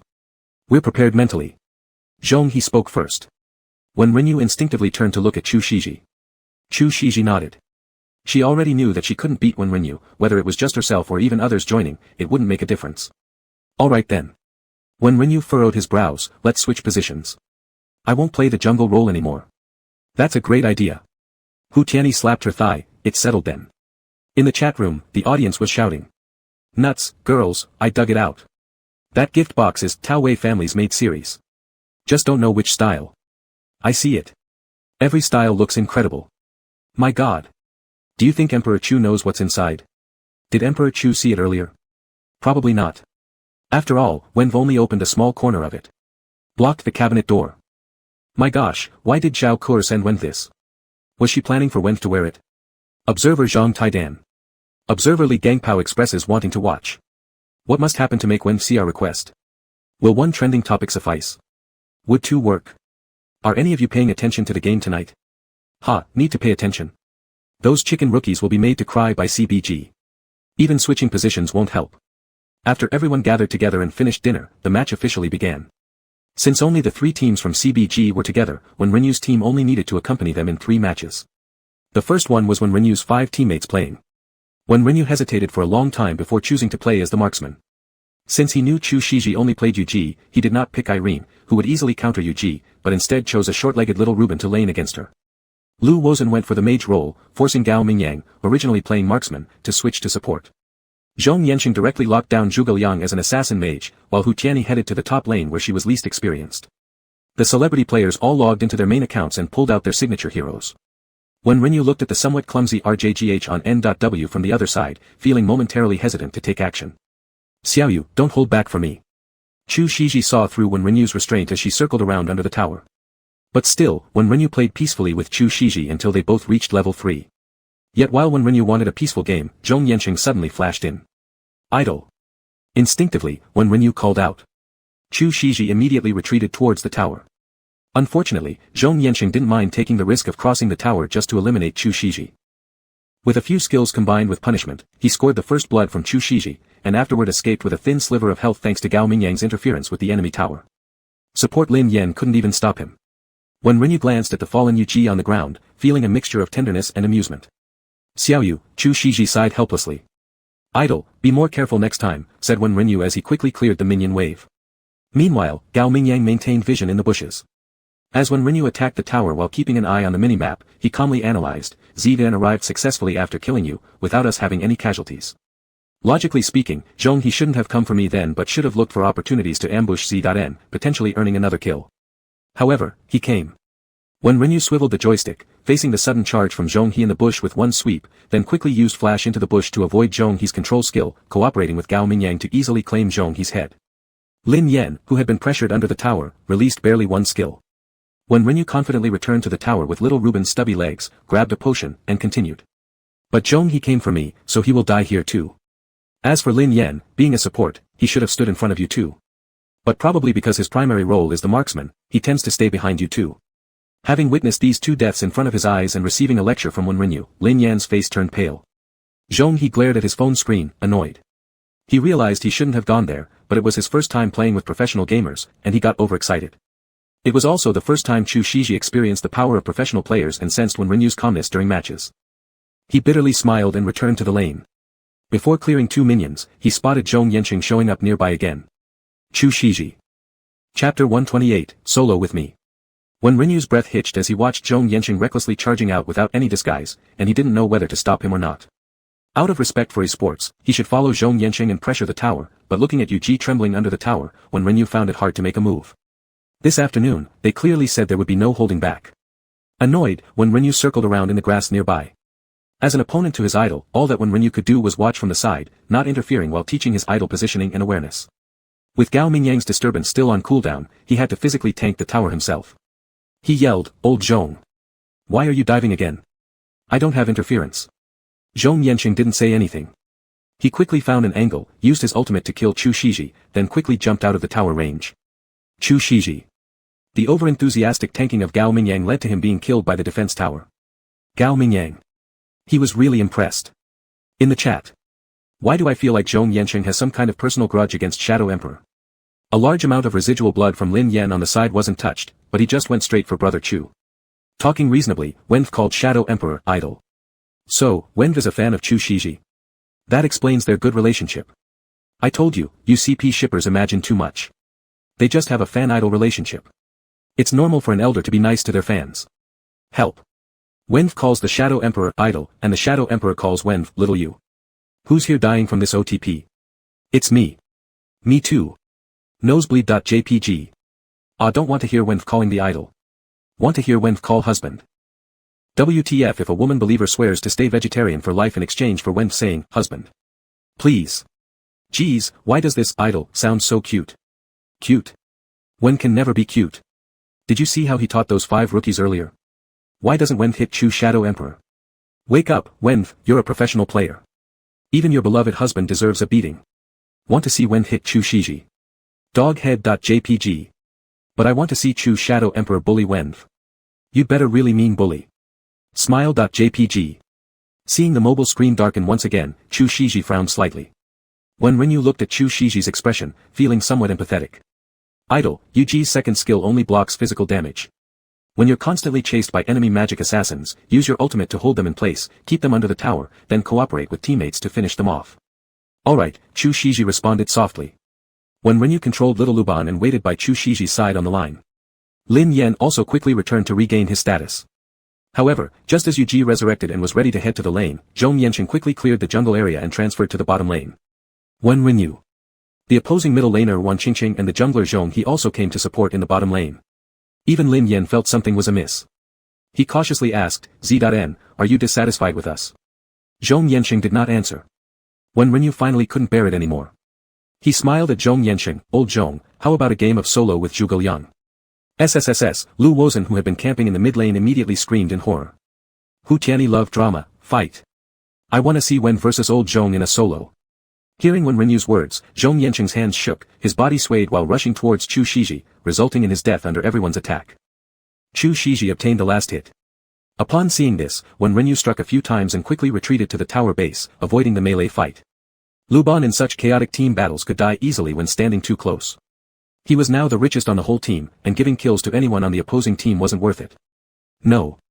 Watching the darkened screen, Zhong Yanqing gripped the phone tightly. I thought you liked playing Zhuge Liang and wanted to practice, Wen Renyu spoke in a calm tone. Sitting beside Wen Renyu, Gao Mingyang distinctly sensed something odd about Wen Renyu's aura. Thinking back to Zhong Yanqing's peculiar attitude towards Wen Renyu before, Gao Mingyang shivered all over and didn't dare to speak. Xiao Yu, don't worry about it. Chu Shiji smiled. He wasn't one to hold a grudge against Zhong Yanqing. Regardless, Wen Renyu belonged to him, and no one could take that away. Zhong Yanqing watched as Chu Shiji smiled warmly and indulgently at Wen Renyu, feeling like he had thrown a punch into a cotton ball, humiliated by his own actions. With pursed lips, Zhong Yanqing continued the game in somewhat low spirits, directing all his anger towards the other four players. In the end, Chu Shiji's team suffered a terrible defeat. Chu Shiji had previously watched Wen Renyu play matches, and since both sides were professional players, amateur Chu Shiji couldn't discern any significant differences back then. But once he started playing against professional players himself, Chu Shiji deeply realized the gap between an amateur's hand speed and awareness compared to that of a pro player. It was as if he were being rubbed out on the ground. No matter where Chu Shiji and his teammates planned to go next, it seemed as if Wen Renyu always knew exactly where they would be heading. Even when Zhong He was farming in the blue zone, Wen Renyu knew and took control of Little Lu Ban with Gao Mingyang, crushing Zhong He in the jungle area until he almost broke down. Fortunately, Wen Renyu didn't specifically target Chu Shiji. Chu Shiji gazed at Wen Renyu, the corners of his mouth curving into a gentle smile. Seeing this, Zhong He immediately asked, Shiji, how can you still smile? He couldn't even bear to see the game anymore. Ren Miao was practically crying from being beaten. Despite playing the incredibly strong top laner General Yi, he was fragile in this match, crumbling like paper. The live chat burst with laughter. Ha ha ha, I genuinely feel sorry for Zhong He. A jungler being chased around his own jungle by Lu Ban, I've never seen anything funnier in my life, ha ha ha. Who said Wen's little hard-boiled egg is ordinary? That's not an egg, it's laid by a combat rooster. Help. They're almost crying, though rude, I can't stop laughing, ha ha ha ha. Wen doesn't even touch Shadow Emperor. Throughout the entire match, not a single skill went toward Shadow Emperor. That's because Shadow Emperor's marksman is suffering enough already. Once the fight starts, everyone else beats him up first. If his wife were to hit him too, there'd truly be no reason for him to live. Died laughing, Shadow Emperor doesn't last long enough for Wen to attack him in the fights, blood vanish technique. Seal, casting. Although. Is this what love looks like? Crying.jpg. You guys, look at Shadow Emperor's expression watching Wen. I've never seen him so tender in my life as a pure fan. Truly I'm dead on the spot. Forget about purity, I've long turned into a CP fan. Psy.jpg. Gross, please, official announcement anyone? Stop teasing us kids. I'm itchy right now, they're not real unless I am fake. Afterwards, Wen Renyu played 2 more matches with 2 other teams. Hu Tianyi's team, much like Hu Tianyi herself, insisted on seriously challenging the CBG team to experience the prowess of world champions. Thus, the 5 members of CBG switched back to their original roles. Without Chu Shiji, Wen Renyu played with no holds barred, especially since the opposing side had explicitly stated they wanted to experience the power of a world champion. However, midway through the match, a young girl from their opponent's team started crying after being beaten by Wen Renyu. This left the members of CBG frantically consoling her again. Wen, look what you've done. Couldn't you have been a bit gentler with my players? Hu Tianyi said while hastily grabbing a tissue box. Chu Shiji beside him chuckled watching Wen Renyu's flustered expression. Idol isn't allowed to laugh. Wen Renyu shot a glance at Chu Shiji amidst the chaos. Alright, I won't laugh, Chu Shiji responded with a smile. Wen Renyu. Chapter 129, on the neck. After the match, Wen Renyu checked their familiarity with the small booklet. In Wen Renyu's view, things like the refresh time of the boss and the river crab are the most basic elements in the game. However, out of the 5 people, only Chu Shiji remembered everything correctly, the others had made some mistakes. Lin Yan spoke frankly, Wen Shen gave a private lesson to teacher Chu, so he remembers clearer than us. You can also ask me for a private lesson. Wen Renyu smiled at him. Lin Yan looked at Wen Renyu, who was not much older than himself, inexplicably feeling that he could not withstand the other party's presence. He said awkwardly, no need, haha. Wen Renyu did not say more. He looked at the 5 people and said, I will let you practice tomorrow and the day after. We will draw lots in the evening tomorrow. The day after tomorrow will be your first match. 8 teams, 1 will be randomly chosen as our opponent. The losing team must eliminate 1 person, and the remaining people will disband on the spot. Disband on the spot? Zhong He was surprised. 8 teams, for matches, meaning there will be 4 teams disbanded. Among the disbanded 16 people, 10 will form 2 new teams, and the remaining 6 without teams will go to various teams as substitutes. Substitute? Lin Yen exclaimed in surprise. If there are formal players, there will be substitutes. I hope that 3 days from now you won't become substitutes, Wen Renyu said coldly, now disband. Tomorrow morning at 9 o'clock in the cafeteria for breakfast, then start training. Chu Shiji sat there seriously watching Wen Renyu. Wen Renyu's working style was completely different from how he was in front of her, very cool and calm. But no matter which side, Chu Shiji thought he was so cute. His serious appearance made her just want to pull him into her arms. Hearing that disband, everyone took their booklets and left. The cameraman also put away the camera. Only when this happened did Chu Shiji stand up, walk to Wen Renyu's side, and pulled him sitting on the stool into her arms. The brother collecting the camera glanced up and saw this scene. He directly choked on his own saliva, violently coughing while running out of the meeting room carrying the camera. Seeing the state of the cameraman, Wen Renyu shyly buried his head in Chu Shiji's neck. Hollow, idle, let's go back to the room first. We'll be seen here. Okay. Chu Shiji rubbed Wen Renyu's head, holding hands and walking back to the room. When Wen Renyu noticed that Chu Shiji didn't mention the maid outfit until after taking a shower, he decided to act forgetful in an attempt to fool over it. He grabbed his pajamas and rushed into the bathroom. However, halfway through washing, he discovered Chu Shiji entering. Idle? Wen Renyu was puzzled behind the shower curtain. You picked the wrong clothes. Saying this, Chu Shiji placed the clothing down and went out again. An ominous premonition arose in Wen Renyu's heart. In a flash, he washed himself clean. When he came out, sure enough, where his pajamas originally were. A fierce blush spread across Wen Renyu's face, still couldn't escape. With trembling hands, he picked up the little piece of lace-edged fabric, flipping it over repeatedly until he understood, making his entire body uneasy. Need my help, Xiaoyu? Outside, Chu Shiji knocked on the door. Wen Renyu. No. I can do it myself. Biting his teeth, Wen Renyu closed his eyes and put those pieces of fabric on his body. The night was cool like water, and the moonlight outside the window faintly entered the room. Wen Renyu swore that he would never believe Chu Shiji's won't go too far anymore. Will not go too far is false, will not go easy is true. It was like being sealed beast for a long time. How to record the program tomorrow? Wen Renyu buried himself in the quilt. Chu Shiji hugged him from behind, gently apologizing, sorry. Xiaoyu, I couldn't help but went too far. Wen Renyu. This, let's wash it, take it home, okay? Chu Shiji held the main culprit in his hand. At this, Wen Renyu immediately turned around to face him, blushing and seriously refusing, no. It's agreed there's no second time. Really can't. Chu Shiji looked at him, his dark and profound pupils full of his reflection, looking somewhat aggrieved. Wen Renyu looked at Chu Shiji, opening his mouth several times but unable to speak. Again. Idol was looking at him like this again. Wen Renyu immediately buried himself in Chu Shiji's arms, struggling in his thoughts for a long while before finally muttering, then, let's take it back. Chu Shiji chuckled softly and rubbed the soft hair of the person in his arms. His Xiaoyu was so soft-hearted, so adorable. He only needed to act pitiful, and he could be indulged by Xiaoyu. What was he supposed to do? Idol, remember to ask Hu Tianyi why she wants us tomorrow. Wen Renyu started drifting off in Chu Shiji's arms. Okay. Chu Shiji kissed Wen Renyu's hair. Also. Idol. Remember to set the alarm clock. Alright. Sleep well, my dear. When Wen Renyu woke up the next morning, his whole body ached. With a grimace, he brushed his teeth and washed his face in the bathroom. Looking in the mirror, however, he noticed a mark on his neck.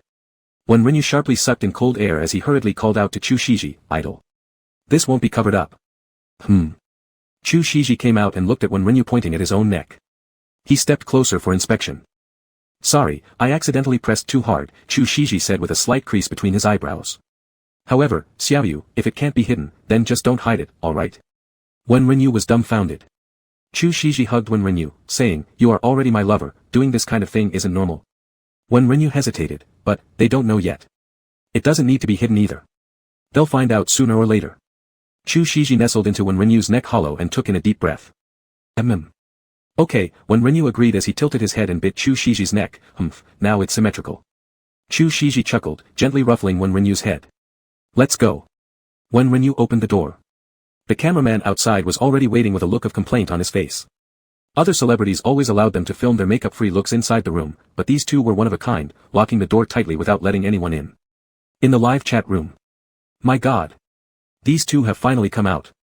I've gone through a big circle of other live streams. I saw all of them too. Xiao Yi and Fat Lu's sleepy faces were hilarious, haha. What could possibly prevent the photographer from coming in?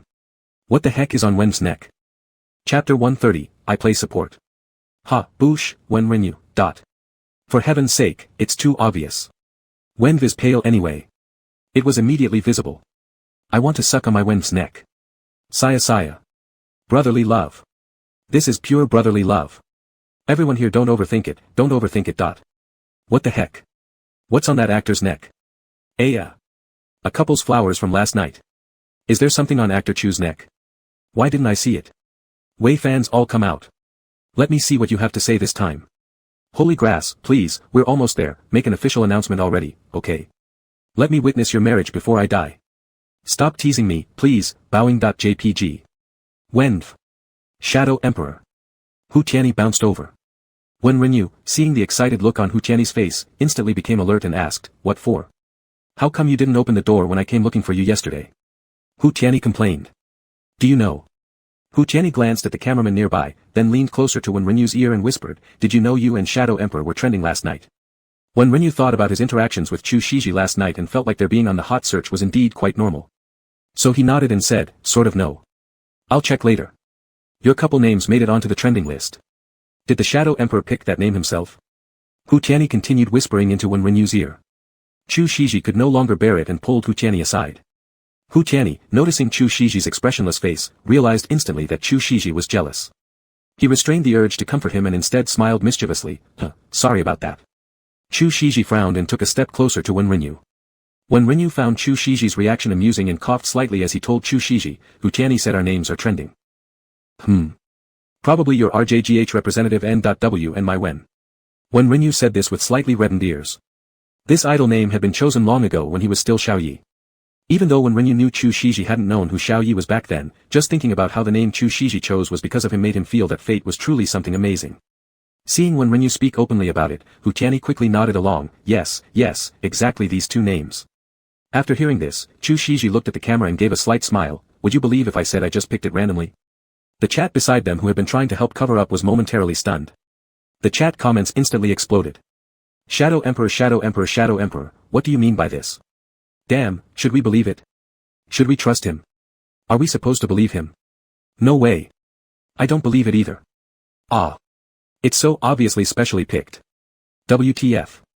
Too bold. Screw this closet door nonsense anymore. What closet? Wen Renyu quickly tugged Chu Shiji, somewhat flustered, saying, that's enough, let's not talk about this anymore. Let's go eat breakfast. Okay, let's not talk about it then. Chu Shiji gently smiled, walking shoulder to shoulder with Wen Renyu towards the dining room. Hu Tianyi, who had originally arrived bouncing around, now followed behind them hesitantly. Master, congratulations, many Wei fans have now turned into CP fans. The official announcement progress has reached 50%, everyone is already guessing whether or not you two are actually together. Another 50% to gain 60 points worth of transformation value, the little girl system suddenly congratulated. Already 50. Wen Renyu asked mentally. Master, this is still a conservative estimate. Even though you two haven't officially announced yet, in fact, a lot of fans already think you two are real catnip. The show only started 2 days ago, but Shoveler Master has already achieved such an impressive level, the system marveled. Wen Renyu felt a blush rising to his cheeks. It was agreed upon that they would keep things subtle and allow fans to gradually accept it during these 2 weeks of the variety show. But the idol showed no signs of restraint at all, practically shouting to the whole world that they were together. Despite the idol's lack of restraint, Wen Renyu didn't feel even a bit uncomfortable. Instead, he thought that there was nothing wrong with being unrestrained and openly showing their relationship on screen. He even wanted to hold Chu Shiji's hand right in front of the camera and tell the whole world that this man belonged to him. The little girl system inside Wen Renyu's mind screamed while holding her cheeks, you too. Do you care at all about the fans? If this got filmed, not only would the Wei fans die, but also the CP fans might faint. Wen Renyu ignored the system. He glanced up at the photographer ahead of them shooting their front view, noticing the camera was around waist level. So, Wen Renyu quietly reached out and held Chu Shiji's hand. Xiao Yu, Chu Shiji turned to look at him. Wen Renyu tightened his grip slightly. Chu Shiji's lips curved into a smile as he firmly held back. Behind them, Hu Tianyi saw the little gesture and immediately gestured for the cameraman following her to raise the lens. The cameraman had long been focusing on Wen and the Shadow Emperor, so without Hu Tianyi needing to hint much, he had already subtly adjusted the lens to avoid capturing their private moments.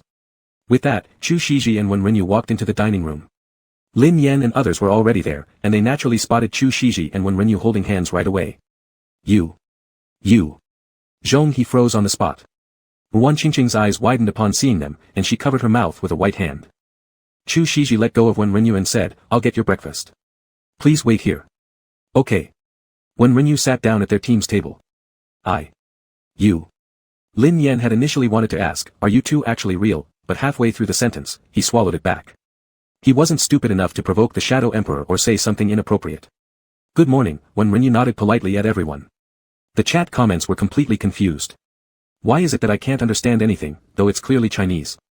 What exactly are they astonished about? My goodness. What happened between Wen and actor Chu? What are the photographers doing? Are you missing something important we aren't supposed to know? So anxious. As the awkwardness lingered at the table, Chu Shiji arrived with 2 bowls of rice noodles. He placed 1 red soup bowl in front of Wen Rinyu and asked softly, will this be fine? Sure, thank you, idol. Wen Rinyu picked up the chopsticks. Chu Shiji watched him, smiling gently. Of course, he knew what Wen Rinyu liked. Please eat, Wen Rinyu said, looking at the other 4 people at the table. We're eating. Zhong He hurriedly grabbed a bun. Wen, how should we practice today? Ren Miao wisely avoided mentioning their previous interaction. After breakfast, Teacher Chu and I will double Q, Lin Yan will be with Teacher Zhong, and Teacher Ren, you and Qingqing will double Q. This afternoon, we'll do 5 matches. Wen Rinyu said. Zhong He raised an eyebrow, Shiji doubles with you. Yeah, Teacher Chu only knows how to play, Yuji, I'll quickly teach him other heroes. I'll support him using my second account. Wen Rinyu replied. You're going to support. Beside them, Hu Tianyi, with a bun in her mouth, leaned over, utterly surprised. Chapter 131, First Kiss Rush. You're playing support. There's actually a time when you play support for others. Hu Tianyi was surprised. The chat also reacted the same way as Hu Tianyi. Wake up, Wen. You are the Jungle King. I don't see any problem. If Wen and Indy duo Q, there will be no life for the enemies in the jungle, how could Indy practice? Yeah, but if the support is good, you could win even with a dog on your team. Don't imply that my Indy is a dog. Long-time fan here, I haven't missed a single live stream. I think I've never seen Wen play support before. Wow, the Jungle King falls in love and plays support. Speaking of which, Wen can totally let them do trios plus duos, but he insists on leading Indy personally. Can Wen even play support? What about Xiao Peng? Probably not, after all, the jungler and the support have different mindsets. When Rinyu didn't say much, after finishing breakfast, she took everyone to a dedicated training room to start practicing. Xiao Yu, do you still need to teach me something else? Chu Shiji quietly asked while sitting next to Wen Rinyu. Idol, everyone now knows that you're good at playing, Yu, so it's highly possible that she'll end up on the ban list in combat. Therefore, you should learn a few more marksman heroes. I want to learn the marksman that you're best at. Chu Shiji looked at Wen Rinyu. Then I'll teach you, Gallo. Wen Rinyu helped Chu Shiji choose Gallo. I've never seen you play this hero. Chu Shiji furrowed his brows. Moreover, it seems like a turret mage without any displacement. Could Xiao Yu be assigning this one because it's simple? Idol, this is probably my favorite marksman. Gallo has strong kite ability, not weak in the early or late game. As long as you use flash well and maintain a good distance from the enemy, it's easy to deal explosive damage. Wen Rinyu looked earnestly at Chu Shiji. Okay. Chu Shiji nodded. Wen Rinyu glanced at the camera behind her and leaned slightly towards Chu Shiji's ear. Idol, if you win the day after tomorrow, I want to give you a present. Chu Shiji turned his head to look at Wen Rinyu. There won't be any if you lose. Wen Rinyu straightened his body, coughing lightly. Okay. Chu Shiji laughed softly, feeling somewhat excited inwardly. Actually, Wen Rinyu had planned out that Little Wild would arrive, and that's why she wanted to take this opportunity to gift Little Wild to Chu Shiji. Thinking about the image of Chu Shiji wearing Little Wild, Wen Rinyu couldn't help but slightly curl her lips. 2 days passed quickly, when Rinyu's team drew the Wugong G side squad, and the competition venue was set in a formerly sports stadium. The red and blue lights heightened the stadium atmosphere to its peak. The audience were fans of various celebrities, who were currently shouting their idols' names. Looking at the audience below, Chu Shiji felt a little disoriented. Chu Shiji always watched Wen Rinyu sit here to play games. Now he was sitting here himself, with Wen Rinyu standing behind him as the coach, making him feel novel and fresh. It was as if he truly stepped into Wen Rinyu's world, experiencing his life and work. Both sides started banning heroes. Since these were hastily assembled teams, they weren't familiar with the players' hero pools, so both sides' ban lists included the heroes everyone used during the first recording day. Chu Shiji indeed did not get to pick Yu. Wen Renyu frowned, observing the opposing team's lineup, and leaned closer to Chu Shiji again, still having him choose, Gallo.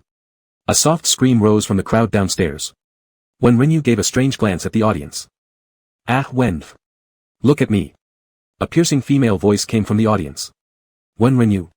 When the female fan saw Wen Renyu really turning her attention over, she instantly raised her large sign. First kiss, go ahead and rush. Some nearby audiences who saw the sign immediately began to scream excitedly. Even with Wen Renyu's vast experience facing fans, seeing this CP fan's big sign made her feel somewhat shy. Chu Shiji looked at Wen Renyu's slightly flushed cheek beside him, signaling to speak to him by waving at him. Wen Renyu shifted her attention back to Chu Shiji. She bent over closer, raising the notepad in her hand to cover the two faces coming closer together. Idol? What is it? Wen Renyu whispered. Chu Shiji gave a quick kiss on Wen Renyu's earlobe and then whispered softly, no reason, just a bit nervous. I'm fine now. Whether it was an illusion or not, the screams from below seemed even louder. Wen Renyu felt her earlobe burning as if it was set alight where Chu Shiji had kissed. He immediately straightened up, coughed lightly, acting as though nothing had happened, and quickly walked over to Lin Yan to brief him about his support strategy. As Chu Shiji turned around, he caught sight of fans still holding up an unusual big light board, making him smile. Ah! First kiss. First kiss. First kiss. The audience didn't know who started it first, but soon everyone began shouting in perfect unison. It took some effort for the security guards to squeeze through the crowd, asking the fans to take down the light board, only allowing small glow sticks.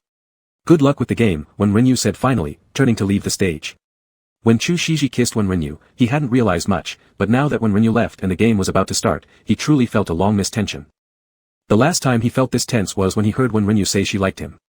Chu Shiji exhaled gently. He wanted to win so badly.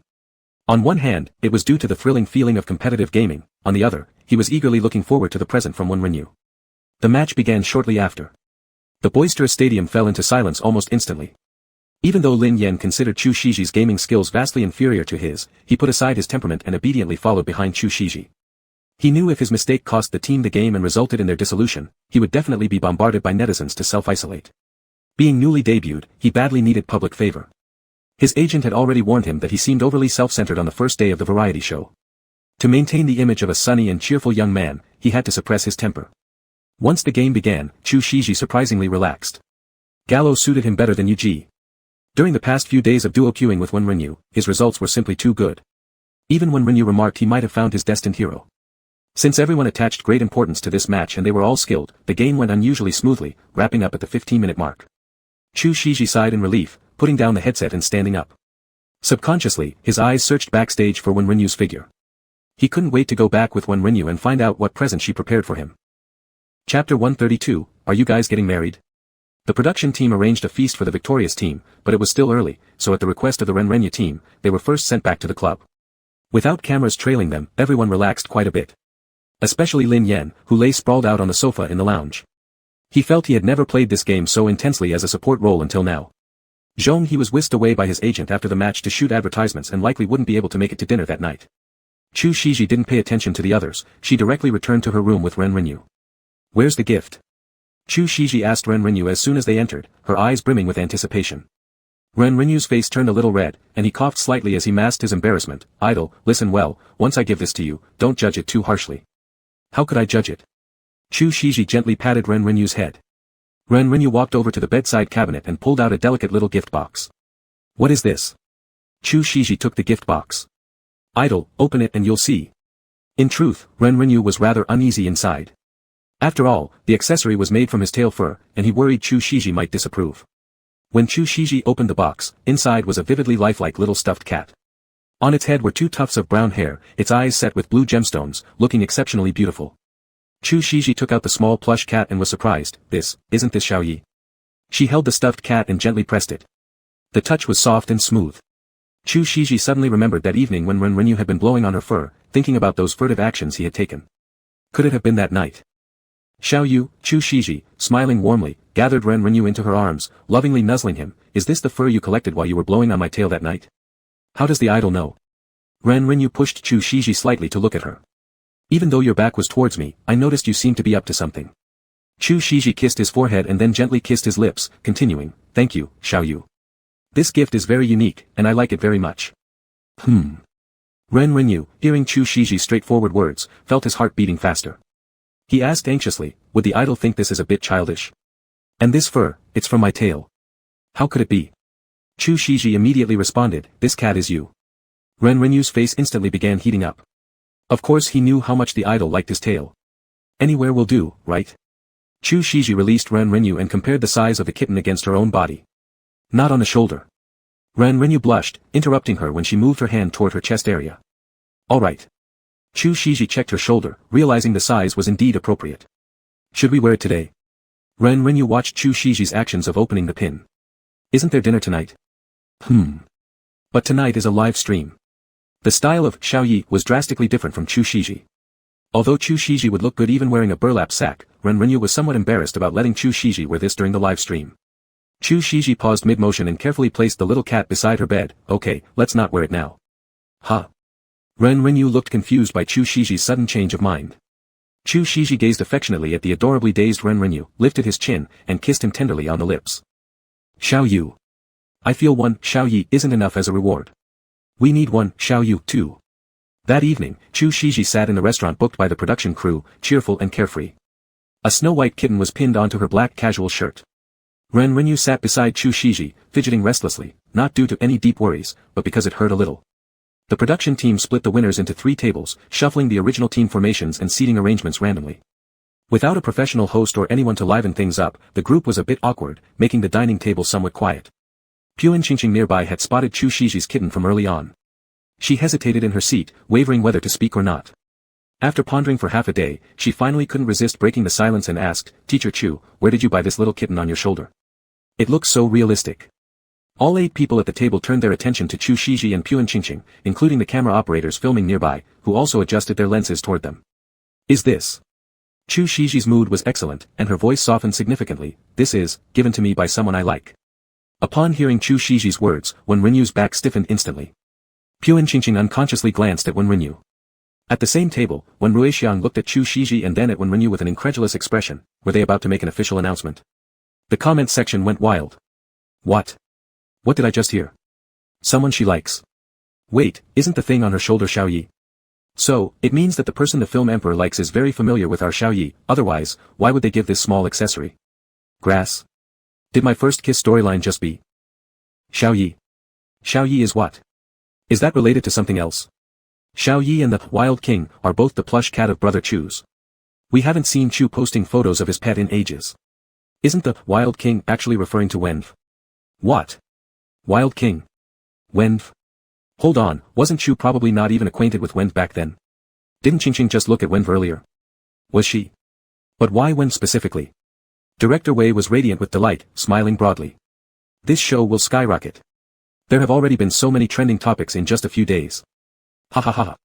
Teacher Chu, you just said this gift was from a close friend? An enthusiastic star from another team quickly tried to liven up the atmosphere. Chu Shiji reached under the table and squeezed Wen Renyu's slightly sweaty hand, then smiled gently and said, No. This person is the one I love, the one I wish to spend my entire life with. Hiss, a young female actress sucked in a sharp breath. She never expected to overhear such private information about Director Chu while participating in a variety show. Naturally lively, she immediately became curious and asked, Teacher Chu, could you tell us if this special person is in the entertainment industry? Chu Shiji recognized this actress. She was currently the rising star of the hit TV drama The Blaze, the lead actress Wen Xiao, whose name also contained the word, one, which is why Chu Shiji had remembered her instantly. Looking at Wen Xiao, she answered kindly, not exactly. Wen Ruixiang originally thought Wen Renyu and Chu Shiji hadn't been together long, and informing close friends might suffice. However, he didn't anticipate Chu Shiji wanting to officially announce their relationship. An official announcement could have significant impacts on Wen Renyu. And as for whether the renowned actor was trustworthy or not. As both a respectful rival and a true friend to Wen Renyu, Wen Ruixiang suddenly felt some concern. What if Chu Shiji played around with Wen Renyu's feelings? If they announced too impulsively and then broke up later, how devastating that would be for Wen Renyu. Thus, he directly questioned Chu Shiji, Director Chu, are you two planning to get married? Chapter 133 Are you two ready to get married? 2. Wen Renyu heard Wen Ruixiang's words and felt her heart skip a beat. He looked at Wen Ruixiang, at a loss for what to say. Just as he was about to open his mouth, he suddenly remembered that he was still live-streaming. Wen Ruixiang, seeing the silence at the table, smiled and said, in our esports circle, we don't have so many rules. When you like someone, you just make it official. And when you get married, you do it openly. So, is this something that can't be asked about in the entertainment industry? He had already lost the initial shock and discomfort of meeting Chu Shiji. Now noticing Chu Shiji's desire to go public with the relationship, he felt quite annoyed with this movie star. Given family issues, he always thought people in the entertainment industry were unreliable. For casual flings, maybe it would be fine. But as for making it official. Though it was a matter that could affect both parties, considering the number and fervor of Chu Shiji's fans, Wen Renyu would soon face the pressure of competition alongside dealing with the relationship being made public. If Chu Shiji was genuinely serious, then there wouldn't be an issue. However, if marriage wasn't on his mind, why should Wen Renyu announce it publicly? In the chat. OMG, why does Rav's sentence sound so snarky? WTF. Why does Rav seem to know something? My god, Rav definitely knows something. Otherwise, he wouldn't ask like this. He doesn't normally talk like this. Holy cow, this is intense. So stimulating. Stimulating ah. How will the Emperor respond? This night, countless fans are going to cry. Initial kiss B. Initial kiss B. Initial kiss B. Be my foot. When Xiao tried smoothing things over beside them, haha, Rav, this involves the Emperor's privacy. Besides, perhaps the person the Emperor likes is watching this program right now. If they knew Teacher Chu wanted to propose, wouldn't the proposal lose its surprise? When Ruexiang glanced at Wen Renyu sitting next to Chu Shiji, opened his mouth, and said, sorry, I didn't think that much. At this moment, Wen Renyu's head was a complete mess. When Ruexiang knew about their relationship. Asking the movie star about marriage at this time obviously meant doing it for him. But the idol hadn't replied yet. Did the idol really want to spend his whole life with him? He was only 19 years old. Did the idol think he was too young, too unstable? Though next month, he'd be turning 20. His palms began to sweat. He wanted to let go of Chu Shiji's hand but was tightly held by him. Chu Shiji's phoenix-like eyes lost their usual sharpness. Looking seriously at Wen Ruexiang, he stated, I very much hope to marry him. Or rather, since the first time I saw him, I've already envisioned our future. I've never considered being apart from him. Just, they might need to wait for a bit longer. He wished to get married early, but this kid next to him hadn't even reached the legal marriage age yet, leaving him feeling powerless. Upon hearing Chu Shiji's reply, Wen Renyu's wildly beating heart gradually calmed down, and his eyes welled up a bit. There was no need for the idol to answer Wen Ruexiang's question. It was their private matter, his own secret. Yet, the idol still gave a serious answer so openly before so many people, under the live streaming camera. Perhaps it was because Wen Ruexiang was his friend, a mutual admirer and rival. Apart from CBG's group, these people from Wen DG were closest to him. As for his mother. She was somewhere in the world, she might also be paying attention to him. When Ruexiang nodded at Chu Shiji at this moment, Teacher Chu, I hope you keep your word. You'd better not let me see you bullying my brother. After such a rare encounter with such an excellent opponent and such a good friend, if influenced by some dirty dealings in the entertainment industry, Wen Ruexiang would truly be upset. The live chat went berserk. God damn, I feel like the Emperor is on a parent meeting vibe here. The key point is, the Emperor is quite cooperative. Not even showing any sign of displeasure. This is so unlike Chu Shiji. Rav must definitely know who the Emperor likes. The conversation has reached this level, how could he not know?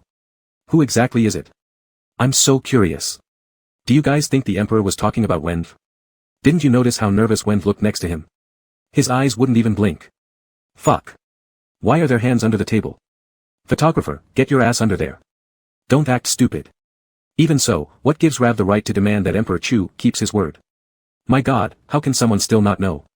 Rav is a rich second-generation heir. I dream about being their dog. Move aside, let me take your place. Search online for Prince of our esports circle, Wen Ruexiang. Our Emperor Chu isn't one to be trifled with either. His hard-earned empire doesn't compare to a rich heir's fortune. Chu Shiji looked at Wen Ruexiang, his brows knitted together as his voice deepened slightly, I've never taken relationships lightly. Wen Ruexiang wanted to say something more but was interrupted by Wen Renyu, the food is here. Let's eat first. The staff carefully brought each exquisite dish onto the table. The program team had specially arranged a grand feast, each dish carefully considered. Unaware of what had just happened before, they started explaining the origin of the dishes. Thus, this topic was glossed over. Chu Shiji released Wen Renyu's hand and helped himself to some food for him. The chat exploded in madness. What's going on? Can we still ship them? Ah, my blood sugar is rising too. So sweet, holy grass. Too sweet. Could it be that the person Emperor Chu refers to is really Wenf? Not exactly an insider, meaning somewhat related. With Rav's attitude, it's really hard not to speculate. Besides, Wenf directly interrupted their conversation. I ask, if they were unrelated, who would dare interrupt their talk? My goodness, my brother Chu hasn't taken his eyes off Wen. What qualifications does Wen have? I also want to ask what makes your Chu worthy. Why is he always sticking to my Wenf? Can't he walk independently at his age? I feel like there's a bit of fan drama going on, but oddly, I'm still shipping them. When Renyu watched Chu Shiji serving him food and quietly said, "Idle, that's enough. I can do it myself." Alright, Chu Shiji sounded a little reluctant. Every time he watched the kid eat, it was a kind of pleasure. No matter what when Renyu ate, he always seemed to enjoy it immensely, making Chu Shiji's appetite better as well. So, feeding when Renyu was a joy to him. Chapter 134, Xiaoyu, I love you. After the group dinner ended, everyone went back home. While in the car, when Renyu couldn't help but hear the announcement from the lowly system. Congratulations to the master, official announcement progress is now at 75%. Also, the master has achieved the joy of being a cat owner. Because the cat owner received a gift from the little kitten for the first time, he was extremely excited. The transformation value increases by 10 points. Now there are 229 transformation points. The excitement of receiving the gift.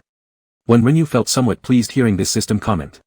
He originally thought that the idol was just comforting him when saying they liked the Xiaoyi little charm. That's natural meow. The cat owner loves both gifts. Both gifts. When Renyu paused, then his face turned slightly red. He quickly changed the subject and asked, by the way, does your system have some sort of delay? Why does it take longer to distribute transformation points? The transformation points are instantly credited meow. It's just that I saw the atmosphere was there and didn't want to disturb the moment. The little lowly system he'd. Oh, what a considerate system indeed. When Renyu smiled faintly. It was already quite late when they returned to the base, so everyone bid farewell and went straight to their respective rooms. There were clearly 2 beds in the room, yet Chu Shiji still slept together with Wen Renyu every day. The weather in May had already become a bit warm, and hugging each other while sleeping would naturally cause them to sweat a little. Wen Renyu felt a mix of amusement and exasperation, but he could feel the comforting warmth coming from behind him. He eventually couldn't bear to let Chu Shiji sleep on the other bed. Xiaoyu.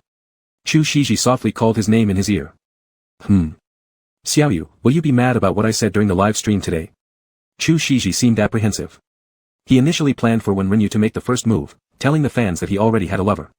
Once the fans had their reaction, a formal public announcement later would be smoother and the fan emotions wouldn't flare up as much. That's why he directly said, I like someone. But he really didn't expect to be questioned by Wen Ruiyang about whether he intended to marry soon. Marriage is something between 2 people, and he hadn't even discussed it with Wen Renyu yet. Just telling others about his plans might put Wen Renyu in a difficult position if he wasn't ready or willing. Idle, Wen Renyu struggled to turn around on the narrow bed and faced him. Idle, I'm truly happy with what you said. And actually, I also. Wait. Chu Shiji suddenly placed a hand over Wen Renyu's lips. Wen Renyu looked puzzled. Chu Shiji pulled Wen Renyu close and muttered against his chest, Xiaoyu, don't say anything. I know what you're about to say. This talk of marriage was completely unexpected. Chu Shiji felt that understanding Wen Renyu's feelings was enough for now. He didn't want him to feel rushed. Idle, Wen Renyu raised his head and looked at him earnestly. Idle, I'm an adult too. Moreover, I've already researched this topic on my own beforehand. You've done research? In fact, in B country, one can get married at 18 without waiting until 22. Wen Renyu buried his head in Chu Shiji's chest. Although saying this made it seem like he was overly eager, he wanted to convey his determination to his idol. Though their relationship was brief, it surprisingly felt very harmonious. He'd already lived with Chu Shiji for such a long time even when he was a little kitten. Chu Shiji didn't have any habits that he found hard to accept. Since transforming into a human, there hadn't been any arguments between Chu Shiji and him. Chu Shiji was good to him, cherishing him dearly, making him feel happier than ever before. Previously, it was just him alone, only recently did he start gaining teammates with whom he fought side by side. But the feeling Chu Shiji gave him was entirely different from that of his teammates. Being with Chu Shiji was like finding a place for his heart to rest. All his hardships were comforted, all the scars life left on him slowly healed. Even mundane daily activities became passionate and sweet when they did them together. Playing games, which had long been part of his routine, became different with Chu Shiji by his side. He had never been as excited for the new day as he had been these past days. Every day spent with Chu Shiji was filled with joy and hope. So, he really wanted to be with the person in front of him for a lifetime. Xiaoyu. Chu Shiji kissed Wen Renyu's hair on top.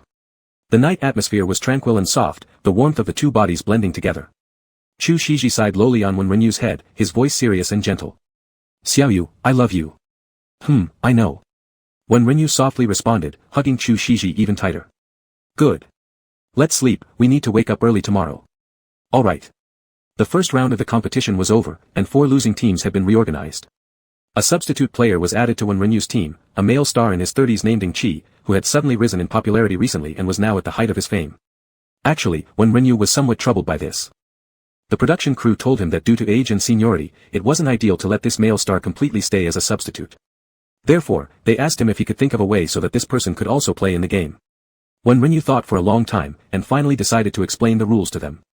The next match will be 3 days later, similarly decided by draw. Substitute players from the losing teams are directly eliminated, while within their teams, there will be voting to eliminate 2 more people. The team then dissolves immediately. For winning teams, the production crew will arrange other activities. Will they still be allocated as substitutes to other teams after being dissolved? Yes. I won't go into too many specifics, but hopefully, none of you will learn about the losing group's rules. Of course not. Lin Yan was quite confident. Our substitute is Chi. I've already watched his previous matches earlier today. On the first day, he played as an upper lane character, and during the competition, he acted as a marksman. So. When Renyu glanced at Chu Shiji, then continued. So, he'll train with us. I won't participate in double lanning, but I'll join your training sessions. Lin Yan and Master Chu form a pair, Teacher Zhong and Qingqing practice midfield coordination together, while Ren Miao practices dual lanning with Chi. Actually, originally, the idol should have been paired with Chi, but the production crew was still unclear about the relationship between him and the idol, so they specifically reminded him that he needed to take care of Master Chu Shiji, because no matter what, the film emperor absolutely couldn't leave. When necessary, Chi could be ignored. After all, it was a money-making program. Even though the competition would be entirely fair and impartial, certain people still needed to be retained at all costs. People like Chu Shiji, such high-profile celebrities, were someone the show producers could only dream about before, and Chu Shiji himself wouldn't have participated in these variety shows at all if it weren't for Wen Renyu.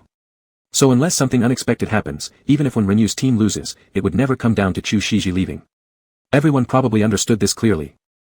Chapter 135, Shishi. Ji. Well, let's start the training then. Wen Renyu didn't say much more and got up to leave the meeting room. Everyone headed to the training room to prepare for the ranked matches. As Chu Shiji was about to duo Q with Lin Yan, a staff member suddenly came in and said, "Chu teacher, there's someone outside looking for you." Looking for me? Chu Shiji arched an eyebrow. He rarely socialized with people in the industry except for Zhang Xingchen and a couple of others. And almost no one would come looking for him while he was working. Wen Renyu also noticed the commotion over here and looked at Chu Shiji. Can we pause the filming? This is Chu teacher's private matter, and I've already reported it to the director team, the staff member said to the cameraman. Alright. The cameraman deftly turned off the camera. Wen Renyu quietly closed the game that had just been opened and walked over to Chu Shiji's side. Do you want to go with me?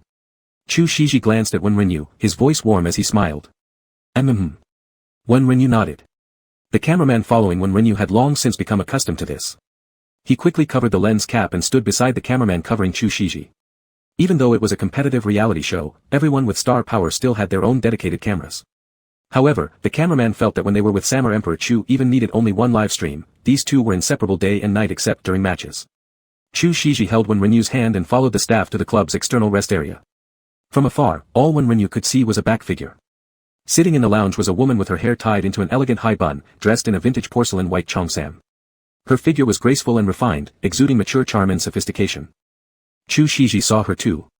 His grip on Wen Renyu's hand tightened slightly, his breathing becoming somewhat uneven. Wen Renyu immediately guessed the identity of the woman. He clasped Chu Shiji's hand firmly, preventing him from letting go. "Little you, could you go back to train first?" Chu Shiji stopped in his tracks, looking at him. Wen Renyu met Chu Shiji's eyes seriously. "Idol, didn't we decide to be together always? You can't keep avoiding each other forever like this." Chu Shiji sighed, "Yes, but..." He didn't want this person to meet Wen Renyu. She wasn't worthy. "Let's go." Wen Renyu gently shook Chu Shiji's hand. Chu Shiji's thin lips moved slightly, and he finally gave in, entering the rest room with Wen Renyu. "What are you doing here?" Chu Shiji's tone was icy and unforgiving. "So this is how you speak to your mother?"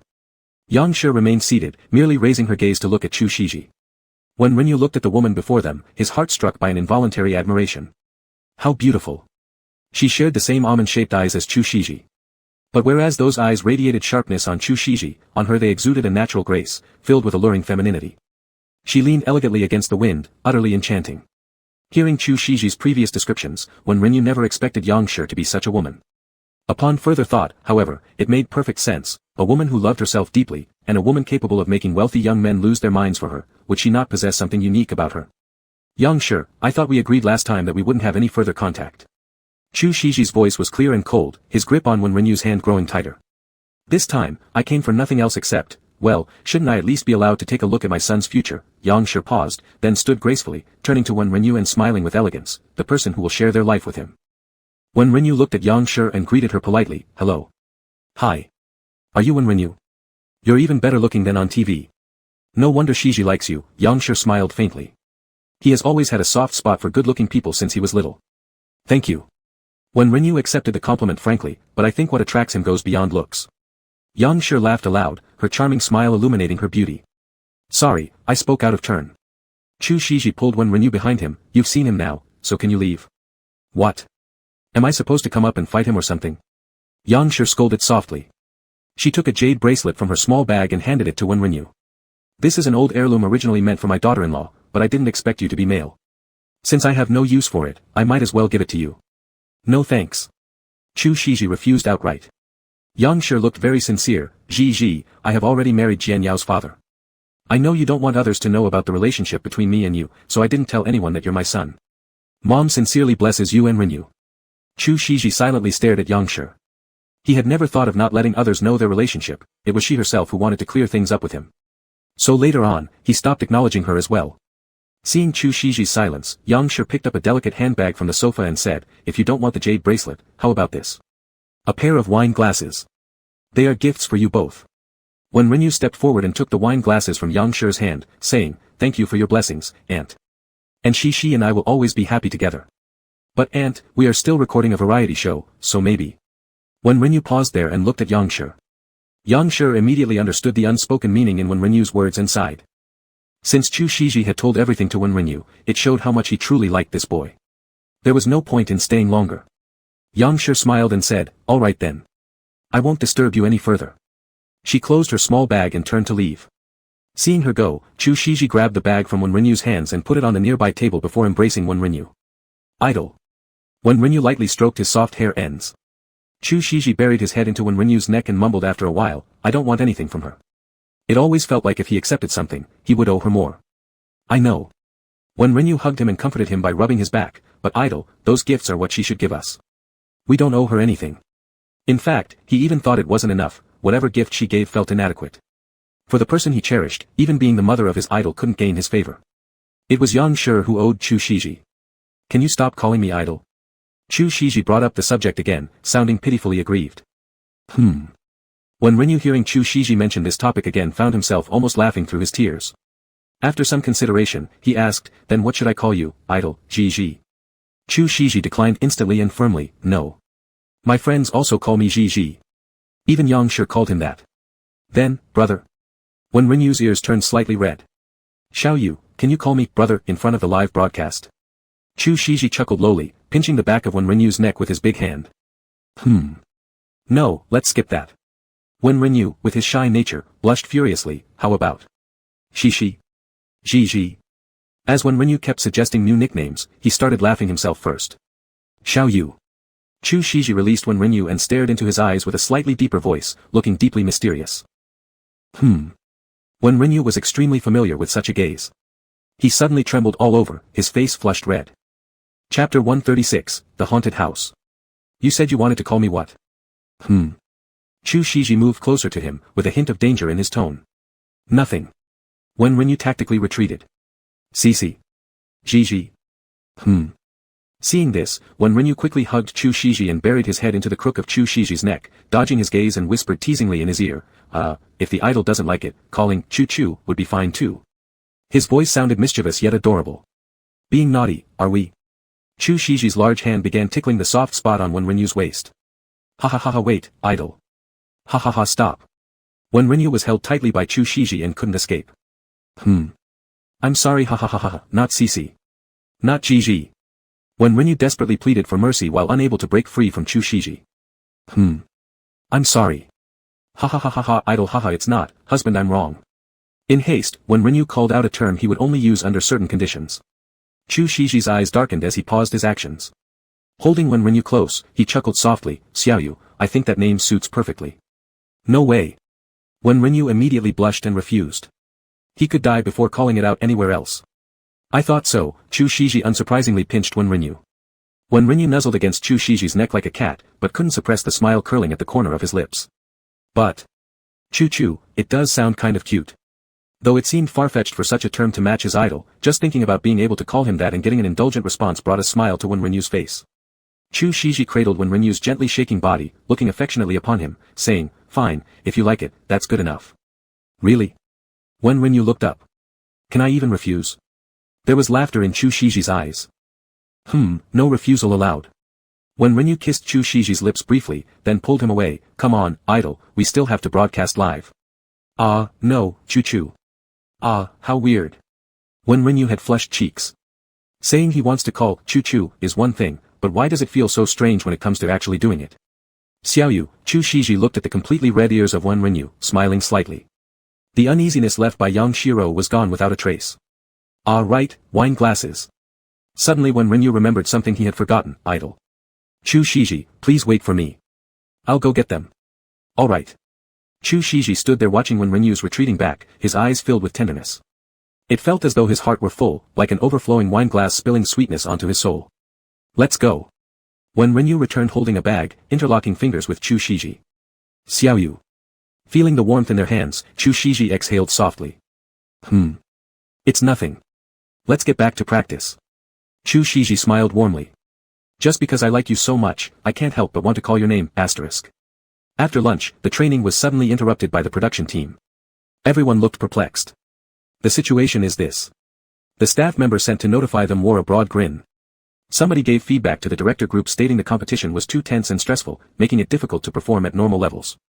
So, the production team, generously, rented 4 large haunted houses overnight. The purpose? To train your mental fortitude. Wenshin, your group is the first to draw lots. So, who among your team will do the drawing? Chat room. Holy crap, haunted house. LOL died laughing. Is the production team always this playful? Extremely generous. Haunted house. Does anyone here know if Wenv and the Movie King are scared of this stuff?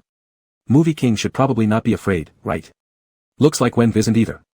But if they weren't scared, where's the drama? I want to see Wenv cooing cutely inside Movie King's arms. Whoever complained about the stress? I, Hong Dezhuang, personally thank them. Must have been the losing teams. Hahaha. Production team truly has their own way to improve mindset.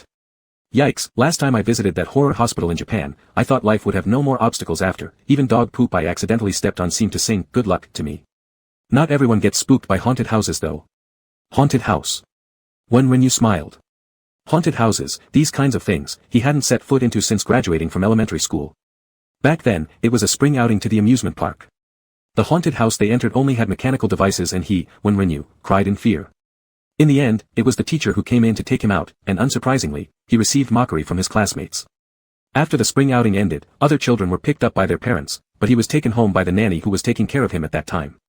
In his memory, nannies changed one after another, and by the time he reached high school, no one managed him anymore. Now that he's almost 20, should entering the haunted house again be fine? Wen Renyu's scalp tingled nervously. It's just stuff acted out by real people, surely, they couldn't scare him, right? Joke. Wenshin, you draw. Zhonghe urged beside him. Alright. Wen Renyu stood up. The staff member pulled out 4 promotional papers and laid them in front of Wen Renyu, saying, Wenshin, let me introduce these first. The teammates from the latter team originally thought it would be a blind draw, but didn't expect to know about the contents of the haunted houses, so they quickly gathered over. Chu Shiji stood behind Wen Renyu, and immediately wrapped him in warmth and familiarity. Seeing everyone was there, the staff member explained. These 4 haunted houses each take over half an hour to fully navigate through. There are real-life NPCs inside, and beating up real-life NPCs is strictly prohibited. If you can't handle it, just dance hip-hop in front of the camera, and our staff will come get you out. Wen Renyu, it's clear that the production crew doesn't want them to escape. Lin Yan was laughing uncontrollably on the side. The staff continued. The first haunted house has a school theme. It tells a story about someone committing suicide by hanging in the dormitory, and the school being haunted. The second one is hospital-themed. It's based on human experimentation, and you'll find organ specimens inside, don't worry, they're all fake. For the third, it's a horror hotel, which also rates very highly in terms of scariness. I can't say much more. And the fourth is Ghost Tower. Chinese-style horror. All I can tell you is, it's extremely scary. Okay. So, Wenshin, go ahead and draw. The staff took out 4 small sticks for Wen Renyu to draw. Looking at the 4 haunted house promotional pictures, Wen Renyu felt cold sweat starting to trickle down. Which one do you guys hope I pick? Wen Renyu feigned calmness and looked at the others. Ruan Qingqing's face was full of woe, she didn't want to enter any of them. Just who said the competition was stressful? If she found out, she'd have to fight someone. I think Ghost Tower sounds great. Zhonghe seemed eager for excitement. I feel like the school one looks better, Ingqi's complexion wasn't too good either. Wen Renyu took a deep breath, hesitated for a moment, and then drew a stick from the staff. What did you draw? Chu Shiji asked. Wen Renyu focused on the sign closely. Grass. 3. Chapter 137 Ghost House 2. Wen Renyu's face went pale. 3 was the one he dreaded the most, and that hotel looked terrible just at a glance. Wen Renyu has really good luck. Don't worry, this hotel isn't that scary. It's just that there will be solo missions, which is why I said it's frightening. The staff smiled kindly as they took the remaining 3 sticks and left. Wen Renyu, solo mission, would it still be in time if he ran away now? When are we going? He swallowed hard. Tomorrow afternoon. Chu Shiji looked at him, feeling amused inside. Although Wen Renyu's expression didn't change much on the surface, his stiffness was too obvious to miss in her eyes. What if the cameraman can't catch up with me? Wen Renyu asked stiffly. Xiao Yu, the photographers probably won't go inside. It wouldn't be convenient for them. The nearby cameraman, hearing this, nodded while holding the camera up and down. There was no way they could carry the camera and chase around inside. Wen Renyu's gray-blue eyes widened slightly, then there will be no live broadcast. I guess it will be a recorded broadcast format instead, with pre-installed cameras monitoring from within, Ren Miao beside him replied. He had participated in numerous reality shows before, including escape room types. Wen Renyu nodded rigidly, recorded broadcasts are good. Recorded broadcasts. At least his reactions wouldn't be fully exposed to the audience this way. Although he thought he wouldn't get overly scared, he still didn't want others to see him being startled. If someone saw, where would Wenshin's face go? Yet no matter how reluctant he was to enter the haunted house, as the coach of the team, without any health problems, Wen Renyu was dragged to the haunted house the next day anyway. Looking at the 3-story tall hotel in front of him, Wen Renyu took a sharp intake of breath. How long would he have to stay inside? Just then, a wild cat darted out very appropriately, letting out a loud cry, "Get out of my territory." Wen Renyu. Thankfully, nobody said anything along the lines of, "Don't go in," otherwise, he might have really turned around and left right then and there. Chu Shiji looked at Wen Renyu, who was intently watching the cat, and cautiously asked a question. Xiao Yu, what did he say? He said, "Get out of my territory," Wen Renyu answered instinctively. Wow, you really understand. That's amazing. Chu Shiji praised, if only I could have understood your words back then. Wen Renyu turned his head, muttering softly, thankfully my idol didn't understand, otherwise, I would look like an obsessed fan, and how could I possibly still be accepted by my idol? What did you say? Chu Shiji pinched Wen Renyu's face. Nothing. Wen Renyu shook his head. The staff arrived at this moment, holding pitch-black blindfolds and putting them on one by one. Suddenly plunged into darkness, Wen Renyu anxiously grabbed Chu Shiji's hand. Cough, Wenshin, please let go, the staff said bluntly. Xiao Yu, don't be afraid, Chu Shiji squeezed Wen Renyu's hand. The staff opened the iron gate of the hotel and led the 7 people into the ghost house. It was very cold inside the ghost house, making Wen Renyu's heart feel a bit uneasy. The sound of his teammates grew more distant, and he carefully followed the staff member, taking careful steps. Wen Renyu felt like he had walked for a very long time. Once the staff guided him to his position, they released his hand and quickly slipped a cold object into his palm before leaving. An eerie silence enveloped Wen Renyu. Standing there helplessly uncertain, he hesitated whether or not to remove the blindfold. Welcome to Songjian Hotel. Startled, Wen Renyu flinched upon hearing the sudden appearance of the chilling female voice. As its name suggests, this is a solitary hotel built amidst pine forests. All guests who come here are lonely ones. We hope you new arrivals can also savor this loneliness. Wen Renyu tried to remain calm. After hearing that the broadcast stopped, he tentatively pried open a corner of the blindfold, idle. A deep, pitch black surrounded him, showing nothing. Chu Shiji. Wen Renyu called out tentatively again, stretching his hand to touch something nearby but instead touched a table. Wen Renyu's body trembled. System. Where's my night vision? Wen Renyu desperately steadied his voice in his mind. Master, trust me, it's better for you not to see, the system chuckled. Wen Renyu instantly gripped the edge of the table tightly. What do you mean? But the system remained silent. Wen Renyu stood rooted to the spot, his throat tightening as he struggled to swallow. In front of him was complete darkness, with only the faint flickering of camera lights offering him any solace. He raised a hand and felt the tabletop beside him, its texture soft and slimy beneath his touch. Wen Renyu froze momentarily, an alarm ringing loud in his heart. Hair. Hair. Long hair. This must be a woman's room. His fingers trembled slightly. Could it be that he'd encountered a real NPC right away? It wouldn't be possible, would it? Creak.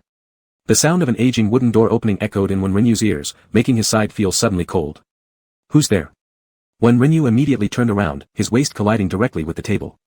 A bone-chilling breath exhaled onto Wen Renyu's ear, akin to a coiling venomous snake. Big brother, why do you stand here so still? The moment Wen Renyu heard the girl's voice, it was as if all his blood rushed straight to his head, his limbs instantly turning ice cold, his vision growing black. Instinctively, he grabbed the hair from the table and swung it toward the source of the voice before scrambling forward in an attempt to flee.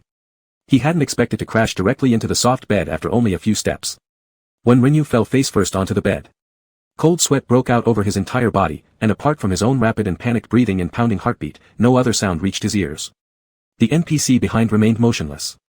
When Rinyu began to relax slightly while lying stiff on the bed. Master. Zip, when Rinyu jumped, his whole body trembling again. Little girl system. Master, didn't the staff give you something earlier? The little girl system kindly reminded him. Yes. When Rinyu quickly picked up the brick-like object given by the staff. A phone. An old-style one. As when Rinyu looked at the dim glow which lit up the single room, he not only found no comfort but instead felt even more terrified. The main screen displayed a strange smiling little girl. With blonde hair and green eyes, she held a bloody doll in one hand and clutched a severed adult hand tightly in the other, staring unblinkingly at when Rinyu outside the phone. When Rinyu immediately flipped the phone face down on the bed surface with a dull thud.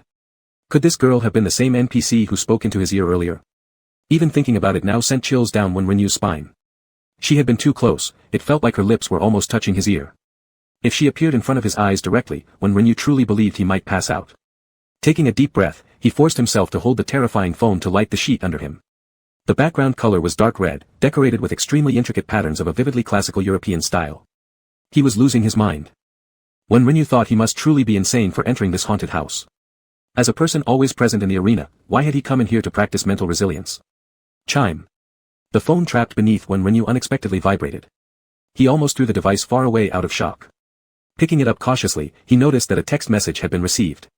Ignoring the eerie wallpaper as much as he could, he tapped the message open. It contained a video. Idol. Upon seeing the shadow in the video, when Rinyu's gray-blue eyes widened in shock. Chapter 138, Chu Shiji has arrived. When Rinyu sat on the edge of the bed and immediately opened the video. It was Chu Shiji. The video was shot in night vision mode, so the entire screen was black and white. Chu Shiji was also locked in a small room. He was searching through something inside a bedside cabinet. Behind him, an NPC tethered by a chain was slowly crawling toward him. His long black hair was disheveled, and his complexion was ashen and eerie. Chu Shiji had no idea about this threat at all. When Rinyu's heart jolted heavily, just seeing it made her anxious. If someone really was crawling up behind her like that, she would probably suffer cardiac arrest. Would her idol be frightened as well? What did the haunted house mean by sending this footage? When Rinyu fixed her gaze intently on the screen as the NPC behind Chu Shiji slowly stretched out its hand, reaching for Chu Shiji's ankle. Chu Shiji abruptly turned around. When Rinyu was so tense she could barely breathe. Then suddenly, the entire screen went pitch black, and the little girl hugging a stuffed doll from the wallpaper appeared in the video, lifting her head with snow-white hollow eyes staring directly at Rinyu. She chuckled softly, "Big brother, what will happen to the people in the video at the end?" Shit. Startled beyond belief, when Rinyu threw her phone away reflexively, and it struck the carpet with a dull sound. The phone lay there, faintly glowing white light. When Rinyu truly felt on the brink of collapse. Surely she wouldn't even get out of the first room and have to breakdance in front of the camera, would she? When Rinyu froze on the bed, her eyes fixed on the phone. In the previous video clip, her idol turned around. Then what happened? What was he looking for inside the cabinet next to him? Was it perhaps the key? Come to think of it, she hadn't gone to check the door herself to see if she could leave. If she needed to go over in the dark, when Rinyu thought, it would make her feel physically ill. Should she really do it? Big brother. Lily has turned on the light for you. An eerie and sluggish little girl's voice rang out, and the candle flame at the head of the bed suddenly lit up with a puff. What the hell? Seeing the candles burning brightly on either side of the headboard, when Rinyu's heart skipped a beat, and cold sweat drenched her body. Why was she alone with the NPCs? She felt like she was going insane. She'd rather the little girl stay right in front of her than frighten her every now and then. Master, would you mind checking your right side? The childish system spoke in when Rinyu's mind. When Rinyu turned her head violently. Grass, grass, grass, grass, grass. When had she arrived? When Rinyu lost her voice. She wanted to go home. She wanted to find her idol. As if driven crazy, when Rinyu rushed towards the direction of the door, furiously shaking the doorknob but found out that it couldn't be opened at all. Big brother. You don't come any closer. When Rinyu spun around quickly, pressing her back tightly against the door. Play with JLV, won't you? There are many, many toys in JLV. Grass. Can't you understand Chinese? Feeling the increasingly close presence, when Rinyu almost reached the breaking point, get away from me. Her words were met with dead silence. When Rinyu's legs were almost giving way under her. She stared wide-eyed ahead where the ghostly pale foreign girl had vanished moments ago. Where did she go? Looking at the empty room, when Rinyu felt even more terrified. Why were there traps everywhere? How could the NPCs move about like that? She swept her gaze across the whole room and identified the layout with the flickering candlelight when suddenly, she noticed that the wall facing the bed was a display cabinet. Inside, dolls dressed in various fancy outfits stood arranged neatly, their glass eyes gleaming coldly, and their cherry-red lips crimson as if dripping blood. Under the dim, flickering candlelight, the dolls seemed grotesquely terrifying. When Rinyu slowly shrunk into the corner beside the door, trying hard to bury herself in the shadows. No wonder the system advised her not to look. The system knew her too well. Now she could barely lift a foot, let alone attempt rescue dancing for help in front of the camera. There was absolutely no way she could figure out how to get out herself. Could her idol know she was in this room? When Rinyu gripped the hem of her pants. Whatever it was, waiting for them to come out and bring her along would be fine. She didn't want to move anymore. When Rinyu buried her head between her knees. Xiao Yu. A voice came from outside the door. When Rinyu snapped her head up sharply. Xiao Yu, where are you? Chu Shiji was frowning as he walked down the pitch-black corridor. On his way, he hadn't encountered a single teammate. All he had found after knocking on a few room doors were NPCs. The atmosphere inside the haunted house was indeed horrifying, but it was still within Chu Shiji's tolerance level. The only problem was whether the little girl would be frightened or not. He was very worried and had been walking and searching since leaving the room. Chu Shiji. When Rinyu immediately called out to him from her side of the door. Xiao Yu. Chu Shiji sharply turned around and retraced his steps back to one of the rooms he had just passed. Xiao Yu, are you in there? Yes. Idol. Upon hearing Chu Shiji's voice, when Rinyu felt an overwhelming sense of grievance rush to her heart, causing her voice to slightly tremble. Xiao Yu, good girl, this is a haunted house, not an escape room. The room card should be by the bedside, take a look. Chu Shiji's voice was incredibly gentle. When Rinyu turned her gaze toward the entire wall of dolls inside the room and thought about the NPCs hiding somewhere, which froze her feet in place. Xiao Yu. I know. When Rinyu steeled herself and took large strides towards the bedside cabinet. She yanked open the drawer and rummaged through it under the dim candlelight. But there was nothing. Ideal, there's none. When Rinyu's voice trembled. How could that be? Where else was she supposed to look? Xiao Yu, don't panic. Is there anything special in your room? Squatting in front of the bedside cabinet, when Rinyu didn't dare to turn around. She spoke with an increasingly tearful voice, there's a wall, filled with dolls. Can you go check it out? Chu Shiji heard the change in When Rinyu's tone, feeling a growing anxiety in his chest, yet striving to maintain a calm voice. When Rinyu bit her lip. She couldn't bring herself to do it. It was truly mortifying. She could already write a book now. The title could be, Compilation of Embarrassing Moments in Front of My Idol, starting from when she lost control of her bowels. When Rinyu felt so frustrated that her nose started to sting. But eventually, she stood up trembling and approached the display case. Taking a deep breath, she scrutinized its contents carefully. Master, turn around. The system spoke. When Rinyu instantly turned her head, only to see a girl dressed in a white dress standing next to her, barefoot with ash-gray skin. Her face was entirely covered by black tangled hair, and she stood silently there, as if staring at When Rinyu. Ah! Her mind went blank, and she violently bumped into the cabinet. Ignoring the sharp pain in her shoulder, she rushed towards the door. Brother. Are you, also? Lily's friend?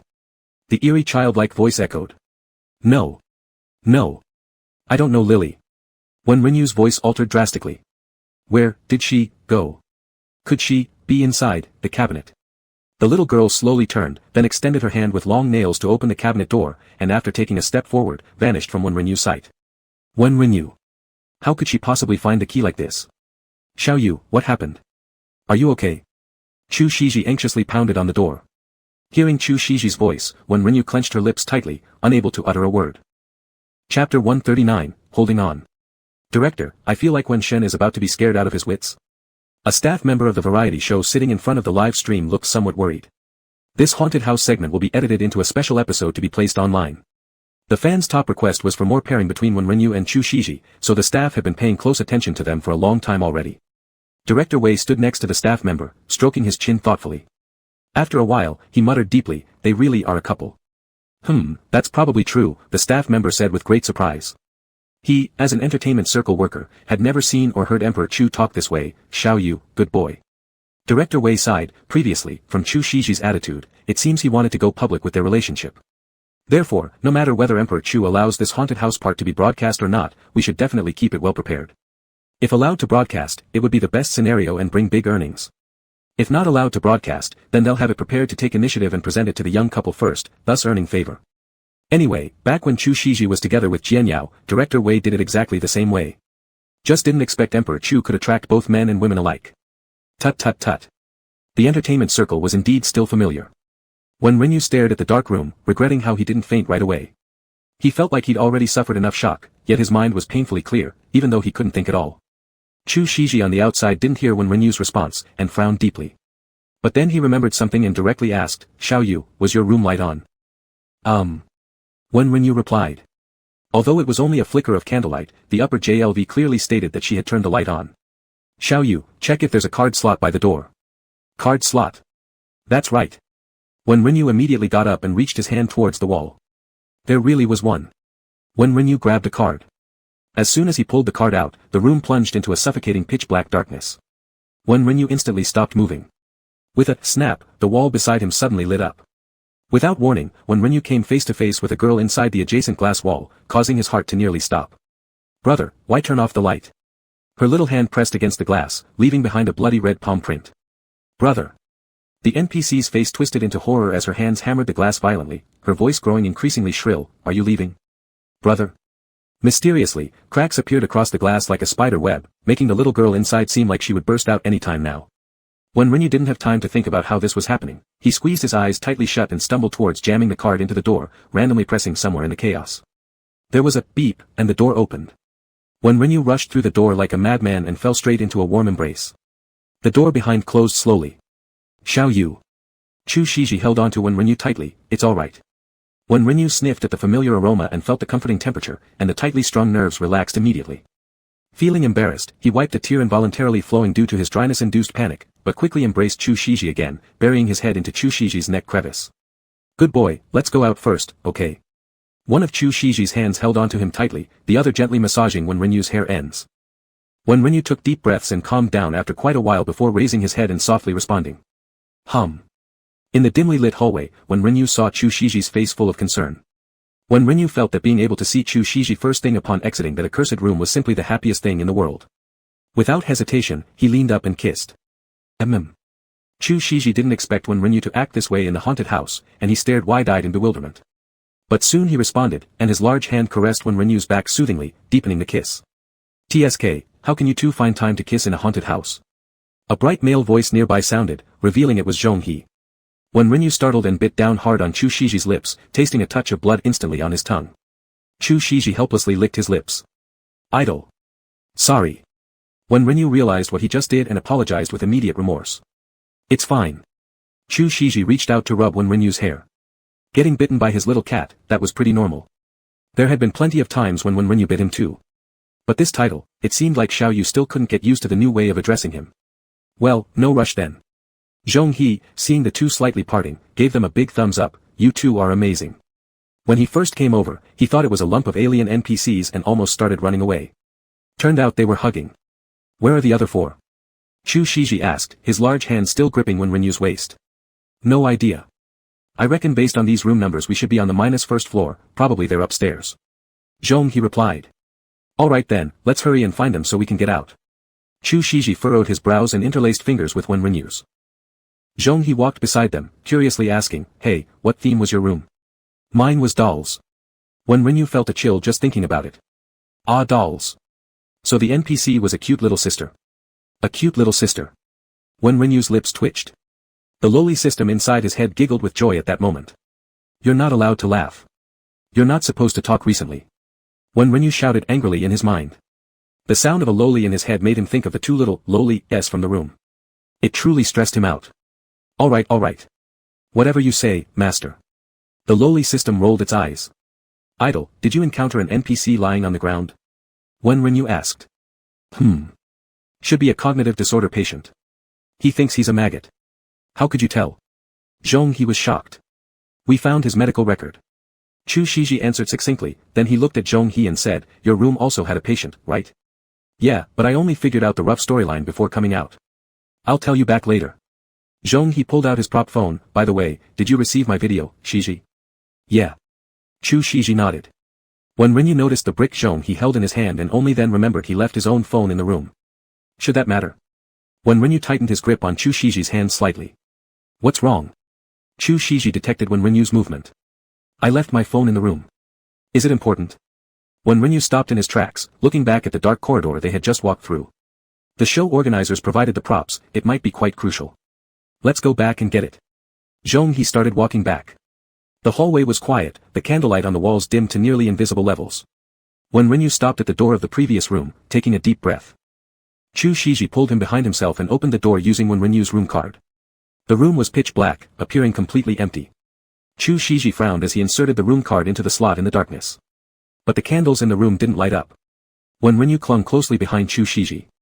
Idle, there's someone on the bed. Wen Renyu held on to Chu Shiji. Chapter 140, Shall we go out? Chu Shiji turned to look at Wen Renyu. He really couldn't see anything in the dark, but he didn't expect Xiaoyu to still be able to see. Are cats really different after all? The little girl's system had just returned Wen Renyu's night vision ability.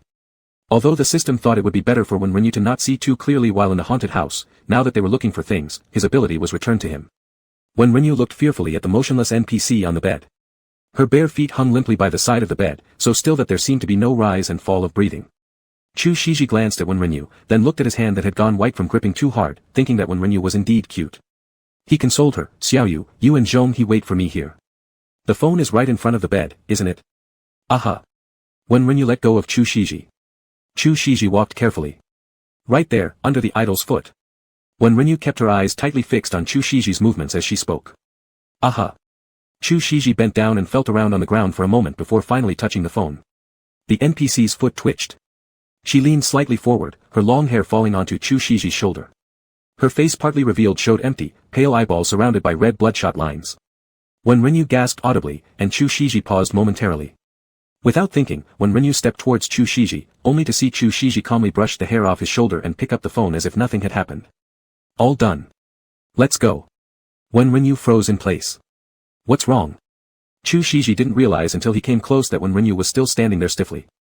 Wen Renyu's face turned red as she quickly shook her head, nothing. Compared to her idol, she was simply, no match. She was utterly useless. She completely didn't want to admit that the person who had just screamed from fright earlier was herself. She even ended up crying on her idol afterwards when they came out. Wen Renyu sighed with frustration, covering her eyes as she lowered her head. Chu Shiji could tell that Wen Renyu probably felt overshadowed by his calm reaction, and he chuckled lightly. Be good, I was scared too, but having you by my side makes everything better. Listening to Chu Shiji's words, Wen Renyu fully understood that this was meant as a comfort, but despite knowing that, her ears grew warm and a faint sweetness spread through her heart. Zhong-He beside them shook his head repeatedly, TSK TSK TSK, getting old sure does spoil these views. Come on. The three of them weren't startled by anything particularly significant until they reached the elevator. The little girl system was very considerate and took away Wen Renyu's night vision ability again. Wen Renyu directly slumped over and clung to Chu Shiji all the way, even unwilling to open her eyes. A staff member sitting in front of the screen looked troubled. Turning around, he asked Director Wei Gaoyang, Director, if the film emperor refuses to broadcast it, how should we cut it? He hadn't expected Wen to get so close to the film emperor, holding hands continuously. If they weren't allowed to air it, both people would need to be edited out. Wei Gaoyang also furrowed his brows. After shooting in the haunted house, they needed to edit previews immediately. For teams, 4 haunted houses, 1 preview aired each day. What everyone looked forward to most about Wen Renyu's group was her interaction with Chu Shiji. They had to cut some footage for the preview. Discuss with Chu teacher's agent later, said Wei Gaoyang, lighting a cigarette. Inside the haunted house, Wen Renyu followed 2 brave souls until they arrived at the elevator. We're really going to take the elevator? Why not go up the stairs instead? Wen Renyu asked anxiously. I think taking the elevator is fine. All that happens in the elevator is having an NPC standing next to you. It won't be more terrifying than what you've already seen, said Zhong-He with a hearty laugh. Wen Renyu. Hearing that alone was already scary enough. Do you want to walk up the stairs? Chu Shiji turned to look at Wen Renyu. Wen Renyu shook her head, let's take the elevator. I'll press the button. Chu Shiji pressed the elevator call button. The elevator door slowly opened, revealing flickering pale light which made it seem especially eerie in the dark corridor. Wen Renyu tensed and clutched onto Chu Shiji tightly. There was indeed a person standing in the corner of the elevator, tall and robust, with his head hanging like it was broken, gripping an axe used for chopping trees, its surface stained with dirty blood. Chu Shiji wrapped his arm around Wen Renyu's waist. I'll go in first. Zhong-He stepped into the elevator. In the next second, the NPC suddenly lifted his head, raising the axe high and attempting to chop down on Zhong-He. Zhong-He was scared almost to the point of losing his composure and bouncing out of character, but he quickly stepped back from the elevator. Unfortunately, before he could stabilize himself, the NPC wielding an axe emerged in pursuit. His ash-gray face bore a grin stretched grotesquely to his ears, looking menacing and terrifying. Wen Renyu drew in a sharp breath, grabbing Chu Shiji and running towards the stairs. The lights on the stairs lit up as if they were afraid they might fall, but the illumination came not from above, but from dim ground lamps that barely allowed them to see the stairs and their surroundings while leaving everything above cloaked in darkness. Halfway up, when Renyu abruptly stopped. "What's wrong?" Chu Shiji, who had been closely following behind, halted as well. "My goodness, don't be afraid. It's just someone hanging there. That axe-wielding guy wasn't more terrifying than this." Zhong He darted to the front, pulling apart a pair of ghastly pale feet in front of Wen Renyu. Wen Renyu watched Zhong He's movements with a face ashen white. "Let's go." As Zhong He took a step forward, his pupils suddenly contracted sharply. Holy crap. A head, covered with worm-like stitching scars, fell down from the darkness and dangled right in front of the three of them. Its milky white eyes scanned over them with a chilling gaze, sending coldness coursing through Wen Renyu's entire body. The distorted lips of the NPC slightly parted, emitting a voice as raspy and bizarre as if it had swallowed burning charcoal. "Am I not pitiable? Why do you treat me like this?" Zhong He was nearly frightened into slapping it. Even Chu Shiji got startled. The head had hung there at such an eerie angle directly in front of them, and he initially thought it was a prop, only to discover it was real flesh and blood. When Renyu screamed in terror and turned around, crashing directly into Chu Shiji's embrace. He couldn't take it anymore, staying even 1 second longer would drive him into breakdown territory. Chu Shiji had already calmed down. Glancing back, he saw that the axe-wielding figure hadn't pursued them any further but instead stood still, axe in hand, gazing fixedly at them. The makeup effects on its face made it look horrifyingly lifelike. Tightly hugging Wen Renyu, Chu Shiji whispered softly, "Good girl, let's find the staff to bring us out, okay?" "I can't breakdance," Wen Renyu's voice trembled. Though it was highly inappropriate, Chu Shiji couldn't help but find Wen Renyu's response so adorable that he chuckled, "I wouldn't really let you breakdance. If we're here already, we might as well finish." Zhong He circumvented the NPC, taking a couple of steps ahead, only for the lights to suddenly go out again mere moments later. Zhong He's face darkened instantly. If they kept messing with his state of mind like this, he wouldn't last, regardless of how tank-like he claims to be. He'd rather play 10 matches back-to-back in a day. When Renyu also felt the sudden blackout of the lights. His eyes tightly shut, unable to lift his head. He couldn't imagine what his reaction would have been if Chu Shiji hadn't been beside him. Not to mention breakdancing, when Renyu felt certain he'd be capable of busting out a full-on breakdance routine live on set. In the dead silence, a voice came down from above. "Teacher Chu, Teacher Zhong, God Renyu, is that you guys?" Zhong He immediately raised his head, "It's us." Chapter 141, It seems there's one more person. "Finally, I hear your voices. We're all here." Lin Yen shouted from upstairs. "Shall we go up?" Chu Shiji patted Wen Renyu's nape. "Sure." When Renyu looked up and pulled Chu Shiji to climb upstairs. Upstairs, 4 people were huddled together in a corner. "Zhong He, what are you guys doing?" "Not like that. None of us dared to move." Lin Yen stiffly replied, "None of us here dared to venture out to explore the way." Zhong He glanced at Ren Miao, a tough man already over 30, "Didn't you say yesterday that you weren't afraid of haunted houses?" "I'm not scared, it's just caution befitting my age." Ren Miao answered boldly. "Zhong He. Why don't you guys go out but instead shrink here?" Zhong He continued asking. "Because we haven't found you and Teacher Zhong." Wan Qingqing's voice trembled as she shrank back trembling. "Did Qingqing complete the task alone?" Zhong He was surprised. "No," Wan Qingqing shook her head, "I was locked in a room with Lin Yen. The production team still has some humanity." Zhong He frankly said, "But apparently, the only tanks in this group who can forge ahead are me and Shiji. Is Teacher Wen afraid too?" Wan Qingqing timidly asked.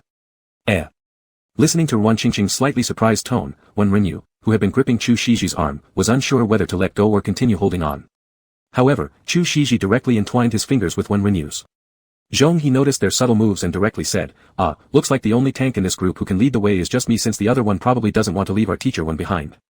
All eyes fell on Chu Shiji. Chu Shiji casually lifted their interlaced hands and calmly fed everyone a mouthful of dog food. The newly joined team member Ng Chi-tong, who was hiding behind, experienced an earthquake in her pupils. "Let's go then." Zhong He said, "This is the first floor. Do you see how we can get out?" "I checked. We can't. The main gate is welded shut," Ng Chi-tong answered. "Then go to the second floor." Zhong He looked up at the dark stairs. Wan Qingqing trembled and asked, "Do we really have to keep walking?" 1 room plus 1 corridor had almost killed her, she felt like she'd never been this brave in her entire life. Moreover, they had been stuck in this wretched place for almost half an hour. "How about, I perform a bit of street dance?" Lin Yen tentatively proposed. Teacher Chu and Teacher Zhong and Teacher Wen had been found. Lin Yen didn't know how much idle spirit he mustered up to not cling to Wan Qingqing in the first room. But if it had been a male locked in with him, he definitely wouldn't have walked independently. Even so, he figured when the program aired, their fans would stir up a storm anyway. "Do we all agree to go out?" Zhong He asked. "Else, shall we walk a little more?" Otherwise, our group will collapse after only covering 2 floors. Isn't that embarrassing? Ren Miao said, the other 3 teams in different haunted houses should not be as cowardly as us, right? Then let's cover 1 more floor. Lin Yan, you're ready to perform your street dance anytime. Our lives depend on your legs now. Start whenever I say. Zhong He made the decision immediately. Lin Yan. A few others saw he quickly made the decision, all rushed to crowd behind Zhong He, competing for the chance to stay closely attached while moving. In the end, Wan Qingqing stood behind Zhong He and Ing Qitong brought up the rear. Seeing the chaotic scene, Wen Renyu involuntarily got closer to Chu Shiji. Xiaoyu, don't be afraid. They're all fake. Chu Shiji turned and kissed Wen Renyu's forehead gently, looking gentle. Feeling the warmth beside her, Wen Renyu felt utterly at peace. There's an elevator here too. Zhong He looked at the elevator and asked Chu Shiji, shall we try taking it again? Without waiting for others to respond, Chu Shiji pressed the elevator button directly. The elevator door slowly opened. Surprisingly, the elevator was empty, with no NPCs wielding axes. So, we don't have to take the stairs. Zhong He laughed, let's take the elevator, straight to the 3rd floor. Chu Shiji entered the elevator first with Wen Renyu. Everyone flooded in. The elevator space was quite large, enough to accommodate at least 10 people. Zhong He pressed 3, and the elevator doors slowly closed. The flickering lights went out suddenly. Wan Qingqing screamed in terror, plunging everyone into instant chaos. Chu Shiji held Wen Renyu close, turning him to lean against the elevator wall so he wouldn't get jostled by the crowd. Wen Renyu thought this scene might have been somewhat romantic if it weren't happening in a haunted house. The 3rd floor was soon reached and the elevator doors opened. However, Zhong He realized they couldn't exit because an iron fence blocked the way. They needed a key to open it. Reluctantly, everyone returned to the 2nd floor. The corridor of the 2nd floor was pitch dark. Zhong He prepared mentally before cautiously stepping out of the elevator. Stay close. Zhong He reminded them. Staying close, bro. Lin Yan clutched Wan Qingqing's arm ahead of him.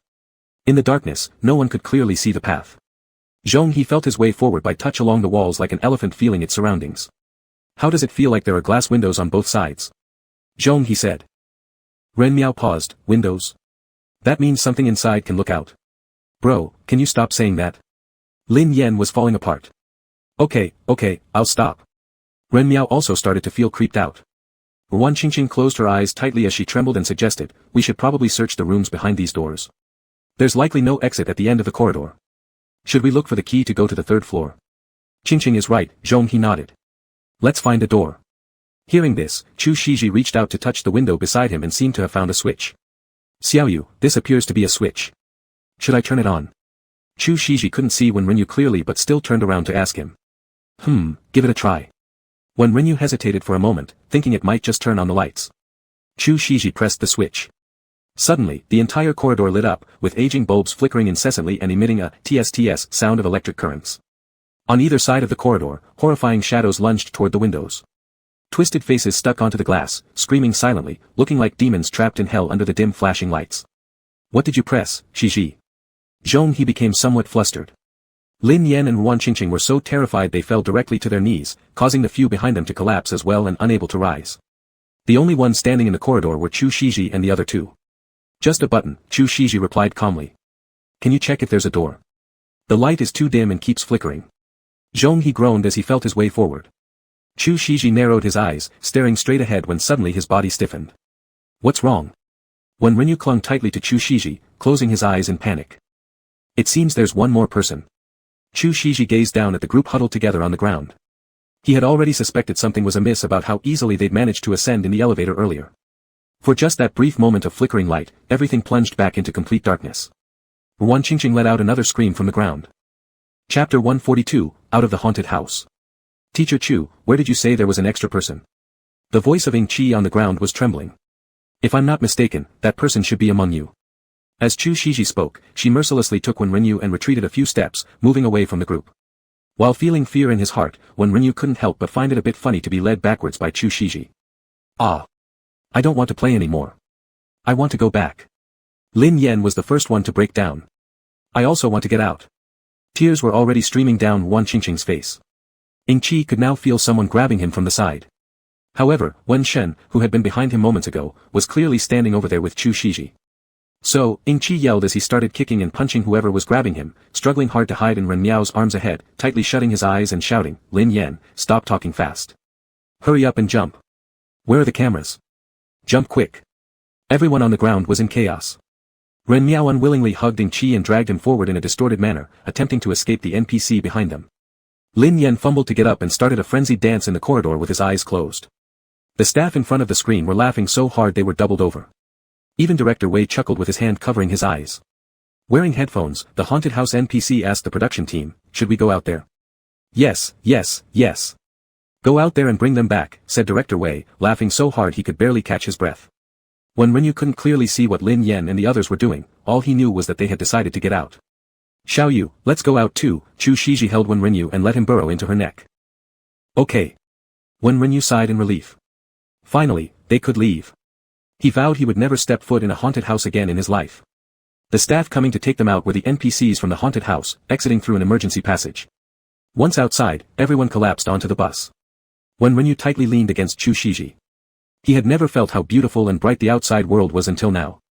At this moment, the program staff approached and smiled, saying, "For the special haunted house episode, we will edit according to the real situation, hoping everyone can have a good night's sleep."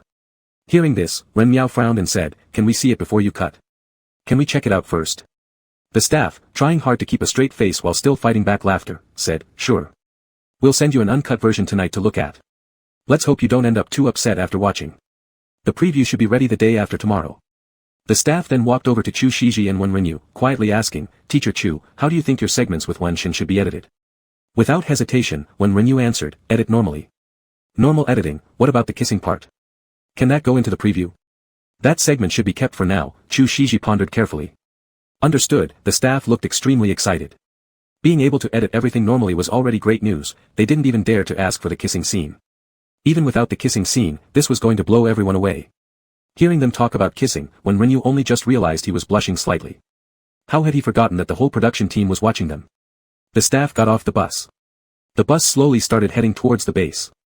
Zhong He looked curious, "What rooms did you enter?"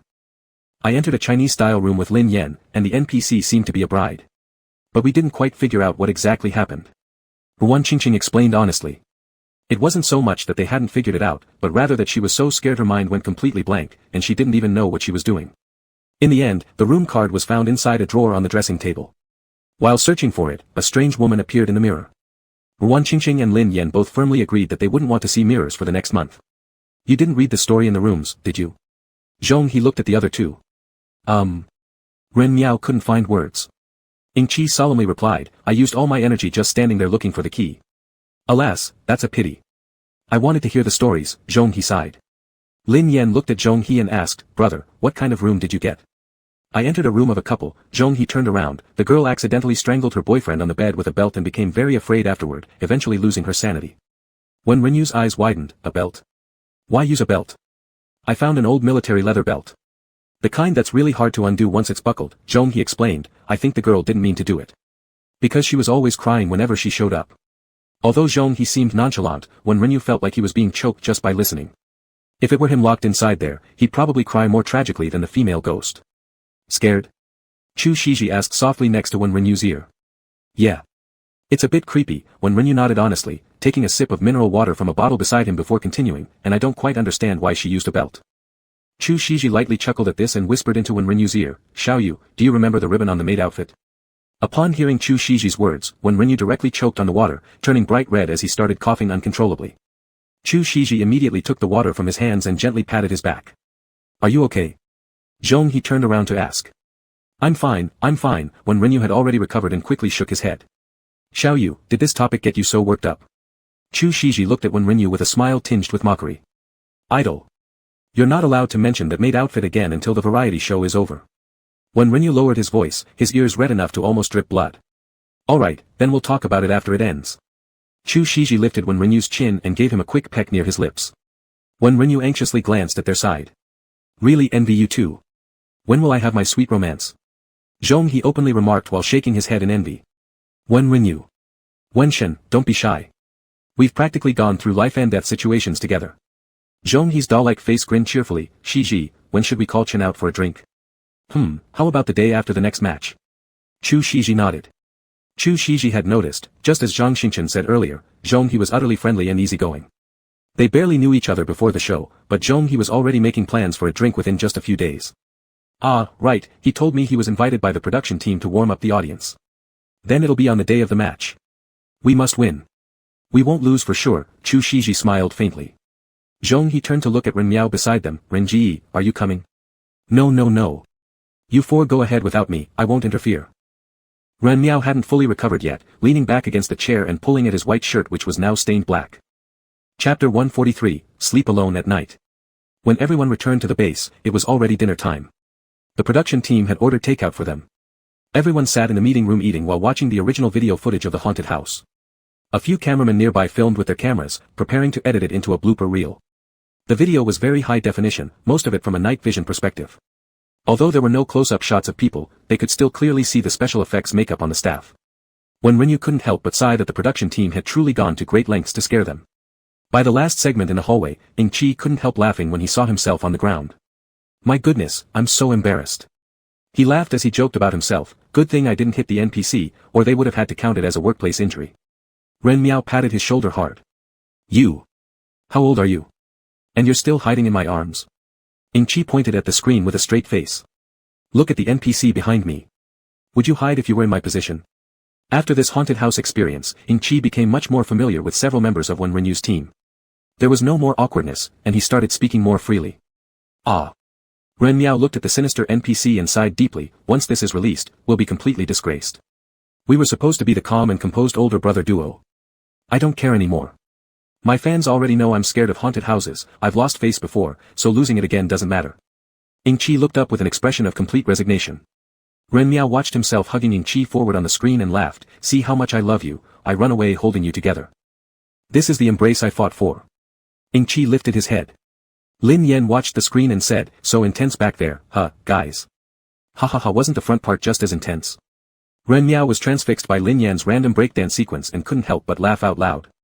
Lin Yan looked at his own, convulsing, self on the screen and wailed in frustration, if this gets broadcasted, I really, It seemed like his image as an idol was shattered beyond repair. Wan Qingqing covered her cherry-like lips and giggled gently at Lin Yan's plight. Lin Yan looked at Wan Qingqing, not knowing why, but his face suddenly turned red. He quickly tried to explain, I usually dance pretty well. It's not like this. My singing is actually pretty good too. Yeah, we all know, Zhong He confirmed with a firm pat on his shoulder. In comparison, Wen Shen and Teacher Chu seem like the epitome of peaceful tranquility. They're nothing like our group, Ing-chi sighed. When Renyu glanced at himself, who was completely wrapped in Chu Shiji's arms, feeling somewhat awkward. Indeed, if one looks closely, earlier on, Zhong He was the solitary door-finding group, the middle section was filled with chaos from the ghostly howl group, while him and Chu Shiji formed the true, peaceful tranquility group. The disparity between groups couldn't be clearer, almost like they were from different worlds. But in that situation, if Chu Shiji went to help the chaotic group, the scene would probably get even messier since they couldn't see anything inside the haunted house due to complete darkness. And stepping randomly might result in someone falling over. Zhong He sighed, human joys and sorrows aren't connected. When Renyu coughed slightly, right, they're not connected. Let's rest a bit after finishing dinner, we still have training tomorrow. We have a match the day after tomorrow. Chu Shiji rested her chin on her hand beside Wen Renyu and softly whispered, Xiaoyu, aren't you going to give me some kind of reward?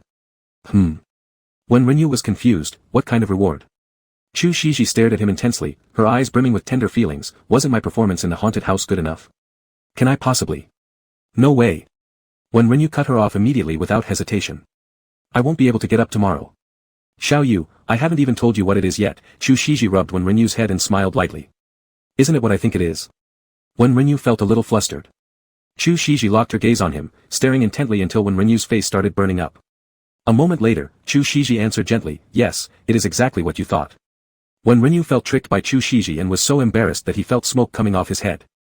Xiaoyu, can you accompany me back to the room for just a short while? Chu Shiji whispered softly, I just want to go back and take a shower. Wen Renyu looked at Chu Shiji for a long time and asked in a lowered voice, just taking a shower? Yep, just taking a shower, Chu Shiji smiled at him. In the end, Wen Renyu gave in, and the two of them returned to the room under everyone's watchful eyes. To Wen Renyu's surprise, Chu Shiji really just took the change of clothes and headed for the shower without any mischief. He sat on the bed, wide-eyed as he watched Chu Shiji. Chu Shiji remained calm as she placed the change of clothes inside the bathroom. Seeing this, Wen Renyu believed her words. He put away his other thoughts and started playing with his phone while lying on the bed. The sound of water came from the bathroom. Just as Wen Renyu opened Weibo, his body suddenly lifted off the ground. Wen Renyu's phone fell onto the bed, and he stared dumbfounded at Chu Shiji, who was naked. The water is hot, come together. But you promised me just a shower. I really only wanted to shower. In the training room, Chu Shiji whispered into the phone, trying to pacify Wen Renyu. Wen Renyu turned over, his fingers still moving on the phone. He even accidentally killed the marksman. Xiao Yu, Chu Shiji continued while they were playing a match with Zhong He and others. After choosing her hero, she went on, Xiao Yu. I'm sorry. You'll sleep on the other bed tonight. Wen Renyu said stiffly, though his earlobes had already turned red. His legs were still wobbly. And now he would have to appear live-streaming like that. Chu Shiji didn't think twice before rejecting Wen Renyu's proposal outright, no way. Wen Renyu couldn't help but laugh through his tears at Chu Shiji's decisive rejection. Let's start the training. Wen Renyu sniffed and grabbed the nearby microphone. Can you forgive me first? Chu Shiji leaned in closer, reaching out to hold Wen Renyu's hand that was holding the mic. The cameraman captured every subtle movement between them. In the chat. What the heck are they saying? Can someone tell me? Why can't we hear anything? Are they not wearing mics? Seems like they're not wearing mics. It feels like Emperor Chu did something wrong and is trying to apologize. I automatically imagined 10,000 words. Inside scoop, Wen was hugging in the haunted house all the time today. Wah. Sister, where did you get that info? Ay. Someone knock me out. Let me wake up when the preview comes out 5 days later. Another insider tip, Wen passionately kissed Chu Shiji in the haunted house. That seems a bit exaggerated. No borrowing money for CP goals. We are principled fans. Really? No one believes me. Let me taste this drama just lightly. Chapter 144, Lover's Jewelry. Wen Renyu looked at Chu Shiji, who was holding his hand. He nervously glanced at the camera and then whispered softly, all right. I forgive you. Then can we sleep together tonight? Chu Shiji gazed gently into his eyes, full of anticipation and affection. Wen Renyu's face turned red as he responded. All right. In fact, he had just said it offhand, he hadn't really planned to sleep separately from Chu Shiji since he liked being held by him. And more importantly, they had just visited the haunted house. Being held by his idol made him feel more secure. Chu Shiji's eyes curved with joy as he cheerfully adjusted Wen Renyu's microphone for him, then controlled the marksman out of the fountain. Wen Renyu fidgeted with the mic, then frustratedly controlled his Ashido, aimlessly chopping in the air, though he hadn't really wanted to get angry with Chu Shiji, this proved once again that he truly couldn't refuse his idol. Chu Shiji had him under complete control.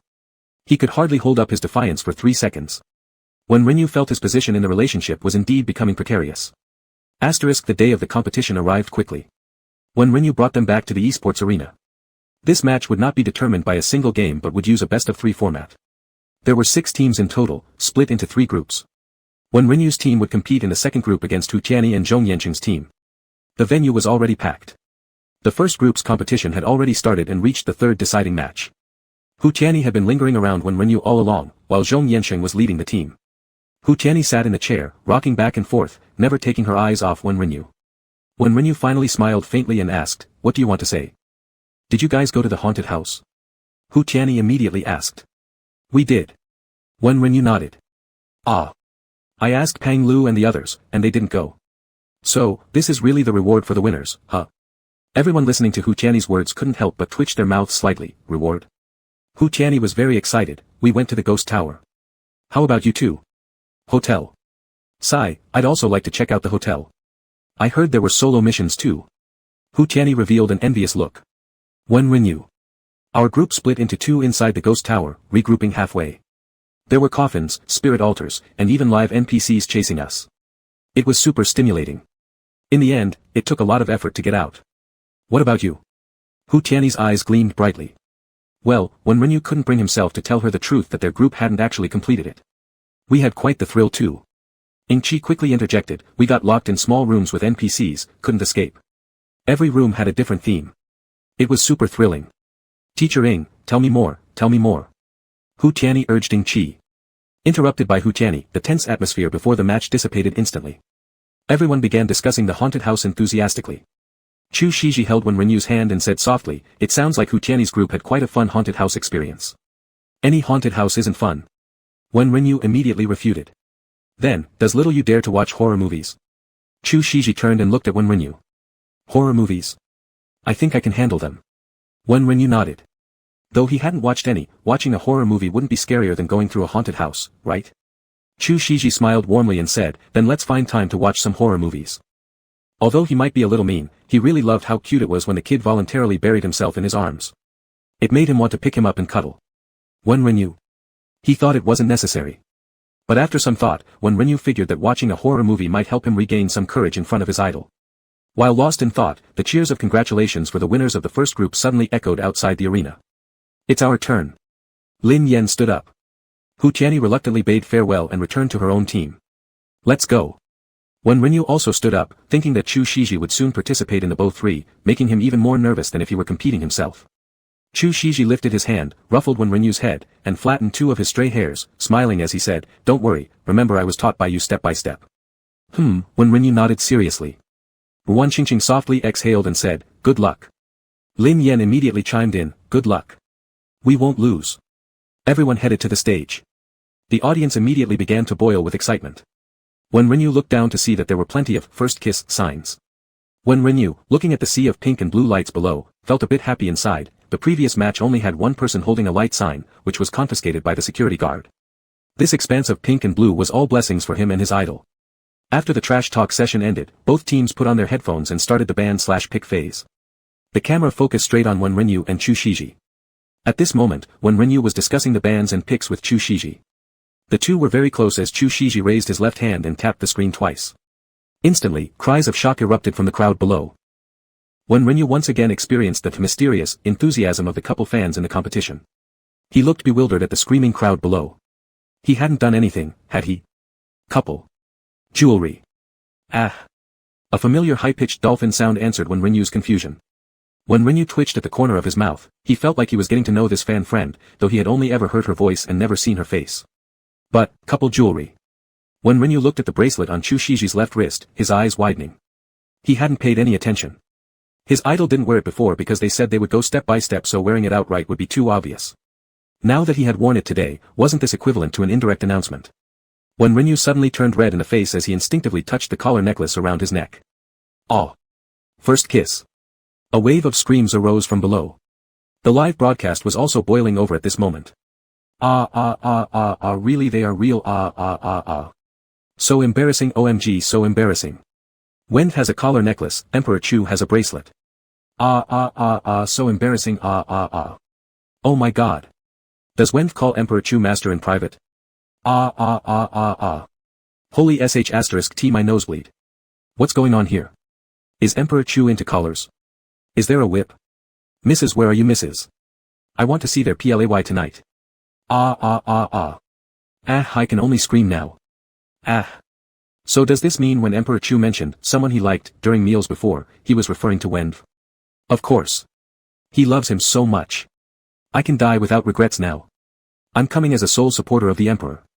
My heart is closed but not entirely, the key is on the door frame, reachable at 186 centimeters.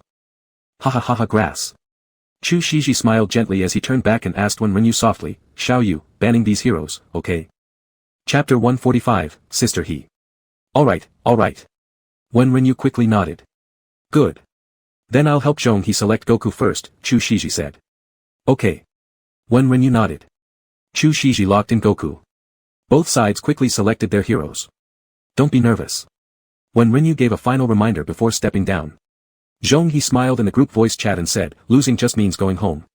If we win, we will have a lot more time to spend together. As he spoke, Zhong He glanced at Lin Yen and Wan Qingqing. Lin Yen didn't notice Zhong He's gaze. At that moment, his spirit was high. Young people are great, aren't they?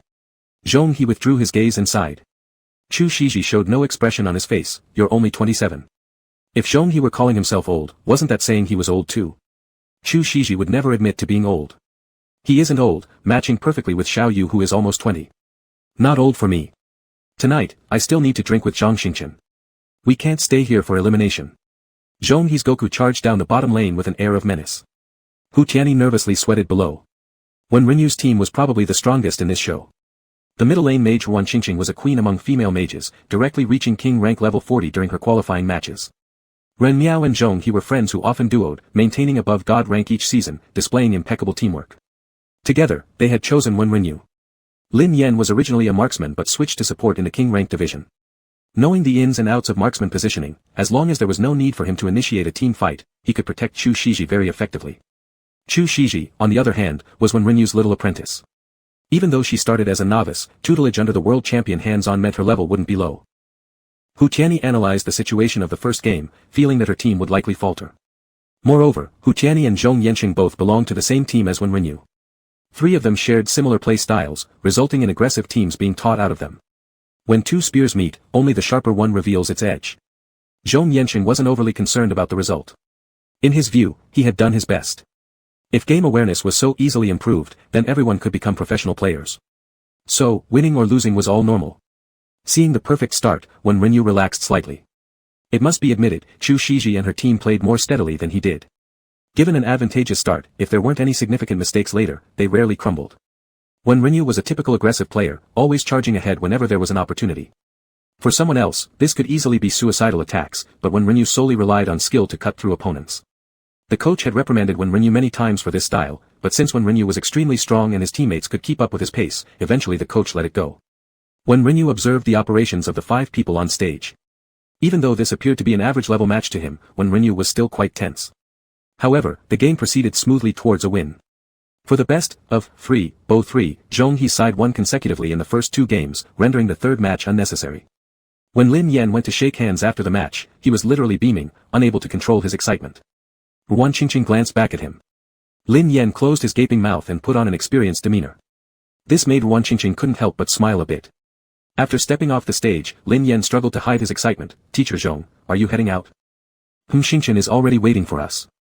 In that case, Ruan Qingqing and I will head back to the base first. Lin Yan smiled, full of sunshine. Ren Miao and Ing Qi from the older generation looked at Lin Yan. Ren Miao sincerely asked, excuse me young man, are there still seats available for us on the bus? Lin Yan laughed awkwardly, yes, Teacher Ren, Teacher Ing, please get on. Zhong He burst out laughing. After watching them board the vehicle and leave, Zhong He turned to Chu Shiji and Wen Renyu and asked, Shiji, I've already informed the production team, let's ride my car. My agent has arrived, let's meet up at Blue Tone instead, Chu Shiji politely declined. Alright. Zhong He was very straightforward. At this point, the arrival of the agent was mostly due to romantic matters, indeed making it inconvenient for interference. Then see you later. Zhong He waved goodbye and left. Wen Renyu seemed somewhat worried, idle, has Sister He arrived? Yeah. She will definitely come, Chu Shiji looked at Wen Renyu, her eyes and brows full of smiles, I bet she's already holding her high heels ready to fight with me. Ah. Wen Renyu seemed flustered, idle, did you not discuss this official announcement with Sister He? I mentioned it to her before. Chu Shiji held Wen Renyu's hand and answered the ringing phone with her other hand. Are you here? I'm in the basement. Alright, we'll talk about it in the car. Chu Shiji hung up the phone as a familiar limousine arrived. Wen Renyu was rather tense. It seemed like the last time he saw Sister He was, the last time. If he didn't remember incorrectly, back then he was still just a little kitten. Xiaoyu, there's nothing to worry about. Sister He won't interfere with my private life, Chu Shiji patted Wen Renyu's head. I wouldn't care about your private life. But is this still considered your private life right now? Sister He stepped out of the car in her high heels, smiling as she glanced at Chu Shiji. Chu Shiji, still holding Wen Renyu's hand, raised an eyebrow and questioned Sister He in return, isn't it? Sister He. Hello Sister He, I'm Wen Renyu. Wen Renyu greeted her. Let's get into the car first, Sister He sighed as she looked at the incredibly handsome, mixed-race boy who looked almost non-human. Wen Renyu followed Chu Shiji into the limousine. Is it about going to Blue Tone with Zhang Xingqian? Sister He asked inside the car. And Zhong He. Zhong He. Just met recently. Sister He paused for a moment, Zhong He has pretty good connections within the circle and good character. You can make friends with him. Sister He frowned, what's really going on between the two of you? How many trending topics are there? Every time I ask if we should press them down, you always say no. Now you want me to officially announce this directly? It hasn't been officially announced yet, Chu Shiji corrected her. Sister He smiled, a necklace around the neck, a bracelet on the wrist, both hit Weibo hot searches within 2 minutes. And now that your competition is over, you're still at the top, even marked with, exploding. Tell me, what isn't an official announcement? Just a couple's accessory, giving a little sugar to the CP fans, Chu Shiji opened his phone and scrolled through Weibo. After arduous efforts, solo fans now completely couldn't compete with CP fans. The entire trend square had been occupied by CP fans. The other side purifies their fandom towards solo fans, while yours pushes all towards CP fans. Sister He sighed, then added meaningfully, does the person next to you even know how much you've done for him? What happens if you break up later? He Lulu. Chu Shiji's cat-like eyes narrowed, his voice suddenly turning cold, full of warning undertones. Wen Renyu quickly pulled Chu Shiji aside and said to Sister He, I know it's wrong that we didn't explain this to you beforehand. But I truly like Chu Shiji, we won't break up. Wen Renyu, you're not even 20 years old, very young, you might not have even fallen in love before, I don't know where your confidence comes from to say you can be with Chu Shiji for life. I do not wish for my artists to be harmed because of this kind of thing, whether mentally or in terms of reputation. Sister, he was extremely serious.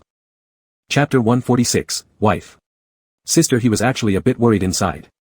This situation was completely different from the previous time with Jianyao.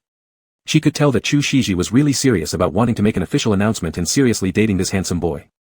Since Chu Shiji's debut, she had been his agent, and she had never seen Chu Shiji treat anyone so gently. She didn't know what had happened between Chu Shiji and Wen Renyu, but in her view, it was incredible that Chu Shiji would be so deeply involved in love to this extent. A few months of love, loving passionately, ignoring career, would only make her think that both were still immature.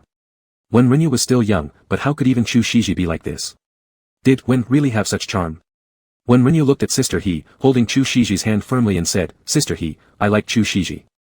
Even though I am only 20 years old, my life has always been mine alone since I was 20 years old. I have always known what I want and what I want to do. There is no one there to clean up my messes, there is no one to cheer for me when I'm happy, and no one worries or gives advice on the decisions I make myself. My life has always been self-responsible until I met Chu Shiji. I don't think my affection for Chu Shiji is just a temporary impulse. In these days when I have been a professional player, I have participated in all kinds of competitions big and small, I've shot advertisements, attended offline activities, I have met many fans, I've made friends with a lot of people, but among so many people and events, none of them give me the same feeling as Chu Shiji does.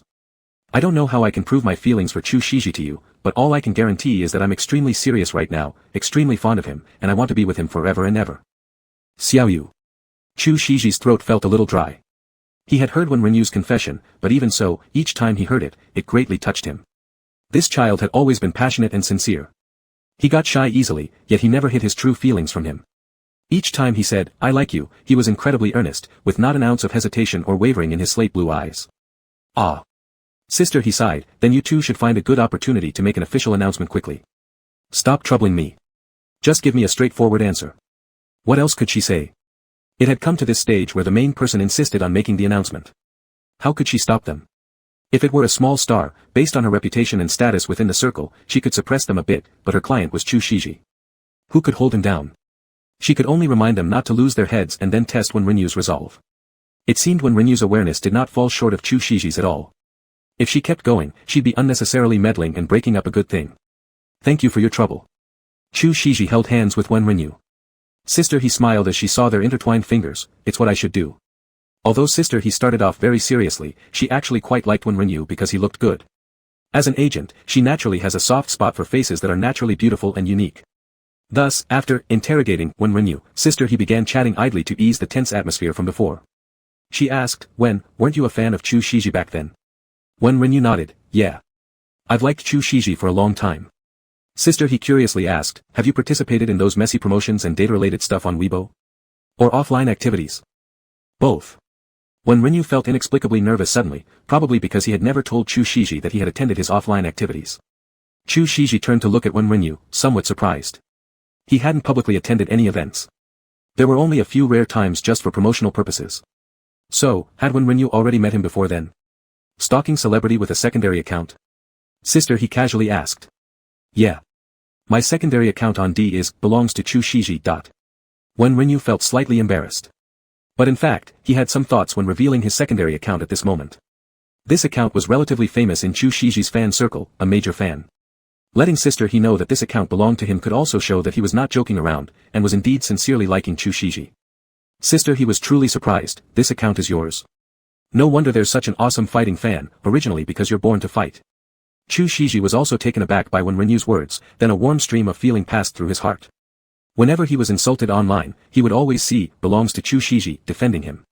When Zhou Yushan showed it to him, he was quite moved. He had no idea that person turned out to be Wen Renyu. How many secondary accounts does this kid have? Chu Shiji looked at Wen Renyu with eyes full of laughter.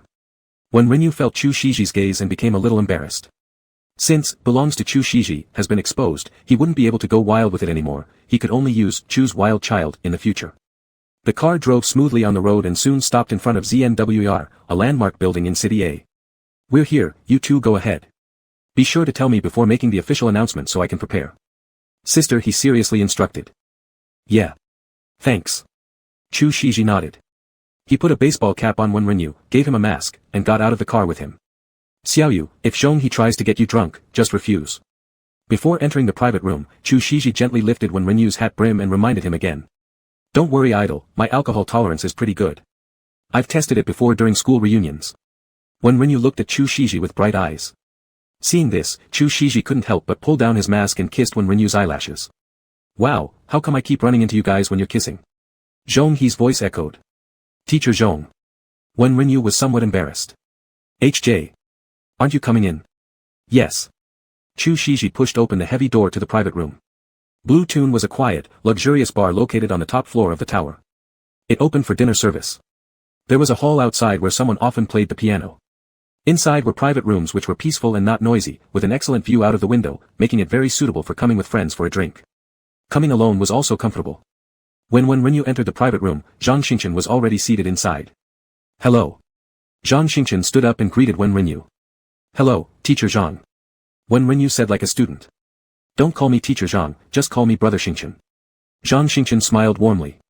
And don't call me teacher either, it sounds so strange. Zhong He chimed in.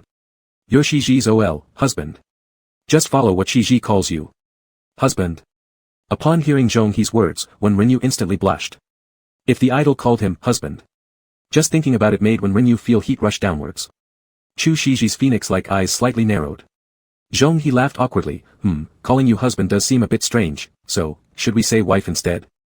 Actually, Zhong He originally wanted to say that Wen Renyu was Chu Shiji's daughter-in-law, but hesitated and changed it to husband. But somehow it seemed even weirder. Chapter 147, Slight Drunkenness. When Renyu began to bristle upon hearing Zhong He claim that he was Chu Shiji's wife. You'd better not talk anymore. Zhang Xingchen handed Zhong He a glass of pure whiskey. The translucent liquor swayed below the crystal-clear round ice, emanating an intoxicating aroma. Zhong He then pushed this glass of whiskey to Wen Renyu. Hey, half-breed kid, whiskey. Never had it before. How about trying a bit? I want fruit wine, Chu Shiji coldly said as she pushed the cup back, and I'm not a kid. Does he even have the right to call her that? I'll just have this one. When Renyu took the glass back, no need to order anything special for me. Xiao Yu, Chu Shiji furrowed her brows. It's fine, idle. Drinking hardly made him lose consciousness, nor did he turn into a drunken mess, his behavior would only slightly become a little bold. But everything was still under his control, no problems at all. Then drink less. Chu Shiji pinched Wen Renyu's face. Okay, Wen Renyu nodded obediently. I'll order you a steak. You haven't eaten dinner yet, drinking on an empty stomach isn't good. Chu Shiji reached to press the bell. Zhang Xingchen stopped Chu Shiji, I've already ordered for myself. I didn't eat dinner either, alright? So why did you start ordering so much alcohol as soon as you arrived? Zhong He looked at the whiskey beside him. These are the wines we previously stored here. Let's drink a little first. Zhang Xingchen smiled wryly. Chu Shiji, seeing Zhang Xingchen's somewhat bitter expression, frowned and asked, what's wrong with you? They hadn't seen each other for quite a while, and he hadn't heard anything unusual about Zhang Xingchen. Nothing much. Zhang Xingchen, looking at Chu Shiji and Wen Renyu, seemed somewhat dazed. What are you staring at? Chu Shiji picked up the glass in front of him casually, shook it, and took a sip. Not really, it's just that I've never seen you like this, it's kind of intriguing. Zhang Xingchen shook his head. Chu Shiji probably understood the reason for Zhang Xingchen's discomfort and sighed, you can try having a relationship too. Don't mention it, Zhang Xingchen massaged his temple. There's something going on. Zhong He eyed Zhang Xingchen. Zhang Xingchen's face lit up with a smile, why are you talking about me? Today is to celebrate Chu Shiji finally finding someone to spend their life with. Don't bring up such disheartening things. You could share and let us help come up with some ideas. A corner of Chu Shiji's mouth curved into a smile, after all, I have experience. How did you change so? Zhang Xingchen looked at Chu Shiji as if heartbroken. Chu Shiji raised an eyebrow, lifted his hand, and drank another sip of alcohol. Idle, drink less. Your stomach isn't good. Wen Renyu furrowed his brows and blocked Chu Shiji's action. Chu Shiji looked at Wen Renyu, eyes carrying a trace of amusement, and compliantly replied, all right. Won't drink anymore. Zhang Xingchen, this meal doesn't need to be eaten, and neither does this alcohol. I also want someone to care. Who's feeling sour? Oh, it's me. Zhong He looked envious.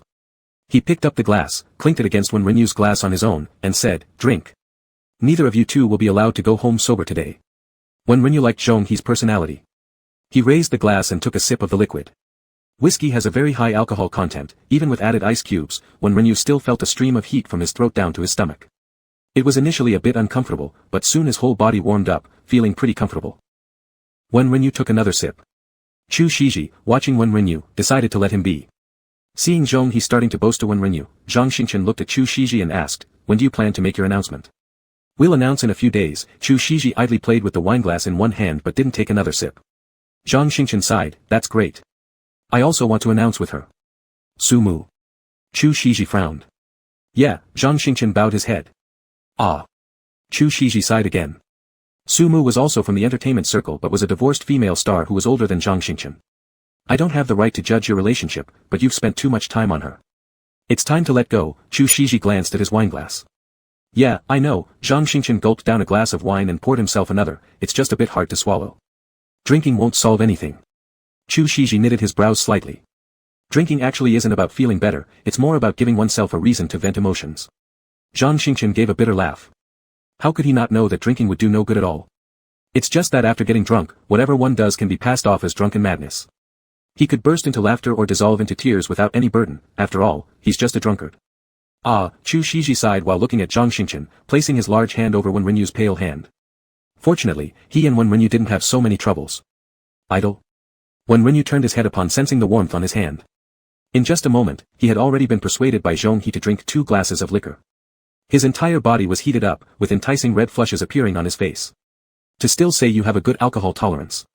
Chu Shiji helplessly ruffled Wenrinyu's head. And drinking this hastily will make one get drunk easily. Wenrinyu was about to refute when the waiter brought the steak. Chu Shiji picked up the knife and fork and considerately cut the steak for him, placing it in front of him. Wenrinyu picked up a piece of steak and delivered it to Chu Shiji's lips. Be a good boy, eat first. I still have some here. Chu Shiji spoke warmly. Wenrinyu furrowed his brows as he looked at Chu Shiji. Chu Shiji couldn't help but laugh seeing the obviously more daring side of Wenrinyu begin to emerge. He opened his mouth and ate the beef. Wenrinyu nodded in satisfaction before eating a piece of steak himself. TSK, simply dripping with sweetness. Zhong He shook his head repeatedly. Wenrinyu swallowed the beef and said, Zhong He, you can also drip with sweetness. With whom should I be dripping? Zhong He raised his eyebrows. That's your own problem. Wenrinyu smiled, his little fangs peeking out, looking both handsome and cunning. Zhong He. He drank down the remaining wine in his glass and told Wenrinyu, no need to say anything else, it's your turn.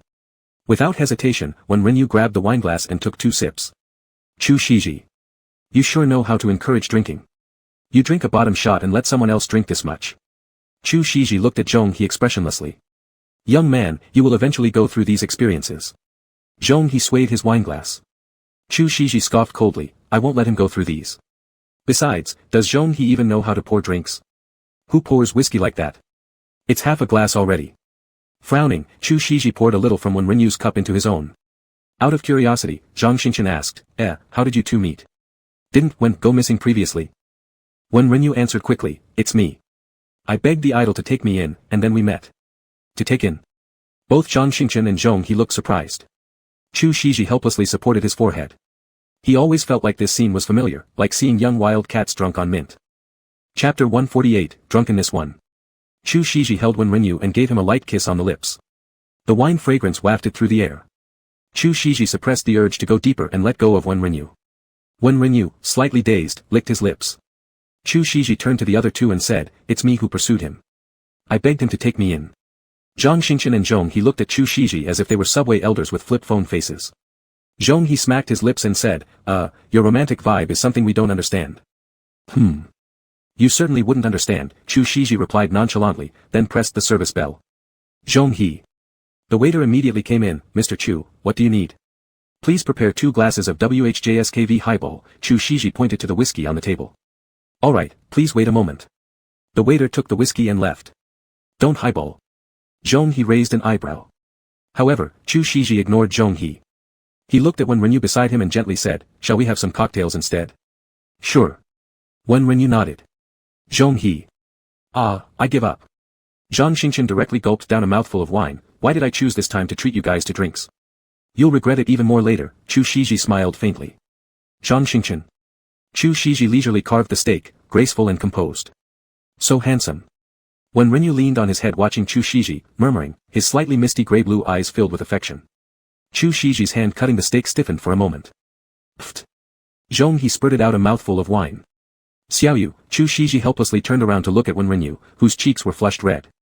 Hearing Wenrinyu praise him so straightforwardly in front of their friends, even his earlobes turned slightly red. Unfortunately, Wen Renyu didn't notice Chu Shiji's embarrassment. He cupped Chu Shiji's face and, smack, planted a loud kiss on his lips. So handsome. Fortunately, he's mine. Ha ha ha ha ha. Zhong He started laughing loudly. Too entertaining. How could Wen Shen act like this when drunk? What are you laughing about? I'm kissing my boyfriend, what's so funny? When Renyu coldly glanced at Zhong He, his expression serious as though giving feedback during a training match replay. Zhong He stifled his laughter. Nothing, Mr. Wen, please continue. Ah, I forgot, you don't have a boyfriend. How pitiful. As when Renyu said that, he pulled Chu Shiji again and kissed him once more on the lips, pride all over his face. This stunning man was his, and he must let the whole world know. Zhong He twitched his facial muscles. Hell. Zhang Xingchen laughed so hard he couldn't straighten up beside them. Who said I want to find a boyfriend? Zhong He slapped the wine glass on the table. Who cares what kind of friend you find? Wen Renyu paid no heed. He picked up a piece of steak and approached Chu Shiji. Zhu, dash. Zhu. Chu Shiji froze. Ha ha ha ha, what's that? Zhu Chu. Zhang Xingchen laughed until his face turned red. Chu Shiji, completely helpless, ate the steak before coldly telling them, not had enough dog food? Want more? No, that's enough. Zhong He waved his hands hastily. Only then did Chu Shiji turn his head and gently comfort Wen Renyu. Xiaoyu, you're drunk. Wen Renyu immediately denied, I'm not. I know exactly what I'm doing. Just a little out of control. Only a little.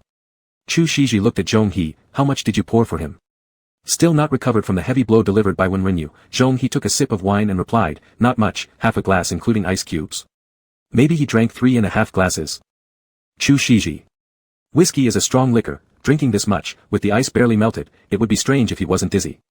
I thought he could hold his liquor pretty well. Don't people say Russian guys drink vodka like water? Russians are humans too. Chu Shiji snapped. Zhang Xingchen laughed, alright, stop letting him drink. Didn't you order highball? Drink highball after that. Chu Shiji didn't bother with Zhang Xingchen. He ran his big hand over Wen Renyu's burning cheek and asked softly, Xiaoyu, do you want to go home? No. Not yet. I haven't finished eating the steak cut by my idol. Wen Renyu solemnly picked up the fork, speared a piece of steak, and growled it into his mouth. His satisfied face was just like Xiaoya from before. Zhong He couldn't hold back anymore, covering his face and turning around with a snickering laugh. Chu Shiji looked at Wen Renyu with a hand supporting his forehead. What to do? How could he be so cute? He wanted to take this kid home right now, to hide him away and cuddle him all over. Zhang Xingchen's laughter that had been barely stopped erupted again uncontrollably. He finally understood why Chu Shiji liked Wen Renyu, who was not yet 20. When Wen Renyu was around Chu Shiji seemed to become much more vibrant. He didn't just bring love to Chu Shiji but also an entirely different lifestyle from Chu Shiji's previous existence. It was just like WHJSKV highball, infusing oak-flavored whiskey with refreshing soda water, two completely different flavors colliding in a way that felt refreshing and addictive. The waiter then served the highball. The clear wine liquid bubbled with small bubbles, topped with a lemon slice, looking lively and cool. Wen Renyu put down the fork and took a sip. So good. Much better than the straight one, he exclaimed happily. The bartender here does a great job with blue cocktails. Chu Shiji also picked up a glass. If you like it, that's good. While Wen Renyu was drinking the cocktail, Zhang Xingchen asked Chu Shiji, Shiji, are you still taking movie roles after this? I'll probably not for the rest of this year. I need to accompany Renyu to participate in world competitions. Ah, I see. Chu Shiji got to the point without beating around the bush. If there's anything you want me to help with, feel free to speak up. In that case, let me be blunt, Zhang Xingchen said, I want to sing the interlude and end credits for Fox. I heard director Su is still looking for someone. Would it be alright if I recommended myself? Taking gigs right under my nose, should I also ask for a song? Zhong He chimed in. Zhang Xingchen clinked glasses with him, what are you meddling for? You're the prince of love songs. Wait until Shiji shoots a romance drama and find you then. Romance. Upon hearing this, Wen Renyu tensed all over. He quietly placed his hand off the table, landing on Chu Shiji's thigh. Chu Shiji slightly started, then a smile curved at the corner of his lips. In a discreet tone, he said, a romance, seems like I've shot one before. Ah. When? Zhang Xingchen was surprised. Wen Renyu turned his head to look at Chu Shiji, feeling a surge of sourness in his heart. Chu Shiji did not look at Wen Renyu, instead sipping some wine himself, that one with the Republican-era theme. Ah, yes, it seems there was a boat scene in that one. Zhong He recalled. Boat scene. When Renyu couldn't listen any longer, he interrupted the three of them directly, Idol, I want to go home. There were certain things he needed to discuss with his idol behind closed doors. Chapter 149, Drunk 2. Chu Shiji paused momentarily before smiling and saying, alright, let's go home. already going back? Zhong He was shocked. Chu Shiji helped Wen Renyu put on his hat. Not so fast. What about the promised drinking? What about the promise not to return until we're drunk?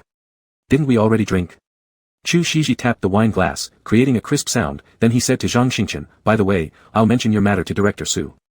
Thank you, Zhang Xingchen expressed gratitude. No need for such formalities. The corners of Chu Shiji's lips curled up into a smile. If you really want to thank me, help me record a video segment. After all, this is the best viewing spot. Zhang Xingchen and Zhong He looked puzzled. What video? Chu Shiji glanced at his watch and said, remember to look out the window in half an hour. Zhang Xingchen. Zhong He. Chu Shiji stood up and said, Xiaoyu, let's go. Wen Renyu stood up, pulling Chu Shiji towards the exit. The familiar nanny car was parked in the parking lot. And he had already been sent back by driver Zheng Shu. Only Uncle Zheng remained asleep inside. Uncle Zheng, take us back to base. Thank you. Chu Shiji knocked on the car window. Uncle Zheng immediately perked up upon hearing Chu Shiji's voice and opened the car door. Wen Renyu quickly climbed into the car while Chu Shiji guarded him from behind. Idle. Wen Renyu settled down and turned to look at Chu Shiji. What is it? Chu Shiji asked gently. Did you shoot a Republic-era romance before? How come I didn't know? Wen Renyu sounded discontented. Chu Shiji laughed and said, I was just teasing you. It wasn't romance, it was a spy movie. That's impossible. I've seen all your movies.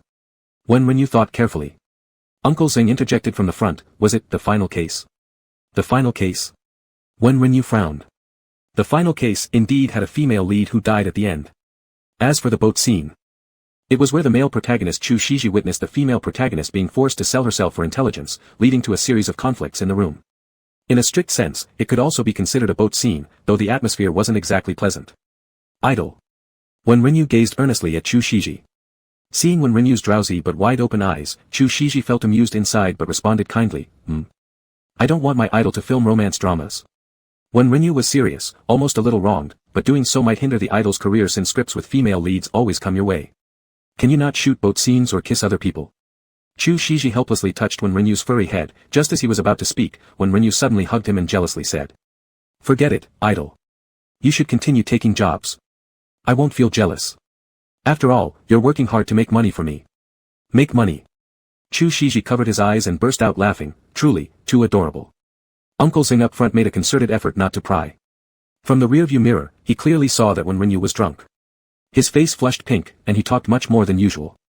Chu Shiji hugged Wen Renyu comfortingly and said, Xiaoyu, it doesn't matter if I don't take those roles. I can choose scripts I like. Can you really do that? Wen Renyu looked up. Chu Shiji nodded. In that case, honestly tell me, who have you ever kissed on screen? Wen Renyu suddenly started digging up old grudges. Chu Shiji. The kisses I've done. Chu Shiji squeezed Wen Renyu's waist lightly, I haven't shot any kiss scenes. The ones I've watched are more than one. Wen Renyu pushed Chu Shiji's hand away. They were positional tricks. I basically haven't accepted movies where the emotional line is the main storyline, so the kiss scenes can be handled positionally. Really? Wen Renyu was suspicious, if you lie to me, I'll let Brother Baga and Xiao Li Hua bite you. Really? Chu Shiji rubbed Wen Renyu's head. One more question. Wen Renyu looked at Chu Shiji. Did you sleep with Jianyao? Without hesitation, Wen Renyu blurted it out. Driver Zheng up front stiffened his grip on the steering wheel, wishing he wasn't in the car but underneath it. Xiaoyu, let's talk about this when we get home, okay? Chu Shiji couldn't help but rub Wen Renyu's cheeks helplessly. Let's go back. Wen Renyu turned to look at Uncle Zheng in front, realizing that he had indeed acted on impulse. He nodded and said, alright, let's talk about it when we get home. Chu Shiji sighed in relief. A brief silence fell in the car. The after-effects of the whiskey were potent, the alcohol flowing through his bloodstream made everything dizzy and hot. Wen Renyu was now completely out of control. He looked at his handsome boyfriend beside him, his hand unconsciously reaching for the chiseled abs under the thin layer of fabric. Xiaoyu. Chu Shiji caught the wandering hand of Wen Renyu and softly called out. Desire idol's abs. So elastic, so tempting. Tightens like a rock. I want to touch. Wen Renyu expressed himself without reservation. Chu Shiji could feel the searing heat almost driving him insane. He took a deep breath. Uncle Zheng up front hearing the commotion behind him flushed bright red, wishing he could close his ears. With one hard push on the gas pedal, he sped directly towards the base. Uncle Zheng, head to Guan Mountain. Chu Shiji's voice was somewhat hoarse. Okay. And off to Guan Mountain. Uncle Zheng gripped the steering wheel tightly. Chu Shiji didn't know how he managed to carry Wen Renyu home.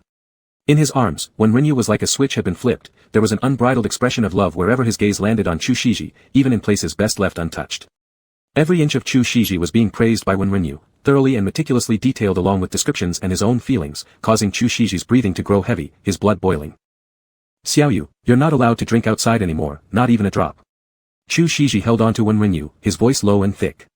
What if my boyfriend is there? Wen Renyu gazed at Chu Shiji with watery eyes, resembling deep springs shrouded in mist. Chu Shiji gave soft kisses all over Wen Renyu, his breathing scorching, you can only drink with me. Okay. Wen Renyu tilted his head and responded, anyway. I only like my idol. I just want to stick close to my idol. Just want to drink with my idol. Just want to be intimate with my idol. Chu Shiji scooped Wen Renyu up horizontally. The temperature in the room started to rise. Wait. Wen Renyu stopped Chu Shiji's action. My idol hasn't answered me yet. Did you or did you not sleep with Jian Yao? Chapter 150, Tell Everyone. Chu Shiji helplessly smiled and said, Xiao Yu, all my first times were with you. Really? Wen Renyu was initially delighted but then became disheartened, but why are you so experienced? This makes me look like an idiot. Xiao Yu, I went ahead and studied. Chu Shiji gently squeezed Wen Renyu, how could I bear to hurt you? But that day Jian Yao went to your place to get some underwear, it was black, lace. Wen Renyu tightly hugged Chu Shiji, feeling increasingly aggrieved the more he thought about it. Xiao Yu, nothing really happened between us. Chu Shiji hesitated here for a moment before finally telling Wen Renyu, it was Jian Yao's idea, but I rejected her. She left that same night. Are you sure you're not lying to me? Wen Renyu nibbled on Chu Shiji's ear. Nope. Chu Shiji's hands imperceptibly moved around. Oh, then I forgive you. Wen Renyu muttered softly. Forgave him. Chu Shiji held Wen Renyu, a faint smile at the edge of his lips. If Wen Renyu hadn't been drunk, he wouldn't have known this child had these questions pent up inside. Xiao Yu, if you want to ask anything in the future, just ask me directly, alright? All of mine, everything, will be fully disclosed to you without reservation. In the darkness, Chu Shiji lovingly kissed Wen Renyu, making a solemn promise to him. But the dazed Wen Renyu was still stewing in jealousy, I won't be jealous over something like that. Oh, good. Chu Shiji inch by inch moved downward, then can we do something else? I can't hold back anymore, Xiao Yu. When Wen Renyu sobered up, it was already early morning the next day. Master, congratulations, your official announcement progress is at 99%. The system lightly congratulated. Wen Renyu. Master, the cleaner will tell you in a while, the system finished speaking and immediately disappeared. Wen Renyu stared blankly at Chu Shiji in front of him. Chu Shiji was still sleeping, his long eyelashes quivering slightly with each breath. His lips were a light pink, looking very kissable. Wen Renyu instinctively kissed him once. He licked his lips, idle flavor. Chu Shiji's eyelashes shivered. The alert Wen Renyu quickly buried himself into Chu Shiji's chest, pretending to be asleep. This sound woke Wen Renyu up completely, as if opening the floodgates of his memory. All the things he didn't have time to think about last night rushed into his mind. Last night. Wen Renyu silently howled, curling up his body. He hated himself for not being blackout drunk, just thinking about what he said and did last night made him want to bury himself. He said he liked idols treating him that way, that he liked every part of the idol, and that the idol entirely belonged to him. What on earth was he saying? Xiao Yu, are you awake? Chu Shiji slowly woke up, his voice still a bit hoarse, with a touch of nasality, sounding sexy and magnetic. Being already an energetic morning, Wen Renyu upon hearing this voice immediately curled up again, trying to suppress that odd sensation. After a while, blushing, he mumbled, no, I can't wake up anymore. He wouldn't let go of Chu Shiji, trying to hide himself from Chu Shiji seeing his face. Ah no, his dignity was lost long ago, where was there any face left?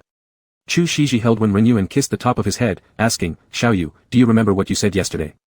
Wen Renyu. Chu Shiji didn't get an answer, yet his voice was filled with laughter. Who knew that our Xiao Yu likes me so much? I'm really happy. Wen Renyu paused for a while, explaining quietly, Idol, I truly don't care about your previous relationships. Nor, do I care about your kiss scenes. He didn't want the idol to think he was unreasonably causing trouble. Really? Chu Shiji slightly loosened his arms. Wen Renyu hesitated for a moment before replying slowly, not completely uncaring. Only a tiny bit caring, which can be completely ignored. Chu Shiji pulled apart the koala-like Wen Renyu, lifting his head and gazing deeply into his eyes, asking, can it really be ignored? Wen Renyu blankly stared at Chu Shiji. Under Chu Shiji's gaze, he felt like he couldn't hide anything. Wen Renyu held inwardly and gritted his teeth, saying, alright, it can't be ignored. Whenever I think about it, my heart aches, I just can't help but care. But I'll pay attention, I won't interfere with the idol's career. Xiao Yu, Chu Shiji smiled faintly, I want to be influenced by you. Would Xiaoyu mind managing me? Don't let me shoot kiss scenes, drive away everyone who gets close to me. Although he would never do those things, he wanted to see Wen Renyu being concerned about him. Wen Renyu felt increasingly bashful as he listened. He buried his face back into Chu Shiji's chest and stammered, okay. Upon hearing Wen Renyu's response, Chu Shiji was filled with joy, his eyes curving like crescent moons. He held Wen Renyu for a long while before patting his butt and said, "Good boy, get up. We're going back to the esports club."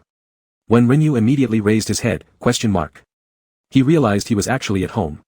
What time is it? Wen Renyu instantly got up, scrambling to put on his clothes. Don't worry, we have some time. Chu Shiji calmly rose, taking a set of casual wear from the wardrobe. After dressing, he picked up his phone and opened the WeChat chat window with Zhang Xingchen. Then he showed Wen Renyu the video Zhang Xingchen sent him. While pulling up his pants, Wen Renyu leaned over to look at the phone in Chu Shiji's hand. What is this? Wen Renyu finished putting on his pants, staring at the vast night sky on the phone screen, feeling perplexed. Chu Shiji didn't answer, instead using both hands to lift Wen Renyu up, seating him securely in front of him. He hugged Wen Renyu from behind. We'll watch it together. Chu Shiji said. Wen Renyu obediently pressed play. In the video, the night sky was deep and endless, without a single star visible, only a crescent moon embedded in the darkness. A few seconds later, suddenly the lights of drones appeared. Chu Shiji likes Wen Renyu. Wen Renyu's eyes widened. What was this? Was this support from CP fans? Just wait a bit longer, Chu Shiji breathed onto Wen Renyu's earlobe. Suppressing the questions in his heart, Wen Renyu continued watching. The drone lights in the night sky turned off and changed formation. After a moment, new words slowly illuminated. A bright moon hangs high in the sky. The font flashed in the night sky for a while before changing again. It is spring now. When Renyu's breath hitched, it was that confession, the one on the mountaintop. But there was more to come. I thought of you. My heart feels whole. A bright moon hangs high in the sky, it is spring now, I thought of you, my heart feels whole. When Renyu softly repeated these words, not knowing why, but his eyes became moist all of a sudden. His breathing trembled slightly as he asked quietly, Idol, is this for me? Streams had also bought similar support items for him, thinking young people might like it, so he wanted to give something like this to Xiaoyu too. When Renyu watched the phone, it wasn't over yet. The drones transformed into a pair of pristine angel wings, then shifted again into two names. RJGH represents N, W, heart, Wen. Thank you, my angel. My wild little king. Come to me. The drones morphed once more into an adorable cat head, with cute pink paw prints next to it. When Renyu's mouth hung open, his throat feeling dry. He hugged Chu Shiji even tighter from behind. At the end of the video, the final formation gradually revealed itself. Xiaoyu, I love you. When Renyu stared at the screen that was slowly fading to black, unable to return to his senses for a long time. He blankly asked, Idol, was this, last night? It was last night. Chu Shiji looked apprehensively at Wen Renyu's profile. He didn't know if Xiaoyu liked grand gestures like this, but he couldn't contain his eagerness to tell the entire world. This was his Wen Renyu, the Xiaoyu he liked the most.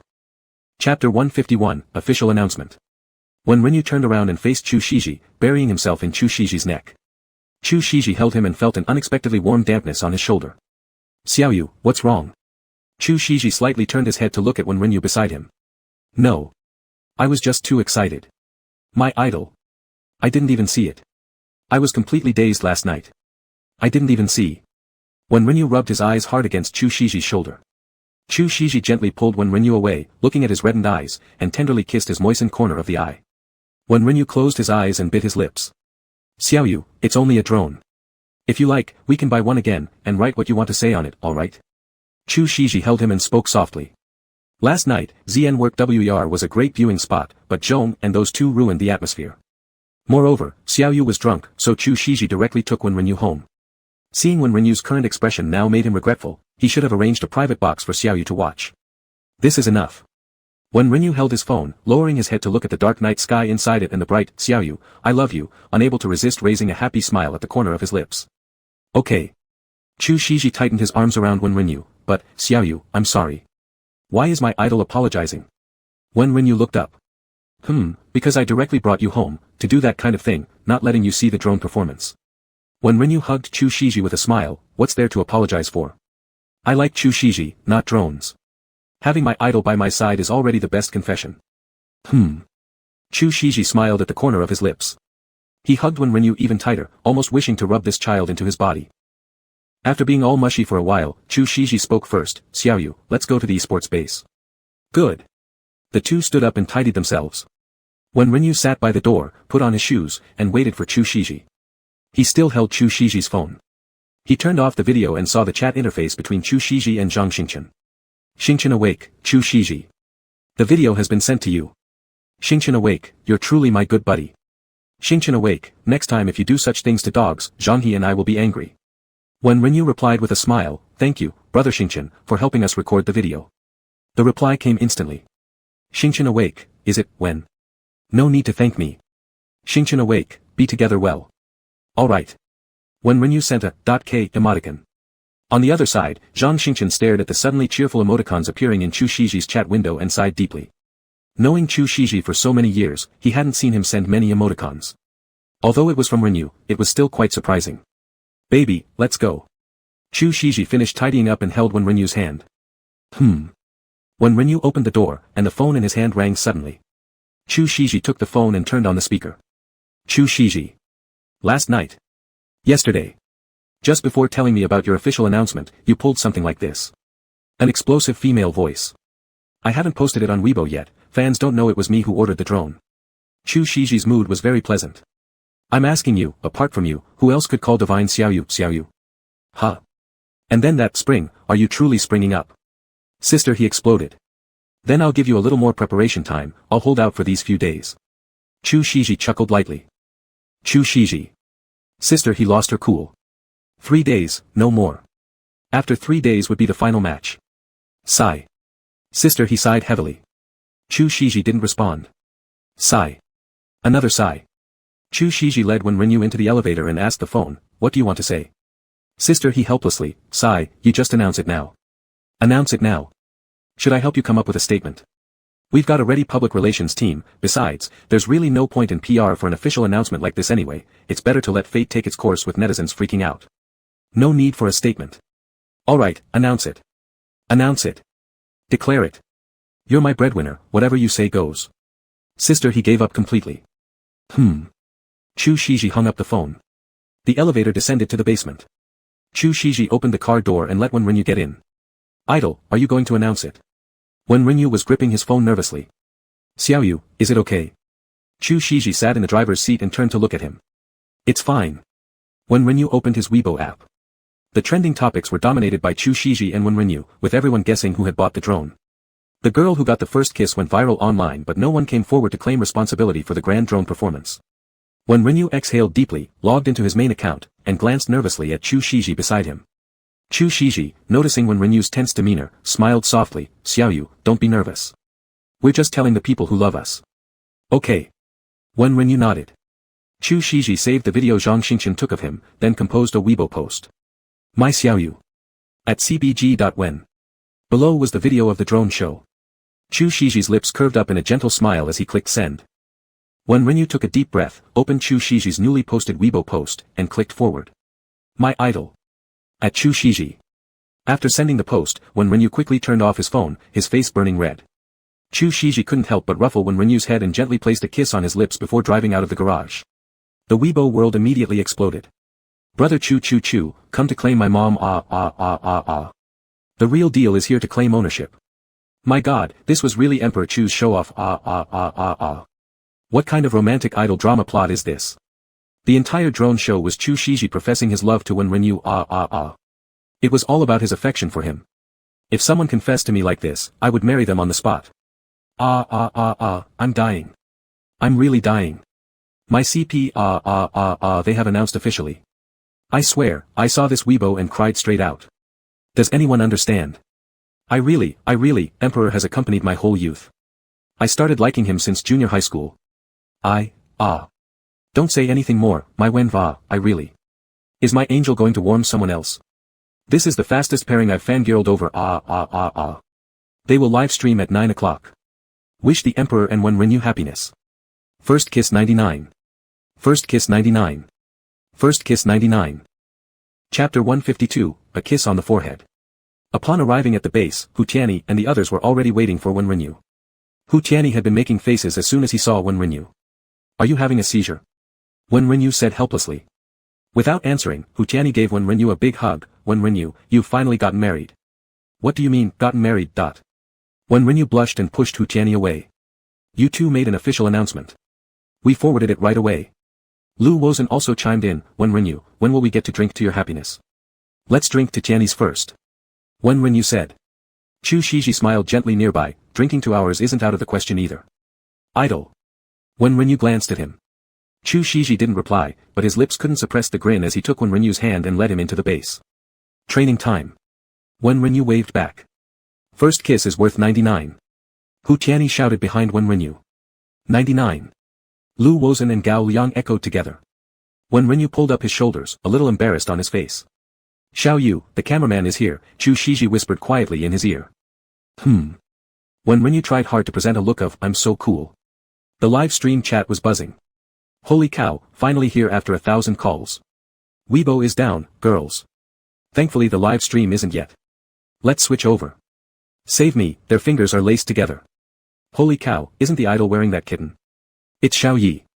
On his shoulder. What? Was there a sentence in yesterday's drone feed about my wild king? Can these two possibly be related? Wen Renyu is also a wild king, no problem. Xiao Ye's pendant must have been given by Wen Renyu. Kill me to cheer them on. So sweet, what to do, I'm gonna faint.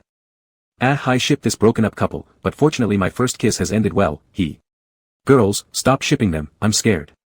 Not me, I only ship first kisses. Only then did Wen Renyu realize he was still holding Chu Shiji's hand.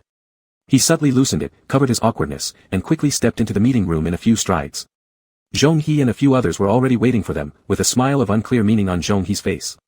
Wen Renyu pretended not to see it, calmly walked forward, sat down, and began explaining the rules to the 6 people. We won the second match, and the winning team has the right to pick one person from the loser group as a substitute. The remaining people in the loser group will all be eliminated. Our answer is J.N. Zhong He raised his hand. Wen Renyu looked up and asked, go ahead. Isn't the loser group already down 3 members? Zhong He questioned curiously. Shouldn't the remaining people form another team? They first undergo elimination within their own group, then those who remain are selected by us, the winner group. Those not chosen will still leave, meaning they can leave at most 3 people. Wen Renyu explained. This rule seemed cruel at first glance when he initially read it, but come to think of it, it's normal. After all, the production team cannot continuously dispatch so many photographers to follow the contestants. Director Wei Gaoyang thinks very simply, as long as Chu Shiji and Wen Renyu are held steady, there's absolutely no need to worry about the show's popularity. With veteran singers like Zhong He, plus some male and female groups who debuted, the heat would just skyrocket upward, eliminating a few wouldn't harm at all. Eliminating them would even save money. Lin Yan listened to the rules when Renyu was explaining, opening her mouth to ask, can we? Her voice grew quieter and quieter, uttering a few more words but too indistinct to hear clearly. Lin Yan cast a nervous glance at the live broadcast lens, regretting somewhat her impulsive response. Chu Shiji immediately understood Lin Yan's meaning, likely believing that adding another substitute wasn't necessary, but she dared not speak out, fearing to offend anyone or angering the viewers commenting in the stream. Chu Shiji also felt there was no need to add anyone else. He directly asked, can we choose not to add anyone anymore? Yeah. Wen Renyu nodded. In that case, let's not add anyone. 6 of us are doing fine, Chu Shiji looked at Wen Renyu and smiled. He didn't care about offending anyone, since people always flocked around him to flatter. So, we'll skip picking someone, Wen Renyu turned to look at the program staff beside him. Okay. The staff gave an okay sign. Let's start training then, Wen Renyu nodded. J.N. Zhong He raised his hand. Wen Renyu. Any other questions? Divine One, since it's the finals, could you give me some private coaching? I mainly play the jungler role. Zhong He grinned. World-class jungler exclusive tutoring, he was confident that this season he could directly climb to Honored King. No. But Chu Shiji beside him refused without mercy. Ren Miao and Ning Chi stood together in the back, Lin Yan and Wan Qingqing standing side by side, all staring at Chu Shiji and the other 2. Chu Shiji walked beside Wen Renyu, holding his hand and said to Zhong He, how could we duo Q with you? Zhong He. Then how about you both guide me? Zhong He didn't give up. Did you not have enough dog food yesterday? Chu Shiji narrowed his phoenix-like eyes. Zhong He. Thanks, that's enough. In the live stream chat. What the heck is this dog food? I wanna have some too. Zhong, don't make me kneel down and beg you. Aw, tell us more. I wanna know too. Brother Chu's possessiveness is so strong. Today Wenf played with Zhong, then went home where Wenf got scolded hard by Brother Chu. Then at what time, Brother Chu while watching poor crying when Renyu gently asked, little you, do you still duo Q with others? Holy crap. Don't make me kneel down and beg you. Author Sama, here's a pen. Please, I really need this story. Must see. Must see. Where's the prodigy who made first kiss fan art? Please please please. This is very important to me. When Renyu's ears were slightly burning, he pulled Chu Shiji's hand and said, "Idol, you duo Q with me." "Alright." Chu Shiji patted Wen Renyu's head, then lowered his head and kissed his forehead. When Renyu glanced at the camera lens, a bit flustered as he tightened his grip on Chu Shiji's hand, then cleared his throat softly before continuing to Zhonghe, I'll teach you jungle techniques in the afternoon. Together with Idol. Zhonghe, okay. This much dog food he had asked for, and even if he knelt down, he'd still swallow it down. In the live stream chat. Nest grass. Head rubbing. Holy crap. Forehead kissing. Mom, I will remember this scene for my entire life. Serene.jpg. I've already screenshot and printed it out. Even if I die, it must enter my tomb with me. Serene.jpg. How did I deserve this, shippering such a couple? I vaguely remember Hu Tianyi who last touched when Div's head got beaten badly. The idol is too doting. Do you call someone an idol? Sorry crying.jpg, let me try again, brother Chu is too doting. Just the other day Divine One still called Zhong, teacher Zhong, now it's just Zhonghe. So what happened between them last night? Known facts, Zhang Xingqian sang the opening song at the match yesterday, and then disappeared. Also known, Big Brother Zhang and Shadow Emperor are friends. Also known, Big Brother Zhang and Zhong are friends. Also known, Zhong ate dog food from first kiss last night. Question, what did they do after last night's competition? Definitely 4 people hanging out. Also known, drone show was near the ZN Tower, and the video angle posted by Shadow Emperor clearly showed high altitude. Question, where were they? On ZN Workers' Place. Holy crap, sister, you're wasting your talent not being in criminal investigation. Chapter 153, Eagle Man. Since the official announcement with Wen Renyu this morning, Chu Shiji seemed to have completely attached himself to Wen Renyu. Even during serious training, he wanted nothing more than to hold hands with Wen Renyu. Wen Renyu looked helplessly at Chu Shiji who was right next to him. Although sometimes mature, Chu Shiji could be like a child too, always sticking to him closely. He would even naively drive away anyone who got close to them, no matter the purpose of their arrival. While still selecting heroes, Wen Renyu glanced beside him and his eyes curved slightly as he leaned over and kissed Chu Shiji on the cheek. Chu Shiji immediately looked at Wen Renyu. He glanced sideways at the live stream camera, then lifted Wen Renyu's chin for a kiss on the lips. Unfortunately, Wen Renyu pushed him away mercilessly, saying, "The game has started, focus on your training." Helplessly, Chu Shiji turned his attention back to the phone screen, emitting an air of frustration all over. At the corner of Wen Renyu's lips, a smile crept up. Having a romantic relationship openly with Chu Shiji was truly wonderful. The live stream caught every detail, driving fans into frenzy. I am losing my mind. This is so sweet I can't help myself Chu, a longtime fan of 5 years, expresses that he has never seen Chu act this way, helpless.jpg. Chu, who is this? My lovely wife. Let me stick closer. What? Wife forbids it.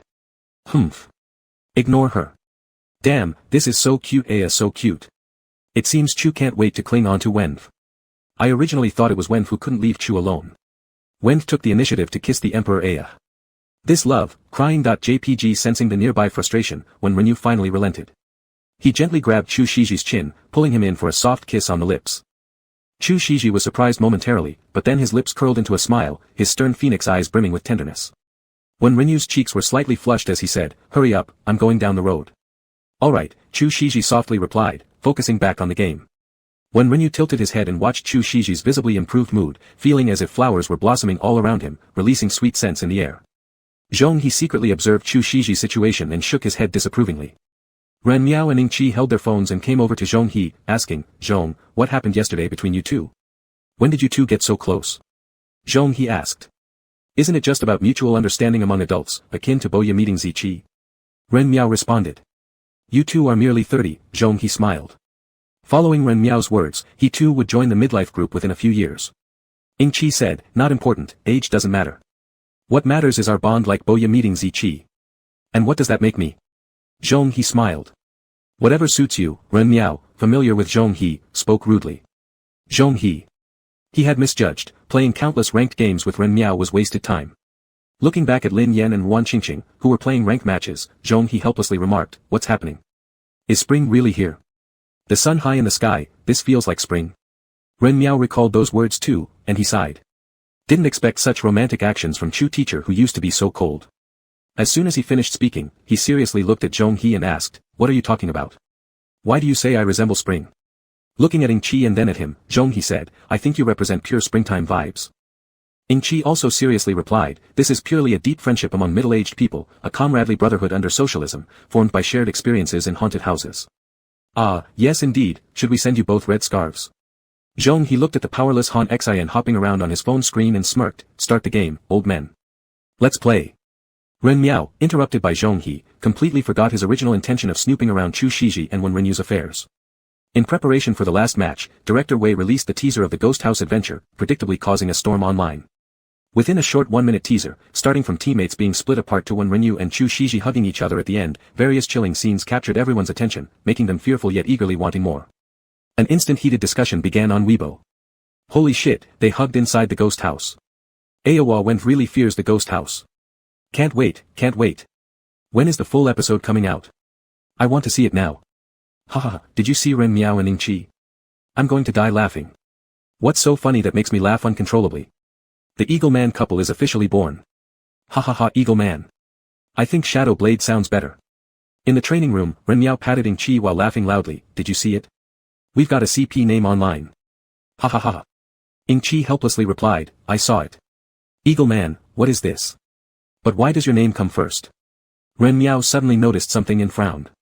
Ing Chi immediately grinned, hee hee. Ah, not good. If we're a couple, I have to be the top one. Ren Miao declared fiercely. You obviously are the bottom, aren't you? Ing Chi retorted. Ren Miao, ha. Zhong He nearby, speechless. The final match arrived soon. 3 teams remained, with a BO5 global BP system in place. The other 2 teams fought first, then the winner would play against Wen Renyu's team.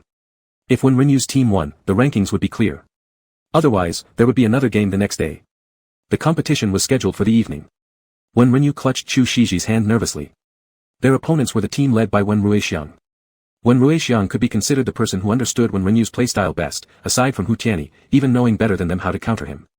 Don't be nervous, little you, Chu Shiji hugged Wen Renyu under the stage, softly comforting. Our game, I'm not nervous, Wen Renyu buried his head into Chu Shiji's neck. Upon the director's request, the cameraman quickly gave a close-up shot of the pair below the stage. The venue atmosphere instantly exploded. A female voice pierced through the noise, first kiss ah ah ah ah ah. First kiss, hurry up and kiss. As soon as Wen Renyu heard this voice, he immediately raised his head. He stared at the camera, moving his lips, why is it you again? Yes, it's me. The voice carried tremendous power. The venue erupted in laughter. Wen Renyu. How does this female fan know lip reading? From the airport to every public appearance afterward, each time, he could hear the voice of this CP fan.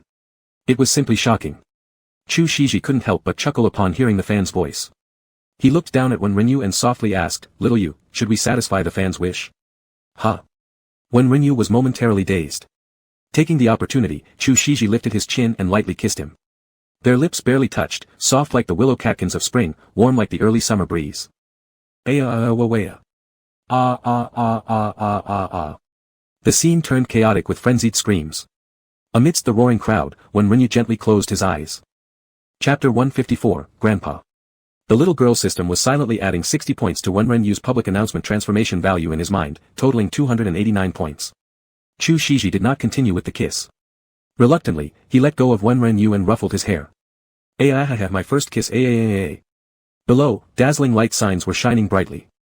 Wei Dao watched as his competitive program gradually turned into a love reality show, not only without dissatisfaction but laughing with joy. The other members of Wen Renyu's team stood beside, eyes wide open.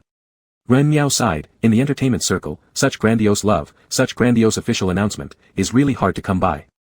They are really amazing. Ing Chi leaned close to him and asked, you, say, what?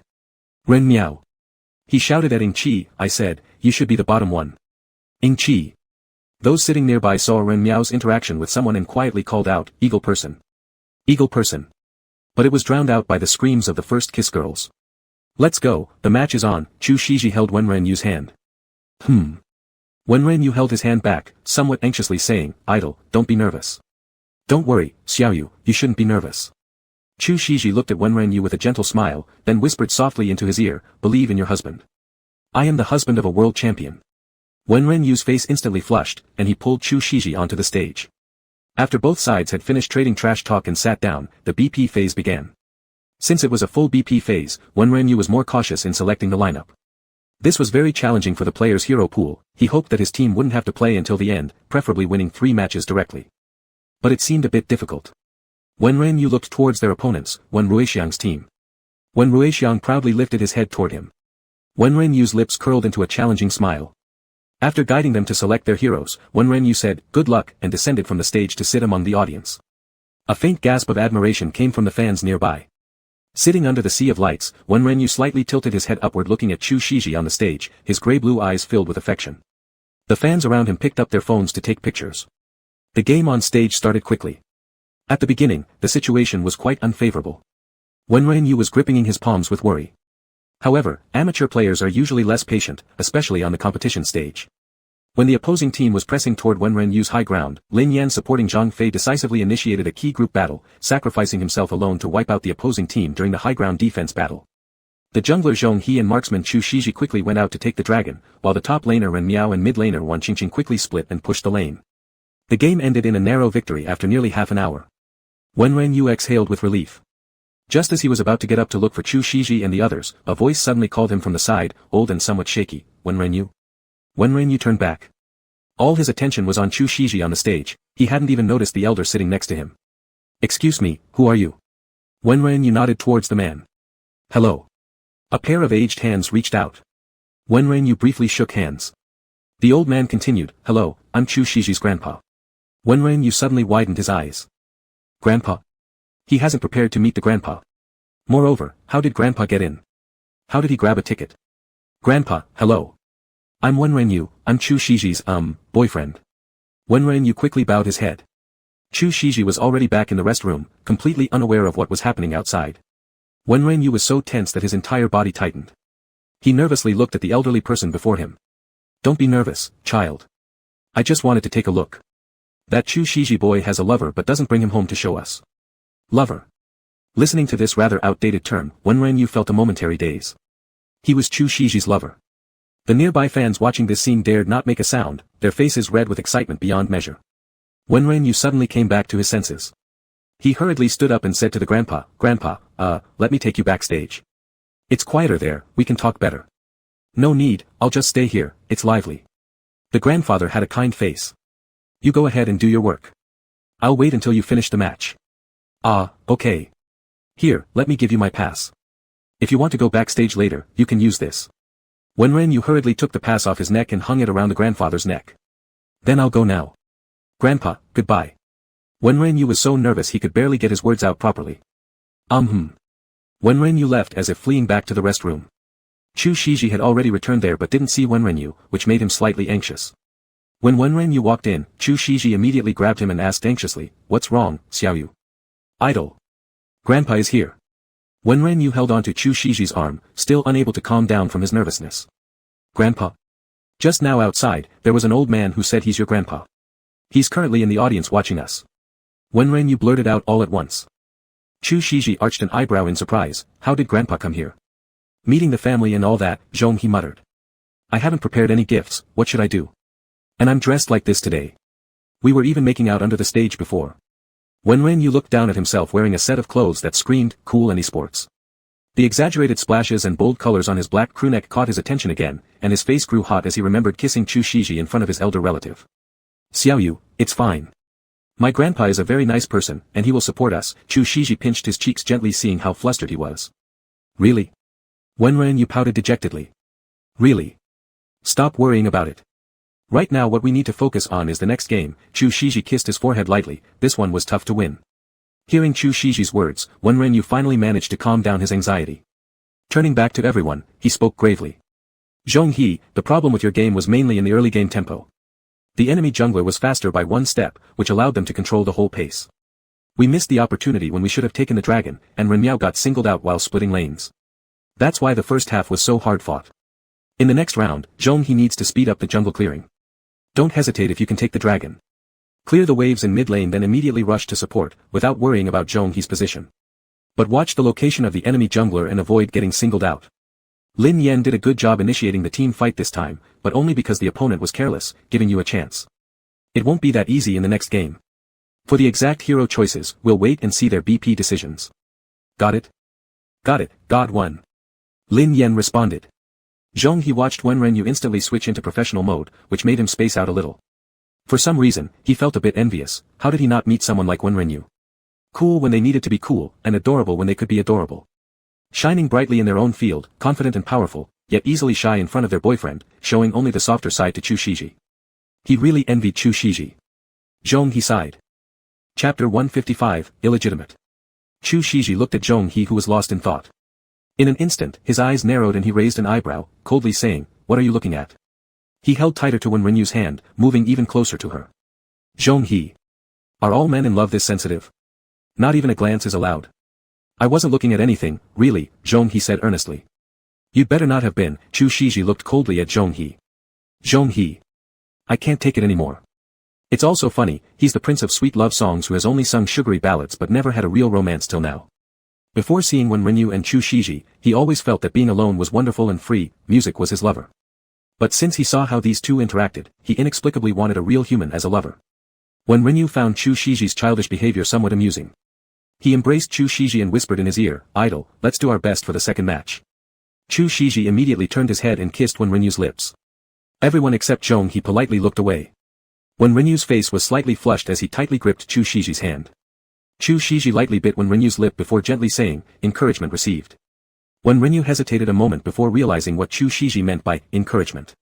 He cleared his throat, his face still flushed as he avoided Chu Shiji's fiery gaze. Just then, he caught Zhong He's eyes instead. Wen Renyu quickly buried himself in Chu Shiji's neck. He was about to lose his mind. Why is his idol becoming increasingly bold? Chu Shiji softly laughed as he rubbed Wen Renyu's soft hair with his fingers. "Let's go, it's time for the second match." "Alright." After calming down, Wen Renyu released Chu Shiji and led everyone towards the venue. Chu Shiji sat on the contestant platform, and Wen Renyu whispered 2 words in his ear. Following Wen Renyu's hint, he suddenly saw his grandfather sitting under the stage. "Xiao Yu, let's visit Grandpa tonight," Chu Shiji leaned in and whispered. "Alright." Wen Renyu nodded. "Do you want another boost?" Chu Shiji hopefully gazed at Wen Renyu. Seated next to them, Zhong He. Wen Renyu. Wen Renyu covered his awkwardness and embarrassment by saying, "Let's select heroes first." "Alright," agreed Chu Shiji. The BP phase started. Wen Renyu eyed the opponent's formation, playing Milady for their mage and choosing Lu Chan as support, clearly aiming for a demolition strategy. "Qingqing, can you play Zhou Yu?" Wen Renyu asked Wan Qingqing. "Yes," Wan Qingqing nodded. "Then you can handle Milady using Zhou Yu. Don't let her accumulate too many minions." Wan Qingqing nodded again. "Understood." "Idol, can you use Sun Shangxiang?" Chu Shiji took out Sun Shangxiang. "As for the rest, use your most proficient characters and give it your best shot," Wen Renyu said. After finishing, he glanced at Chu Shiji, stepped behind him, leaned over, and gave him a light kiss on his cheek while quietly urging, "Go ahead, you can do it." Chu Shiji couldn't help but let a smile spread across his lips. "Ha!" A wave of screams arose from the crowd below. Wen Renyu swiftly spun around and left the stage. At this moment, the live stream chat exploded. Did anyone see Wen Shen's lips move? He said, "Do your best." He actually said it. Ah, I wish I had such a cute boyfriend to encourage me before every exam. Just because you got encouragement doesn't mean you'll ace your exams. Wake up. You don't have a boyfriend like Wen Shen. Brother Chu, where's my cool, composed brother Chu? How come one casual kiss from Wen makes him look so smitten? Casual kiss, smitten. Who recorded the offstage kiss earlier? I was too busy screaming to record my screen, ah. Check the trending topics, sis. Weibo is down. Can't log in. This time, Wen Renyu didn't dare to sit next to his grandfather in the audience. He watched the match taking place from the designated viewing area. Although Wan Qingqing played Zhou Yu not as well as her main hero, it was enough to hold back Milady. The enemies could not gather minions, so she had to rely on auto attacks and skills 1 to clear them. In the bottom lane, Chu Shiji's son Shangxiang pressed against Mark Anthony. The situation was very promising. Now all they needed was Zhong He to seize the opportunity and pick up the pace. Fortunately, after being reminded by Wen Renyu, Zhong He tried to speed up as much as possible. Midway through, he also went to the mid lane to harass a wave, forcing Milady to retreat with low health to restore her condition. Under Zhou Yu's fire line sealing movement in the second round and Chu Shiji's crazy output, they effortlessly secured the victory. However, instead of relaxing, Wen Renyu felt even more tense. The next game would be the match point. If they won the next game, they would directly shut out the opponent and win. Then he would also go meet the parents. Whether it was the match point or meeting the parents, both made him extremely nervous. The few people in the team also sensed Wen Renyu's unnaturalness. Ren Miao suddenly turned around and started talking to Ying Qi, who was sitting on the bench. Ying Qi. Hey. What? Ying Qi looked wary. I need a kiss to fill my energy and motivation to play the third game. Ying Qi shivered all over. Ren Miao. What's wrong with you? I'll pour you a whole box of dishwashing detergent, okay? Aren't we OTP? Ren Miao smiled. I'm emphasizing again, it's Yinger. Ing Chi exclaimed. Zhonghe, what kind of weird cult are you two? Seeing the two strange older brothers bickering, Wen Renyu felt a warmth flow through his heart. He thought they seemed quite well matched this way. Ing Chi was an actor who had just become popular because of a singing and dancing variety show. His career was at its peak. His looks were that of a dried flower type pretty boy. Ren Miao was a pure actor and was also quite famous. He once collaborated with Chu Shiji before, though merely as a supporting role. Ren Miao's face looked young. When he smiled, there were cute little moon-shaped crescent shadows under his eyes, which made him look alluring instead of cute. Stop fooling around and go fight. It's the last game. Zhonghe slapped Ren Miao.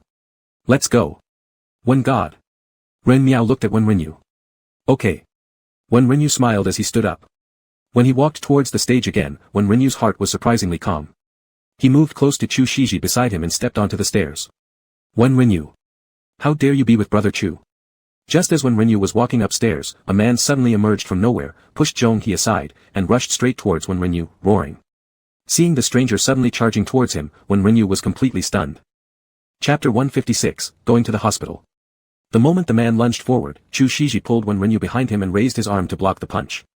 In an instant, blood gushed from Chu Shiji's arm. Chu Shiji let out a muffled groan and winced in pain. Wen Renyu looked at the blood streaming from Chu Shiji's arm and was instantly at a loss. Without thinking, he kicked the man in the abdomen with all his might. The man immediately curled up on the ground, clutching his stomach. Seeing that the man didn't get up again, Wen Renyu quickly turned to check on Chu Shiji in panic. Idol, is your arm alright? Wen Renyu's voice trembled, carrying a hint of crying. Xiao Yu, I'm fine, Chu Shiji replied with a pale face, offering Wen Renyu a weak smile. Where are the production crew? Where are the doctors? Wen Renyu shouted, turning around to look behind. They're here. They've already arrived. Medical personnel rushed over carrying a small medicine box. Tears streamed down Wen Renyu's face uncontrollably. His foot was merciless but careful as he kicked the man cowering on the ground out of the way and gently held Chu Shiji's arm for the doctor to examine. Security officers soon came rushing over and pinned down the man who was trying to rise. Zhonghe furiously asked, wasn't there security inspection when entering? What could have possibly caused so much bleeding? Keys. A security guard picked up a set of keys from the ground. Shit. Zhonghe cursed angrily. These keys must have pierced into the arm, sewing it would definitely be necessary. Wen Renyu glanced at the blood-streaked keys, then back at Chu Shiji's bleeding arm. The sight caused his heartache to make his breathing shudder. Xiao Yu, it doesn't hurt, Chu Shiji gently patted Wen Renyu's head. How can it not hurt? Wen Renyu wiped his tears wildly and leaned tightly against Chu Shiji. Medical staff efficiently wrapped Chu Shiji's wound simply and briefly stated, Teacher Chu, I've disinfected it and bandaged it, but the wound is quite deep, it needs stitches and tetanus shot. So, you should go to the hospital as soon as possible. Wen Renyu didn't hesitate for a moment, competition will resume on the pool.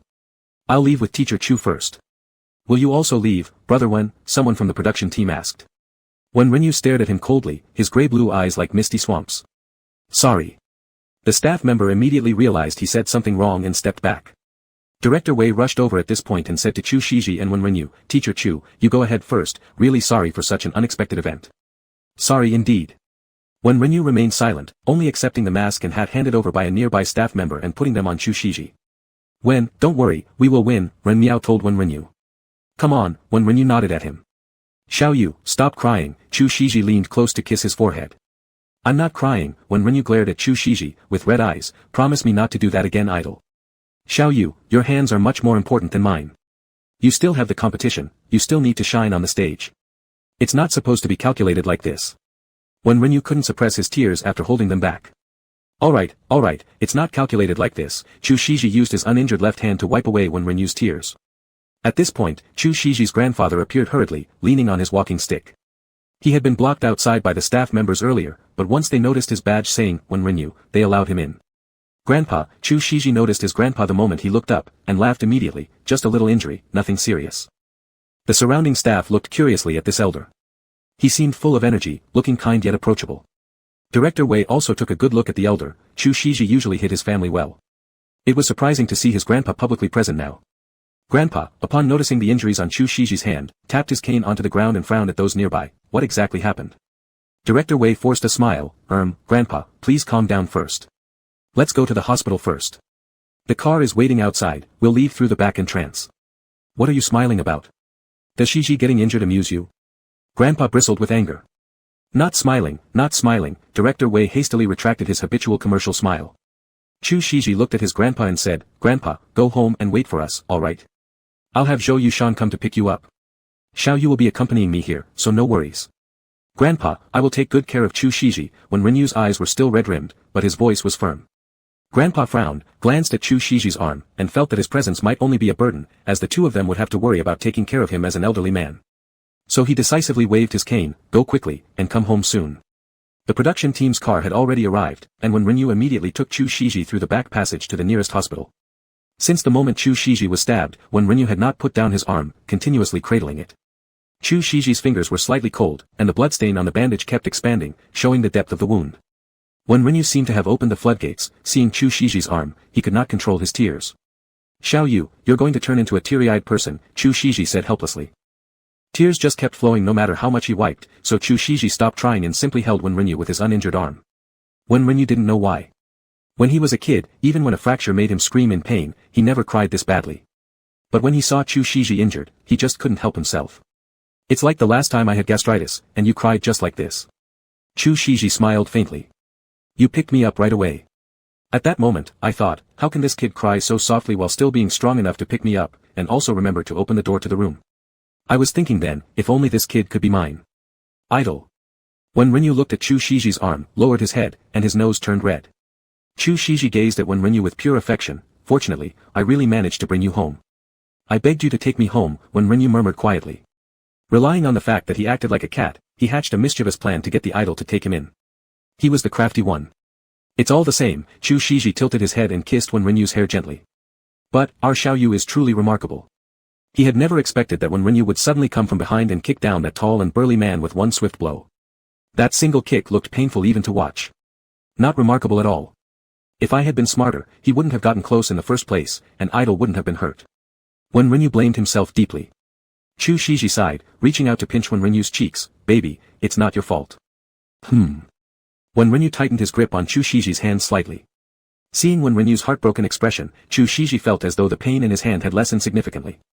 Unable to resist, he leaned forward and gave Wen Renyu a light peck on the lips, then leaned on his shoulder, closing his eyes slightly as he said, "Xiao Yu, let me rest for a moment."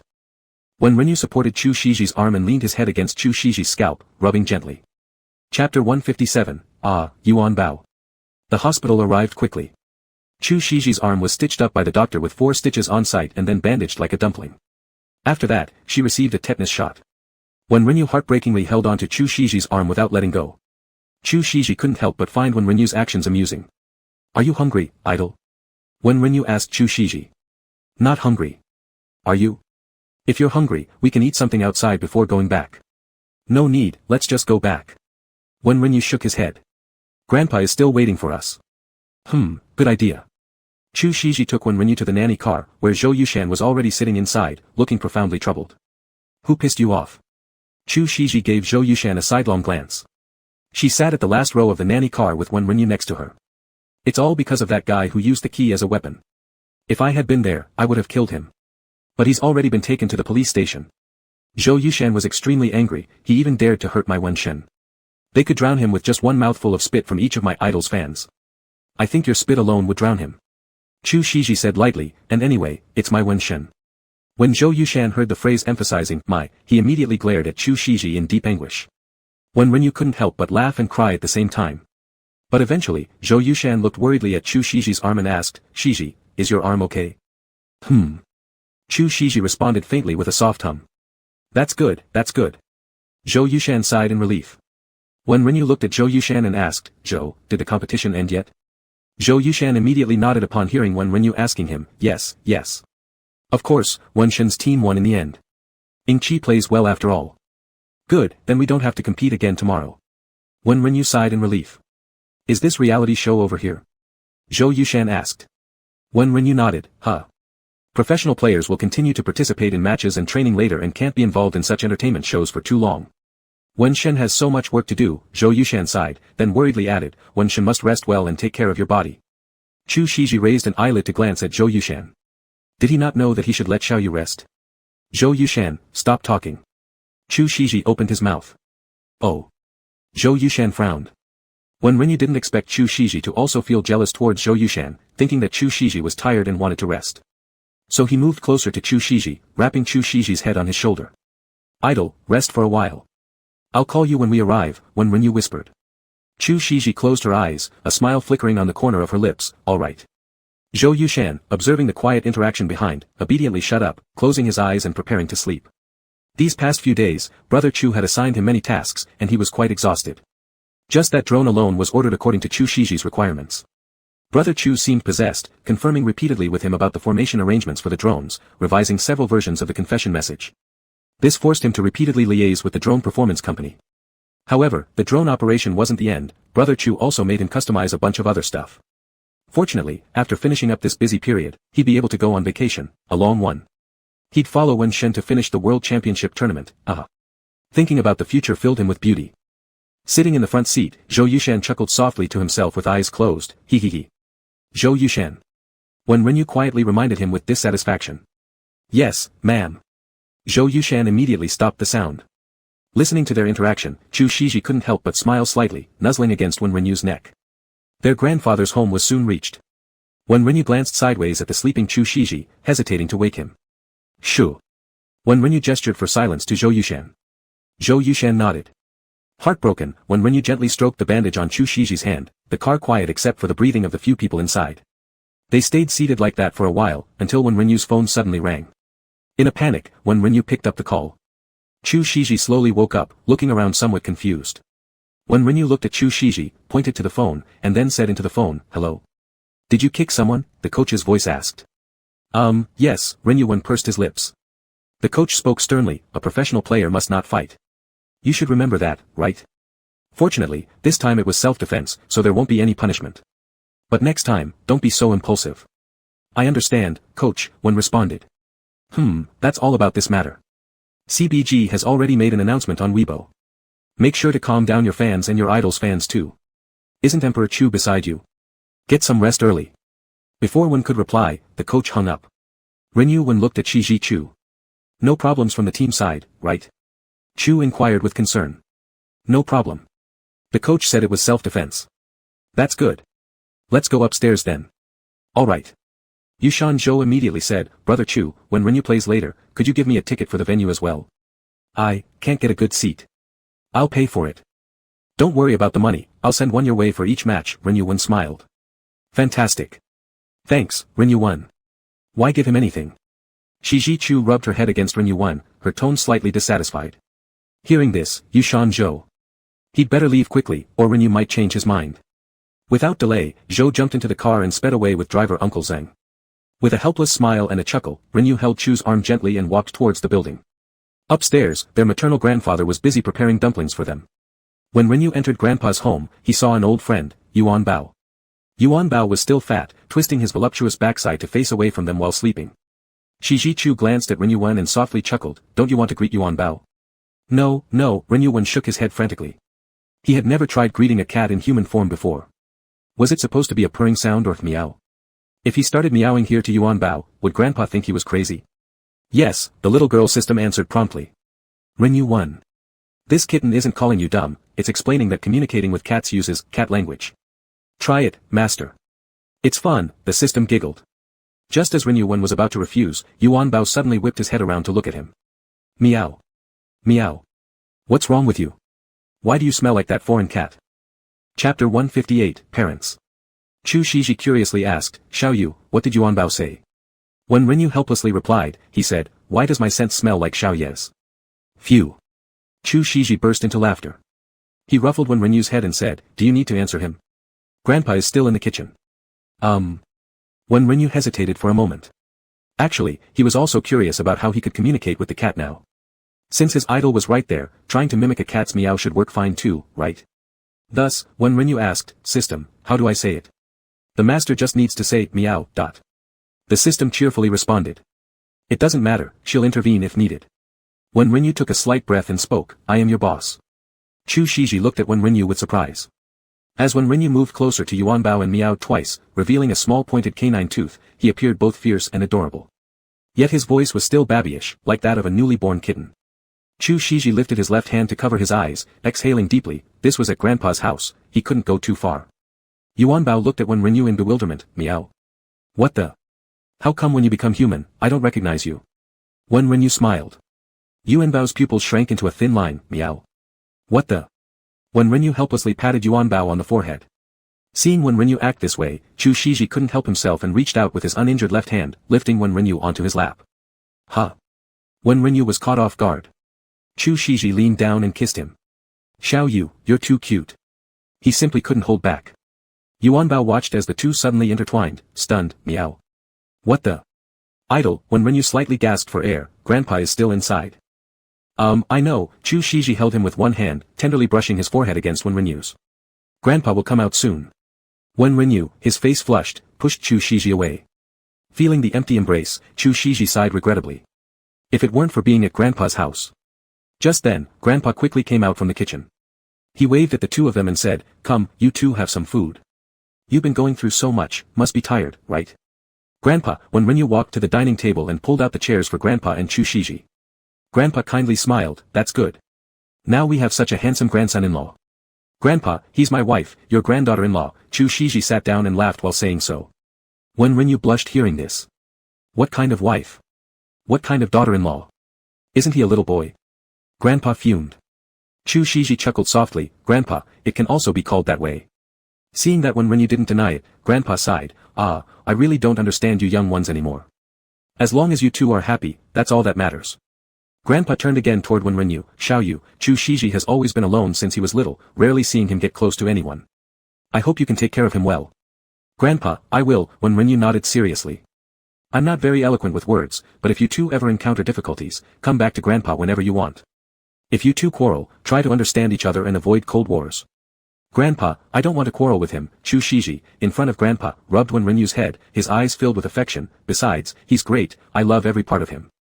Grandpa, I won't quarrel with him, Wen Renyu stated sincerely as well. After living together for so long, Chu Shiji hasn't exhibited any habits or traits that upset him, whether it be lifestyle or character. Except for times when Chu Shiji's energy is too overwhelming. Now that he thinks about it, the time they disagreed the most was probably during those moments. Usually, when he says, no, the idol simply wouldn't listen. Thinking about it, Wen Renyu's cheeks flushed slightly and his gaze started wandering. Grandpa didn't notice Wen Renyu's distraction and smiled contentedly, you two being happy makes Grandpa feel reassured. It's fine even if you're younger. When I was with Chu Shiji's grandma, I was only around 18 years old too. Thank you, Grandpa, Wen Renyu snapped back to reality and thanked him earnestly. Quick, eat the wontons before they get cold, Grandpa pushed the bowl of wontons in front of the two. Wen Renyu nodded, picked up a spoon, scooped a wonton, blew on it gently, and extended it to Chu Shiji's lips. The action was perfectly natural, without any hesitation. Seeing this scene, Grandpa's smile grew even wider.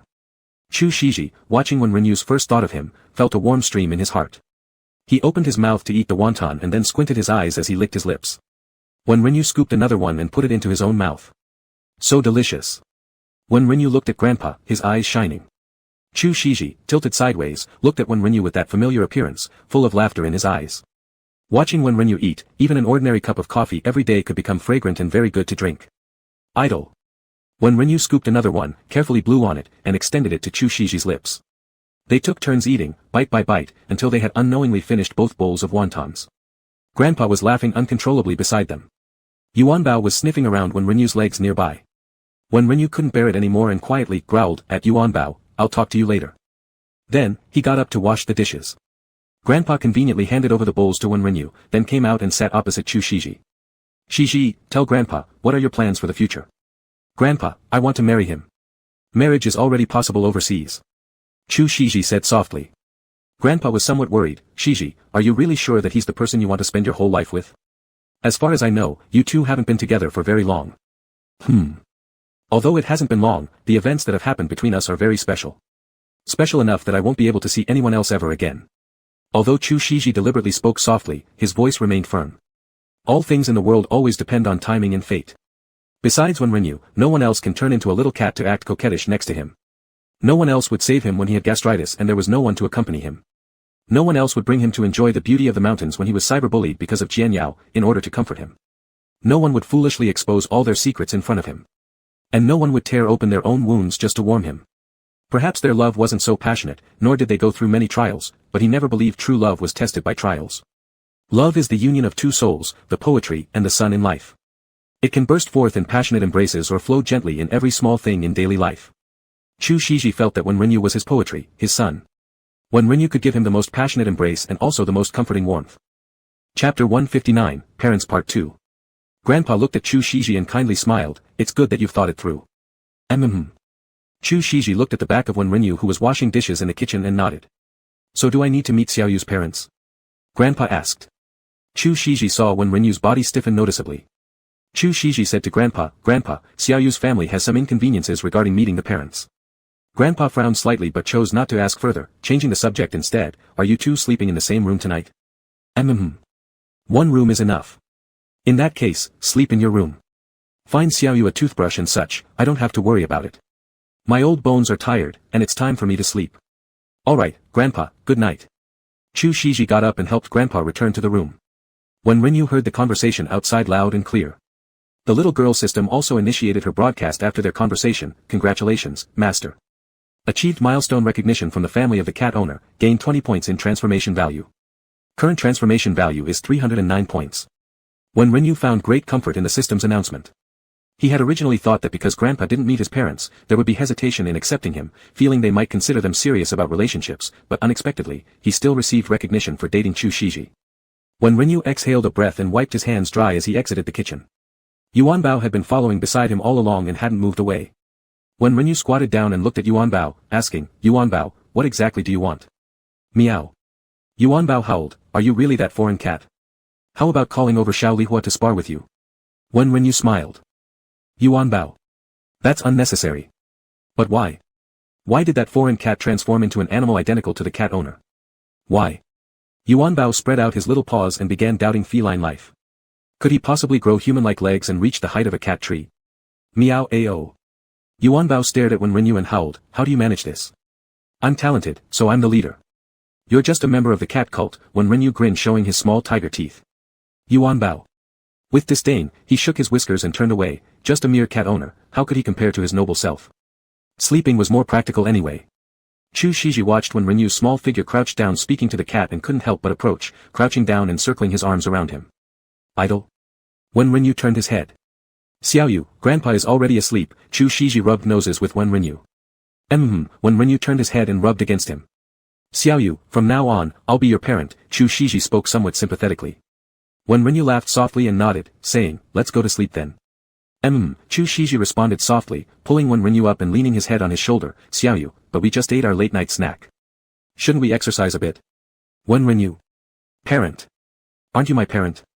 "First, you're my husband, then my parent," Chu Shiji declared matter-of-factly. "But we're at Grandpa's house. And your hand," he looked at Chu Shiji's injured right hand. "Xiaoyu, if we just keep quiet, that will do. Besides," Chu Shiji paused briefly, his facial expression instantly turning a bit pitiful, "besides, my hand hurts, and it needs comfort." "Idle." Wen Renyu looked at Chu Shiji's flawless change in expressions and faintly felt like he was about to fall into a trap set by the master actor. But looking at Chu Shiji's expression, he simply couldn't resist the urge to jump right in. Wen Renyu sighed unhappily, "How should we exercise your hand, Idle?" Seeing Wen Renyu giving in, Chu Shiji's lips curled into a smile. He sucked gently on Wen Renyu's earlobe, muttering hoarsely, "Xiaoyu. Wouldn't you like to be on top today?" Wen Renyu lay carefully in Chu Shiji's arms, being cautious not to press on his hand. He once again experienced Chu Shiji's abundant energy. Whenever he wanted to stop, Chu Shiji would hold on to his injured arm with a look of both sadness and pain, which immediately made Wen Renyu heartbroken and thus, submit to Chu Shiji's whims. As a result, while Chu Shiji couldn't use his hands, Wen Renyu ended up unable to move his entire body. "Xiaoyu," Chu Shiji held Wen Renyu and wore a content smile on his face. "Idle. There must not be a next time. You have to behave until your hand gets better." Wen Renyu looked up at Chu Shiji, furious. He really wouldn't trust Chu Shiji again. It was so easy for him to forget that Chu Shiji was an acting emperor who could deceive him with ease. Chu Shiji looked at Wen Renyu's puffed cheeks, thinking how adorable he looked inside, yet he still managed to make a slightly painful expression, "Xiaoyu, my hand hurts again." Wen Renyu stared intently at Chu Shiji, hesitated for a moment, but ultimately lifted Chu Shiji's arm and blew softly on it. Chu Shiji couldn't help but burst into laughter. His Xiaoyu was truly too cute. "Idle." Wen Renyu hearing the laughter, looked up, angry. "I'm sorry, Xiaoyu. It's just I really find you too adorable." Chu Shiji buried his head in Wen Renyu's neck crook, muffled laughs escaped. Wen Renyu hugged Chu Shiji and after suppressing it for a while, the corners of his lips couldn't help but rise with a smile. Rejecting doing such things with his idol was only because he was afraid the idol's wound would burst open. But now, looking at how happy the idol was, he felt that following the idol's desires was fine, no matter what. Chu Shiji kissed Wen Renyu's hair top lovingly and embraced him, closing his eyes. The elder got up very early. When Chu Shiji and Wen Renyu woke up, Grandpa had already made breakfast and was watching the morning news. After Chu Shiji and Wen Renyu greeted the morning, Chu Shiji looked at Grandpa and asked, "By the way, Grandpa, how did you manage to get tickets to the esports competition yesterday?" Grandpa laughed heartily. "How would I understand any esports match? I let Dongzi from downstairs grab them for me. I told him I wanted the best seats because my grandson is competing inside. Oh, by the way, Dongzi also said he wanted your autographs."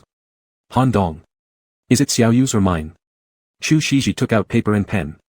He specifically asked for one from the movie Emperor, one from the God of Smell, and another with both of you together. Grandpa smiled warmly. "I thought he worked hard grabbing the tickets for me, so I agreed to all." Chu Shiji smiled. "All right. But I can only let Xiaoyu sign for me." "But isn't it more meaningful if the signature is signed by the person himself?" Wen Renyu seemed troubled. Grandpa pulled out his phone, squinted, and slowly pressed the video call button. Chapter 160, Birthday is Coming. "Hey. Dongzi, are you up this early?" Grandpa laughed heartily. "Here's the thing, Shiji's hand is injured, so his boyfriend will sign for him. Is that okay?" The video instantly transmitted an excited male voice. "Boyfriend? Wen Shen?" "Yes, yes, yes. Of course, it's fine." Then a clear female voice was heard. "Brother. Who is it?" Dongzi ignored the female voice and asked Grandpa, "Are they there now? Can I see them? I promise I won't record the screen." Upon hearing this, Chu Shiji took the phone from Grandpa and said calmly, "Hello. My God. It's truly the Emperor of Shadows. Truly Wen Shen." The other side of the video chat showed Dongzi, his excitement making him stammer. A girl appeared in the video and upon seeing Chu Shiji and Wen Renyu, she began screaming. Wen Renyu smiled politely and said, "Hello, Chu Shiji's hand is injured, so I can only sign on his behalf. Is that alright?" Dongzi immediately responded, "No problem, Wen Shen. Is the Emperor of Shadows' hand okay?" "It's not serious, don't worry," Wen Renyu replied. "Good thing. Thank you very much." Dongzi was thrilled. "That, Wenf. Emperor Chu, can I get your autographs?" The girl had a look of pure excitement on her face. "Yes, tell me what to write." Wen Renyu picked up the pen. "Just write."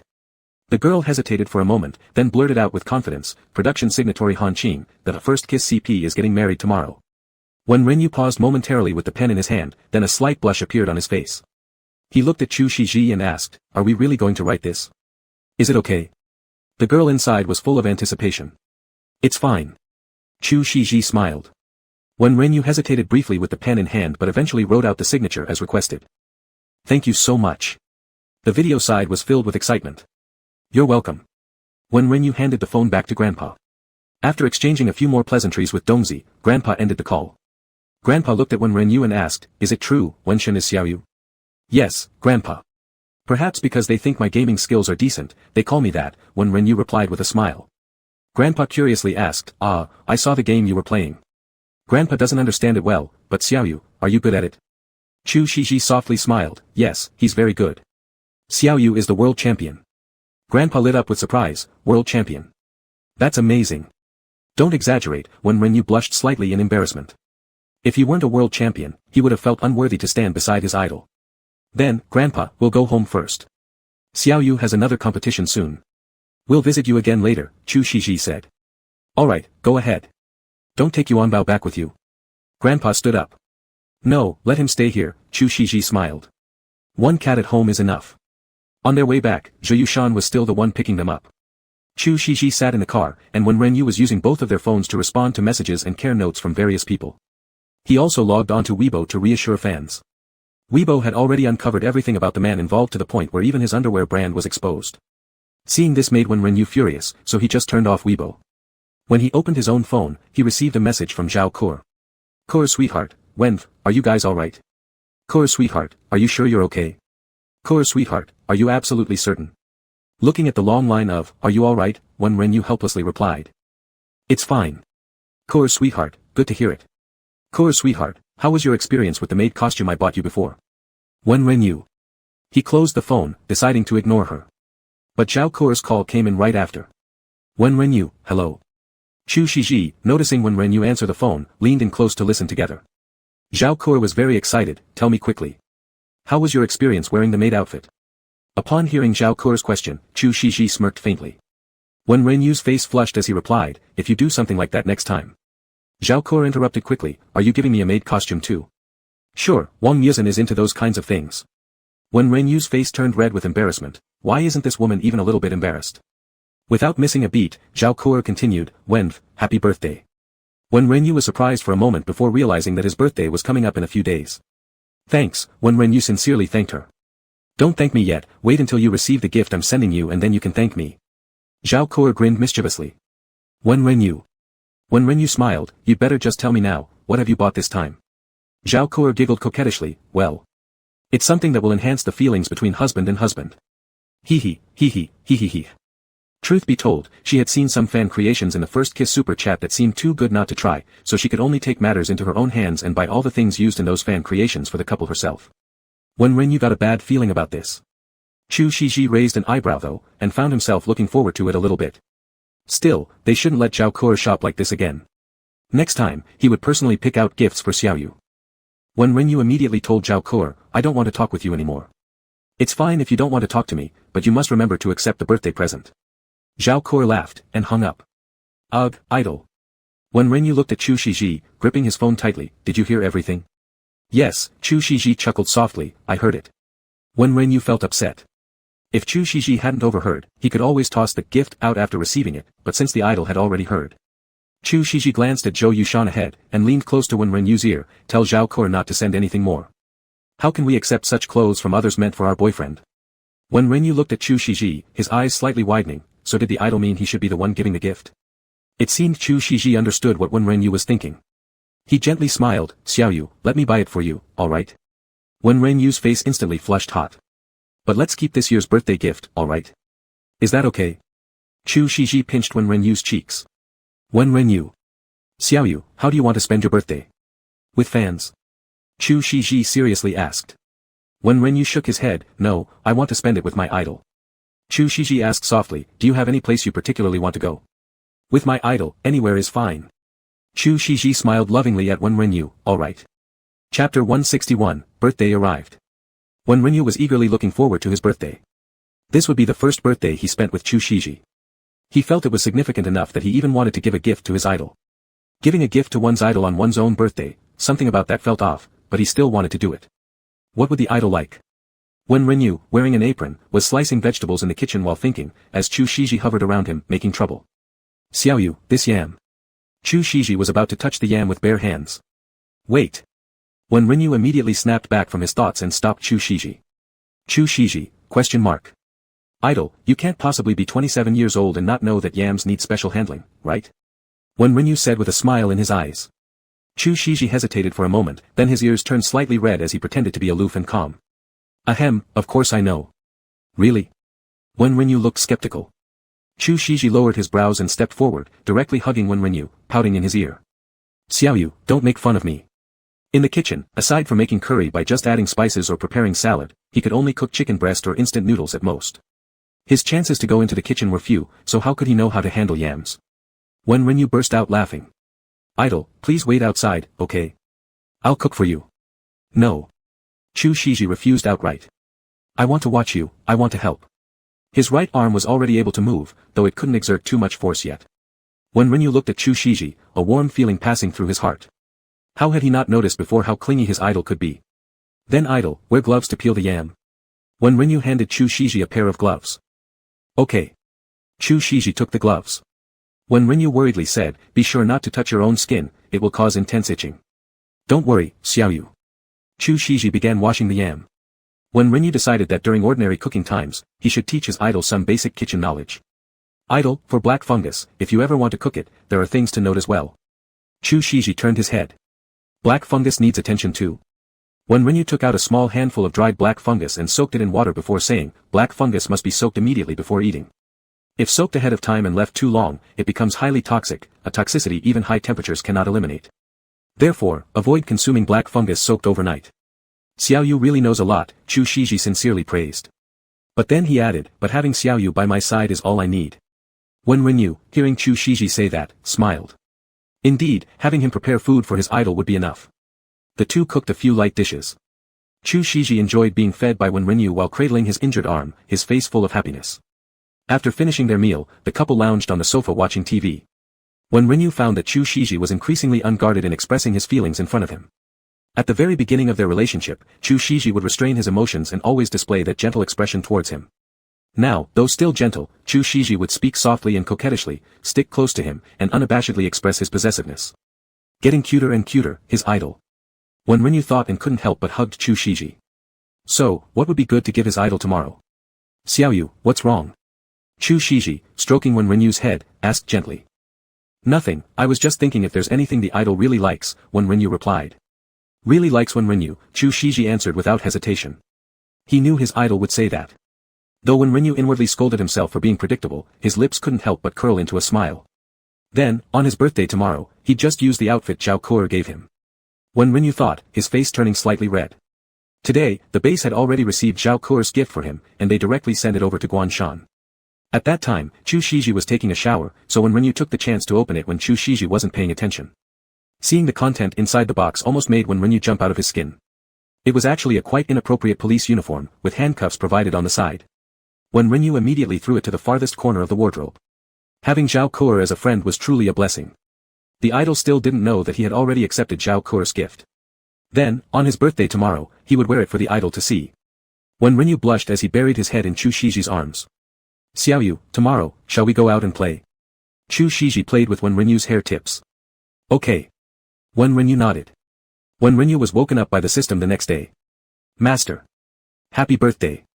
The little girl-like system was very excited. Same to you. Wen Renyu was still a bit confused. Master, here's your gift from me. Your transformation points deducted, 309 points, current remaining, 0 points. Master can now freely switch between half-human and human forms. The system sounded proud. Wasn't it supposed to be 350 points? Wen Renyu was still dumbfounded. So it's a birthday gift, Master. The system seemed a bit nervous. She absolutely wouldn't tell her master that she had exaggerated by adding 50 more points at the time. Actually, it only took 300 points to switch forms, so she earned an extra 9 points. Wen Renyu lazily yawned while thinking about his ears and tail while lying in Chu Shiji's arms. A police uniform paired with cat ears and a cat tail, seemed kind of strange. Black Cat Chief. White Cat Chief. Wen Renyu thought about the Black Cat Chief and chuckled quietly in Chu Shiji's arms. Chu Shiji woke up too. He looked down at the kid cuddled in his arms and spoke softly. Xiaoyu, good morning. Happy 20th birthday. Thank you, idol. Wen Renyu rubbed against Chu Shiji. Then he hesitated for a moment before tentatively showing his cat ears and tail. Question mark. Chu Shiji instantly became fully awake. Idol, I can turn into this form anytime now. Wen Renyu flicked his big tail lightly around Chu Shiji's arm. Xiaoyu. Chu Shiji's voice turned a bit hoarse, let's do some morning exercises, shall we? By the time both were ready to leave, it was already 9:30 in the morning. Chu Shiji carefully put a mask and hat on Wen Renyu, picked up the car keys, and led him towards the basement. A matte black sports car parked in the basement immediately caught Wen Renyu's attention. The sleek, minimalist lines of the car exuded luxury while the matte finish gave the car a low-key yet extravagant look. Chu Shiji pressed the car key. The sports car's door slowly lifted, blue light strips illuminated beneath the car, and its wheels emitted a soft blue glow. Wen Renyu looked at Chu Shiji in amazement, idol, is this your car? It's been modified. I don't remember seeing you driving it before. Yeah, this one's a bit ostentatious, so I haven't driven it much. Chu Shiji smiled, if you like it, I'll give it to you. Wen Renyu shook his head immediately, no. It's too expensive. He was just in a relationship with his idol and couldn't accept such a valuable gift. Moreover, the card tied to his name by Chu Shiji remained untouched. But he often saw Chu Shiji make large expenses himself. Although curious about what his idol spent the money on, Wen Renyu didn't ask much. Chu Shiji ruffled Wen Renyu's hair, Xiaoyu, I've already given you myself, not to mention a car. You're right, idol is all mine. Wen Renyu smiled and got in the car, where are you taking me, idol? Chapter 162, Amusement Park. Let's go to the amusement park. Chu Shiji stretched her long legs and stepped into the car, her hand with the black bracelet casually resting on the steering wheel. The bandage on her right hand had already been removed, replaced by medical adhesive bandages, and in 2 more days, the stitches could be taken out. At this moment, Chu Shiji was leaning her head slightly to the side, her phoenix-like eyes focusedly staring at him, a gentle smile curving at the corners of her lips. She was wearing the same black sporty leisure suit as Wen Renyu. The modified sports car's lights glowed brightly in the dim interior of the car, the dark blue light reflecting off Chu Shiji making her appear uniquely cool unlike her usual demeanor. Wen Renyu stared blankly at Chu Shiji's appearance, momentarily forgetting how to speak. Xiaoyu. Chu Shiji called out as a reminder. Ah, idol. When Rinyu suddenly snapped back to reality, his face blushing all the way down to his neck. How many times had they been together now, yet he still got dazed. Chu Shiji chuckled lightly. She leaned forward to Rinyu, gently lingering on his lips for a while before helping him fasten the seatbelt. So Xiaoyu, shall we go to the amusement park today? Chu Shiji asked again. Amusement park? When Rinyu looked at Chu Shiji, his eyes widening slightly. Throughout his life, he had only been to an amusement park once, that was the time he visited the haunted house. Even though he had been scared by the haunted house in the amusement park, as a child, he always envied other kids who were taken there to celebrate their birthdays by their parents. Unlike him, nothing happened on his birthdays, big or small. No nanny throughout his upbringing remembered his birthday. Or rather, the nannies didn't even know when his birthday was. So every year during his birthday, when Rinyu would buy himself a small cake to eat, treating it as a reward for having grown another year older safely. Celebrating his birthday at the amusement park. His idol really acted like a parent. When Rinyu's eyes curved happily into crescents. Chu Shiji watched when Rinyu's expression, her lips curling up into a smile. She had been worried whether Xiaoyu would find her decision too childish. Fortunately, this boy appeared to genuinely enjoy it.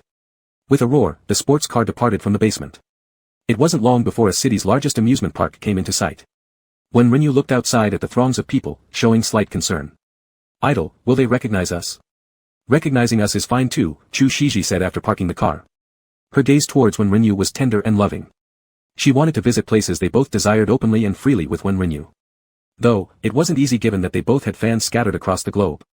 Like Wen Rinyu, one of the world champion-level esports players, anyone paying attention to competitive gaming matches, regardless of their location, would surely know about him. CBG Club also specifically operated an Instagram account for Wen Rinyu. But they couldn't keep their relationship hidden forever, never able to even go to an amusement park. Only a couple of days ago, a stalker fan was arrested by the police, causing quite a ruckus. Both Wen Rinyu and Chu Shiji's official studios released announcements, and the police gave strict warnings accordingly.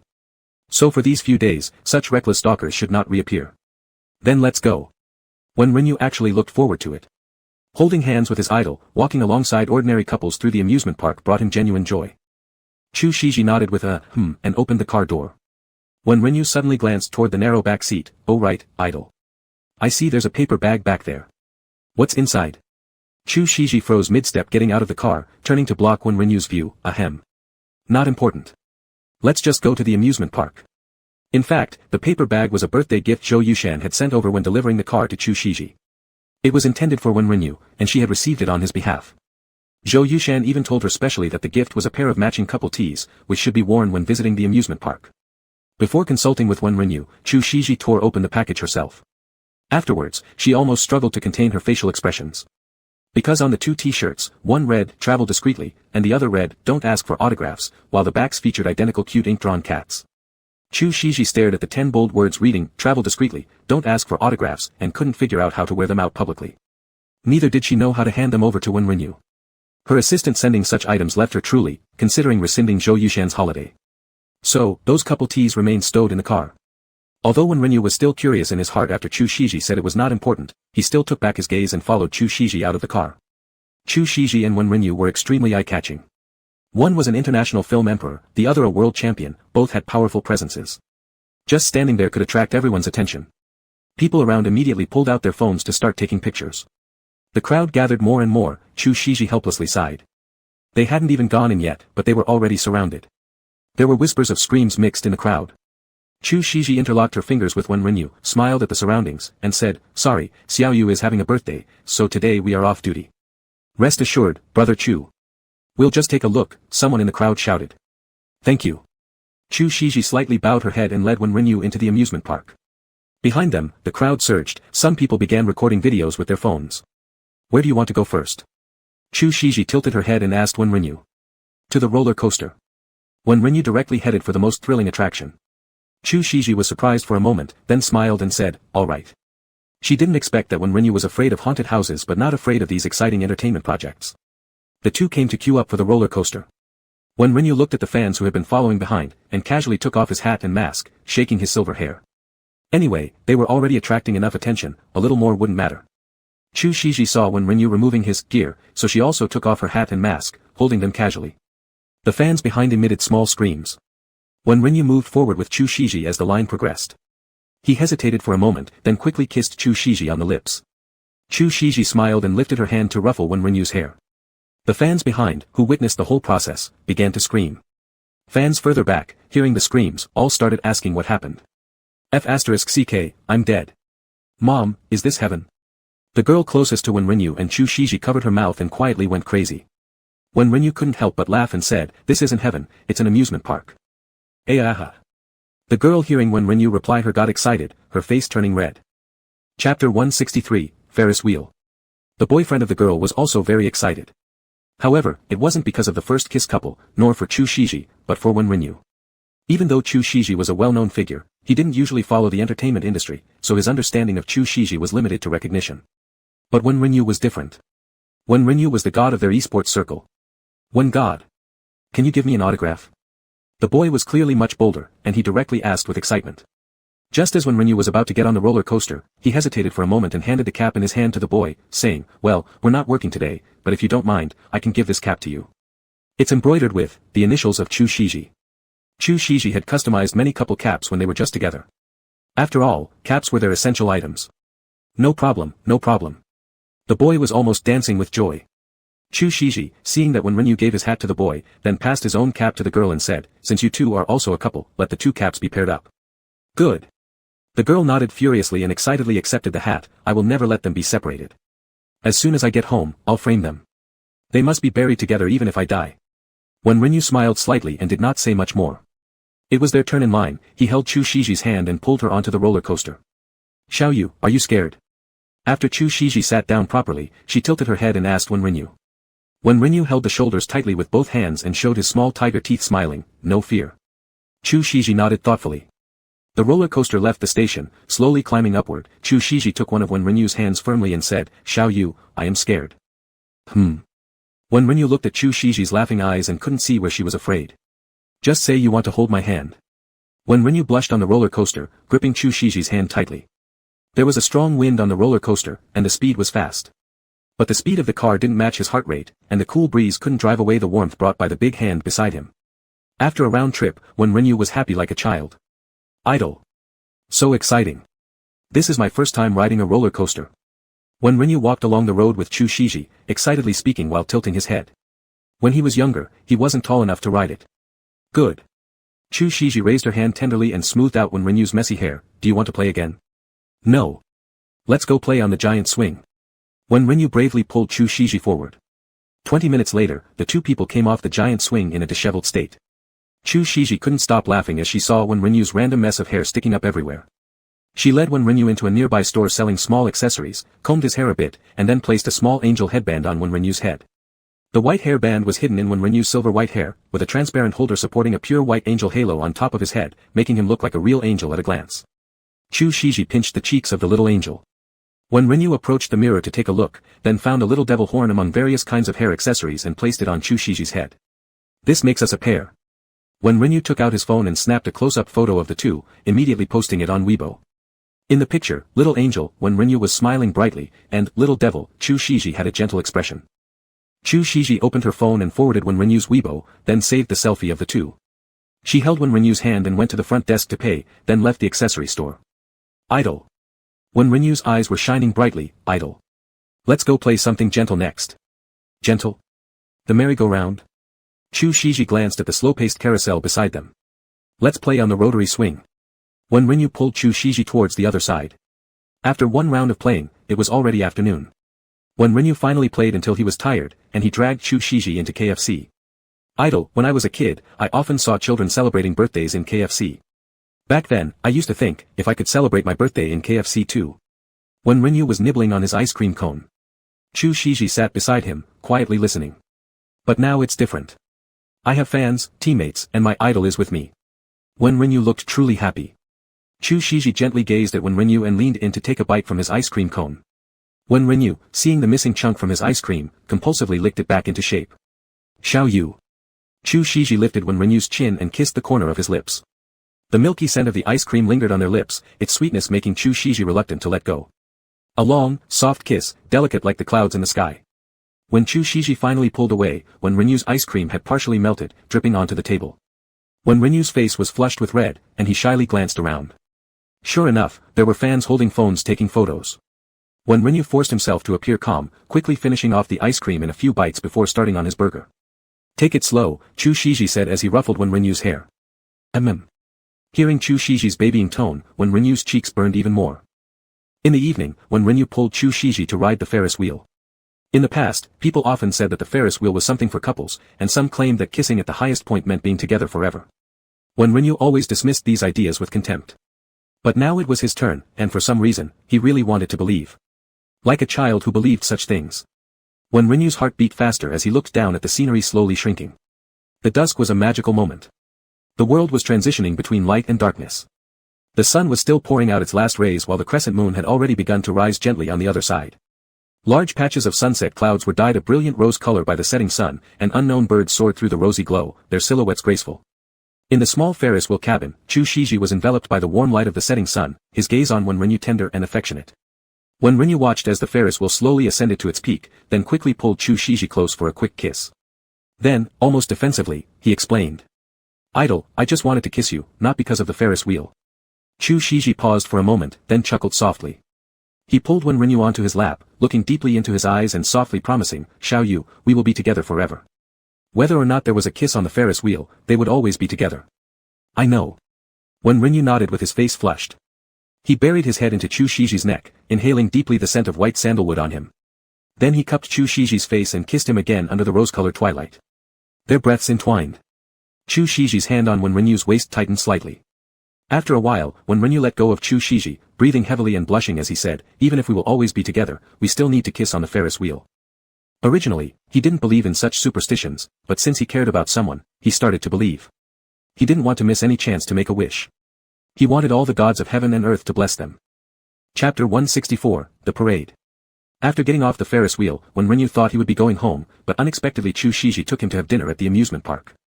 After resting for a while, they came to the center of the entire amusement park. The nighttime in the amusement park had already begun, and even the twilight seemed as if it were drenched with dye, being painted by splendid lights like silk brocade. Many people dressed as fairy tale characters danced to cheerful music, and the sweet aroma of candy filled the air. Wen Renyu felt as though he were truly inside a fairy tale. A beautiful foreign girl wearing an enormous puffed-up princess dress walked up to them, elegantly curtsying while holding her dress. Then she smiled brightly and said, "Good evening, gentlemen. Would you care to join me into the world of fairy tales? I feel like I'm already in a fairy tale." Wen Renyu chuckled. "Sir, you can change into costumes and join our parade," the foreign girl said fluently in Chinese. "Join the parade?" The foreign girl grabbed one of Wen Renyu's hands, using it as a pivot, then twirled around gracefully while dancing, before curtsying once more. "Mister, may I have the honor to invite you?" Before Wen Renyu could decline, Chu Shiji suddenly agreed, "Sure." "Idol?" Wen Renyu looked at Chu Shiji. "Since we're here, why not enjoy it a little?" Chu Shiji smiled warmly at Wen Renyu. "There are many tourists joining in over there." That's fine." Wen Renyu nodded, a glimmer of anticipation flashing through his eyes. "Please follow me, we will provide costumes for both of you." The beautiful girl led them to the backstage costume room. After escorting them inside, she curtsied and left. Seeing a row of magnificent costumes and props, Wen Renyu couldn't help but marvel. Chu Shiji turned his head to ask for Wen Renyu's opinion. "Xiao Yu, shall I pick out the costumes?" Wen Renyu nodded. With so many different types of costumes, he was curious about how his idol would choose. However, Chu Shiji didn't hesitate at all and directly picked out 2 sets from the rack. The clothing was styled after mid-Europe in the 18th century, and one set had a chest adorned with huge lace collars, looking extraordinarily luxurious and intricate. These 2 sets represent a young nobleman from ancient Europe and his butler, an adjacent staff member said. "The dressing rooms are over there, let me lead you." Wen Renyu took the clothes handed over by Chu Shiji and was somewhat stunned by the overly smooth, soft fabric in his hands. Could amusement park prop costumes be this extravagant? Impossible. "Come on, Xiao Yu." Chu Shiji pulled him into a dressing room. Are we changing together?" Wen Renyu glanced at Chu Shiji who entered with him. "Yes. I'm worried you won't know how to put it on properly," Chu Shiji stated seriously. Wen Renyu looked down at the complicated attire and decided Chu Shiji probably had a point, he might really not know how to wear it. "It's just a parade anyway, can't we just put it over our own clothes?" Wen Renyu lifted the garment, looking left and right. But before he could do anything, Chu Shiji grabbed the nobleman's costume from his hand and hung it aside. "Be a good boy, raise your arms." Chu Shiji gently coaxed Wen Renyu. Wen Renyu always found himself powerless against Chu Shiji speaking like this. He obediently raised his arms and allowed Chu Shiji to take off his original clothes. Chu Shiji helped him put on the costume, carefully arranging the grand collar. For the lower half, he wore shorts paired with tight-fitting black socks that went up to the calf, along with a pair of black leather shoes with a slight heel. After when Renyu finished changing, he looked at himself in the mirror and suddenly felt as if he had been transported back in time. Already having mixed-race features, his silver hair enhanced the pallor of his skin, giving off an ethereal beauty. Now dressed in European aristocratic garb, a well-fitted black jacket with complex golden patterns along its edges, he exuded an air of dignity and nobility that made others hesitant to approach. Chu Shiji watched when Renyu, opening his thin lips, "Young master." Upon hearing Chu Shiji address him as "young master," when Renyu's body suddenly stiffened, and a light blush spread across his ears. Chu Shiji slowly undressed in front of Wen Renyu and started putting on the butler's outfit piece by piece. Wen Renyu stared with wide eyes. "Young master, are you satisfied with my figure?" Chu Shiji teased. Upon hearing this, Wen Renyu's face turned red instantly all the way to the roots of his neck. The butler's uniform was a black swallowtail tuxedo, beneath which was a vintage-patterned waistcoat, both made of top-notch materials that looked expensive at first glance. This suit seemed like it was custom-tailored for Chu Shiji, with its impeccable cut enhancing his already nearly perfect figure, making it even more upright and alluring. At first glance, one could feel the overwhelming aura of nobility. "Let's go," Chu Shiji extended his hand to Wen Renyu. Wen Renyu interlocked his fingers with Chu Shiji's as they stepped out of the dressing room. "Wow, these two suits look like they were tailor-made just for you too," the staff member praised. Wen Renyu glanced at Chu Shiji with some suspicion in his mind. He also thought it too coincidental. These outfits fit perfectly, the material was superb, and it certainly didn't seem like something provided by an amusement park. However, before he could dwell on it, the staff member handed him a cane. "Young master, this is your cane." Wen Renyu took the cane absent-mindedly, feeling its icy, hard texture. Upon lowering his gaze, he realized there was a sapphire embedded in the handle. The gemstone gleamed with a lustrous sheen, and it definitely wasn't fake. Wen Renyu stared intently at Chu Shiji beside him. "Xiao Yu, be a good boy. Let's go out and play." Chu Shiji smiled warmly, his eyes clear and innocent. Suppressing the doubts in his heart, Wen Renyu nodded. The two followed the staff member out through another exit. Wen Renyu was surprised to see a magnificent white horse-drawn carriage parked outside. The two white stallions stomped their hooves where they stood, their coats gleamed under the dazzling lights of the magical evening. "These are the parade props we've prepared for the role of young master," the staff member grinned. Chu Shiji was the first to board the carriage. He then bent down, lowering his eyelashes, extending a hand to Wen Renyu. "Young master, please get on the carriage." With Chu Shiji's assistance, Wen Renyu boarded the carriage. The driver, seeing them seated, immediately urged the carriage forward to join the grand parade procession at the amusement park. Wen Renyu felt as if he were dreaming. The amusement park at night truly resembled a fairy tale world, beautiful beyond compare. Colorful candy-hued houses shimmered with dazzling lights, and all around were characters from fairy tales dressed in bizarre costumes. Ballerinas in tutus danced gracefully nearby. The crowd along both sides cheered upon catching sight of Wen Renyu and Chu Shiji sitting atop the carriage, with some even following their carriage live streaming every moment.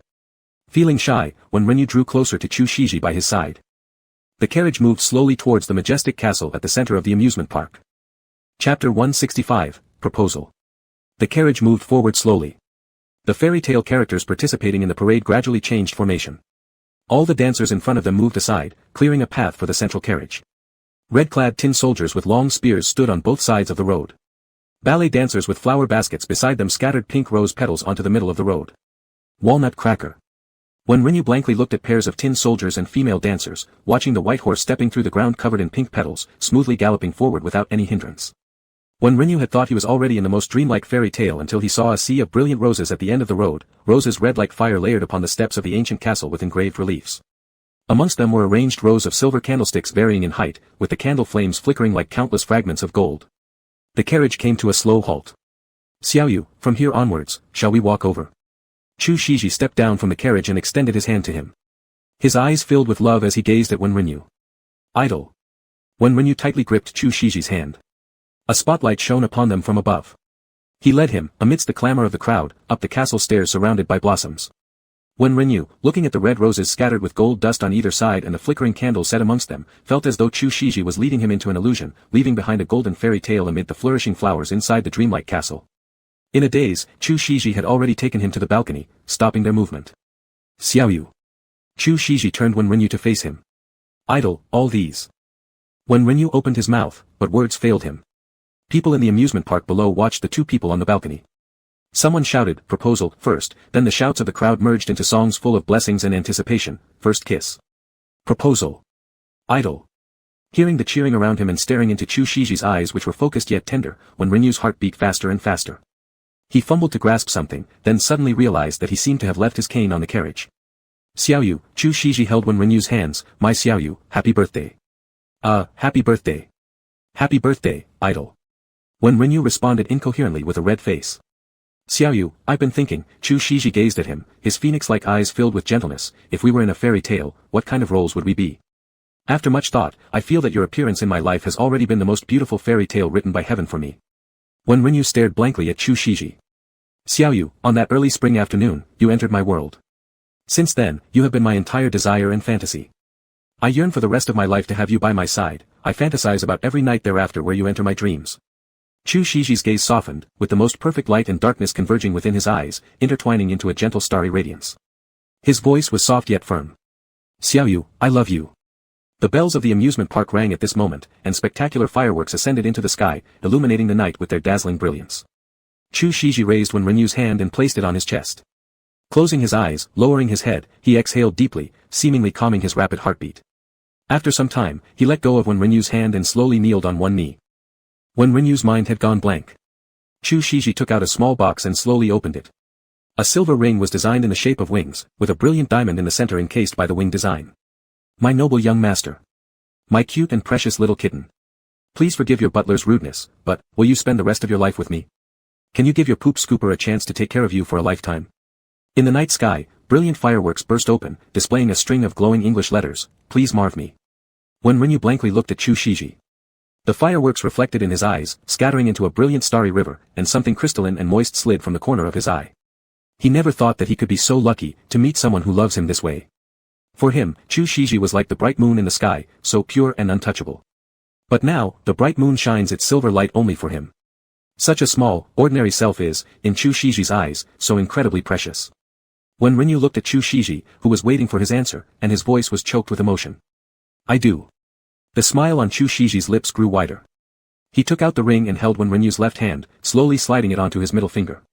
The crowd erupted in cheers. Chu Shiji stood up and took a step closer to Wen Renyu. Wen Renyu looked up at him. Xiaoyu, Chu Shiji's voice was gentle, thank you for agreeing to be with me. He leaned down slightly and gently pressed his lips against Wen Renyu's. Large fireworks bloomed in the velvet-like dome of the sky, scattering into countless points of dazzling brilliance, filling the entire sky with shimmering light. Xiaoyu. Thank you for bringing me such an intense spring. And thank this intense spring for bestowing upon me an angel like you. Chapter 166, After the Proposal Night. When they got into the car to go home from the amusement park, Wen Renyu had already fallen asleep. Chu Shiji was driving, looking at the child sleeping beside him, filled with tenderness and satisfaction. Starting today, this kid truly belongs solely to him. Guanshan arrived soon. Chu Shiji gently got out of the car, opened the passenger door, and bent down to pick up Wen Renyu horizontally in his arms. Idle. Wen Renyu opened his drowsy eyes. Xiaoyu, we're here. Chu Shiji said softly. I'll walk myself. Wen Renyu tried to get off Chu Shiji's arms. If you're tired, lean on me for a bit more sleep. I'll carry you upstairs. Chu Shiji did not let go of Wen Renyu. Hearing this, Wen Renyu buried his head in Chu Shiji's shoulder. After a pause, he softly said, Idol, this is by far the best birthday I've ever had. The grip of Chu Shiji's hands holding him tightened slightly as he gently replied, Xiaoyu, there will be many more birthdays to come, and we will celebrate them all together. Aha, you're right. We have so many birthdays ahead, and I want to be with my idol forever. When Renyu rubbed against Chu Shiji, we will have 160 birthdays to celebrate. Chu Shiji laughed lightly, why 160? 160 birthdays, 80 for you and 80 for me. By then, I will be 100 years old, and you will be 107. Wen Renyu explained quietly. Chu Shiji chuckled helplessly, I won't live that long to be 107. No. We need to be together always. If I can live to 100, then you will live to 107. Wen Renyu suddenly became resolute. Chu Shiji helplessly pinched the soft flesh around Wen Renyu's waist affectionately and said teasingly, alright, 107 it is, but hopefully by then Xiaoyu won't look down on me because I'm old. I never would, by then I'll be an old man too. So can our grandpa Xiaoyu still manage to bathe himself? Chu Shiji opened the bedroom door and carried Wen Renyu inside, asking gently. Wen Renyu's ear roots flushed red. He remembered the gift he wanted to give Chu Shiji. Even though he was very tired today, but, being a little more tired seemed fine. So Wen Renyu said, you wash first, idol. And after you're done, it's my turn. Chu Shiji patted Wen Renyu's head, alright. Soon, the sound of water started coming from the bathroom. Wen Renyu immediately flipped over and got up, finding the present given by Zhao Kur in a corner of the wardrobe. He took out the police uniform and handcuffs, then bundled them haphazardly with his pajamas, holding the clothes to go take a bath. Not long after, Chu Shiji came out with his hair still damp, seeing which Wen Renyu quickly dashed into the bathroom. Huh? Xiao Yu. Chu Shiji looked curiously at the tightly closed bathroom door. Idle. I'll finish washing soon, wait for me so we can sleep together. Wen Renyu feared Chu Shiji would fall asleep before him. Confused, Chu Shiji sat back on the bed and opened Weibo on his phone. But Weibo was blowing up again, making it impossible to read anything. Chu Shiji reluctantly turned off his phone, put on his glasses, and casually picked up a book from the bedside. There were no ceiling lights in the bedroom, only the yellowish glow of the bedside light illuminated while occasional water sounds echoed from the bathroom, the entire room enveloped in a tranquil, warm atmosphere.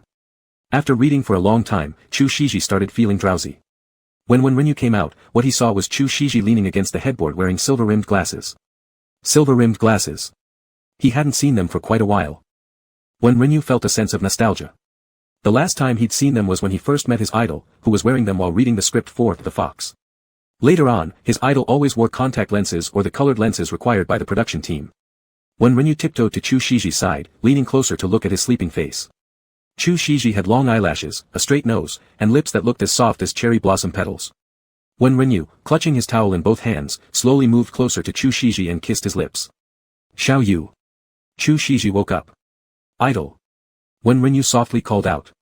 Chu Shiji saw Wen Renyu draped in a towel, his breathing becoming slightly rapid. He sat up straight, removed his glasses with one hand, and then cupped the back of Wen Renyu's head, kissing him once again.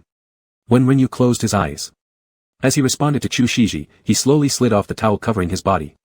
It wasn't until Chu Shiji released Wen Renyu that he noticed what he was wearing. Chu Shiji was completely stunned, his Adam's apple rolling up and down. After a moment, he croaked hoarsely, Xiao Yu, this is. Wen Renyu's face flushed with red, but she still showed her little fangs with a cunning smile. Idol, are you willing to be my prisoner tonight? The next day when Chu Shiji woke up, he still felt like he was dreaming. The crazy night. It was unforgettable even now. He looked at Wen Renyu, as gentle and adorable as a kitten lying beside him, and couldn't help but reach out to smooth her hair. This kid had already fallen asleep in the car due to exhaustion last night, yet she still came to provoke him later that evening.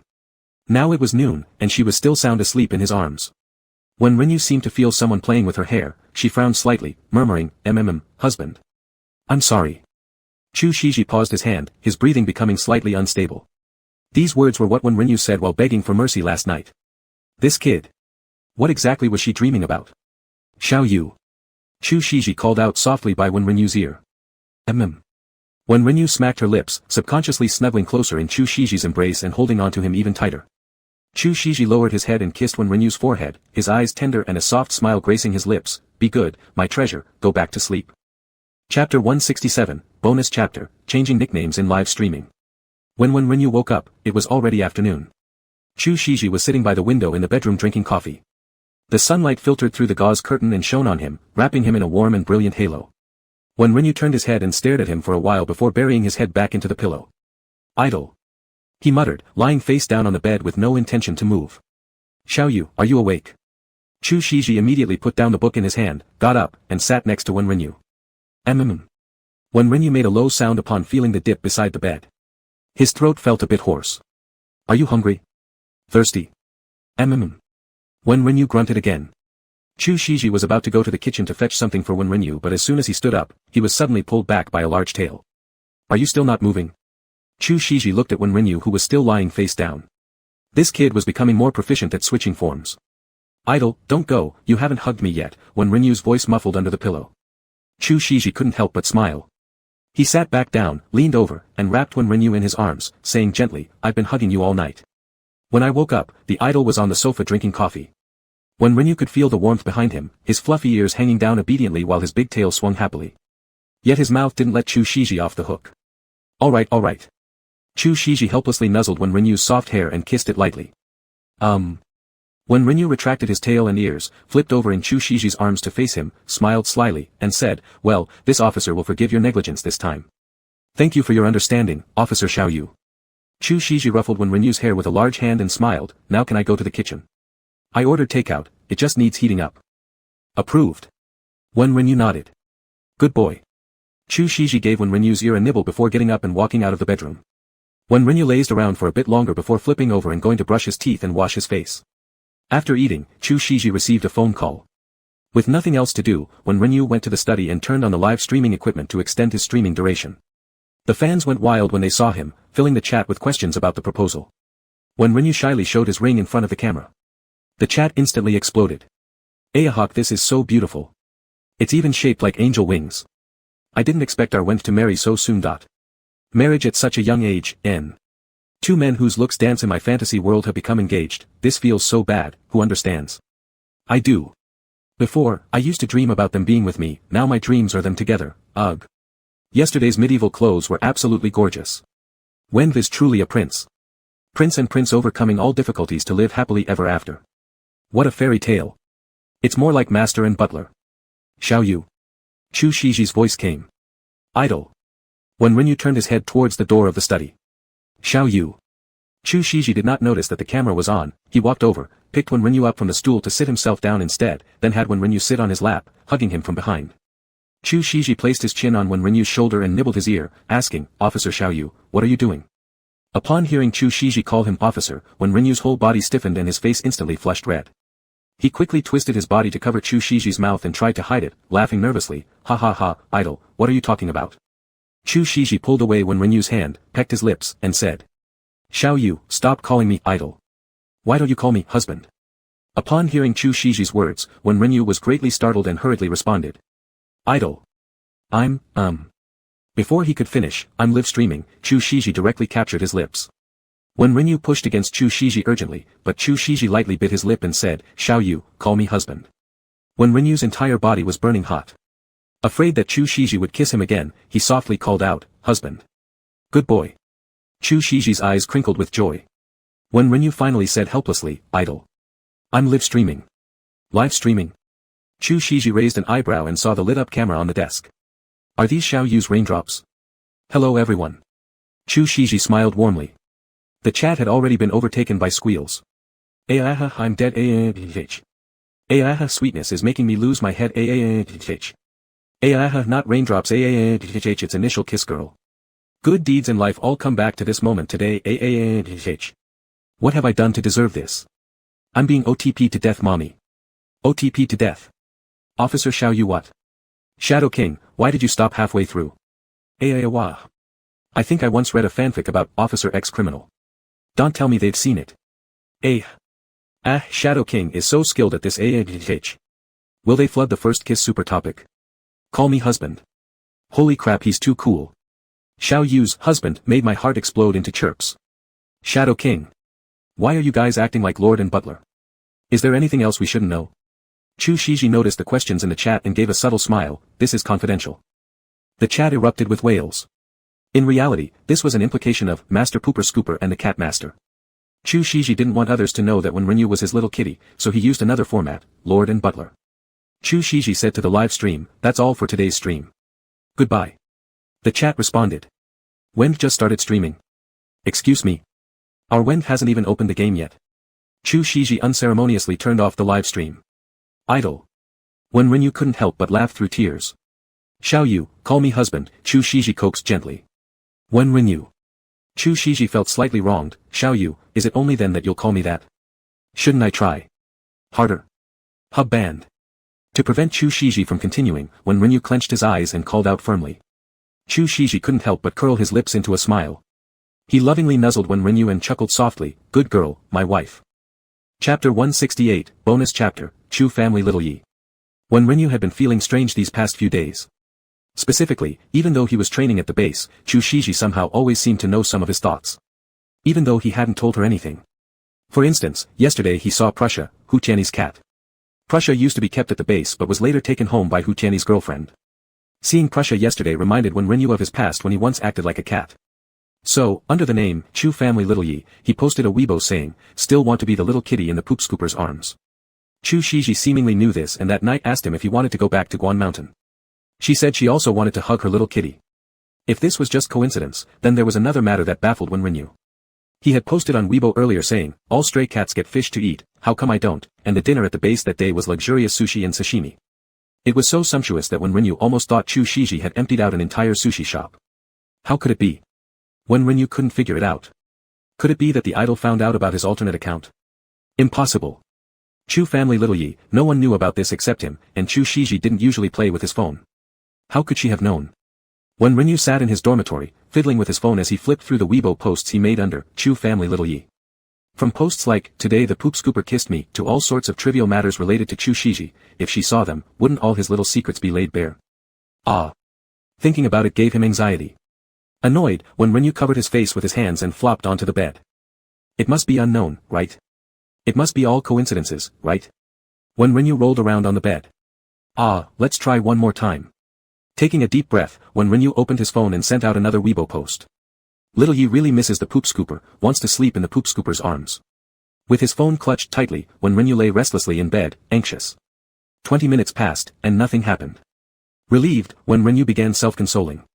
So it must have all been coincidence before. Just as he was about to get up to wash and sleep, his phone suddenly rang. When Renyu nearly threw the phone away. Flustered, he answered and discovered it was the coach. Coach. When Renyu was confused. "Hey, your superstar insisted you spend a night outside the base and then come back tomorrow morning. He said he missed you like crazy. You'd better hurry back." When Renyu missed him like crazy. That part must have been made up by the coach. But if the idol said now he wanted to pick him up, doesn't that mean he really saw that Weibo post? When Renyu looked pained. Really, all his dignity was lost. And he didn't even know when the idol had found out. This was the first time when Renyu didn't rush to see Chu Shiji. He slowly moved toward the door and immediately saw the tall figure under the street lamp. Xiaoyu. Chu Shiji, seeing Wen Renyu, quickly approached him. Idol.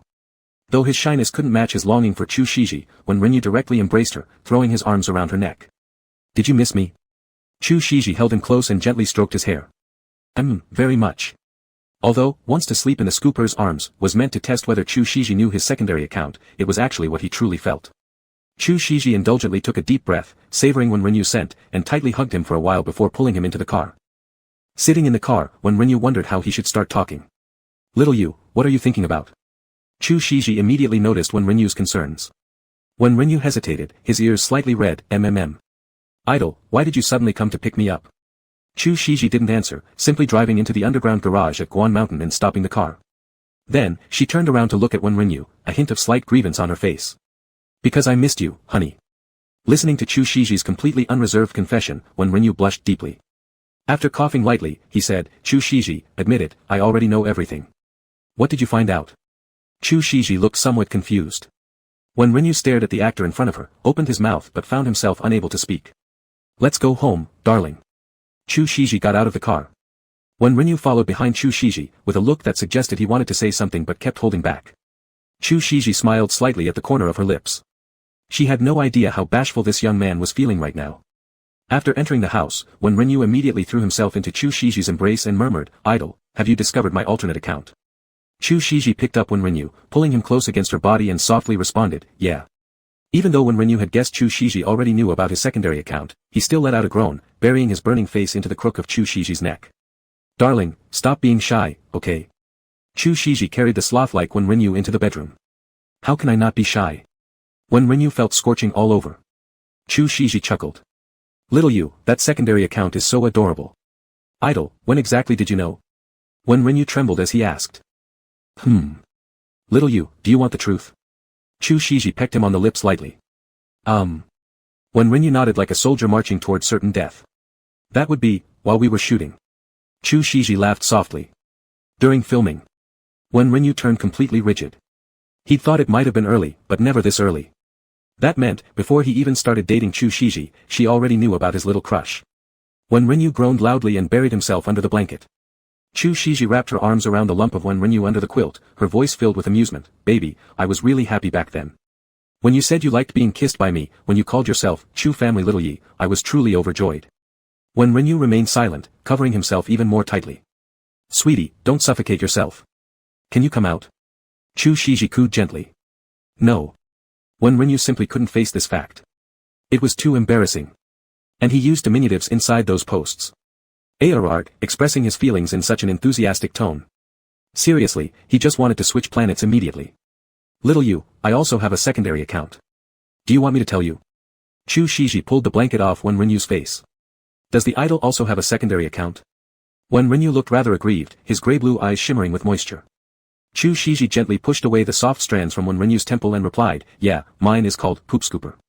"Then did the idol post anything there?" Wen Renyu inquired. "I'm not as cute as Little you." Chu Shiji kissed Wen Renyu's eyelashes. That meant nothing was posted. Which meant, the humiliation was all on his side. Wen Renyu's eyelashes quivered slightly, the redness on his face didn't fade away. Seeing such a charming Wen Renyu, Chu Shiji's voice became slightly husky, sounding incredibly tempting, but, little you. I used this secondary account to like many things in our super topic. Huh? Wen Renyu froze for a moment, what in the super topic? Chu Shiji hesitated briefly, her gaze growing hotter. In a hoarse voice, she whispered, wife, saying it out loud would be too embarrassing. Let me show you directly, alright? As soon as Wen Renyu intended to protest, Chu Shiji leaned down and captured his lips in a kiss. The room brimmed with intimacy. Chapter 169 Bonus Chapter, Zhong Yanqing and Gao Liang. On the night when Renyu was proposed to, Zhong Yanqing sat in the bar all evening. Before meeting Chu Shiji, when Renyu's birthday had always been spent with them. But now he has someone he likes, someone with whom he wants to spend the rest of his life. Therefore, he no longer qualifies to celebrate her birthday even. The live-streamed proposal was grand. Zhong Yanqing tightly gripped the wine glass, tears gradually blurring his vision. Brother Zhong. Are you okay? Someone was pushing him. Zhong Yanqing struggled to open his eyes and wanted to see the boy in front of him. Wen Renyu. Zhong Yanqing muttered. Bro, it's me, Gao Liang. Gao Liang helplessly took the wine glass from Zhong Yanqing's hand. Gao Liang. Gao Liang is good. Zhong Yanqing buried his head in his arms. Gao Liang is fine, brother, but Zhong Yanqing might not be doing so well, Gao Liang said sincerely. Gao Liang, tell me, if I had confessed my feelings to Wen Renyu earlier, would I be the one standing next to her? Zhong Yanqing suddenly lifted his head, his eyes red as he looked at Gao Liang. Gao Liang sighed helplessly, brother, love isn't a matter of who came first or last. If one didn't like you, confessing even at the day she was born wouldn't make a difference. Humph. Zhong Yanqing smiled bitterly, Gao Liang, you know a lot for some reason. Gao Liang shyly rubbed his head, not really, brother. Do you know that the club made us fake a couple? Zhong Yanqing suddenly pulled Gao Liang into his arms. Startled, Gao Liang ended up sitting directly on Zhong Yanqing's lap. Gao Liang exclaimed, wait. This is faking a relationship, not a real one. Zhong Yanqing didn't respond as he held Gao Liang. Gao Liang stiffly sat on Zhong Yanqing's legs, trying to push away Zhong Yanqing's hands which were holding him, but the drunk man was stronger than he anticipated and couldn't push him off. Zhong Yanqing rested his forehead against Gao Liang's shoulder. Gao Liang could feel a cool wetness spreading across his shoulder. Brother Zhong, cried. Gao Liang turned his head to look at Zhong Yanqing's neat short hair, frozen there without daring to move an inch. Xiao Yu. I want to call you this too, okay? Zhong Yanqing whispered faintly. Maybe. I'll call you Xiao Liang. Gao Liang weakly responded. But Zhong Yanqing didn't hear him, his shoulders slightly shaking, and Gao Liang even heard a sound like a young animal whimpering. Sigh. Wen Renyu's engagement must have hurt brother Zhong deeply. Helplessly, Gao Liang patted Zhong Yanqing's back, consoling the booze-laden man in his arms. Fortunately, the bar was noisy, and people nearby were busy themselves to notice the two huddled together in the dark corner. Otherwise, if someone took a picture of this scene, Gao Liang thought the coach would definitely kill them. He didn't know how long they had been like that, until Zhong Yanqing stopped moving. Gao Liang tried again to push him away. This time, he fell easily. Gao Liang squinted, wow, was he asleep? Brother Zhong, wake up. I can't carry you home. Gao Liang slapped Zhong Yanqing's face. Suddenly, Zhong Yanqing sat up and picked up the wine glass he had placed aside before. What do you mean go back? Let's drink. Gao Liang. What exactly is going on with brother Zhong Yanqing? Gao Liang, let me tell you, drinking doesn't work, do you understand? Zhong Yanqing grabbed Gao Liang's shoulders, earnestly saying, see, just like now, I drank so much, but I still remember Wen Renyu. Tell me, why is that? Maybe. Brother likes when God too much.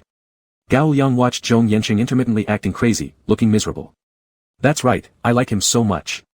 Zhong Yanqing suddenly lowered his head, dejected tone, and looked ready to cry again. Gao Liang quickly lifted his head and said, no, brother. You don't like him anymore. Look at me, we have to act as a couple, so how could you like anyone else? We should fake a relationship. Zhong Yanqing dazedly stared at Gao Liang. Yes, we should fake a relationship, Gao Liang hurriedly nodded. So does that mean? I can't like Wen Renyu anymore. Tears slid down the corners of Zhong Yanqing's eyes. You shouldn't like her anymore. Gao Liang looked at Zhong Yanqing while answering. So does that mean? I can only like you. Zhong Yanqing sobbed even harder. Gao Liang. Why is he here?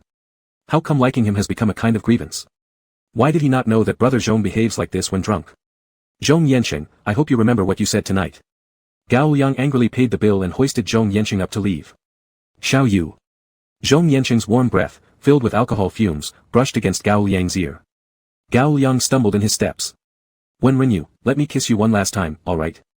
Zhong Yanqing suddenly stopped, grabbing Gao Liang who had been supporting him, pulling him into his arms and kissing him directly on the lips. The aroma of wine lingered between their mouths. Gao Liang. Damn it. His first kiss. He truly lost it. Aya. Gao Liang shoved the drunkard away, grumbling curses as he snatched his phone and left. Zhong Yanqing, with a bewildered look, slumped back onto the sofa. 5 minutes later, Gao Liang returned with a poker face. Brother Zhong Yanqing, you bastard, Xiao Yi owes you. Gao Liang forcefully pulled the man off the sofa and dragged him out. When Zhong Yanqing woke up the next day, he was utterly confused. Not only did his head ache explosively, but he also felt like his whole body had been beaten up. Brother Zhong, came a beaming voice, Brother Zhong, you're awake. Zhong Yanqing turned his head to find Gao Liang. How come you are, in my room? Zhong Yanqing massaged his aching head. Brother, you'd better not tell me you don't remember. Gao Liang clenched his fists tightly. Zhong Yanqing looked at Gao Liang blankly. Is there something he should remember? In his memory, when Renyu's face alternated with Gao Liang's face, then it seemed like he fell asleep. Then it seemed like he did something else. Did he kiss Wen Renyu? Zhong Yanqing abruptly raised his head to look at Gao Liang. Wen Renyu was with Chu Shiji last night, so he couldn't have kissed her. Then whom did he kiss? Looks like brother remembers now. Gao Liang smiled faintly. Sorry. Zhong Yanqing immediately apologized, clearly and directly. That was his first kiss, but he was drunk and doesn't recall the feeling of it. There's no need for apologies, Brother Zhong, after all we still need to act the couple, right? Zhong Yanqing gazed at Gao Liang blankly, sensing something different about him. Humph. Gao Liang gave a forced laugh with little humor.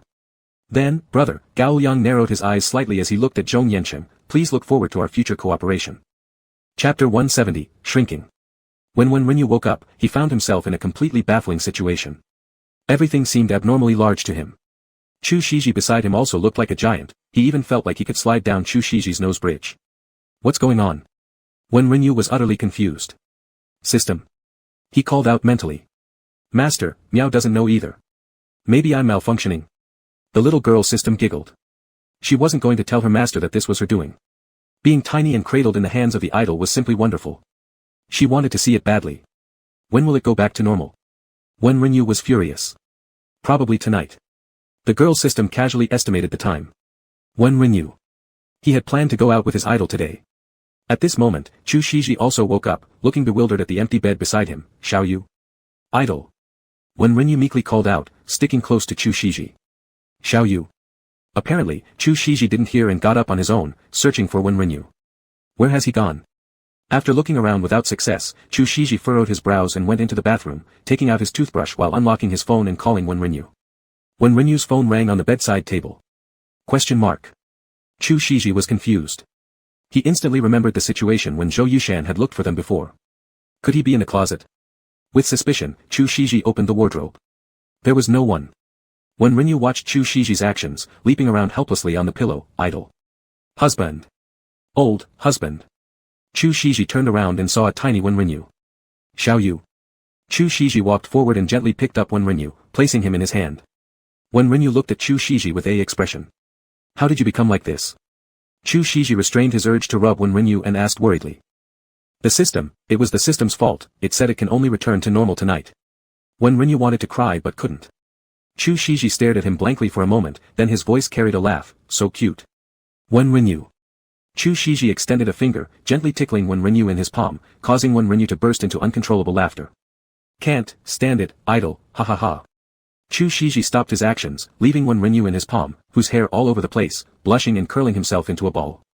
Seeing Wen Renyu like this, Chu Shiji suddenly got an evil idea. Wen Renyu gradually sensed something amiss. HMN. Idle, wait, what are you doing, idle? Wen Renyu gasped lightly. Xiao Yu. Xiao Yu, does it feel good? Chu Shiji's eyes sparkled with amusement. Wen Renyu shyly turned his back toward Chu Shiji, refusing to talk. Chu Shiji, upon seeing this, stretched out a finger and poked Wen Renyu. Idle. Wen Renyu turned his head and glared at Chu Shiji. Alright, stop playing. Let me take you to wash. Chu Shiji cleared his throat, pretending to be serious. It's already done, now you say stop playing. Wen Renyu buried his head into Chu Shiji's hand. Chu Shiji acted as if he hadn't heard anything, suppressing his laughter as he turned on the water and tested its temperature. Sweetheart, is this temperature okay? Chu Shiji extended his hand next to the water stream. Wen Renyu tentatively reached out to feel it and nodded. As Chu Shiji watched the small person bathing in his hand, the smile at the corner of his lips deepened more and more. Xiao Yu, we won't go out today. We'll stay home. Aren't we supposed to buy things? When Rinyu looked at Chu Shiji. We can buy it next time. You cannot go out anyway in this state, and there's no proper clothes for you at home. Ah, right. When Rinyu looked at his naked self, stunned. Does that mean he would have to spend the entire day in his idol's hands? Holding you like this all day would be nice. Chu Shiji gazed at the tiny Wen Rinyu and softly added, holding you like this for a lifetime would also be nice. Chapter 171, Bonus Chapter, Yuan Bao, Baga, and Little Lihua. When Rinyu had returned to Chu Shiji's villa after a long time. He held tightly onto the struggling Yuan Bao in his arms as he looked at the house where he had briefly lived. His heart was filled with emotion. Put me down quickly, human. Yuan Bao's fat body twisted around non-stop. Call me big brother, when Rinyu smiled. You're a two-legged beast. Not my big brother. Yuan Bao struggled. Am I or am I not your big brother? When Rinyu lifted Yuan Bao up so they were eye to eye. You are not. Yuan Bao stubbornly replied. When Rinyu carried Yuan Bao over to the garden gate and boldly meowed once. Chu Shiji behind them couldn't help but laugh. Within just a few minutes, Baga and Little Lihua darted out from the woods. Did we just hear the boss calling us? Little Lihua looked blankly at the person inside the villa. I heard it too. Baga shook his whiskers. This human seems so familiar, the fur is white too. Little Lihua looked puzzled. When Rinyu immediately noticed Little Lihua. He placed Yuan Bao on the ground and motioned for the two cats to come over with a finger. Little Lihua and Baga. When Rinyu turned to Yuan Bao and said, I suggest you call me big brother now, otherwise, what happens later won't be something I can control. I don't believe they still recognize you as big brother. Yuan Bao angrily howled. Little Lihua, Little Baga, when Rinyu called out to the two cats. Little Lihua and Baga. Take a good look at who I am. When Rinyu smiled kindly. Little Lihua and Baga stood with their tails up, staring at the two-legged creature in front of them. It can't be the boss. Little Lihua's pupils widened in shock. Humph, you seem promising. Have you been developing the cat sect well? When Rinyu nodded approvingly. Boss. Little Lihua instantly leapt into Wen Rinyu's arms. Yuan Bao beside them widened his eyes in surprise. Baga twitched his whiskers. Boss, why have you transformed into a two-legged form? Little Lihua rubbed against him admiringly. That's because I am your boss. When Rinyu looked proud, where are the other followers? So many elders have already occupied these big houses. And I've taken on lots of little brothers with Baga. But none of them are worthy enough to meet the boss. Little Lihua reported proudly. What about you two then? I don't want to stay inside the house, and Baga has grown ugly and has an ill temper, so he cannot enter either. Little Lihua bluntly said. Baga let out an angry "Ayo." When Rinyu suppressed his laughter as he looked at the two cats and then at Yuan Bao. This Yuan Bao friend wants to rebel. Upon hearing when Rinyu mention him, Yuan Bao quickly raised his round hands to interrupt. Wait a moment, big brother. When Rinyu, holding Little Lihua whose teeth were showing, looked at him. Big brother, once a big brother, always a big brother. Yuan Bao spoke earnestly, the fat cheeks on his face shaking. When Rinyu strongly resisted the urge to laugh and nodded contentedly. Baga strutted around the obese Yuan Bao crouching on the ground, lost in thought. Big brother, I also want to move in. Baga pointed at Chu Shiji's villa. If you do that, who will I play with? Little Lihua slapped Baga. You can also move in, Baga nodded. Excuse me, what do you think you're doing with this place? When Rinyu smiled. Big brother, little brother just wants a place sheltered from the wind and rain. Baga looked pitiful, but the pathetic expression on his clown-like face somehow seemed comical. Ha ha. When Rinyu could no longer suppress his laughter. Dear, what are you talking about with them? Having finished tidying up, Chu Shiji came out of the villa from behind and embraced Wen Rinyu. Idle. When Rinyu turned around and rubbed against Chu Shiji, Baga wants us to adopt him. Do you want to adopt him? Chu Shiji gently asked in Wen Rinyu's ear. When Rinyu looked at the Baga trying hard to appear pitiful and smiled even more broadly. But he still voiced his concern, we can adopt him, but do we really have the time to take care of him? You talk it through with him and make sure he behaves himself and saves us trouble. When we're busy, we can send both him and Yuan Bao to Grandpa's place. Chu Shiji tightened his arms around Wen Rinyu. Also, we can buy automatic cat feeders to let them eat by themselves. Ah, that's right. I'll teach them how to make video calls. When they run out of cat food, they can call us. That way, we won't bother Grandpa anymore. They can live here. Wen Rinyu's eyes lit up. Chu Shiji buried his head in Wen Rinyu's shoulder and chuckled softly. Now the villa was truly taken over by the cats. They usually lived near the base on Guan Mountain, while allowing the cats to move in here. If it weren't for Wen Rinyu, Chu Shiji would never have imagined in his entire life that he bought a villa just for the cats. Wen Rinyu meowed twice at Baga, Baga, you can move in, but we won't be home often. You and Yuan Bao will be locked inside. Are you okay with this? It's just being a house cat, and I'm already tired of wandering around anyway. Baga looked nonchalant. I disagree. Yuan Bao protested loudly, I'll have a panic attack if you let Baga in. Do you even know what a panic attack is? When Renyu pinched Yuan Bao's cat head. Don't doubt me. Yuan Bao waved his paws. Alright, Yuan Bao, from now on, we're all one big family of cats. Baga pressed down on Yuan Bao's restless paws. Yuan Bao. When Renyu laughed. Though Chu Shiji had no idea what the two cats were discussing on the ground, looking at the scene before him made him feel amused inside. Lihua, what about you? When Renyu looked at little Lihua. I'll keep roaming for a while longer. Little Lihua paced slowly. He was doing exceptionally well these days and held immense prestige among the stray cats. Alright. If you ever want to settle down, come find me in Baga. When Renyu patted little Lihua's head. Okay boss. Little Lihua raised his head and howled. Then we're going inside. When Renyu stood up. Yeah. Baga ran into the house ahead of Yuan Bao to take a look. Yuan Bao. Could he go roaming with little Lihua instead? Yuan Bao. When Renyu urged. Yuan Bao. Reluctantly, the chubby cat took slow steps and entered the room. Chu Shiji didn't want to let go of Wen Renyu and followed closely behind as they entered the room together. Idle. Wen Renyu helplessly covered Chu Shiji's large hand that had slid onto his waist. Xiao Yu. Chu Shiji sat him down on the sofa, slightly regretful, am I being too clingy with you? But deep down, he didn't want to let go of the sweet-smelling Wen Renyu at all. When holding Wen Renyu in his arms, there was a sense of fullness that filled his embrace, and his heart was also brimming with satisfaction. Not at all. When Renyu affectionately rubbed against Chu Shiji. How could he not like Chu Shiji hugging him? Then let's cuddle a little more before teaching Yuan Bao and the others. Chu Shiji closed his eyes and leaned on Wen Renyu's shoulder, gently cooing and lightly teasing. Just two cats, they wouldn't dare cut into the time Chu Shiji spent with Wen Renyu. Alright. Wen Renyu chuckled softly and turned his head to nuzzle Chu Shiji. The afternoon sunlight filtered through the thin curtains, scattering golden dust across the room in peaceful warmth. Chapter 172, Bonus Chapter, We're Getting Married. Chu Shiji had attended the Grand International Movie Emperor Awards, walked on foreign red carpets, and participated in various banquets and fashion events, but it was his first time at an overseas large-scale competitive sports event. Even though he was only attending as a family member, the fiery atmosphere of people with different skin colors sitting together and cheering for their respective teams couldn't help but make him feel excited. Yu Yu had already participated in this world-class competition 3 times. Chu Shiji could even see many foreign fans holding up Wen's light panels, cheering for Wen Renyu.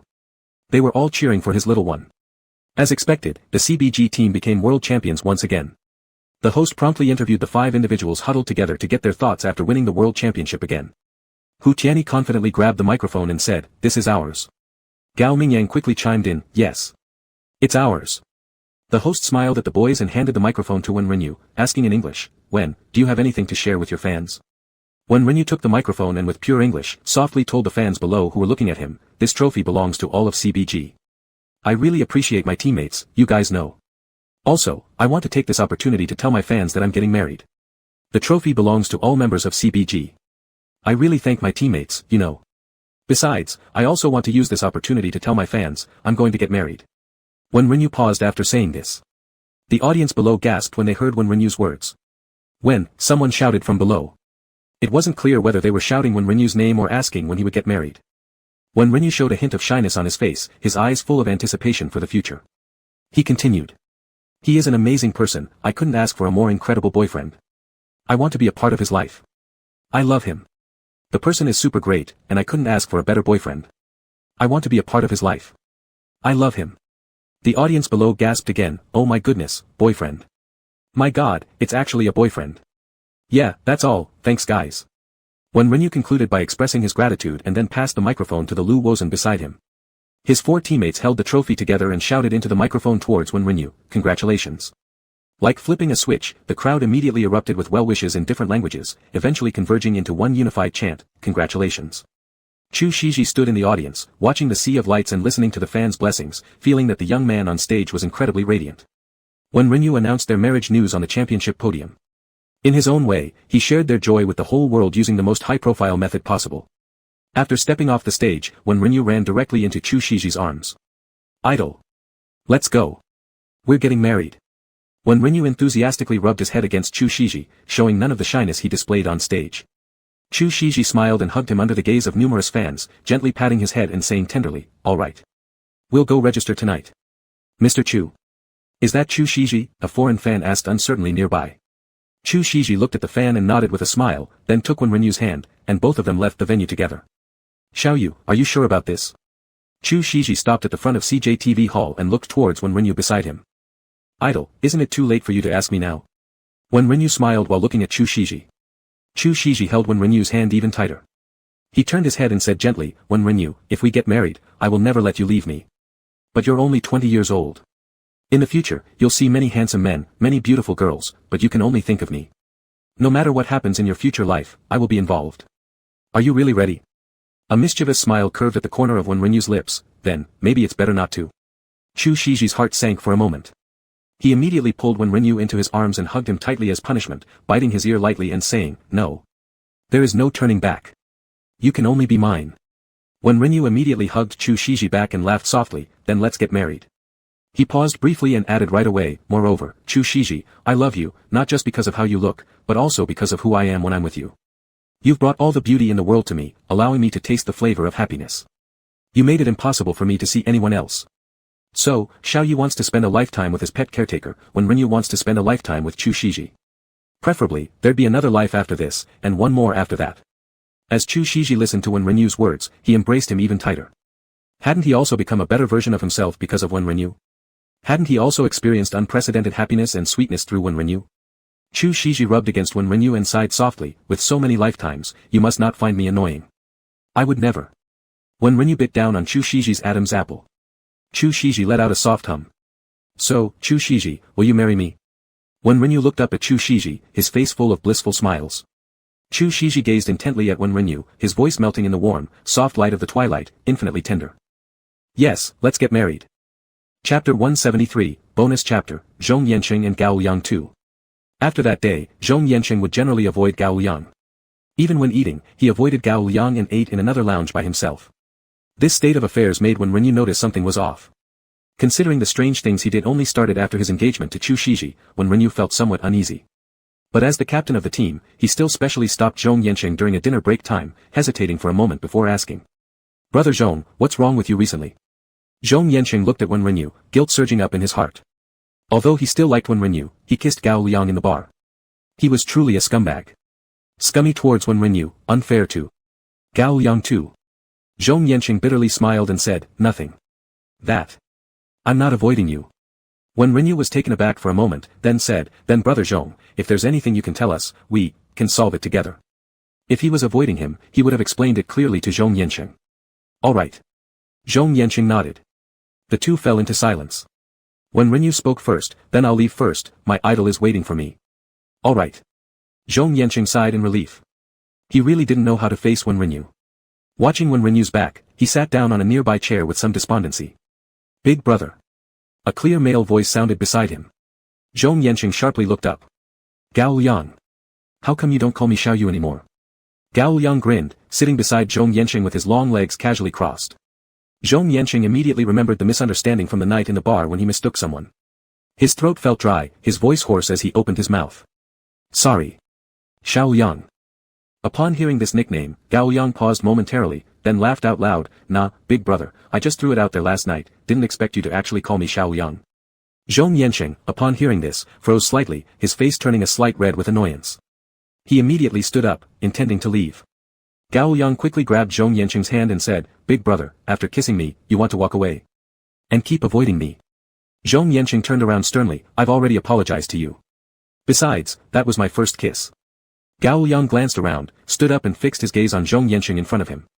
He gently asked, how does big brother know that was my first kiss? Zhong Yanqing was stunned. Because his own was a first kiss, he subconsciously assumed Gao Liang's was too. So, that wasn't Gao Liang's first kiss. For some reason, Zhong Yanqing instead felt a sense of relief. Big brother, you're really naughty. How about this? Since it wasn't my first kiss, do you feel less guilty? Gao Liang appeared to see through Zhong Yanqing's thoughts. Frowning, Zhong Yanqing said, what exactly do you want, Gao Liang? Gao Liang immediately grabbed Zhong Yanqing's chin and pressed his lips onto his heart. Zhong Yanqing immediately resisted. He bit Gao Liang's lip. Gao Liang wouldn't let go of Zhong Yanqing. He forcefully pried open Zhong Yanqing's mouth, his tongue intertwining with Zhong Yanqing's. Their breathing gradually quickened. After some time, Gao Liang slightly pulled back from Zhong Yanqing, his voice hoarse. Big brother, that was my first kiss. So, I thought, if only you could be drunk and force kiss me, it's too unfair. Moreover, you thought I was Wen Renyu. Zhong Yanqing panted softly. What did Gao Liang mean by this? So this time Gao Liang kissed him, was it because he wanted to get even? Gao Liang. Zhong Yanqing took 2 steps back. So big brother, now we're even. Gao Liang tilted his head slightly, licked his lips, and smiled at Zhong Yanqing by the door. Chapter 174, Afterward, Gao Liang and Zhong Yanqing 3. Zhong Yanqing had been living in a daze for the past few days. He never expected that he would be treated this way by Gao Liang. Even the thought of Wen Renyu was pushed aside now. In his impression, Gao Liang had always been the younger brother who foolishly followed Wen Renyu and idolized him. Who would have thought he would turn out like this? But how could it be like this? Zhong Yanqing simply couldn't figure it out no matter how hard he tried. And what made Zhong Yanqing even more uncomfortable was that Gao Liang acted as if nothing had happened, laughing and joking with everyone every day. It was just like what he said that day, brother, now we're even. We're even. So he won't come after him anymore. In the training room, Zhong Yanqing bit his lips as he looked at Gao Liang happily duoping with Lu Wusen. Perhaps sensing his burning gaze, Gao Liang glanced up at him. Zhong Yanqing froze unexpectedly meeting Gao Liang's eyes. Gao Liang's lips curved into a smile, and he silently mouthed. Brother. Zhong Yanqing stiffened all over. He quickly averted his eyes. Gao Liang chuckled lightly. Lu Wusen turned to look at Gao Liang and said, Hey, what's so funny? Tell me too so I can laugh. Gao Liang returned his attention to the game, his voice tinged with laughter. Nothing, just found something cute. Upon hearing Gao Liang's words, Zhong Yanqing's ears immediately turned red. Red with anger. He had never been called cute by anyone. How could such a word ever describe him? Zhong Yanqing took a deep breath and let out a cold laugh. He stood up, yanked Gao Liang, threw his phone directly to Hu Tianyi who was eating chips nearby, and then stormed out of the restroom dragging Gao Liang. Lu Wusen and Hu Tianyi. Hu Tianyi, holding chips and a phone, gazed wide-eyed at Lu Wusen beside her, equally perplexed. When did they two get so close? Lu Wusen simply shrugged. Shit. How should I know? Hu Tianyi stared at Lu Wusen with an expression like looking at an idiot. Lu Wusen chuckled mischievously. Hu Tianyi immediately understood. She casually wiped her chip-crumbed hands, swiftly controlled Han Xian to destroy the opponent's crystal, and then sat next to Lu Wusen full of interest. You spill it fast. Don't keep us waiting. Go on. Lu Wusen immediately leaned toward Hu Tianyi. Do you remember the time Gao Liang carried Zhong brother back? On our Wen's engagement night. Hu Tianyi exclaimed, and replied, of course, I remember. Do you know what I heard Zhong brother say?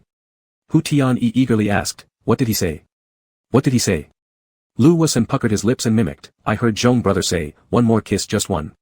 Hu Tianyi's eyes widened, holy shit. Lu Wusen grinned, and then mysteriously said, do you know what Gao Liang said next? What? Hu Tianyi stopped eating her chips. He said, your damn mother, Zhong Yanqing, first tell Xiaoyi, who is Xiaoyi? Hu Tianyi drew a sharp breath, my god. So they kissed. And Zhong brother was drunk when he did it. He must have mistaken Gao Liang for our Wen. Lu Wusen immediately struck a triumphant pose, exactly. That's exactly what happened. Hu Tianyi wore a knowing, sly smile. I hope Zhong brother and Gao Liang can seize the tail end of spring and start a love affair fueled by drunkenness.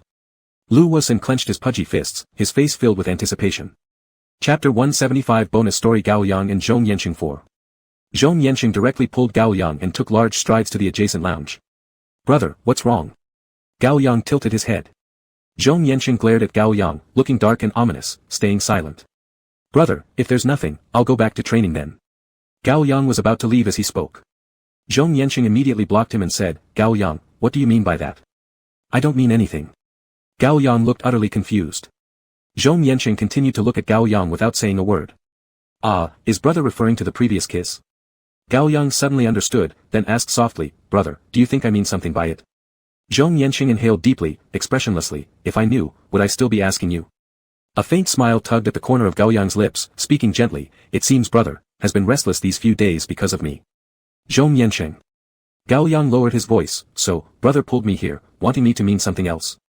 Zhong Yanqing stared at Gao Liang, instantly coldly saying, no. Gao Liang arched an eyebrow, well then.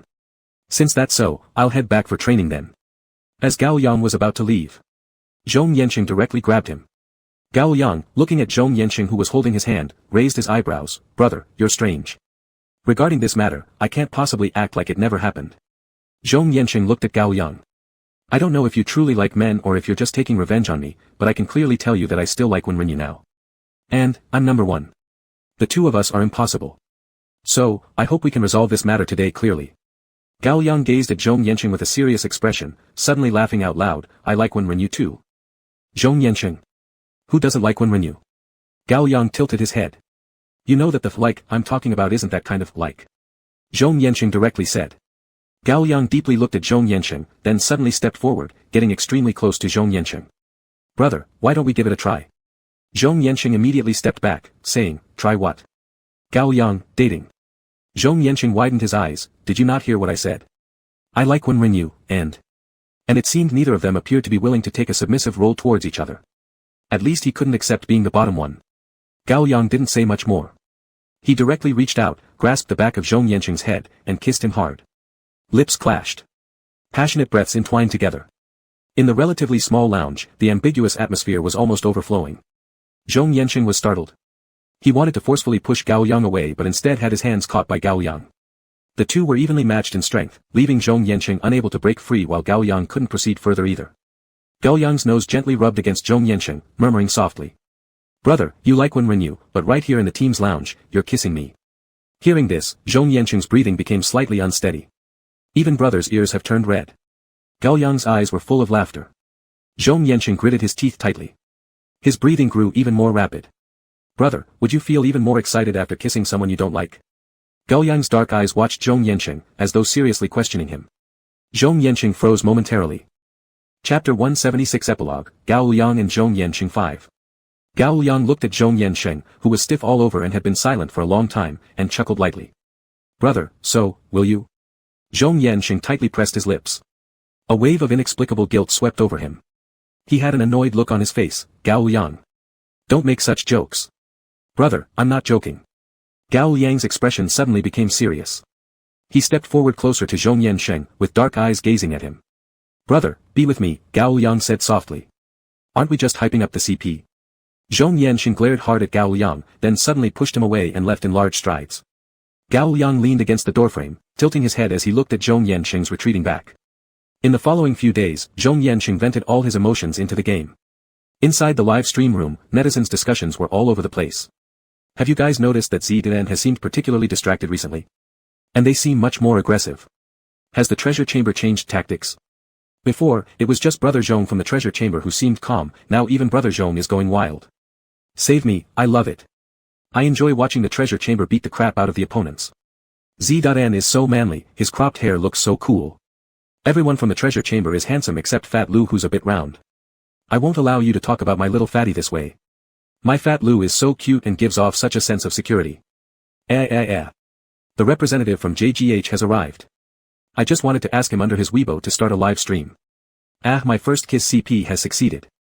Can the Liang Yen CP succeed too? Will it? Zhong Yanqing completely ignored the chatter behind him, saying nothing while playing games. Gao Yang sat right beside Zhong Yanqing, smiling warmly as he greeted the audience in the live stream. Ah, my heavens. The representative from JGH looks so cool when he doesn't bump into walls. Hahaha, representative from JGH, thank you very much. Gao Yang, there's no need to bring up past events. There's such a perfect match. It feels like any moment now LJGH could start being adorable to Brother Zhong. Brother, Gao Yang tilted his head and looked at Zhong Yanqing, why don't we do OQ? Zhong Yanqing hesitated. He opened his mouth, intending to ask why he should do OQ with him, but then he suddenly remembered their fake CP promotion. So, he awkwardly rephrased, I didn't call you because it seemed like you were busy. Ah, so that's how it is. Gao Yang's eyes never left Zhong Yanqing, I thought it was because brother saw me. Blushing. The last three words were silently formed by Gao Yang with lip movements. Yet Zhong Yanqing instantly understood them. What does he have to blush about? What is there for him to be embarrassed about? The chat immediately went chaotic. Holy shit. What was that lip reading just now? Blushing? Blushing. Holy shit, why? Did something happen between them? Should they be blushing? My heavens, ahahaha, what are we not allowed to hear? Wait, Brother Zhong is blushing. I'll go bomb Fat Lu. He must know. He definitely knows. Hold on sisters. I'm coming too.